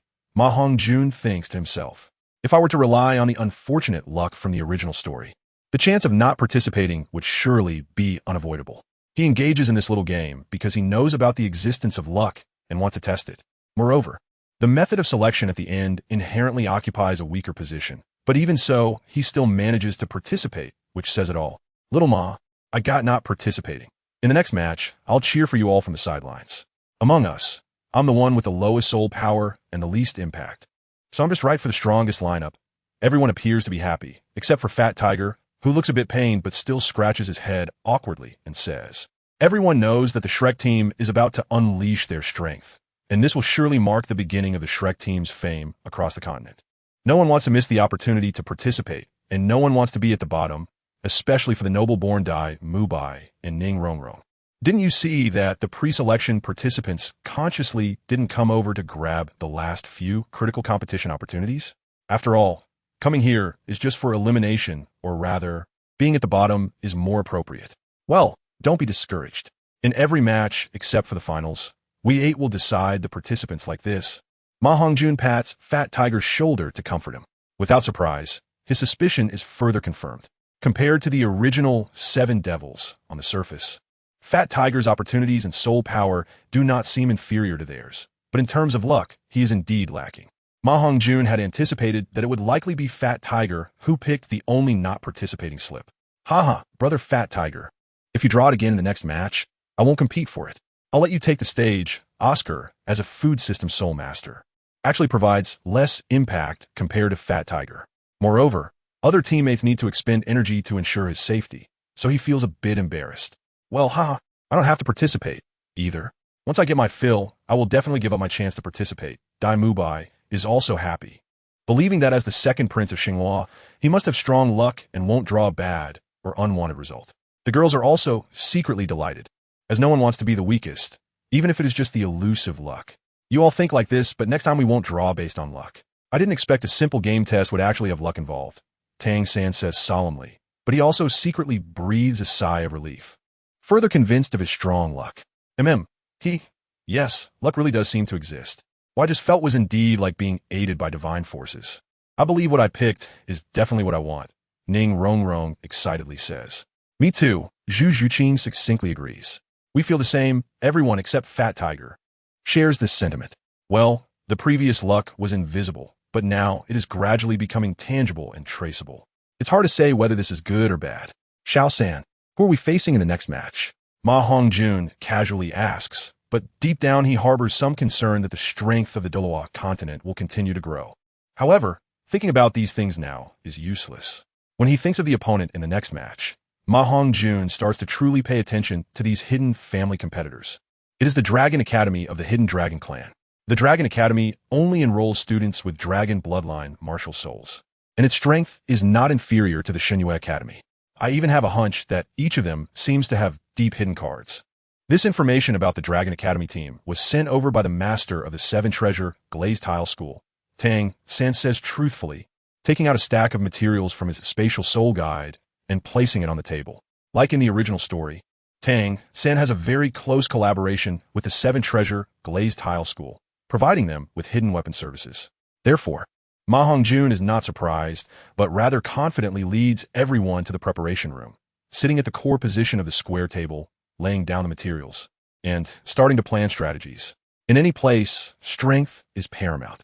After all, Tang San's strength is only at the soul master level, while he is a soul king, soon to be a soul emperor. Thus, upon returning to the team, everyone naturally accepts MaHongjun as their leader. Everyone resonates deeply with MaHongjun's assertion about tangible luck and strongly agrees. Previously, such matters were unimaginable. The foundations of these hidden family academies are extremely deep. As Tang San said, each person has different hidden cards. However, everyone need not worry. Their innate talents are not as good as ours. They are merely jumping clowns relying on their family's residual benefits. Seeing that everyone has a serious expression due to Tang San's words, MaHongjun is the first to comfort them. Residual benefits of the family? Upon hearing this, everyone looks puzzled, momentarily putting aside their fears of the hidden families. Well, it's just hidden cards like soul bones. As long as everyone is careful, defeating them is not difficult. Our real opponents are the Spirit Hall team. MaHongjun explains indifferently. In his view, the skills brought by soul bones, except for a few special cases, are just that. Having already learned the techniques from the three kingdoms, MaHongjun casually uses a technique that is not inferior to many soul bone skills. Note, there are 4 types of cultivation methods in the three kingdoms. One is technology, one is physical arts, one is energy techniques, and there's also the spiritual techniques cultivated by strategists. Chapter 167. The Dragon Academy Team, the Method of Spiritual Cultivation. Although Lu Bowen also possesses it and is of a high level, is not suitable for MaHongjun to cultivate, or rather, cannot be used for cultivation at all. Any techniques carried by characters summoned by the system are restricted by system rules and can only be cultivated by the summoner personally, making them unique to their own cultivation path. The most precious among the three kingdoms cultivation methods is the spiritual cultivation method, most of which are considered secrets not to be passed on. For MaHongjun to obtain the most valuable spiritual cultivation method, he must find a breakthrough from other strategists of the three kingdoms. Hongjun is right. I was too cautious just now. However, everyone must not let their guard down because of this. In the next match, we especially need to pay attention to Long Academy's vice-captain, Long Ener. From my observations, her mental strength is exceptionally powerful, and even I don't have absolute confidence in winning against her. Tang San noticed that Hongjun's words had helped the previously discouraged team regain their confidence. He also realized that his earlier comments had a counterproductive effect on the group. Feeling a bit embarrassed as he scratched his head, but he continued to remind everyone not to be complacent. It's no wonder that everyone lost confidence. After all, if they hadn't broken through their potential with Hongjun's help, they could only be considered relatively ordinary geniuses. The significant changes in the continent's landscape over the past 6 months, the emergence of hidden families, and the visible aura they just witnessed have all given them a tremendous shock, which is a fear of the unknown. Additionally, with the hidden families re-emerging at this critical juncture, it's hard for them not to connect these events. Therefore, in the face of an unknown opponent with unclear cards, their confidence is inevitably affected. Even you, Xiao San, cannot match her mental strength. It seems we really need to pay more attention. Dai Mubai immediately echoed, as they all understood the strength of Tang San's mental power. Except for Hongjun, most of them were far inferior to Tang San. In fact, even Hongjun might not surpass Tang San in terms of mental strength. Based on Hongjun's estimation, Tang San's mental strength is probably at the Soul Sage level right now. If he could absorb the Wisdom Soul Bone reward from the Continental Elite Soul Master competition, he could easily reach the Soul Douluo level. While Hongjun's mental strength is also exceptional, it is only a level above that of an ordinary Soul Master, currently at the level of a high-ranking Soul Emperor. Tang San, due to his training with the Purple Extreme Magic Eye and being taken away by his father for 6 months, has likely gained some extraordinary experiences, and his mental strength has now reached the high-level Soul Sage level, with the potential to enter the Soul Douluo realm at any moment. However, Hongjun is confident that he can catch up to Tang San in a short time. Once he adds all the Soul Rings, including the Hidden Soul Ring, to his 9-leaf Sword, Grass, Martial Soul, both his mental strength and power will increase significantly, because the Martial Soul has evolved into 9-leaf Swordgrass. The Hidden Soul Rings are no longer restricted by the laws of heaven. As long as the level is reached, suitable Soul Rings can be applied to the Hidden Soul Rings. Additionally, with the 10-headed Blazing Sun Serpent Inner Pill from the City of Slaughter being extremely suitable for his Evil Fire Phoenix Martial Soul, Hongjun's mental strength also has a great chance of entering the Soul Douluo realm. Having read the original work, Hongjun knows how crucial mental strength is in the later stages. It is a vital component to becoming a god. Moreover, Hongjun harbors a subtle concern. If the two worlds become hostile in the future, how can one become a god and gain the recognition of the Douluo deities? If he cannot gain recognition, he can only walk the path of self-deification. He is currently unaware that there is also a group of beings in the Three Kingdoms world that are not inferior to deities, sealed within a special spatial secret realm. Perhaps with the wisdom-type skull that has existed for 100,000 years, this vice-captain will be handed over to you, Xiao San, and the rest will each take one. The captain will be mine, so don't fight over it. This time, Hongjun did not refute Tang San's words. He has never targeted Tang San, and was just stating facts. As for how his rebuttal might lower Tang San's prestige in the team, it can only be said that Hongjun is quite straightforward and prefers to speak plainly. Team Captain, Long Kong, level 48 attack type Battle Soul Master. Age, 18. Martial Soul, Blazing Dragon. Their captain has a strong attack type, Fire Dragon Martial Soul that can fly, making him the most suitable opponent for Hongjun. Tang San glanced at Hongjun and then explained to everyone. Hongjun is well aware of the information about the members of Long Academy's battle team, as his information-gathering abilities with the Tianluo Daitan intelligence system surpass even those of the Seven Treasure Glazed Tile School. Well, it's indeed difficult to deal with a flying opponent. Although Xiao Ao's mushroom sausage allows us to fly temporarily, it's still a bit inadequate against flying martial souls. Dai Mubai shook his head helplessly. Being the oldest in the team, he had originally set his sights on the oldest team captain, Long Kong. However, upon seeing that he has a flying martial soul, he thought better of it. Hongjun is indeed more suitable to be his opponent, and he knows he cannot compete with Hongjun, as Hongjun has always been recognized as the strongest in the Shrek team. However, Hongjun does not think so. As a high-ranking Soul King, he can easily defeat anyone with just a few soul skills, and there's nothing worth paying attention to. Everyone mistakenly believes that he has just recently entered the Soul King level, but only he knows the extent of his abnormality. Even Zhao Wujia at the Soul Sage level is not his opponent when he shows all his cards. Of course, Zhao Wujia has now entered the Soul Duo realm ahead of time with the resources of Tianluo Daitan, reaching the 83rd level of the Soul Douluo realm. Rather than saying it's the help of Tianluo Daitan, it's more accurate to say it's Hongjun's help. Although he doesn't have celestial herbs, actually, he is reluctant to use them. He still has plenty of things that are a notch below celestial herbs. Hongjun will never forget the favor of being carried to Soto City in his youth, including how Flinder's current level has long surpassed what it was in the original work. Hongjun has also been raised by Flinder since childhood. As for the village chief of Wutong Village, though Hongjun rarely returns due to his training and martial soul, he still has Ma Shaodai bring back many precious medicinal herbs. With the help of those herbs, village chief Dima has also become energetic, reaching the soul master level he has always dreamed of. Living another 20 years is not a problem. Big brother Dai, let us just follow behind Hongjun and enjoy the fruits of his labor. With Hongjun around, even a spirit hall is just a stepping stone for our Shrek team. Oscar saw Dai Mubai's helplessness and stepped forward to pat Dai Mubai's shoulder, stating it bluntly. Upon hearing this, everyone's eyes lit up, and Fat Tiger nodded repeatedly, looking as if it were indeed the case. Ning Rongrong looked at her boyfriend with admiration, while Zhu Zhuqing smiled slightly without speaking. They already had confidence in Hongjun. Even without Oscar's reminder, they were among the least worried about failure. Just now, it was merely a moment of distraction due to the changes in the world and the overwhelming aura. Chapter 168. Spirit Hall's Ambush 1 Vice Captain. Long Ener. Martial Soul. White Dragon Unicorn. Level 48 Control Type Battle Soul Master.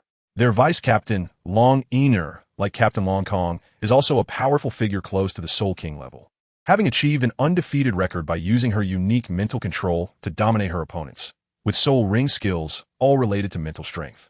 Tang San stepped forward to open the data and introduced Vice Captain Long Ener to everyone by pointing to the second page of the information. Tang San was right. Everyone should pay more attention during battles. Hongjun also appropriately reminded them. In the afternoon battle, Shrek faced Long Academy, and the full strength of Shrek Academy proved to be something Long Academy could not compare to. Tang San successfully suppressed Long Academy's Vice Captain Long Ener, successfully delaying while Hongjun eliminated Long Academy's Captain Long Kong. In the end, with the assistance of MaHongjun, they successfully defeated Long Ener. And Dai Mubai also sees an opportunity to successfully knock his opponent off the stage. Zhu Zhuqing, Xiao Wu, and the others also dealt with their opponents one by one.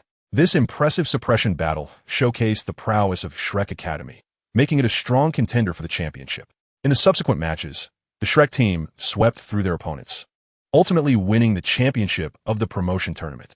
They became a source of pride for the Heaven Do Empire as the hottest team in the championship.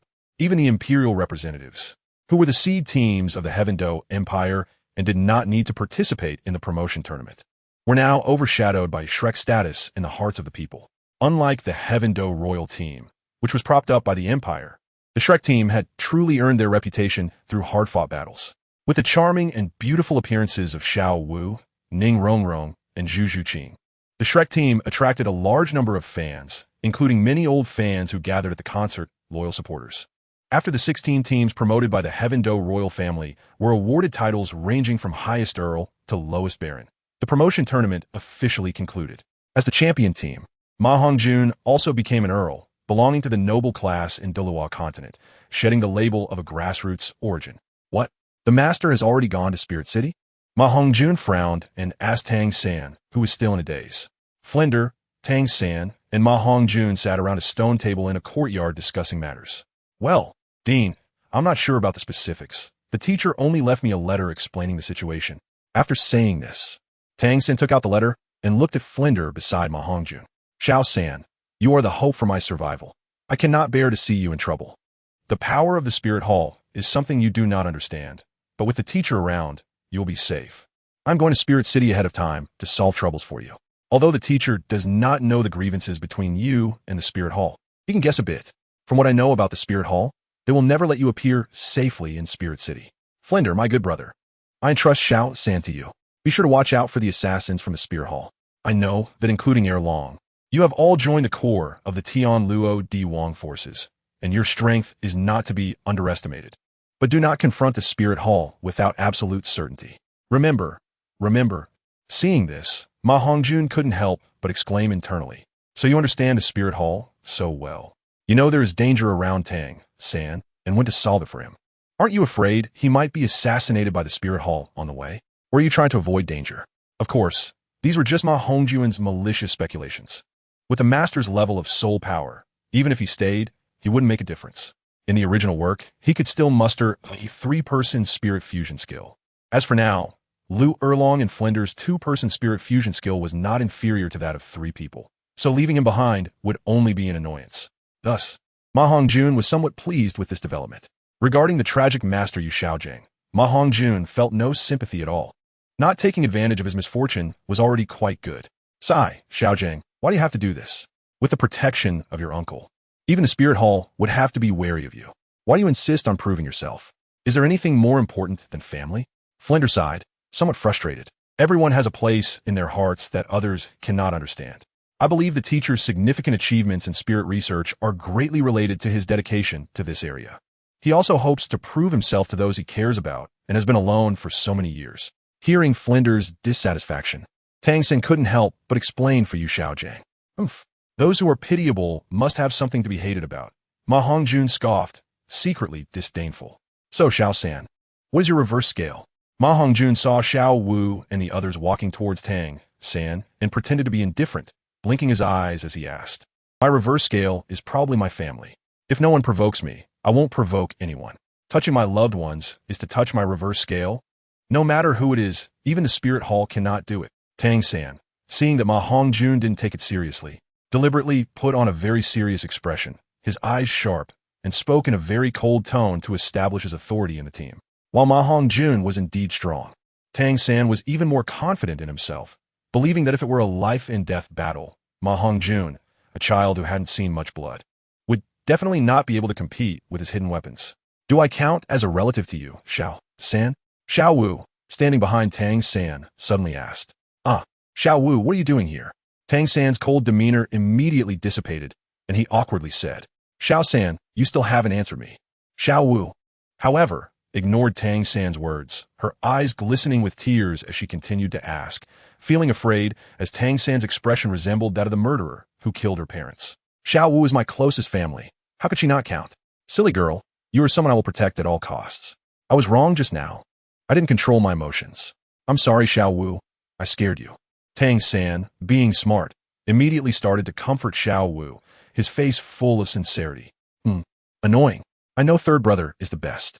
I believe third brother will definitely protect me well.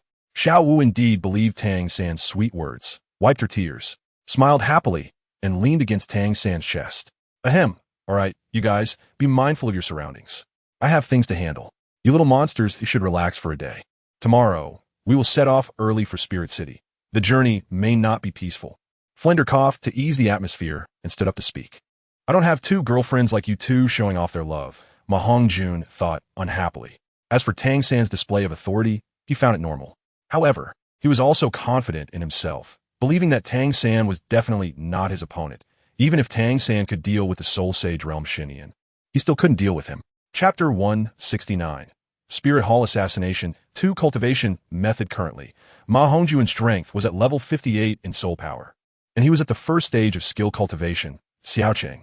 Once he cultivated to the second stage, Desheng, with just a casual move, he would have the power equivalent to a 100,000-year soul skill. Coupled with the patriotic sentiment from his past life, MaHongjun valued the cultivation of skill immensely, spending most of his time cultivating it deep in his consciousness.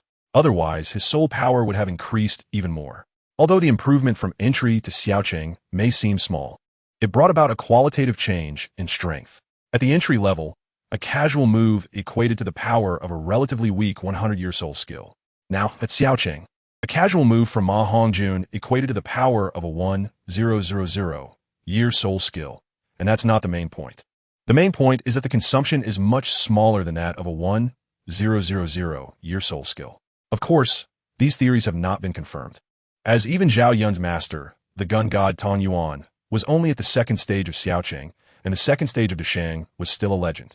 Those who reached this realm would trace back to historical figures like Xiangyu from the early Han Dynasty, or even further back to the Spring and Autumn and Warring States periods.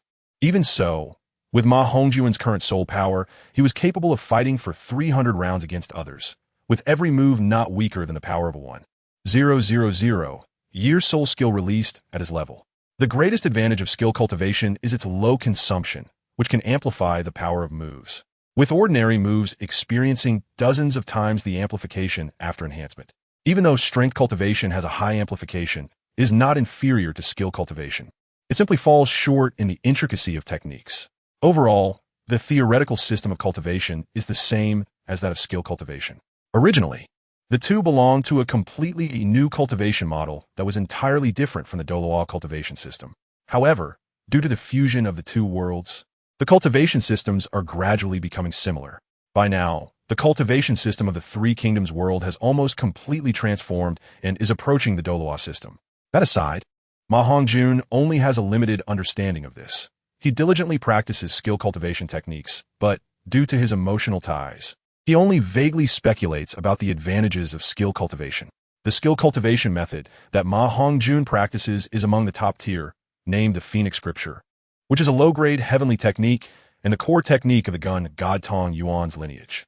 In the Three Kingdoms world, cultivation methods are divided into 4 levels: heaven, earth, mysterious, and yellow, each level further divided into upper, middle, and lower grades. It is said that above, the heavenly level, there exists an even more formidable supreme level. As for the most mysterious spiritual cultivation methods, MaHongjun knows little about them, most of which he learned from Liu Bowen. The spiritual cultivation method dates back to the spring and autumn and warring states periods, with the most accomplished practitioner being the legendary figure Guguzi, who supposedly created this method in pursuit of immortality. It was later perfected by various schools of thought, resulting in the most mysterious spiritual cultivation method of the Three Kingdoms world. When spiritual cultivation reaches the saint level, it can extend one's lifespan, potentially reaching 1,000 years, far superior to the martial god realm of martial cultivation, where the maximum lifespan is only 300 years.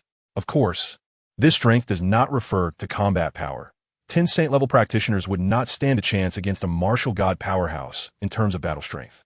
What MaHongjun does not know is that the top-tier figures of the Three Kingdoms world specifically practice spiritual cultivation methods and have advanced several levels beyond the saint level, making them comparable to the main gods of the Douluo world.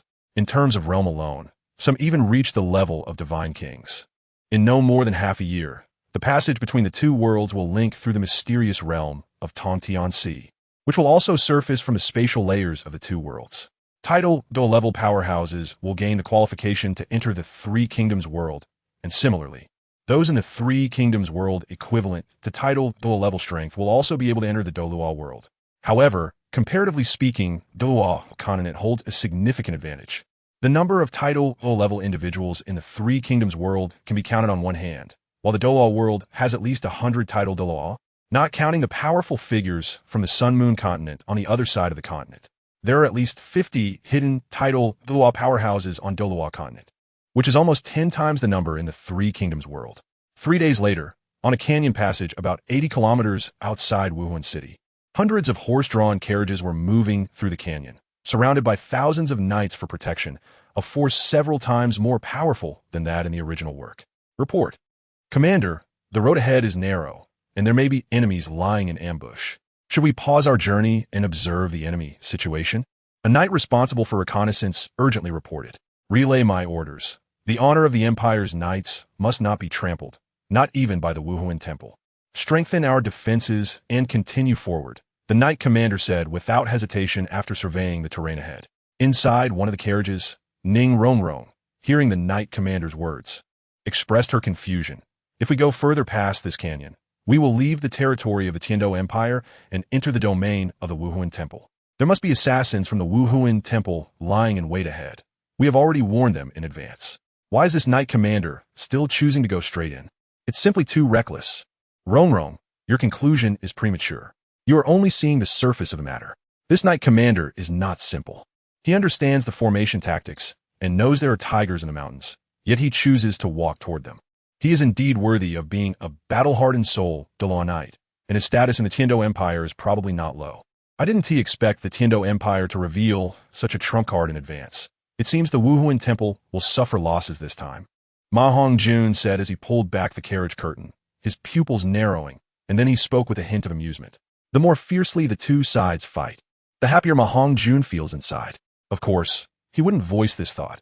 After all, such a sentiment is somewhat sinister and ungrateful. Regardless, the Douluo world had nurtured him for over 10 years. Such thoughts do seem a bit inhumane. However, it has always been difficult to balance loyalty and righteousness. Between the Three Kingdoms and Douluo, he can only choose the Three Kingdoms, as the Three Kingdoms world is a reflection of his former homeland. What is formation tactics? Ning Rongrong asked in confusion. All right, Rongrong, now is not the time for expanding knowledge. Go inform Dean Flender to proceed according to the original plan and not to reveal our strength. MaHongjun stood up, stretched his limbs in the carriage, and said, Oof. If you don't tell me, what is so great about that? Ning Rongrong jumped down from the carriage and walked toward the carriage of Flender and the other teachers behind them. Why didn't you send me away too? Aren't you afraid I'll be a hindrance? Zhu Zhuqing asked coldly after Ning Rongrong entered the carriage behind them. I can't hide it from you after all. You're indeed smart, Zhuqing. When the battle starts, our carriages as talented students will definitely be the first to be attacked. With my current strength, I can't contend against title Dalu, let alone protect Rongrong. You, being A, have plenty of battle experience and can take care of yourself. So staying here is naturally fine, MaHongjun said with an awkward smile, then took Zhu Zhuqing's hand and said somewhat ingratiatingly, that's more like it. MaHongjun, remember, no matter what happens in the future, you must not abandon me. We women are not just pretty vases. Rong is an auxiliary system soul master. But I am the eyes and important support of the team. Zhu Zhuqing's cold expression softened slightly as she proudly stated, my Zhuqing is the best. How could I bear to abandon my Zhuqing? MaHongjun seized the opportunity to wrap his arms around Zhu Zhuqing's waist and said with a playful grin, smooth talker. I wonder how many girls' hearts you'll capture in the future. Zhu Zhuqing swatted away MaHongjun's hand, huffing lightly. With you two, I suddenly... A loud rumble interrupted MaHongjun's words. Enemy attack. Form up. Before MaHongjun could finish, the sound of boulders crashing to the ground cut him off.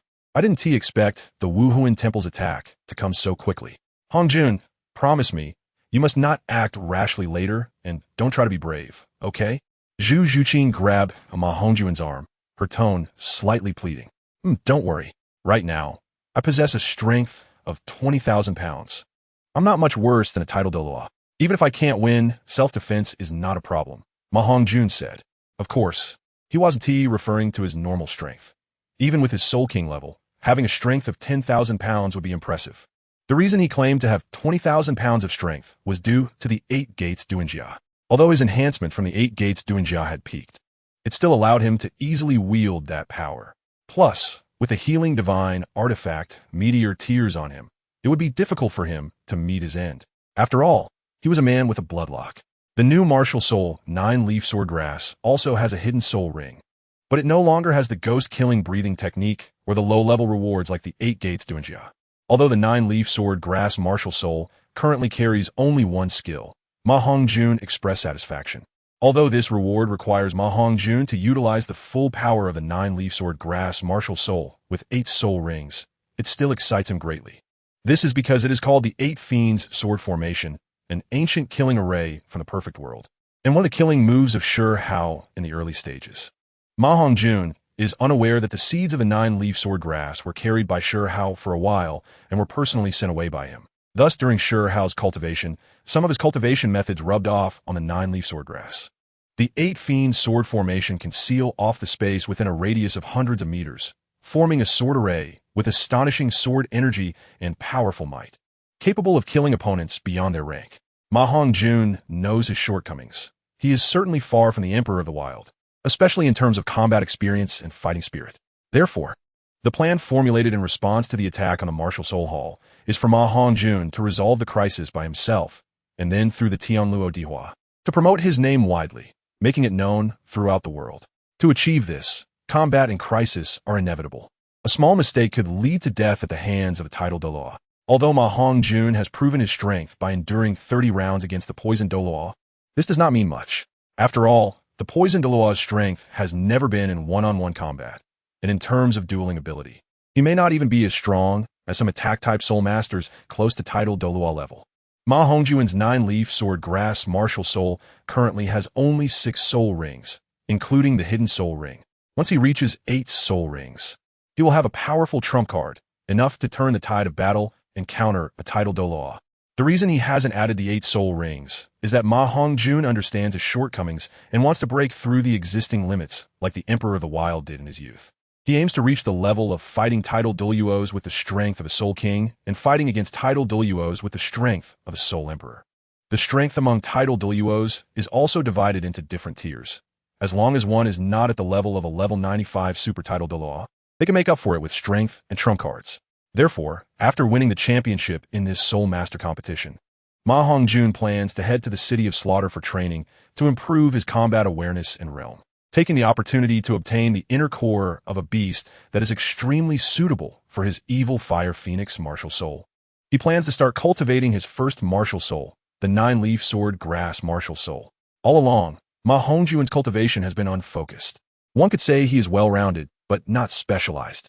He has many mixed techniques, but none can be considered true trump cards. He has slowly realized this, but there is little he can do, as the limitations of the world are present. The emergence of the 8 Fiend Sword Formation may be a turning point for change. What MaHongjun can do now is to lay a solid foundation, and nothing more. I've always had confidence in you. Zhu Zhuqing tightened her delicate hand, holding MaHongjun's, and said proudly. MaHongjun felt secretly pleased, but on the surface, he maintained a calm demeanor. His ears twitched as he took Zhu Zhuqing's hand and stepped out of the carriage. What could be more pleasing than being admired by his girlfriend? Boom! Just as they stepped out of the carriage, a wind blade energy attack struck from behind, reducing the carriage to ruins. Little brother, why don't you continue your sweet talk? I love to hear those cheesy lines. A sharp voice, neither male nor female, reached MaHongjun's ears. Sure enough, not far ahead, a slender white figure appeared, gathering soul power in their hands. Continuous figures appeared behind them, and MaHongjun said nothing, but with a quick glance. He discovered that there were over 100 people surrounding the Shrek team. The team heading to the martial Soul City consisted of 36 carriages, each with about 200 black-clad individuals in front, totaling around 7,000 people. However, only the black-clad individuals in front of Shrek were all Soul Masters, with the lowest being Great Soul Masters. It seems our Shrek Academy is the true target of the Martial Soul Hall this time. Zhuqing, be careful. MaHongjun instinctively stepped forward to protect Zhu Zhuqing. The leader attacking our convoy is very strong. Hongjun, you need to be careful too. Zhu Zhuqing said with a serious expression, her tone slightly worried. It's fine, just a little chrysanthemum, I can handle it, right? MaHongjun guessed the identity of the newcomer from the androgynous voice and deliberately provoked them. Damn it, I hate being called chrysanthemum. Who are you to guess my name so quickly? The white figure, dressed in white, looked handsome and was now furious, resembling a young girl upset, which made MaHongjun shiver with goosebumps. You come to attack us. How could you not have investigated our identity? Why ask questions you already know the answer to?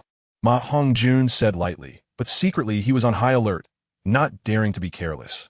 As this was the first time in his life facing an enemy of title Douluo level, a small mistake could lead to annihilation.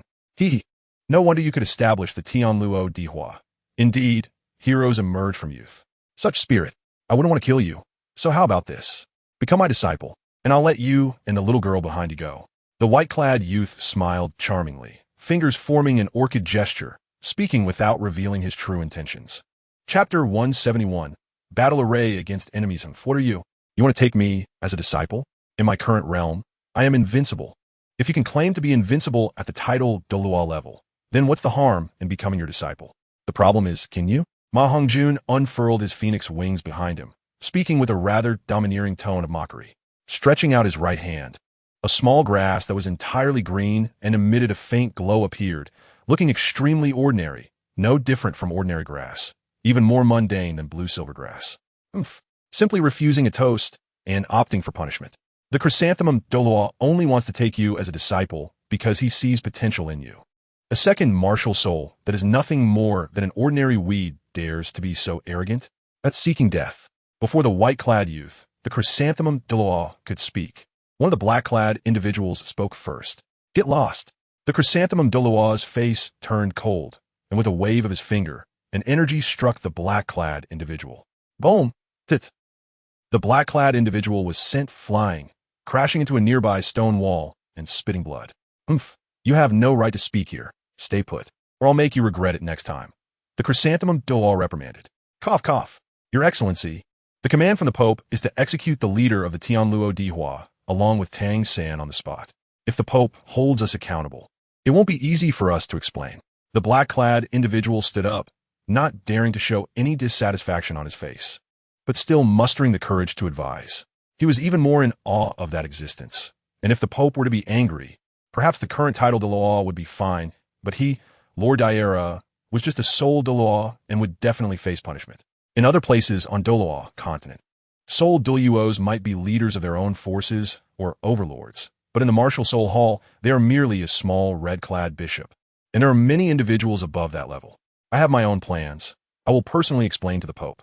I truly cannot claim invincibility at the same level, but if you are willing, I can take you as my disciple on behalf of His Holiness the Pope. What do you think?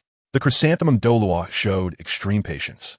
From the first moment he saw MaHongjun, he recognized his identity and sensed the soul power approaching the soul emperor level, which ignited a strong desire for talent within him. In addition to his love for flowers, he actually has another hobby, which is cherishing talent. I don't want to. MaHongjun said slowly, word by word. Well said. No wonder you're my disciple, Flandra. Go back and tell the Pope that my heavenly net is not just for show. Erlong. Flandra's voice came from behind, full of pride, and after speaking, he activated his martial soul and stood beside MaHongjun. So much nonsense, still a title Dalu. I think you're more like a talkative Douluo. If you want to fight, then fight. I'm not afraid of you. A powerful figure surrounded by a green dragon also appeared beside MaHongjun in an instant. It was his beloved teacher, the female Tyrannosaurus, or rather, Lu Erlong. Following her was Ning Rongrong, her pretty face full of determination and fearlessness, with a colorful 9 treasure glazed tile in her hand. Erlong, don't be unreasonable.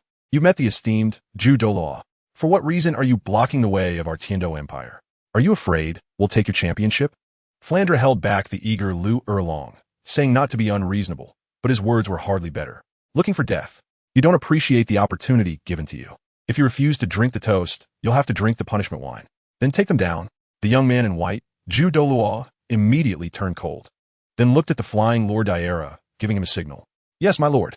3 black-clad figures stepped out behind him, releasing their martial souls along with Lord Daera, closing in on the Shrek team. Hundreds of black-clad individuals with varying strengths from Soul Masters to Soul Emperors began to attack the other teams of Shrek Academy. The 3 black-clad figures behind Lord Daera were all strong enough not to be weaker than Flandra and the others. Huh, want to use numbers to bully the few? Zhao Wuji won't allow it. In the back of the convoy, Zhao Wuji shouted loudly, fending off a wave of black-clad attackers with a punch. Soon after, he met up with several other teachers from Shrek Academy, including Tang San and Dai Mubai, who also repelled the enemies blocking them, facing the ambush from the Spirit Hall without retreating. Although Zhu Douluo was not in a hurry to act, even so, Shrek's side was still not their opponent. Just when everyone thought they were outnumbered and facing a desperate situation, the Tiando Knights outside the convoy suddenly shouted. Instantly, thick fog enveloped the area. Nearly 100 black-clad individuals suddenly lost their traces, and this scene occurred not only with Shrek's convoy, but also with other academies. Well done, Tiando Empire. I didn't expect you to have such means. I really underestimated you. Zhu Douluo was quick to react, unfurling his martial soul, which released dozens of petals that struck the fog formation, instantly allowing dozens of black-clad individuals to find their direction and gather. However, unfortunately, the formation was incomplete, so it could only trap those below the rank of Soul King. Zhu Douluo's martial soul true body was instantly released, deciding to take matters into his own hands to complete the task assigned by the Pope to prevent any unforeseen circumstances. It turned out that due to the appearance of the heavenly net, coupled with being close to Tang San, MaHongjun's talent had already made the Spirit Hall feel a significant threat. The higher-ups of the Spirit Hall unanimously decided to first eliminate or subdue MaHongjun, and then deal with the hidden threat of Tang San. One could say that Tang San was indeed a calamity, but MaHongjun would not regret it for this reason. Looking at the 5 black-clad individuals led by Zhu Douluo in front of him, MaHongjun silently invoked the system detection, and several lines of data appeared before him. Lord Daera, level 85 Soul Douluo, fortune-based, strength enhanced compared to the original work. Martial Soul, Eagle Sculpture Potential, level 91 Title Douluo. Dubai, level 82 Soul, Douluo Martial Soul, Dragon Pattern Plate Potential, level 89 Title Douluo. Dia, level 81 Daira, level 81 Zhu Douluo, level 94 Title Douluo. Martial Soul, Miraculous Celestial Chrysanthemum. Potential, level 98 Title Douluo. Teacher Zhu Douluo is left to you, and the 4 black-clad individuals are left for us to deal with. After MaHongjun finished speaking, he took the lead to leap into the air, choosing a suitable opponent, Lord Daera. The 2 possessing martial soul fusion skills were undoubtedly the best candidates to hold back Zhu Douluo, although MaHongjun believed that after unleashing the 8 Fiend Sword Array, his strength was enough to contend against a Title Douluo that was ultimately a trump card for self-preservation and could not be revealed in advance. Plus, due to the consumption of the 8 Fiend Sword Array, once it was released, MaHongjun's soul power would be depleted, so at this stage, the 8 Fiend Sword Array was only suitable to be used as a trump card. After all, this was not a perfect world. Little monster, this guy looked a bit tricky. It's better to leave it to me, Zhao Wuji said with some concern upon seeing this. I know what I'm doing. Teacher Zhao, there's no need to worry. Since this guy is a flying-type soul master, it's more suitable for me to deal with him. MaHongjun noticed Zhao Wuji's concern for him and explained without hesitation. Chapter 172, The Difficulty of Becoming a God. All right, then be careful. Zhao Wuji hesitated for a moment, choosing another soul Douluo close to Lord Daera, deliberately pulling the battlefield closer to MaHongjun after the battle started, so he could step in quickly if anything unexpected happened. As for his opponent, he never thought he wouldn't be able to handle it. Ordinary opponents of the same level were not a match for his immovable king and mighty Diamond Bear. Although private sparring had already proven MaHongjun's strength, that was still sparring, and there would inevitably be some differences in actual combat. As soon as MaHongjun engaged, he felt the strength of Lord Daera, secretly astonished. Whether in speed or physical strength, he was at a disadvantage. However, he was not without the ability to fight back. The combination of his two martial souls allowed him to exchange blows. The remaining two soul Douluo strongmen were responsible for holding back Shrek's other soul sage and soul emperor teachers, while the Shrek 7 monsters worked together to deal with the hundreds of black-clad individuals. For a time, they seemed somewhat outmatched and could only rely on their tacit cooperation to hold on. The only ones left were Flandra and Lu Erlong, who were solemnly focused on the title Douluo in front of them.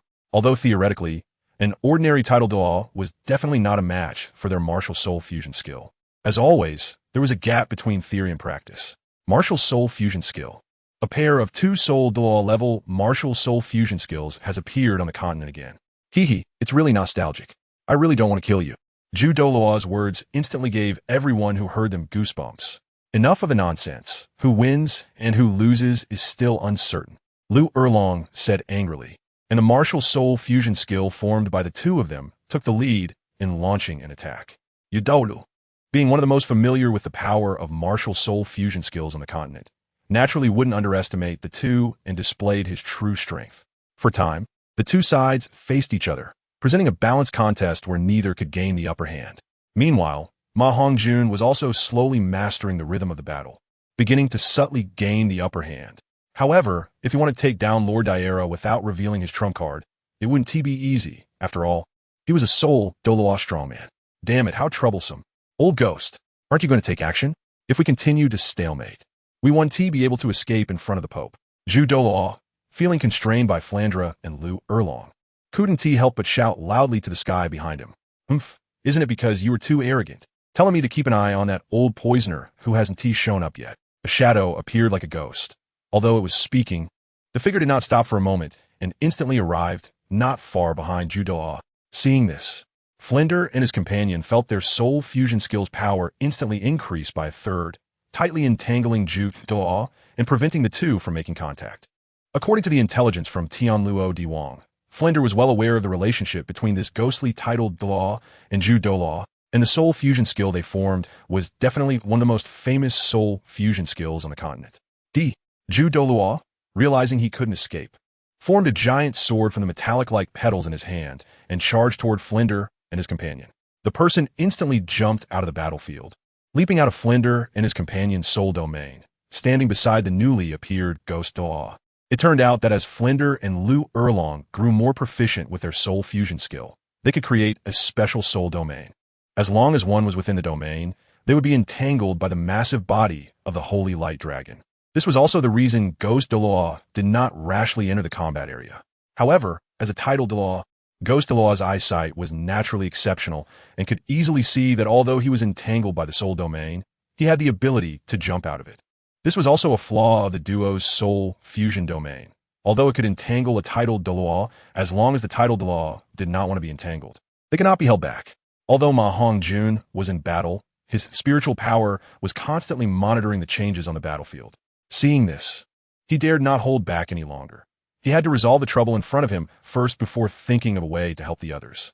At this moment, not only were Flinder and his companion in danger, but even the Shrek 7 monsters were also encountering trouble, relying on Tang San's hidden weapons. Everyone had eliminated dozens of black-clad individuals by surprise. In the subsequent battles, thanks to the tacit cooperation among the Soul Masters and the hidden weapons, they had eliminated quite a few black-clad Soul Masters. However, hidden weapons were consumables, and they were soon running low, while there were still nearly 100 black-clad individuals left. The Shrek 7 monsters, along with several substitute team members from Tai Long, were facing 7 or 8 opponents each. Tang San was even facing 15 at once. Relying on the entangling ability of his blue-silver grass to manage this many soul masters simultaneously, but eliminating the enemies was still quite unrealistic. as there were many equally ranked soul masters among the black-clad individuals. If it weren't for the enhancements and healing support from Ning Rongrong and substitute team member Jiang Zhu, everyone would have long since been defeated. On the other side, the other teachers from Shrek Academy were not faring much better.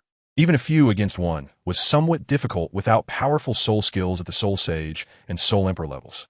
Fortunately, due to Lu Qibin's peculiar soul skill, Star Compass, and the formidable souls of Qin Ming and Li Yusong, they had not been defeated by the opposing soul, Douluo yet.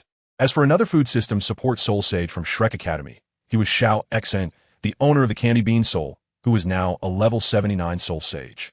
In terms of combat ability, he was not as strong as Li Yusong, which is why he was left at Shrek Academy to guard it. If he were here to assist, the collaboration among the few might have actually been able to defeat the soul Douluo ahead. Li Yusong, Soul, Dragon Pattern Stick, level 69, Attack System Soul Emperor. Potential, Title Douluo. Lu Qibin, Soul, Star Chess, level 68, Control System Soul Emperor. Potential, Title Douluo. Qin Ming, Soul, Mutated Soul, Blazing Wolf. Level 67, Attack System Soul Emperor. Potential, level 98, Title Douluo. MaHongjun did not delve into the detailed attributes of Li Yusong and the others, just having glanced briefly. Even the so-called most talented genius after Hao Yan, Qin Ming, only had the potential of a high-level super title Douluo, not reaching the talent level of a 99-level limit Douluo. This shows that the talent of a limit Douluo is already the pinnacle of genius on the Douluo continent. This was also something MaHongjun could not understand. Why any well-known general from the Three Kingdoms world had the potential to become a god, while the top geniuses of the Douluo continent rarely even had the potential of a limit Douluo, if it weren't for the immortal herbs that could enhance a soul master's potential. MaHongjun would even doubt whether there were any who could become gods on the Douluo continent. Chapter 173, Two Instruments Still Domain. Lodiala, let me show you what true martial arts moves are. 8 Fiend Sword Formation. Seeing this, MaHongjun no longer hesitated and decided to use his trump card, resolving Lodiala first before thinking of ways to help the others. MaHongjun raised his hands to the sky, as if the sky was being covered by a pair of giant hands, and the night descended as expected, with great momentum, even stirring the forces of nature. What soul skill is this? Even I feel a sense of dread. In the distance, on the battlefield where Flinder was being ruthlessly attacked by 2 titled Douluos, both Ju Douluo and Ghost Douluo stopped simultaneously, shocked as they looked at MaHongjun releasing his skill from afar. It is known that only at the level of super titled Douluo can one evoke a part of the natural power. Even a limit titled Douluo cannot fully control the natural power. Suddenly, 7 soul rings emerged from MaHongjun's 9-leaf sword grass soul, forming 7 sharp long swords that fell around Lodiala. It was actually a domain soul skill. A kid who was clearly not even a soul emperor could simultaneously release the soul rings of dual martial souls and obtain such a powerful domain soul skill. Given this kid's current soul power level, the soul skill must have been obtained not long ago, and since it was still not perfected, it left such obvious weaknesses. One direction needed to be guarded. This kid must be eliminated, or he would become a hidden danger for the Spirit Hall. Lodiala was secretly astonished, but his mind was exceptionally serious as he looked at MaHongjun and the 7 long swords guarding a direction. Thinking he had found the weakness of MaHongjun's 8 Fiend Sword Formation and quickly attacked in his direction. However, it was not the case. Although the place MaHongjun was guarding seemed to lack a long sword, it was actually the most solid place among the 8 directions. Instead, due to the fact that the 9-leaf sword grass only had 7 soul rings, the true power of the 8 Fiend Sword Formation could not be unleashed from the other 7 swords. Currently, MaHongjun's 9-leaf sword grass only had 6 soul rings, 4 ordinary soul rings and 2 hidden soul rings. The hidden soul rings came from the 100-year-old Ghost Vine and the 10,000-year-old Netherworld Unicorn Snake, while the ordinary soul rings were from the 100-year-old Bai Ling Snake. The 1,000-year-old Tian Kai Di Bao Mou Bamboo, the 1,000-year-old Man-Faced Demon Spider, and the 10,000-year-old Growth Soul Ring. The imperfect 8 Fiend Sword Formation had not just one weakness, but 2, and they were in 2 of the other 7 gates. The soul rings formed by the 7 directions were merely a diversion created by MaHongjun based on the soul rings of the evil Fire Phoenix. This was also an idea that struck MaHongjun, specifically designed to confuse the enemy, to prevent them from finding the weaknesses of this imperfect 8 Fiend Sword Formation, thus preventing the exposure of its weaknesses to a certain extent. Fool! Stop! Loyala was caught off guard and fell for it, but not far away. Judo, who had richer experience in both sight and battle, instinctively sensed the problem and hurriedly shouted to stop, but it was already too late. Trying to retreat was too late. The destruction of the 8 fiends' sword formation. MaHongjun formed seals with his hands, and, as he completed the last seal, the entire 8 fiends' sword formation began to converge inward, pressing toward Lodiala from all directions. Hearing the reminder from Judo, Lodiara instinctively paused his attack, and in an instant, the hairs on his body stood on end. He wanted to retreat, but found there was nowhere to go, as 8 swords had already converged towards him. Break! With a calm utterance from MaHongjun, everything within the sword space was instantly shattered. Sword energy surged, and spatial rifts filled the entire battlefield, continuously expanding outward. Even Douluo and the others subconsciously retreated far from the battlefield. In the center of the spatial rift, Lordiara, a powerful soul, Dalu, didn't even have the chance to scream before he disappeared from this world. For a moment, all sounds between heaven and earth came to a halt, and all battles ceased, captivated by the situation of MaHongjun's fight. What kind of power is this? It's terrifying. Both Ju and Guadala had such questions flash through their minds. After exchanging glances, the two immediately clasped their hands together. Perhaps only by doing this could they calm their hearts. Martial soul, fusion skill, 2 instruments, stasis, domain. Quick battle, quick resolution. This was the most genuine thought in their minds at that moment. It was no wonder they were cautious. The destruction caused by the 8 fiend sword formation was too unsettling. The shattering of space was damage that only a limit Douluo could inflict. Flander and the others were instantly enveloped by the martial soul domain, unable to move. Taking advantage of this, Ju and Guadala launched an attack. And in the blink of an eye, Flander and Lu Erlong's martial soul domain was covered by the two, rendering them powerless and forcing them out of the martial soul fusion state. It seems that this old bone of our still needs to go down and stretch its muscles. We can't let anyone underestimate us. On a mountain peak stood 2 figures. One was tall and slender, looking like a javelin, with dark green hair and dressed in a green robe. The other, like a sharp sword, wore a spotless white robe, with white hair and a neatly combed silver mane, appearing ancient. The one speaking was Poison Daw, saying that they couldn't let anyone underestimate them, fearing the power of the martial soul hall. However, what he thought was, the little monster is about to collapse. I can't let the little monster get hurt. In MaHongjun's words, he was being a bit Sundara. Knowing that the martial soul hall had an ambush, how could the Tiendo Empire not dispatch a real response plan? The reason they hadn't appeared earlier was to train the students and to allow MaHongjun to truly make a name for himself on the continent. Not just attracting a large number of believers because of his singing. Now that MaHongjun, at the level of Soul King, had defeated a Soul Douluo, it would be hard not to make waves on the continent. Let us wait a bit longer and see how the students of Shrek Academy react in the face of danger. Beside him, the Sword Douluo, Chun Xian, coldly waved his hand and said, "TCH, sounds nice, but I just want to see your Rongrong's performance." So pretentious. Poison Dog couldn't help but complain inwardly upon seeing this, but wasn't urgent at this moment.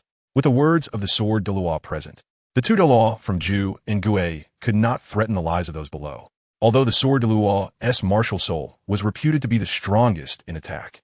Its speed was not something an ordinary title Douluo could compare to. Once the Shrek group encountered danger, it would definitely be the case that the sword arrived before the person, and the person fled before the sword arrived. This was the power of a 97th level title Douluo. Below level 95 and at level 95 title Douluo were entirely different concepts.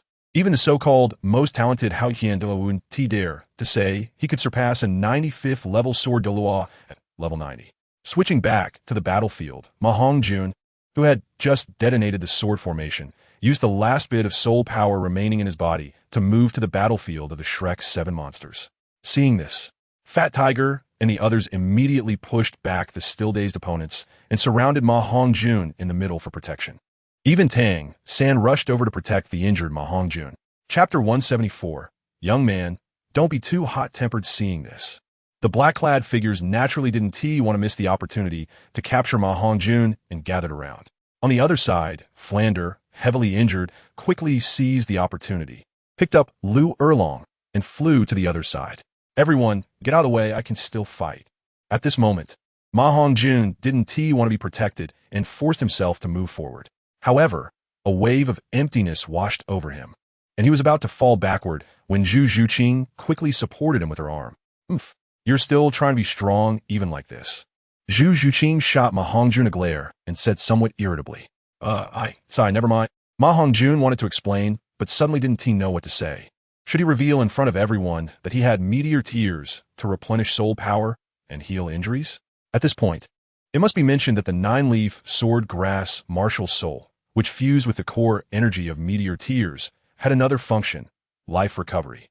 Life recovery was inherent to the martial soul, consuming the nine-leaf sword grass, which transformed from martial soul energy, could instantly replenish the soul power of soul masters below, titled Dalu, to full, and also had certain healing functions.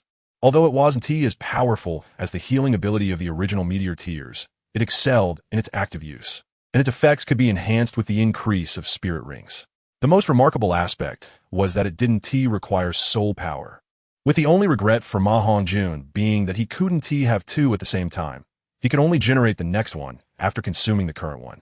Even so, this effect was beyond what soul skills in the Douluo world could achieve, and MaHongjun was somewhat greedy. The so-called sun, moon, and stars are all under the control of the heavenly way, and the so-called rules and regulations cannot escape the heavenly laws. However, the existence of the nine-leaf sword grass had clearly transcended common sense and departed from the heavenly way. As MaHongjun retreated, he subtly consumed the nine-leaf sword grass, which was condensed with life recovery, and within a breath's time, his soul power returned to its peak state. "If you want to harm my companions, you'll have to step over my corpse first." Dai Mubai was the first to step forward, his martial soul manifested, soul power surging, standing firmly at the forefront, facing the black-clad figures and the slowly approaching Douluo duo. "Kid, I truly underestimated you. Damn Lord Yara, dead is dead, as long as you." HM, this is the aura of the rare Ju Rong Tong Tianju. "Kid, did you consume a celestial grade herb not long ago?" Originally, Zhu Douluo had not put Dai Mubai in his eyes and was trying to recruit MaHongjun, but as Dai Mubai's entire aura erupted, leaking the still incompletely absorbed celestial aura, all of Zhu Douluo's attention was drawn to him, staring intently at Dai Mubai. With just a stretch of his hand, Dai Mubai's body uncontrollably flew towards him, stopping in front of him, as Zhu Douluo examined Dai Mubai as if he were a piece of art. "Damn it, where's that old poison? Why isn't he making a move?" Flander clenched his fists in frustration, scanning the surroundings, preparing to disregard his injuries and intervene. "Don't worry, with Sword Douluo here, the kids will be fine," came the voice of Poison Douluo in his ear. "Huh." Hearing this, Flander relaxed instead, exchanging glances with Lu Erlong and calmed down. "So what if I've consumed it? You can do whatever you want, but if you want to harm my companions, you'll have to step over my corpse first. But I must remind you, as one of the heirs to the Star Luo Empire's throne, if anything happens here, the Star Luo Empire will not let it go easily." A glimmer of hesitation and fear flashed in Dai Mubai's eyes. He didn't answer Zhu Douluo's words, but instead spoke with a firm gaze. He is naturally afraid of death, otherwise he wouldn't have come to Shrek Academy to waste time. However, interacting with the other members of the Shrek 7 monsters has made him understand the true meaning of his existence. If he were to die a suffocating death, he would naturally be unwilling, but dying for his companions makes him feel that he dies with purpose. Moreover, he hasn't noticed the killing intent towards him, which is also a significant reason for his toughness. This guy has indeed made considerable progress in his understanding of life's realm. It seems he needs more help in the future, otherwise he might be underestimated. MaHongjun couldn't help but look at Dai Mubai with new eyes. Regardless of whether it's because Zhu Douluo has no killing intent, the fact that he can say these words shows that he genuinely has that heart. What is the Star Luo Empire? It relies on those lowly common people to maintain its fate of not being devoured. What do we in the Spirit Hall fear? Zhu Douluo had not yet spoken when a powerful soul master named Dia, whose appearance looked as if it had been run over by a curb, scolded. The scars on his face clearly indicated he had just been repaired, and his opponent was Zhao Wujin, known as the Unmoving King. "Shut up, you disgraceful thing." Young people shouldn't be too hot-tempered. "Can you tell me where you obtained the rare mushroom, the celestial chrysanthemum? You Dalu schooled it." Then turned to Dai Mubai with a gentle inquiry. The ghost Dalu, who knew his old friend's quirks, quietly stood beside Zhu Douluo, silently watching him question, giving Zhu Douluo a great face. Although they were currently handling business, The two had a very good personal relationship, and everyone knew that their private feelings need not be elaborated on. Old buddy, since this little guy is stubborn and refuses to speak, let us just twist off one of his arms and then ask, someone interjected, seeing Dai Mubai still in a stubborn silence. Old ghost, scaring the child like this isn't good. For those who are hard-mouthed, coercion won't work. You need to find their weaknesses starting from their strengths. Don't you agree, Tang San? After saying this, Daluo's figure vanished like a ghost. Xiao San, be careful. MaHongjun reacted immediately, his figure flashing to appear in front of Tang San, using the earth whip, which he had long forgotten, to block Daluo's attack. With a crisp sound, MaHongjun was sent flying but did not suffer any substantial injury, as the defensive capability of the external spirit bone was applied very effectively by him. Of course, the power of Daluo's attack wouldn't be so small. It was just that Tang San was not his target at all. He was merely intending to capture him and did not use full strength. When the first attack failed, Daluo's figure flickered and instantly appeared beside Zhu Zhuqing. Although Zhu Zhuqing appeared calm on the surface, she was actually startled by the sudden attack, momentarily forgetting to dodge. However, even if she hadn't forgotten, what could she do?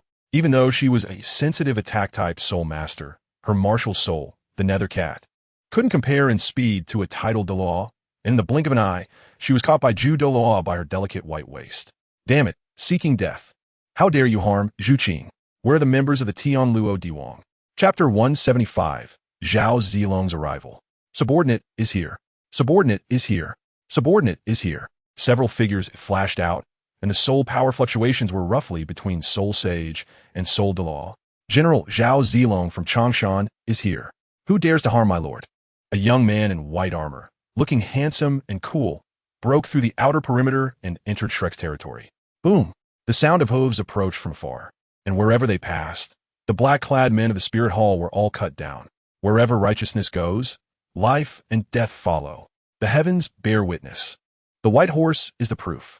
With a loud slogan, a white divine dragon phantom, hundreds of feet in size, actually gathered in the sky. I pay my respects to the Lord. What? There is actually such an army hidden. This is such a powerful momentum and combat strength. This is definitely not the army of the Tiando Empire. Ghost Daluo suddenly exclaimed. Zhao Zilong pays his respects. A powerful and resonant voice rang out as Zhao Yun appeared in front of MaHongjun, kneeling on one knee. Quick, no need for that. MaHongjun hurriedly helped up the white-clad Zhao Zilong and said excitedly, Brother Zhao, quickly help me rescue Zhuqing. No need to hold back against them. After saying this, he looked at the people from the Spirit Hall who were preparing to threaten Zhu Zhuqing and said urgently, MaHongjun had absolute confidence in Zhao Yun's strength. Whoosh! A green figure suddenly appeared, saving Dai Mubai, who was thrown to the ground. It was none other than the somewhat awkward-looking Dugabo. I pay my respects to the sect master. After putting down Dai Mubai, he walked to MaHongjun's side and slightly bowed. MaHongjun had no intention of blaming him, nor did he ask why he hadn't acted sooner. Because there was no need. He had his own trump card, possessing the ability to travel back and forth between two worlds. In another world, Zhao Yun had already developed his power in an orderly fashion, and with Lu Bowen's assistance, he had become the only powerful neutral force in the Three Kingdoms, becoming an important target for various factions to Wu. After the competition with the Dragon Academy ended, MaHongjun returned to the Three Kingdoms world and explained the situation here to Lu Bowen. Lu Bowen, rarely showing a serious expression, proposed to bring Zhao Yun to assist, as only in this way could MaHongjun establish his authority and truly grasp the power of the Tianluo Diwan. Upon discovering that the rules of the two worlds were gradually converging and that it was now permissible to bring people into the Douluo world, MaHongjun decisively followed Lu Bowen's advice, leading Zhao Yun and the 300 outstanding members of the White Horse Ejong to descend into Douluo. After that, in order to avoid drawing attention, he instructed everyone to hide their aura and follow the Tiando army heading to the Spirit Hall from a distance. They anticipated the battle ahead and had long hidden, waiting for MaHongjun's command. Poison Daluo's expression was somewhat awkward, and he was secretly astonished that MaHongjun actually had such an army privately. Although the number was small, only a bit over 300, they were all soul masters of the soul master level. The White Horse Ejong having so many soul master soldiers was greatly related to the revival of spiritual energy in the Three Kingdoms. But it also could not be separated from the herbs provided by MaHongjun in the Yin Yang 2 instrument's eye. Yes, Zhao Yun glanced at Dugabo, feeling a pressure from this old man. However, it was just pressure.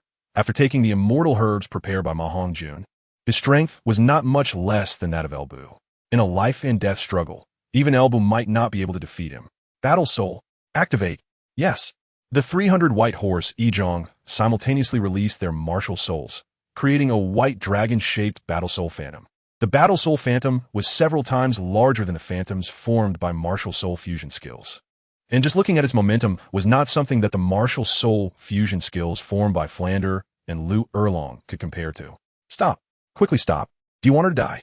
Only then did Zhu Thuo realize the rapidly changing situation, tightly grasping Zhu Zhuqing's neck and threatening. A fierce look flashed in MaHongjun's eyes, and he was just about to shout for Zhao Yun to stop when he saw a figure slowly condensing behind Zhao Yun that resembled a martial soul fusion skill. The white figure held a long spear like a dragon, and as it waved, the wind and sand rose. Freeze!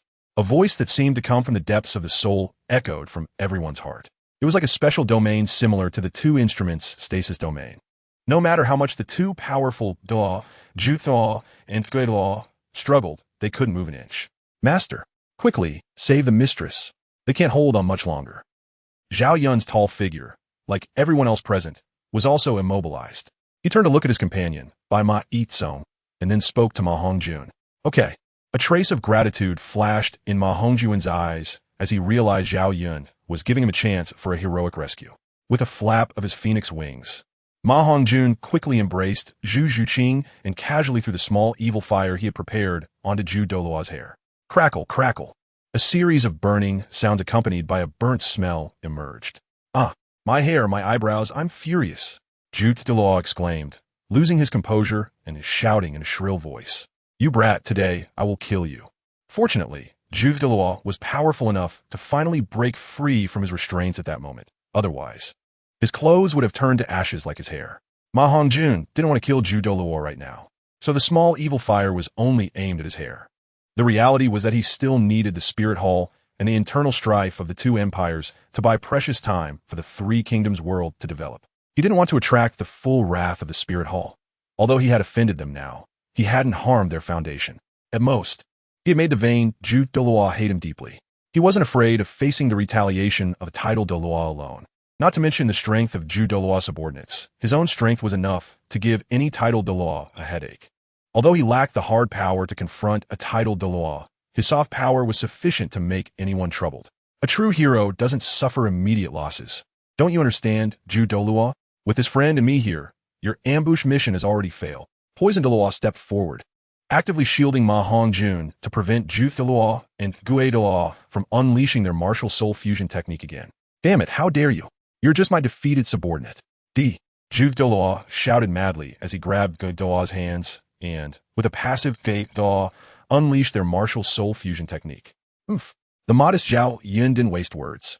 With a twist of his spear, he created 9 blooming spear flowers, preparing to pierce a few empty spots on the two of them. Two instruments, stasis domain. Break. The spear flower Zhao Yun had previously formed didn't dissipate, but instead formed a protective shield. While Poison Douluo was still struggling, Zhao Yun was unaffected.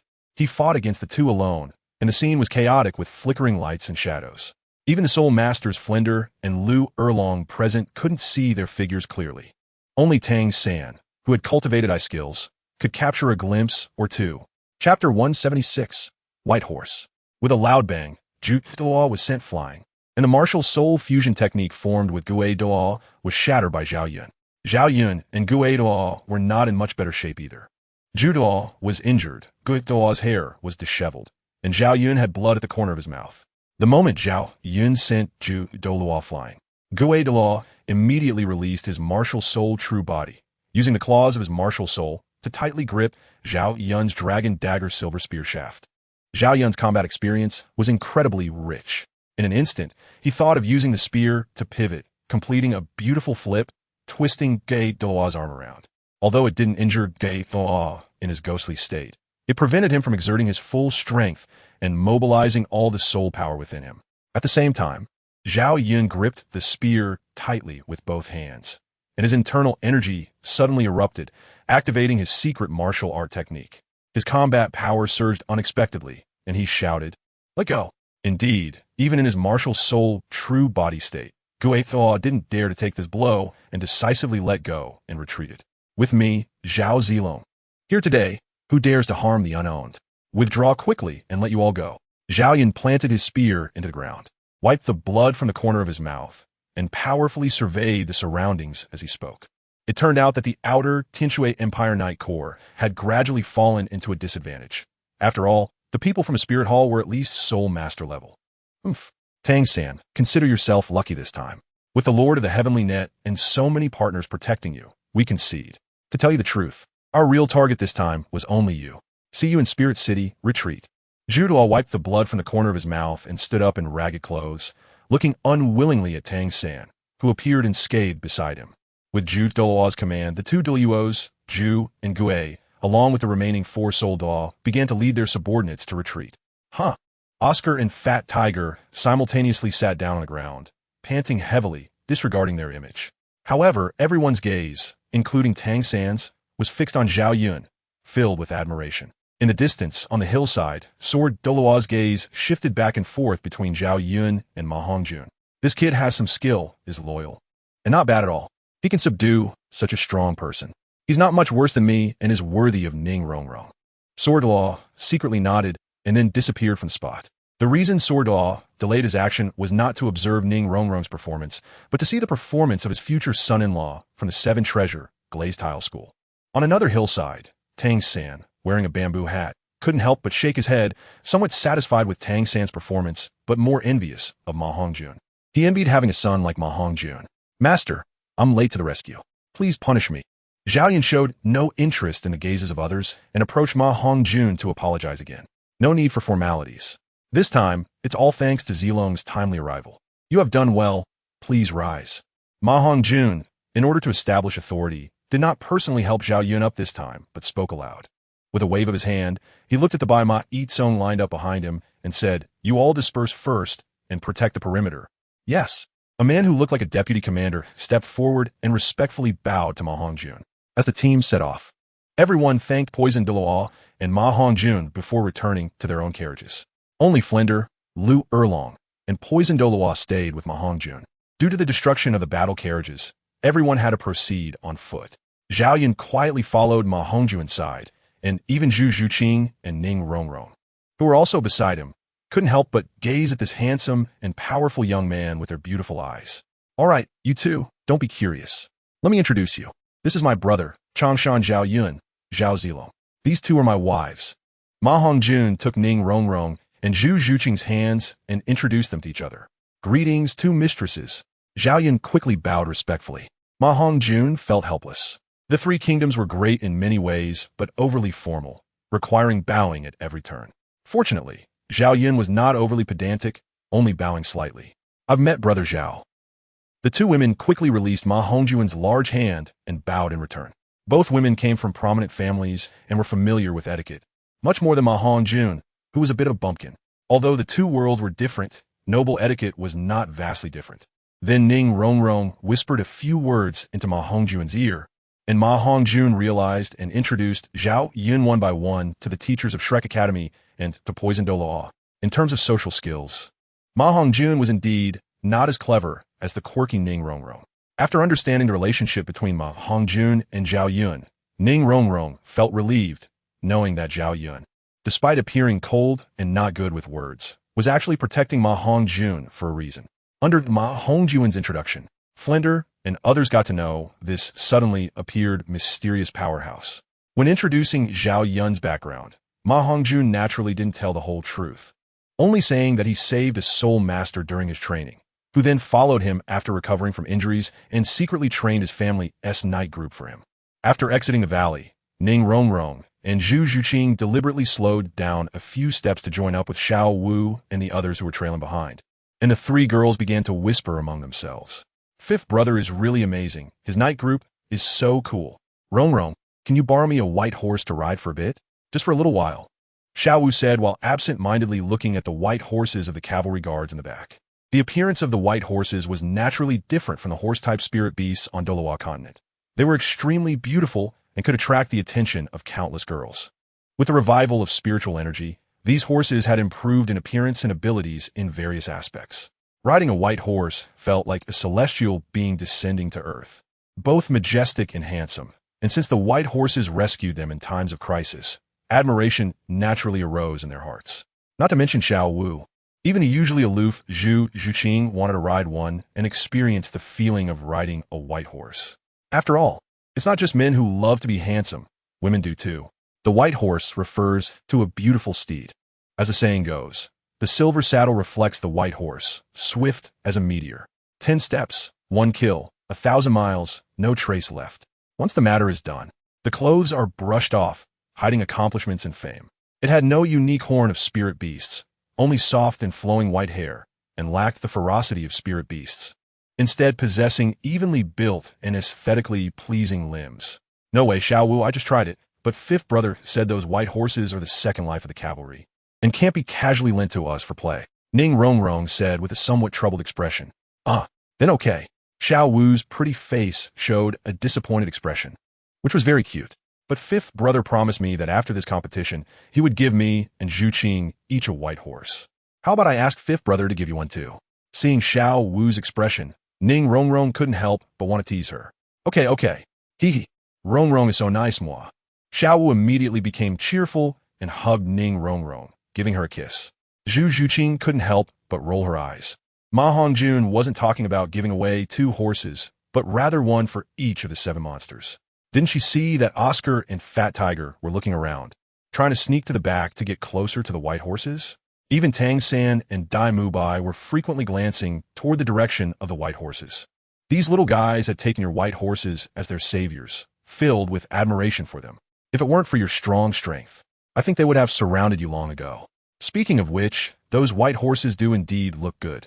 If I were a few years younger, I want to ride one too. Flender, with his keen perception of martial souls, jokingly started chatting with Zhao Yun. These white horses are from a special place in the north, which we found after a long search.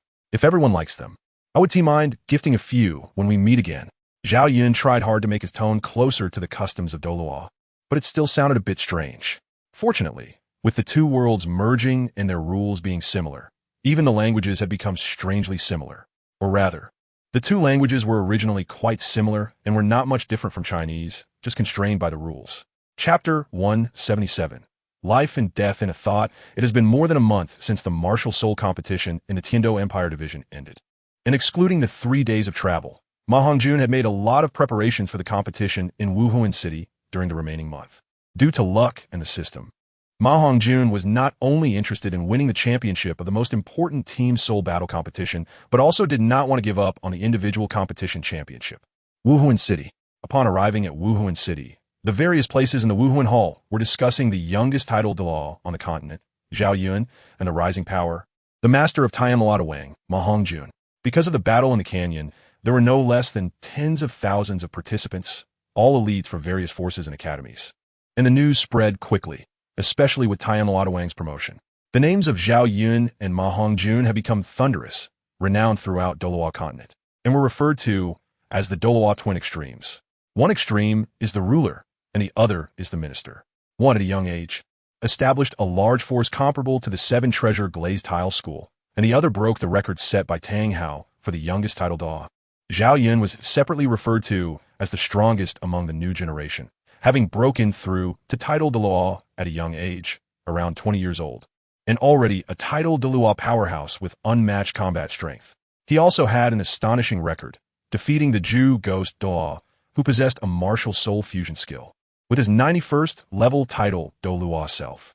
It's important to note that both were 95th level title Daluo powerhouses, and the difference in soul power at the title Daluo level is significant, let alone a 4-level difference in soul power.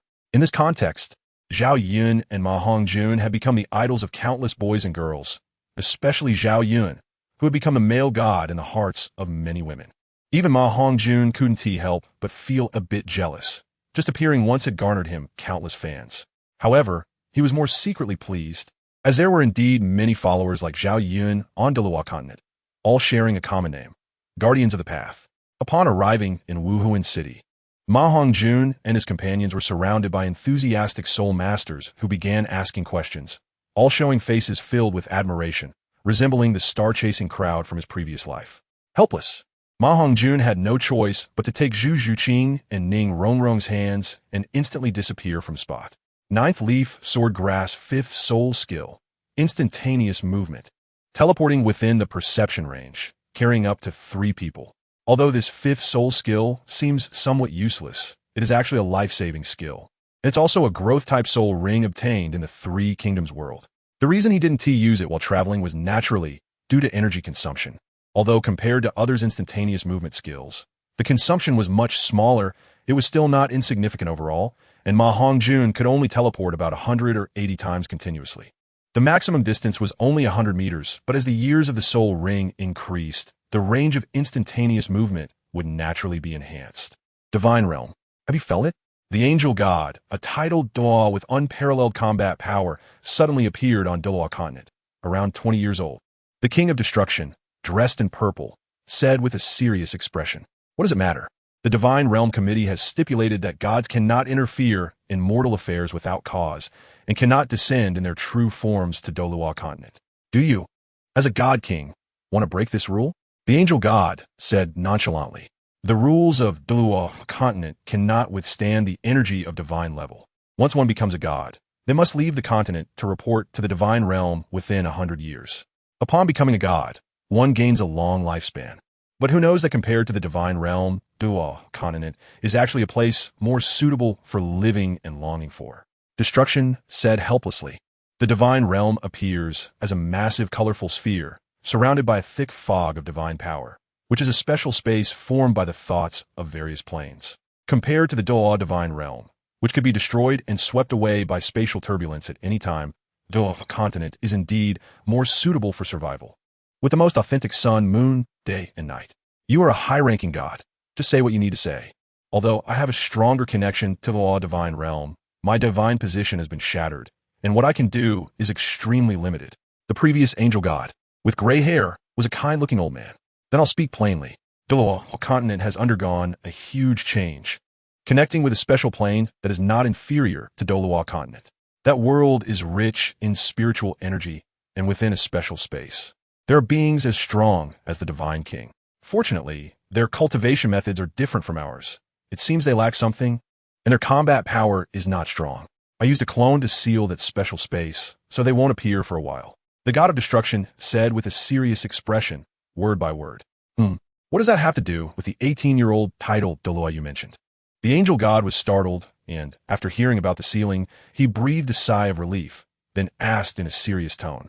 It should be known that beneath the Douluo divine realm, there are many worlds governed by the Douluo divine realm. Although the Douluo divine realm is powerful, it can only withstand a certain amount of power, just like Douluo continent. That's why there is a setting for divine positions. Douluo continent is just one of the more powerful continents, which has given birth to many gods. I'm not sure. His aura seems to be concealed by something. But even in the spiritually rich ancient times, an 18-year-old titled Dalu is extremely rare. So I think you should inform your descendants in the lower realm to investigate this person. The God of Destruction finally revealed his purpose for this trip. Although the divine kings of the Three Kingdoms world seem to only possess the strength of a first-level god and do not take them seriously after sealing that place, the God of Destruction felt waves of unease in his heart, so he kept a close watch on the movements of Douluo continent. If it weren't for the rules guarding the Three Kingdoms world, the mortals of the Three Kingdoms world would surely be annihilated by the cruel character of destruction. Are you saying there might be some connection between the two? The angel god, being exceptionally clever, immediately understood the issue. I don't know, but it's not impossible. Although the two worlds haven't fully merged yet, without divine level strength, one cannot traverse spatial wormholes. However, this suddenly appearing title Dalu is still somewhat suspicious. And even if there is no connection, such a young title Dalu will surely achieve extraordinary things in the future. So, it is indeed necessary to pay more attention. The God of Destruction said this, and then relaxed a bit. After all, a title Dalu is still a title Dalu and cannot possess divine power. If it weren't for the destruction of his clone, which requires a huge cost to reconstitute, he wouldn't have come to trouble the previous angel god. Moreover, under the condition that divine-level powers have been sealed, he does not believe Zhao Yun could traverse the spatial wormhole alone. But he has not given up on investigating Zhao Yun's background. MaHongjun was unaware that he had unknowingly experienced a life-and-death situation. Fortunately, He had used the system's power to bring Zhao Yun to Douluo continent in advance. If he had waited another 6 months, the connection between the two worlds would have become closer, and they would definitely have been noticed by the god of destruction of Douluo divine realm. Even if they broke the rules, they might have captured Zhao Yun for research. They could tolerate a world with a divine king, but weak combat power merging with the rules of Douluo continent. But they would never allow a world with unparalleled combat power and divine king-strong beings to exist. When the rules of the two worlds merge, the weaker side will definitely be devoured. What is called merging is in fact devouring. They can allow a continent to devour other worlds, which benefits them. But they absolutely will not allow themselves to be devoured. Chapter 178. Cloud Chi. There is 1 day left until the finals of the Soul Master Elite competition. On this day, Zhao Yun was extremely busy, going back and forth between various manufacturers in Soul Master City, and after spending a considerable amount of gold soul coins, he finally obtained what he wanted. First and foremost was the papermaking technique. Compared to the nearly industrialized technological level of the Douluo world, the technology of the Three Kingdoms world is still in its initial stage. Other items include the production of glazed pottery, fireworks, and other commonly seen but extremely advanced items in the Three Kingdoms. At the same time, MaHongjun also auctioned a soul guide ring with a space of about 10 cubic meters at the auction house. In the hotel, in MaHongjun's room, "My lord, the matters requested by Mr. Liu have been handled. Please open the passage to send him away first," Zhao Yun said excitedly in a low voice. Ever since he saw the excellent paper produced in Douluo, Zhao Yun had been in a state of excitement. It turned out that MaHongjun had only mentioned the basic situation of the Douluo world, but Lu Bowen had discovered an important factor that could allow them to rise in the short term. This time he specifically instructed Zhao Yun to find manufacturing methods that the Three Kingdoms world did not have, especially the advanced papermaking technique. In the Eastern Han Dynasty, paper was worth its weight in gold. Knowledge was held by a few people. If they possessed advanced papermaking techniques, they could surely accumulate enough wealth to achieve their goals in a short time. Others might need to consider their own strength and inadequacies, but they did not need to worry about that at all. Zhao Yun, Tong Yuan, Lu Bowen, and a similarly strong Cheng Yaojin together formed a formidable trio of tidal Douluo combat power. Although they were somewhat lacking in background compared to the well-established families like the Yuan family, in terms of top combat power, they could be considered evenly matched. Thus, the restaurant they established, the Penglai Tavern, naturally had the strength to protect such things. However, wealth can move hearts, and Lu Bowen would certainly place importance on the papermaking technique. Compared to these true strategists, MaHongjun suddenly felt that he lacked intelligence. Traveling between the two worlds frequently, he had not noticed the huge business opportunities contained within, while Lu Bowen could find differences and utilize them from just a few words. It must be said, he truly deserves to be the Zhuge Liang who divided the world, and Lu Bowen who unified the land. Thinking of this, MaHongjun could not help but consider the timeline of the Three Kingdoms world. After he handled the matters in Douluo, the Three Kingdoms world would also reach 200 years, and there would only be 7 years left until Zhuge Liang's emergence. Based on Zhuge Liang and Zhao Yun's similar ages, Zhuge Liang should now be around 20 years old and presumably has mastered his skills. Alright, but now there are many spies from various factions in Soul Master City. To avoid attracting attention, it's better to handle this matter outside the city at night. MaHongjun had no other opinions, but thought that even with the help of the system, it would not be possible to send someone back silently. So he said, "Yes." Zhao Yun cupped his hands in salute. "Brother Zhao, how many times have I said it? There's no need for such formality between us in private. In a while, Rong will have some things to ask you, and you can explain the reasons appropriately, but you still can't expose your identity."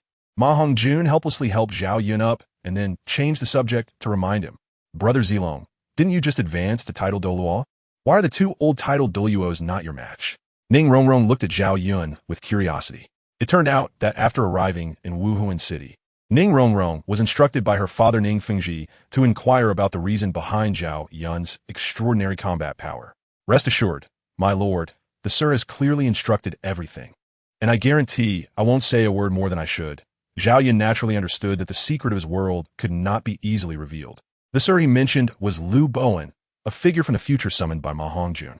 The reason Zhao Yun felt a sense of loyalty to MaHongjun was greatly related to Lu Bowen. Just as the original Zhuge Liang could make Zhao Yun willingly act as a guard, Lu Bowen had similar methods. With Lu Bowen's exceptional wisdom and eloquence, Zhao Yun was convinced to recognize him as his master based on ambitions, personality, and the actual analysis of the world situation. After receiving MaHongjun's consent, Ning Rongrong could no longer wait and sought out MaHongjun, requesting to speak with Zhao Yun privately. Are you saying that having over 100 soldiers can condense cloud energy, and that you defeated the two titled Douluos because of the cloud energy? Ning Rongrong asked with a tone full of doubt. Yes, you can understand it as a special fusion soul skill. This is a newly emerged rule that many have yet to master, but won't be long before it becomes widespread. You can have the 7 treasure glazed tile school's guard team prepare in advance to gain an advantage, Zhao Yun said, understanding her concerns. He knew well the relationship between Ning Rongrong and his lord, so he appropriately explained the existence of cloud energy. Of course, what he said wasn't entirely accurate. The reason for his extraordinary combat power wasn't solely due to the cloud energy. His actual combat strength was the most important factor, even without utilizing cloud energy.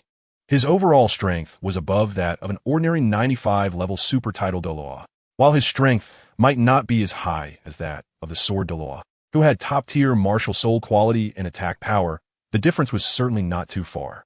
The only difference was in soul power level. Once Zhao Yun reached the level of a 96 or close to a 97-level title Douluo, the sword Douluo would definitely not be his opponent. Perhaps they could match each other in sword techniques, but don't forget, this is Zhao Yun. Master of both spear and sword is not to be taken lightly. After handing over advanced techniques, like papermaking, to a vice commander level white horse Isong with the strength of a soul emperor, MaHongjun and Zhao Yun secretly returned to the city. However, what he didn't know was that after he left the Tontianxi secret realm, the previously calm spatial passage experienced a wave of spatial fluctuations. 3 figures faintly attempted to break through the barrier between the two worlds. If discovered by MaHongjun, he would be surprised to find that these 3 individuals were neither martial cultivators nor literary cultivators, but part of an entirely new energy system.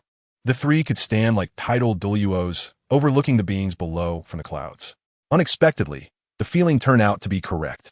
Changes had indeed begun to appear in our world. The outcome of the 5, whose chaos may see a turning point. Poor my disciple, who has made sacrifices for this world. Heaven, yellow heaven, and blue heaven are all about to change. An old man in a yellow robe muttered to himself. Although the 5 whose chaos had a turning point, a greater crisis emerged. Is the information from yellow heaven the same as that from blue heaven? A serious old man with a white beard asked another old man with purple robes and youthful features next to him. Alas, the heavenly secrets. The young emperor has already been firmly grasped by Cao Cao, and you still want to defy fate and let that unskilled Yu manage blue heaven. Is it really worth it for this Liu family world? The old man in purple robes answered without addressing the question, looking at the white-bearded elder. Yuan Fong, you still don't understand me. What I maintain has never been the Liu family's world, but the orthodox Han dynasty. The white-bearded elder, named Tianji, glanced at the old man in purple robes, then looked at the white horse Isong messenger heading towards the Peng Lai tavern below. This person carries a great fortune back. His lord must possess means we do not know of, but as long as it benefits the world, we should not interfere. The yellow-robed elder looked at his 2 old friends, serious and solemn, observing the people coming and going beneath the clouds. Rest assured, we understand the rules. Although our combined force did not break the restrictions of the rules to explore another world, I believe that with one more attempt, we will have the opportunity to check another world. The white-bearded elder, Tianji, nodded and fell into silence. For the 3 of them, no one understood the changes in this world better than they did. We are limited by the power of this heavenly way. Our strength and realm have been suppressed at the half-immortal level, unable to progress or participate in mortal affairs, but we can still offer guidance.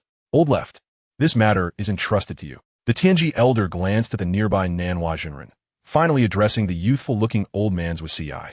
After speaking, he vanished without waiting for a response, turning into a wisp of green smoke and disappearing. This decaying Han dynasty cannot yet be destroyed. Thank you, Tianji. The rest is up to us. The savior, Saint Shone, in the heavenly way will be entrusted to me, Wasiai remarked, looking in the direction where Tianji disappeared. The task of protecting the path for the sages of past generations will be entrusted to me, Nanhua. Although the spiritual realm is sealed by a powerful, mysterious force, I can still traverse freely with the power of yellow heaven.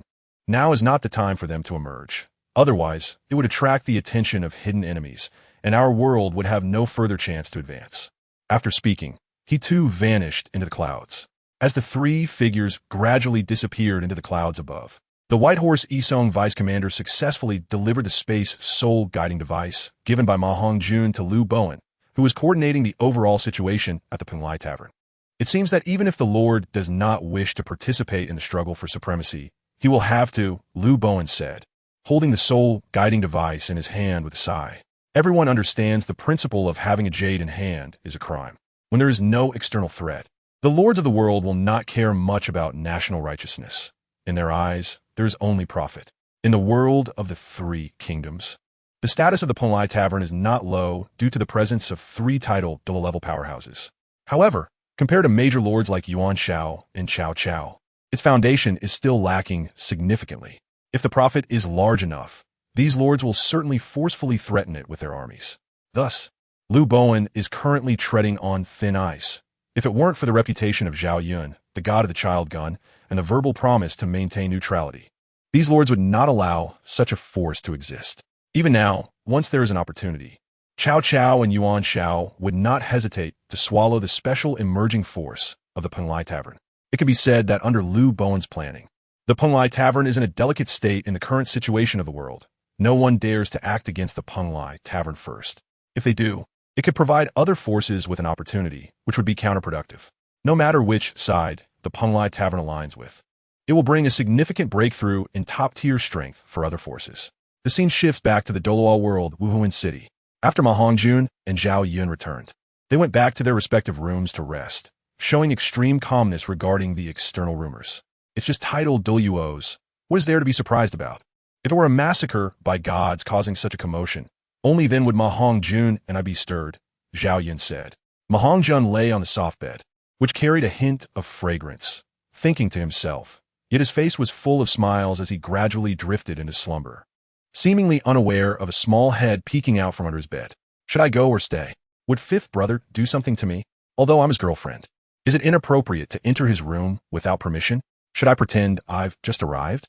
Ning Rongrong felt extremely conflicted inside, her pretty face slightly flushed, still retaining a bit of fragrant sweat. Due to her cultivation of soul power, soul masters have little internal suppression, and combined with the effect of the immortal grade herbs she had taken, Ning Rongrong naturally exuded a fragrance, which became more pronounced due to her sweating. Summer was already hot, and with Ning Rongrong's fear of being discovered, her princess dress was quite damp from sweat, especially the white area on her chest, which was hard to resist for anyone who saw it. After reporting to her father about the cloud matter, Ning Fengji rushed to verify the truth of what Ning Rongrong had said and had no time to pay attention to her. Feeling bored, Ning Rongrong unknowingly arrived outside MaHongjun's room. Just then, a servant was cleaning, so Ning Rongrong lay down in the room as the lady of the house, waiting and waiting, but she didn't see MaHongjun's figure. When the cleaning staff finished tidying up and prepared to leave, Ning Rongrong wanted to see where MaHongjun had gone, using his words to check the room. Some young girls always like to keep track of their boyfriend's whereabouts. Otherwise, they would let their imagination run wild. But at that moment, she suddenly felt that such behavior might seem like spying. So she prepared to wait outside for MaHongjun to return when she suddenly heard a noise and hid under MaHongjun's bed. Right now, Ning Rongrong's heart was racing, especially when she saw MaHongjun on the bed, wearing only a pair of shorts, revealing a clearly defined, muscular body, causing her to blush even more. She quickly covered her eyes, but couldn't help her curiosity and peeked through her fingers. With such a commotion, how could MaHongjun, known for his sharp senses, not notice? Even if he didn't notice at first, the noise when Ning Rongrong crawled out was enough to wake him up. However, to avoid awkwardness, MaHongjun pretended to be sound asleep. But the way Ning Rongrong scanned him made him silently exclaim that he couldn't take it anymore. Even the little fire inside him, which had already been controlled, showed signs of flaring up again. The changes in his body made Ning Rongrong, who was already blushing, feel even more flustered, leading her to a bold assumption. He is awake. He is pretending to sleep. Although she thought about escaping directly, she reconsidered. This was her boyfriend. Why should she be afraid? Why should she feel shy? So, with her naturally bold personality, Ning Rongrong boldly walked to MaHongjun's bedside and sat down. What are you pretending for? Is it on purpose that you're wearing so little? Ning Rongrong huffet softly, tentatively asking. At this moment, MaHongjun, realizing he had been exposed, stopped pretending to be asleep and slowly opened his eyes, helplessly saying, Rongrong, you're wronging me. It's such a hot day. I can't sleep in clothes. Can I? I just noticed you. MaHongjun quickly sat up to cover his awkwardness. Although he had lived 2 lives and knew many things, he was still a novice and had never experienced such embarrassment, making his heart race a bit. I don't care, it's all because of you. You have to take responsibility for me. Ning Rongrong suddenly hugged MaHongjun, playfully hitting his strong chest. All right, as long as you're willing. I will definitely take responsibility. The competition is tomorrow. Why don't you go back and rest early? MaHongjun comforted her while inappropriately ruffling Ning Rongrong's hair. For a moment, the atmosphere became extremely awkward. One could only say that he was indeed a straight man. Although he wished he could hold the beauty and rest forever, his face remained serious. I'm leaving. Ning Rongrong huffed and stood up. Stinky fifth brother, stinky straight man, I don't want to talk to you anymore. After leaving the room and finding that MaHongjun didn't chase after her, Ning Rongrong couldn't help but curse this unappreciative straight man. Chapter 180. The finals come to an end. Part 1. The final Soul Master competition posed no challenge for MaHongjun, nor did any accidents occur. The only noteworthy thing was that not only did the Chihua School and the Shenkong Academy merge into one team, but the Long Academy from the Tianzhou competition area also reformed a new team with another academy representing a hidden aristocratic family. Besides the Tianzhou royal team, which Yi Lingling was part of, there was also the Xingluo royal team and an even stronger Azure team from the most powerful hidden family, the Luo family. However, these meant nothing to MaHongjun. No matter how powerful they were, he could easily break through. As expected, in the individual competition, MaHongjun easily defeated the Luo family's talented Soul King and then consecutively defeated 3 talented Soul Kings from a Spear Hall. Unlike the individual competition, the team competition was more important in terms of rewards and influence. However, Hongjun, your personal strength has far surpassed that of the younger generation of Soul Masters. The other team members can't gain the experience they should have, so I propose you take charge from the back, observe the situation, and rescue the team members, while the other 6 go into battle. What do you think? Master Yu Xiaojing cautiously suggested, looking at MaHongjun, who appeared calm. Regardless of the place, only those with great strength would be respected. Even someone as upright as the master was no exception. That sounds good. As long as I can personally step onto the arena, it doesn't matter whether I go out or not. I will ensure their safety from the back. MaHongjun was not a selfish person. It wasn't that he didn't want Fat Tiger to go on stage, but the rules were such that once they reached the finals, no substitutions could be made. Even if the rules allowed, the Shrek teachers Wu Ti permit MaHongjun to be replaced, handing over the championship that was almost within reach. Although in the original plot, Shrek achieved victory, the world had changed significantly since then. It wasn't just the 3 kingdoms world that experienced the revival of spiritual energy. The Douluo world was also slowly increasing its spiritual energy. However, comparatively, the increase in the Douluo world was not as obvious. The only noticeable difference was that this generation of golden students from the Spear Hall had generally improved their strength by 1 to 2 levels. Once at the Soul King level, it became increasingly difficult to raise soul power levels, and the gap in strength would also grow larger. The golden generation of the Spear Hall, who had already improved their soul power, would obviously have an advantage over the Shrek's 7 monsters, who lacked soul fusion techniques. However, with MaHongjun present, that was no problem. Being able to single-handedly face the Soul level advanced Soul Kings. What reason would they have to lose? As expected, the competition proceeded as scheduled. First, they faced their arch-rivals, the Xingluo Royal Academy. MaHongjun hardly engaged from the back, as Tang San and the others managed to resolve them. Although it was a tough victory, they did win, especially Zhu Zhuqing, who made a significant contribution. She quickly defeated her opponent, her older sister Zhu Zhuyan, causing the Xingluo Royal Academy's soul fusion technique to lose its source. After defeating her sister, Zhu Zhuqing threw her to MaHongjun, who did nothing else but use the 9-leaf sword grass to bind Zhu Zhuyan and then took out a small stool to watch the show. Zhu Zhuyan's teammates wanted to rescue her, but they found it difficult to break through the defenses set by Tang San and the others. Even if they managed to break through Shrek's formation with great difficulty, MaHongjun could easily repel them again with just a few flames. Although MaHongjun's Phoenix Flame had not yet reached the legendary level of the true Phoenix Flame, it was not an ordinary fire that could be compared to. Any spirit master who got burned would be in a fluster trying to defend themselves.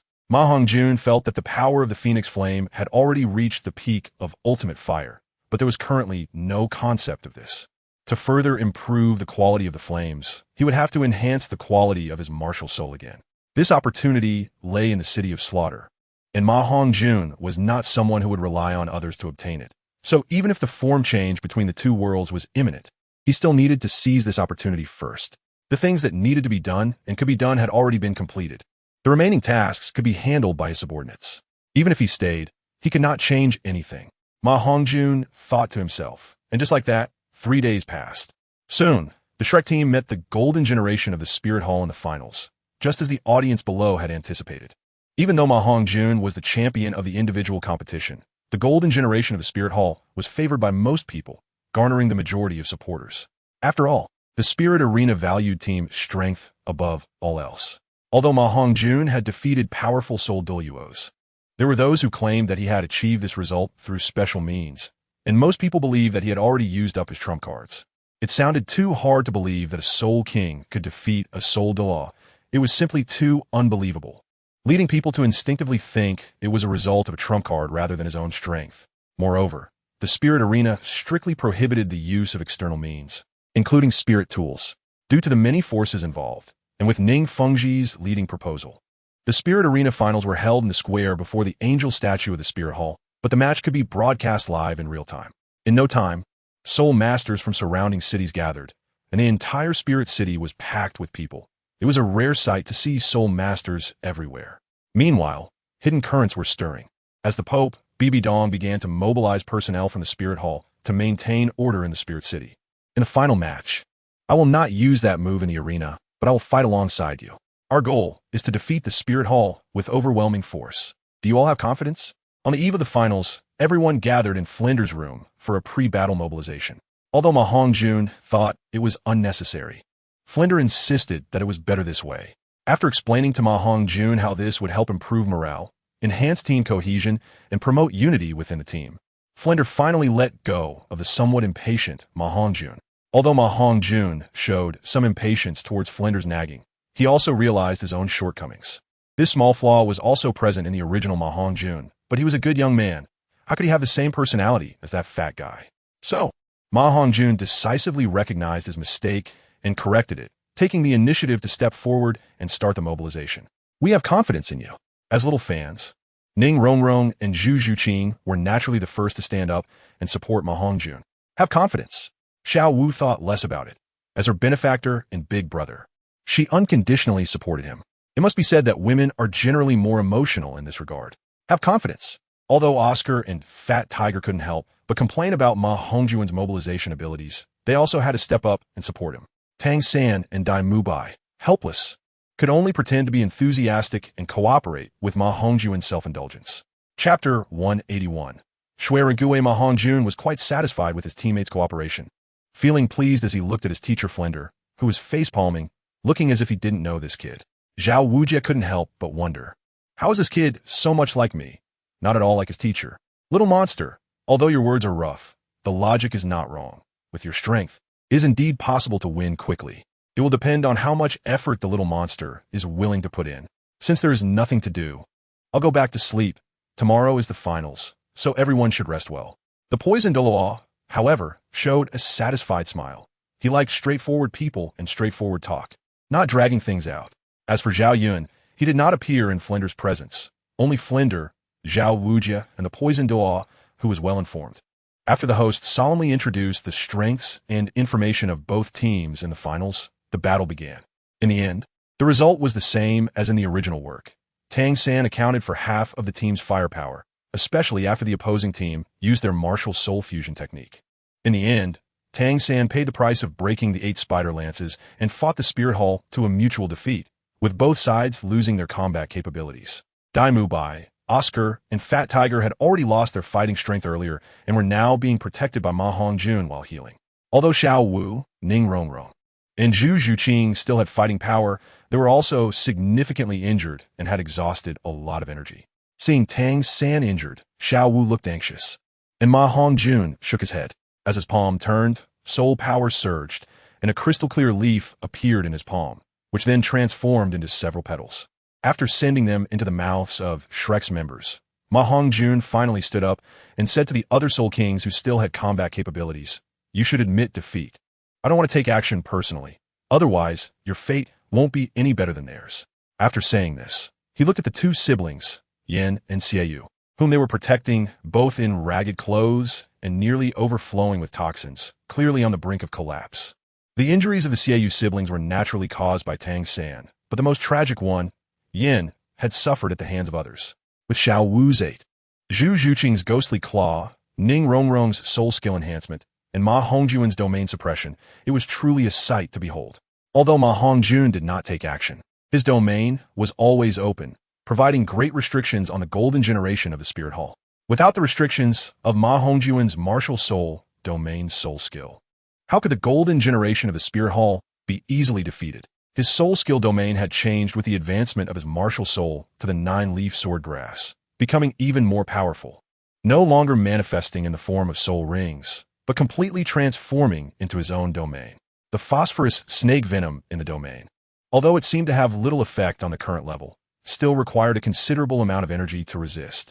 A slight misstep could lead to the poison entering the marrow. Once the poison entered the marrow, even the poisoned Dalu, who controlled this phosphorus snake martial soul, will be helpless. The Spirit Hall admits defeat. Bibi Dong on the high platform had a grim expression and then signaled the elder beside her to concede. Let us congratulate Shrek Academy on successfully winning the championship of the Continental Soul Master Elite Competition Finals. The referee immediately announced Shrek Academy's victory upon seeing this. Hulaina's face turned pale. Upon hearing the announcement of the Spirit Hall's concession, the pride on her face disappeared, replaced by a sense of unwillingness.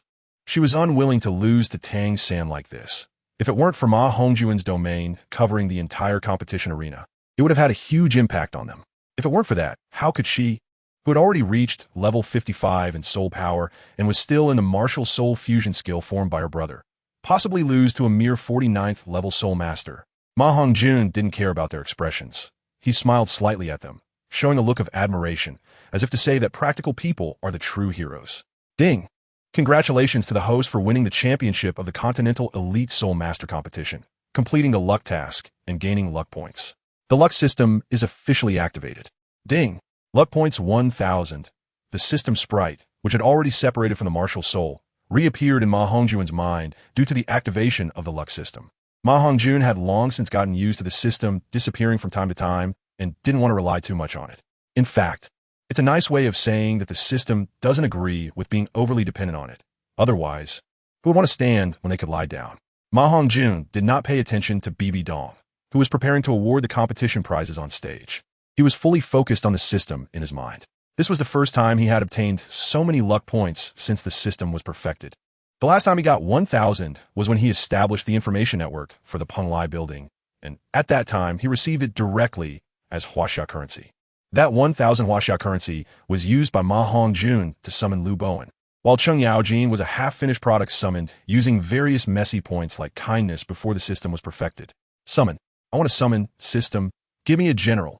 MaHongjun did not choose to draw a soul ring or soul bone. He directly summoned a general. Although it is said that relying on others is not as good as relying on oneself, the summoned ones are titled Dalu. Even if he obtained a 100,000 year soul ring and was promoted to Soul Emperor, the increase in combat power would still be limited compared to a titled Dalu. Moreover, the generals summoned by the system are all loyal, and their combat power is at least that of a titled Dalu, with some even comparable to top-tier Daluos like Haoyan Dalu. Therefore, after weighing the pros and cons, MaHongjun was already prepared to summon generals to enhance the high-end combat power of his forces.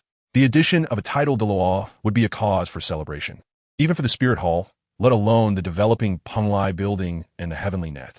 Ding! Congratulations to the host for summoning the great General Shui Ring, known as the One-Word Side-by-Side King.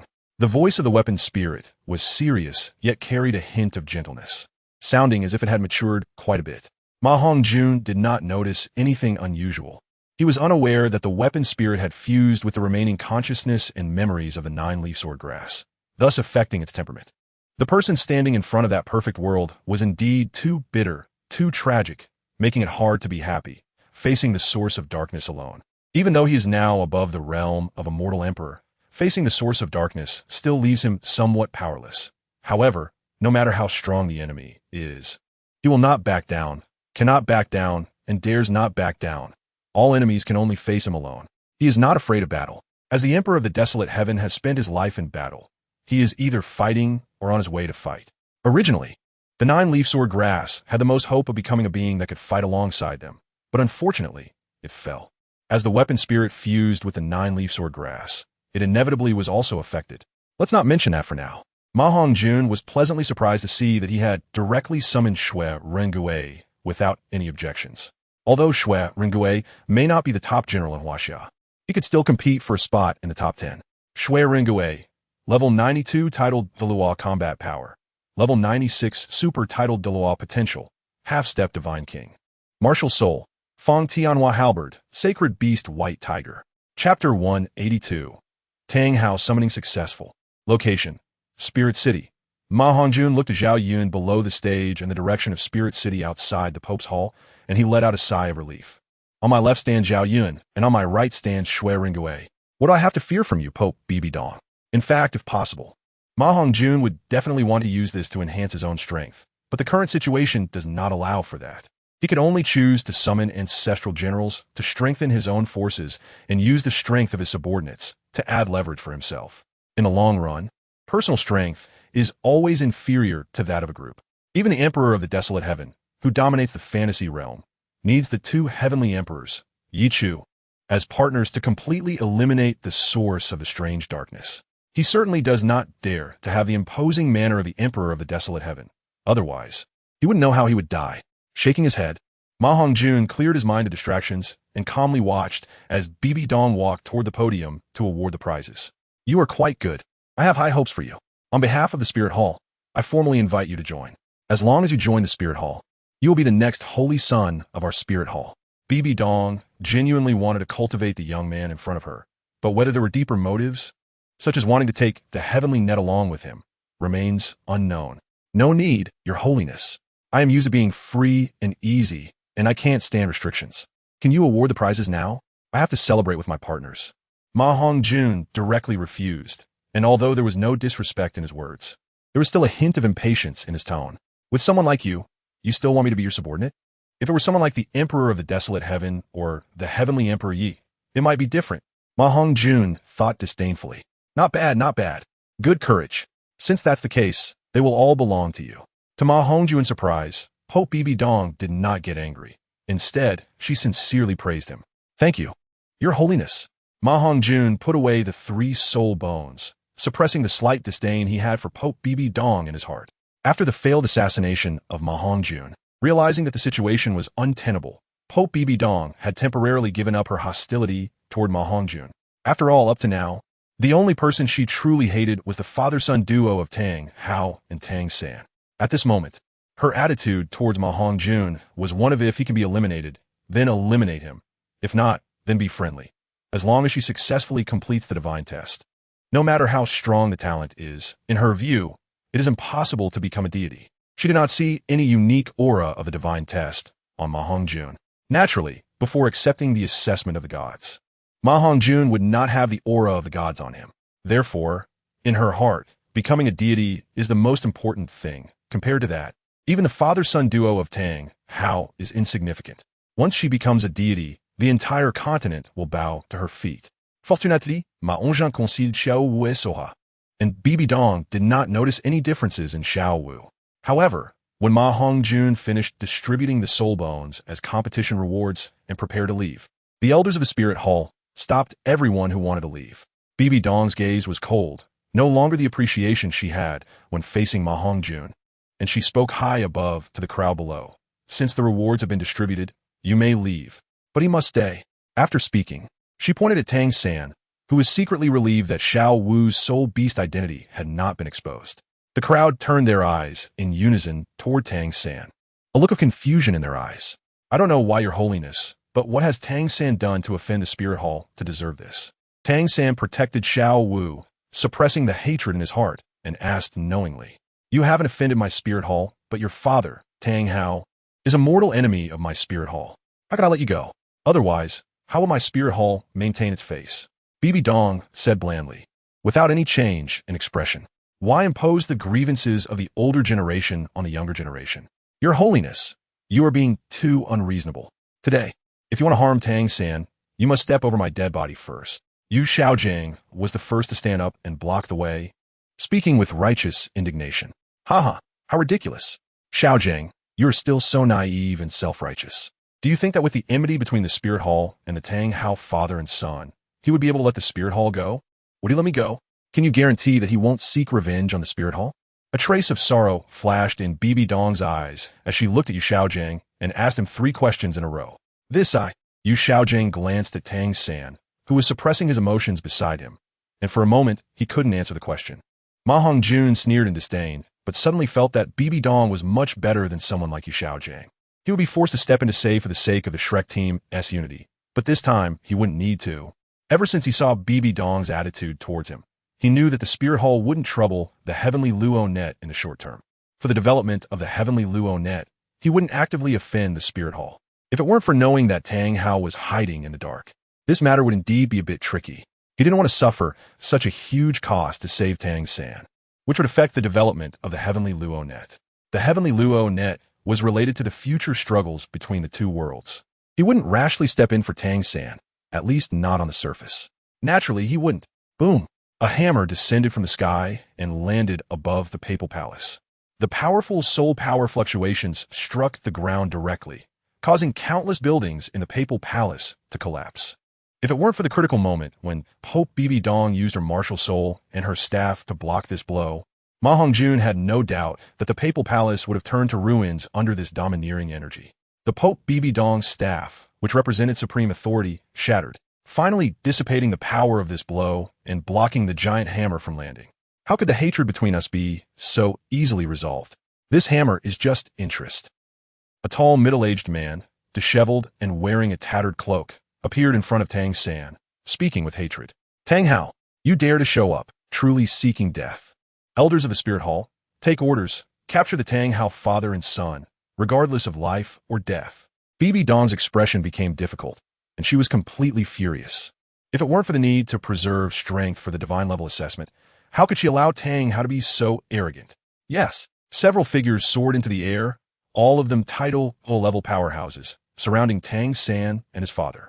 Seeing this, Zhao Yun quickly protected the Shrek group and saw that Xiao Wu wanted to step forward. MaHongjun hurriedly exchanged glances with Zhu Zhuqing and Ning Rongrong, and the 2 subtly nodded, pulling Xiao Wu to the left and right. Xiao Wu, trust Big Brother Wu. He won't let Third Brother suffer. Our strength will only distract their attention and won't help much. Ning Rongrong gently comforted Xiao Wu in a low voice. This Pope doesn't intend to make things difficult for us. Let us observe the situation for now. The Shrek 8 monsters are united. If we need to act, we want to stand by and do nothing. Zhu Zhuqing was much more straightforward. Although they meant the same thing, it reassured Xiao Wu even more. Chapter 183. Champion, Separation, alright. Seeing Tang San being protected by the mighty figure of Tang Hao, Xiao Wu couldn't help but feel relieved and replied. The name of a person, the shadow of a tree. Who doesn't know the reputation of the Hao Ian Douluo? For now, I will spare you all. Those who come must bring their children to repay the grudge for their wives. Tang Hao noticed the aggressive approach of the Spirit Hall and did not intend to confront them head-on. He glanced at Yu Xiaojing, nodded slightly, and then looked at the Shrek group before using his soul skill to disappear from the spot. MaHongjun and he exchanged glances, feeling that Tang Hao's gaze was specifically on him. However, MaHongjun was not afraid and boldly met his gaze. With Zhao Yun present, even if Bibi Dong wanted to harm him, it would be extremely difficult. Let's not forget, Shui Renga must have almost arrived by now. With such a big commotion happening in front of the Papal Palace, if Shui Renga still didn't show up, MaHongjun would doubt his loyalty and question the system's capabilities. In Spirit City, after Shui Renga appeared, he began to walk toward the Spirit Hall direction due to some mysterious sensing. However, to familiarize himself with the rules of this world, he was not walking fast. Dressed similarly to Zhao Yun, wearing a white robe and white armor. Only the weapon was different. He wielded a silver Fong Tianhua halberd and wore cloudflow boots, with an extraordinary silver dragon bow hanging from the saddle of his white horse. In fact, the martial souls of military generals are somewhat different from those in the Douluo world. The martial souls of military generals are real entities that exist and are formed into divine weapons only after being endowed with battle souls. While the martial souls in Douluo seem to also exist as entities, MaHongjun felt that the martial souls have a kind of quality that lies between the virtual and the real. For example, before advancing with the 9-leaf sword grass, MaHongjun had an unreal feeling, but fortunately, After merging with the mysterious seed and meteor tears, that sense of unreality completely disappeared. Even if it existed for a long time, there would be no soul power consumption. In this regard, it felt somewhat similar to Huaxia as martial souls. As Tang Hao took Tang San and disappeared, the gazes of the Spirit Hall elders turned toward the direction of the Shrek team. They were just waiting for BB Dong's orders to capture these classmates who were closely related to Tang San. MaHongjun did not feel any hatred towards Tang Hao's actions, but he couldn't say he liked it either. Anyone would be unhappy when implicated. Just as BB Dong was angry and hesitating whether to give up on befriending the heavenly Luo net and capture Xiao Wu, who was relatively close to Tang San, a strong voice echoed in front of the papal palace. Shui Ringui pays respects to the Lord. Shui Ringui knelt on one knee in front of the papal palace, while the nearby Spirit Hall guards seemed to not see him at all, allowing him to walk into the palace. If one looked closely, they would find that it wasn't that the guards didn't want to move, but that they couldn't, as the aura emanating from Shui Ringui was too strong. Soul masters below the Soul Emperor level couldn't even move a finger without expending all their energy. Pope, don't blame me. Big brother Ringui, why are you only arriving now? The competition has already ended. Let's return to the Tiando Empire. Oh, right, Your Excellency the Pope, if there is nothing else, we'll take our leave. MaHongjun seemed not to notice the increasingly unpleasant expression on BB Dong's face and spoke to himself. Yes. Shui Ringui also regarded these foreign beings as non-existent, and his aura erupted once more, comparable to that of Pope BB Dong, complimenting MaHongjun's performance. BB Dong cast a cold glance at Shui Ringui, and then looked at Zhao Yun and the poisoned doll regarding MaHongjun. Ultimately, she gave up on making things difficult for MaHongjun and the others, partly out of caution, but mainly because the Spirit Hall was not yet fully under her control. With the power of the heavenly Luo net having already taken shape, it was not something that could be easily eliminated, unless it was planned and premeditated, like the original work's destruction of the Blue Lightning Tyrant Dragon Clan and the Seven Treasure Glazed Tile School. Otherwise, once they startled the snake and triggered a coalition of other forces, even the Spirit Hall would not want to see such a situation arise. Withdraw. Send my orders. Capture Tang Hao and his son with all your strength. Anyone who dares to harbor thieves is an enemy of my Spirit Hall. Anyone who opposes the Spirit Hall will be killed without mercy. BB Dong, after all, was BB Dong. She quickly calmed down and ordered, not letting the appearance of MaHongjun and Shui Ringui affect her. MaHongjun secretly felt it was a pity, and then he thought it didn't matter. Shui Ringui's appearance surprised the people of the Spirit Hall for a moment, delaying a few breaths of time, which was enough for Tang Hao and his son to escape. As Tang San's classmate and partner, he has done his utmost, which is much better than Tang San and his father. Although in his past life he had many opinions about Tang San, in this life they are partners, and MaHongjun has always been sincere and dedicated to his companions. Otherwise, how could he possibly share the divine herds with others? In this regard, Tang San is quite similar to MaHongjun, so MaHongjun still feels a bit of mutual affection for Tang San. After leaving Wuhunwith city, everyone was relatively quiet along the way, with no one speaking, and the atmosphere was filled with reluctance and sadness, ultimately standing at a special crossroads. Continuing forward leads to Tiando City, towards Shrek Academy. Behind is Wuhunwith City, and to the right is the Star Luo Empire. All right, kids, I announce that you have officially graduated today. Let's part ways here, Flanders said, stopping first, turning around and waving his hand in a feigned calm manner. After speaking, he turned his back to everyone, pretending to be a sage as he looked into the distance towards Shrek Academy. Dean, I won't need it for now. I still have to go back to Shrek and discuss our future path with the teacher, Oscar said, feeling somewhat down. But upon seeing the usually stingy Dean in this state, he still comforted him. Everyone clearly saw tears of reluctance and comfort in the corners of Flanders' eyes. Becoming the champion of the Continental Elite competition was the original intention and wish of every academy founder. In the past, he wouldn't even have dared to think about it. But this batch of students fulfilled his wish, and this was also the batch he invested the most energy in. Now that they were leaving the academy to venture out, he naturally felt a lot of reluctance, but he wouldn't stop them. Young eagles must eventually leave the wings of the adult eagles to fly alone. Otherwise, they will never grow into adult eagles. Do as you wish. The wind and sand here are a bit strong, haha. The academy doesn't lack your meal, and neither do the others. You are the pride of Shrek Academy. When you go back, I will definitely spend a lot of money to carve statues for you to encourage future students, making Shrek Academy the #1 academy on the continent, Flanders said, rubbing his slightly reddened eyes turning around with a proud expression. All right, Flander, that's enough. Let's go ahead and wait. Let's leave the final farewell time to the kids. Xiao Wu's godmother won't keep you. Xiao San is safest with the Haotian crown. You, however, must pay attention to safety when venturing out, and come back to the academy to see your godmother, Lu Erlong said, rolling her eyes at the increasingly excited Dean Flander. Finally, she comforted the somewhat downcast Xiao Wu, saying with reluctance, I will definitely come back to see my godmother and everyone, Xiao Wu said, relieved, grabbing Lu Erlong's jade hand reluctantly. Everyone doesn't need to be so sad. Why don't we make a 5-year agreement? 5 years later, we won't scatter from Shrek Academy, Dai Mubai said, appearing much more cheerful. He had just won against his brother in the competition and was now going back to the Star Luo Empire to inherit the position of Crown Prince. Okay, then let's set a 5-year agreement. MaHongjun also agreed. Naturally, everyone followed suit. In the end, MaHongjun bid farewell to the teachers and partners, taking the first group, including Ning Rongrong and Zhu Zhuqing, down the left path. As for Fat Tiger, he planned to follow Dean Flander back to the academy to become a teacher. And during that time, he might go out to train, but wouldn't go too far. Xiao Wu followed MaHongjun's suggestion, heading towards the Star Do Great Forest. And after meeting Tang San, she informed him about the 5-year agreement. The 7 made their agreement and ceased their sadness, each setting off towards their futures. MaHongjun, along with Zhu Zhuqing and Ning Rongrong, was not taking the 2 to the Slaughter City for training, but was instead sending them to the world of the 3 kingdoms.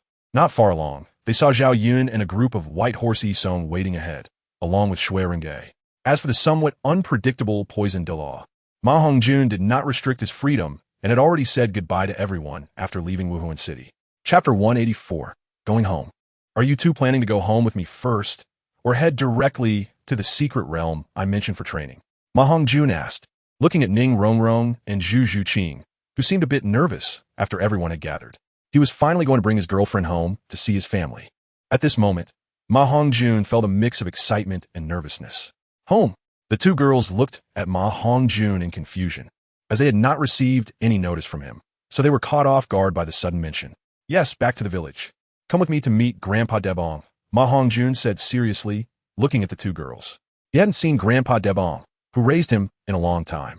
Previously, it was due to the issues with the martial soul's little evil fire, and later he was busy participating in competitions, with no time to go back and visit. He didn't even know how that kind and gentle old man, who raised him, was doing. Going home, the 2 girls didn't make MaHongjun wait long. After a moment of thought, they replied in unison. Since they chose MaHongjun as their man, they naturally centered their lives around him. The fact that MaHongjun could take them home indicated that his feelings for them were serious. At this moment, they wouldn't care about training at all. MaHongjun nodded in satisfaction, and then found an opportunity to send Zhao Yun and the White Horse Isong back to the 3 kingdoms, leaving only Shui Rengui by his side for protection. Without strong escorts, entering the Slaughter City would be quite troublesome. Without the killing god to escort him, MaHongjun could only choose the even more powerful Shui Rengui for protection. With Shui Rengui's strength not inferior to Tang Hao's, it should be no problem to deal with the King of Slaughter. Of course, the King of Slaughter would remain just that as long as he hadn't turned into Tang Shun, so MaHongjun wouldn't feel worried. Thinking of this, MaHongjun handed Shui Rengui a map, saying, Brother Shui, there shouldn't be any danger on the way home. This is the address of the Slaughter City. You take this and go ahead to scout the path, and remember to be careful. Yes, my lord, Shui Rengui, summoned by the system, naturally obeyed MaHongjun's orders. He didn't ask why, took the map, and headed towards the direction of the Slaughter City. MaHongjun didn't know that with Shui Rengui's arrival, aside from Tang Hao, there would now be another killing god in the world. If we were to consider who has the strongest combat skills and killing techniques on the Douluo continent without using soul power, it would undoubtedly be these true battlefield warriors. Among the warriors, the strongest are naturally those divine generals. The characters summoned by the system are all in their historical peak state, and the peak state of Shui Rengui certainly deserves the title of divine general. 3 days later, MaHongjun finally arrived at Suatawa City in the Bala Kingdom with Zhu Zhuqing and Ning Rongrong. After meeting with Mei Anna, MaHongjun found his sister, Ma Xiaodai, and took her home, only to find that Mei Anna had followed him as well. MaHongjun couldn't help but feel a headache. Having more women around was indeed a very troublesome matter. As the saying goes, 3 women make a play, and now, counting Ma Dongmei, there are 4 women. Fortunately, with Ma Xiaodai mediating in the middle, the 3 women didn't end up fighting over jealousy. Since meeting Mei Anna, Ning Rongrong and Zhu Zhuqing had become vigilant, teaming up against the mature and composed Mei Anna. Now over 25, Mei Anna was in her prime, exuding a mature yet slightly seductive charm. Who wouldn't be moved by such a woman? Although the 2 girls were exceptionally beautiful, they were still too young, barely 14 or 15 years old. Although girls in Douluo continent were generally precocious, the youthful innocence on their faces could not be hidden by physical maturity. In Wutong village, along a rural path, a group of 5, 1 boy and 4 girls, was walking together. Although Wudong village did not have the legendary phoenix trees, there were still plenty of tall, sturdy trees evenly distributed along both sides of the road. The variety of birds in the trees was abundant, and occasionally one could even see sole beast-level birds. There are so many birds here. I really like it here. Ning Rongrong, wearing a light green princess dress, spun around happily on the country path like a little sprite. Ha! As long as you like it, when I have time in the future and have children, I will bring you all here to retire. Even MaHongjun, with his usual composure, couldn't help but fantasize at this scene. Who wants to retire here with you? How shameless. We're still young. Ning Rongrong stopped and shot a glare at MaHongjun upon hearing his words. You're quite young indeed. Mei Anna glanced at Ning Rongrong and couldn't help but pout, which almost made Ning Rongrong explode in anger. That's much better than someone being a lecher. Ning Rongrong, being the little princess of the 7-treasure glazed tile school and a little witch, naturally wouldn't back down. Faced with this chaotic scene, MaHongjun chose to observe silently, keeping his eyes on his nose and his nose on his heart, pretending to know nothing. Since he chose to accept them, in his heart they were equal, and as long as it didn't involve principal issues, he let them argue. Otherwise, it wouldn't look good to favor one over the other. Fortunately, Zhu Zhuqing had a cold personality and disliked arguing. Otherwise, MaHongjun would have a bigger headache. Although Zhu Zhuqing said nothing, the hint of sadness in her eyes still made MaHongjun's heart ache. After spending 3 days in Wudong village with Grandpa Dima, MaHongjun personally took Zhu Zhuqing and Ning Rongrong to the world of the 3 kingdoms, allowing the 2 girls to help handle some matters, which also acknowledged their status. However, the most confidential matters still had to be kept from them, as they were not from the Huaxiao world. Chapter 185. The newly emerged killing god, Shui Ringui. Spirit rank upgrade. 10-headed fire phoenix. After settling the 2 girls, MaHongjun was preparing to head to the city of slaughter for training. However, information from a special channel of Tian Luo Di Wang reached MaHongjun, who was on his way to the city of slaughter. The city of slaughter welcomed a newly emerged killing god. On the first day of entering the city of slaughter, he defeated 10 opponents with overwhelming strength, winning. On the second day, he defeated 30, and on the third day, he completed the feat of killing 100 people by defeating 60. The king of slaughter personally invited him, promising the position of killing god in advance, though their conversation was incomprehensible. The next day, the newly emerged killing god single-handedly ventured through the Hell Road, passing perfectly, earning the name Killing God. His name was unknown, his background unclear. He was known to be extremely young, dressed in white clothing and armor, skilled with a bow and arrow and a Fong Tianhuaji. He became another young titled Dalu after Zhao Zilong of Changshan. Various forces across the continent speculated about the origins of the white-clothed killing god, as only a strong individual among titled Daluos could earn such a name, so no one doubted the strength of the white-clothed killing god. When MaHongjun arrived at the city of slaughter, he had already guessed that aside from Shui Li, Shui Ringe, there would be no other young titled Douluo appearing in the Douluo world. To MaHongjun's surprise, the inner core of the 10-headed fire serpent had also been obtained by Shui Ringue in advance and presented to him. MaHongjun could only take the inner core and, together with Shui Ringue, venture into the deep mountains and forests to begin refining the inner core. Based on the original story, the process of refining the inner core was fraught with risks and difficulties. He could not be disturbed by any external factors. Otherwise, failure would be minor compared to losing his own life. If the danger was aimed at his physical body, MaHongjun believed that the energy from the meteor tear could revive the dead. However, absorbing the inner core of the 10-headed fire serpent directly affected the martial soul, which was connected to the soul. Compared to physical injuries, soul injuries were harder to heal, and given the current level of the 9-leaf swordgrass, it was still insufficient to avoid all risks to the soul. Thus, he had to remain cautious. Therefore, with the mindset of being careful to avoid major issues, MaHongjun decided to wait until he reached level 60 before absorbing the inner core and then head to the city of slaughter for training. Naturally, Shuerengue looked up to MaHongjun and hurriedly took him to the nearest soul beast forest. No one knew that at this moment, Shuerengue and MaHongjun had already caught someone's attention, or rather, MaHongjun was just a side note. In the heavens above, in the Douluo god realm, the Shura god stared solemnly at Shuerengue, who was looking up to MaHongjun. Although this person did not have the aura of that world, his methods were certainly not those of someone from the Douluo realm. Instead, they resembled the techniques of that kid, named Tang San from his previous world. Perhaps he could trace the origins of this MaHongjun. It turned out that once Shuerengue began to traverse the Hell Road, he caught the attention of the Shura god, who left his methods there. Such a person was most suitable to become his successor. However, he noticed that this person's attack methods did not seem to align with those of the Douluo realm. He intended to observe further and discovered this stunning genius, who was barely a soul emperor, was already looking up to MaHongjun, which piqued his curiosity. Moreover, the gods who frequently observed the Douluo continent were not unfamiliar with MaHongjun. They had some impression of him. After all, he was a character who often mingled with the children of the plains without being crushed. Such a person must possess great fortune. Even the usually indifferent fire god had begun to observe this kid. MaHongjun was unaware that he was already under the scrutiny of these gods. In another mysterious place, the entire world seemed to be filled with lava, the sky ablaze with red, and the temperature was enough to instantly vaporize any soul master below the rank of soul emperor.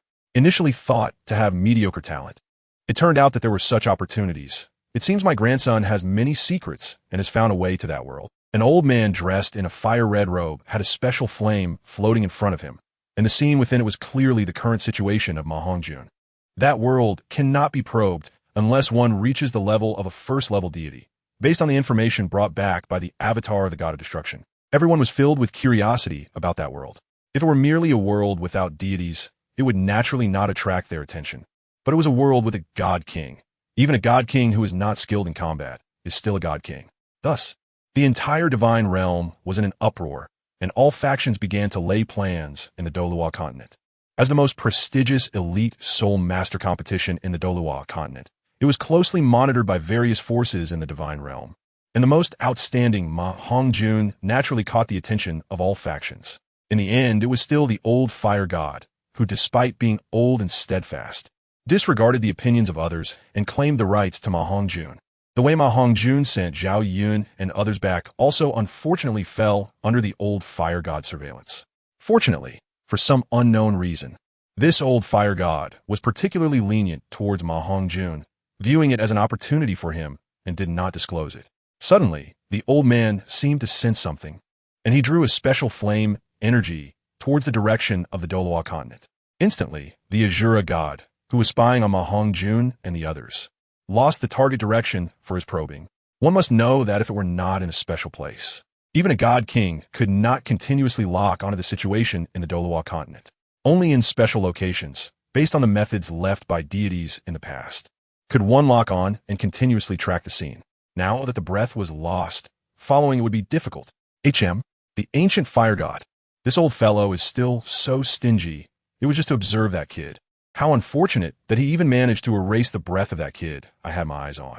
The Azura god, known for his explosive temper, surprisingly did not fly into a rage, but instead stopped his investigation of the Douluo continent, feeling somewhat unlucky. MaHongjun suddenly felt a sense of relief. Ever since the end of the competition, he had a feeling of being watched. Upon careful investigation, he did not find any anomalies, and he did not sense any malice. But after meeting Shuerengue, that feeling became even stronger, along with a vague sense of impending doom. This was also the reason why MaHongjun did not choose to break through to the Three Kingdoms world, and he had some doubts in his heart after Shuerengue had just come out of the city of slaughter. With this in mind, MaHongjun finally felt at ease and began to cultivate his soul power. 3 months later, MaHongjun successfully broke through to level 60 in soul power. After absorbing the inner core of the 10-headed fire serpent without any danger, MaHongjun's evil fire evil phoenix martial soul completely transformed into the 10-headed fire phoenix martial soul. Host, MaHongjun soul power, level 61 talent. Sealed martial soul, 9-leaf sword grass, 10-headed fire phoenix subordinates, Shuerengue, Lu Bowen, Cheng Yaojin, Zhao Zilong. Subordinate legion, White Horse Eats Own Chapter 186. Grass Character Sword Technique. The moment the 10-headed fire phoenix was born, its martial soul quality reached divine quality. Although the name was the same, the quality was vastly superior to the original. MaHongjun was reborn from the flames. The excess flesh on his face vanished. His muscles contracted and became more restrained, and a tall, handsome young man emerged from the flames. He was even 3 points more handsome than the good-looking Shui Ringue beside him, and his short red hair added a touch of vitality to his charming face. Let us go to the city of slaughter. MaHongjun was more confident in his current strength. Not only was he powerful, but even his once mediocre appearance had become exceptionally handsome. This shows that sometimes a person's appearance determines their confidence. Generally, good-looking people tend to be more self-assured, like the one lying on the bed. Under the leadership of Shui Ringue, the newly promoted god of slaughter, MaHongjun naturally entered the city of slaughter without any obstacles, personally received by the king of slaughter.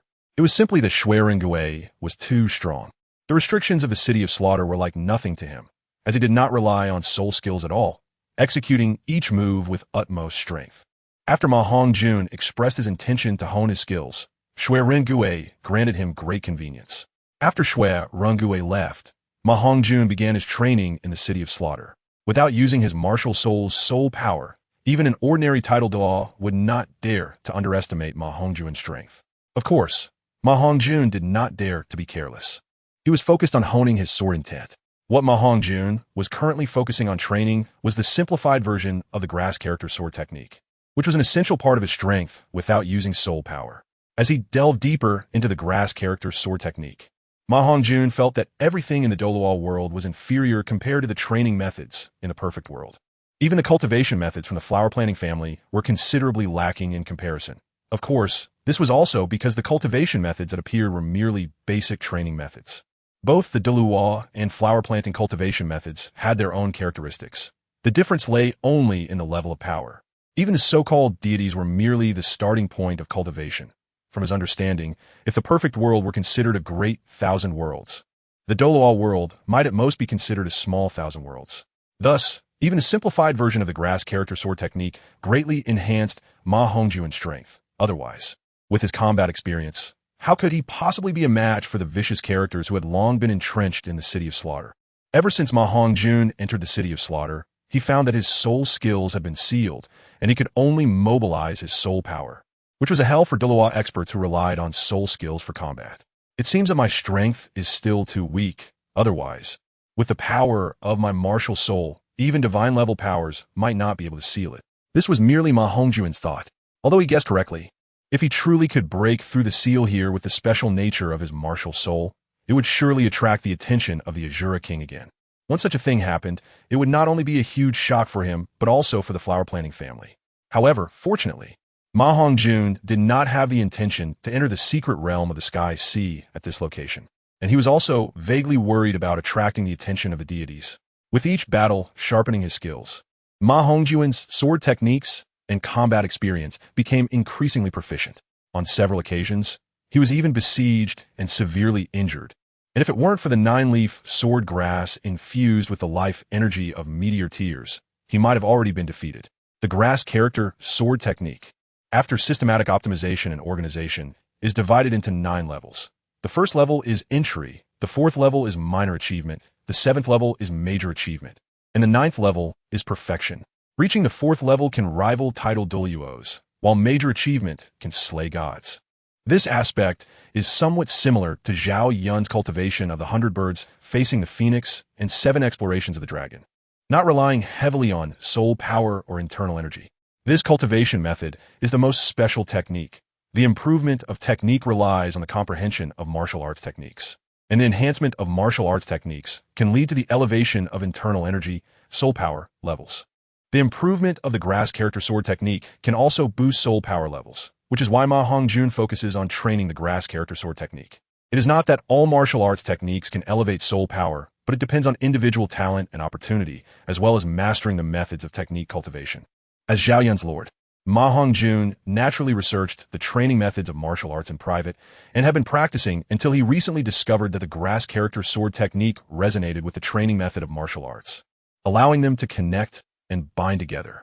The reason Zhao Yun's strength far exceeds that of other martial generals is that he has simultaneously bound the 100 birds facing the phoenix and the 7 explorations of the dragon. The 7 explorations of the dragon, created by Zhao Yun, is a martial skill that is not weaker than the grass character sword technique. However, unfortunately, it only has 7 levels and is not yet perfected, with the 7th level merely a concept. The fully realized 7th level of the 7 explorations of the dragon is completely on par with the 7th level of the grass character sword technique, and even excels in battlefield killing capabilities. It is known that in a battlefield enhanced by cloud energy, everyone's strength will be suppressed. So this type of battlefield killing martial skill is simply a divine skill in combat. 3 months later, MaHongjun's grass character sword technique finally reached the 3rd level, just 1 step away from minor mastery. Now, even without using soul skills, MaHongjun can contend with his soul Douluo, and once he reaches minor mastery, he will possess the strength of a titled Dalu. In the Slaughter City, where soul skills cannot be used, even powerful titled Daluos no longer pose a threat to MaHongjun. Indeed, only battle is the fastest way to progress. Now, this place no longer provides the training effect I need. It seems I must leave here. MaHongjun sat up from the bed in his room, took a long breath, and with the grass character sword technique cultivated to the 3rd level, his soul power also increased by 1 level. When he reached the 2nd level, his soul power also rose by 1 level, making MaHongjun's current strength that of a 63rd level powerful attack type Soul Emperor. In fact, calling him an attack type is not entirely suitable for MaHongjun's martial souls characteristics. It can be said that whether assisting and healing teammates or in combat, the 9-leaf sword grass provides MaHongjun with an all-around enhancement. Fortunately, MaHongjun's personality leans towards the more unrestrained type. Had he been more cheerful and carefree, he would likely have already been boasting about being an all-round soul master to the world. MaHongjun pushed open the door and walked step by step toward the soul fighting arena, where he had arranged for his final battle. These would be his last 9 matches.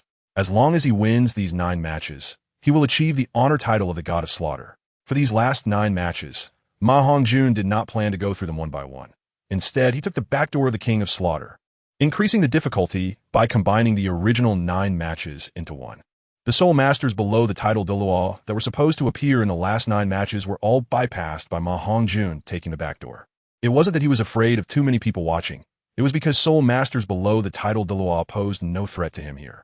By concentrating all the titled Douluos together for the final match, it undoubtedly increased the difficulty countless times. Chapter 187. A blade of grass can cut through the sun, moon, and stars. As MaHongjun stepped into the arena, cheers erupted throughout the arena, calling out his title. Sword God! Sword God! That's right, not the God of Slaughter, nor the God of Azura, but rather the seemingly ethereal Sword God. In previous battles, MaHongjun did not display scenes of brutality and bloodshed. Compared to the bloody battles of others, MaHongjun often sealed his enemies with a single sword without spilling blood. He could separate an enemy's head from their body without leaving any blood traces, and even powerful opponents would tremble in fear at the thought of facing MaHongjun in the arena, not daring to be careless. When MaHongjun stood in the arena, his 9 opponents had already gathered. All of them were desperate individuals, their soul power reaching the level of titled Dalu, just a soul ring away from becoming top-tier powerhouses on this continent. If they could complete the 100 consecutive kills and leave the Slaughter City, they would undoubtedly become extremely powerful titled Douluos. Unfortunately, without completing the 100 consecutive kills, no one can leave here unless they possess strength far exceeding everyone else's, forcing the King of Slaughter and others to fight 100 battles to win before they can leave. MaHongjun looked at these desperate individuals, their minds gradually clouded by the intent to kill, their eyes filled only with slaughter, and couldn't help but sigh. If only these people could be used by him, they would definitely be a powerful force, even capable of determining the outcome of world conflicts to some extent. Unfortunately, only one side can leave this arena, and each of these 9 individuals has over 90 consecutive wins. Although they are influenced by the killing intent, their instinctive battle awareness has not diminished in the slightest. Instead, it has become more frenzied due to the influence of the killing intent, unafraid of life and death. If I really don't want to kill you, but I'm sorry, to leave here you must die. After saying this, MaHongjun opened all 8 gates of the 8 gates of Duanjia, instantly increasing his speed and combat power. The long and used 8 gates of Duanjia was evidently effective here, as it is not considered a soul skill. Kill. The 9 titled Douluos had blood-red eyes, but they still retained a trace of rationality due to their strong soul power, and they joined forces to attack MaHongjun. One titled Dalu, with a martial soul of a meteor hammer, was the first to attack MaHongjun's head. MaHongjun leaned back to dodge, and, before he could counterattack, felt a chill behind him. Not daring to hold back, he instantly summoned his 10-headed phoenix martial soul's dual wings and flew into the air at high speed. Whoosh, whoosh, whoosh. 3 icy arrows, emanating a chilling aura, landed where MaHongjun had just been. A voluptuous woman in a black robe, with her entire body cloaked, was holding a bow and arrow, preparing to shoot at MaHongjun again. Long spears, giant swords, staffs, bows and arrows, meteor hammers, sabers, and even long whips came at MaHongjun from extremely tricky angles. These individuals struck with incredible speed. Indeed, they should not be underestimated. MaHongjun almost became careless and faced a disastrous end. Using the doubled speed from the 8 gates of Doonjia, he dodged the incoming attacks, hanging in midair, wiping the cold sweat from his forehead. These people did not speak. They just kept attacking MaHongjun, although there were no intricate techniques involved. Each attack was the simplest killing technique. After a quarter of an hour, MaHongjun finally grasped their attacking methods and began to counterattack in kind. For a time, both sides fought fiercely, but upon closer inspection, it became evident that MaHongjun's wounds were gradually increasing while the 9 titled Douluos appear to be in much better condition due to sharing the damage. If this arrogant kid dies here, that person will definitely come back to destroy the Slaughter City. He cannot come to harm. In a private room, a creature with 2 horns on its head, covered in red patterns, was staring intently at the situation in the arena, thinking to itself, "Rest assured, my lord, this person has already signed the Azure contract. In the arena, life and death are left to fate. Moreover, we also advised him not to challenge so many strong opponents at once. It was his own insistence. Even if that person knows, there is no reason to blame us." Below, a seductive woman in black was holding a glass of blood-red wine for the creature, saying this. What does it matter to blame? At worst, we can escape from here. This kid is seeking his own death. Even this king cannot break the rules of the competition, or the punishment will be even more tragic than that person's outcome. The king of slaughter snorted coldly, expressing his dissatisfaction. He both hated and felt helpless towards the person who had suddenly appeared a while ago, who was completely unaffected by the rules of the Slaughter City. On the other side, MaHongjun suddenly repelled the attacks of the crowd, summoned a leaf, and ate it. His injuries instantly disappeared, and in the blink of an eye, he charged back into battle. Seeing MaHongjun's drastic change and cheating behavior, all 9 people were furious. However, the king of slaughter in the private room was not angry. Instead, he breathed a sigh of relief and thought to himself, "This person's soul skill can indeed circumvent the rules here to a certain extent, truly an existence brought by that person." MaHongjun had been comprehending killing techniques during the battle, and every time he could not hold on, he would cheat by consuming a leaf of the 9-leaf swordgrass. After advancing to Soul Emperor, MaHongjun had summoned 6 leaves in one day. Although he still couldn't have multiple leaves exist at the same time, enduring a half-day battle was sufficient. As the battle time progressed, the opposing title Dalu also felt a wave of fatigue. Without waiting for their reaction, MaHongjun already moved his hands. "I have a grass to slay immortals, destroy gods, and kill. I have a sword to cover the sky, shut the moon, and slay the stars." The 9-leaf swordgrass, which had originally transformed into the form of a sword, now flew out in the shape of grass. The sky of the entire Slaughter City changed from blood red to dark red, exuding a shocking sword intent that surged into the clouds, then appeared over the entire Douluo continent. Within the Slaughter City, all sword-shaped weapons and martial souls inexplicably shook, presenting a kneeling posture towards the direction of the 9 leaves swordgrass. It was precisely by borrowing the pressure of a 9-titled Douluo that he broke through to a small success in the grass character sword technique, which successfully activated a portion of a 9-leaves swordgrass's own power. Anomalies appeared in the world, influenced by this sword intent. At the same time, an old man in white with white hair from the 7 Treasure Glazed Tile School in the Tiando Empire suddenly grasped the long sword in his hand. Such strong sword intent, even from such a distance, made my martial soul, the 7 killing sword, feel battle intent and even a hint of fear. It seems that another remarkable sword cultivator has appeared on this continent. I should also. Alas, I wonder how that girl Rong Rong is doing. If I see that brat again, I will definitely beat him until he can't find his teeth. Sword Law, Chan Xian looked towards the direction of the Slaughter City where the sword intent came from, feeling a sense of inexplicable respect. Then thought of his lovely granddaughter who had been taken away by someone. Chapter 188. Pacifying the chaos, laying the foundation, achieving greatness with a single sword strike. The heavens and earth lost color. Under the small success of sword intent, the titles ceased to exist. The 9 titled Dalu were simultaneously killed by the dazzling and piercing sword energy. Ding dong. Congratulations to the host for slaying 9 titled Dalu, fake, and obtaining a golden treasure chest 9. MaHongjun was shocked. He didn't expect that killing titled Dalu would yield rewards. Looking around, MaHongjun felt it was not the right time to check the system's information. He stepped down from the arena and looked towards the private room where the King of Slaughter was. Sure enough, a blood-red figure with demon wings, resembling the demon Lord Zhonglu, soon walked out. Could it be announced now? The King of Slaughter tried hard to conceal the shock deep in his eyes, nodded silently, and then looked at the still shocked crowd below, saying, "Congratulations to number 9333 for completing the slaughter challenge of 100 consecutive kills, gaining the qualification to enter the path to hell. Of course, esteemed Sir number 9333, you may also choose to leave here directly." After speaking, he looked at MaHongjun and said in a flattering tone. This time, he was not being humble just for Xuerengui's sake, but because he was intimidated by MaHongjun's sword's might. However, at this moment, MaHongjun felt a sense of helplessness. All his soul power had been exhausted under that sword, and he didn't even have the little soul power needed to summon the 9 leaves grass for healing. Now he could only watch the King of Slaughter announce the results while secretly recovering his soul power. Fortunately, the recovery ability of the Sun's Breath soul power was extremely strong. After the King of Slaughter finished announcing, he had already recovered quite a bit and could summon the 9 leaves grass again. No need for the path to hell. Just send me out. MaHongjun did not immediately consume the 9 leaves grass that was condensed in his palm, but instead said to the King of Slaughter in a calm tone. He had secretly sent a message to Xuerengue, not out of fear of death, but from the heart. As long as one is not foolish, they would know that at this time, it is still safer to have someone deter them. As for the path to hell, it had already been destroyed by Xuerengue, and the training effect had greatly diminished, posing no threat to MaHongjun. The domain of the god of slaughter was not what MaHongjun sought. He did not want to be monitored by others.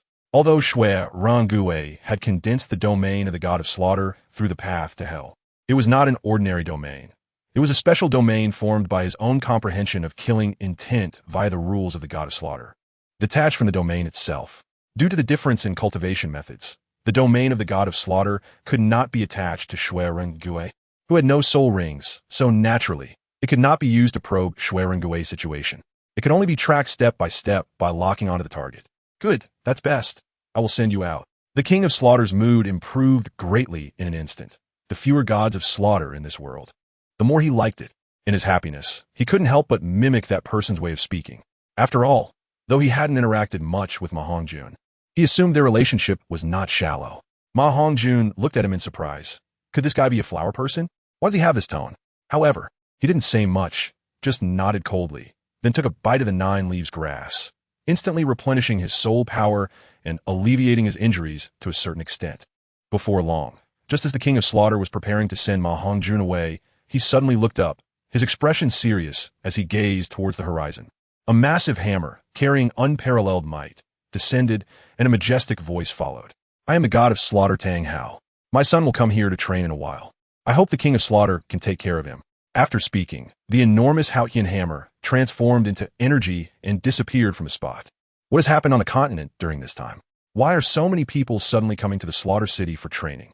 Yes, it's fortunate that this time it isn't those gods of slaughter coming in person. Otherwise, like last time, the Slaughter City would be on the brink of destruction. You are courting death. With the King of Slaughter stationed here, the Slaughter City cannot be chaotic, except for that previous existence who is unaffected. Any god of slaughter within the Slaughter City is no match for our king. The Slaughter Knights looked panicked, seeing the Hongjun hammer disappear. They breathed a sigh of relief and began to discuss. The King of Slaughter did not respond, but turned to MaHongjun and said, "Young master, please don't take offense. The Slaughter City has been unstable recently. I will send you away immediately." No need for politeness. "Greetings, my lord. Congratulations on your return from training." As soon as MaHongjun stepped out of the portal opened by the King of Slaughter, the first person he saw was Xuerengue. So this was the reason why the King of Slaughter dared not make small moves. MaHongjun thought to himself, then smiled helplessly as he helped Shui Rengui up and said, "Brother Shui, I've told you so many times, there's no need to be so formal with me. Just treat me like a brother. Why don't you listen like Brother Zilong? My lord, please do not make things difficult for your servant. There are distinctions between ruler and minister. The ruler is the ruler, and the minister is the minister. If in the future, my lord can unify the chaotic world, I will definitely retire from the military and become a brother of my lord for life. Such is my fortune in 3 lifetimes. How could I refuse? I hope my lord can take the great cause seriously." After getting up, Shui Rengui showed hesitation, and, after a moment of gritting his teeth, he finally spoke his mind. "Sai, fine, for the sake of becoming brothers with you, I will definitely end the chaos and achieve the unification of Huaxia." MaHongjun also did not press further and replied seriously. MaHongjun discovered that both Lu Ji and Sheng Yaojin Shui Rengui had an obsession with unifying Huaxia, constantly urging him to improve. However, MaHongjun did not mind this. Unifying the flower planting was also his goal. He wasn't sure if it was because the system thought he was accustomed to laziness, which led to continuous updates and the summoned generals constantly urging him to achieve greatness. "Let's return to Tiando City first and report to the teacher. Then we will go to pacify the chaotic world, lay the foundation, and accomplish great things." MaHongjun's eyes revealed a determined and yearning expression, completely unaffected by the killing intent around him. The Lord had been in the city of slaughter for so long and was still not influenced by its rules and killing intent. He truly was the chosen one. Shui Rengui thought to himself upon seeing this. MaHongjun did not think too much about it, believing it was perhaps because he knew that the people in the city of slaughter were all bloodthirsty villains. He had not realized that the killing intent born within him was gradually being devoured by the 9-leaf, sword-grass martial soul, evolving itself. After returning to Tiando City to handle some matters related to the Heavenly Net, MaHongjun organized the current situation of the forces he controlled. Douluo Continent. Force, Heavenly Net. Affiliated Academy, Shrek Academy. Intelligence Organization, Heavenly Guard. Note: to distinguish from a flower planting Baixioxing, MaHongjun had already replanned the organization upon returning from the Three Kingdoms world. Three Kingdoms world, Force, Penglai Tower. Intelligence Organization, Baixioxing. Chapter 189. The Beginning of World Fusion, Shocking Secrets Through the Exploration of Intelligence Forces. MaHongjun discovered that there were many unknown messages in this world. Almost all top forces had their own intelligence organizations, except for those hidden families that had not yet established intelligence networks. The Spirit Hall and the 2 major empires of the upper 3 sects both had powerful intelligence forces. Fortunately, with the help of the poison Doa and the spiritual herbs within the Yin-Yang 2 instruments, along with the foundation of the Shrek Academy's faculty, MaHongjun established the Heavenly Net, a powerful intelligence force, in less than 10 years. Moreover, because he focused on developing the intelligence force, its strength was not weaker than that of the intelligence forces of the upper 3 sects, and may even surpass them. Even the intelligence force of the Spirit Hall would not be much stronger than the Heavenly Net. The Heavenly Net was initially established as an intelligence assassination force, so such development was not surprising. However, due to MaHongjun's ghost-killing breathing method, the strength of the mid and lower levels of the Heavenly Net was continuously increasing, subtly showing signs of becoming the continent's #1 intelligence organization. If the Spirit Hall did not have the existence of the surface spirit branches from all over the continent, the Heavenly Net would have already become the #1 intelligence organization. In terms of hidden intelligence forces, if the Heavenly Net claimed second place, even the Spirit Hall would not dare to claim first. Intelligence forces are generally hidden, but due to the Spirit Hall's strong power, they have a powerful intelligence system both in the dark and in the light. It seems the Heavenly Net also needs to start thinking about ways to develop its visible forces. MaHongjun muttered to himself. The reason MaHongjun sent Zhu Zhuqing to the Three Kingdoms world was also here. He wanted Zhu Zhuqing to grasp the hidden power of the Penglai Tower. Only in this way could Liu Bowen break free to prepare for great undertakings. Rengui, how about we visit the Xingluo Empire? It's not yet time to return to the Three Kingdoms world. Even if we go back, we can't do much. MaHongjun thought of the obstacles faced by the Heavenly Net's development, and his eyes lit up. Yes, Shui Rengui, who was currently playing the role of a bodyguard, stood by MaHongjun's side at all times. He only thought of Zhu Zhuqing's martial soul being suitable for assassination in the dark, but forgot that behind Zhu Zhuqing stood a large family. If he could gain the Zhu family support, the assassin strength of the Heavenly Net would definitely develop rapidly.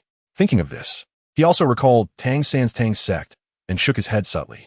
The Min family among the affiliated sects of the Haotian sect was also the best helper for gathering intelligence, but unfortunately, they could not be used for his own purposes. However, if they collaborated under the name of Shrek Academy, they would probably not be rejected. Thinking of this, MaHongjun took out paper and pen from the desk and wrote down the development direction of the Heavenly Net. Seek cooperation to further enhance intelligence sources, develop assassin strength, strengthen overall strength, and finally transition from dark to light, developing strongholds, both visible and hidden. However, with the development of the Heavenly Net, MaHongjun gained another chance for a lottery draw.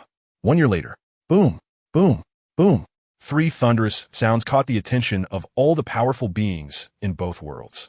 The worlds were connected, becoming 2 interconnected but not merged worlds. The 2 worlds were separated by the Tang San secret realm, allowing any martial artist or soul master to freely traverse between the 2 realms.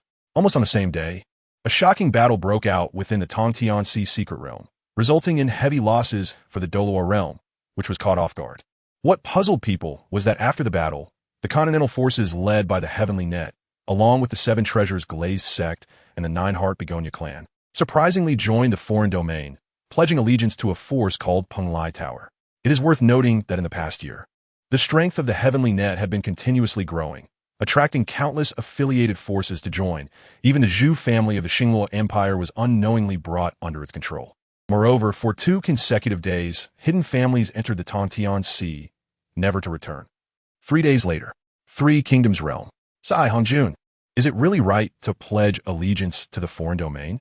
Can we truly break free from the invisible constraints and obtain freedom? Did you tell the teacher this out of your own selfishness? Flinder looked at his disciple with a complex expression and seriously asked MaHongjun. There is selfishness, but what I said is not false. To become a god in the Douluo realm, one can only choose to inherit the god's trials and cannot cultivate to become a god on their own.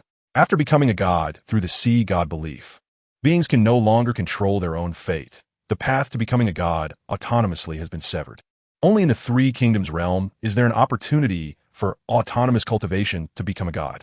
MaHongjun noticed the complexity in his teacher's eyes and comforted him. It turns out that in the past year, as the Heavenly Net grew stronger and absorbed various forces, MaHongjun received a lottery opportunity. This time, he did not draw generals, but chose to draw from all things. The items drawn included 2 parts, but they completely disrupted all of MaHongjun's plans. One part was a comprehensive analysis of the source of the Douluo world. The other part was a comprehensive analysis of the source of the 3 Kingdoms world. Both rewards contained vast knowledge and secrets. It turned out that the reason the Douluo world could no longer autonomously cultivate to become gods was superficially due to a lack of the world's source to give birth to more powerful beings. But there was an astonishing plot behind it, a plot that even a god king was kept in the dark about. The way of heaven is impartial and thus ruthless. The great Tao is simple, and enlightenment comes from the heavens. The way of heaven is natural and selfless. Once the way of heaven has desires, the world is not far from destruction.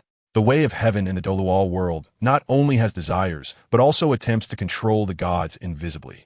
This was also the main reason why MaHongjun had the allied forces turn against each other during the outbreak of the Great Battle. He was too late to plan and could only explain the situation of the Douluo realm to everyone, stating that staying in the Douluo realm was unsafe, and their lives could be taken by the Douluo heaven at any moment. If everything had gone according to the original trajectory, there would naturally be no life-threatening dangers. Following Tang San, the son of destiny in this world, would only bring benefits. However, the emergence of the 3 Kingdoms world changed everything. If the heavenly path of the 3 Kingdoms intends to swallow the heavenly path of Douluo, the Douluo heavenly path, which already has its own desires, will definitely fight to the death, and it may even sacrifice all living beings in the world. If the heavenly path wants you dead, leaving Douluo continent would be of no use. The Douluo world is not as simple as just being a Douluo star.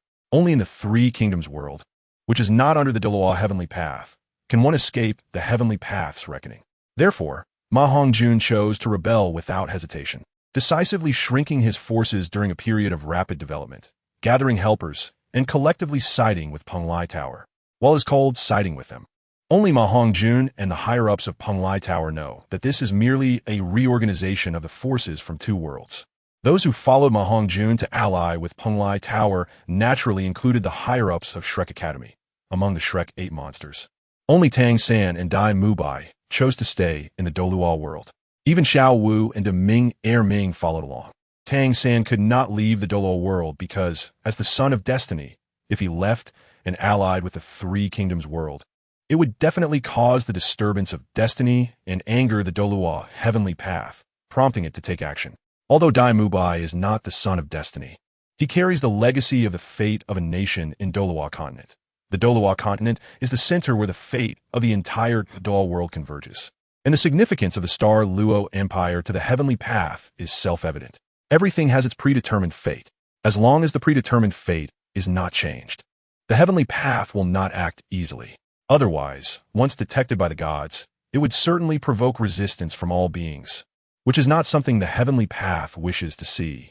The entry of so many powerful forces naturally drew the attention of the lords, but fortunately, Penglai Tower mediated, allowing the various lords to share the benefits and gain the support of many hidden powerful forces.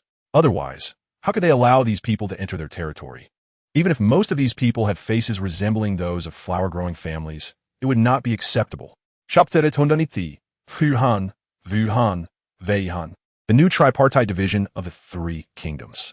The analysis of the Three Kingdoms world left MaHongjun astonished, his jaw dropping. The Three Kingdoms world was originally a subsidiary world of a larger world, which had separated from the Great World due to special reasons. The name of that Great World was something MaHongjun was incredibly familiar with, Huang Great World. At the same time, MaHongjun gained a general understanding of the concept of worlds.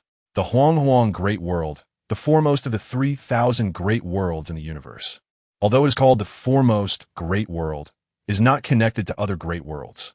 It is a closed world, just like the Douluo world, completely isolated from the outside world.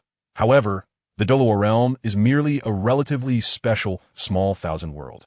The Huang realm is called the foremost of the 3,000 great worlds because the figures within it are numerous, and almost every world has their legends. However, no one knows that the true Huang realm experienced a great calamity of extinction over a decade ago, undergoing a rebirth. And the Three Kingdoms small world is one of the lucky ones that narrowly escaped during that destruction. MaHongjun learned of these secrets because he obtained the complete analysis of the heavenly path of the Three Kingdoms world, which also prompted him to change his future. MaHongjun speculated that he might have been a person from the Huang realm before its destruction, brought to the Douluo world by the system before the destruction. He hoped that the system could take him away from this world to a higher level. When the world is reborn, the true spirits will evolve again according to the trajectory, and he must find his parents and family from his previous life. Hope reignited in MaHongjun's heart, this time more real, with a definite goal.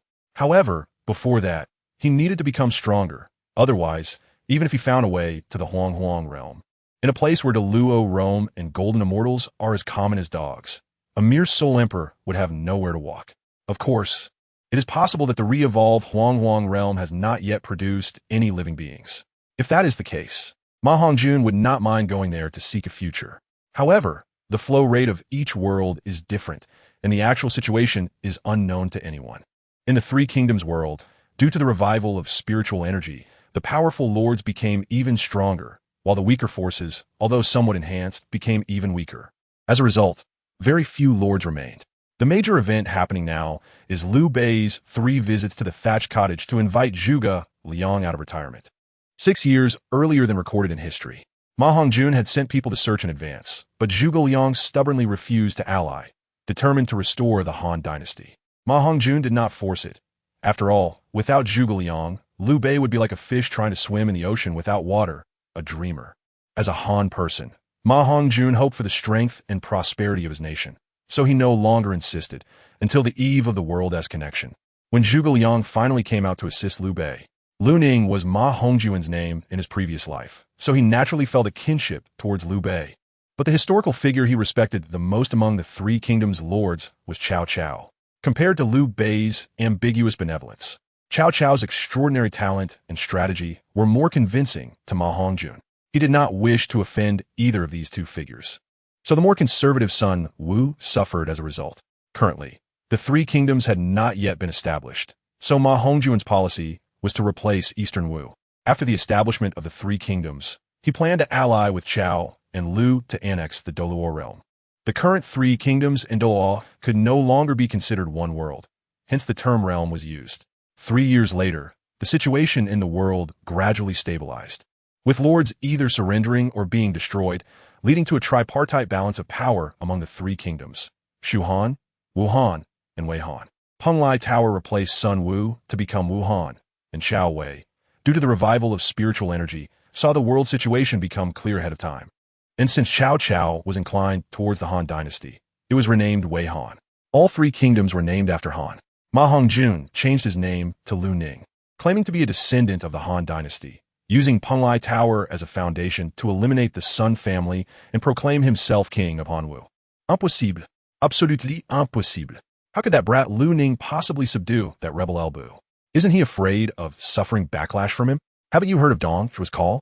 Cao was in the camp, eating rice while reviewing the intelligence reports sent by the officials. Suddenly, upon seeing the content of the report, his expression changed. The rice in his hand suddenly lost its flavor, and he flipped the rice bowl over on the table, shouting loudly, "Come here, come here. Spread the news and issue a recruitment order.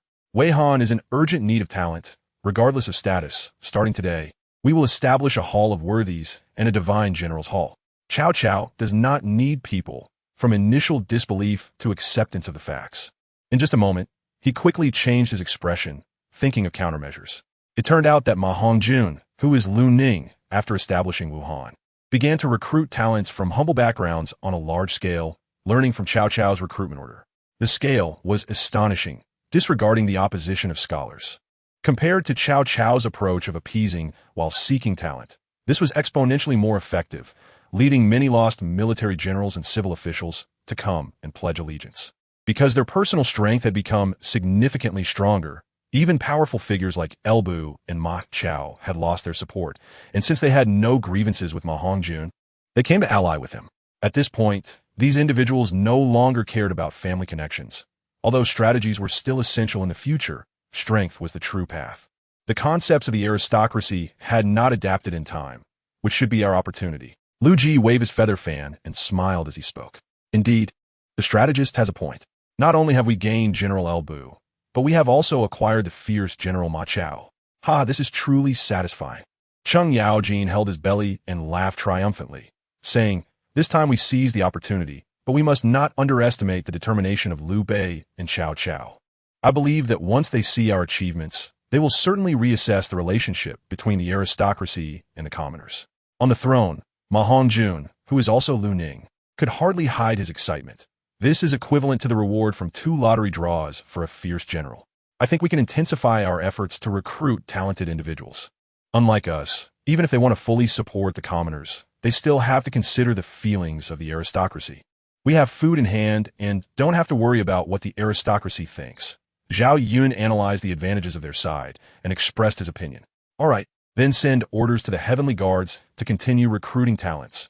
MaHongjun instructed. Yes. The Douluo realm is not lacking in food supplies. It is vast and sparsely populated. Therefore, 5 years ago, the Heavenly Net began to purchase food on a large scale. Almost all space soul-guiding devices were filled to the brim.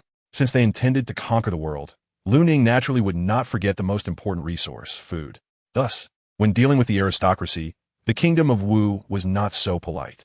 They began to drive away the disobedient aristocracy even before pacifying the Wu region. People could leave, but treasures could not be taken away.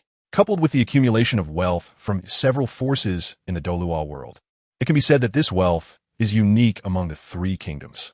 Of course, the reputation among the aristocrats is also the worst, almost cutting off most of the path for the aristocracy to pledge allegiance. However, MaHongjun was not worried about this. Those with true vision and talent would not be affected by such matters, as long as there are resources to enhance strength in hand. There is no fear of lacking supporters.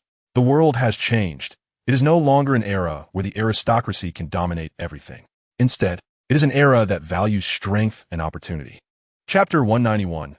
10 consecutive draw rewards. Although MaHongjun spent a lot of time in the past 3 years strategizing against Sun Wu, he did not slack off in his cultivation. Now he is a genuine soul Douluo, and he only needs to add a few soul rings to the 9-leaf sword grass martial soul to elevate his soul power to the title of Douluo level. However, MaHongjun did not do this. Instead, he plans to cultivate to the title Douluo level himself before adding soul rings to the 9 leaves sword grass martial soul. Only soul rings drawn from the system that are over 100,000 years old are worthy of the 9 leaves sword grass martial soul. Ordinary soul rings will not be added by MaHongjun. Even the Phoenix martial soul now has 2 100,000 year soul rings. Purple, purple, purple, blick, blick, blick, raid, raid. Moreover, the 7th soul ring of the true body of the martial soul is a red one with a hint of gold. This is the configuration of the Phoenix martial soul. The 9 leaves sword grass martial soul is equally impressive. The soul ring configuration is purple, purple, black, black, black, red. 6 soul rings, plus 4 hidden black soul rings. The yellow soul ring is naturally due to the system's influence, which has increased the soul ring's age. This is also why MaHongjun prioritized cultivating the Phoenix martial soul. MaHongjun's requirements for the 7th soul ring of the 9 leaves sword grass martial soul have reached an abnormal level. The kingdom of Wu, which established one of the 3 kingdoms, has gathered a significant amount of fortune and thus possesses many opportunities for draws. In the past 3 years, MaHongjun has only used 3 draws. One time he obtained an increase, allowing him to allocate a 30,000 year soul ring.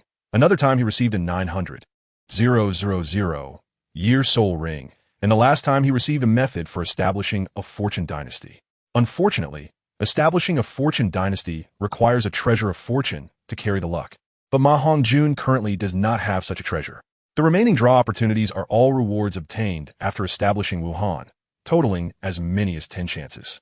As for why he is only referred to as the king of Wu and not crowned as emperor, it is naturally because the fate of the Han dynasty is not yet exhausted. Emperor Xian of Han is still alive, and the luck of the Han dynasty is not yet over, which is a predetermined outcome.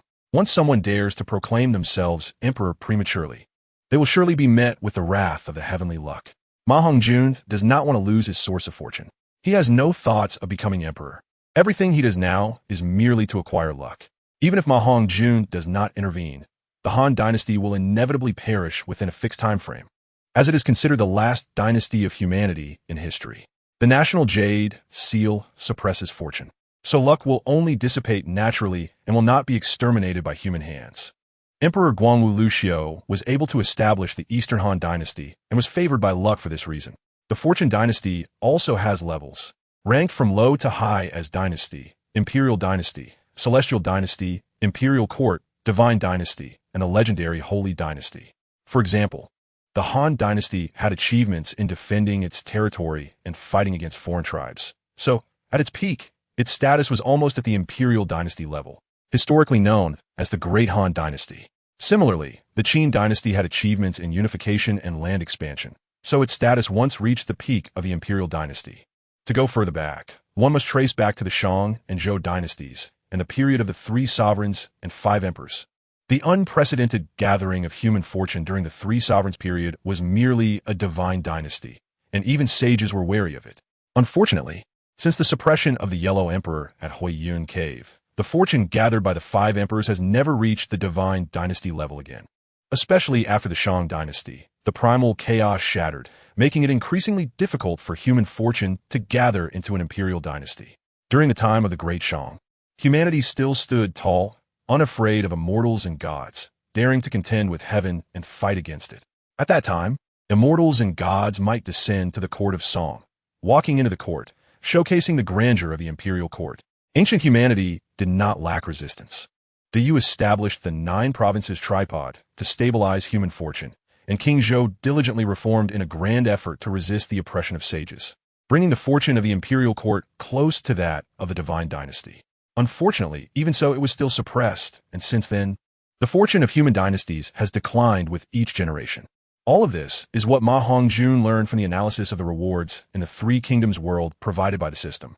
The 3 kingdoms world is a projection of the human dynasties during a certain stage of the primal chaos, which is why there is a saying of predetermined outcomes.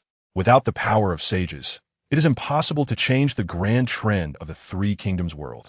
The projection world is also a real world, but the major trends that occur within it are all predetermined and cannot be changed. What puzzled MaHongjun is that the current 3 kingdoms world has been completely altered. Aside from the luck of the Han dynasty still existing, everything else is completely different from what he understood. System, meteor tears. It seems that this is the reason for changing the grand trend. MaHongjun muttered to himself, then set aside his worries and opened the system panel. System. Perform a 10 consecutive item draw. Ding. Congratulations to the host for obtaining 1,000,000 Dan of spiritual grain. Ding. Congratulations to the host for obtaining the immortal sword. Bixiao sword. Ding. Congratulations to the host for obtaining 1,000 horses. Ding. Congratulations to the host for obtaining a perfect world pass. That's great. There's now a path forward, although it is a bit dangerous, but how can the path of cultivation be smooth sailing? Ding. Congratulations to the host for obtaining a black little paper boat from the perfect time and space, gaining the favor of the Empress by 80. Ding. Congratulations to the host for obtaining the favor of the Emperor of the Wilderness by 60. Ding. Congratulations to the host for obtaining the favor of the Emperor Yi by 60. MaHongjun had a black line on his face. What the hell is this? What use is this favor in his current situation? He certainly wouldn't be foolish enough to enter the perfect world. That would be seeking death. Even if he gains the favor of the 3 big shots, he still wouldn't go. It can't be said to be useless, but it can only be said to be useless at the moment. Dear system, please stop giving me perfect world favors. I beg you. What I need is something useful at this stage. Sure enough, it seems the system heard MaHongjun's call. Ding. Congratulations to the host for obtaining a favor of 90 from Giguzi in the 3 Kingdoms world. Thank you so much. MaHongjun had a face full of question marks and couldn't help but curse. Hey, wait. Giguzi? This is the 3 Kingdoms. And you're telling me there is Giguzi here? MaHongjun had a face full of question marks. In the analysis provided by the 3 Kingdoms world, it only mentioned the existence of extraordinary powers, but did not specify who possesses those extraordinary powers. Therefore, MaHongjun remained unaware and always thought that there was a world above the 3 Kingdoms world similar to the Douluo divine realm. Host, don't be surprised. As you thought, Giguzi is the existence at the pinnacle of this world. The system promptly answered MaHongjun. Is that so? Then this reward is not bad. 90 points of favorability almost reaches the level of loyalty. At first mention, MaHongjun began to feel excited. Host, it's better not to think too much. Otherwise, the greater the hope, the greater the disappointment. Some characters may develop a good impression of the system due to rewards, but they will not necessarily pledge loyalty to you. Everything still relies on the host's own efforts. The system's merciless voice shattered MaHongjun's fantasies without hesitation. Sci-fi. It seems that the usefulness of this favorability will be significantly discounted. There are still 2 chances left. Ancient Human Emperor, ancestors of the human race. Please bless me to draw a fortune treasure and establish the fortune dynasty. MaHongjun, after learning about the history of the human race, no longer worshipped immortal gods, but began to respect the ancestors of the human race. Ding. Congratulations, host. You have obtained a 1,000,000-year soul ring, Tendam. Oh my god. This is incredible. Thank you, ancestors of the human race. MaHongjun was so excited for the first time that he could no longer maintain his usual calm demeanor. Continue. Ding. Congratulations, host. You have obtained the human race's fortune treasure, the map of mountains and rivers. MaHongjun knelt down, with only one thought in his mind. In life, he is a human, and in death, he is a ghost of the human race. Chapter 192. Absorbing the 1,000,000-year soul ring, Lu Ning donned the immortal sword, and the rations were still stored in the system. Finally, he took out the map of mountains and rivers, excitement flashing in his eyes. Establishing the fortune dynasty would enhance his cultivation speed and strength. Having been stuck at the soul Dalu level for a long time, it was incredibly difficult to break through to the title Dalu level without relying on a second martial soul in a short time. Even with MaHongjun's talent, 3 years had passed, and he had only reached the 85th level of soul Dalu. To cultivate the Phoenix martial soul to title Dalu in a standard manner would require at least 5 years, even for MaHongjun. However, fortunately, MaHongjun had the system. As long as he obtained a lottery chance, he could draw treasures that would enhance his strength. Although he rarely drew items that directly increased soul power, MaHongjun was very satisfied with this lottery, as not only did he get the subsequent soul rings for the 9-leaf sword grass, but he also obtained the foundation of the fortune dynasty, the fortune treasure. Send Chung Yao Jin into the palace. MaHongjun shouted outside the main hall. Now, Lu Ning's identity on the surface was that of a generation of heroes, having declared himself king in Jianya, and he naturally had his own palace. After becoming king, Lu Ning did not forget to reward his ministers and subordinates. and Cheng Yaojin volunteered to serve as the commander of Lu Ning's Imperial Guard. Although he was a king, the standards were not far from that of an emperor. If it weren't for the consideration of the fate that loomed over them, how could Emperor Xian of Han survive in his current situation? Your Majesty. After Cheng Yaojin approached, he bowed respectfully. Without asking, he assumed a waiting posture for Lu Ning's orders, showing deep political insight similar to that of history. Get up. I am going to retreat to the secret chamber for cultivation. Please guard me, Yaojin, Lu Ning said directly, accustomed to the respect of his subordinates. Your Majesty is going to break through again? Cheng Yaojin exclaimed in surprise. Sort of. Lu Ning did not explain much, thinking that absorbing the million-year soul ring from the nine-leaf sword grass would surely lead to a breakthrough in soul power, so he refrained from elaborate explanations. As it was difficult to clarify, although Cheng Yaojin was summoned by the system, he was unaware of its existence. After all, this was Lu Ning's biggest secret, and now was definitely not the time to expose it. MaHongjun was Lu Ning, and Lu Ning was MaHongjun. Since the name MaHongjun sounded too strange for a king, he used his name from his past life, Lu Ning. By the way, Yaojin, go and bring Ren Gui into the palace. I have something to instruct him. Lu Ning suddenly thought of the 1,000 sweat-blooded horses in the system space before entering seclusion. So he instructed Cheng Yaojin. Soon, Shui Rengui, stationed in the capital, hurried over. Your servant pays respect to your highness. Shui Rengui's address was more formal than Cheng Yaojin's, as he was now the Grand Marshal of Wu's army. Describing Shui Rengui as a pillar of heaven and a purple golden beam is not an exaggeration. And all of this was given to him by Lu Ning, in addition to his own abilities. As a national marshal, it was evidently inappropriate to address the ruler in such a manner. Please rise, Rengui. Zilong is currently guarding the national gate. I have just acquired 1,000 sweat-blooded horses, so I will be generous to you. Select the best 200 to leave for me as rewards for meritorious ministers, and the remaining 800 sweat-blooded horses will be sent to your army. I have only one requirement. Build a secret special cavalry unit that exceeds the White Horse Itong. Do you have confidence? MaHongjun asked with a gleam in his eyes. Your Highness, do you have any specific requirements for the strength of the special cavalry? Shui Rengui did not immediately promise, as the strength of the 3,000 White Horse Itong was now almost all above the Soul Sect level, and he had long coveted the special cavalry unit under Zhao Yun's command. Cannot be lower than Soul King. You can freely allocate the spiritual herbs from the palace's secret treasury. Personnel can be selected from elite troops or recruited from the civilian population. And the Heavenly Guard's intelligence will also be available for your reference, Lu Ning said with a stern expression and a gentle smile. I accept the order, and I will definitely complete the task assigned by your highness. Shui Rengui, hearing Lu Ning's assurance, could no longer hide the excitement in his expression and knelt on one knee. This was 800 sweat-blooded horses. Even now, with the revival of spiritual energy, the number of quality horses had significantly increased, but gathering 800 sweat-blooded horses was akin to reaching for the sky. The entire Han dynasty could barely muster 800 sweat-blooded horses. And even with other top mounts that were not inferior to sweat-blooded horses, the total would not exceed 5,000. With the Heavenly Guard recruiting talents and the supply of spiritual herbs, if he still hesitated to take on the task, Lu Ning would be disappointed in him. Seeing the excitement in Shui Rengui's eyes, MaHongjun knew he had entrusted this task to the right person. After Shui Rengui left, MaHongjun began to retreat and absorb the soul rings. Because they were million-year soul rings, MaHongjun was particularly cautious, so he called Cheng Yaojin to guard him. Although he knew that his territory was already secure, he still felt a bit uneasy, as this was the first time MaHongjun was absorbing such high-quality soul rings, which made him anxious. If possible, given MaHongjun's aversion to conflict, he would definitely wait until he reached title Douluo before absorbing the million-year soul ring for the nine-leaf swordgrass. However, time was of the essence. The war in Tongtian Sea was about to enter a heated phase, and even Zhao Yun had been dispatched to defend it.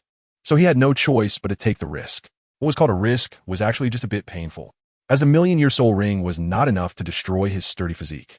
After taking out the soul ring and beginning to absorb it, MaHongjun, who was afraid of dying, even used the 8 gates of Duanjia. Although the enhancement was limited, he maxed out all possible resistances. The result was that MaHongjun realized he might have overreacted, as within half a day, he successfully absorbed the soul ring, and his body easily withstood the energy of the soul ring. The main issue was the impact on his soul, which kept MaHongjun in a state of howling.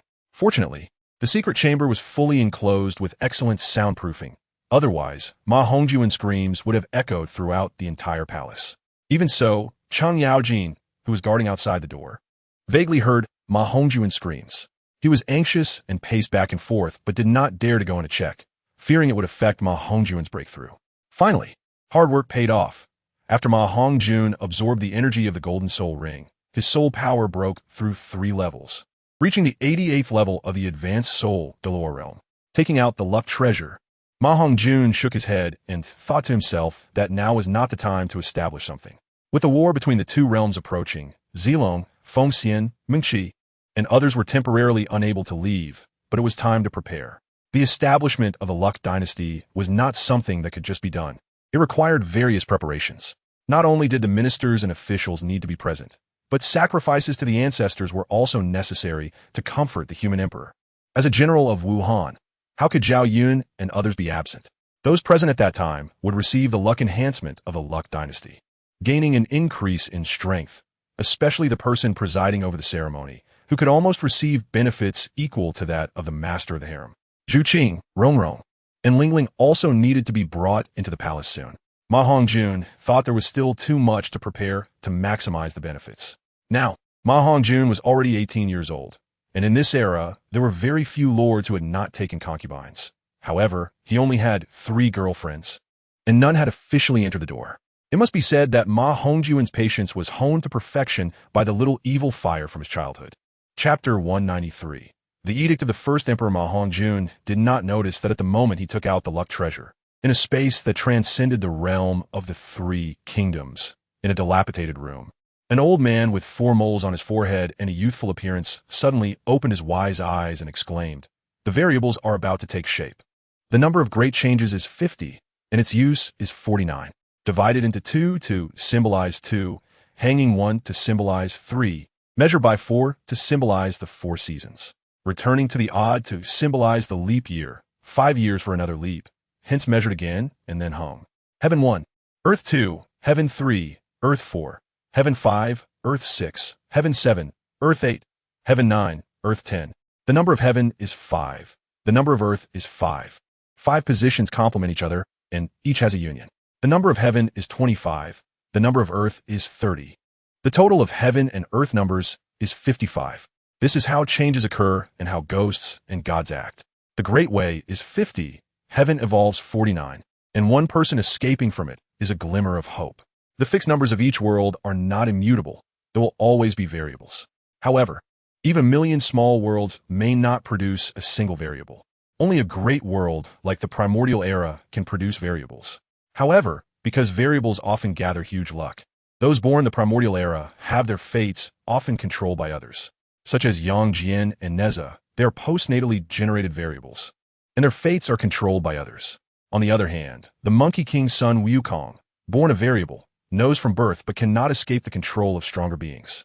Conversely, variables that appear in small worlds are more likely to break free from the control of the strong, grasp their own destiny, and change the fixed fate of the world according to their own will. The fate of humanity can be changed. Wei Liao, go awaken your master. Our opportunity has appeared.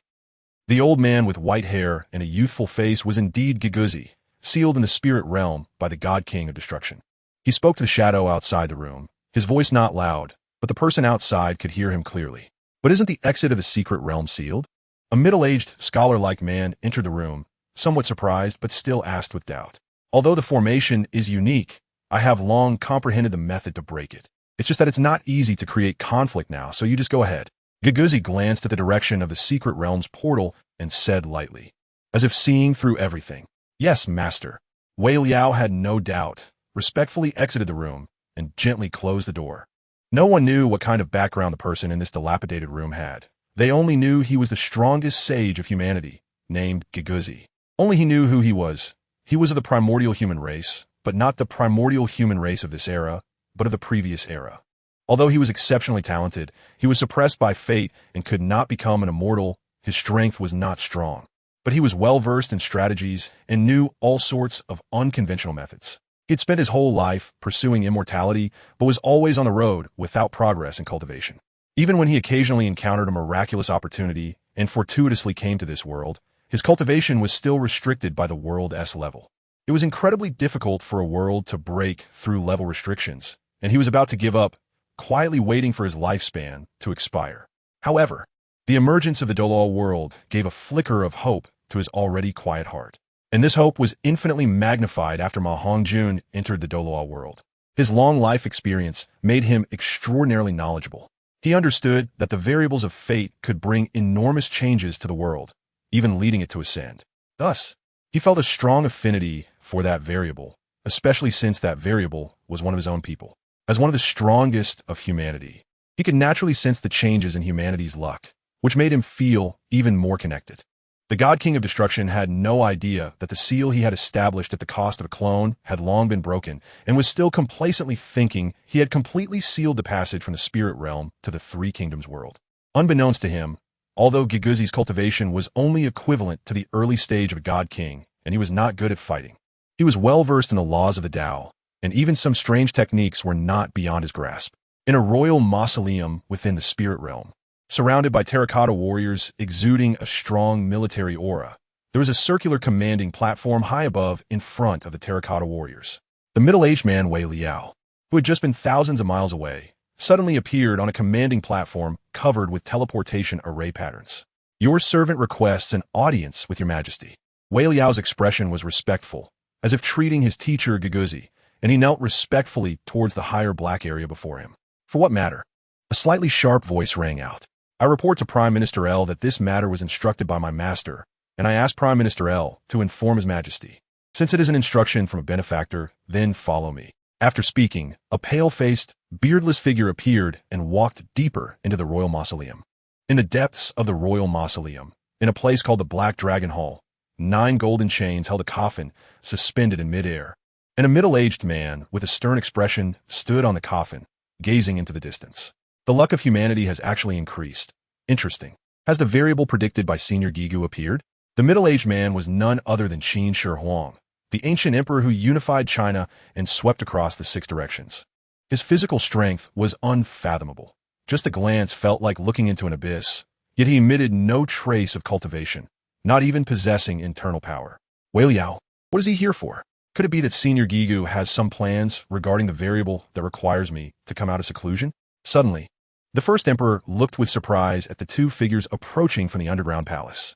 "Your servant pays respects to your majesty. After many years, your majesty seems even more heroic." Wei Liao bowed down, his eyes radiating fervent belief. "I am no longer the human emperor. There is no need for excessive courtesy. What brings you to the royal mausoleum?" A hint of desolation flashed in the first emperor's eyes, and he then spoke sternly. "My master said, the variable has appeared. Your majesty may emerge and once again return to the mortal realm, leading humanity to ascend to the heavens and break the fixed fate." Wei Liao said excitedly. He was a high-ranking minister beside Emperor Qin Shi Huang hundreds of years ago, and unlike the rumors that he distanced himself from worldly affairs to cultivate after the emperor's death, he instead accompanied the seemingly dead emperor to the spirit realm to seek help from the teacher Giguzi. Later, Giguzi used the technique of crossing the sea with a mulberry leaf to reverse the emperor's fate with the 9 dragons locking Coffin Grave formation, hiding his destiny. As the eternal emperor and the hope for the rise of humanity, Giguzi couldn't bear to see him fall, so he used a great formation to conceal his fate, making it undetectable by the heavenly Tao. However, because of this, the mighty Qin Shi Huang, who swept through the 6 directions, couldn't leave the dragon coffin even for a step. Fortunately, the leader of the miscellaneous school, Wei, who also faked his death, underwent a complete transformation and obediently followed the emperor's orders, recreating a royal tomb for him modeled after the Qin Shi Huang mausoleum of the Three Kingdoms world. Moreover, many fierce generals and marshals who were destined to be eliminated by history were saved by Giguzi using various miraculous formations, though they could no longer appear outside the formations. Now, Wei Liao unexpectedly said they could soon descend to the mortal realm, and Qin Shi Huang couldn't hide his excitement, laughing heartily. "Good. Our humanity can also experience changes in the world, truly worthy of being my humanity. Haha, then let me and him contribute our strength for the rise of humanity." As he stepped out, the entire royal tomb seemed to tremble, and countless terracotta warriors appeared to come alive. "Proclaim my decree, the edict of the human emperor. The heavens respond to my command. My holy virtue is vast, and I will shock the 4 seas. I know my strength is lacking. So I lower my status as human emperor. From now on, all beings can be called emperor. May all beings be like dragons. Thus proclaimed. Immediately, a golden edict radiating golden light appeared in the hands of the emperor, and without hesitation, he took out the human emperor seal to stamp it. Chapter 194. For internal matters, consult Zhang Zhao. Golden light spread, blood energy surged, and countless terracotta warriors suddenly came to life, kneeling in worship.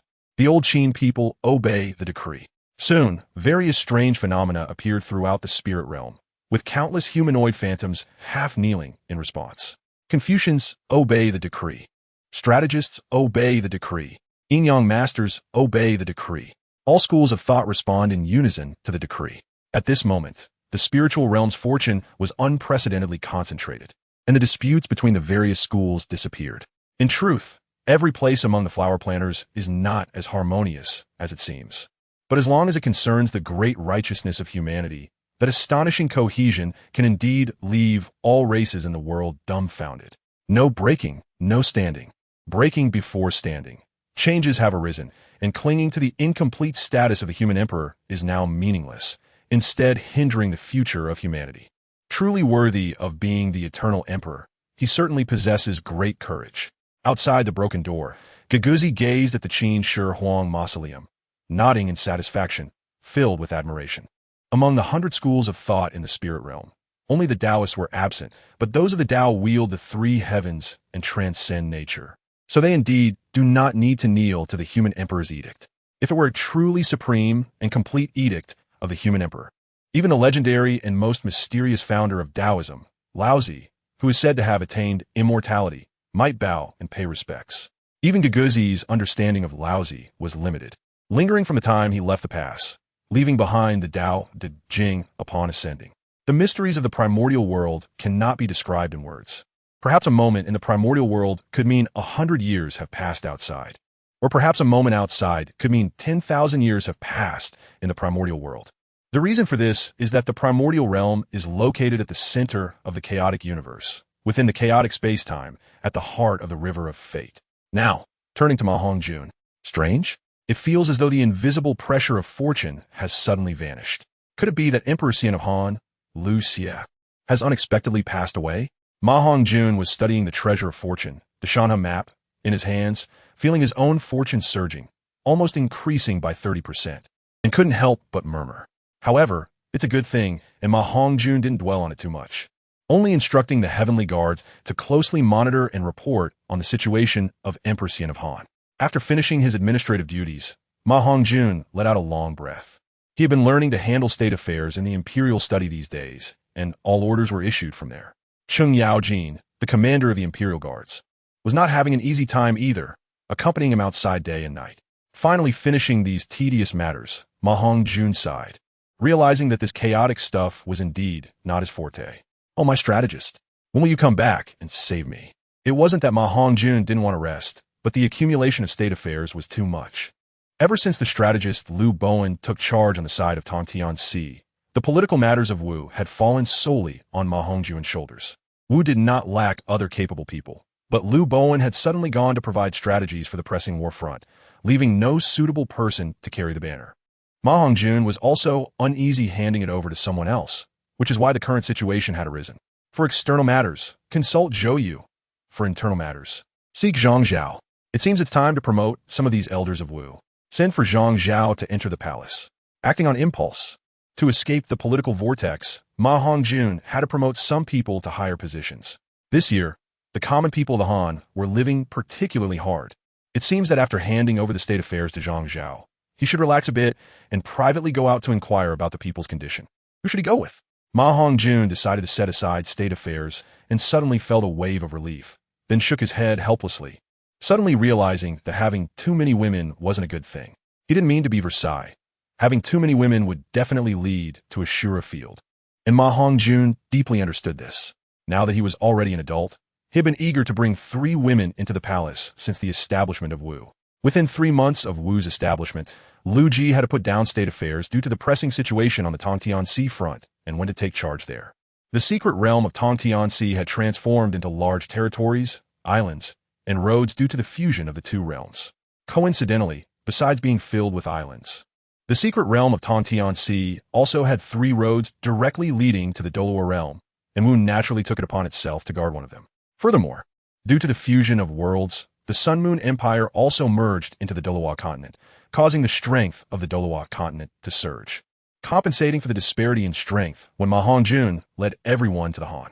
The pressing situation on the front was significantly related to the joining of the Sun-Moon Empire.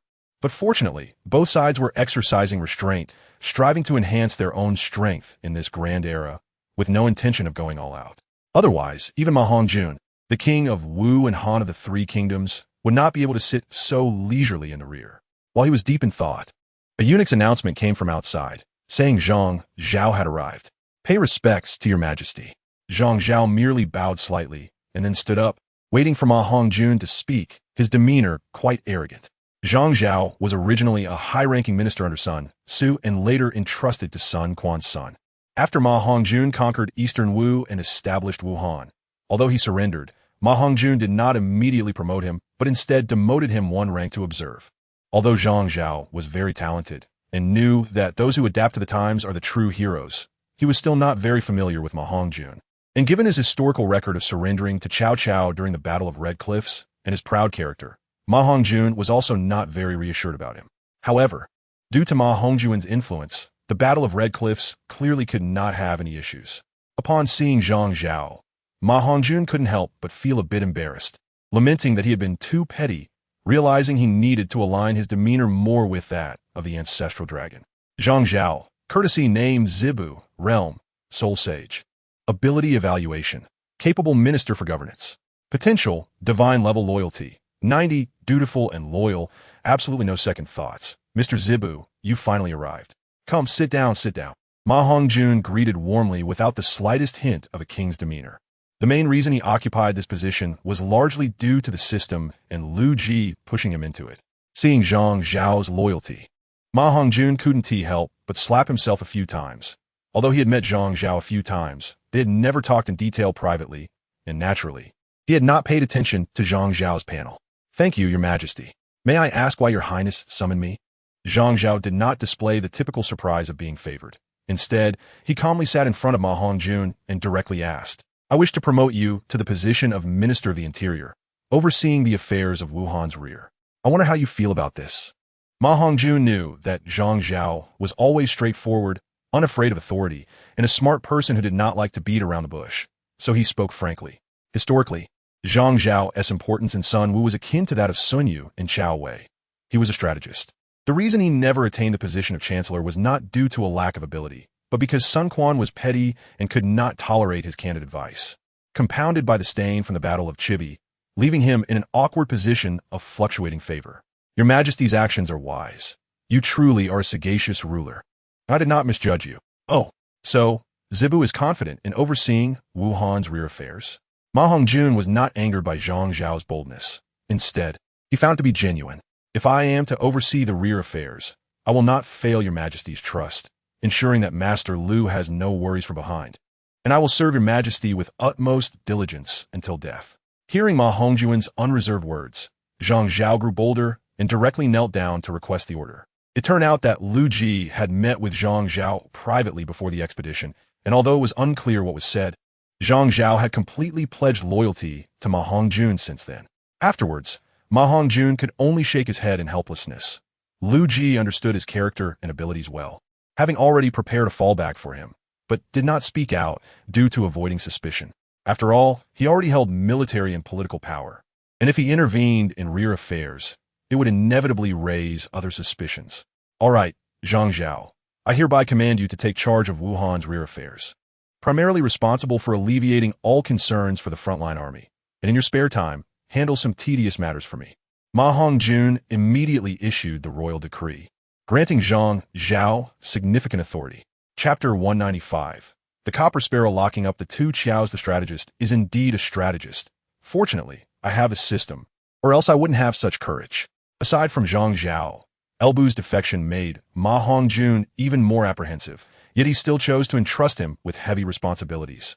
Even though his loyalty was a meager 70 points, just above the threshold, The main reason for this was Elbu's wife and daughter had an enormous connection with MaHongjun. Do not misunderstand. MaHongjun certainly did not share Cao Cao's interests or have any special quirks. Rather, MaHongjun had saved Elbu's wife, Yin, and daughter, El Chiling, from a flood outside Luoyang, which made Elbu's daughter regard MaHongjun almost as a second parent, even closer than to Elbu himself. It was because, during the incident of the flood from the mystical waters of Tongtian Sea, MaHongjun had saved that pair of mother and daughter. Elbu, for this reason, brought his subordinates, such as Zhang Liao, Chen Gong, and Gao Shun, to defect when his territory was seized and he was left homeless. MaHongjun could refuse Elbu and Chen Gong, but he truly could not bear to turn down the 800 elite warriors led by Gao Shun and the historically renowned Zhang Baobai. If we speak of loyalty, these two are no less than Zhao Zilong of Changbanpo, who fought through 7 advances and retreats, and the unmatched loyalty of Guan Yu. To put it bluntly, your daughter and wife have their hearts with me. What do you have to rebel with? How dare you rebel, unless Elbu wants to part with his wife and children? Based on what MaHongjun knew, Elbu, despite having a rebellious nature, was particularly sentimental, especially towards his family. After delegating political affairs to the motivated Zhang Zhao, MaHongjun felt unprecedentedly relaxed. The next morning, he overslept until the sun was high in the sky. You're already a founding king, yet you're still this lazy. If I had known, I would have sent your father to wake you up. Ning Rongrong teased as she brought in a basin for washing. If my father-in-law is willing to help me, I would naturally be grateful. Speaking of which, I must thank you, Rongrong, for your trust in leading the entire sect to live in this other world with me. MaHongjun expressed his gratitude, quickly bouncing up and moving to embrace Ning Rongrong. Rongrong, you're getting more beautiful and alluring. MaHongjun teased as he inhaled the fragrance of the beauty, holding her slender waist. He regretted that he had rushed to sleep in Ning Rongrong's palace yesterday, without considering her feelings. Just as he was thinking of getting closer, the fairy in his arms suddenly transformed into a witch. I warn you, outside are all palace maids. If you dare to act recklessly during the day, I will. Ning Rongrong said with a gaze full of gentle warmth. MaHongjun instantly felt a chill. No, all right, the political affairs are not too busy these days. Let me take you all out for a stroll. It's been so long since we've been here, and I haven't taken you out properly. MaHongjun awkwardly changed the subject. As if you dare. I'll go call Zhu Qing and Ling Ling. If you dare to stand me up again, I want to let you off. Ning Rongrong pretended to be fierce, but inside she was delighted, immediately turning to call her good sisters. In MaHongjun's vast harem, there were only these 3 women, which shows how doting he was towards them. MaHongjun's respect for her was clear to her, and she understood even better the low status of women in the Han dynasty. Hearing that MaHongjun was willing to set aside political affairs to take them out for fun made her even happier.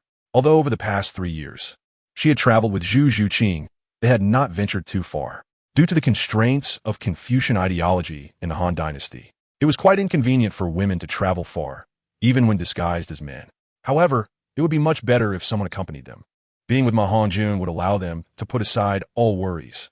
MaHongjun's first stop was Zhoujiang, formerly known as Chaisang, the location of Zhou Yu's commanding platform, the starting point of the Battle of Chibi. This was purposeful, as establishing the dynasty required a lot of preparations. Although Tianwei had already started preparing, some matters still required his personal involvement. When Sun Wu was destroyed, Zhou Yu did not follow Sun Quan. Instead, he was granted a special reprieve by MaHongjun. Now he was settled in Chaisang. MaHongjun's visit this time was also to see if he could recruit this beautiful Zhou Lang. Thinking of the truth behind Sun Tzu's demise, MaHongjun was filled with anticipation for this trip to Chaisang. Thinking of this, MaHongjun couldn't help but recall Chibi. The folding fan is still buried in the sand. The iron has not melted away. I will recognize the past dynasty through the wash, if the east wind does not aid Zhou Lang. The copper sparrows lock up the 2 Qiaos in spring. Among them, Xiao Qiao was Zhou Yu's wife and naturally followed him, while the Qiao, grieving over Sun Tzu's death, was also treated with brotherly and sisterly respect by Zhou Yu. This information could be easily found. MaHongjun, possessing one of the world's most powerful intelligence organizations, knew these things were merely a piece of cake. Apart from the already fragmented Han dynasty, MaHongjun is confident that his Tianwei is the true king of intelligence in this world. Perhaps during the peak of the Han dynasty, it could compete with Tianwei, but now that the Han is in tatters, it is probably on par with Tianwei's subordinate force, Baixiaoxing. The importance of intelligence is self-evident. Almost all the lords in this era pay great attention to it. Guojia of Cao Cao and Zhuge Liang of Liu Bei, both top strategists, have established entirely new intelligence networks based on the Han dynasty. MaHongjun did not make a grand appearance, but chose to go undercover with his 3 concubines. The 3 women disguised themselves as men and surrounded MaHongjun. Otherwise, with their unmatched beauty, it would have been difficult to travel peacefully. Not far away, a seemingly ordinary carriage was moving slowly, with the occasional roar of exotic beasts heard from both sides of the official road. A handsome young man with silver hair was driving the carriage. "Husband, do you think the exotic beasts outside will one day become like those in Douluo continent, ruling over vast forests?" Zhu Zhuqing asked curiously while lying on MaHongjun's leg. "No, there are no large forests here suitable for soul beasts to thrive like the Stardo forest, and the Han dynasty is the world of the human race." MaHongjun gently and confidently replied, while stroking Zhu Zhuqing's hair. Ning Rongrong had already fallen asleep on the soft bed nearby, as an auxiliary soul master. Her physical condition could not compare to Zhu Zhuqing's. The one driving the carriage was Yi Lingling, a princess of the Jiuxin Haidang clan. The 2 women inside the carriage had returned to their feminine attire, although their clothes were still men's clothing. Chapter 196. Pestilence Human Race? Why add race? Are there other races besides soul beasts and humans? Yi Lingling, who was driving the carriage, curiously turned her head to ask. Of course, while humans are the leaders of all spirits, in some worlds, humans are not the rulers, and in some places, they are even at the bottom of the food chain among the myriad races. MaHongjun replied with a faint smile, feeling somewhat melancholic. Is that so? Yi Lingling was taken aback, but chose to trust MaHongjun without asking further. Why do you insist on having us call you husband? I feel that Fu Jun is more in line with the trends of this era. I actually prefer to call you Fu Jun. Before MaHongjun could ponder the weakness of the human race, Ning Rongrong's soft voice suddenly chimed in, her eyes flashing with mischief. Indeed, I wish to know you. May our lives be long and without decay. Mountains may crumble, rivers may dry, winter thunder may roar, summer may snow, heaven and earth may unite. Only then would I dare to part with you. The people of this era are quite poetic. No wonder Sister Rongrong wants to call you Fu Jun. Zhu Zhuqing teased from the side. Since you want to call me Fu Jun, then in front of others I will be Fu Jun, and behind closed doors I will be husband. The term husband also carries deep meaning. It represents my boundless love for you. MaHongjun patiently explained, his mood evidently changing back to his usual demeanor. What meaning? Ning Rongrong asked curiously. The husband and husband means to accompany you until old age. The Jun part has many meanings. You know that eunuchs are also called gong gong, which means I will be as obedient to you as a eunuch is to his master. Don't you think this is a term of endearment for you? MaHongjun explained half-jokingly. Upon hearing MaHongjun's explanation, the 3 women were all moved to tears, making MaHongjun feel a bit awkward and sigh in realization that women indeed need to be coaxed. After calming them down, seeing the scorching summer outside, he simply took over the driving from Yi Lingling. When they left the city of Jianya and reached the territory of Chaisang, the scene before MaHongjun was shocking. As they walked, many emaciated commoners appeared on the official road, and there was a scene of struggle over a piece of bread. Ugh, I need to stop the carriage and see what's going on ahead. You 3 stay inside and don't come out, MaHongjun said as he pulled the reins and stopped the carriage. He parked the carriage to the side and quickly walked over since there was still some distance to cover. That's my bread. This is my bread. You bunch of robbers. This is my family's food. Where's your conscience? A woman with 2 children cried out in despair while watching 3 middle-aged men fighting over a piece of bread. Stop. How can you act like this in broad daylight? It's truly shameful for us, the people of Wuhan. MaHongjun, as the ruler of a nation, had an extremely ugly expression, seeing the citizens of Wu fighting over a piece of bread on the official road. If this matter were to be known by Wei Han or Shu Han, how could he hold his head up high? It would be a direct social death. Upon seeing MaHongjun emerge, radiating the unique aura of a superior, the 3 men fighting over the bread felt as if they were being stared at by a beast, their hair standing on end. My lord, spare us. We are truly too hungry. We didn't harm her. We really know we were wrong. My lord, spare us. One of the middle-aged men was the first to kneel and plead for mercy. The other 2 quickly swallowed the last bite of bread and knelt down to beg for mercy as well. You, Sai, how'd it come to this? How come my people have wound up like this? MaHongjun couldn't help but sigh, and a surge of unnamed anger rose within him. My lord, please don't be angry. Please spare us. We had no choice. All the common people have nothing to eat, and we were left with no options. The three men immediately knelt down like overturned garlic, their faces pale and powerless as they desperately pleaded for mercy. Yes, currently, disasters are rampant. Yet the higher authorities only distribute seeds for us to plant, but no food. At most, they give you a bowl of watery porridge for emergency relief, which can't fill our stomachs. Another man quickly explained. Since the establishment of my Wuhan, it has not been said that the weather has been consistently good, and the government distributes food and seeds. Why is there nothing to harvest? Why are there disasters? MaHongjun looked skeptically at the mother and daughter nearby, wanted to see if the three men were deceiving him. The common woman greets you, my lord. Alas, what they said is true. We have indeed encountered a pestilence here. The woman, seeing that the three men had already divided the bread, accepted reality and said with a sorrowful expression, MaHongjun has always adhered to the principle that teaching someone to fish is better than giving them fish. Not providing porridge for immediate relief, but instead distributing food and seed for the common people to work hard for their own sustenance. After a moment of thought, MaHongjun realized this was his oversight, and he hadn't expected this outcome, especially since it was a policy he had issued. No wonder Tianwei didn't dare report the disaster here. Pestilence? Suddenly, MaHongjun noticed the implication in the woman's words and fell into deep thought. He then took out 6 meat buns and tossed them to the men, asking what kind of pest. Even the 2 young children, 1 boy and 1 girl, received a meat bun. Thank you, my lord. Thank you, my lord. Thank you for your charity. Thank you, big brother, for the meat bun, ah? So delicious, big brother. You eat too, ah? The youngest little girl couldn't help but break open the meat bun and take a bite, then reluctantly looked at MaHongjun and offered him half. Ha! Big brother won't eat. Be good.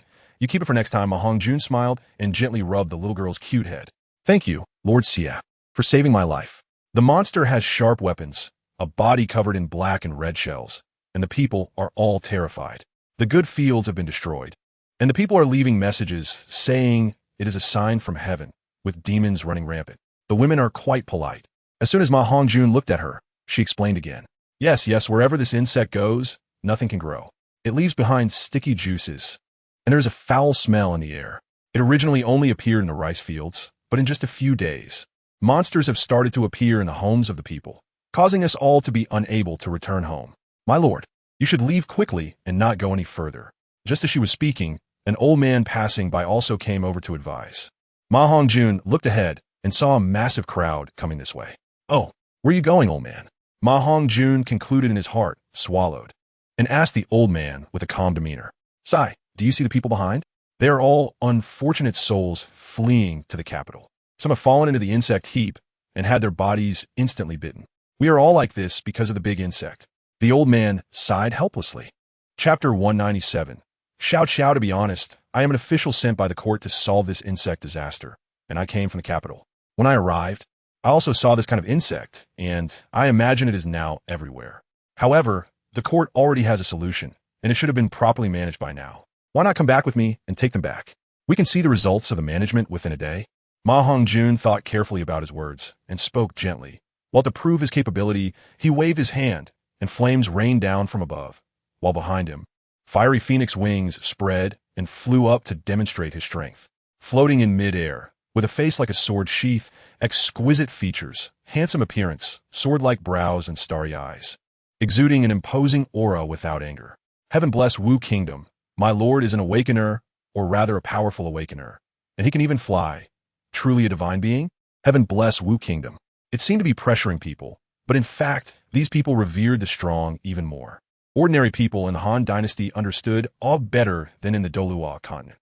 Everyone was amazed at MaHongjun's incredible strength as they returned to Chaisang in front of his carriage. Although the ordinary people's physique in the Han Dynasty has improved due to the recovery of spiritual energy, most are still in the ordinary stage, with limited improvement. Having a divine-like reverence for the strong, only soldiers who train regularly show more obvious improvements, and the awakened martial souls are either weapons or body martial souls. Flying martial souls have never appeared. The old man could see this because he had seen people who came from the Douluo world. The current Douluo continent is no longer a secret to the Han Dynasty. The warlords of the 3 kingdoms had long since put aside their grievances at the beginning of their nation building, and the news of their alliance to guard the secret realm of the Tang Sea had already spread. This was also one of the reasons why MaHongjun was confident in inviting Zhou Yu out of retirement. Haha, come on. Let us go have a good meal. A feast, it's on me.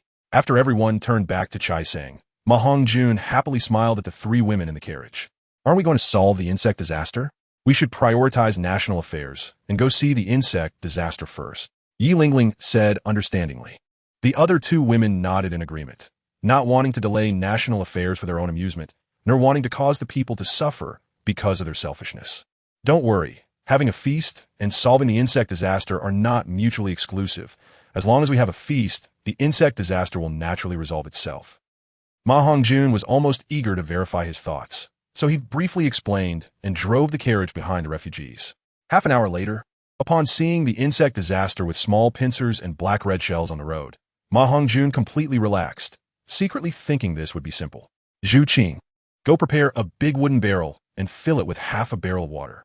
We will first head to the Zhou residence and collect the harmful insects we see on the way. After arriving at the post station and settling the carriage, MaHongjun instructed Zhu Qing. Zhu Qing was usually taciturn in front of others and returned to her usual icy demeanor after leaving the carriage. This little insect doesn't have much soul power fluctuation. Why are these people so afraid of them? Ning Rongrong picked up a small insect with a handkerchief and asked curiously. Its scientific name is crayfish. It really doesn't have much power, and an ordinary person can easily eliminate a group of them. However, if you accidentally get caught by its pincers, it can be quite painful. If there are many, they can indeed harm lives, especially in the rice fields.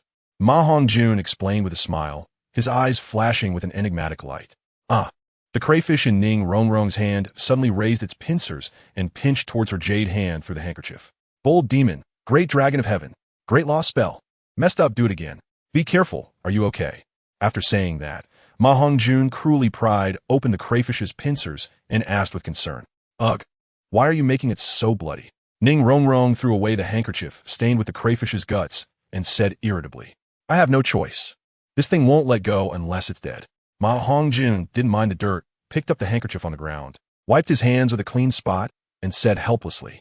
Yi Lingling, on the other hand, was jealous and said, Humph, how is it? You still want to show off? Serves you right. I'm back. Just as she was speaking, Zhu Qing had already returned with a large bucket. Why so fast? MaHongjun looked suspiciously at the water bucket in Zhu Qing's hand. There was no one ahead. If you don't need the ones collected on the way, I can return them. Zhu Qing's face turned red as she pretended to be calm. Of course, Zhu Qing wouldn't tell MaHongjun that she had entered a wealthy family and collected the water from the well, conveniently filling half a barrel. However, she herself was not a petty thief. She threw a gold soul coin on the stone at the well's edge and used her little cat paw to carve a mark indicating her intention to buy the bucket. Thus, the three of them, while inquiring and catching the scattered crayfish crawling on the road, soon arrived at a rather lavish and solemn residence, the Zhou residence. In front of the Zhou residence, there was a long line beside the stone lions, and someone was distributing porridge. When MaHongjun walked in, he saw that the ones distributing porridge were actually two elegantly dressed, yet simply attired stunning women. The older woman was not much shorter than Zhu Qing, especially those long legs, which could almost rival the long legs of the tall and strong MaHongjun. Hey, brother, who is serving us porridge ahead? Although MaHongjun had some guesses, he still asked a haggard-looking middle-aged man who was in line. This, young master may not know. You must be from out of town. The two ahead are the well-known wives and sisters-in-law of the Zhou family in Jiangdong. Thanks to their charity these days, we can have something to eat. They are our benefactors. I see you are also from a wealthy family, so don't compete with us for food, alas. The middle-aged man saw MaHongjun in splendid robes and did not dare to show any disrespect, patiently explaining before quickly squeezing back into line. MaHongjun shook his head helplessly, just as he was about to give a reward to this person, who knew he ran away so fast. MaHongjun glanced at the two women and walked towards the main door of the Zhou residence with the three women who were disguised as men. Please report that someone from Jinling City has come to pay a visit to the head of the Zhou family and is here to offer a solution to the pest disaster. MaHongjun handed a jade pendant to the servant at the gate and said, demonstrating his respect for the distinguished. Jianya, also known as Jinling City, was a name MaHongjun had long wanted to adopt for the capital, but due to the delays caused by the Tianhai naval battles, this was no longer a secret among the upper class. As Jianya thrived, many people were privately referring to it as Jinling. Please wait a moment, esteemed guest. I will report to the head of the family immediately. The The servant's eyes lit up upon hearing that someone from Jinling City had arrived and hurried to make the report. If Zhou Yu knew that you, as a king, were so respectful in your visit, he would surely think highly of you. Ning Rongrong said happily, standing beside MaHongjun, though there was a hint of hidden sadness in her eyes. Upon closer inspection, it was evident that she, like Zhu Zhuqing and Yi Lingling, occasionally glanced towards the area where disaster victims were receiving food, clearly wishing to personally distribute porridge to help them. Let's hope so. You don't need to look anymore. Since I'm here, I will definitely provide a solution for the pest disaster. MaHongjun, with his keen observation skills, quickly saw through the thoughts of the three women and comforted them. Chapter 198. Spicy Crawfish. The three women looked at MaHongjun with admiration and joy. Only Zhu Zhuqing, after calming down, kept glancing between the crawfish in her hand and MaHongjun, unable to fathom how he would solve the pest disaster. Soon, a handsome young man walked out from the house, sizing up MaHongjun from head to toe. Esteemed guest from Jinling, please forgive us for not welcoming you in person. Please come in. Zhou Yu, initially delighted at the arrival of a solution to the pest disaster, instantly changed his expression upon seeing MaHongjun, but calmly greeted him with a bow and an invitation. The head of the Zhou family is being polite. Rongrong, you and Lingling go find an inn to stay at first. I will talk with Zhuqing in Zhou's residence and then come find you. MaHongjun returned the greeting to Zhou Yu, knowing that Zhou Yu had already recognized his identity, so he instructed the two women beside him. This was not out of fear of Zhou Yu doing anything, but rather because it would not look good to bring a whole family into the residence. Hence he deliberately sent the two women away. This was also meant to show Zhou Yu that he trusted him. After all, on the surface, the two women were also Soul Sage-level powerhouses, and having them around would instead seem like a lack of trust in Zhou Yu. Like many famous figures in the Three Kingdoms world, Zhou Yu had been endowed with the energy of the meteor tears, which greatly enhanced his strength and talent. He had now become a Soul Douluo powerhouse, just like MaHongjun. MaHongjun walked into Zhou's residence alongside Zhou Yu, while Zhu Zhuqing easily followed behind with a bucket. The imposing entrance and the exquisite brick-carved plaque and floral decorations all displayed a clear elegance. The courtyard was intricately designed, still reflecting the owner's prominence and refinement. Not to mention the grandeur of the main hall, with its carved beams and painted rafters. Even the corridor connecting to the backyard was meticulously crafted, creating its own unique scenery. Upon reaching the main hall, Zhou Yu voluntarily offered the main seat to MaHongjun, sitting in the guest seat himself, which greatly surprised MaHongjun. This was not the Zhou Yu who had previously refused his recruitment when the Wu Kingdom was just established. All right, you may leave. I have important matters to discuss. This is... Zhou Yu spoke first to dismiss those around him, and then looked at Zhu Zhuqing and asked, "My wife?" MaHongjun replied without hesitation, taking a sip of tea from the table. "I've seen your highness and the princess. I was unaware of your arrival. Please forgive my rudeness. May I ask what your highness's solution to the pest disaster is?" Zhou Yu spoke formally, but in reality, he had little fear of MaHongjun. He directly asked the reason for MaHongjun's courtesy: to eat. Although MaHongjun knew Zhou Yu cared about the common people of Jiangdong, he still did not threaten Zhou Yu to pledge allegiance. After all, these were his own people and compatriots. He would never joke about their lives. Eat? Insects? How could that be? Zhou Yu immediately felt a churn in his stomach, looking at MaHongjun with a terrified expression. Shocked. Who is this person? This is too bold. In his understanding, crawfish were no different from cockroaches in modern society. A person who eats cockroaches, how could one not be impressed? Moreover, such words came from the mouth of an emperor. Facts speak louder than words. Zhuqing, pass me the bucket. Gongjin, go find an iron pot and various ingredients according to my instructions and send them to the kitchen. MaHongjun had various ingredients and an iron pot in his spatial ring. However, to give Zhou Yu a sense of involvement, he assigned him the task, which was naturally to better recruit Zhou Yu. On the surface, MaHongjun appeared harmless, but he was actually quite ruthless, especially after becoming an emperor. He unconsciously began to employ imperial methods, which had become a habit. However, MaHongjun still had much room for growth. Although it is said that great achievers do not fuss over small details, MaHongjun paid special attention to the future subordinates and notable figures. Any matter related to them was not trivial in his eyes. Zhou Yu merely smiled and did not seem to mind, but calmly instructed the servants to bring the necessary items and personally helped out. As a top strategist and commander, he knew that MaHongjun's purpose was not simply to remedy the pest disaster, but he was pleased with this, since the news of the Tianhai incident had spread. He had had the thought of serving the court. However, smart people have their own ways and pride. The reason a genius is that they understand how to leverage their value and read the room. Sometimes, waiting for a price to be right is more advantageous than actively seeking cooperation, making it easier to gain the attention of the upper echelons and demonstrate one's worth. All right, I have instructed the servants to prepare. Are these insects really edible? Zhou Yu returned to his seat after giving his orders and looked at MaHongjun, carefully watching his expression changes. They are, MaHongjun said with absolute confidence. Good, since your highness is so confident, I will wait and see. If you can solve the pest disaster, I will definitely regard you as my priority. If not, then so be it. Please move to the eastern kitchen. Zhou Yu secretly nodded, making his decision while inviting MaHongjun to move along. A gentleman's word. MaHongjun quickly stood up, excitedly saying, this sentence merely implied that he saw through your intentions. If you can solve the pest disaster, then we have something to discuss. If not, then you should leave. MaHongjun was still too inexperienced. He only mentioned the word eat, and Zhou Yu could vaguely guess his meaning, focusing on whether it was indeed edible. Through other subtle cues, he once again deduced MaHongjun's purpose for coming, proving his exceptional intelligence. After all, while Zhou Yu's family was currently the largest in Chaisang, the actual managers were not the Zhou family. Certainly, Zhou Yu replied affirmatively. Just because of the great reputation, it might be acceptable, but it would never be the king personally coming, so there must be other intentions. However, merely through these observations, it was enough to prove just how clever these wise men were.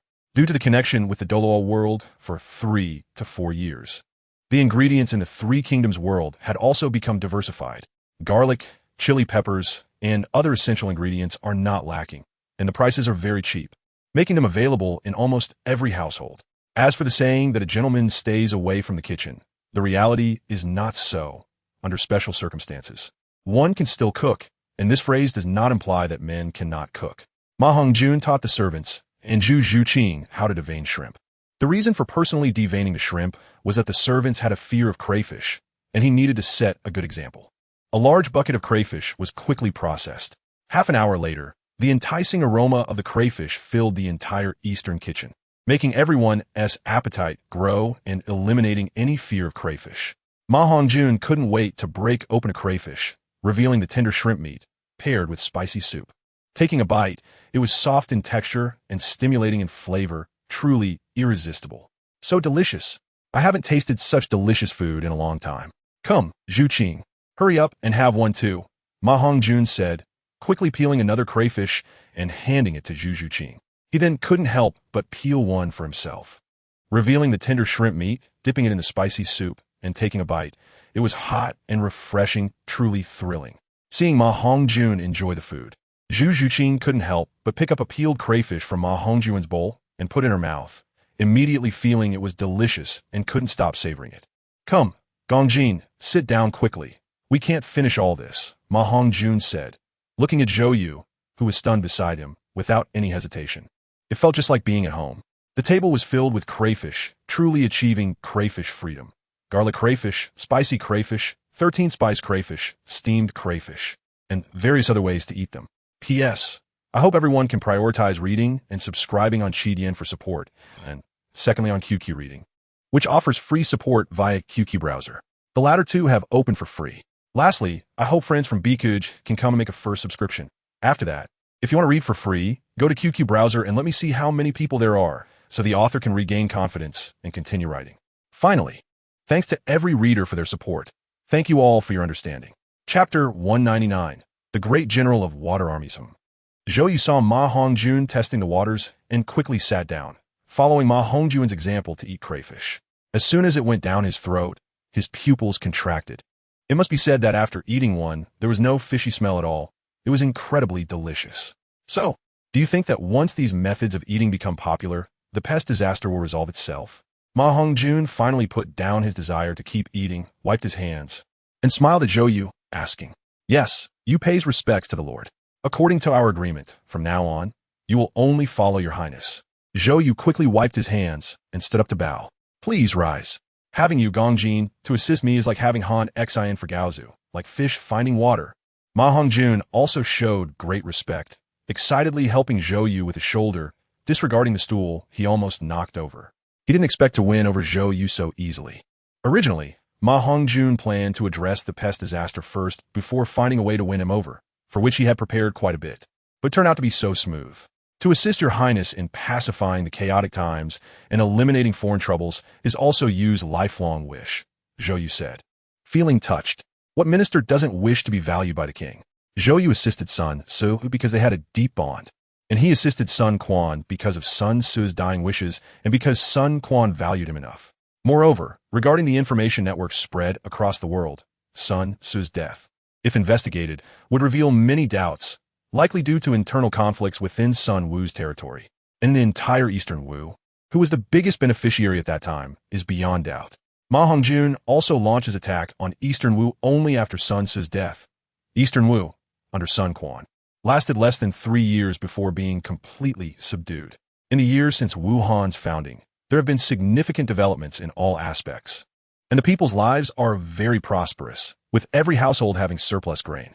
If it weren't for the pest disaster, it would surely be even more prosperous, especially in the capital, Jinling, leveraging the advantages of modern industrial technology from Douluo and combining it with the craftsmanship inherited from Huaxia. It was transformed into a world-renowned city in just 6 months.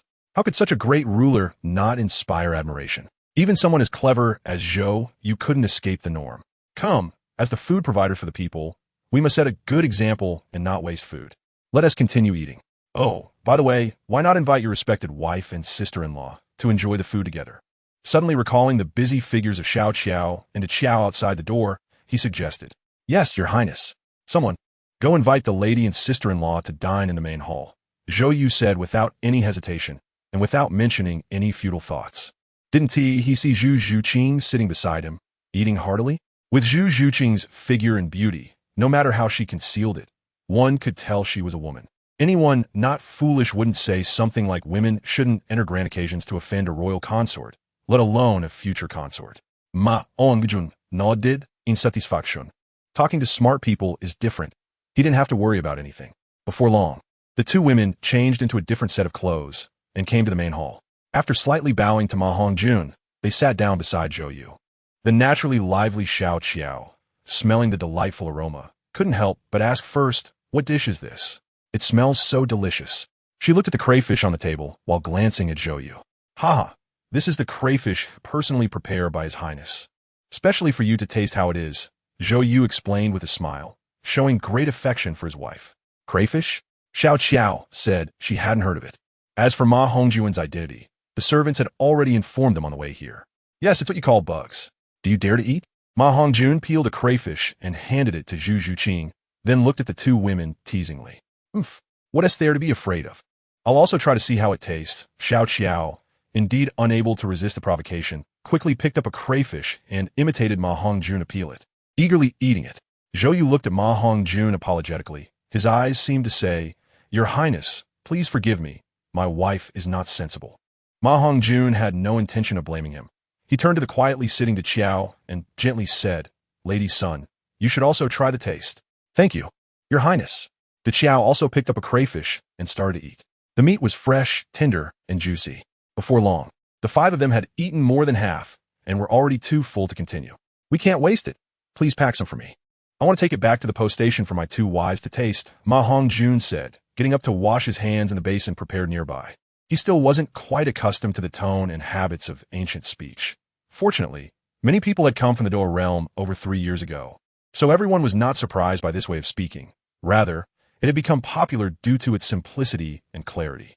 Only in very formal occasions would they speak in a more complex manner. Privately, of course, it was best to speak simply. "Your Highness truly has deep feelings for the 3 princesses," Xiao Qiao said enviously to Zhu Zhuqing beside her. After one meal, with Xiao Qiao's proactive approach, she had already become good friends with the reserved Zhu Zhuqing. Sometimes communication between women is this simple, often before they've said a few words. There's a feeling of regretting not meeting earlier, especially in MaHongjun's previous life in online games. It often took less than 3 sentences before they started calling each other wife. MaHongjun rejected the Zhou family's request to stay overnight and took Zhu Zhuqing back to the inn. Upon entering, he even heated the small crayfish in the spatial soul guide with the temperature of phoenix flames. The next day, a large number of food stalls were set up in front of the Zhou residence, specifically distributing crayfish and steam buns. The business was booming, and several women went over to help, as the servants of the Zhou family couldn't keep up. At the same time, a large sign was raised stating, "Purchasing crayfish. 5 copper soul coins per pound," which is equivalent to the modern purchasing power of 5 yuan. Due to the preciousness and superiority of the Douluo gold coin system, the Han Dynasty government was almost entirely reclaiming old copper coins in exchange for gold, silver, and copper soul coins. The streets were filled with commoners, each bending down to catch crayfish, and within half a day, the crayfish in the city had been caught completely. In the following days, the citizens began to spontaneously venture outside the city, to rice fields, small villages, and any place where crayfish might exist was cleared out.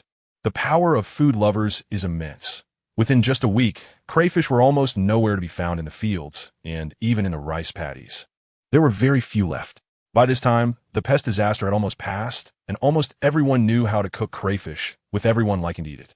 Except for the occasional person who was allergic to crayfish and couldn't eat much, it had almost become a staple food for every household.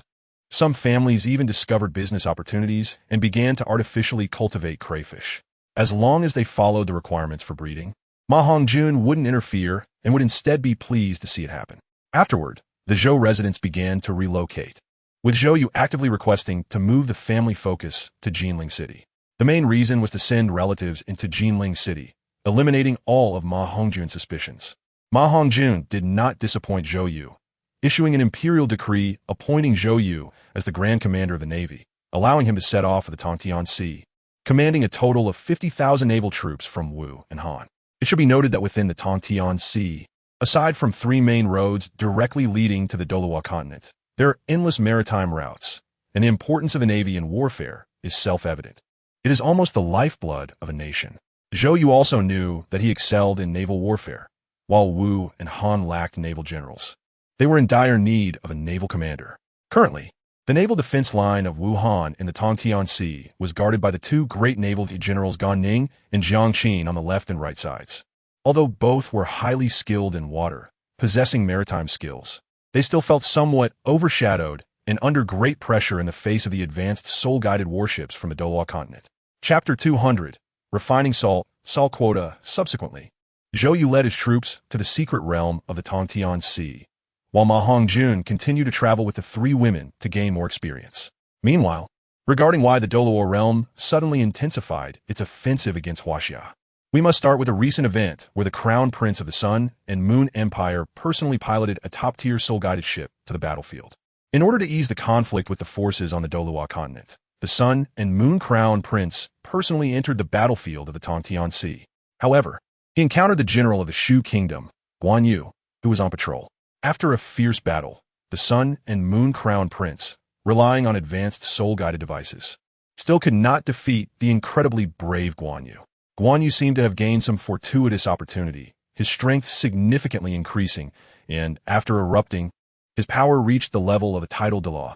Especially in the first 3 strikes, even El Bu, known as the strongest general of the 3 kingdoms, felt immense pressure on the battlefield.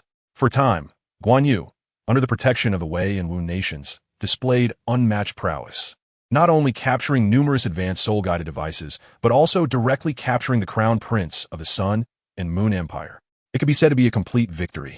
Although the aftermath of the battle caused discord among the 3 kingdoms due to the spoils of war, they found the Sun and Moon Crown Prince to be extremely tricky. If they released him, it would seem they feared the Sun and Moon Empire, possibly leading to renewed attacks. If they didn't release him, he was like a hot potato, likely to provoke even more intense warfare. At the same time, the Sun and Moon Empire, in conjunction with the 2 major empires of the Douluo continent, issued a notice to the Shu Kingdom, release the Sun and Moon Crown Prince, hand over Guan Yu, and assist in capturing the Sun and Moon Crown Prince. Or they would send extreme tidal Dalu to assassinate Guan Yu and launch a full-scale attack on Shu Han. Liu Bei was not someone to be trifled with. True to being the elder brother of the Oath of the Peach Garden, he immediately responded that he would never hand over the Sun and Moon Crown Prince, let alone his sworn brother. He also discussed with the other 2 allied states how to deal with the Sun and Moon Crown Prince. While accompanying the 3 women on a leisurely outing, MaHongjun also received a letter from Tianwei, inquiring how to handle the Sun and Moon Crown Prince and whether to protect Guan Yu. MaHongjun sighed. It seemed that the war in the Tang Sea would not end anytime soon. Zhou Yu's arrival should alleviate some of the pressure on the strategist. Matters regarding the dynasty needed to be planned carefully. After Zhou Yu officially recognized his master, MaHongjun became more aware of Zhou Yu's talents, as he also discovered a more detailed method of using the exploration system. By consuming a bit of luck value, he could check the talents, strengths, and skills of his subordinates. Zhou Yu, Strength, Level 79 Soul Saint. Martial Spirit, Water. Potential, God-level potential. Talent Skill, God of Water Warfare. When commanding the Navy, he occupies the advantages of time and geography. Hidden Skill, Water Rush. Can mobilize seawater to enhance the speed of the Army's maritime movements. Up to a maximum of 3 times. MaHongjun thought silently, without a hint of hesitation, and directly penned a reply. 1. Ensure the safety of Guan Yu. He must not come to harm. Send Wuhan's top General Elbu to ambush around Guan Yu, waiting for the extreme Douluo to attack. 2. Take over the Sun and Moon Empire's crown prince. Imprison him in the dungeon, to share the pressure on Shu Han. We must not be defeated one by one. 3. Repel the Douluo coalition army as soon as possible and return to Wuhan for a major discussion. MaHongjun did not discuss the matters of the dynasty with anyone, nor would he inform others in advance through letters. Among the 3 kingdoms, Wuhan had the strongest top power, while Shu Han was the weakest, which is why MaHongjun would take over the Sun and Moon Crown Prince for the sake of national righteousness. This suggestion seemed thankless, but in reality, it established a great example of righteousness for Wuhan, reflecting national justice and promoting unity among the 3 kingdoms alliance. After completing these tasks, the 4 of them traveled around several villages surrounding Jinling City. The first stop was MaHongjun's ancestral home, Wutong Village, where all the residents had moved from the Douluo world more than 3 years ago. It is worth mentioning that many teachers from Shrek Academy, as well as students willing to bring their families to Huaxia, were stationed near Wutong Village. The second stop was Qibao Village, which, as the name suggests, was home to the disciples of the 7 Treasures Glazed Tile School and families affiliated with the Swordbone Douluo. The third stop was the Jiuxin Haidang clan, located in the southern part of Jinling City, which is the rear. The fourth stop was Zhu's village, which is also MaHongjun's in-laws and the ancestral home of Zhu Zhuqing. The 4 forces were responsible for guarding Jinling City, forming a triangular position that complemented the status of Jinling City. Although they were called villages, they were not much different from some relatively underdeveloped towns, especially in terms of economy and infrastructure. The only difference compared to towns was the scale. The saying small temple, but complete in all aspects couldn't be more appropriate. Especially Shrek Academy, as the only Soul Master Academy, has become renowned in the Han Dynasty in a very short time, being on par with Yingchuan Academy. Only these 2 academies in the entire Han Dynasty have the ability to awaken martial souls. Unlike the Douluo world, the awakened martial souls are called battle souls, and as long as one awakens, they will have good talent. If one cannot awaken, they will not have a martial soul. There is no concept of waste martial souls. So the status of these 2 academies is evident.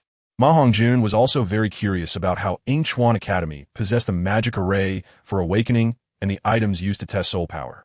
However, according to the intelligence from Tianwei, their awakening method is still somewhat different from the martial soul awakening in Douluo continent, and the formation they use is unprecedented. Nevertheless, since they ultimately lead to the same result, there was no further concern. Jinling City was as stable as Mount Tai.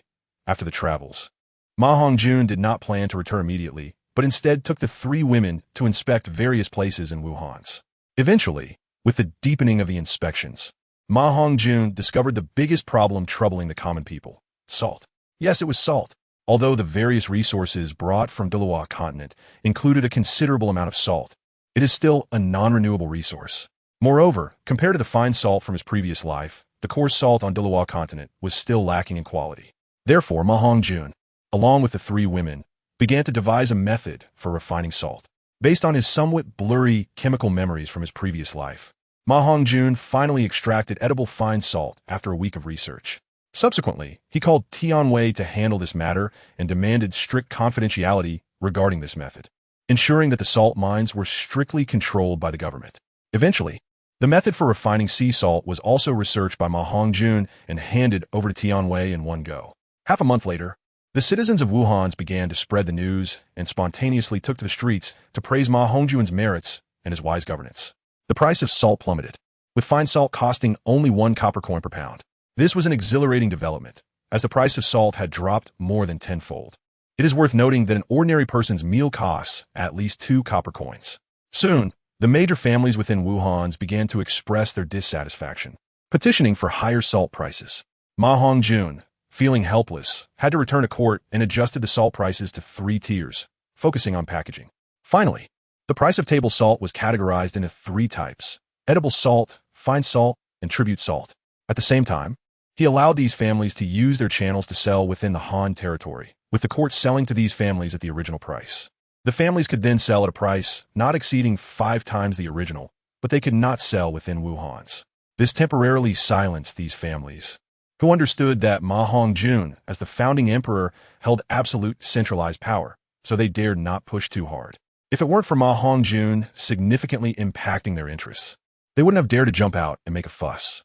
Subsequently, the 3 types of edible salt from the Kingdom of Wuhan's rapidly swept through the entire Han Dynasty's edible salt market. Meanwhile, the salt refining process began to seem somewhat inadequate, but fortunately, there were many personnel in Tianwei, and they selected those with water and fire martial souls to assist in refining, stabilizing the situation. The treasury of Wuhan's was filled to the brim with wealth. Husband, why do you let those families sell the refined table salt? If they're not satisfied, just suppress them directly. Yi Lingling asked somewhat unhappily while sitting opposite MaHongjun at the dining table. The 3 women had no good feelings towards these families that disturbed their travels. Sister Lingling, even if we don't grant these families the selling rights, they will still buy within Wuhan's, and then smuggle it to Wei and Shu at high prices, Ning Rongrong explained, showing her understanding of politics. Yes, it's better to control the table salt at a certain price and authorize them to sell it.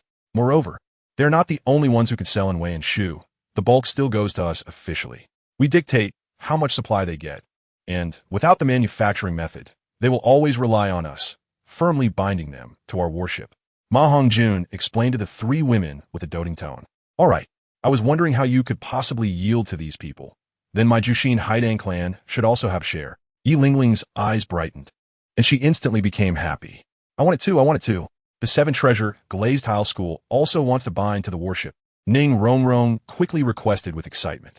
Me too. Zhu Zhuqing, still somewhat aloof and quiet, added. Good. You're truly my good wives, always thinking of me. I am really happy to have you. MaHongjun felt a wave of joy at how harmoniously the 3 women got along. These were the kind of women he liked. If the 3 clans knew that the 3 women were ostensibly fighting for their maternal clan's interests but were actually diverting the benefits, they wouldn't know whether to laugh or cry. Chapter 201. Dining limit order on this day.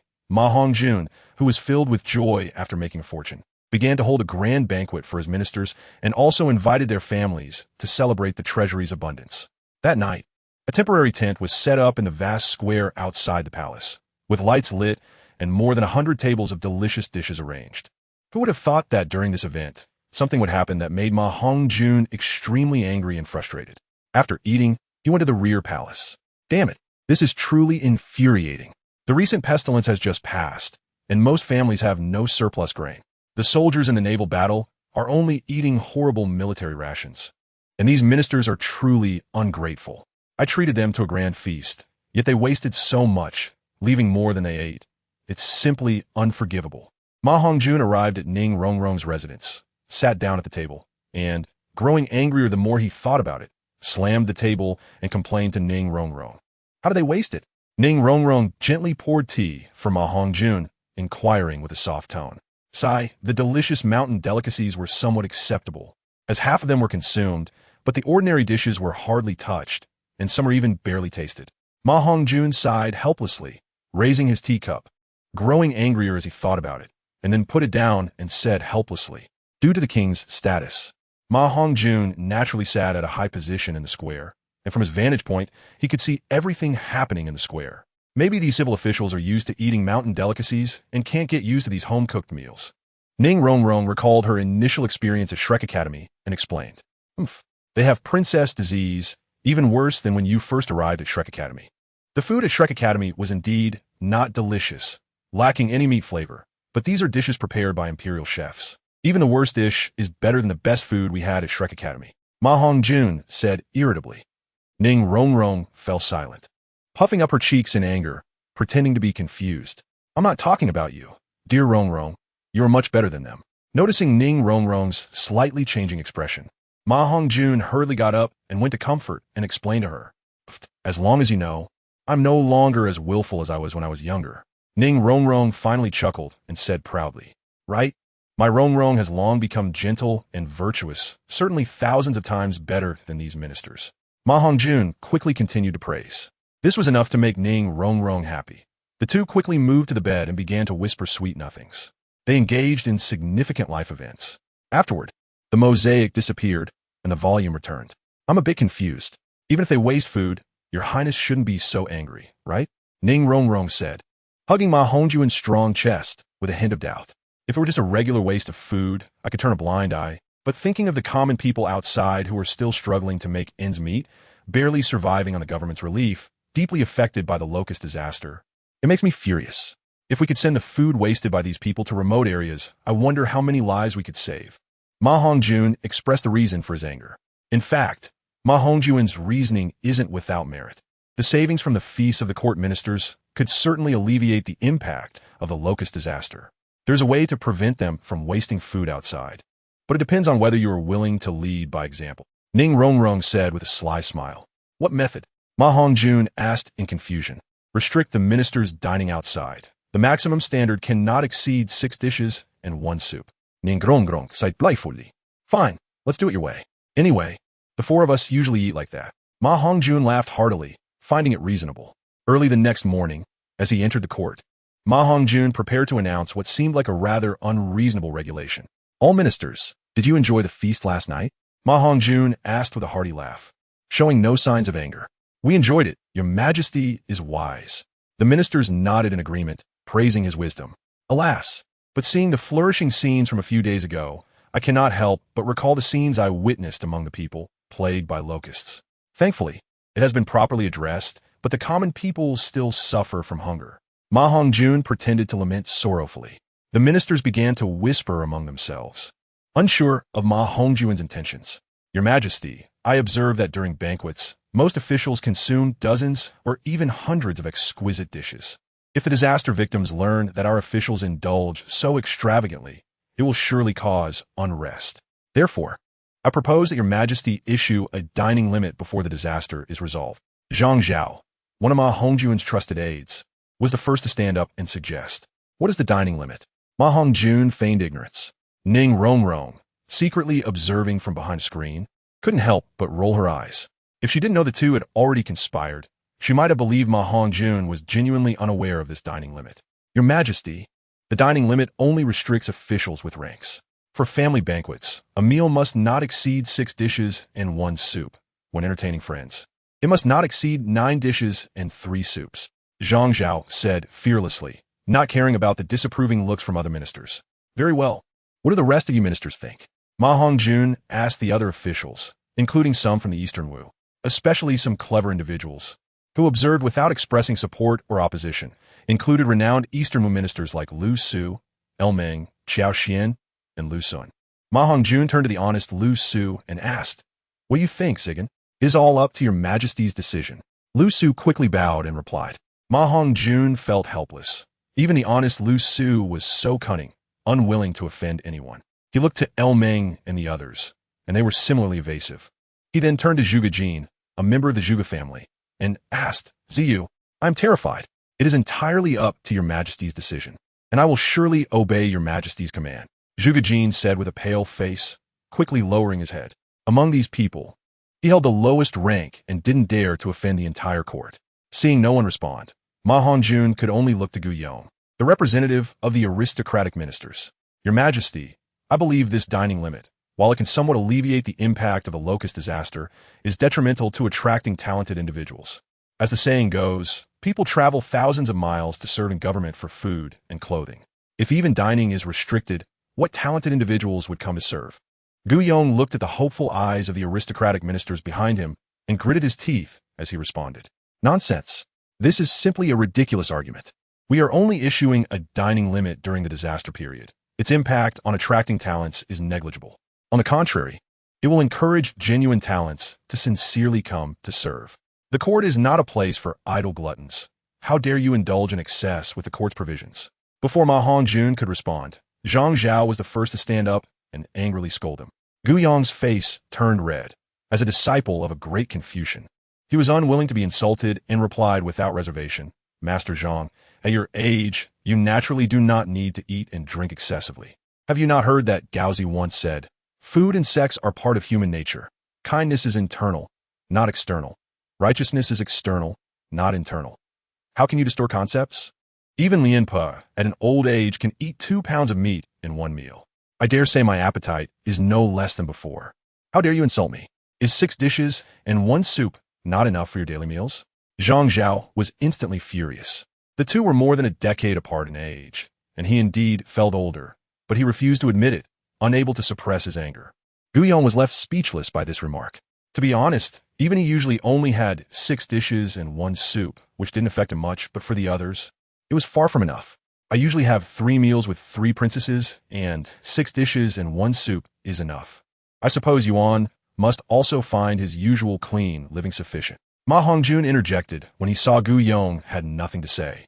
Your Majesty, it is sufficient. Gu Yong finally breathed a sigh of relief when MaHongjun spoke and followed his lead. In that case, from today onwards, I and all officials will comply with the dining limit until the impact of the locust disaster is resolved. MaHongjun waved his large sleeves and loudly issued the order. We obey. The officials could only compromise and dared not obstruct the royal decree. He also ordered a reduction in taxes and the opening of granaries. Chapter 202, General Guan Yu versus General El Bu in the Imperial Study. These aristocratic families truly have strategies above and policies below, but this is a good opportunity to establish official kills. MaHongjun looked at the information sent by his subordinates on the table and scoffed. To cope with the dining limit, the officials from these aristocratic families used their connections, and the next day, large porcelain dining utensils appeared on the market, with separated large bowls that could hold 3 types of dishes. MaHongjun was not angry, but had anticipated this. Knowing history, he was aware that such things were difficult to prevent and that he could only take the initiative. Let's see whose porcelain is better, yours or the official kilns. From now on, I will take care of the dining utensils for Wuhan officials. I wonder if you will thank me or thank me. MaHongjun thought to himself. During the Eastern Han period, the porcelain of Eastern Wu began to appear and has become quite popular now. However, it was still relatively new, nowhere near as colorful and diverse as in later generations. MaHongjun seized the opportunity of these officials' extravagant habits and aimed to vigorously develop the ceramic market to justify his identity as a time traveler. Sure enough, soon, Celadon pottery began to appear in the market, and white porcelain also developed well. At this time, there were innovations in decorative techniques, such as the use of additional clay pieces for decoration, as an example. Although porcelain existed in the Han Dynasty, due to low firing temperatures and fragile textures, it could only be considered primitive porcelain. By the Tang Dynasty, not only had the glaze developed maturely, but the firing temperature could also exceed 1,000 degrees Celsius, marking the true beginning of the porcelain era. The most famous kilns of the Tang Dynasty were the Yu Kiln and the Qing Kiln. Currently, extraordinary powers are continuously emerging in the 3 kingdoms, and mere temperature is naturally not an issue. As long as a general direction is proposed, the subordinates can craft hard, practical, and aesthetically pleasing porcelain. After MaHongjun personally provided a rough direction and guidance at the official kiln, he set the requirements: as blue as the sky, as bright as a mirror, as thin as paper, and as resonant as a chime. Sure enough, a month later, the official kiln completely dominated the Wuhan porcelain market, and those officials and aristocrats who cared about their image voluntarily raised the status of the official kiln. Dining must involve tableware made from the porcelain of the official kiln. Otherwise, it would be considered a loss of status. As a result, MaHongjun's wallet became even fuller, and the national treasury had expanded several times. The dining restrictions issued by MaHongjun were also successfully implemented. After all, those who are skilled in magic are indeed formidable, and you are still too inexperienced to compete with me. MaHongjun secretly felt proud. As for the officials and aristocrats starting to focus on the dishes, with all kinds of delicacies and innovative cooking methods emerging, MaHongjun actually welcomed this development, as it could promote excellence and diversity in the culinary world. And he certainly had no objections. Report. An urgent message of 800 miles immediately startled the entire city of Jinling.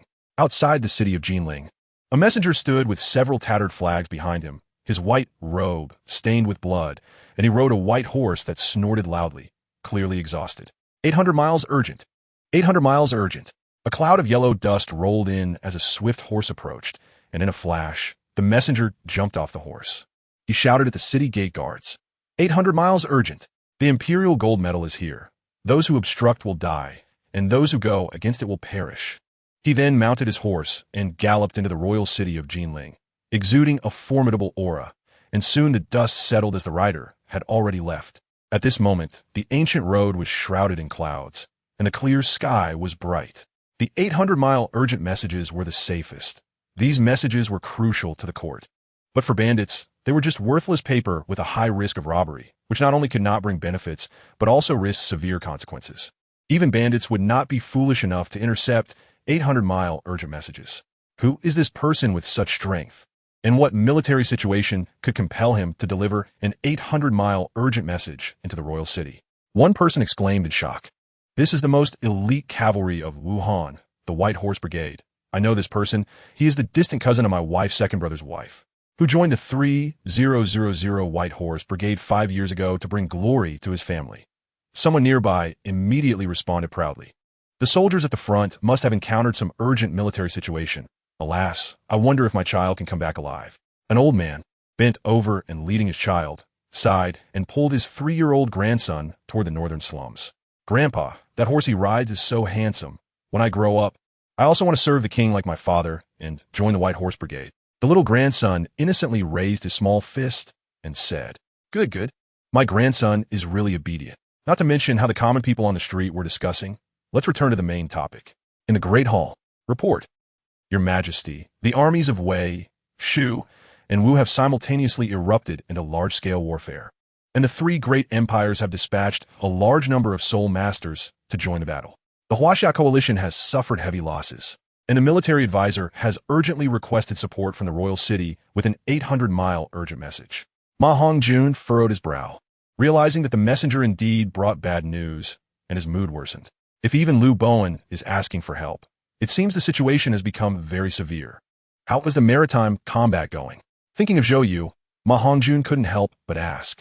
Before the foreign region launched the war, they had repeatedly engaged in small-scale naval battles for testing, all of which were easily resolved by Governor Zhou, who even suffered significant losses. Therefore, this war is primarily land-based. The messenger knelt on one knee and reported truthfully. Why did the war suddenly break out? MaHongjun asked in confusion. My subordinate was just about to report that General L and General Guan had joined forces to kill a peak title Dalu from the Sun Moon Empire 10 days ago. Upon hearing MaHongjun's proclamation, the soldiers quickly bowed and spoke, excitement evident in their voices. Good, ha. As expected of Elbu among men, and the steed, red hair among horses. As expected of Guan Yu, who has slain Yin Liang and captured Wen Shou, passed 5 gates and killed 6 generals. Bringing glory to our Huaxia. Rewards must be given. Ha. MaHongjun slammed the table and stood up excitedly, laughing heartily. The ministers also stroked their beards and smiled, while the military officers looked enviously, loudly praising, especially Shui Rengue and Chang Yaojin. Shui Rengue had completed the task assigned by MaHongjun, returning to the court with a force that was no less than the White Horse Brigade's elite. Your Majesty, although we are all part of the Huaxia coalition, Guan Yu is after all from Shuhan. While our rewards seem biased, Gu Yong stepped forward and said, We are all descendants of Huaxia Yin Huang, regardless of estate, and merits must be rewarded. Someone, bring 2 rare medicinal herbs from the national treasury to grant to the 2, and additionally, submit a request to the Han Emperor to confer L. Iching the title of Marquis of Wan and General Guan. General Guan shall be titled Marquis of Hanzhou. MaHongjun did not directly confer positions on the 2, but decided to let Cao Cao's camp grant the rewards. After all, Emperor Xian of Han is nominally still in power, and, as king, he can confer positions, but conferring Marquis would be overstepping. However, due to the coalition of the 3 kingdoms, Cao Cao would not refuse MaHongjun's request. He also ordered Shui Rengue to lead 20,000 troops to the Tongtian Sea to support the military advisor, conferring him the title of Deputy Commander of the Army, with a right to act independently. MaHongjun did not forget about the request for support, pondering for a moment before dispatching half of the military strength from the royal city. I accept the decree. Shui Rengue excitedly stepped forward and knelt on one knee to receive the order. In Xuchang, Cao Cao, who also received the intelligence, was in a bad mood, feeling like he was the scapegoat, caught in the middle. The most detestable part was that both MaHongjun and Liu Bei had sent messages to request titles for Elbu and Guanyu. Elbu was fine.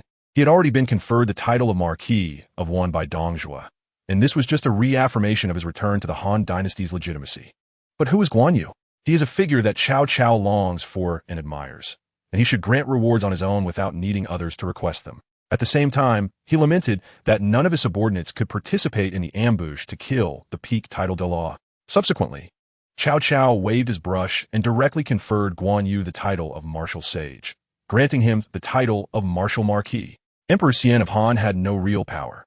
Cao Cao only needed to hand over the prepared imperial edict for him to stamp. Chapter 203, Mighty Generals Like Clouds. Strategists like Rain to kill a peak title Dalu with innate strength is simply incredible.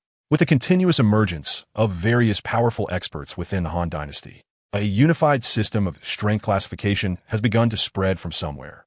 It is said to be recorded in ancient texts that regardless of whether it is the three methods of training, body, energy, or strength, or other scattered special training methods, they have been categorized into certain levels. Below title Dalu, the innate realm is uniformly divided into the acquired realm, where the energy within the body is collectively referred to as acquired true qi, and above title Dalu, it is referred to as the innate realm. The acquired realm is divided into body refinement, energy refinement, bone refinement, and the acquired realm after level 70, Soul Saint. Each realm is further subdivided into 3 stages: beginner, intermediate, and advanced. Body refinement corresponds to below Great Soul Master. Energy refinement corresponds to below Soul King. Bone refinement corresponds to below Soul Saint. And acquired refers to below title Dalu. It should be noted that in the entire Han dynasty, there are only a handful of peak title Daluos, and there is a certain limit to the number of them. Even the innate realm is restricted to within the number of 365 cycles of heaven. The innate realm corresponds to the level of true qi and internal energy at the title Dalu level, while the power of a master corresponds to the super title Dalu realm, and the peak of a master naturally represents the extreme title Dalu realm. Among the two, Elbu is a half-step master, equivalent to level 94 peak, while Guanyu is at the innate peak, equivalent to level 93 title Dalu realm. There is still a significant gap to reach the great perfection of the master realm. Although they are 2 against 1, being able to jointly slay the ultimate title remains inspiring. However, no one knows that at the same time, they killed the ultimate. The King of Slaughter in the City of Slaughter on Douluo continent suddenly awoke and successfully regained consciousness. Am I the King of Slaughter? No, I am Tang San, the former sect master of Haotian sect. Tong Tianxi. This guy actually dared to ambush my second brother. He truly does not know how to die. And if he dies, it is well-deserved. If it weren't for me being unable to break free otherwise, how would there be an opportunity for that 3-surname family slave to make a name for himself? After the great battle in the Shu Han camp, a black-faced man, 8 feet tall, with a leopard head and ringed eyes, a tiger beard, a voice like thunder, and a momentum like a galloping horse, was complaining loudly to the commander in the camp. Ida, do not speak such words. This matter must not be mentioned again. Xian is now an ally, and we must put aside past grievances to jointly resist the foreign invaders. The commander was a cultured man, also 8 feet tall, with a face like jade, wearing a silk cap and a crane cloak, looking like a celestial being. He wore a silk cap, a crane cloak, and held a feather fan. He was none other than Zhuge Kongming, the commander of Shu Han and the military strategist of Liu Bei. I don't understand those lofty principles. This time that guy saved my second brother, so I won't scold him as a 3-surname family slave. Zhang Fei coldly snorted. Seeing Zhuge Liang's expression was not good, and his tone involuntarily softened as he spoke. Well, Ida, do not be discouraged. The battle against the foreign invaders has just begun. There will be plenty of opportunities to face those top opponents in the future. Zhuge Liang comforted, pleased with Zhang Fei's performance. It should be noted that before the establishment of the Huaxia allied forces, Zhang Fei, this rough man, was only submissive to Liu Bei and Guanyu, often clashing with him. Now, with this performance, it was entirely due to his brilliant strategy and outstanding military achievements that he was convinced. I don't envy that guy. My second brother's injuries have already healed under the celestial grade medicine from King Wuhan. What does he plan to return to the battlefield? Zhang Fei, with a sour expression, still stubbornly asked. It will take some time. Yinchang has made new breakthroughs after a life-and-death battle, with the help of celestial great herbs. But he still needs a few more days to stabilize his true energy. Ida, Hansheng, and all the generals need to work a bit harder for a few more days, remain vigilant, and focus on defense. I have already reported the situation here to the Lord, and I believe reinforcements will arrive in a few days. Zhuge Liang instructed the people in the tent, especially Zhang Fei and Huangzhong.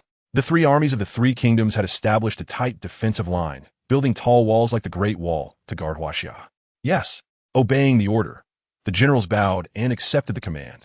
If MaHongjun were here, he would definitely find that Shu Han's lineup was not much inferior to his own.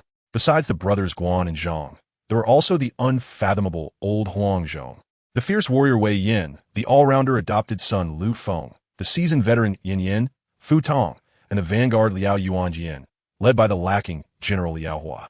In terms of strategists, there were also Fa Zheng, Lu Ba, Jian Yong, Sun Qian, Ma Liang, and others, together with Li Yin, e.g. Huang Quan, who were handling matters in the rear of Shu Han. They were also not ordinary figures. The three kingdoms had almost sent out their strongest lineups. Defending Huaxia was an unshirkable responsibility, and both Liu Bei and Cao Cao understood the dangers of the foreign invaders, thus holding nothing back. Compared to Shu Han's abundance of talent, the powerful Wei Han was even more enviable. Not only did they have a stronger military force, but their generals were also not much weaker than Shu Han's. In terms of strategists, even MaHongjun would bow in submission. On the battlefield of Tongtiansi, led by Sun Yu, top strategists like Guo Jia assisted. There were the genius Guo Jia, the talent Sun Yu, strategist Sun Yu, as well as Cheng Yu, Chen Kun, Hua Xian, Lu Yi, Zhong Yao, and others. The rear court had even more, including Sima Yi, who was not trusted by Cao Cao, Su Shu, whose heart was in Chao's camp, but mind in Han, Jia Su, who was good at hiding and preserving himself, and Shi Zhicai, Xian Pai, Manchong, Chui Yin, Jiang Ji, Yang Xiu, Mao Jian, and other famous figures helping Cao Cao oversee the overall situation.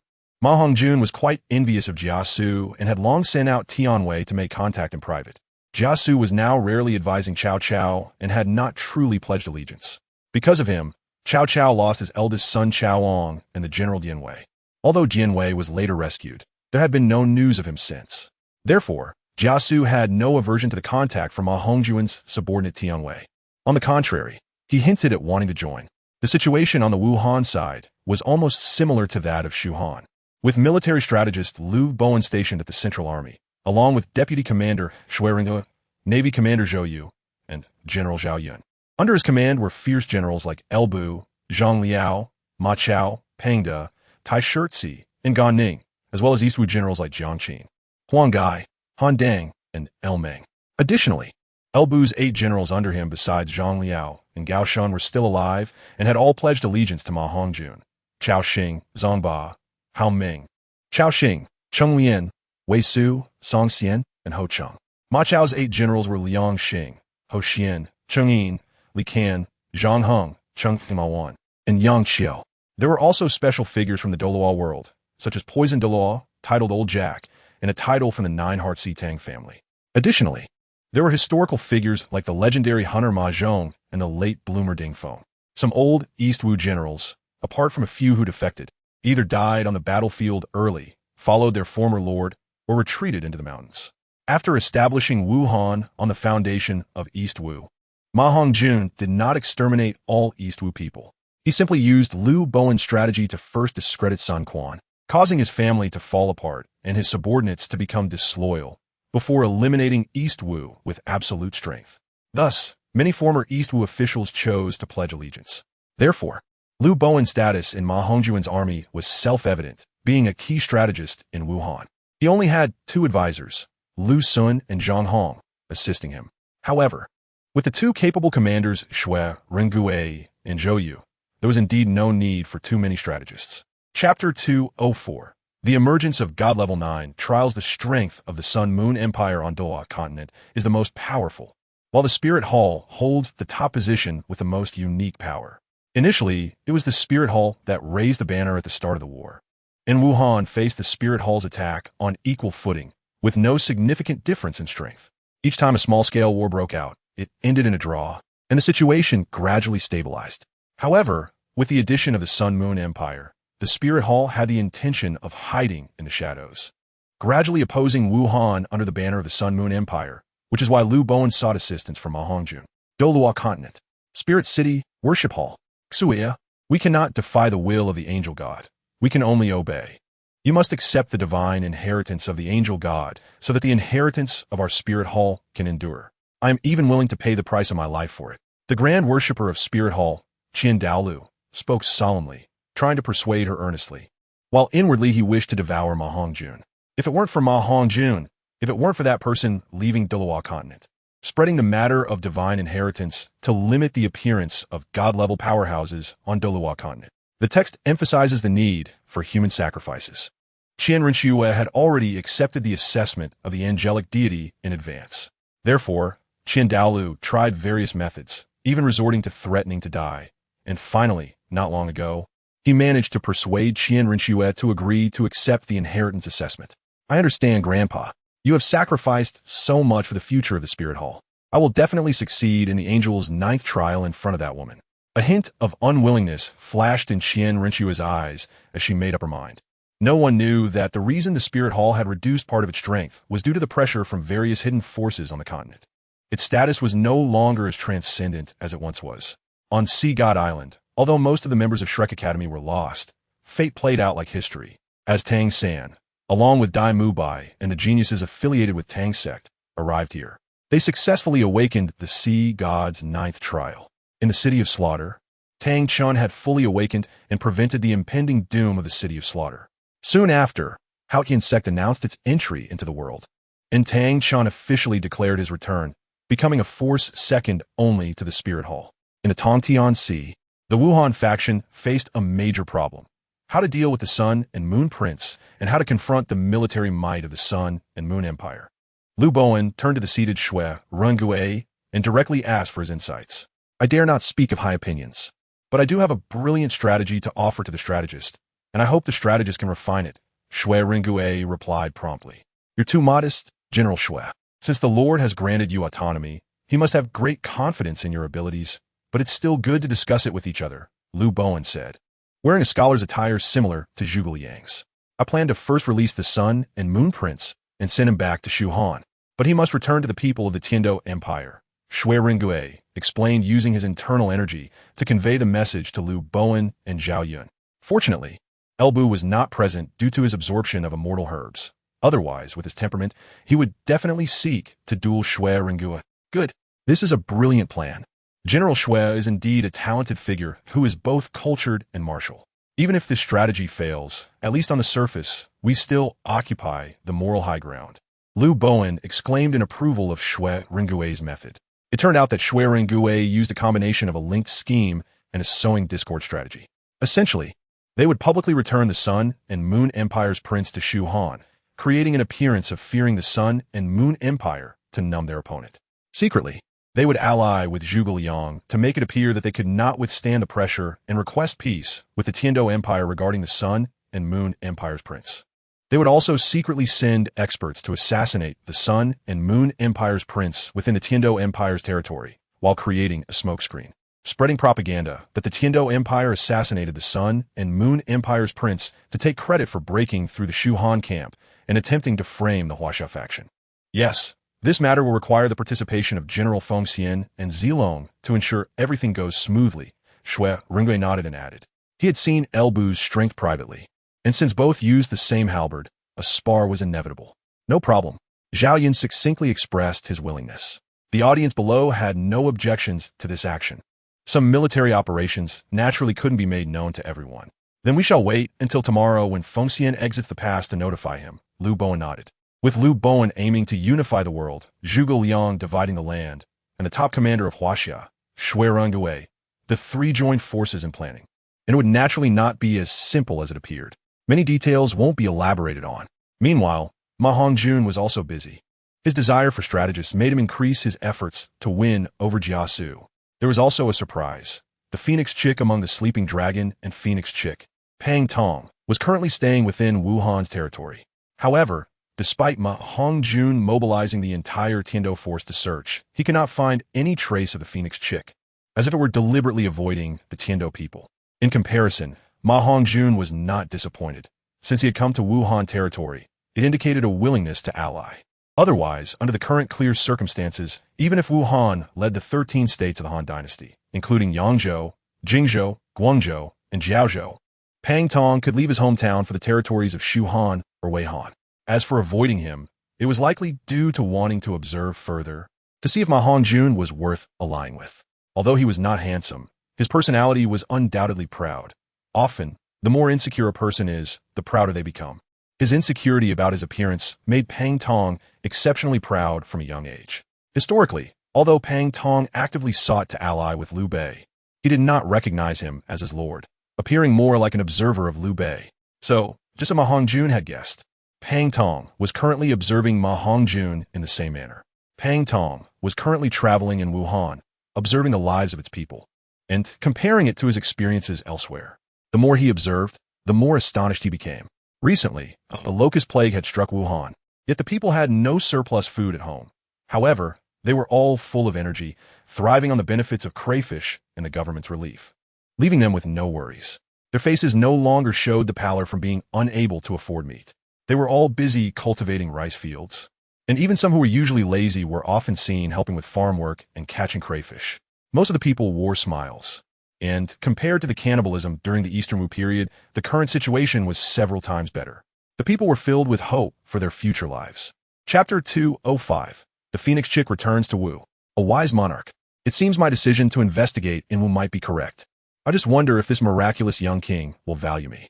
If he's a shallow person who judges by appearance, then I will have to seek another worthy master. A scholar with an incredibly ugly appearance, thick brows, a protruding nose, a dark face, and a short beard, looked thoughtful while shaking the bamboo fan in his hand, watching the farmers working in the fields with simple smiles. His words were affirming, yet they carried a sense of pride, as if only someone in a high position within a powerful faction would be worthy of him. Those who do not understand him might think he is arrogant. Historically, both Sun Quan and Liu Bei underestimated him due to his looks and personality. Fortunately, Liu Bei had enough sincerity to admit his mistakes, which led to the establishment of Shu Han in the end. In this timeline, due to the enhancement of personal martial prowess, Liu Bei established Shu Han ahead of time with the powerful strength of his two brothers and an enhanced Zhuge Liang's means before meeting Pang Tong. This led to missing out on this top strategist skilled in strange plans. Although Liu Bowen is known for unifying the world, Zhu Yuanzhang's rise from a beggar to the founding monarch of a unified realm certainly was not solely dependent on Liu Bowen. Liu Bowen unified the world. Zhuge Liang divided it. This does not mean Liu Bowen is stronger than Zhuge Liang, not to mention the enemies Zhuge Liang faced. Among Shu Han strategists, only the deceased Pang Tong could rival him. Moreover, Zhu Yuanzhang had many types of strategists under him, including the first charlatan of the Ming dynasty, Zhang Zhong. Zhu Sheng, known for his silver tongue, proposed the strategy of building high walls, accumulating grain, and delaying the declaration of kingship.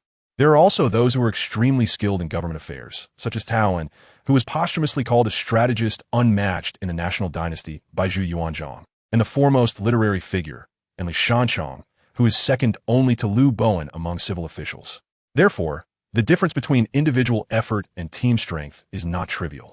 As the saying goes, 3 ugly generals can equal 1 Zhuge Liang, which is the meaning behind it.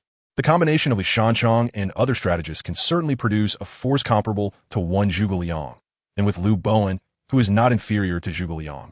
That results in 2 Zhuge Liangs, making it unsurprising to unify the world. Moreover, the enemies faced are not like the fierce warlords such as Cao Cao, or top strategists like Guo Jia, Sun Yu, and Sun Yu. The above is purely MaHongjun's personal opinion, which is why he has an almost eager attitude towards strategists. Sure enough, after Pang Tong stopped deliberately hiding his whereabouts, the next day MaHongjun received news of Pang Tong. At this moment, Pang Tong was on his way to Jinling City. Jinling City has now become a large city comparable to Luoyang City, which is undoubtedly related to the industrialization technology of the Douluo world.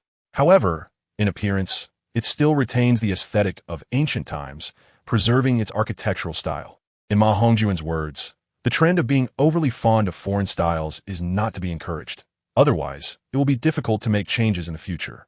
In his previous life, MaHongjun had a particular fondness for ancient Chinese architecture and felt an indescribable closeness to retro buildings. In this life, He is determined to preserve this cultural heritage. It's not that he cannot accept other advanced foreign cultures, for example, in construction methods. He has integrated the technologies of the industrialized era of Douluo. In terms of aesthetics and appearance, he must strictly maintain the standards, learn from the strengths of others, and will never blindly imitate others. Ancient Chinese architecture is not inferior to any. Back to the main topic. MaHongjun had already been waiting outside Jinling City for 2 hours, without a drop of water, his eyes fixed on the direction of the official road without blinking. "My lord, who is worth your long wait?" Cheng Yaojin, dressed very ordinarily, curiously asked as he followed MaHongjun, who was dressed like a young master. "Left arm and right arm, half an arm of the country." MaHongjun joked, half seriously, seeing Cheng Yaojin's impatience. "What? Left arm and right arm? Half an arm of the country? Impossible. This is an honor only worthy of a military strategist." Cheng Yaojin said with disbelief. "Nothing is impossible. Talents abound in our land. Isn't it normal for a few to emerge who can rival military strategists? It seems so. But those who can rival military strategists have already allied with Wei and Shu. Does the Lord know this person's name?" Cheng Yaojin thought of the last time he saw Zhuge Liang and Guijia, and he couldn't help but shiver. These two were terrifying when it came to scheming against people. Cheng Yaojin would rather offend the battlefield killing god with the title of Douluo than face these two strategists with no escape from their schemes.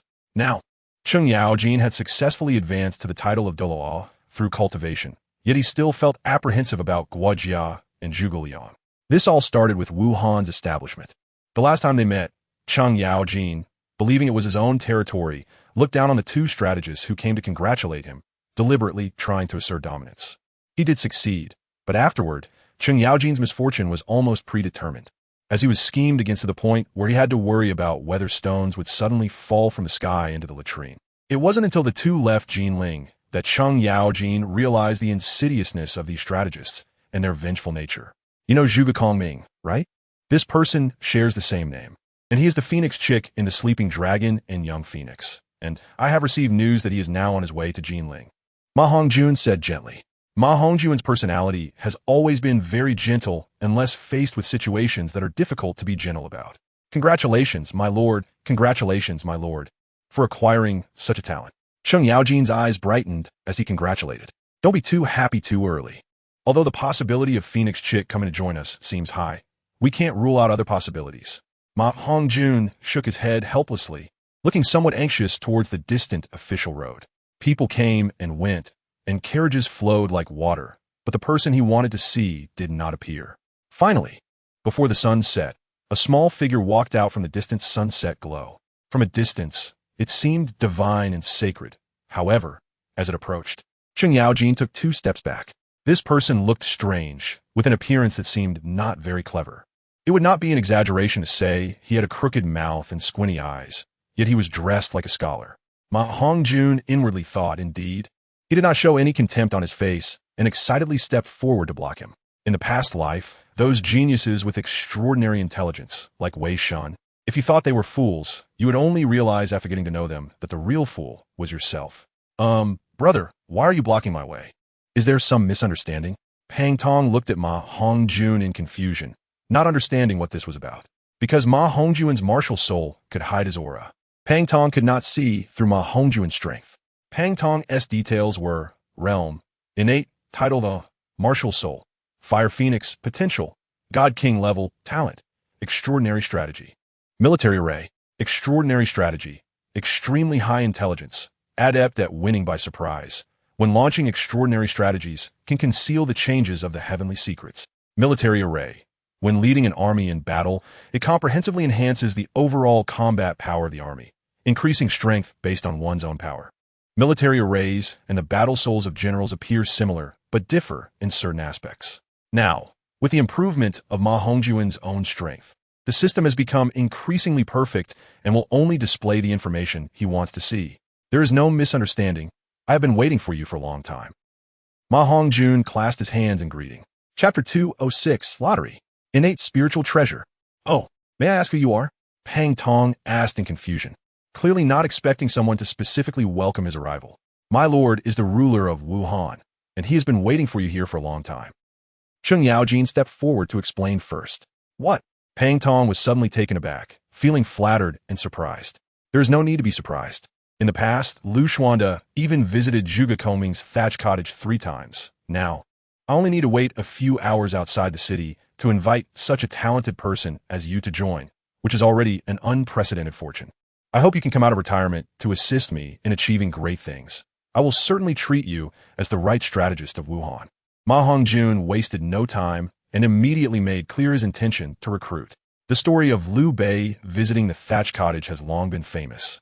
And as a ruler of a nation, MaHongjun's act of waiting outside the city for Pang Tong for a day shows sincerity that is no less than Liu Bei's 3 visits to the thatch cottage.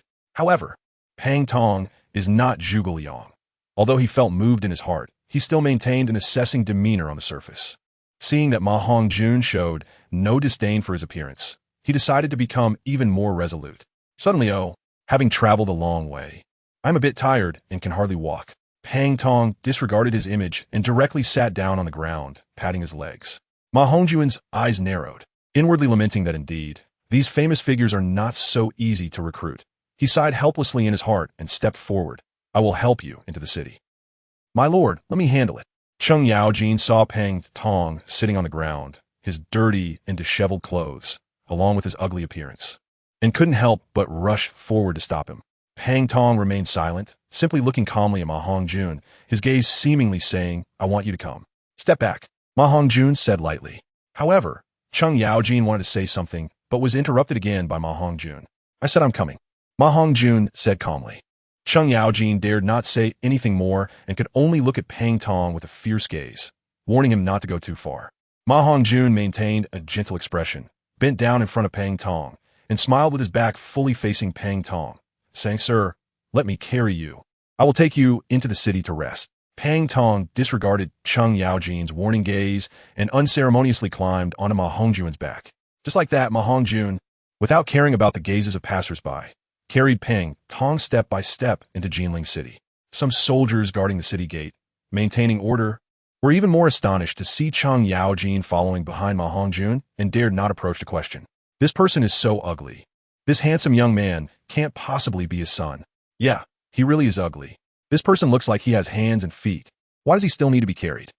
Although it was nearing sunset, after entering Jinling City, it was still bustling with traffic and people, extremely prosperous. Cheng Yaojin followed closely around MaHongjun to protect him, not allowing anyone to get close. But he couldn't stop people's curiosity. Seeing such an odd combination, many pointed in disgust. Fortunately, MaHongjun had a thick skin, still chatting and laughing with the Pang Tong on his back. Even so, he unconsciously quickened his pace. Soon, the 3 arrived at an inn, Plunglai Inn. All right, let's get down here, Pang Tong said casually, picking at his nose. Okay. MaHongjun stopped as instructed, secretly relieved while also worried that this guy would cause some trouble again. I will rest here today. Come see me at midnight. Pang Tong neither refused MaHongjun's invitation nor agreed, just strode towards the inn, turning back to look at MaHongjun as he was about to enter, and said, All right, I will definitely come to see you on time. MaHongjun finally breathed a sigh of relief, smiling in response. On the way back to the palace, Cheng Yaojin looked like he wanted to say something, but hesitated, appearing very unhappy. Branching out, just asked directly why be like this. MaHongjun looked at Cheng Yaojin helplessly and said, Yes, my lord, I really can't understand how such an arrogant and self-important person could be like a military strategist. Could it be that he is a fraudulent person, deceiving you? Cheng Yaojin said cautiously, looking around before speaking the truth. Do you think anyone could deceive me? Tonight at midnight, come with me and you'll know the result. MaHongjun smiled mysteriously, then happily walked towards the palace. After arriving at the inn, Pang Tong directly rented a room. The first thing he did was request hot water and a bath barrel to tidy himself up. Plunglai Inn. At midnight, he had a light sleep and refused Ning Rongrong's intention to come along. MaHongjun brought Cheng Yaojin to the entrance of Plunglai Inn. Sure enough, as MaHongjun expected, Pang Tong had already tidied himself up and had been waiting at the inn's entrance for a long time. Greetings, my lord. As soon as they met, Pang Tong directly knelt down at MaHongjun's feet, his attitude extremely sincere. There is no need for such great courtesy. Please rise quickly. MaHongjun hurriedly helped Pang Tong up, excitedly saying. He knew this was a sign of Pang Tong's loyalty. Today, I am favored by your highness, not regarding my lowly status, humbling myself to your grandeur. First, I have the feeling of waiting, then the intent of being carried. Hence, I willingly kneel before you after bathing and changing. Pang Tong said, already in tears. A scholar would die for a true friend. This describes his current feelings. Since childhood, he had been exceptionally intelligent, but due to his appearance, he was often ridiculed.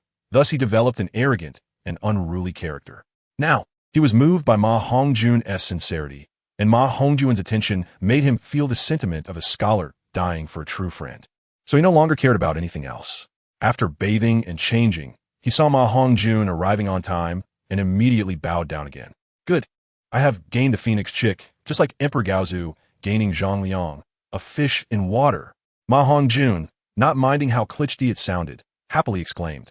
Cheng Yaojin scratched his head beside them, not understanding why the person who was so arrogant during the day seemed like a completely different person at night. Little did he know that everything during the day was merely a test of a wise minister for the Lord. And now that the test was over and a decision made, he naturally bowed down. Scholar, come with me into the palace. Tonight, I want to discuss matters with you by candlelight. MaHongjun happily pulled Pang Tong towards the palace. Yes, my lord. I also have a gift to present to you. 3 years ago, I unexpectedly obtained one of the 2 drops of gemstone, which has the effect of enhancing talent and healing wounds. Saying this, he took out a tear-shaped pearl and handed it to MaHongjun. Congratulations, host. You have obtained one of the Meteor Tears fragments, gaining 1,000 luck points, which can be converted into 1 lottery chance. As soon as MaHongjun received it, he got the system prompt, and after accepting it without showing any emotion, he headed towards the palace, simultaneously silently wishing for a lottery. Congratulations, host. You have obtained a congenital spiritual treasure, the Heavenly Curtain. Heavenly Curtain, a curtain used by the Jade Emperor, a treasure that hides one's aura. When lowered, it can isolate all inquiries, including those of saints. It has only one function, but MaHongjun was extremely satisfied, although its current use was not significant. Its grade was still there. Chapter 207. Implementation of the plan. The curtain? Could it be the curtain lowered by the curtain general? Should I also have a curtain general? Who would be suitable? But soon MaHongjun thought this item should be more useful in the council hall. Using it for show would not be very effective. Using it for political discussions could also prevent leaks. Since even saints can be blocked, the trivial heavenly path of the small 1,000 worlds would naturally be no problem. So it wasn't too much of a hindrance. Perhaps it would be useful in the future. MaHongjun did not intend to take it out, but automatically stored it in the system space. Next time he met with Anna and received news from the Douluo continent, it could indeed be used to prevent eavesdropping. MaHongjun thought of Anna, who was hidden in the Douluo continent. Anna led the remnants of some forces in the Douluo continent, responsible for gathering intelligence, so confidentiality measures must be well in place. Although MaHongjun had the ability to freely cross between the 2 realms, due to the formal connection of the 2 realms now, there were a large number of titled powerhouses stationed in the Tang San, so MaHongjun could only sneak into the Douluo continent once every 6 months. Now, with the Heavenly Curtain, he no longer had to worry about his aura being exposed. Not to mention titled Douluo, even if it were a God King powerhouse. The Douluo Heavenly Path would not be able to detect his information, allowing him to travel freely between the Douluo world. Pang Tong not only brought a congenital spiritual treasure to MaHongjun, but also offered suggestions to improve people's livelihoods, invisibly bringing powerful world luck as well. As one of the Sleeping Dragon and Phoenix Chick, he inherently carried a lot of luck, favored by the world's fortune, able to bring good luck to his master. Sleeping Dragon and Phoenix Chick, gaining one can stabilize the world. If one of the 4 dies, the Han family will struggle to rise. Among the 4, although MaHongjun only obtained Pang Tong, he was still quite satisfied. After all, I do not solely rely on the talents of the 3 kingdoms, but also on the talents of the system and the foundation from the Douluo continent. At the same time, Liu Bei, who was discussing matters with Fa Zheng and Liu Ban Shu, suddenly felt a sharp pain in his heart, as if something important in his life had been taken away. What is wrong with the Lord? Liu Ba asked worriedly as he saw Liu Bei suddenly clutching his heart. It's nothing, you don't need to worry. It's just a sudden heartache. It must be because my second brother's injuries haven't healed yet. Brothers share bond, Liu Bei said, not revealing his inner feelings and instead finding an excuse. Sigh, the Tang San has 3 passages. One is located at the gate of my Shu Han. One is in Weihan, and one is in Wuhan. I wonder if it's a coincidence. Liu Bai Zait, feeling anxious about the situation in the Tang San. The Tang San must be hiding a great secret, as if a part of space had suddenly appeared out of nowhere. Forcibly added in, but the space is not completely fused. Lu Ba, hearing this, let out a sigh of relief while calmly analyzing. Perhaps that mysterious Wuhan monarch, Lu Ning, knows something. Fa Zheng suddenly had a flash of inspiration and affirmed. What do you mean by that, Xiaoxi? Liu Bei asked Fa Zheng with confusion. I'm not sure. I once had a good relationship with Su Jing, so I have some insight into facial features. But ever since I saw Lu Ning with my own eyes last time, I felt a clarity of mind. And when I encounter someone who can evoke this feeling, they must know a lot. Fa Zheng explained, recalling his last encounter with MaHongjun. But what about Su Xiao from Runan, who is responsible for the monthly evaluations? Liu Bei said excitedly while looking at Fa Zheng. Indeed, I didn't expect the Lord to know both Su Xiao brothers. Fa Zheng replied in surprise. How could I not know the name of Chao Amon, who was evaluated as a capable minister in a time of peace and a tyrant in a time of chaos? I wonder if Xiaoji can recommend the two to me? Liu Bei looked at Fa Zheng with excitement and requested. The Lord is too kind. I was just about to recommend Su Jing for your use, but unfortunately, his brother Su Xiao is currently elusive and cannot be used for the time being, Fa Zheng said with a pleased expression, quickly bowing in agreement, feeling happy to seek a political path for a friend, yet regretting not being able to fulfill the entire task. With Pang Tong's arrival, Zhang Zhao felt much less pressure, and MaHongjun's life became even more comfortable. MaHongjun spent more time on cultivation and has now broken through to the level of an 86th ranked soul Dalu, not far from reaching the 90th level title Dalu. Once he enters the title Dalu realm, his lifespan can reach over 300 years. And every level he advances thereafter will add 100 years to his life. If title Douluos can live this long, we'll have more powerful figures from the pre-Qin Aragon in this world. MaHongjun was also not omniscient, and he couldn't help but feel puzzled by this question. It couldn't possibly be that they all died in battle or disappeared from this world together. Little did he know that many powerful martial artists who broke through their limits had long been taken to a higher level world, the spirit world. Although the world level of the spirit world is not as high as that of the Douluo divine realm, it is not far off and also belongs to the small thousand world. Moreover, unlike other small thousand worlds, the spirit world once left traces of temporal turbulence in its previous location. Therefore, the time ratio and the three kingdoms domain have a significant difference, nearly reaching a ratio of 10:1. 1 year in the spirit world is equivalent to 10 years in the Han dynasty.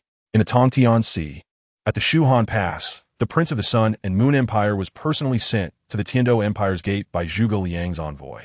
Unlike the Huaxia Alliance Wei, Shu and Wu were able to put aside past grievances for the sake of national righteousness, while the alliance between the Tiando, Xinghua, and Sun and Moon Empires was for the sake of dividing interests. The Tiando Empire did not feel anything wrong about returning the Prince of the Sun and Moon Empire, but their attitude was somewhat reluctant. This was because returning the prince offered them little benefit.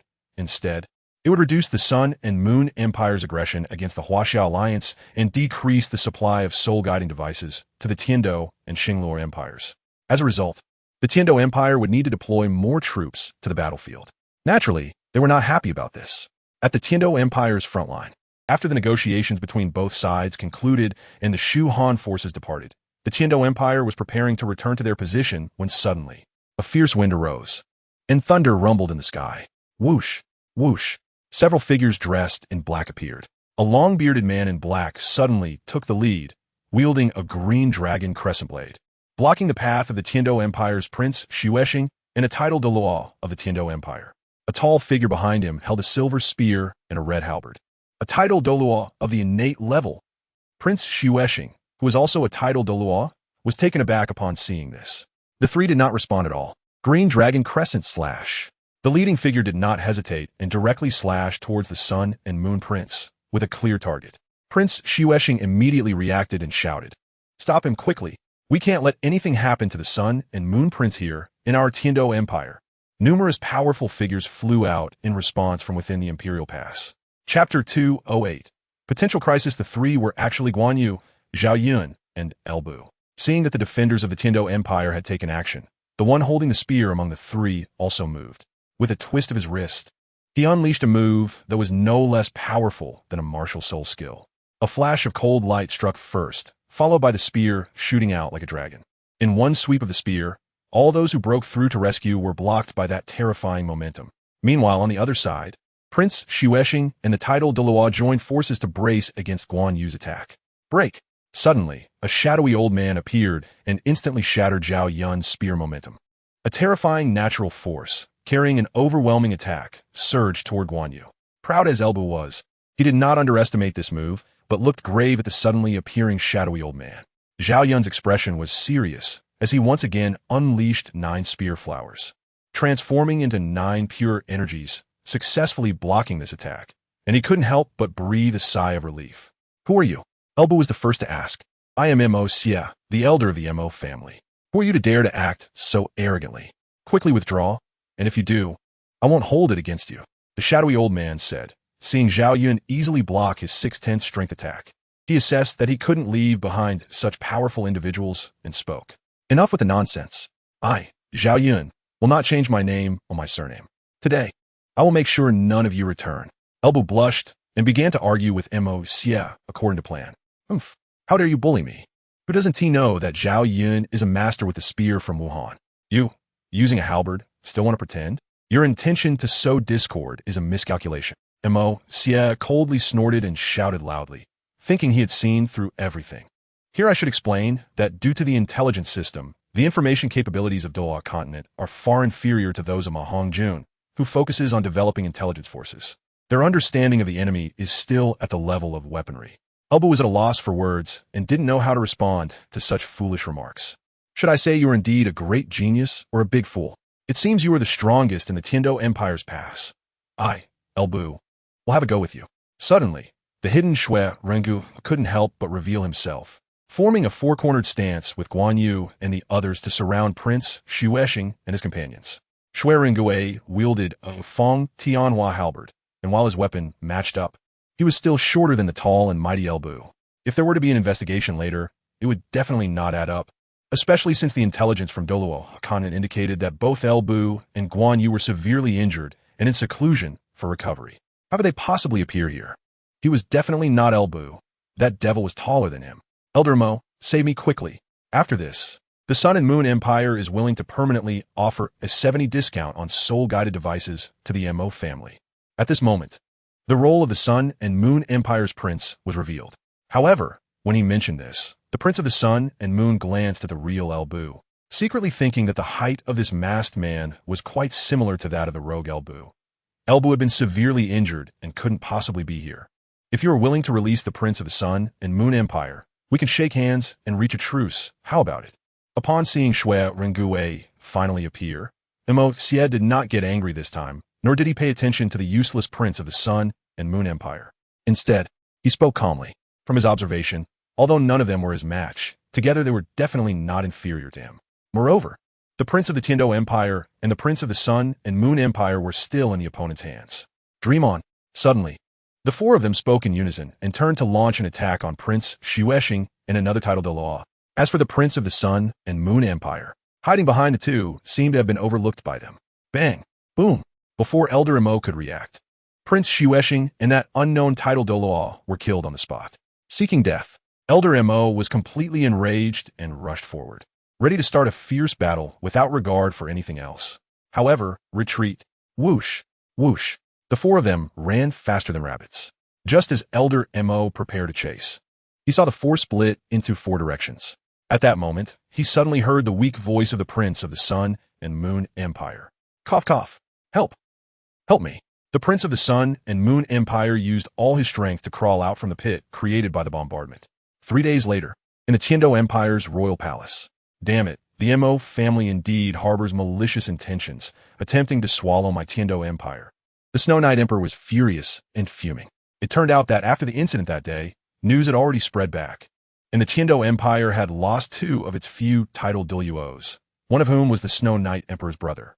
Due to the butterfly effect caused by MaHongjun, the Snow Knight Emperor was not killed by Qianren Shui. Instead, he was healed of the toxins in his body by a hidden family. However, because of this, the military power of the Tiando Empire was gradually infiltrated by the hidden families. This time, a limit title Douluo from the Mo family was present and killed 2 title Douluos belonging to the Tiando royal family, while only the sole master level Prince of the Sun and Moon Empire survived. Anyone would feel that there was something fishy about this. In the star Luo Empire, It seemed that the Tiando Empire was about to face even more misfortune. The influence of these hidden families was indeed pervasive, and this incident appeared to have a significant connection to the hidden families. The emperor of the Star Luo Empire was also feeling very unsettled. Similar to the Tiando Empire, the situation in the Star Luo Empire was much better, but due to the gap in top-tier strength, the position of the hidden families in the Star Luo Empire was very transcendent. Naturally, the empire would not have any good feelings towards these transcendent forces. Among the hidden families, it was not a united front. Some hidden families from the Tiando Empire were secretly rejoicing, while their actions in the Tiando Empire became increasingly reckless. For a time, as rumors spread among the people, the Snow Knight Emperor began to retract military power, significantly reducing the pressure on the Tangtian Sea and the Shuhan camp. Additionally, due to Wuhan returning the Prince of the Sun and Moon Empire, the pressure on the Wuhan camp also decreased significantly. Although there was an incident along the way, the Sun and Moon Empire did not suspect Wuhan was responsible. And as the prince's injuries improved, many forces began to settle down, with both sides having equal military strength and a small gap in high-level combat power.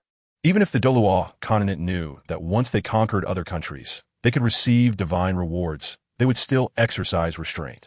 After all, who would be foolish enough to risk their lives for money? After the pressures on both countries eased, the royal family of the Star Luo Empire naturally also took the opportunity to retract military power. Coupled with the already reduced influence of the Spirit Hall to complete the divine test, the situation in the Tangtian Sea became unprecedentedly calm.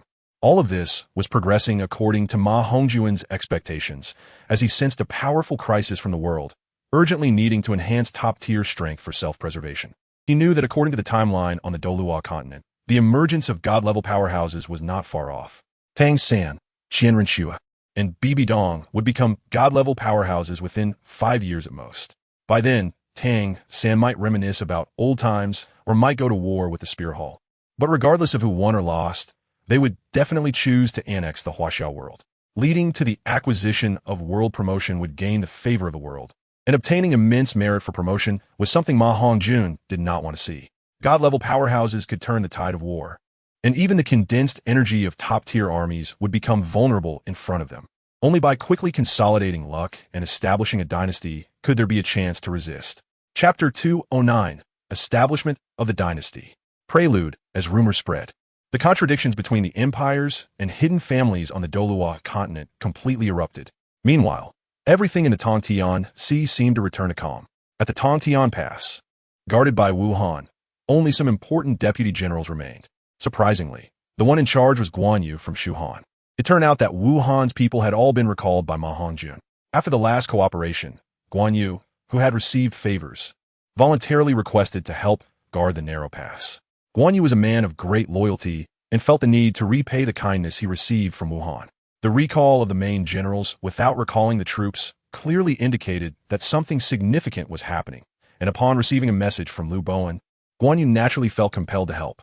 Only with a fierce general's army could the energy be maximized. Only with a commanding general's elite could it be considered true elite. And Guan Yu happened to embody the combination of a fierce general and a commanding general.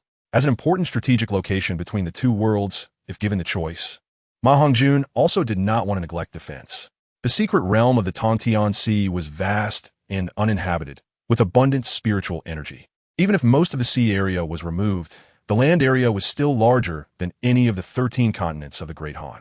Jinling City. 3 days later, the army returned victorious. Although only 1/3 of Wuhan's iron cavalry came back, it was still a grand spectacle. The streets of Jinling City were filled with citizens welcoming the triumphant army. For the citizens of the Great Han, these heroes who fought for their nation were considered victorious as long as they returned alive. Almost every 6 months, a batch of newly matured soldiers was sent to the Tangtian Sea, and most families had someone in the military, showcasing the brutality of war. As for the name of Jinling City, MaHongjun had officially ordered it to be renamed Jinling City before this moment. At this time, Jinling City gathered almost 1/3 of the civil and military officials from the Three Kingdoms era. If placed in later generations, who would dare to say that Jinling City had no men? Holding great power, MaHongjun did not need to consider the feelings of the families in the face of significant issues. Anyone who dares to obstruct will find a dagger with a heavenly guardian emblem at their bedside the next morning. Who wouldn't be afraid? Therefore, The matter of renaming the capital was easily accomplished by MaHongjun during the return of the meritorious officials. The triumphant soldiers were divided into several groups, with the foremost being the White Horse Isong, who instilled fear in the enemies on the battlefield. Next were the light cavalry led by Taisher Ci, followed by the heavy cavalry commanded by Elbu, whose momentum was not inferior to that of the White Horse Isong. Lu Bowen led the central army, accompanied by numerous generals and scholars, with the main elite troops closely following. Finally, the cavalry formation at the rear, although appearing less fierce, and some even with youthful faces, had no one daring to question their strength. About 1,000 men, each at the peak of the Qi refinement realm equivalent to a Soul King, with the Han Dragon Riders formed by Shui Runge, consisting entirely of the prized blood horses. Unexpectedly, such rare blood horses appeared in formation, proving that the Lord was indeed extraordinary. On the city gate tower, Zhang Zhao looked pleased and stroked his beard, smiling. Indeed, how could the likes of Cao Cao and Liu Bei be compared to our king? Just a bunch of petty officials. Many ministers, seeing the situation, praised our king's wisdom and might, with some seizing the opportunity to belittle Wei and Shu. MaHongjun could only shake his head helplessly and ignored them. Each of these scholars had 800 ulterior motives. He truly disliked them. However, he was still pleased when capable and principled scholars like Zhang Zhao praised him. It must be admitted that, although most Huaxia people would not falter in matters of national righteousness, there were still some who were corrupt to the core. Here, corruption does not merely refer to embezzlement, but a broader meaning that includes it, a corruption of thought and a decay of behavior. Such people only see profit, have no bottom line, and some are so severe that they even lack basic familial affection, willing to betray their own brothers, let alone their country. A simple, kind, and principled ruler like MaHongjun could not understand how such people came to be. From the data provided by the investigation system, MaHongjun learned that 1/3 of the ministers and military officials had a loyalty rating just above the passing mark, making them potential traitors at any moment. Some members of the aristocracy didn't even reach the passing line. Fortunately, these individuals held positions of little power and posed no threat to the rule of Wuhan. We pay our respects to the king, Lord. After the troops arranged themselves, they all knelt down, creating a spectacular scene. The soldiers rose, and he said, "You are the foundation of our Wuhan. The tense military situation across the land cannot do without your guarding. You have worked hard." Not hard at all. The soldiers all stood up and shouted with great momentum. On the city tower, MaHongjun stood in the air. "Today, I have prepared bathing tubs for you to wash and change.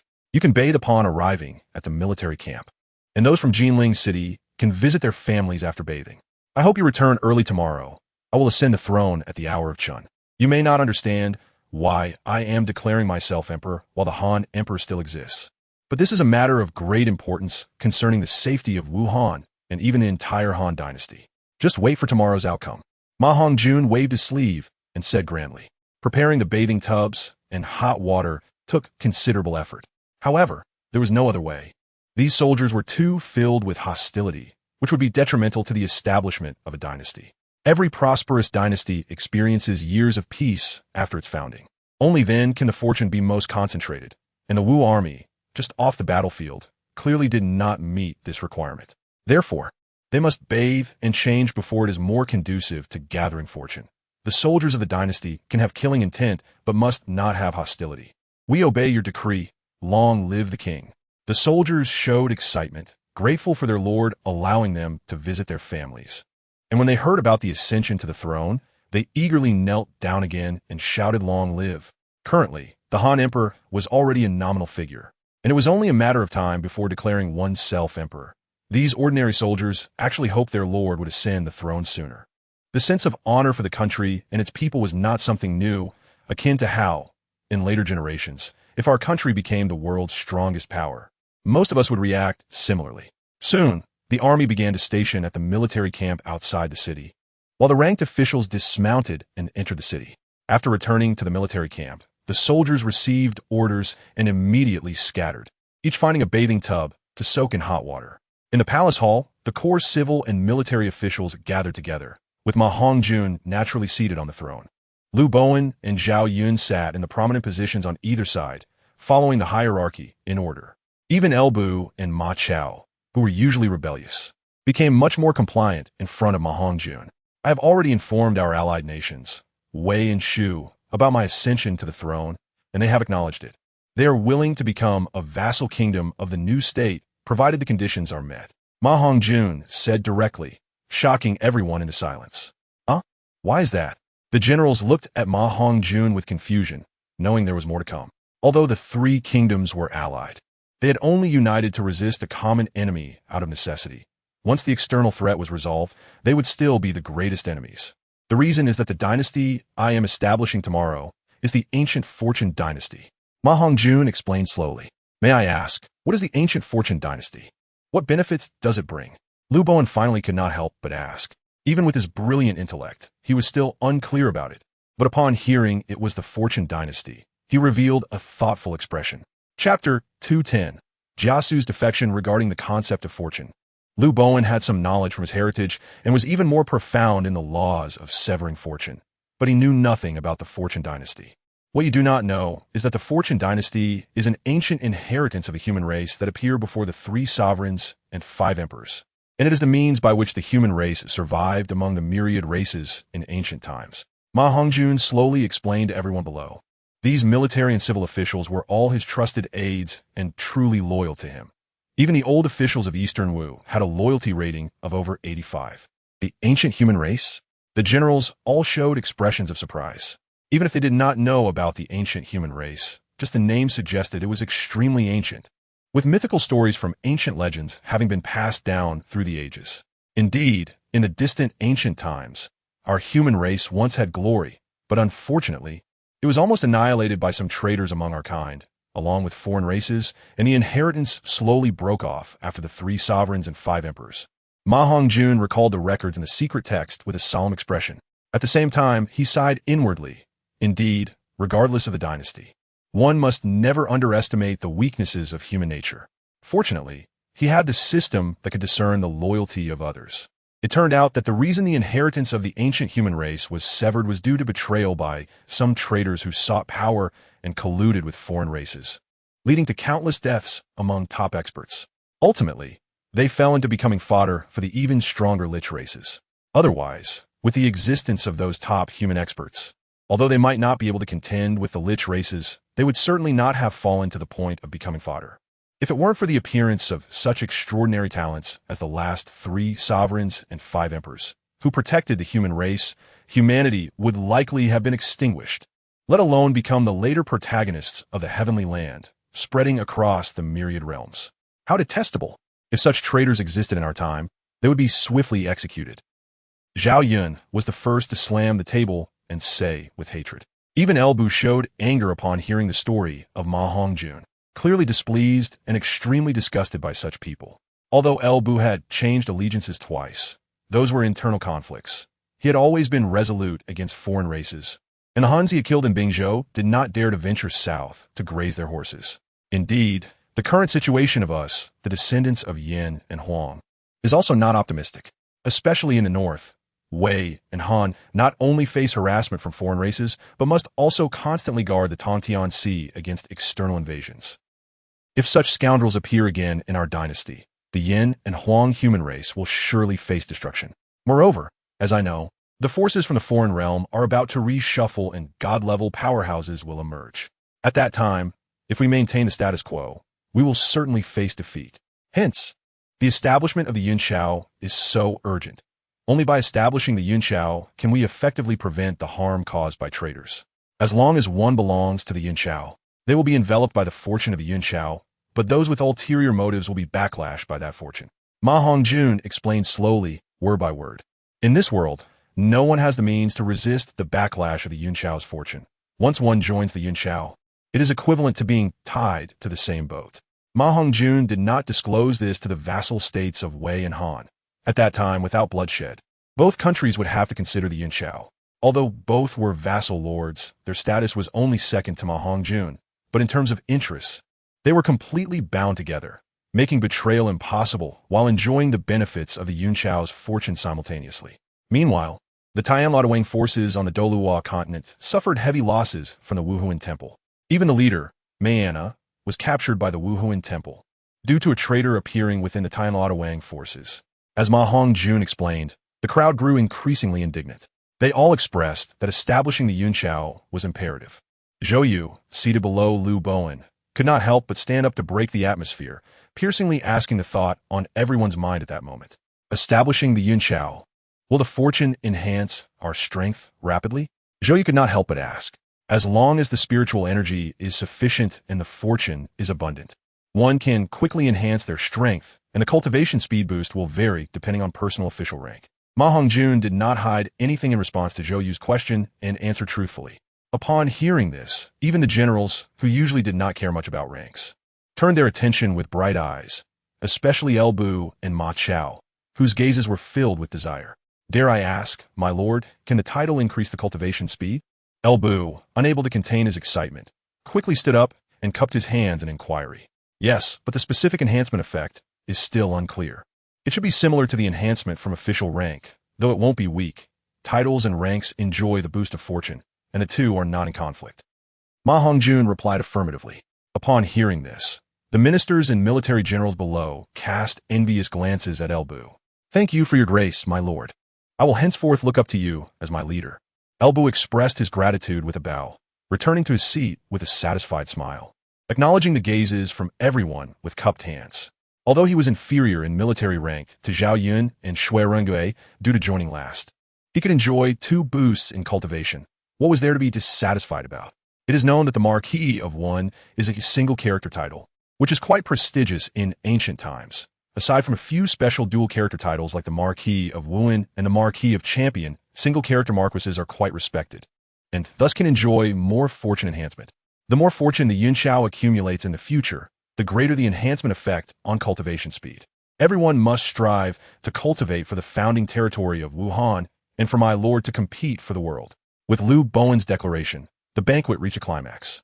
The crowd began to raise their glasses in celebration of the imminent establishment of the Yunqiao. The next morning, the army began to gather. The city was under martial law, and various military units surrounded Jinling City in 3 inner and 3 outer circles. Members of various great families trembled, not daring to make any moves. Wei Han, Emperor Xian of Han, announced his abdication, and the entire city of Jinling celebrated, with the entire Han dynasty spreading the news that the Wu Han dynasty was about to be established. Cao Cao and Liu Bei both hurried to Jinling City with their subordinates. With their strength increased, the speed of news spread, and their journey was naturally swift. Even with hurried or slow travel, Liu Bei and Cao Cao managed to arrive before the establishment of the Yunqiao. Although both were somewhat skeptical of MaHongjun's words, he guaranteed in the name of the entire Wuhan. Plus, he promised not to interfere in their national affairs, only needing them to enjoy the benefits. Only Cao Cao needed to privately pay the price for Emperor Xian of Han to abdicate, allowing the whole nation to enjoy the fortune enhancement and exponentially increase their cultivation speed. With this, what else could they be dissatisfied with? Naturally, everyone rushed over. Although those who did not come could also enjoy the fortune enhancement. The more who came, the more fortune they could occupy, and the more fortune the Yunqiao could gather. Therefore, even the military leaders from the Tongtian Sea, such as Sun Yu, Wu Jia, and Zhuge Liang, hurried back. Unfortunately, among the Peach Garden brothers, only Liu Bei came this time. The fortune they occupied was definitely more than others, and likely only Zhao Yun and El Bu could rival them. Meanwhile, upon hearing the news of Liu Bei and Cao Cao's arrival, MaHongjun, while happy, could not help but feel a bit regretful. Nothing can be perfect. The 3 brothers' bond and fortune connection, with Liu Bei as the eldest brother, are likely to bring most of the fortune they can gather. Liu Bowen, beside him, could not help but shake his feather fan and smile slightly in consolation. That's fine. Zhang Fei needs to lead the Shu Han troops, and Guan Yu is helping us guard the passes. That's already the best result. MaHongjun comforted himself. Fortunately, the impact of the people from Wei and Shu on Wuhan's interests was not significant. Rather, the more people from both countries came, the more fortune they would take away, though this fortune originally belonged to them. However, the overall amount of fortune does affect the dynasty's rank. If the dynasty were initially at a medium level and that little bit of fortune got stuck at the beginning, it would be quite frustrating. Not to mention MaHongjun's worries. Among those who followed Cao Cao, a middle-aged man with an ordinary appearance, but upon closer inspection, was quite shrewd.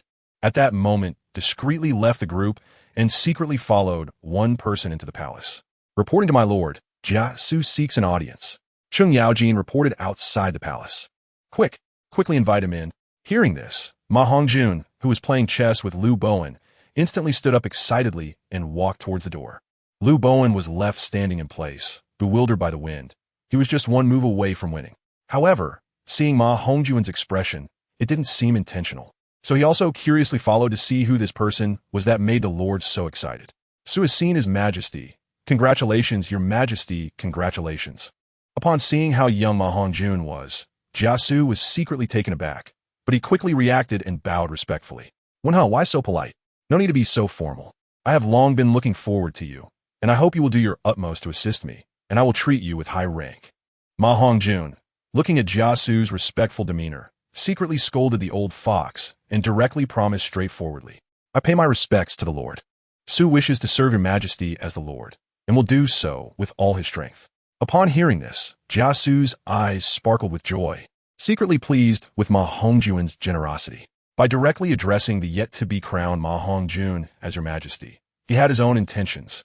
And seeing that MaHongjun did not shy away from this moment, offering high positions directly was enough to demonstrate his sincerity and importance placed on him. Jiasu, age, 53 years, strength, early innate stage, equivalent to level 91 title Dalu, potential, level 1 god. MaHongjun roughly assessed Jiasu's strength and was surprised to find that he was indeed an innate stage powerhouse. This old fellow was quite hidden. There had been no news of him being an innate realm expert before. MaHongjun was too lazy to check his martial soul. As the martial soul's limitations on the strength of Huaxia's talents were minimal, these were all naturally gifted geniuses. Compared to the talents of Douluo continent's people, they were far superior, with almost every historically significant figure possessing god level or higher potential.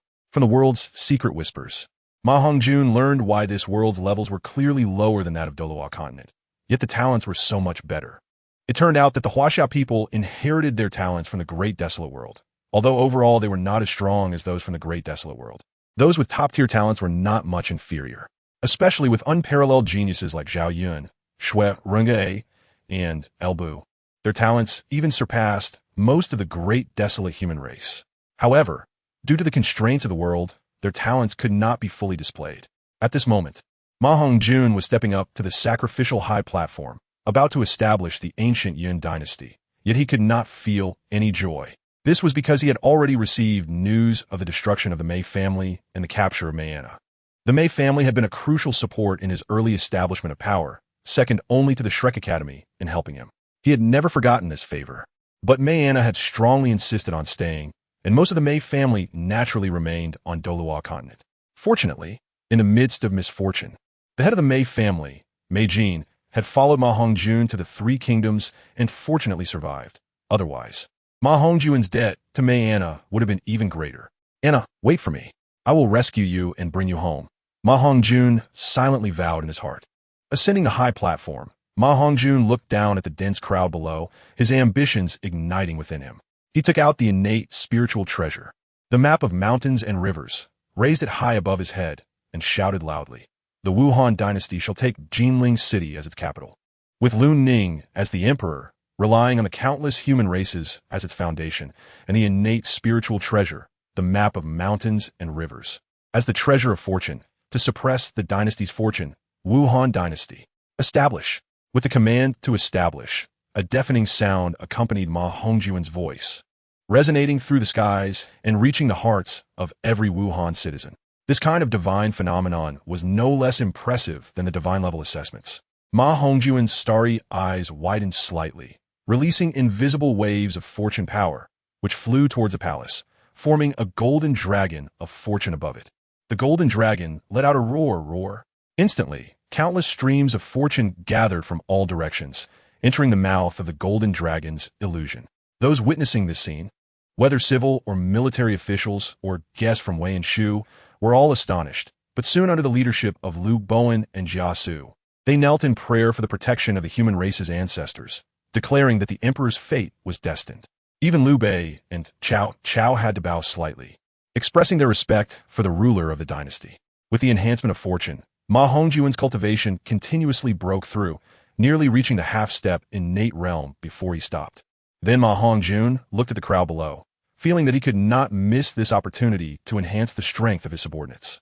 Today's ascension relies on everyone's strong support, so I shall greatly reward my ministers. Cao Cao and Liu Bei, step forward to receive your orders. MaHongjun shouted, showing no mercy and exuding authority. Cao Cao's expression was not pleasant, but he reluctantly stepped forward with a slight bow, while Liu Bei appeared calm and slightly inclined his body forward, waiting for MaHongjun to speak. From today, I bestow upon you two the titles of kings of the Wuhan dynasty's subsidiary kingdoms. From now on, you will rise or fall together, sharing the dynasty's fortune, and I will confer rewards to my ministers. MaHongjun said lightly, without a hint of reluctance, unafraid that the strength of the two nations would surpass his own. In fact, there was something MaHongjun did not say, no matter what. The strength of the two nations could not exceed his own, because as subsidiary states, Wuhan could not only absorb their fortunes for its own use, but could also decide how much fortune to share with them, even if it was maximized. As vassal states, they would always remain one tier below the suzerain, much like how the top officials and generals of Wei and Shu would receive enhancements equivalent to the second rank of Wuhan. Even the fortunes enjoyed by the kings would only be at the peak of their ministers, comparable to Wuhan's second-rank kings, slightly higher than first-rank officials. Subsequently, MaHongjun began to confer rewards to Zhao Yun, Shui Rengue, and others. Like Liu Bowen, both were granted the rank of first-rank generals and officials, while others like Elbu and Ma Chao were ranked second or below. It was not that MaHongjun was stingy or unwilling to bestow more first-rank generals, but because of the limitations of the dynasty's hierarchy. This child is indeed extraordinary, able to condense a golden dragon of fortune. No wonder he could break the predetermined fate, overthrow Eastern Wu, and establish Wuhan. He must have an astonishing secret. An old man, who had mixed in among the commoners, looked at MaHongjun on the high platform with a face full of suspicion. Unlike those who knelt or bowed, this person merely gazed coldly at MaHongjun on the high platform. If I can obtain this secret, then this world will be at my mercy. Even that God King from that world would be nothing in my hands. The old man's eyes shone with brilliance, and as his feet moved slightly, the void trembled, as if he intended to strike at MaHongjun on the high platform. However, noticing the flourishing fortune above the palace from the corner of his eye, he revealed a wary expression and stopped in his tracks. Consider yourself lucky, boy. As long as you leave this world or enter the heavenly sea, you will still fall into my hands. The old man cast a deep glance at MaHongjun before turning and disappearing from the spot. MaHongjun, feeling the enhancement of fortune, sensed something and looked curiously at the place where the old man had vanished, pondering in confusion. Strange. Just now I felt like I was being watched by a fierce tiger. Could it be that a deity came here to investigate?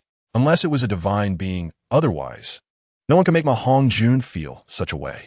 At this moment, MaHongjun had already received the enhancement of fortune, continuously breaking through his cultivation, reaching the terrifying level 89, relying solely on his own cultivation without any divine inheritance. He reached the peak of the level 89 soul Douluo realm at the age of 18. Such talent, if it were to be known, would surely shock both realms and intimidate all. Not only MaHongjun benefited from the first enhancement of fortune, but also Zhao Yun, who was close to the master realm. Level 95 title Duo broke through the master barrier with the help of the fortune power. Furthermore, Shui advanced bravely, breaking through to the mid-master realm, comparable to the level 96 title mid-master realm of Elbu, both becoming the highest cultivation levels among the military generals of the Wu Kingdom. As for who was superior, even MaHongjun could not say. Long live our emperor! Long life! Long life! As the sounds of applause erupted from the audience, like the pounding of garlic, MaHongjun finally awakened from his stupor, setting aside his doubts to continue bestowing titles. Shui Rengue was conferred as the Grand Marshal of Wuhan's first rank, truly a meteoric rise. Zhao Yun, as the leader of the 5 Tiger Generals, was honored with the title of Cloud Dragon General, while Elbu also held a position among the 5 Tiger Generals, titled Ghostly God General. But due to the limitations of the rank system, he was relegated to second rank. Ma Chao, also a 5 Tiger General, was given the title of General of Heavenly Might, also at second rank, while the other 2 5 Tiger Generals were occupied by Tai Shirzi and Gan Ning. MaHongjun was very satisfied with this arrangement. The only regret was that Guan Yu and Zhang Fei did not belong to the Wuhan camp. Otherwise, the top position among the 5 Tiger Generals might have required some competition. Aside from that, 3rd and 4th rank generals were personally conferred by MaHongjun, while those below 4th rank would need to draft an imperial decree after the meeting for their titles. Liu Bowen was named the head of the civil officials, conferred as the left chancellor, a first-rank minister, and similarly benefited from the luck of the era, breaking through in cultivation.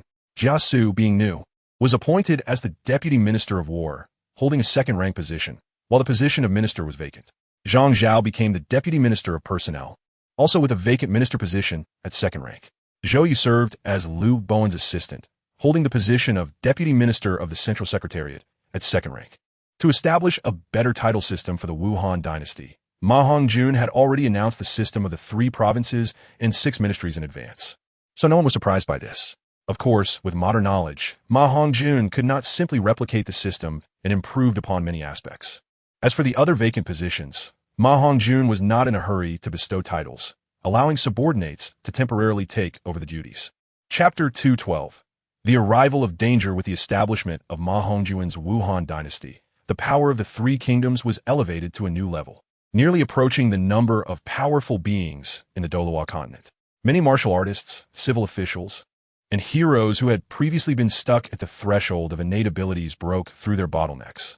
In an unknown realm, 2 streams of noble and mysterious energy were devouring each other. The 3-colored energy flow, which had been at a complete disadvantage, suddenly received nourishment from a mysterious power, stabilizing the situation while becoming even more extraordinary, as if it had become more agile and intelligent. How infuriating! The world S level has been raised. A divine will filled with shock and anger emerged. It was the heavenly Tao consciousness of the Douluo world. In contrast, the world consciousness of the 3 kingdoms world was slightly lacking, possessing only instinct and a trace of weak infantile consciousness. The heavenly Tao consciousness generally could not speak or respond. However, judging by the ethereal nature of that energy flow, it was likely that its intelligence had approached that of living beings, not inferior to ordinary human children. Yet, because it had not taken on a form resembling a human being like the heavenly Tao of Dalu, it was clearly at a disadvantage in the battle of mutual devouring. Nonetheless, this was the correct manifestation of the heavenly Tao. Only in this state could the heavenly Tao be selfless, operating solely according to the world's trajectory without selfish desires. It is worth noting that, aside from the 3,000 great worlds, it is rare for a world consciousness to give birth to a heavenly Tao. Therefore, the very emergence of the heavenly Tao consciousness in the 3 kingdoms world could be considered a miracle, while the kind of human-like heavenly Tao in the Douluo world is even rarer. This type of Dalu, heavenly Tao, is often referred to as the destruction heavenly Tao. Once it is born, it brings about a great catastrophe. The birth of a human will from the heavenly Tao is even rarer, and the emergence of a selfish human consciousness would spell a devastating disaster for the surrounding world. Fortunately, the 3 kingdoms world is somewhat unique in possessing a heavenly Tao consciousness, and fortunately, it lacks selfish human consciousness, possessing only a form of instinctual intelligence akin to that of a human child. Wuhan dynasty level, intermediate dynasty. Effect, maximum of 10 times the cultivation speed. Monarch, Lu Ning. Left Chancellor, Liu Bowen. Grand Marshal of the Army, Shui Rengue. 5 Tiger Generals, Zhao Yun, Elbu, Ma, Chao, Tai Shirtzi, Gan Ning. On the innate spiritual treasure map of mountains and rivers, lines of small characters appeared, detailing the basic information and positions of the Wuhan dynasty. Why does this thing seem so similar to the legendary list of deified beings? After returning to his palace, MaHongjun did not rush to stabilize his cultivation, but instead opened the map of mountains and rivers, astonished by what he saw. As for the other high-ranking generals and officials, they all hurriedly left after the establishment of the Wuhan dynasty to stabilize their cultivation. Only a few minor officials and commoners remained to celebrate the city, and even at night, Jinling City was brightly lit, bustling with activity and vibrancy. The map of mountains and rivers was an innate spiritual treasure of a very high level, and using it to suppress the luck of the Wuhan dynasty naturally made it different from other treasures of luck. In fact, apart from the human race of the primordial world, there are also many dynasties in the myriad worlds that use innate spiritual treasures as treasures of luck. The system's gentle voice rarely echoed in MaHongjun's mind, resolving his doubts. Are there other human race dynasties? MaHongjun asked, feeling delighted. Clearly, after learning about the history of the primordial human race, MaHongjun's mood was not very good. He felt as if he was being crushed by a mountain. eagerly wanting to find allies among the human race. It's not just human race dynasties. There are also luck dynasties established by other myriad races. Although the primordial world is esteemed as the origin of all realms, due to issues of closure and the flow of time, its true strength is not much stronger than that of other great worlds over cycles of time. The system seemed to be in a particularly good mood today. Patiently explaining to MaHongjun. I see. MaHongjun revealed a thoughtful expression. Having been educated by modern internet culture, he quickly understood this explanation and even speculated about some other cosmological views based on what he knew. Simply put, this is a world with primordial mythology and is the origin of the myriad worlds. There are also 3,000 eternal great worlds that are not weaker than the primordial world, along with countless middle and small worlds. The levels range from high to low, with the Douluo continent and the Three Kingdoms world belonging to the small worlds, but they are special in that they have given birth to a heavenly Tao consciousness, and this consciousness has even developed intelligence. Returning to the main topic, with MaHongjun offering sacrifices to the ancestors of the human race and establishing the Wuhan dynasty. The Three Kingdoms world advanced from a relatively ordinary level within the small worlds to a higher level. The sky was filled with clouds and colorful light illuminated all directions. The majesty of the dynasty intimidated all, and all evil spirits had nowhere to hide. The entire Han dynasty appeared to be flourishing, yet some individuals still harbored unwholesome thoughts. Due to MaHongjun's autocratic nature, some who wished to vie for power and profit, even willing to betray their master for their own family's interests, began to make small moves. Such people are not uncommon in any era. Nightfall. In Jinling City, within a grand and lavish family estate. Reporting to the head of the family, the net of the Wuhunwith Hall in the Douluo domain has been entirely pulled out. The king of Wu will definitely investigate the internal forces. What should we do next? A man in black knelt before an old man with a goatee. The emperor of Wu is powerful and has always looked down on the families, so we cannot blame ourselves for leaking information to the Wuhunwith Hall. With the talisman given by my second brother, our Chui family is not afraid of military oppression, but we do fear their army suppression.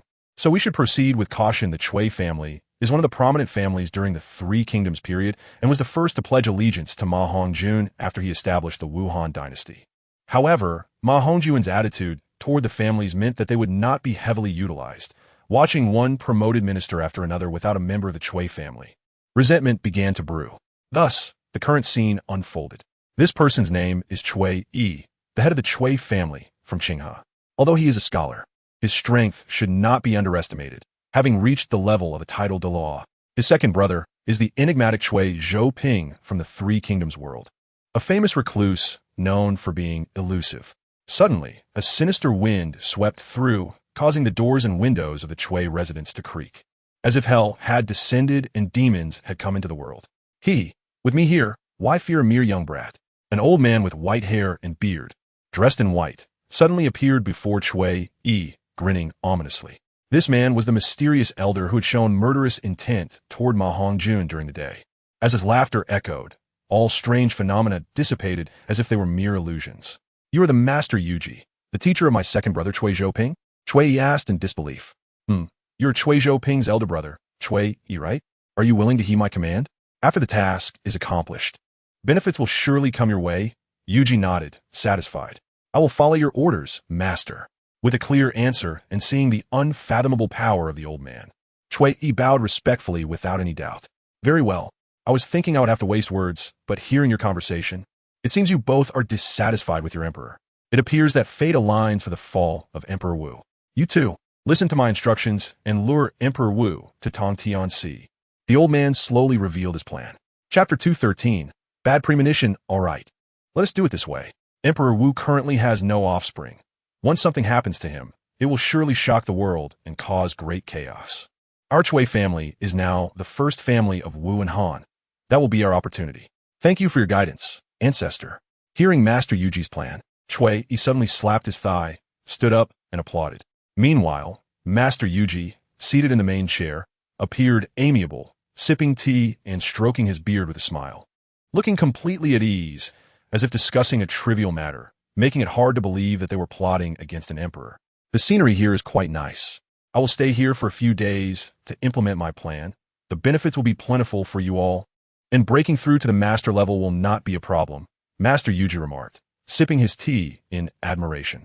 It seemed that the threshold of a 95-level master was not a concern for him. Regardless of truth, just the fact that he could say such things indicated that his power must be above even that of a master or grandmaster. If MaHongjun were to encounter such a being, whether he could preserve his life was indeed uncertain. Since his rebirth, MaHongjun had never faced such a life-threatening crisis, especially without his knowledge. Currently, MaHongjun was contemplating how to go to Douluo continent to rescue his elder sister, completely unaware that he had been targeted by a terrifying presence. Rest assured, ancestor, even if we do nothing, Emperor Wu will head to Douluo realm. He will definitely pass through Tang San. At that time, it will be easy for you to take action, Chui said with a sinister and confident smile. Master Yuji nodded lightly, having no objections to this statement. Meanwhile, MaHongjun was oblivious, frowning at his desk, looking distressed. Anna cannot have exposed her whereabouts so easily. Even if she did, there would be time for a response. Someone must have leaked the secret. After rescuing Sister Anna, we must investigate internally. If those families intervene, then they have no reason to exist. MaHongjun's expression darkened as he silently vowed. Inside the palace, everything was as usual, but at this moment, it gathered a large number of experts.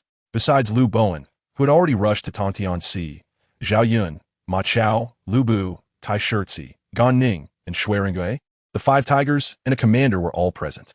Of course, there was also Cheng Yaojin, who had been promoted to the 2nd rank of the Imperial Guard commander and had successfully broken through to the innate title Dalu level, along with the legendary combat skill of the 36 axes of Tiangang, making his combat power not to be underestimated, even though he had only mastered 3 axes. You all are my most important left and right arms. I want to hide it from you.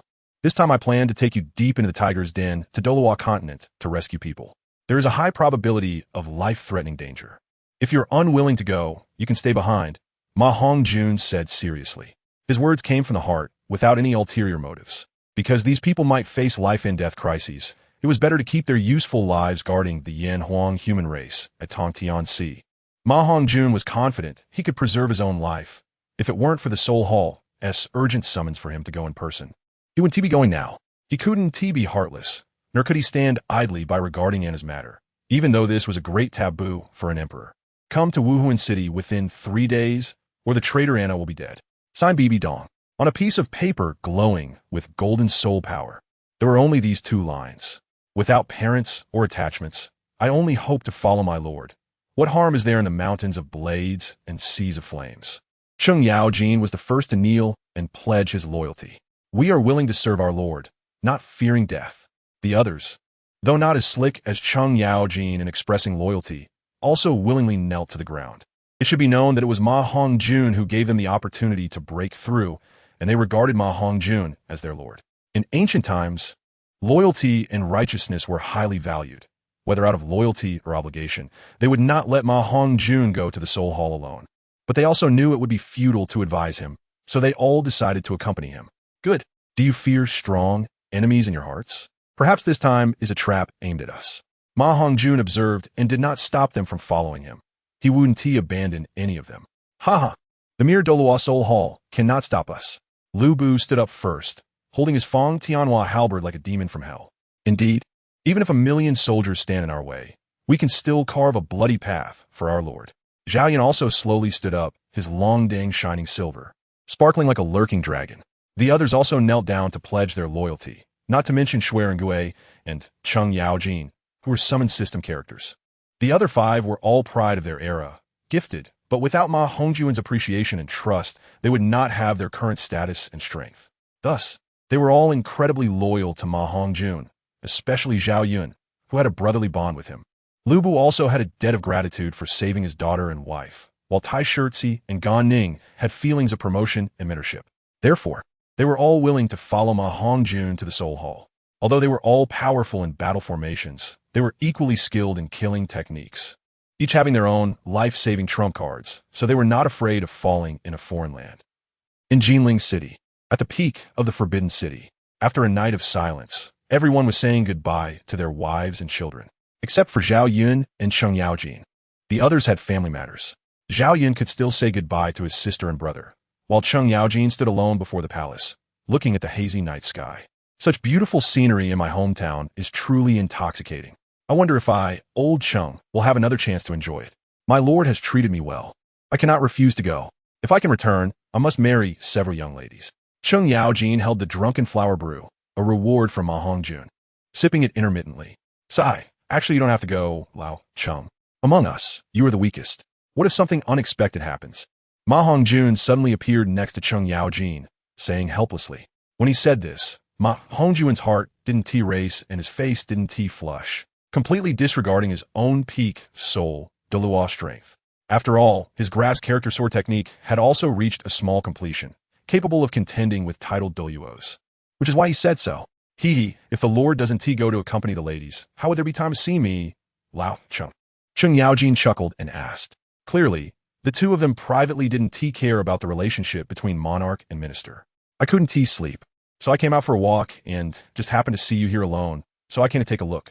To be honest, I've been feeling a bit unsettled this time. MaHongjun, with a not-so-good complexion, took a sip from a wine pouch in Chung Yaojin's hand and said, My lord, rest assured, we will definitely rescue the lady. Chung Yaojin comforted him while taking out another wine pouch from his spatial soul guide and drank with MaHongjun. Chapter 214. The 7 great generals head to the spirit hall. Why has the 9th trial turned into killing MaHongjun? Is there some other relationship behind this? It seems that the so-called gods are not as selfless as they appear. A trace of cold light flashed in Bibi Dong's eyes as she murmured to herself. Although the god she inherited used to belong to an evil god, the feeling that gods give people is one of selflessness, profoundness, and being high above, detached from the mundane world. Now that the content of the divine 9th trial has changed, how can it not make Bibi Dong have other thoughts? Although she still decided to kill MaHongjun to inherit the divine position, if there were other ways to become a god, she would choose those without hesitation instead of letting the so-called god manipulate her. I hope that this little girl from the Mei family can really draw out MaHongjun. Otherwise, if he stays in the 3 kingdoms realm for a lifetime, I'd be destined to fail the divine assessment. Bibi Dong thought to herself. Reporting to your holiness, the scout has returned with news that MaHongjun, leading several top-titled Douluos, has already headed to the Tangtian Sea and will soon arrive in Spirit City. A ghostly figure appeared, kneeling on the ground to report. This person is one of Bibi Dong's right-hand men, Ghost Douluo, and if MaHongjun were here, he would find that Ghost Douluo has already reached level 95 as a titled Douluo. Not only are they making progress, but others are as well. Especially with the explosion of spiritual energy, everyone has now reached soul power levels exceeding those of the original timeline. Understood. Keep an eye on that girl.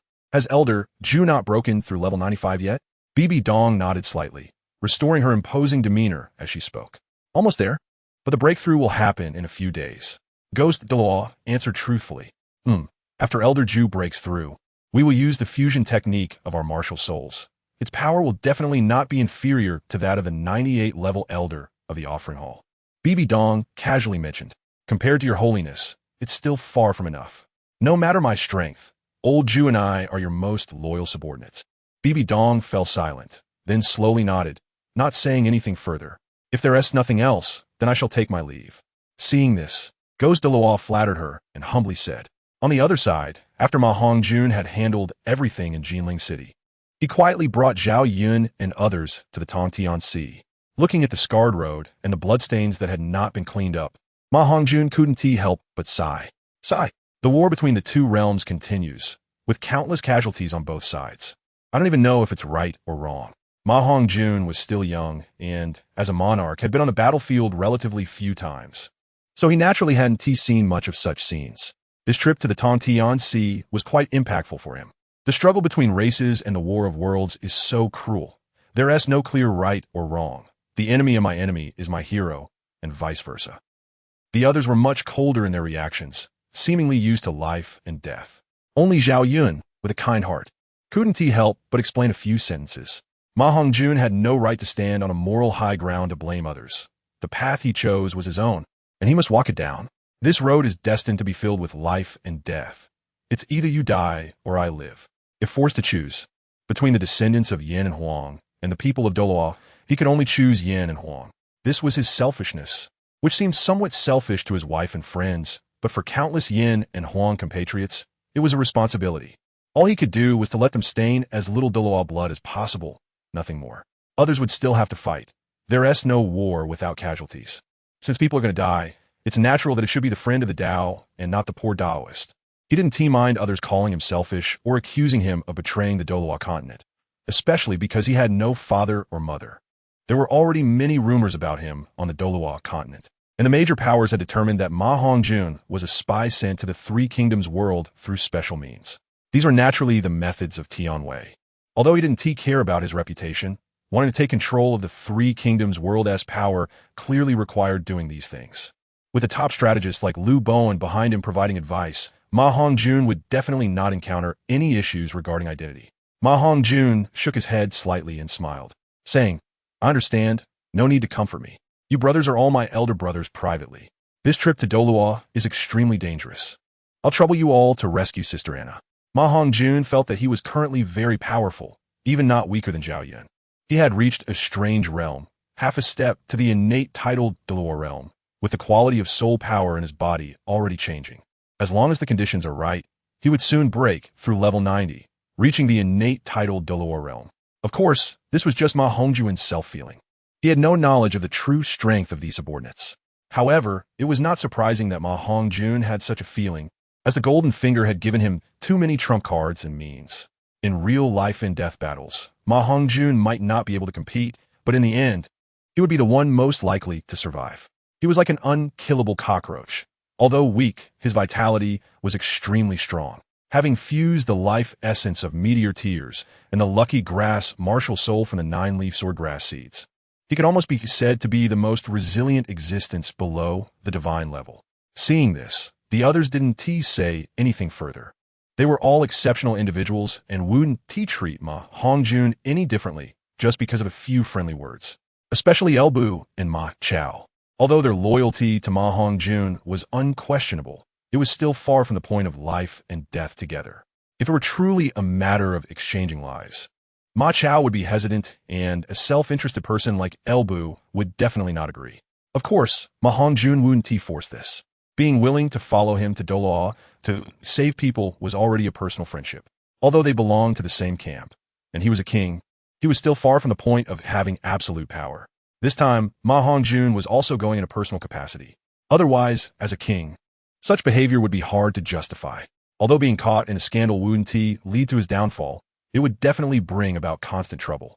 While they were walking, Zhao Yun, who was scouting ahead, suddenly stopped, his ears twitching, and his expression changed drastically.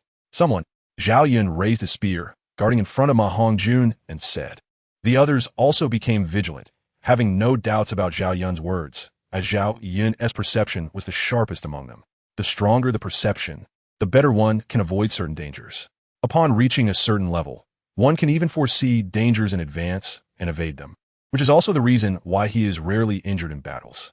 Seeing this, the others quickly protected MaHongjun, especially Cheng Yaojin and Shui Rengue, two characters from the system, who treated MaHongjun as if he were their own child.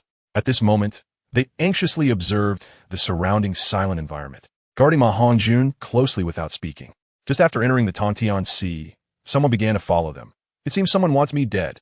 Those who hide their heads and show their tails come out.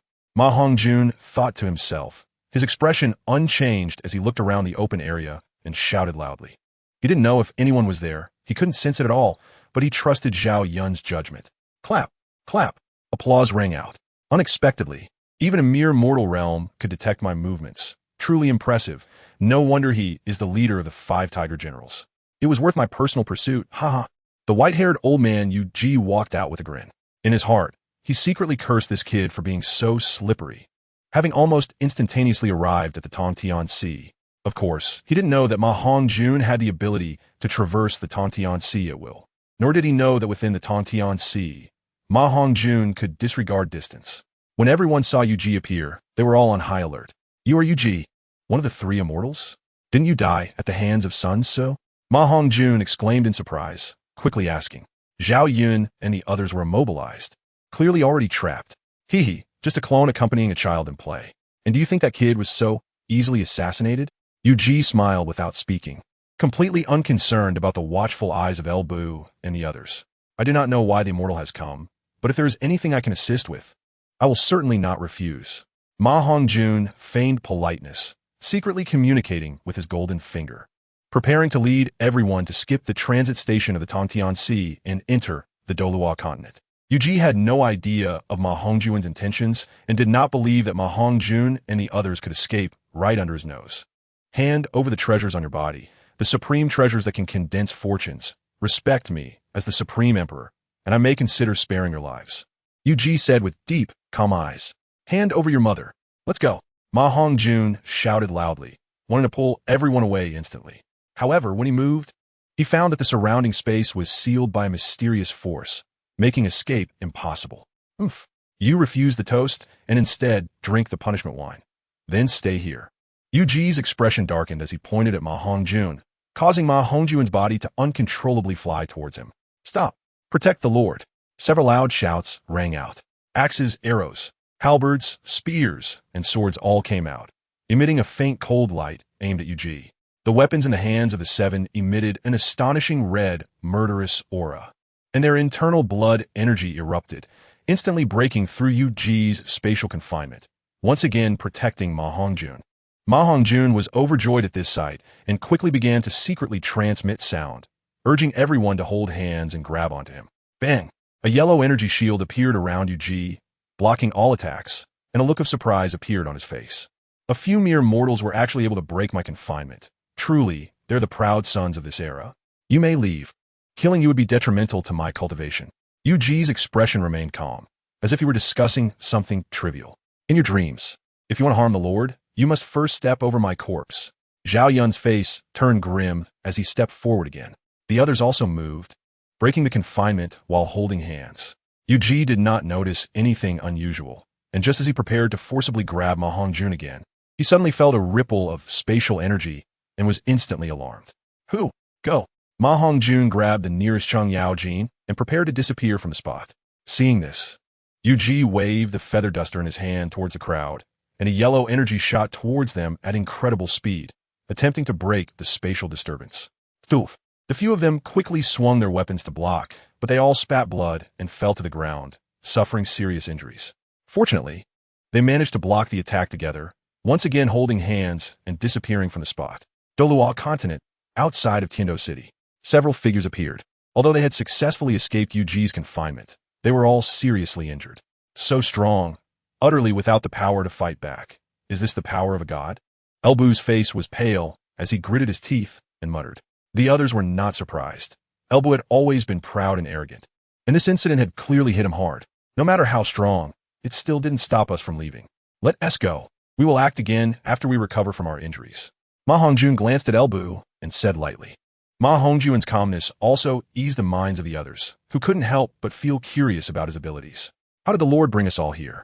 Cheng Yaojin asked in surprise as he looked at the somewhat familiar surroundings. Just some small tricks, nothing much. MaHongjun had no intention of explaining. Discussing it would only complicate things further and wouldn't clarify anything. The spiritual energy here is so rich. Could this be the Douluo continent? Tai Shirtzi and Ganing also snapped back to reality and looked around, asking about the environment. They didn't prioritize treating their injuries right away. MaHongjun, understanding their intentions, could only summon his martial soul and, after separating, give each of them a recovery item. Yes, let's go. We need to find a place to settle down first. MaHongjun was not injured, just feeling a bit mentally strained. Chapter 215, A Fortuitous Encounter with Dianwei. All of them were powerful individuals, and for safety's sake, they did not reveal their whereabouts, resting in a small town. Of course, they weren't there for sightseeing. After settling down, they began to gather information in the surrounding cities. They were unaware that after their departure, spies were flying all over the Tang Sea, and various pieces of information were rapidly spreading to both major domains. The families of the three kingdoms naturally received the news, and their reactions to MaHongjun's escape were extremely complex. They indeed hoped for the strength of the flower-planting family, but they preferred it to be due to the strength of their own family rather than the strength of the dynasty. The two were interdependent yet competitive. Even if MaHongjun's martial strength could suppress all families, as long as he had not reached the god level, he would be powerless to suppress them. The influence of the families was not as simple as it appeared on the surface. Whether it was talent acquisition or knowledge monopoly, feudal families had done everything within their limits. Once one family was provoked, the entire flower-planting family would be in fear, uniting against the threat, and that would mark the beginning of war. There are no wars without casualties, and deaths would inevitably weaken national power and fortune. To minimize casualties, MaHongjun had also put in considerable effort.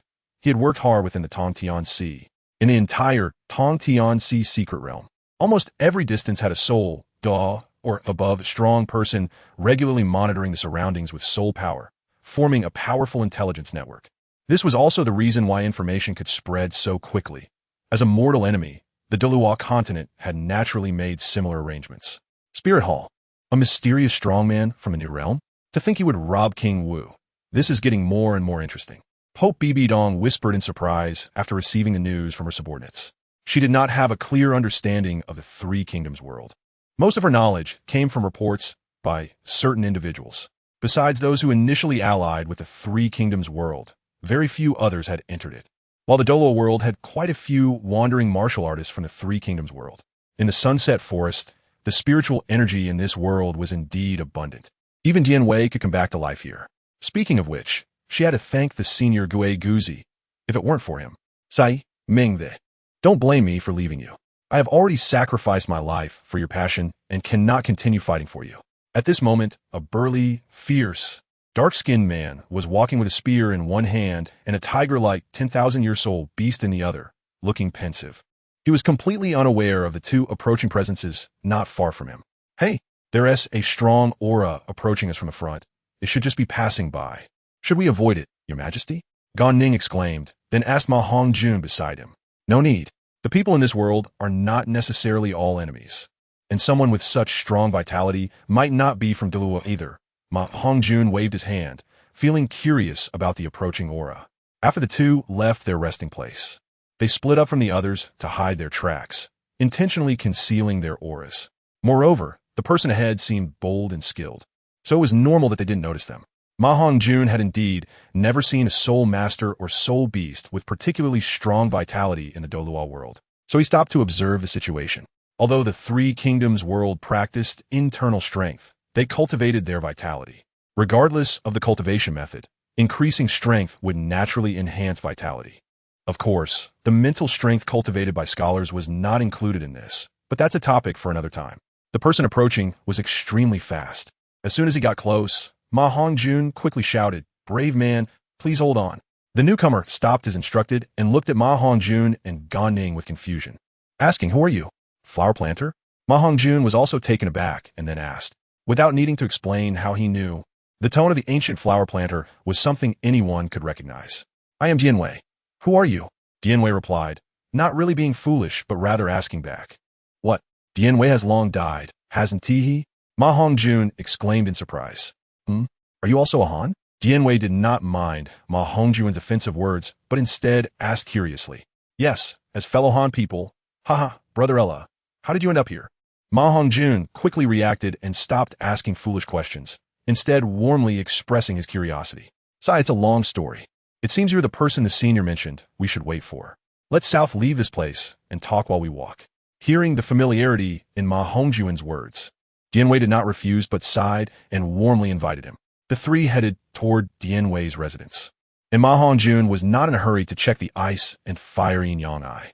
MaHongjun was genuinely eager to recruit Dian Wei as a subordinate, and along the way, with Dian Wei's explanations, he learned why Dian Wei was still alive and appeared here. It turned out that Dian Wei had been saved by Gue Guzi and, under Gue Guzi's guidance, settled in the Douluo continent. I didn't expect the senior Gue Guzi to have predicted the future in advance and let you wait here. It's truly incredible. MaHongjun marveled, gaining some understanding of Gue Guzi's existence. At the same time, the heavy stone pressing on his heart eased a little. It turned out that the Three Kingdoms world also had a group of god-level beings. It appeared that the Huaxia human race was full of talented individuals. And MaHongjun learned a lot from Dian Wei about the current situation. The world did not cease to operate just because he left. He had previously held himself in too high regard, only now realizing that there are always greater beings beyond. The past strategies now seemed trivial, and while MaHongjun was astonished, he also felt a little dazed, as if his fate had been seen through by someone, filling him with awe towards Gue Guzi. Dian Wei was part of Gue Guzi's plan, and Gue Guzi had long anticipated the current situation. This was something MaHongjun was certain of, but judging by Dian Wei's demeanor, it seemed he only knew the general outline. After being saved by Gue Guzi, he had traveled for a while before being sent to the Douluo continent. At this time, in the sealed spirit world, Gue Guzi waved his hand, and the destructive seal at the boundary instantly vanished, with several figures disappearing into the spirit world, and in the blink of an eye, the seal reappeared at the portal. Brother Ella, are you willing to come out of the mountain and assist Huaxia, lending a hand to your hometown? After everything became clear, MaHongjun invited directly without hesitation. Certainly, I dare not refuse. Dianwei knelt in submission. Chapter 216, Return to the Ice and Fire Yin-Yang Eye. Dianwei had already agreed to Gue Guzi's request, so he naturally did not hesitate and directly recognized MaHongjun as his master. This made MaHongjun extremely pleased, gaining a fierce general whose strength was not much less than Zhao Yun's. The favor Gue Guzi had shown at this moment proved its worth, and MaHongjun could only comfort himself this way. Your Excellency, please allow me to return for a bit. There's still some belongings I haven't taken, Dianwei said with some hesitation. However, since we've cleared things up now, I want to follow you back. I have matters to attend to.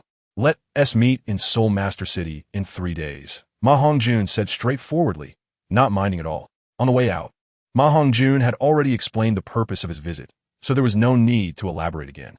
This time he came to the Sunset Forest to check on the Ice and Fire Yin-Yang Eye and see if it had produced any fairy herbs in recent years. Although fairy herbs might have limited use for enhancing the strength of tidal Douluos, they were highly valuable for restoring soul power or refining into healing pills.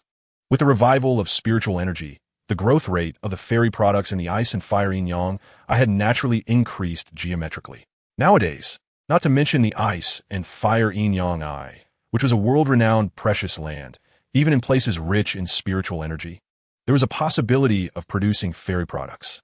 Despite the countless deaths and injuries in the battles between the two worlds over the past few years, the number of strong individuals in both worlds had only increased. One of the many factors contributing to this was the precious lands and spiritual herbs. The world was on the verge of a breakthrough.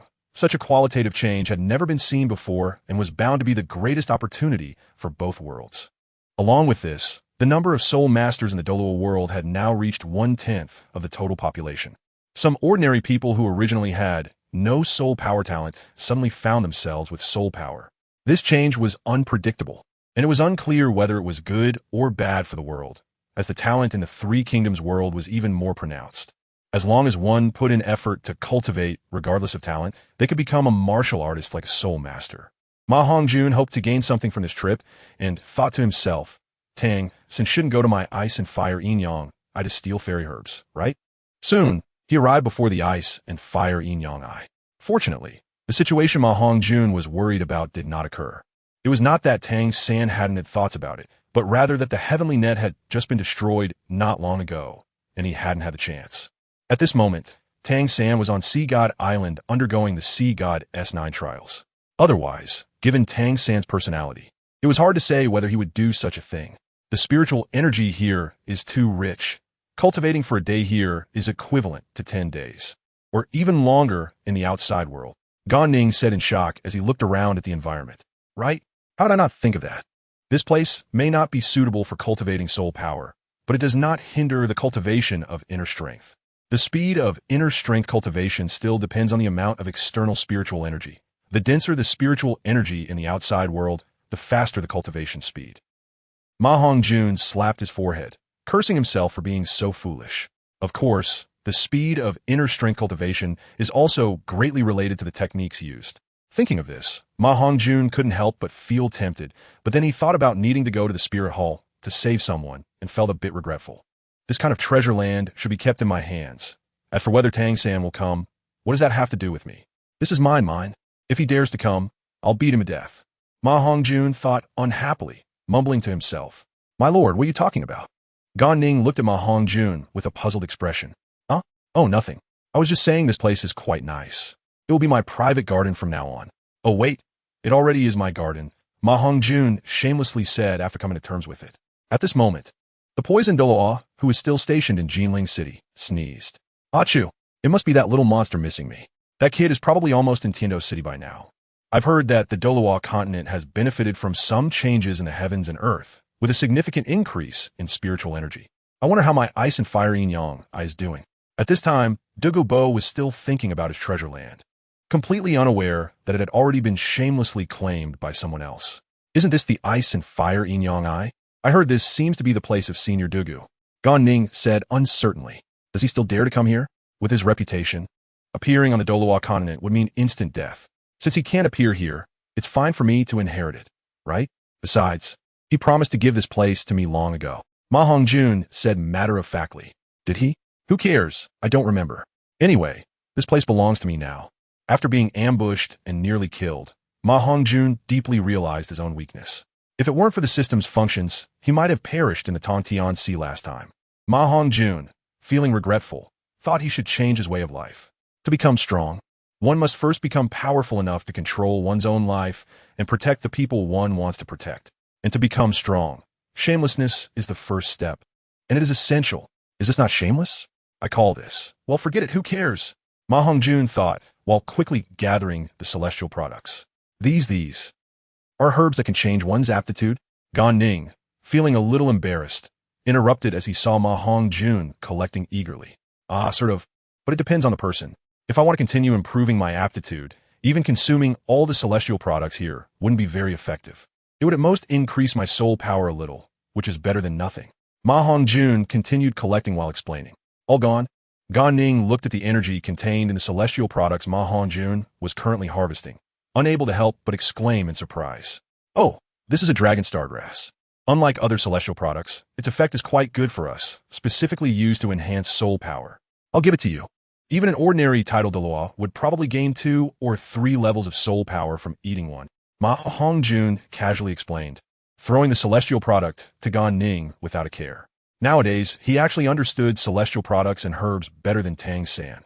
Over the past 3 years, he had learned a lot about the vastness of Chinese culture. Gan Ning was speechless. Was that what he meant? Is he that kind of person? Is he after this? Well, what? Title Doll can also enhance their strength. Not bad. I'll take it, he thought, carefully putting it into his spatial soul guide. Generally, celestial products with poor cultivation effects are considered the least valuable among celestial products, but that is only for ordinary people. For those of us with divine-level talents, enhancing soul power with celestial products is still quite useful. After MaHongjun collected enough, he stopped and casually explained. Who is he? The great Emperor Wuhan. How could he do something as lowly as digging 3 feet into the ground? Only a fool would do that. This is my territory. If it weren't my territory, that would be another matter. Chapter 217. Outside the Spirit Hall, my lord, do you really have confidence in rescuing people from the Spirit Hall in 3 days? Gan Ning hesitated for a long time before finally asking. Normally, he wouldn't consider such issues due to his personality, but he couldn't resist MaHongjun's straightforward style. Back in the day, Gan Ning was able to dominate the Yunmeng Lake area not just because of his bravery. Don't worry, I know the strength of the Spirit Hall very well. Even if something unexpected happens, it will only be to a certain extent. The people are still the same, and I have confidence in your strength. MaHongjun comforted him nonchalantly. As a reborn person, he naturally had a considerable understanding of the characters in Douluo, especially the figures and hidden cards within the Spirit Hall. He was almost fully aware of them. But he did not know that once a person is targeted by the heavenly path, there is no longer such a thing as certainty. At this moment, on Sea God Island, Tang San, the child of destiny in this world, had already reached the 9th trial of the Sea God. Unlike in the original work, Tang San had now obtained the Sea God's inheritance ahead of time and opened the door to the inheritance. However, because he had not yet completed the 9th trial, he had not fully merged with the inheritance. 9th trial of the Sea God. Participate in repelling the enemies from other realms and achieve certain results, rewarding the merging of all Sea God inheritances. Could it be Hongjun and the others? Tang San looked at the Sea God trial card in his hand with a complicated expression. After a moment of hesitation, he comforted himself. At least it's just repelling and not killing. It seems that Hongjun has become extremely powerful. Even with my strength, I can only play a role in repelling. Little San, thank you so much this time. If it weren't for you bringing me here, I wouldn't have reached the soul Douluo level. It's really a pity that Xiao Wu and Rong Rong didn't come with us. Dai Mubai, who didn't see the content on Tang San's card, said happily as he watched Tang San walk out of the Sea God Hall. Everyone has their own opportunities. At least Xiao Wu won't be spied on in that other world. I've heard that the humans there regard soul rings as somewhat optional. Tang San smiled slightly, putting away the card and comforted. What is the content of the 9th trial? The situation on the continent is changing rapidly. I'm afraid I can't wait for you to leave together. Dai Mubai scratched the back of his head, feeling a bit embarrassed. Repelling some enemies from other realms doesn't necessarily require killing. There's a lot of room for maneuver. Tang San hesitated for a moment, but still briefly explained. With his intelligence, he could naturally guess that it was related to MaHongjun. Otherwise, the sea god wouldn't be targeting him so specifically. He always felt that MaHongjun's act of leaving the Douluo continent was very impulsive and irrational. With MaHongjun's talent, which was not inferior to his own, obtaining divine inheritance would be easy. Now, because MaHongjun led a part of the people to rebel against the continent 3 years ago, he naturally faced hostility from all the gods of the Douluo world, completely cutting off the hope of becoming a god. However, MaHongjun did not regret this. He believed that the limits of Hwasha martial arts would not stop at divine level, and with the system, he would not worry about becoming a god. It was merely a matter of time. Outside the spirit city, soldiers were like clouds, forming a formation of 3 surrounding one, guarding the entire spirit city. From a distance, it was clear that the entire spirit city was on high alert. The spirit hall truly values us. They have long known that some people are not honest. This time when we return, we must clean up the house. MaHongjun said with a playful tone, his hands behind his back, looking at the spirit city not far ahead. Our movements probably reached the spirit hall 3 days ago. They deliberately released news about Miss Anna in these days to lure us to Spirit City to die. Shuirengue said with a serious expression. Everything was within my expectations. Ever since the heavenly net was destroyed, I knew there were internal problems. With our strength, as long as no god-level beings intervene, no one in Spirit City can stop us from rescuing Sister Anna. MaHongjun was extremely confident. He knew that according to his speculation, the Grand Priest of the Spirit Hall would not easily intervene now, as Qianrenxue was at a critical moment of obtaining the angel's inheritance. As long as it was not to destroy the Spirit Hall, Dalu would definitely ensure his peak condition for the sake of his granddaughter becoming a god. Compared to the relaxed demeanor of other martial generals, only Shuirengue's face was serious. After hesitating for a while, he finally spoke. I heard that the Grand Priest Dalu of the Spirit Hall is extremely powerful, and his strength in the air can even rival demigods. Don't worry, he may not necessarily intervene to stop us this time. MaHongjun said with a slight smile. Under extreme conditions, I am invincible. Elbow looked disdainfully towards the direction of Spirit City. Don't be careless. Pope Bibi Dong is not so easy to deal with. Zhao Yun reminded. I didn't expect the famous Gemini Zhao Zilong to also have moments of fear. I really feel honored to have so many experts come. A gentle yet authoritative voice sounded. Bibi Dong's figure appeared before MaHongjun. Bibi Dong, release Sister Anna, or today will be the day of the Spirit Hall's destruction. MaHongjun said with intense words. Of course, only he knew he was bluffing. If they wanted to destroy the Spirit Hall, they wouldn't expect to return to Jinling's city unscathed. I didn't expect Emperor Wu to come personally. This is really unexpected. Come, bring her out, Bibi Dong said to the figures behind her. Soon, someone went down, and after a while, they brought over a beautiful figure. You could take the person away, but I need a promise from you, Bibi Dong said faintly to MaHongjun, feeling mixed emotions. The junior she once viewed now required her to treat him equally. Bring her back, MaHongjun said directly without thinking. Seeing this, Zhao Yun moved like lightning and quickly brought back Mei Anna before anyone from the Spirit Hall could react. This was Zhao Yun's secret technique, which he rarely used. It was extremely fast, but also consumed a lot of energy. Now, to save someone, he would not hesitate. Hongjun, why are you here?